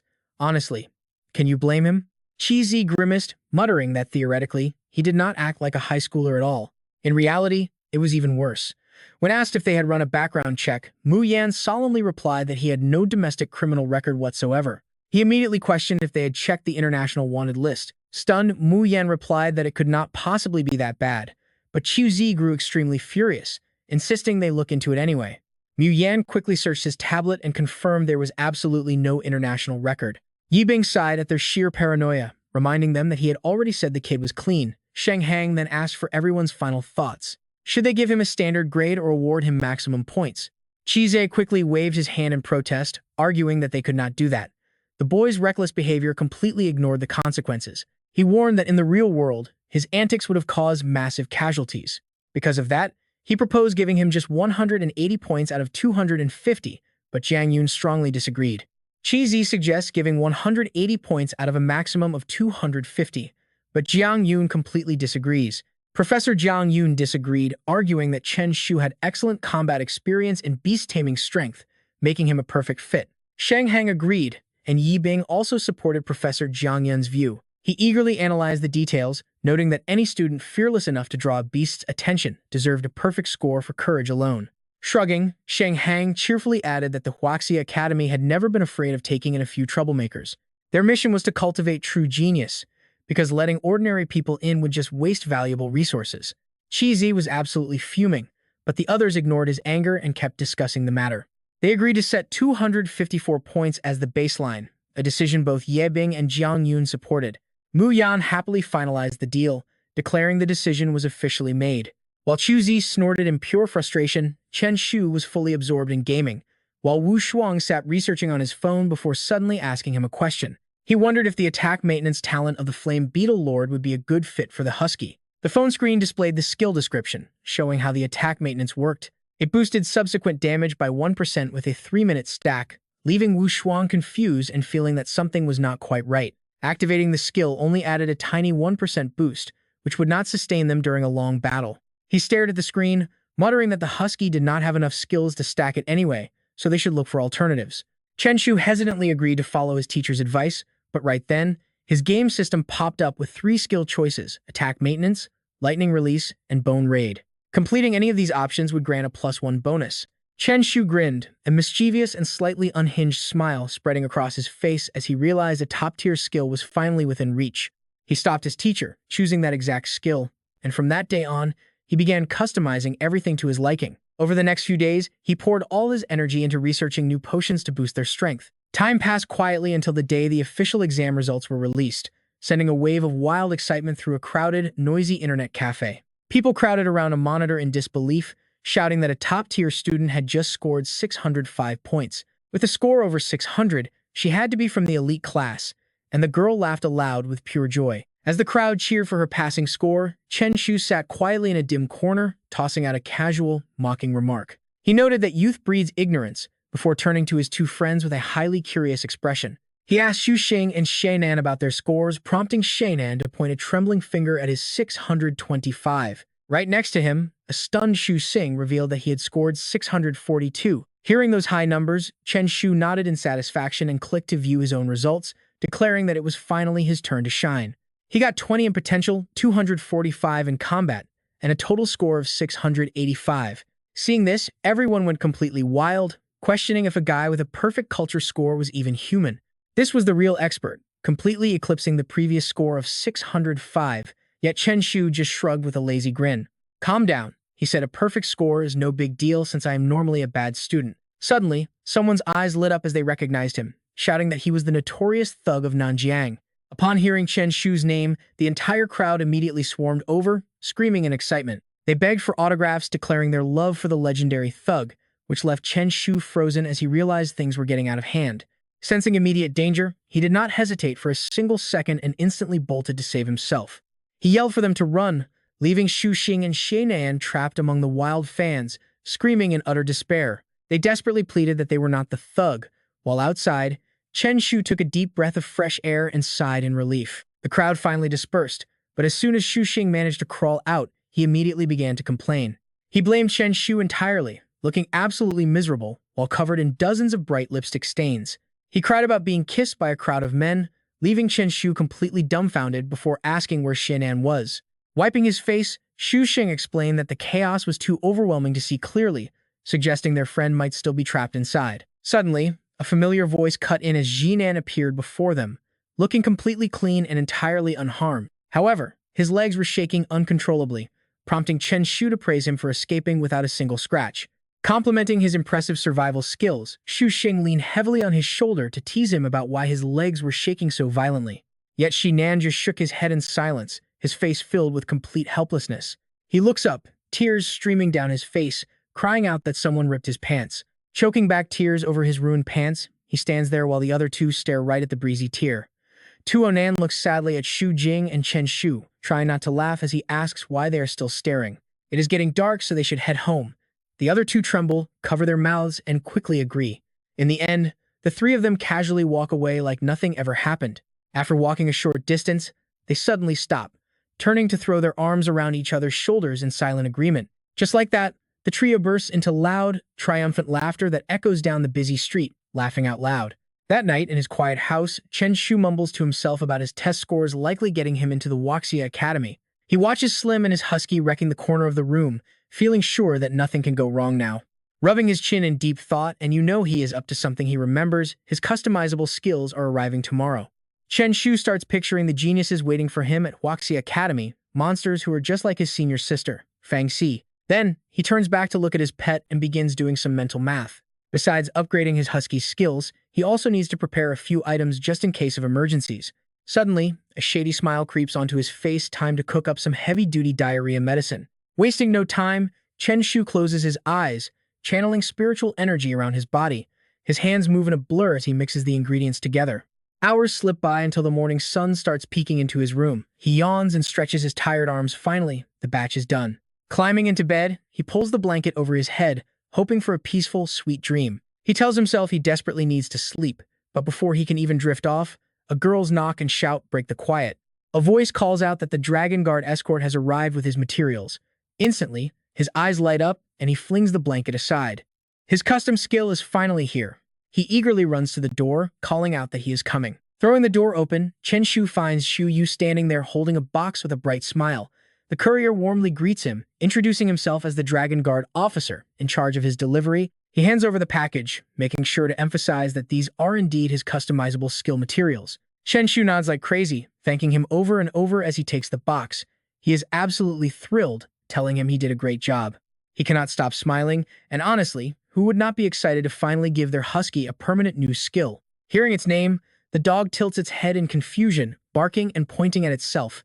But Chen Shu does not say a word, just grabbing the pet by the collar and dragging it away. The door to his workshop kicks open with a sudden, decisive bang. In a flash, A blinding light bursts through the doorway, but the spark on the dog's head suddenly sputters and dies, freezing Chen Shu in his tracks. Seeing his efforts vanish into thin air, he angrily roars, asking if the dog actually failed to learn it. Turning around, he looks at the remaining untouched bottles sitting on the table. He mutters that thankfully he bought 8 portions, refusing to believe the pet needs all of them to learn. Chen Shu immediately pins the dog down, forcing the next bottle in. He forces it to eat, and instantly, an earth-shattering wave of energy explodes from the dog's body like crashing waves. Yet, everything ends up exactly the same as the bright light sputters and dies instantly. Still, he continues repeating the process a few more times, clinging to a sliver of hope. But the results do not get any better, leaving Chen Shu so frustrated he wants to flip the table. The constant, painful shocks with absolutely no payoff leave the poor husky feeling completely miserable. As for Chen Shu, he is not doing much better, tears already streaming down his face. He has already gone through 7 failed attempts. Staring at the very last potion bottle left in his hand, he feels utterly defeated and hopeless. Without wasting another second, Chen Shu shoves the final bottle into the dog's mouth, growling a cold warning. If this fails, he is getting neutered. Thankfully, the heavens do not abandon them, and a sudden surge of electricity signals a successful breakthrough. Right on cue, the system screen flashes before him, announcing that the Level 2 attack maintenance skill has been successfully unlocked. Next damage increases by 3% with a duration of 3 minutes. With the task finally finished, he collapses backward with a massive sigh of relief, glad he did not actually have to neuter his dog. Wasting no time, Chen Shu immediately absorbs the powerful clone skill book. Excitedly, he stares at the status screen appearing before him. Level 1 clone is an active skill that creates a short-lived copy inheriting all skills except the clone ability. After reading the details, he stands up, stretches, and exhales a long breath. Finally finished with that, and he still has time to test his new diarrhea medicine. Grinning to himself, Chen Shu gets right to work brewing his special batch. Suddenly, a series of urgent knocks rattle the door from outside, followed by a loud shout. The voice demands Chen Shu to open up, and recognizing it, he is instantly curious. He wonders if old Ye has finally brought his admission notice, quickly heading over to open the door. Before Tran Thu can even say hello, Yi Bing excitedly rushes straight in, complaining about being incredibly thirsty. Without even looking around, the old man heads straight for his target and downs the whole cup before Tran Thu can stop him, only to turn around with a highly confused look. When the elder asks if something is wrong, Tran Thu doesn't dare be honest and quickly blurts out that everything is fine. Glancing at Yi Bing sitting comfortably in the chair, he tries to probe the old man, asking if he brought the admission letter. Reminded of his main task, the old man immediately pulls an envelope out of his coat to confirm the news. Seeing the boy excitedly grab it, the old man asks where his parents are, as Tran Thu answers while closely inspecting the letter. Explaining that they just went out and he can read it himself, Tran Thu immediately tears open the envelope to find the official Huaxia Academy admission notice. Watching the kid jump around like he just won the lottery, Yi Bing cheerfully continues. He asks if the kid wants to make some quick cash during the break, explaining that a student of his has a mission in another dimension and needs a partner. Hearing this, he skips the small talk to ask about the reward. After thinking it over, Yi Bing frowns and offers a 1-to-9 split, leaving him with 5 million. Seeing such a paltry sum, Tran Thu gets instantly disappointed by a 5 million reward. Catching that reaction, the old man stares in shock before shouting in frustration, asking the kid if he has completely lost his mind. Did he think he would get the 90% share? The kid just shrugs, asking if that is not correct. As the fierce bandit of Nanjiang, when did he ever settle for leftovers? He looks up with absolute, smug confidence. He says he might accept if he is ever bored to the point of a stomachache, leaving Yi Bing to angrily repeat those bizarre words. Suddenly, a loud rumble from the old man's stomach cuts the conversation short, freezing them both as he clutches his belly in deep confusion. Damn it, he wonders how could a gold-tier body get a stomach ache like this. Tran Thu immediately glances at the cup on the table in absolute shock, not expecting his laxative to actually work on a gold-tier beastmaster. Realizing he cannot let the elder find out he did this, the boy quickly puts a hand on his shoulder, acting incredibly worried.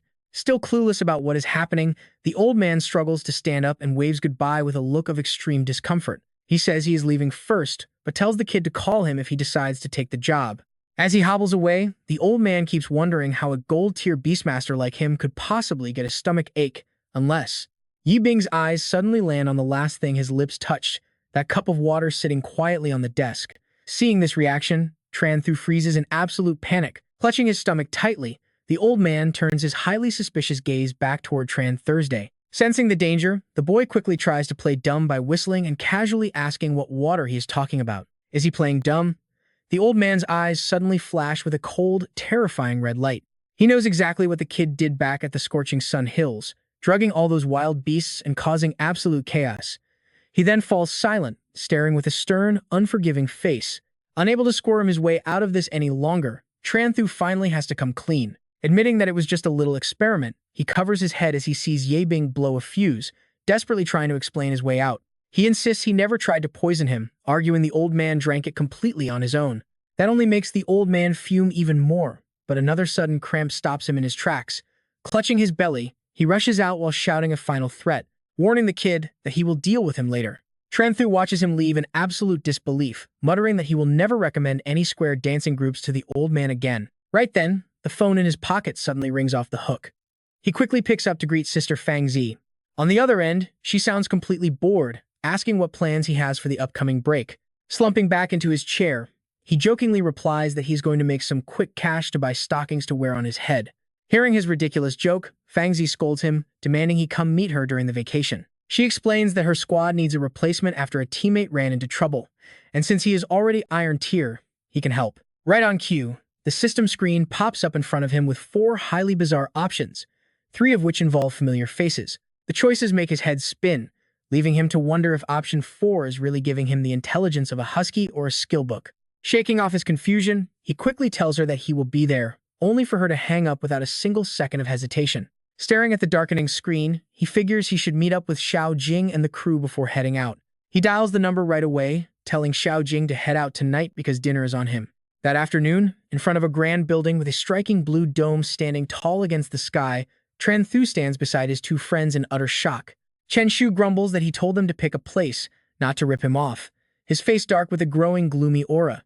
On top of that, he points at the gleeful Wu Shuang sitting next to them and questions why their teacher even came along. Chen Shu stares at the menu, completely flabbergasted by the insane prices as Xu Xing casually places an order behind him. Xu Xing orders dish after dish before snapping the menu shut, while a soulless Chen Shu looks on in absolute despair. Seeing his friend weeping, Xu Xing tells Chen Pai to stop looking because this meal is on him, leaving Chen Shu utterly shocked. When Chen Shu gasps in surprise, Xu Xing gently explains that he is going abroad soon and wanted to treat everyone first.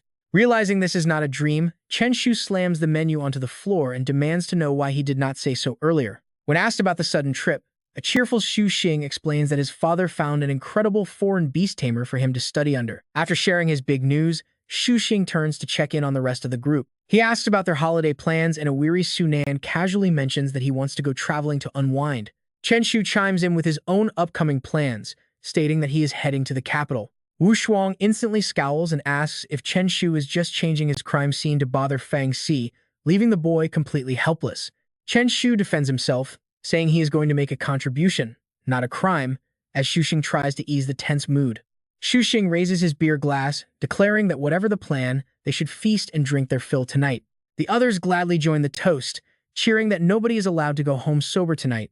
They clink their glasses, but by the end of the night, 3 of them are completely wasted, while only teacher Wu Shuang remains sober. The drunken friends start babbling nonsense, asking Xu Xing when he will return and begging him not to forget his buddies. As they cry about missing him and hilariously ask for spare hospital uniforms, Wu Shuang watches their antics and chuckles to himself. Thinking how great it is to be young, he grabs Chen Shu by the shoulder to prevent him from falling over. Chen Shu pushes him away, confidently slurring that he is not drunk and needs no help, earning a highly skeptical look from Wu Shuang. Suddenly, the phone in Chen Shu's pocket rings, and he clumsily answers it to greet Xia Bing. Before Chen Shu can say another word, the teacher snatches the phone and tells Xia Bing that they are currently on Jiangjing Road. He asks her to pick up the wasted boy, who stumbles and collapses backward onto a seat. Chen Shu mumbles that he is sleepy and wants to go home, but Wu Shuang promises a special surprise before he goes. Hearing the word surprise, Chen Shu's eyes instantly light up as he mutters that he only wants money. Rejecting any other surprise, he falls back asleep, while Wu Shuang smiles and looks back, whispering that he will definitely want this. Xia Bing arrives, and Wu Shuang tells the sleeping boy that his big surprise is finally here. Wu Shuang suddenly shoves Chen Shu right into Xia Bing, startling her as she quickly catches the boy and asks if he is okay. With his matchmaker plan a success, the teacher runs off to join the others, leaving Xia Bing to realize the boy is totally drunk. Feeling a bit flustered, Xia Bing asks Xiao Yu to help carry him home, while Xiao Yu glances back at Wu Shuang, knowing exactly what he did. Watching from afar, Wu Shuang chuckles to himself, hoping he has set his student up for romantic success. Outside Chen Shu's house, Xiao Yu keeps ringing the doorbell to no avail, leaving a worried Xia Bing to support the heavy boy alone. When asked what they should do now, Xiao Yu thinks for a moment before her eyes light up with an idea. Xiao Yu grins widely, suggesting they take him to a nearby hotel that is just around the corner. Xia Bing immediately stops smiling, looking quite flustered. But Xiao Yu urges her not to hesitate, since she has to head home soon anyway. She also points out that if they do not get him settled somewhere safe, Xia Bing will be left all alone with him, and he will end up sleeping on the street. Blushing furiously, she finally makes her decision. She agrees to take him to the hotel right away. Together, the two girls support him as they approach the entrance. Inside the quiet room, Xia Bing gently covers him with a blanket. Seeing things have settled, Xiao Wu says it is late and she is heading home. Startled, Xia Bing looks up. Wait, she wants to head out together. But just as she reaches the door, Chen Shu collapses face first onto the floor. Hearing the sudden thud, Xia Bing quickly spins around. Terrified, Xia Bing rushes back to pull Chen Shu up. Xiao Wu watches from the doorway with a knowing smile, giving Xia Bing a playful wink. Good luck. Xiao Wu shuts the door, leaving a flustered Xia Bing completely alone. Xia Bing looks down at Chen Shu as her cheeks turn bright red, her heart pounding faster and faster against her chest. She slowly leans down. Their lips almost touch, but then Chen Shu snaps his eyes open, leaving Xia Bing completely frozen with embarrassment. He claims he only wanted to see if she was awake, but then he grabs her arm and pulls her close, leaving Xia Bing completely flustered by their sudden proximity. It looks like a romantic moment is brewing, but think again. Chen Shu starts throwing up right then and there. Xia Bing is left speechless and irritated while soft morning light filters through the curtains. Waking up with a splitting headache, Chen Shu clutches his head, but then his expression freezes. Where are his clothes? He scans the room and realizes he is in a hotel. Memories of his drunken night flash by, and he screams in absolute panic. Did he just lose his innocence? He sits there completely dazed, right as the bedroom door suddenly swings open. That sound snaps him back to reality. Chen Shu looks up to see Xia Bing walking in, checking up on him. She asks if he is awake and hands over a bag of clean clothes. Seeing her, Chen Shu feels his entire face flush red. Wild scenarios about last night rush through his head, making Chen Shu quickly wrap himself up tightly in the blanket. He warns her to stay back, leaving Xia Bing totally frozen and confused by his bizarre, over-the-top reaction. Once outside, Chen Shu sheepishly apologizes for the misunderstanding. He explains he was simply too drunk to think straight and begs for her forgiveness. She just smiles. Her gaze is incredibly gentle. Telling him not to worry, Xia Bing mentions she took his dirty clothes to the laundry and will call him when they are clean. Chen Shu replies that he might not be home by then, before opening up about his upcoming plans. He plans to visit the imperial capital, which completely freezes Xia Bing. She asks if he is leaving for the entire holiday. Looking visibly tense and hesitant, she struggles to find the right words before sheepishly calling out his name. With a gentle smile, she asks if they can travel to the imperial capital together. Later that evening, a shocked gasp echoes through a local coffee shop. What?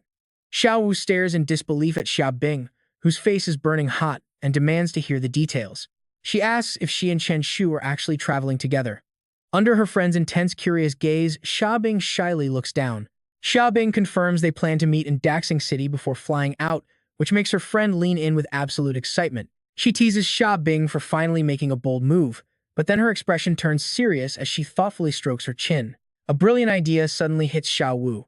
She jumps to her feet with a bright grin and starts dragging her friend along.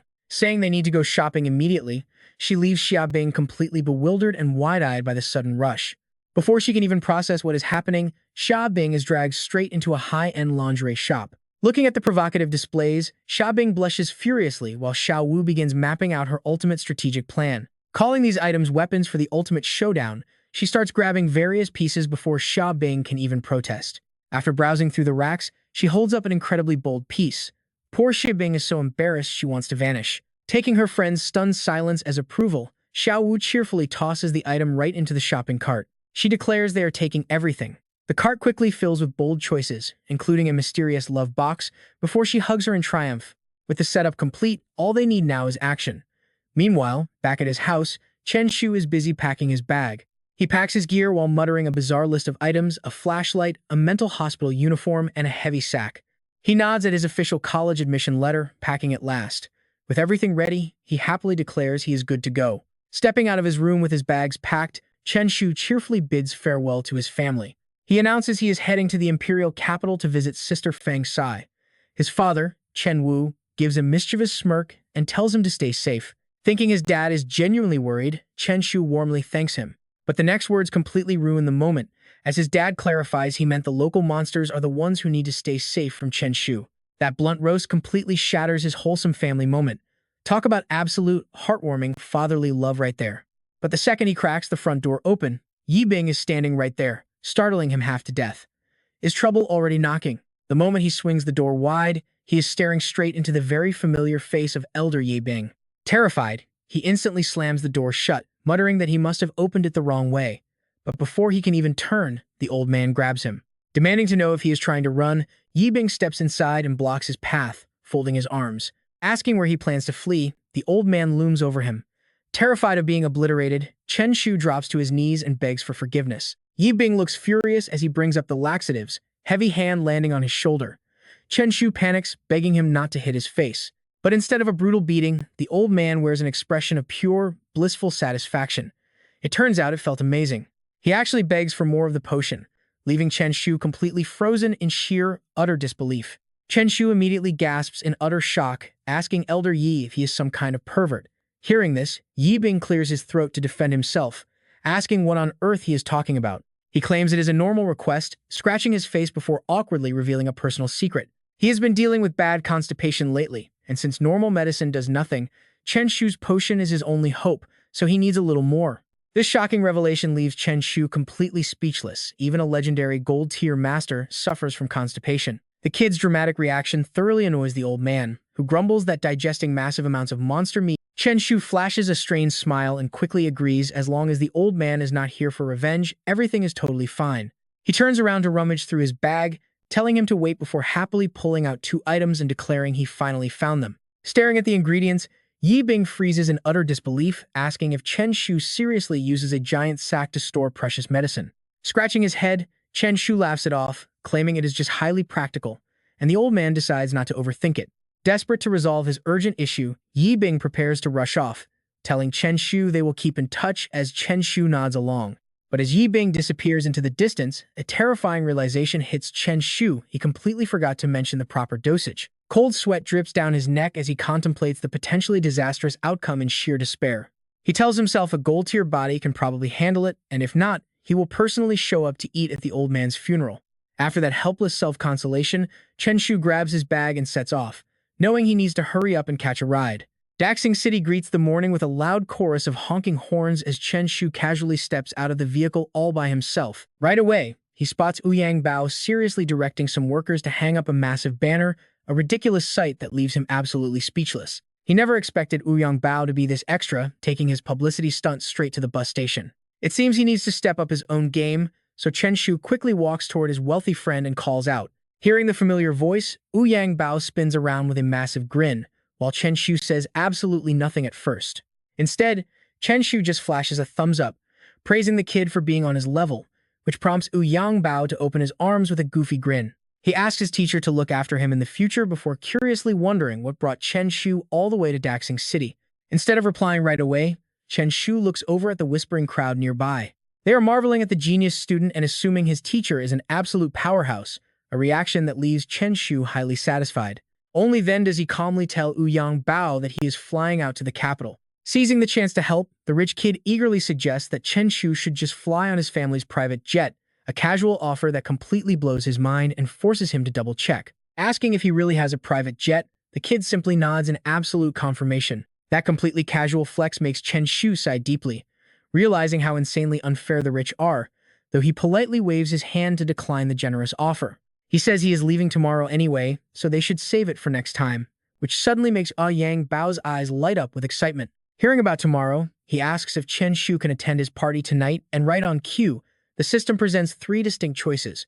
He can score a free meal ticket, upgrade his beast taming space, or refuse the invitation entirely to boost his wind breath skill. He quietly ponders the beast taming space upgrade, realizing this option has never popped up before, probably because he finally reached Black Iron tier. It hits him that this specific reward only unlocked now that his rank has increased. Determined not to miss this rare opportunity, he happily throws his arm around Ouyang Bao's shoulder to accept. Asking where the feast is, they soon arrive at a massive, ancient villa surrounded by beautiful gardens and calm waters where their luxury car slowly pulls up.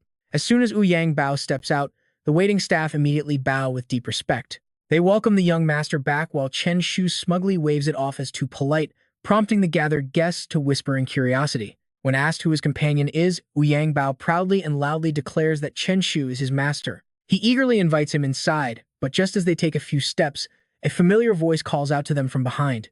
Looking back, Yang Bao spots Xie Fengyu standing right there with a surprised expression on his face. A second later, Xie Fengyu gasps in horror at the sight of Chen Shu, while Chen Shu is equally stunned to see him. Recognizing him as Ji Fengyu from Nankang No. 1 High School, Chen Shu stares awkwardly, prompting a highly curious Yang Bao to ask what is going on. He asks his master if they already know each other.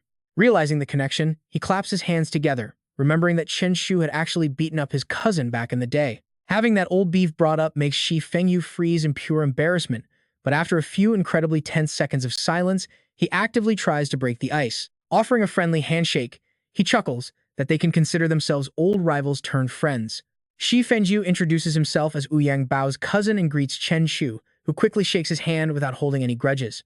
He greets Chen Shu as Yang Bao's respected mentor, but Chen Shu suddenly leans in close, resting against him with a completely innocent look. He explains he left in such a rush back then and wanted to buy him dinner, so today is a perfect coincidence. Such shamelessness makes Xie Fengyu smirk. With a quick laugh, he gently pushes the young man upright and swiftly changes the subject to save face. He suggests they head inside, and Chen Shu eagerly nods along, agreeing they should go in and start the banquet early. With that settled, the three of them quickly walk deep into the grand mansion. As Yang Bao's group arrives, Yang Liao welcomes them with a warm smile, asking if little Bao and Fengyu are both here. Standing right between the two, Chen Shu happily steps forward to greet the man, causing Yang Liao to freeze slightly at the unfamiliar face. Yang Liao asks who this is, which is exactly what Chen Shu wanted, as he dramatically introduces himself as a guest from Nanjiang City. Seeing his mentor suddenly shaking like a leaf, Yang Bao is utterly confused, unaware that Chen Shu is doing it on purpose to make a paper slip from his pocket. Seeing the paper land exactly where he wanted, Chen Shu acts completely shocked. He gasps that his university admission letter must have accidentally slipped out, quickly picking it up to proudly show it off to everyone. He complains that Wuxia Academy's admission envelope is way too flashy and needs a redesign, or else he would not even attend. The other three stand frozen like stone, completely speechless at his incredibly dramatic and shameless performance. To break the awkward silence, Yang Bao quickly introduces Chen Shu as his respected mentor, explaining that without his guidance, passing the difficult academy entrance exam would have been absolutely impossible. Yang Liao steps forward with a warm smile to shake his hand. He praises him as a true young genius, reaching Iron Tier at such a young age, before reaching into his coat pocket. Since Chen Shu helped little Bao get into the prestigious academy, Yang Liao insists on showing his gratitude by pulling out a valuable Tianhua group item. He hands over a special card, telling Chen Shu he can freely use it whenever he shops at their capital branch. This completely stuns Chen Shu as he realizes this man is actually the head of the massive Tianhua Beast Taming conglomerate. Inspecting the card in shock, Chen Shu never expected his student Yang Bao to be the wealthy heir of such a giant corporation. Taking this kid under his wing is definitely paying off. He reminds himself that true strength and talent always bring status, before turning his focus back to a forming orb of water and deciding to stop overthinking these things.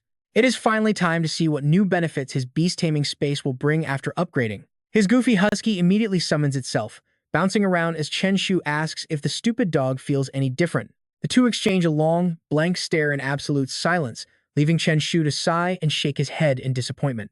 Giving up on his low IQ dog, he decides to summon his other contracted beast to see if it noticed anything.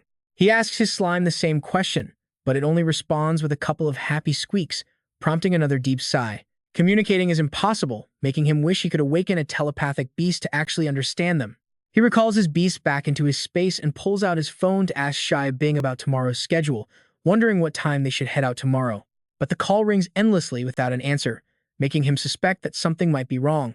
Feeling an ominous dread that something is wrong, he decides it is best to head out into the night to investigate. Reaching the main lobby, he overhears a heated argument where someone is warning Xia Bing not to push her limits. Peering over, he spots a crowd gathered around an incredibly furious Xia Jing, who is aggressively confronting his daughter. He demands to know why she won't join her brother's scholar celebration banquet since they crossed paths, but Xia Bing coldly replies she is just passing through the area. Enraged by her cold attitude, her father grabs her arm and demands how she dares to speak to him like that. Onlookers join in to scold her for being disobedient, while Xia Yan gets shoved back and nearly stumbles to the ground. Watching this unfold, Chen Shu realizes it is time to make his move. The system suddenly triggers a set of options, offering him a combat skill boost if he acts like a gangster. Another choice is to yell at them and flee for a charged skill, or escape with Xia Bing to receive a speed potion. Grinning like a villain, Chen Shu grabs a large empty sack as Xia Yan watches the drama unfold with smug satisfaction. Xia Yan gloats at the thought of Xia Bing's suffering, but a sudden, icy shiver runs down his spine, forcing him to spin around in alarm to see what is coming. He stammers in fear, but Chen Shu chuckles softly, whispering that it is only him. He swiftly shoves the boy into the sack, covering Xia Yan's mouth before any loud screams for help can escape. Telling him to quit struggling since the drama over by his father will easily keep everyone distracted, Chen Shu tosses him into a quiet corner. Chen Shu gets hyped up and clenches his fists. Next in line is Xia Yan, who is still desperately struggling. "Help me, please." But Chen Shu just unleashes a heavy punch straight into the guy's stomach. While Chen Shu is busy pummeling Xia Yan, Xia Bing stands nearby venting her long-held resentment. She reminds her father that leaving back then made her hate him.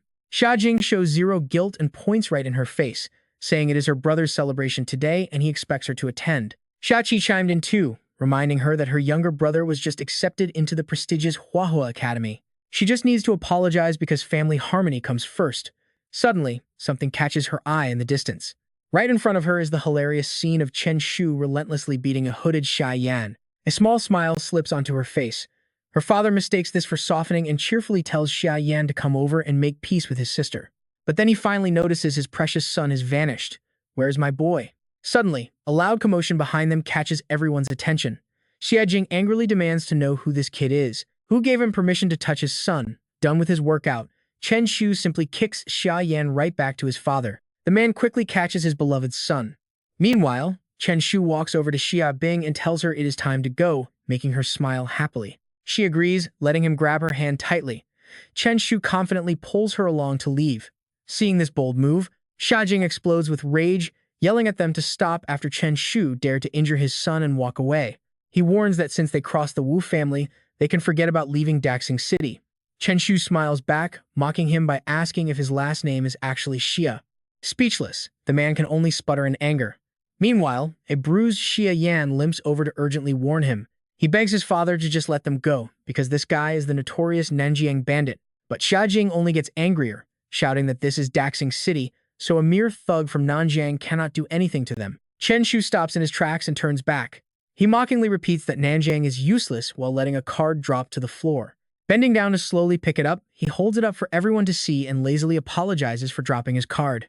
The sight of the card sends shockwaves through the crowd since it marks him as a VIP of Tianhe. Chen Shu just sighs innocently. He mutters that he might have to call his good friend Ouyang, but as he turns away, an urgent voice stops him. Tian Chen walks up calmly, begging Chen Shu not to do it. Chen Shu raises an eyebrow and turns around to look. Tian Chen reaches out to stop him while strictly ordering Xia Yan and Xia Jing to apologize to Chen Shu immediately. Xia Yan immediately bows his head low, obediently apologizing to Chen Shu. Unsatisfied, Chen Shu waves his card, complaining that a single apology feels a bit insincere. Staring at the Tianhe Beast Taming Group logo, Xia Jing silently curses in pure rage. Gritting his teeth, he follows his son's lead and mumbles an apology. Only then does Chen Shu nod in satisfaction before rubbing his chin to tease them some more. He brings up Xia Yan's earlier threat about not pushing his limits, slowly stepping closer with a devious grin. Now that he has crossed those limits, what is the kid going to do? Shaking all over, Xia Yan answers helplessly. He jokes that he will just set a new limit. This brings a satisfied smirk to Chen Shu's face before he turns to ask Xia Bing. He asks if she wants to beat them up too. She simply shakes her head and tells him there is no need, squeezing his hand as they head out. He follows her but casts one final glare behind. He agrees and they walk out together. Both of them carry a quiet, serious expression as they leave the room. Tian Chen stands nearby, offering a polite smile as he bids farewell to his friend Chen Shu. But the moment they leave, he turns on Xia Jing and his son, calling them complete idiots and kicking them out. Meanwhile, inside the elevator, Xia Bing shyly breaks the silence. She thanks him softly, but he just waves his hand in a humbled gesture. He claims it was no big deal and that he was just doing his duty. Her eyes suddenly shine with pure admiration. She asks what duty he means, only for him to grin and say it is his duty as a bandit, leaving her sighing helplessly. He stands there completely clueless and asks what is wrong. She just shakes her head and changes the subject. She tells him to forget it and get some rest since they have a flight tomorrow, which he quickly agrees to. He agrees, but his heart is racing because she is still holding his hand.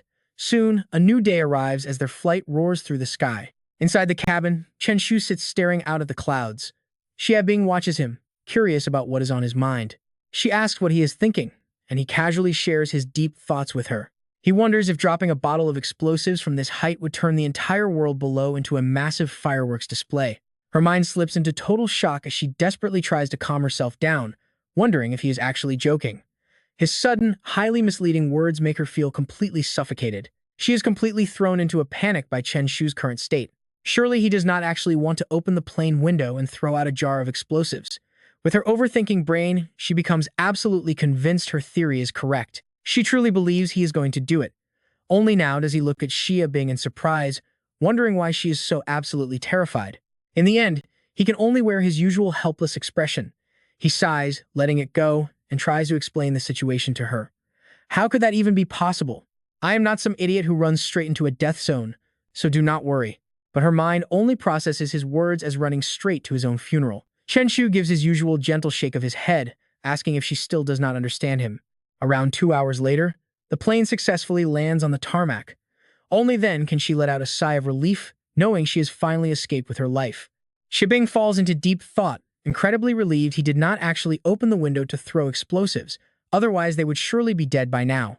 Regaining her composure, she immediately turns to ask him where he is going next. He simply replies that he will take her to the hotel first, then asks if she is prepared for this trip to Lingdu. Her mind briefly drifts away, knowing there is no real plan for the capital. She only wanted to go with him. Remembering the clothes packed in her suitcase meant to make his heart flutter, she gives a mysterious smile and responds with a highly excited expression. She tells him she is fully prepared, wanting to visit the capital first to get used to the environment. Chen Shu nods in relief and tells her to stay safe. Then he adds that they should get moving since Fang Xi has arrived, so they should head to the hotel first. He quickly waves to greet Fang Xi as the scene shifts to a high-end luxury hotel. After escorting Xiaobing to her room, he gives her a few brief instructions, telling her to rest first, while he and Fang Xi discuss some important matters. With that, Chen Shu points across the hall, mentioning his room is directly opposite hers and to call him if she needs anything, which she quietly agrees to. Watching Xiaobing stare as he turns to leave, Fang Xi cannot help but smile, finding the whole situation highly amusing.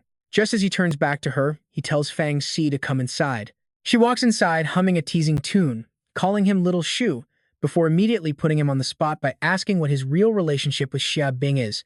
Fang Xi leans in with a gossiping gaze, making Chen Shu break a nervous sweat as he quickly replies they are just friends. Hearing this, she refuses to let her little brother dodge the question, asking why on earth a mere friend would travel all the way to the capital with him. Taking off his backpack, he quickly defends himself by explaining she only wanted to come early to get used to the environment first. Fang Xi's gossip antenna instantly perks up, quickly zeroing in on the real point. Oh, adapting to the capital's environment, Chen Shu helplessly drags his gossiping sister's attention back to the actual matter at hand. He tells Fang Xi to get to the point, asking which dimensional space they need to visit, making her suddenly realize she had almost forgotten about it. In complete contrast to her gossiping face from earlier, her tone immediately becomes much more serious. It is a danger class dimensional space. Hearing this, his eyes instantly light up like stars, his voice overflowing with pure, unbridled excitement. A danger class? Does that mean there is a silver tier lord there? Fang Xi gets highly annoyed by his reaction, grumbling that he was not nearly this excited with Xiaobing, yet gets completely hyped up over this. Getting scolded out of nowhere leaves Chen Shu completely bewildered, totally failing to see what any of this has to do with Xiaobing. She is deeply frustrated by his density, feeling totally helpless against her little brother's miserably low level of emotional intelligence. Forget it, expecting him to understand this is practically impossible, so they should just wait until they return from the dimensional space. Now that they have finished discussing the main business, Fang Xi leaves him with some final instructions before heading out. She tells him to rest up today because tomorrow she will take him to tour Huaxia Academy, and he quickly and obediently agrees. The next day, a white supercar pulls up by the side of the road at Huaxia Academy. Both Chen Shu and Fang Xi step out together. He can hardly hide his sheer excitement standing before the massive, majestic school gates. After a whole year, he never expected to visit the country's top Beast Taming Academy. Before she can even reply, her phone suddenly starts ringing. Without keeping the other side waiting, she leans gently against the car door and answers, greeting her teacher. It seems there is an urgent matter to handle. She turns and tells Chen Pai that her teacher needs her, so he should look around by himself first and she will find him later. Chen Shu does not hesitate and quickly agrees. Sure, I will go explore on my own. Seeing him get unusually excited, Fang Xi warns him that the school has king-tier beast tamers, so he must behave and absolutely stay out of trouble. Walking away, he raises his hand to make a firm promise, though his reassuring words sound exactly like a boyfriend promising he will not do anything stupid. I swear I will not cause any trouble. Sure enough, he barely takes a few steps before they flip their attitude faster than a pancake. He wouldn't even be scared of a legendary Beast Tamer. Suddenly, the sight of three hardworking bees doing push-ups catches Chen Shu completely off guard, making him sigh in pure amazement. Working so hard this early in the morning to train their bodies is quite something, but he does not focus on them for too long. Instead, he turns his gaze to the quest screen that magically popped up in front of him, with a timely reward ready for the taking. After reading it, he does not hesitate to grab a worn-out old sack, preparing for a highly questionable plan.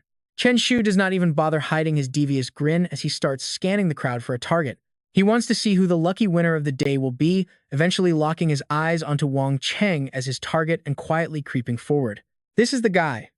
But before he can even act, a flashy supercar suddenly comes tearing through the academy gates at insane speeds. The roaring engine echoes loudly, completely shattering the quiet morning peace of the campus.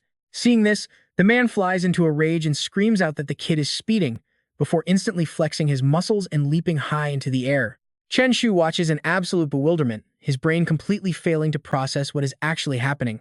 Wang Cheng drops down right in front of the reckless gold car, his massive physique looking strong enough to lift the entire vehicle and toss it aside. The car keeps rushing straight ahead, but thankfully, Wang Cheng's skills are top tier, and he stops the speeding beast with just a single hand. Witnessing the sheer madness right in front of him, Chen Shu stands frozen, his jaw dropped in complete shock. Wang Cheng channels even more of his power, yellow sparks flying everywhere as he forces the supercar to a grinding halt. With the car stopped, he growls in fury, yelling at the driver to get his useless butt out of the vehicle immediately. Ling Chen is not intimidated by the raw show of power at all, instead confidently striking a cool pose to greet the angry teacher. He casually says it has been a while, but Teacher Wang's temper is practically explosive, raising his fist for a massive punch before the kid can even finish. He roars, "Does Ling Chen think graduating means he can do whatever he wants around here?" Before his cool guy act can even last, Teacher Wang delivers a very heavy slap right to his face. The hit is too fast and incredibly dangerous, sending him flying several meters back before he can even defend himself. He crashes hard into a poor tree in the distance, the sheer impact splitting the massive trunk wide open. Tasting the familiar power of that punch, the graduate finally forces a smile and begs for mercy, admitting he was totally wrong. It seems getting beaten up is just another Tuesday for Ling Chen, who gets up completely unharmed and promises never to do it again. Wang Cheng looks at him with fumes practically coming out of his ears, telling him to get lost before he revokes his graduation diploma. The guy immediately complies like a good dog, quickly turning around to make his escape before things get any worse. Saying his goodbyes to the teacher, he flees, leaving Chen Shu behind to let out a massive sigh of relief. Honestly, you can't blame him. Getting smashed into a tree does not sound like a fun morning. Staring at the poor cracked tree that did absolutely nothing to deserve that hit, he secretly shudders, thinking that could have easily been him today. While Chen Shu is still completely lost in thought, Wang Cheng suddenly calls out to praise him, calling him a good kid. The teacher steps closer with a friendly smile, asking if Chen Shu was actually trying to save him just now. Hearing those words, Chen Shu takes a startled step back, his face turning pale as he scratches his head, completely unsure of how to explain himself. A total misunderstanding. He decides to play along, looking up with wide, innocent puppy eyes as if waiting for a reward. But before he can even finish his sentence, Wang Cheng cuts in, his eyes suddenly landing on the item in the boy's hand. Asking why he is holding a sack, Chen Shu's fake smile instantly vanishes, his face twisting in panic. Thinking fast, he shoves the sack directly onto his head and blurts out a ridiculously stupid excuse about blocking the sun. Desperate to hide his terrible intentions, he bolts at full speed, yelling that he has some urgent business to take care of. Wang Cheng simply chuckles at the weird kid, but long after the boy has vanished, his brain finally starts making the connection. Wondering why that kid looks so incredibly familiar, the teacher slowly pieces it together, making a faint guess about his identity. Could it be the Nanjiang thug? Meanwhile, after running as far as possible, Chen Shu leans against a nearby tree, gasping for air. Damn it, why does it feel like Huaxi Academy is absolutely crawling with ridiculously overpowered monsters? He looks around at the students, cold sweat dripping down his face as he realizes targeting just anyone is a terrible idea. Remembering Wang Cheng's absolutely devastating strike from earlier, he is totally terrified of what might happen if he messes with the wrong person. Seriously, who would ever pick that fight? Without wasting any time, he decides to play it completely safe, realizing that keeping a low profile is actually his best option. He quickly shoves the sack away and completely abandons his plans for chaos. At first, Chen Shu runs straight to the training ground, where the other three are still doing push-ups. Staring at the familiar scene, he can hardly believe his eyes. Are these three seriously still here? It feels like a total shock. Chen Shu has to respect their sheer willpower. The sun is blazing overhead, yet they do not seem tired at all. Could they be Iron-tier Beastmasters? Jihong and his two friends just keep grinding, completely ignoring Chen Shu's presence. Suddenly, one of them breaks the exhausted silence, asking Li Shan if he has figured out what to tell Instructor Lu yet. Li Shan's face is drenched in sweat from the exhaustion, but he squeezes out enough energy to reply. He has no idea, and if they cannot give a satisfying answer, they will keep suffering. Nearby, Yin Ling is not doing any better. With a bright red face, Yan struggles to squeeze out a complaint, wondering why on earth they chose such an instructor. Even though Chen Shu just met them, he acts like they are old friends and naturally blends in with Li Shan's group. Li Shan agrees with a heavy sigh, admitting he never wanted to pick that instructor in the first place. Chen Shu immediately chimes in, saying he totally regrets it too and would never choose this guy if he had another chance. Pretending to be on their side, he nods and says they must be way more careful next time. Yin Ling agrees, but something feels a bit off, so she asks if they even have a next time. Suddenly, the figure of Liu Feng approaches from a distance. Jihong looks up and quickly recognizes him as Instructor Liu. Within seconds, all three of them snap to attention, greeting the instructor loudly. Noticing Chen Shu is completely oblivious, Jihong whispers a quick warning for him to stop what he is doing and stand up. He obediently gets up with a friendly expression. Right as his system notification rings in his ears, he has acquired human disguise potion. At that moment, the instructor notices the unfamiliar face and looks completely shocked. Asking who on earth Chen Shu is, the kid does not answer, but simply turns around and says they will talk next time. Liu Feng does not say much, but his eyes remain locked onto this uninvited guest. After staring for a moment, he suddenly pauses, as if realizing something important. Before the kid can slip away to safety, the instructor barks out a command for Chen Shu to freeze, making him break into a cold sweat. Damn it, he thinks he got recognized. Hopefully this guy is not an enemy. In a desperate attempt to escape, he points away to distract them, shouting to look at that idiot, which is not the smartest trick. But get this, it actually catches Liu Feng off guard, allowing the clever kid to slip away with absolute ease. Falling for such a childish trick immediately makes the instructor's face darken with rage. A sudden surge of energy erupts from his body as he asks if the kid really thinks he can escape, his power instantly closing in behind him. Everything happens so incredibly fast that Chen Shu is left completely jaw-dropped. Liu Feng uses a hand made of spiritual energy to hoist Chen Shu by the collar, asking why he is running from a Huasha Academy professor. Chen Shu looks at the scar on his face and that gold necklace, trembling as he asks if he is sure he is a professor. He looks more like a criminal, but the instructor points at him and demands he stop playing games, claiming he has a good reason. He wants Chen Shu to become his student once school starts, leaving the kid totally baffled with a million questions. Baffled, Chen Shu gets a friendly pat on the shoulder from a smiling Liu Feng. First-year students can choose a professor as an advisor, and Liu Feng thinks Chen Shu fits his style perfectly, though the kid is still confused. Chen Shu asks if the teacher has heard of him, and Liu Feng admits he watched his exam clip, giving him a perfect score. Hearing this, he clutches his chest in relief, glad to know they are not enemies. Li Shan and his friends huddle together, whispering among themselves about who this new guy is. They wonder why Professor Liu is being so nice to a stranger, but the teacher suddenly turns and snaps at them. He tells them to get lost because getting beaten by classmates is humiliating, scaring the three into running for their lives. Liu Feng looks back at Chen Shu, asking if he wants to be his student, prompting the kid to act smug. Setting his conditions, the kid says he does not mind, but he has been pretty broke lately. With literal money symbols flashing in his eyes, he demands a fee of 1 billion to close the deal. Liu Feng questions his entire life, never having met anyone this brazen, as Chen Shu tries to look serious about the price. He claims accepting an apprentice should come with a fee, and 1 billion is totally fair, making the instructor twitch in frustration. He snaps back, saying he has only heard of tuition fees, not getting paid to take in a student. Chen Shu boldly declares that his arrogant talk is just to help the teacher get to know him better. Suddenly, a dark mist surrounds Liu Feng as he transforms into a literal demon from hell. Liu Feng asks if the brat even knows his title, a terrifying display that actually makes Chen Shu sweat a bit. Just as Chen Shu finds himself in a tight spot, a familiar voice calls out for Chen Bai and saves him. Fang Si rushes over, covered in sweat and visibly anxious. She tries her best to hide her nerves as she steps in front of Chen Shu to greet Professor Liu. She explains that Chen Shu is her younger brother, asking if he did something wrong and quickly apologizing on his behalf. Liu Feng calms down immediately upon hearing this, noting that since Chen Shu is her brother, all is forgiven. He decides to give the kids some motivation, promising that if he behaves well after enrolling, he might even get an apprenticeship fee. Fang Xi is left completely baffled by this. Chen Shu casually explains with total innocence. Since the professor wants him as a disciple, charging a small fee is only fair. Hearing this, Lu Feng laughs it off and says goodbye. The professor bids them farewell, saying he has other business to attend to. Fang Xi politely bows as she watches him leave. Once the professor is out of sight, she immediately pokes Chen Shu in the chest, asking if he has a death wish. She warns him that Professor Lu Feng is famous for his explosive temper, yet he still dared to mess with him. Chen Shu does not care one bit, boldly declaring that if anyone dares to bully him, he will blow up the entire academy.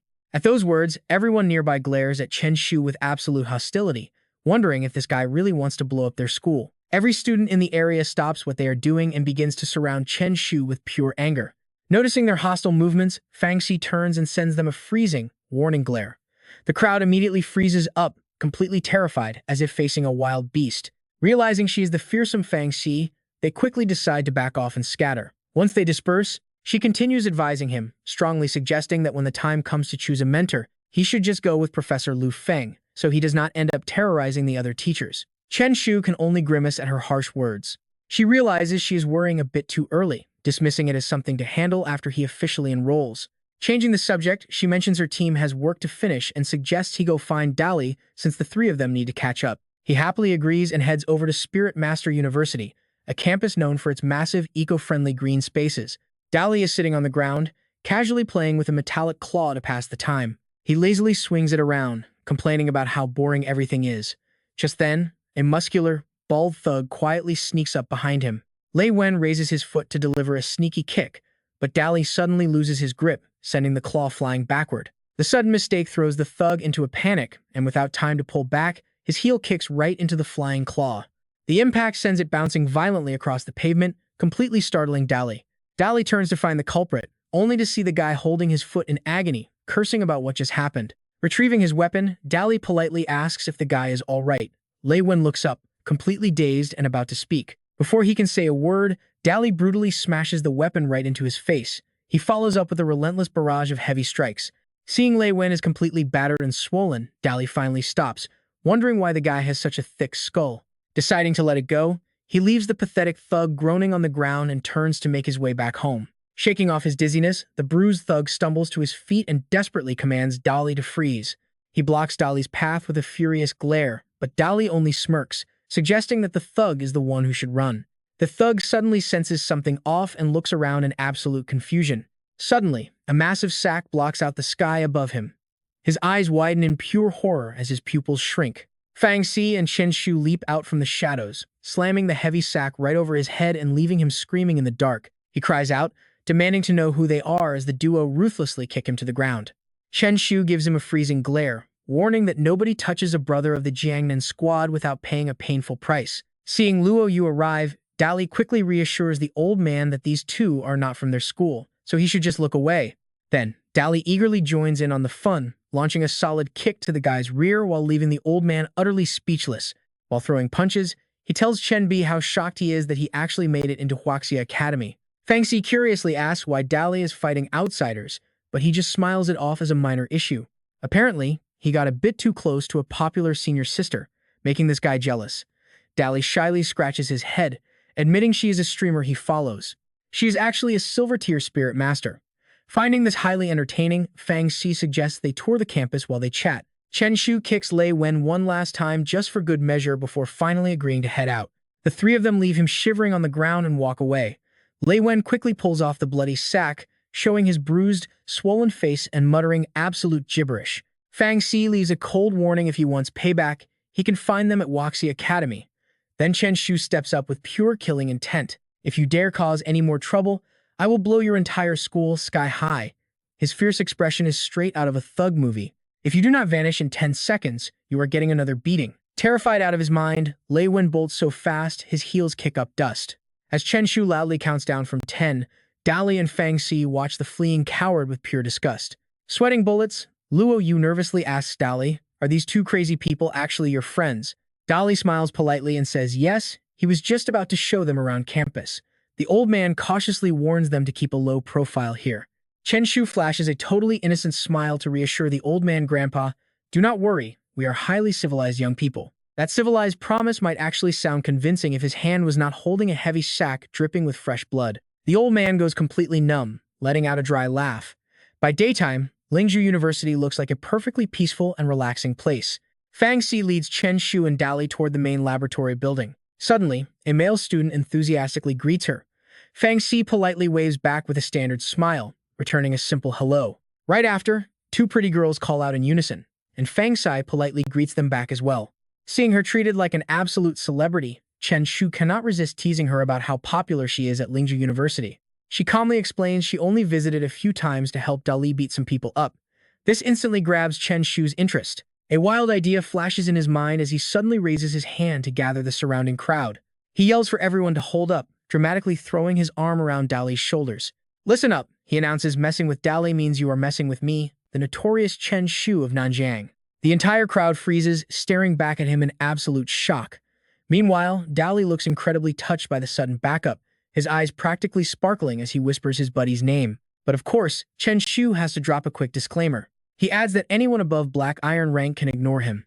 Hearing this, Dali immediately deflates some "brother, you are." Fang Xi just stares at them like they are absolute idiots, waving her hands to quickly disperse the gathered crowd. Once she dismisses them, the crowd lets out a massive sigh of relief and bolts like they have rockets attached to their feet. A little while later, right outside the laboratory entrance, Dali carries his legendary walk and confidently points at himself. "All right, we are on my turf now, and I am personally cooking you a real feast today." Before long, the delicious aroma of cooking fills the laboratory as the three friends happily clink their beer mugs.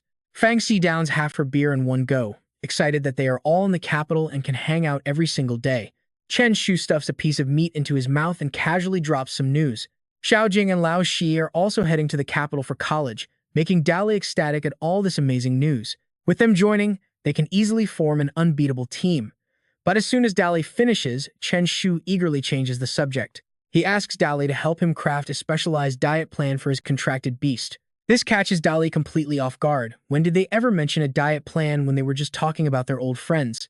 Feeling a bit guilty, Chen Shu coughs and tells him not to sweat the small details. Dali sighs and asks what level diet he wants. Surprised that there are different tiers, Chen Shu immediately goes for the absolute best, demanding the highest level possible. Hearing that, Dali can only scratch his head with an awkward smile. He explains that as a freshman, his own creations are basically just basic animal feed. It only keeps the beast full. He admits that only his professor can make high-level diets, but the man only works with true geniuses. Seizing on that specific word, Chen Shu grins only values geniuses. He proudly points to himself, asking if that is not basically his own description. Fang Xi and Dali both facepalm, completely embarrassed by his endless shamelessness. Chen Shu slams the table with pure determination, deciding they should go pay this professor a visit. Shortly after, a loud shout echoes from the office as Cheng Qing looks at Chen Shu with deep doubt, asking if he really expects a custom diet plan. He immediately waves his hands and shakes his head go back, making one for Fang Xi was already a rare exception. There is absolutely no way he is making another exception. Suddenly, a glowing system prompt pops up right in front of Chen Shu, presenting 3 different choices with highly generous rewards. He stares at the screen, falling into deep thought as he carefully weighs his options. Even though he chose an amazing reward, Chen Shu suddenly remembers something important, and his expression turns thoughtful because Luo Lei is the prize for going to that other dimension with Sister Fang Xi. If only he could get a little extra boost. Nearby, Dali is trying his best to convince the instructor, pleading that Chen Shu is a Huaxi Academy student who needs help. After weighing his options, Chen Shu decides to summon his own contract beast to win him over. But Ching Qing immediately shuts him down, noting that Huaxia recruits 500 combat students every single year. If he had to design custom diets for all of them, he would be completely overwhelmed. Just then, a hyperactive husky suddenly charges in out of nowhere, barking loudly and scaring the master half to death. Slobbered all over his face, the old man snaps and demands to know what this annoying thing is.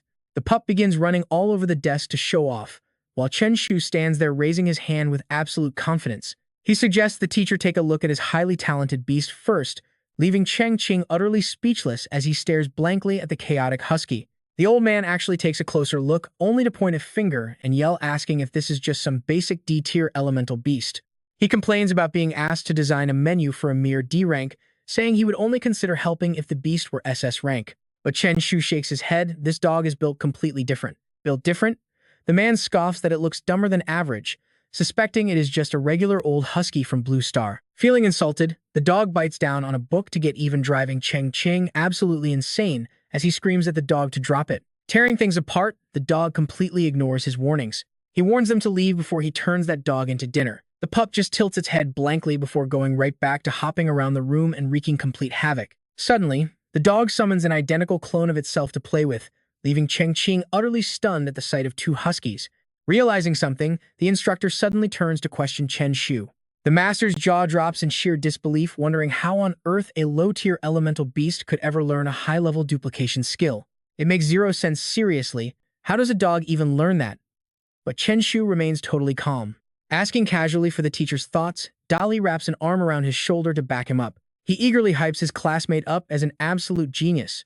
Hearing this makes Cheng Ching freeze up again. A high school graduate who has already reached Black Iron rank is simply unheard of. Cheng Ching demands to see his second contract beast, and Chen Shu proudly shows off its level 4 gigantification ability. Smugly, Chen Shu reveals another skill that leaves the master dazed. It is hard to believe two low-tier beasts could possess such godlike abilities, but Chen Shu just humbly plays it off despite being thrilled inside. Thoroughly impressed, Cheng Ching finally relents, agreeing to design a custom Black Iron diet plan completely free of charge. He then instructs the group to head out for now, promising that Dali will deliver it next week, though they still need to pay for the ingredients themselves. Naturally, Chen Shu tries his luck, asking if there is any way they could get 2 years of free food and some extra sponsorship. Dali and Fang Xi cannot believe his absolute audacity and curse in unison. Working together, she quickly shuts Chen Shu up and drags him out of the room, while he quickly bows his head and frantically explains that his friend was only joking. They promise to leave immediately, offering hasty thanks and saying goodbye before finally making it safely outside the office.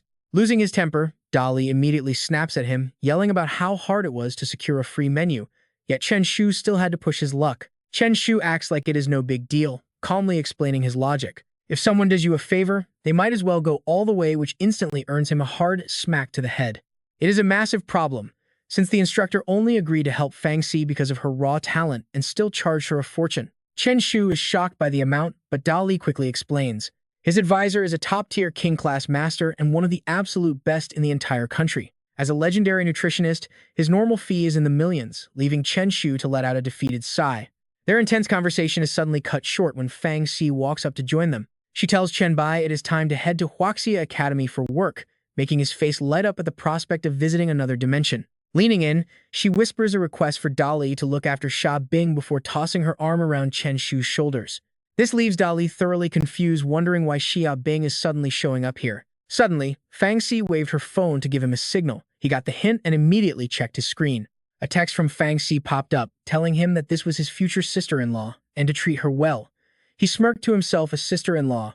Now things were getting interesting. Outside, peaceful clouds drifted lazily across the morning sky, but inside, Lu Jining jumped to her feet in absolute fury. What? Lu Jining demanded, asking if Fang Xi really wanted this random guy to replace a Ling on their dangerous mission. Ning Qingyi did not trust Chen Shu either, skeptically asking Fang Xi if she was actually sure about this boy.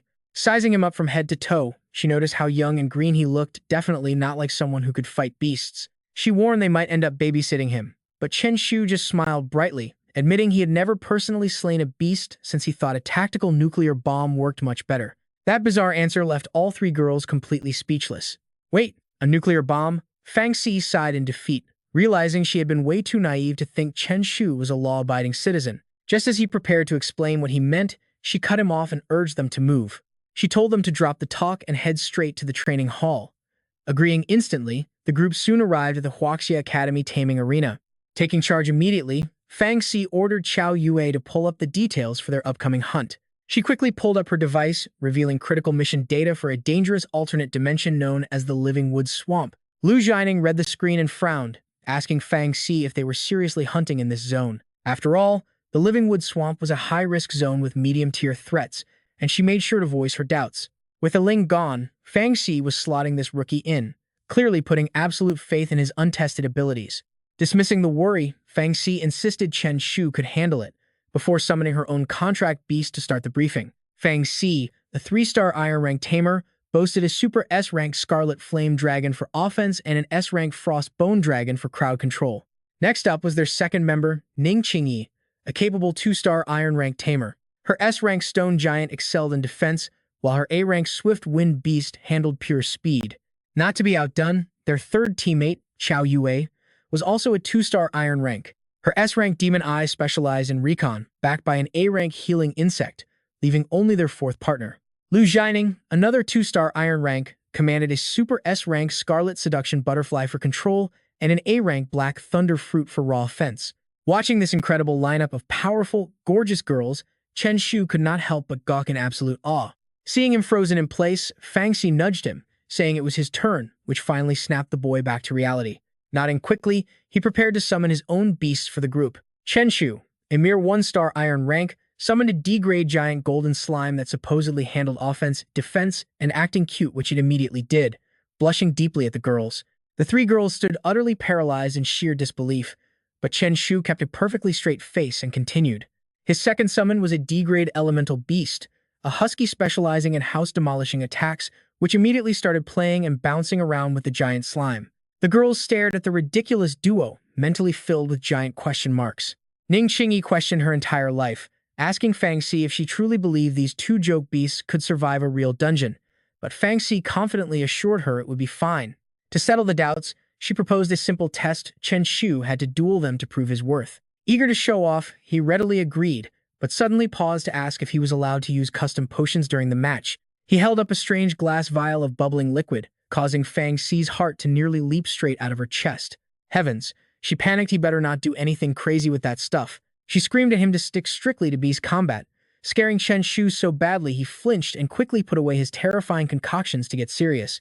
He sent Husky and Slime charging forward, while Fang Xi smoothly slipped back into her sweet, gentle demeanor. She gave the green light for the other two to engage, which was exactly what Lu Jining and Ning Qingyi had been waiting for.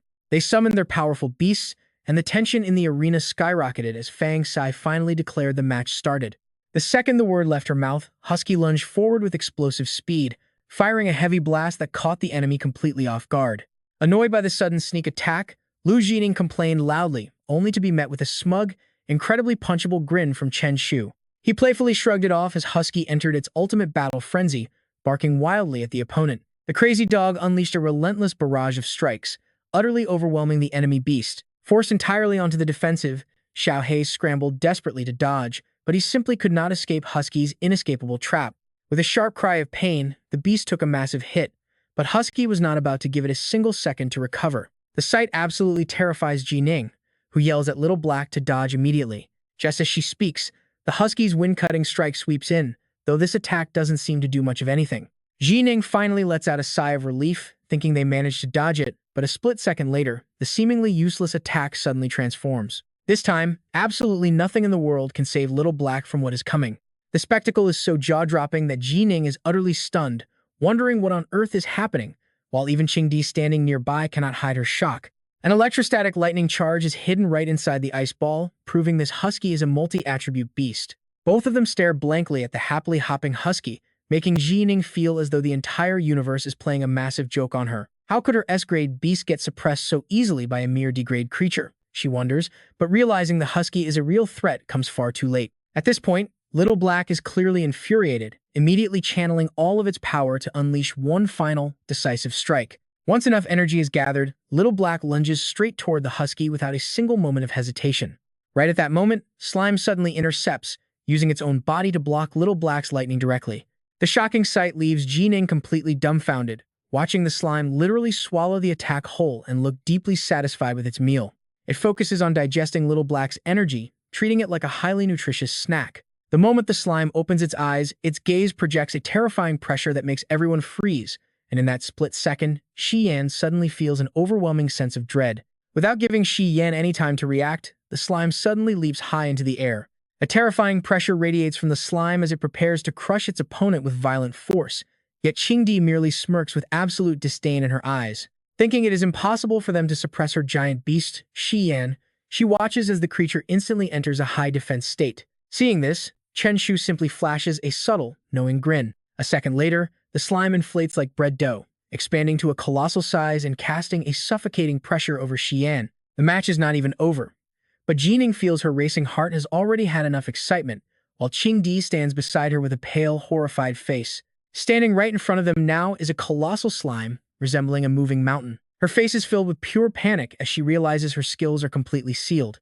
The giant beast Xian is a 2-star iron-grade creature, yet it is currently pinned down by a mere 1-star iron-grade slime, leaving Qing Dai in a state of absolute helplessness. Ji Ning suddenly steps in to reassure her, telling her to leave this to her, before immediately sending Little Black charging forward once again.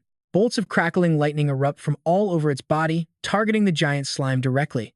The dense barrage of lightning strikes the slime head-on, dazing the poor creature as its condition rapidly deteriorates into a miserable state. Despite the raw power of that attack, Chen Shu does not show a hint of worry, and Qing Dai finally regains her confident smile. She realizes that if one attacks and the other defends, they can easily win by taking down the slime. Those words fuel Ji Ning's determination, her eyes burning with newfound resolve, just as the husky finally seems to sense the looming danger. Baring its teeth and letting out a series of fierce growls, the husky suddenly launches a highly powerful counterattack of its own. But lightning does not strike the same place twice, and this time, Little Black successfully manages to dodge the blow. Sensing the shift, the husky immediately unleashes a raging fire-spitting technique, but even with all that intense heat, Little Black easily avoids it. Little Black is no longer the same beast from earlier, returning stronger and far more formidable than before. Yet, despite the mounting tension, Chen Shu remains completely unfazed, silently mocking them for even attempting to challenge his husky. He knows that focusing all their attacks on the slime was their only real shred of hope, but he has no intention of giving them that chance, suddenly calling out to the husky with a loud shout. The moment he speaks, the husky on the arena floor undergoes a bizarre transformation, utterly shattering Ji Ning's expectations as a real cloning skill suddenly activates. Qing Di cannot hide her panic either, staring wide-eyed at the transforming beast. Suddenly, a different possibility crosses Ji Ning's mind, hoping it might just be a similar skill. Her textbooks clearly stated that elemental beasts and the divine cloning skill are completely unrelated, yet as the panicked onlookers watch, both huskies suddenly let out a synchronous howl. Together, the two clones unleash a massive joint lightning strike aimed straight at Xian. The sheer power of the double attack is devastating, causing the defense barrier surrounding the giant beast to crack and shatter. Before Xian can even react, an ice orb whistles through the air at a terrifying speed. It slams violently into Xian, shattering into countless freezing fragments until the giant beast can no longer bear it and lets out a tragic, agonizing roar. Witnessing this final, brutal sight, Ji Ning and Qing Di are finally forced to accept reality. We surrender. In response, Chen Shu flashes his signature, highly annoying smirk. Being undefeated is honestly so lonely. Staring at the match results, Qing Yi lets out a defeated sigh, completely unable to believe they actually lost. Even after fighting it herself, Ji Ning still cannot believe it. Is his bound beast really just a degrade? Meanwhile, a smug Chen Shu pulls out a small notebook to take serious notes. First battle at Wuxia Academy, preliminary evaluation of the stone-headed beast. Actual rating S, overall rating D. Big Blackbird, preliminary evaluation E. Actual rating A, overall rating E. Every single word out of Chen Shu's mouth hits like a lightning bolt, leaving the two beauties completely dumbfounded and speechless. Even Fang Xi is left speechless by his shamelessness, telling him to stop writing as his entire face screams pure, smug satisfaction. Finally, he snaps back to reality and notices the dark, annoyed expressions on the two girls standing across from him. Senior Lu, Senior Ning, why do you both look so upset? The next second, Ji Ning whips around and storms off before he can practically annoy her to death. Haha, a stone-headed beast. Oh, my rock behemoth is hurt, so I am heading to the infirmary. Seeing that, Qing Yi also beats a hasty retreat before she loses her mind and destroys Chen Shu right then and there. I am injured too, off to the clinic. Once the two seniors leave, Chao Yue excitedly slips over with a huge, bright grin on her face. Chao Yue points out that Fang Xi was totally right about relying on facts. Fang Xi has no comments on that, simply sighing as they prepare to head to the Living Wood Swamp in 3 days. Hearing this, Chao Yue nods happily, saying they will see each other then. Chen Shu is riding a massive high and decides to head out too, but Fang Xi quickly stops him in his tracks. He turns around with a completely blank look, asking what is up, before suddenly flashing a knowing look. He tells her there is no need to praise his performance today since it was just basic stuff, which instantly triggers Fang Xi to snap. All of a sudden, she gets a really bad feeling. She jokes that if he stays here any longer, her entire beast taming squad will end up completely falling apart. After a bit of banter, she finally gets to her main point. She asks if she can see his bound beast status screen, which Chen Shu finds to be absolutely no big deal. With a quick swipe of his hand, he brings up his status window showing his 2 contracted beasts, the slime and the husky. The more Fang Xi stares at the screen, the more dazed she becomes, suddenly questioning her own reading comprehension skills. She literally asks him if he somehow photoshopped this entire screen. After a closer look, she realizes it is impossible to fake, but the stats still make absolutely zero sense. She seriously explains that even if he levels up a minor realm or upgrades a skill every single time, his skill level should not be this insanely high. Instead of taking her seriously, Chen Shu just shrugs smugly, saying it makes perfect sense because he upgrades multiple skills with every single breakthrough. Who says you can only upgrade one skill at a time? His casual, dismissive attitude completely leaves Fang Xi speechless. Putting the shock aside, she pats his shoulder and warns him to never share his beast contract info with anyone else. Chen Shu scratches his head, says goodbye, and turns to leave, but Fang Xi suddenly raises her hand and calls him back. Hey, she calls out, what about your husky? Chen Shu playfully shoots back that she should call it her husky. But as he spins around, his face suddenly freezes. Right in front of him, two identical huskies are aggressively wrestling each other on the ground. Absolutely sick of this ongoing chaos, he raises his right hand threateningly and snaps at his beast to get back inside this instant. With a tired sigh, he complains about what a massive hassle it is, while Fang Xi silently observes, fully realizing he is a complete monster. Even the mighty Fan Lingchen is not this bizarre. Thinking of something, she stops him and offers to walk back to the hotel together. Naturally, Chen Shu goes along with it without a single shred of suspicion. Later, inside a massive corporate high-rise right in the city center, Fang Xi keeps circling around Xia Bing, giggling mysteriously and leaving her extremely confused. Senior Fang Xi, what is wrong? Xia Bing's face gets incredibly red under the intense stare, and she asks if she has something on her face. But Fang Xi just chuckles softly and denies it. The next second, she steps closer with a deeply mischievous look that makes Xia Bing feel incredibly flustered. Leaning in with a knowing glint in her eyes, Fang Xi teases that their little Xia Bing has truly grown up. With her cheeks burning red, she softly pleads for her senior to stop, prompting Fang Xi to finally drop the teasing and get to the point. All right, I will stop teasing. I actually came here to ask you a very important question. Fang Xi bluntly asks if she actually likes Chen Pai, catching Xia Bing completely off guard and instantly making her already blushing cheeks turn 10 times redder than before. Blushing furiously, she stammers for a moment before finally gathering all of her courage to make her honest confession. Yes, she likes Chen Shu. Fang Xi beams happily, instantly welcoming her and declaring she fully approves of her future sister-in-law. But there is one major hurdle. Chen Pi has absolutely no clue how romance works, meaning she has a very long road ahead of her. Xia Bing couldn't agree more with those words. It was completely true she had already dropped plenty of subtle hints in the past, but Fang Xi only focused on the hinting part. Her advice was simple. If hints didn't work, then she needed to just be direct and make her move. Xia Bing suddenly looked like an eager puppy waiting for what was next. Her cute expression made Fang Xi immediately pinch her cheek. Just wait, because Fang Xi had already arranged everything perfectly for her over the next 2 days. With that, she stepped outside. Fang Xi looked around like a secret agent before making a highly confidential phone call. She called Dolly, saying she needed a favor. At that very moment, Chen Shu was in the kitchen busy tinkering with something. Wiping the sweat from his brow after hours of research, he finally perfected the formula. Chen Shu was excited to test it out and summon his husky. He quickly summoned the fierce-looking husky. Right behind it, Slim poked his head out to see what was happening. Seeing his beast, Chen Shu couldn't hide his concern. He wondered if its wounds from the duel earlier that day had already healed. This made Chen Shu realize something interesting. Could the level-up effect of his beast-taming space actually be instant wound healing? After analyzing the situation, he suddenly burst out laughing. This was going to save him so much money. He then waved Slim over, telling him to take his medicine first. His action made both Slim and the husky incredibly happy. At this moment, Chen Shu felt extremely proud of his achievement. These 4 crucial potions would significantly boost the combat strength of his 2 contracted spirits. Now, he could head to the Living Wood Swamp with absolute confidence. Just then, the phone in his pocket began to ring. He checked the screen and saw it was Dolly. Chen Shu wondered why anyone would be calling him at this late hour. Why was he calling in the middle of the night? Chen Shu picked up, asking Dolly what he wanted, but his friend immediately made a strange request. Dolly invited Chen Pai out for dinner the next night, telling him to actually dress up nicely for once. This request made Chen Shu wonder if he normally dressed like a slob. Before he could ask, Dolly hung up without saying another word. With a quick goodbye, Dolly hung up and forced an awkward smile at the 2 people who had been watching him this whole time. It was done, Sister Fang Xi. She immediately began explaining the plan while Xia Bing turned completely red with embarrassment. Next, they needed to pick the perfect outfit to ensure success. Watching from afar, Dolly gasped when he saw a very revealing outfit inside a box. He clicked his tongue. In a flash, the next day arrived, and Chen Shu stood right outside a local shop. Not knowing what Dali was treating him to, Chen Shu figured he should buy some snacks first.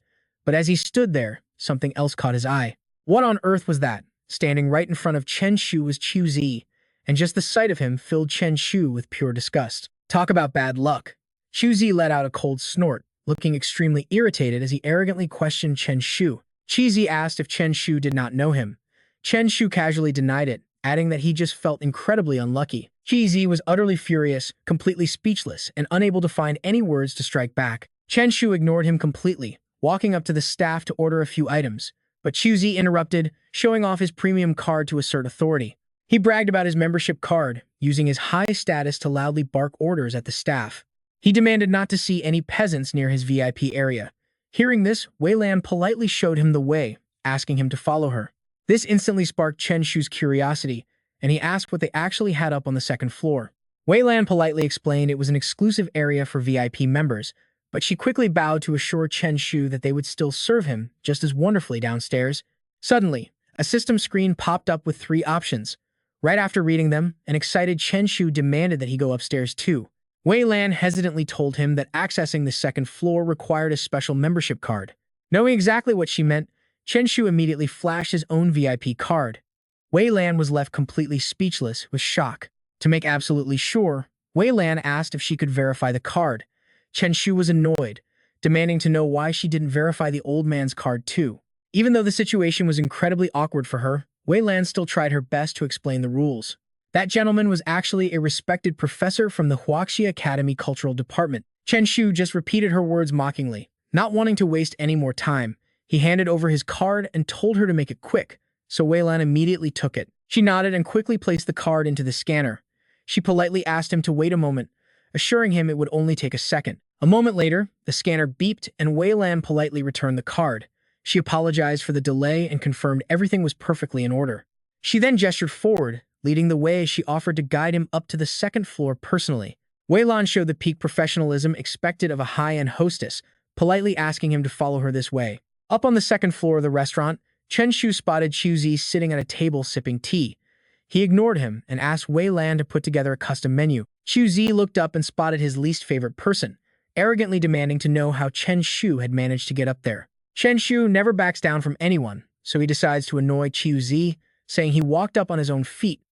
Chu Zi just turns away, completely ignoring him. Still, Chen Shu deliberately needles him, asking if he somehow blew up the man's ancestral grave. That definitely gets Chu Zi's full attention. Chu Zi loses his temper, looking ready to bite the guy. He demands to know if throwing insults is how a genius behaves. It is absolutely infuriating.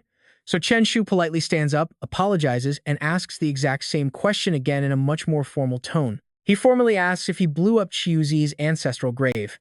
Chu Zi is completely stunned as Chen Shu keeps teasing him without stopping. Gritting his teeth in pure anger, the man demands to know if this is what passes for good character. If he had known sooner, he would have done whatever it took to stop Chen Shu from defiling this top-tier Beast Taming Academy. Chen Shu immediately shoots back, pointing out that Chu Zi was the very examiner who graded him. He wants to make things perfectly clear. He asks if the only reason Chu Zi wants to stop him is because he got annoyed. Chen Shu refuses to accept this and keeps questioning him. He demands to know if his actual scores made him unqualified for Huaxi Academy. Chu Zi stands up, pointing a finger at Chen Shu, and warns him not to say he was never given an explanation. Now Chen Shu is the one getting angry. How dare this guy provoke the ruthless legend of Nanjing? Watching Chu Zi walk away, his face turns dark and you just know this guy has never suffered the consequences of messing with him before. Instantly, all kinds of crazy ideas start popping into Chen Shu's head. From laxatives to nuclear bombs and kidnapping sacks, he grits his teeth, knowing there is always a way. Suddenly, a waiter steps up from behind. Calling him sir, Dan Feng looks a bit troubled. The massive amount of beast meat Chen Shu requested is sourced nationwide, so it will take some time to gather. Unlike the worried waiter, Chen Shu does not seem to care about the wait at all. The waiter says 5 days should be enough. Chen Shu nods, asking if he needs to leave a deposit first. Dan Feng smiles and explains that his special VIP card takes care of everything. Hearing this, Chen Shu's eyes light up with pure excitement. A greedy, calculating look instantly spreads across his face as he asks if there are any other benefits. Chen Shu leans in close to the employee like a sketchy salesman, nudging him and asking if they allow buying on credit. Feeling completely helpless, Dan Feng holds up 5 fingers and explains that they offer credit, but only up to 5 million. Chen Shu immediately slumps in disappointment, asking if that is really all they can do. Dan Feng scratches his head, adding that the VIP card also offers a 10% discount on everything and allows him to pre-order skills. Catching the main point, he rubs his chin and tells the employee to keep an eye out for the explosive thunder skill. The employee nods reliably, prompting Chen Shu to turn around and leave, saying he will be waiting for their good news. Outside, the moon hangs high as Xia Bing blushes with extreme shyness while the others ask if Chen Shu is actually going to show up. Fang Xi places a reassuring hand on her shoulder, telling her not to worry because they already invited him, so he will definitely come. Xia Bing softly nods in response just as Dali rushes in to announce that Chen Shu has finally arrived. He mysteriously snaps his fingers and clears the area. As the lights go dark, Fang Xi kisses Xia Bing's cheek, wishing her luck. Hearing footsteps approaching, Dali and Fang Xi quickly hide behind the kitchen counter, with Dali holding a guitar. Both of them smile in anticipation. Xia Bing nervously clutches her dress as the door opens, and her crush finally steps inside. Chen Shu walks into the empty room, highly confused. He wonders why Fang Xi and Dali invited him to dinner if no one is even here. Sensing the eerie, silent atmosphere, he mutters to himself about how gloomy the place feels. Sensing something is off, he tries calling Dali, but no one answers. Highly surprised, he decides not to linger around. Chen Shu decisively turns to head back home. But just as he does, the soft sound of a guitar suddenly echoes through the room. Curiously turning around, Chen Shu is startled to see Xia Bing walking into the spotlight wearing a beautiful pink dress. She spins around, performing a graceful ballet dance that flows like water, making Chen Shu blush instantly at the sight. As the dance ends, shyness completely freezes Xia Bing, leaving Chen Shu staring in pure confusion at what just happened. Shyly placing her hand behind her neck with a blushing face, she tells him that she has something important to say. Hidden away, Fang Xi excitedly squeezes Dali's shoulder, sensing the big moment. Meanwhile, Xia Bing gently takes Chen Shu's hand. She tells Chen Shu that ever since their very first meeting, she felt he was a truly wonderful person. Looking down, she gently adds that even though he treats the world with a bit of attitude, she knows he has a genuinely kind heart. Xia Bing warmly remembers the time she was being bullied and how Chen Shu stepped up, showing real care and putting himself on the line to protect others. Finally, she smiles, saying that knowing him is the happiest thing in her life. She hesitates briefly, admitting it might be sudden, but she still wants to say it. She is about to confess, but then Chen Shu drops a line that completely freezes her. He asks if she did all this today just to praise him. Fang Xi and Dali are utterly speechless, and a completely dumbfounded Xia Bing can only gasp in shock. No, that is not it, I want to tell you. Chen Shu looks completely confident, like he has figured it all out, asking if she wants to take him as her big brother. Fang Xi is so furious she squeezes Dali's arm incredibly tight. This is obviously a love confession, so how on earth does he think she wants to make him her boss? Poor Dali is getting squeezed to tears but has to grit his teeth. Meanwhile, Xia Bing is completely embarrassed, wondering why he could possibly think she wants to call him her big brother. Chen Shu confidently points out that she called him a good person, and she does not deny it. Then he keeps going, asking if she does not see him as the light of her life, and she agrees that she does. Chen Shu claps his hands together, happily drawing a conclusion that it all makes perfect sense now. Since he is a good guy and her guiding light, she must want his guidance to improve. He casually throws his arm around Xia Bing's shoulder and tells her she did not need to make it so complicated. They are good buddies, plus she is Fang Xi's little sister, so of course she needs his protection. All she had to do was ask. He steps in front of her, resting his hands on her shoulders to encourage her. He tells her not to worry because they are already sworn brothers in spirit, with her face going completely blank as Chen Shu proudly proclaims them as best buddies. Naturally, best buddies. Behind the counter, Fang Xi is absolutely shaking with rage, knocking Dali aside as she screams out Chen Bi's name. Fuming with anger, she demands to know if he has lost his mind, but a hand suddenly stops her. Xia Bing shakes her head, telling her to let it go, but the totally dense Chen Shu immediately yells out, asking why Fang Xi was hiding back there. He asks if she is trying to ambush him. Fang Xi crosses her arms, calling him completely hopeless before grabbing Xia Bing's hand. She pulls her away, telling her it is time to go, leaving both Dali and Chen Shu standing there in utter shock. Dali sighs in disappointment at his friend before chasing after the girls, leaving Chen Shu standing there completely baffled by what just happened. Night falls as the moon climbs high. Dali catches up to ask what they should do now that their plan has completely failed. Fang Xi frowns, absolutely refusing to give up. Since Chen Bi is completely hopeless, they need to go all the way. Terrified, Dali gasps and asks if she is planning to bury him alive. She just stares back in silence before turning to Xia Bing, telling her that they need to bring out the big guns now. Xia Bing blushes deeply but nods with absolute determination, leaving Dali even more confused about what these two are planning next. Inside the hotel room, Fang Xi blushes slightly as she hears Xia Bing calling out her name. Xia Bing steps out wearing a revealing pink outfit, asking if it is okay, while Chen Shu heads back to the hotel deeply confused. He wonders what is wrong with Fang Xi, stealing his room card in the middle of the night just to call him back after sending him away. A sudden terrifying thought crosses his mind, and his face goes dark as he wonders if she is trying to take him out. He swipes his keycard to open the door, only to see a strange shape under the blanket on his bed. He pulls out a large sack with a mischievous grin, determined to turn the tables on whoever is trying to prank him. Creeping close to the bed, he suddenly whips off the blanket to throw the sack over them, but he freezes instantly. Underneath is Xia Bing, wearing that revealing outfit and showing off her gorgeous figure, leaving Chen Shu completely speechless as he gasps her name. She wraps her leg around his waist, pulling him down onto the bed as she smiles up at him sweetly. They are face to face, mere inches from kissing, when she wraps her arms around him and speaks with a voice as soft as water. She whispers his name as Fang Xi's warning flashes through her mind about how well she knows Chen Bi.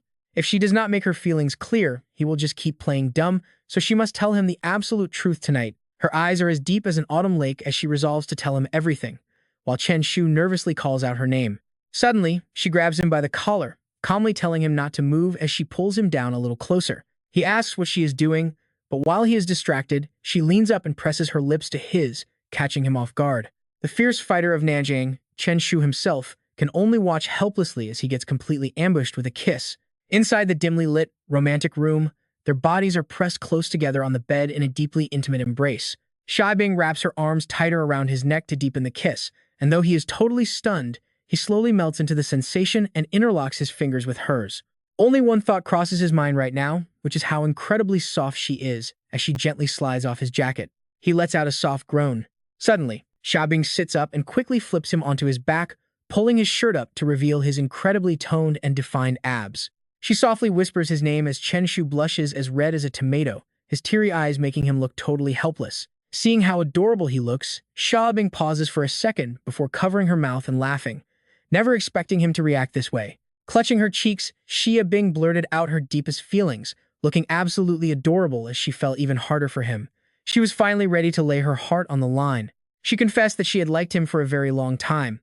Though her sudden kiss was just an impulsive moment, she promised to take full responsibility for him. She shyly averted her eyes, dropping a massive hint. If he agreed, he could do whatever he wanted with her tonight. Chen Shu stood there utterly dazed. He asked her to repeat that, just to make sure was anything really allowed. Hearing that come out of his mouth made Xia Bing incredibly shy. She offered a soft nod and whispered a gentle yes. Her mind immediately began wandering to some highly restricted, mature scenarios. Since they had already come this far, she was secretly excited, promising to cooperate with him unconditionally. Chen Shu suddenly grew bold. Since that was the case, he said, he would not hold back. She shyly agreed once more. But just as her heart was hammering with nervous anticipation, his voice rang out with a line that completely shattered the mood. "Hello, is this the spiritual bureau?" He called in. "I want to report someone for harassing me." Xia Bing stood frozen, her jaw dropping in utter shock. Sure enough, a few minutes later, the wail of police sirens echoed outside the hotel as officers arrived to escort Xia Bing away. The other three stood there watching in disbelief. Dali and Fang Xi slowly turned to look at the beaming Chen Shu, demanding some answers. Just because she kissed him, he really called the cops to take her away? Fang Xi stared at him in sheer helplessness, the atmosphere turning incredibly awkward. True to his reputation as an absolute blockhead, he proudly tried to justify his actions. He argued that guys had to protect themselves when they were out. Infuriated, she delivered a hard punch to his head and issued an order. "Protect your head," she snapped. "You have exactly 1 hour to get her released and bring her back to me." Tears welled up in his eyes from the pain as he rubbed the freshly smoking bump on his head. Fang Xi scolded him sternly, telling him that even if he did not like her, he could not do this. "Xia Bing genuinely likes you," she said, leaving him completely stunned as he blurted out what. He gasped, asking if she liked him, since he thought she was just after his body. Dali and Fang Xi were completely speechless, having never seen such a dense guy. Fang Xi could only let out a long, exhausted sigh. Fury radiated off her as she gritted her teeth, demanding he release her immediately. A while later, they finally brought Xia Bing back to Chen Shu's room. Fang Xi gently wrapped a coat around her, telling her not to worry because some boys were just utterly clueless. She assured her that everything was fine now. Seeing Xia Bing remain silent and gloomy, she angrily pointed at him and demanded he apologize. His limbs went stiff as he slowly tiptoed over. Chen Shu stood awkwardly right in front of Xia Bing. Fang Xi flashed a sweet smile while whispering a terrifying warning to him, but Xia Bing calmly stepped in to stop her. She told Fang Xi it was fine, admitting her own mistake with determination, insisting that she caused the trouble and it was not his fault. So she begged them not to blame him, adding that they had plenty of time and she was sure another chance would come. Chen Shu's cheeks flushed red and he softly called out Xia Bing's name. Dali and Fang Xi got excited, thinking the blockhead had finally seen the light, but what happened next caught them off guard. He flashed Xia Bing a big thumbs up and declared that she really was his best brother. The two of them nearly fainted, realizing he was completely beyond saving. Fang Xi massaged her temples, deciding to put an end to this painful situation. She declared that it was getting late and they all needed to rest, since they had to head to the other world tomorrow. Dali quickly agreed with her suggestion. While Chen Shu stood there like a statue, Xia Bing stopped on her way out, turned around with a warm smile, and waved goodbye, wishing him a sweet good night. He awkwardly waved back, wishing her a good night too. Her sweet reaction finally made Chen Shu realize something: could she actually have feelings for him? Late into the night, the entire city fell silent, and bright moonlight washed over the modern high-rises. Inside his hotel room, Chen Shu was fast asleep, squirming under the blankets and giggling softly as he dreamed about something pleasant. His head was completely filled with the memory of Xia Bing kissing him yesterday afternoon. In his dream, their clothes lay scattered across the floor as they pressed close together, her soft hands tracing his abs while his face flushed a deep red from sheer nervousness. Just as things reached a climax, he jolted awake, sitting up in pure panic. By early the next morning, only a single car traveled along the quiet highway. Chen Shu sat in the passenger seat looking completely drained, dark circles under his eyes as he let out a massive yawn, catching Fang Xi's attention. She asked him out of concern why his eyes looked so dark, wondering if he had a terrible night of sleep. That question sent a shiver down his spine as those scandalous memories flooded back, making him feel incredibly guilty as he quickly tried to deny it. He insisted that he slept perfectly fine, but as the three of them squinted in deep suspicion, he broke into a cold sweat and quickly looked away, desperate to change the subject. To do so, Chen Shu tried to casually bring up an entirely unrelated topic. He asked the two seniors, Lu and Ning, how their contracted beasts were recovering from their injuries. Fang Xi glares at him with cold annoyance, warning him to shut his mouth, since he went way too far last time without realizing their power gap. Chen Shu quickly straightens up and obeys. The car pulls up right in front of an ancient building. He steps out and stretches finally there. Meanwhile, Fang Xi gives Jining some quick instructions at the wheel. She tells Lu Jining to park the car and take their bags to the hotel while they grab the quest first. Jining instantly agrees. The four step inside, side by side. Chen Shu stomps his foot, acting all smug as he loudly demands the hardest quest. Bring out the toughest missions, he yells. Everyone stares in awe, thinking this guy must be some kind of legendary powerhouse. But then Chen Shu adds a catch: if the quest requires a deposit, don't even bother showing him. The crowd instantly loses all respect, talk about an absolute mood killer. Qing Yi and Chao Yue back away, pretending they don't know him, while veins pop on Fang Xi's forehead. Of course, Chen Shu loudly calls them over anyway. Qing Yi and Chao Yue freeze in embarrassment before reluctantly accepting their terrible fate. They sigh and step forward, tapping the quest button. Instantly, the system screen lights up with endless missions of crazy difficulties. Chen Shu beams with joy, surrounded by floating virtual screens. Only kids choose. As an adult, he wants them all.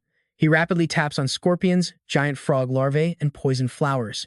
But the others are not sharing his hype. Fang Xi stares at the screen in pure disbelief, wondering if they can even survive these silver-level beasts. Chen Shu just shrugs. You have to dream big, because you never know when things might actually work out. Surprisingly, she agrees and tells him to accept everything. With her backing him up, Chen Shu gets even more fired up. The onlookers watch him in absolute awe, convinced they are looking at a real master. Having claimed every high-level quest, they stroll out of the Beast Tamer Guild, leaving behind a crowd of completely stunned tamers. Is this how real powerhouses act? Fully geared up, the group heads deep into the town. Just as Chen Shu excitedly prepares to step into the thick fog, a voice suddenly cuts him off. Fang Xi stops him and hands out protective pills to shield them from the living wood swamp's deadly miasma. She warns them that even iron-grade bodies will feel the toxic air, so they need to take the antidote first. Chen Shu pops the pill into his mouth, and with everything ready, they head into the danger zone. Scouting ahead through the blinding mist, Chen Shu suddenly freezes his eyes, popping open in sheer shock. A massive winding staircase rises into the endless sky. He wonders if this is the legendary Soul Guardian Force outpost. Fang Xi snaps back to reality, urging him forward because their path actually lies far below. But Chen Shu spots something else: heavily armed guards standing watch outside every single doorway. The solemn vibe makes him feel like a total rookie. He whispers to the team that the Soul Guardian force is on guard. Fang Xi places a firm hand on his shoulder, warning him to prepare for battle. The group immediately gears up, channeling their spiritual energy to summon their contract beasts. Chen Shu is totally hyped. Powerful beasts materialize one after another, brimming with energy. Even Slim jumps out, determined not to be left behind. Fang Xi looks closely, sensing something incredibly weird. Like, did some kind of imposter just sneak into the group? But Chen Shu's childish cheering cuts off her thoughts. Shaking her head, she tells them to move out. Guided by their powerful beasts, they head straight in. Meanwhile, at the heavily guarded peak of the outpost, tensions are running high. Bureau Chief Chen Zhong looks grim. The situation down in the Living Wood swamp is rapidly deteriorating. He asks if the experts have arrived yet. Below, Chen Shu wipes sweat from his brow in the eerie silence. Why is it so incredibly hot today? He wonders. Even Fang Xi senses that something is deeply wrong here. They are deep inside the Living Wood swamp, yet the usual white bones scattered around have completely vanished. The silence is deafening. Suddenly, her eyes widen as a chilling realization hits her. This is wrong. They have somehow reached the absolute boundary of this spatial zone. Fang Xi explains that this is a forbidden spatial barrier. In theory, crossing it would take them straight into an entirely different dimension. Chen Shu nods, finally getting the big picture. So the entire dimension is shattered, split into tiny fragments by the deadly white bones. That is the theory, but no one has ever survived to prove it. The white bones will shred anything that gets close. Finally, making a cautious decision to retreat first and check elsewhere, Tran Thu immediately agrees with her. While the others turn to leave, he stays behind to look around and ends up spotting something incredibly strange. Tran Thu stares blankly in one direction, asking Fuang Tu in a doubtful voice if he can raise a question. Can a restricted space barrier actually dissipate? This sudden question makes Fuang Tu freeze and turn around with absolute certainty. She tells him of course not, asking what he is thinking since everything would connect if the barriers vanished. With perfect calm, Tran Thu points at a massive crack in space, leaving all four girls completely dazed with endless questions. Fuang Tu freezes in utter shock. What is going on? This cannot be real. Normally, these alternate spaces are supposed to be perfectly circular. A restricted space acts like an infinitely tall cylinder covering the zone, meaning a massive fracture should be theoretically impossible. But suddenly, the crack violently explodes and shakes the ground. Both of them gasp in unison. A beast. A massive black tree beast rises tall, with glowing golden spiritual energy flowing down its trunk, while its roots wrap tightly around a white lion. He cannot hide his absolute shock. A monarch beast of the Liang Mountains is getting completely crushed right before them. Tense and terrified by this rare space fusion, Fuang Tu urgently orders everyone onto the swift wind sparrow. Moving at maximum speed, Tran Thu grabs her hand for leverage as the system suddenly appears with three distinct choices. Choice 1 is to run and survive, Choice 2 is to steal a treasure from the Silver Monarch, and Choice 3 is to defeat both. Tran Thu quickly skims through the system options to compare the potential rewards. After weighing his options, he decides that Choice 2 looks incredibly promising, turning to Fuang Tu with sparkling, hopeful eyes. He asks her if there is any chance they could pull this off. Knowing his greedy habits all too well, she immediately cuts him off, asking if he has gone madly broke, since that is a literal Silver Monarch. Qineng and Qiu Niet whisper to each other about how cluelessly brave he is, laughing at his completely blind self-confidence. He proudly declares that the fierce hero of Jiangnan never returns home empty-handed. Even a Silver Monarch has to yield some cash, leaving Fuang Tu completely speechless as she decides to simply ignore him. Fan Di jokingly agrees and lowers the swift wind sparrow to drop her brave little brother off. Hearing this, he freezes in utter disbelief at her cruelty, while Fuang Tu teases him by asking if his last words are ready. She asks what he wants on his tombstone, joking that she can at least handle his funeral since she cannot fight the beast. Kyung Yet waves farewell with mock sadness, telling her junior to go on in peace. Qin Geng pulls out her phone to record his final moments, kindly showing him a fresh picture for his future funeral. She asks which picture he prefers for his tombstone as her personal contribution to his memory. Feeling like the most unfortunate junior alive, he tells them they should open a funeral parlor to make a real fortune. Fuang Tu figures he has finally come to his senses and suggests they get moving since he is done seeking death. The swift wind sparrow maneuvers skillfully to avoid the zones affected by the battle between the two beasts. Still incredibly stubborn, Tran Thu licks his lips greedily and begs Fuang Tu to give him her berserk potion, insisting he has absolute confidence in winning. She goes quiet for a brief moment, realizing she cannot change his mind, and finally agrees to give him the potion. Trying to coax the girls, Tran Thu asks if any of their contracted beasts want a turn. He calls it a once-in-a-lifetime chance to get close to two monarchs safely, while Slim and the other beasts sweat in terror. They turn their heads to ignore him, while Chi Engung worriedly tries to convince Tran Thu to just give up on this. She reminds him they are still young, but he shakes his head because the system rewards are just too massive to ignore. He argues they should at least try, but Fuang Tu points out the biggest issue: none of their beasts dare to do it. His wicked gaze slowly shifts over to Husky, smiling mischievously as he places a hand on the dog's head. Laughing at the clueless beast, he watches it tremble uncontrollably as it lets out a weak, pathetic whine. Using brute force, Tran Thu pries its mouth open, ignoring Husky's tearful eyes begging for mercy. Completely unmoved by the whimpering, he coldly threatens to bury the dog if it keeps hesitating. Husky quickly sucks in its tears and resolves to sacrifice itself, cleverly splitting into two clones to handle the crisis. Surprised by the sudden burst of intelligence, he watches the clone open its mouth wide, waiting for the potion. The clone swallows the liquid down without hesitation as he pats its head in proud encouragement. The young Tamer orders his brave little warrior to go grab the Silver Lord's precious treasure. Fired up and ready, the Husky leaps off the Tempest Sparrow's back. It dives straight into the chaotic battlefield, charging toward the center of the intense fight. Chen Shu and his group watch from a safe hiding spot nearby. Husky stops right next to a tangled mess of roots, prompting the giant treant to turn around as it senses something strange. Channeling its inner actor, the dog plays innocent, whimpering to convince the monster they are actually family. The white lion immediately looks at the dog with deep worry, warning its supposed child that the other monster is extremely dangerous, sparking an instant, explosive argument. Each claims the dog is theirs, but while they bicker, Husky quietly creeps toward the sparkling treasure glowing right beside them. Its eyes lock onto the prize. The dog quickly clamps its jaws shut around it, just as a massive, thick root begins to slither. The treant gently pats the dog's head with affection. The white lion roars in absolute fury, release it, but the treant firmly claims the pup belongs to them. That's when Husky spots another shimmering treasure nestled high up on a thick branch. The dog quickly scrambles up, and roots slide in from all sides, gently wrapping around its furry body to lift it into the air, making the watching white lion extremely tense. The lion barks out, "What are you doing?" demanding the tree release the pup as they continue their loud shouting match. "Mind your own business. It's my baby."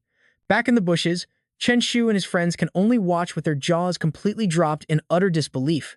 They can almost accept the lion mistaking the dog for its offspring, but why on earth does that giant black tree think the same thing? Chen Shu feels his entire worldview crumbling. Seriously, what was that plant thinking? Since when can a tree give birth to a puppy? Chao Yue stammers in complete shock, asking what kind of insane potion he used because this whole situation is just way too ridiculous. Chen Shu keeps a close eye on the clock, muttering that the potion is about to wear off and Husky needs to wrap it up. He signals the dog's clone. With a quick bark, the clone grabs the treasure and runs back toward them as fast as its legs can carry it. Seeing the pup escape to safety, the white lion unleashes its full power, challenging the treant to a final, brutal duel to settle the score. Dozens of giant roots erupt from the dirt. Without holding anything back, the two beasts clash violently to settle their grudge once and for all. Chen Shu quietly warns the girls that the potion is wearing off and they need to get ready to run. And right on cue, the magic fades. The two monsters, mid-fight, suddenly snap back to their senses.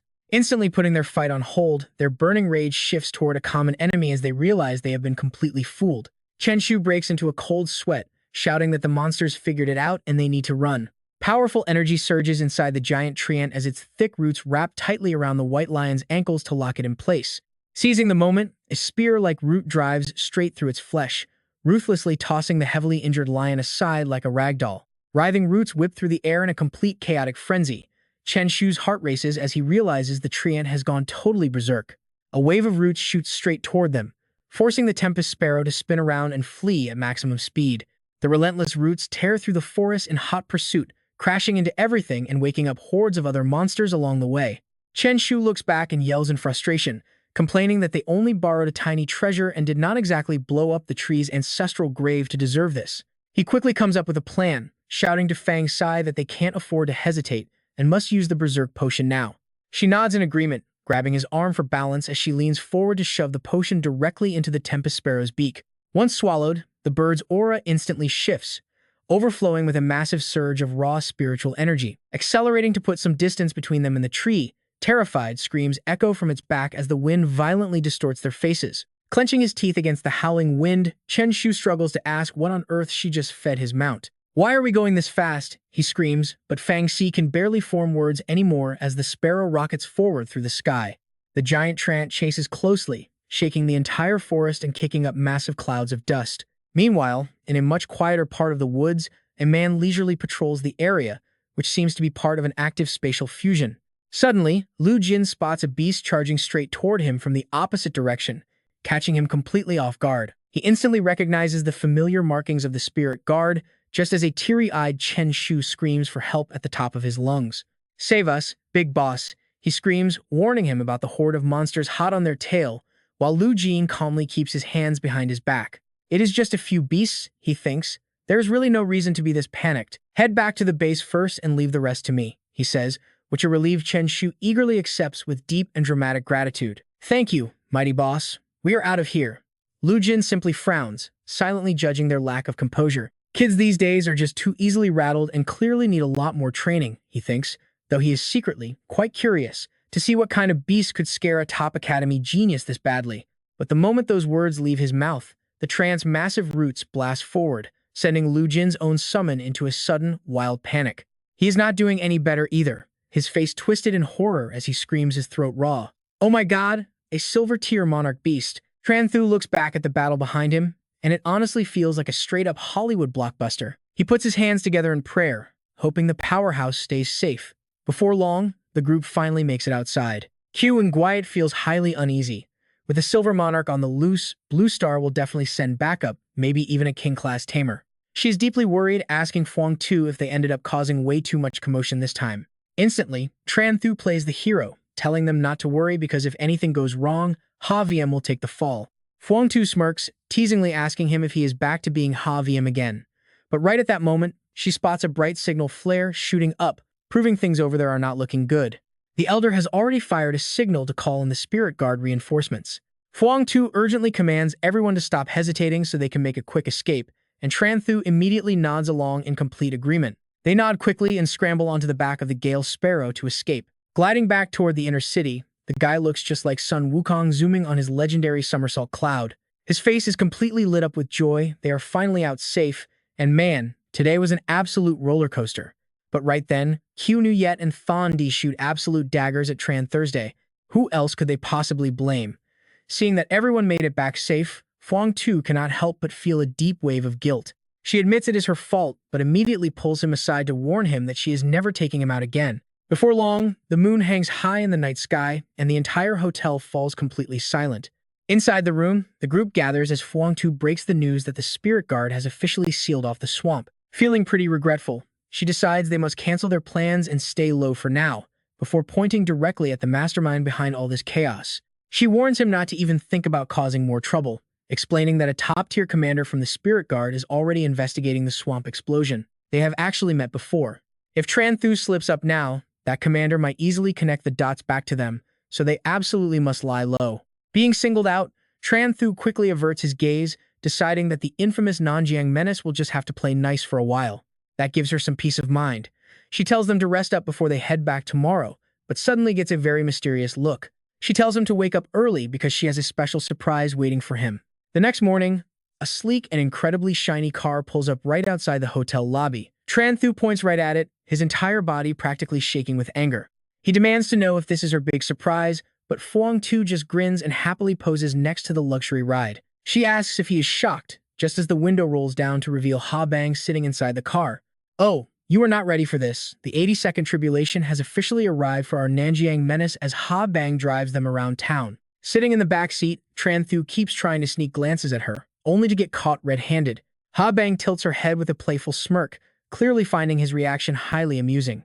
As soon as he sees her smiling, Tran Thu quickly looks away, pretending to be deeply interested in the street view. She glances between them.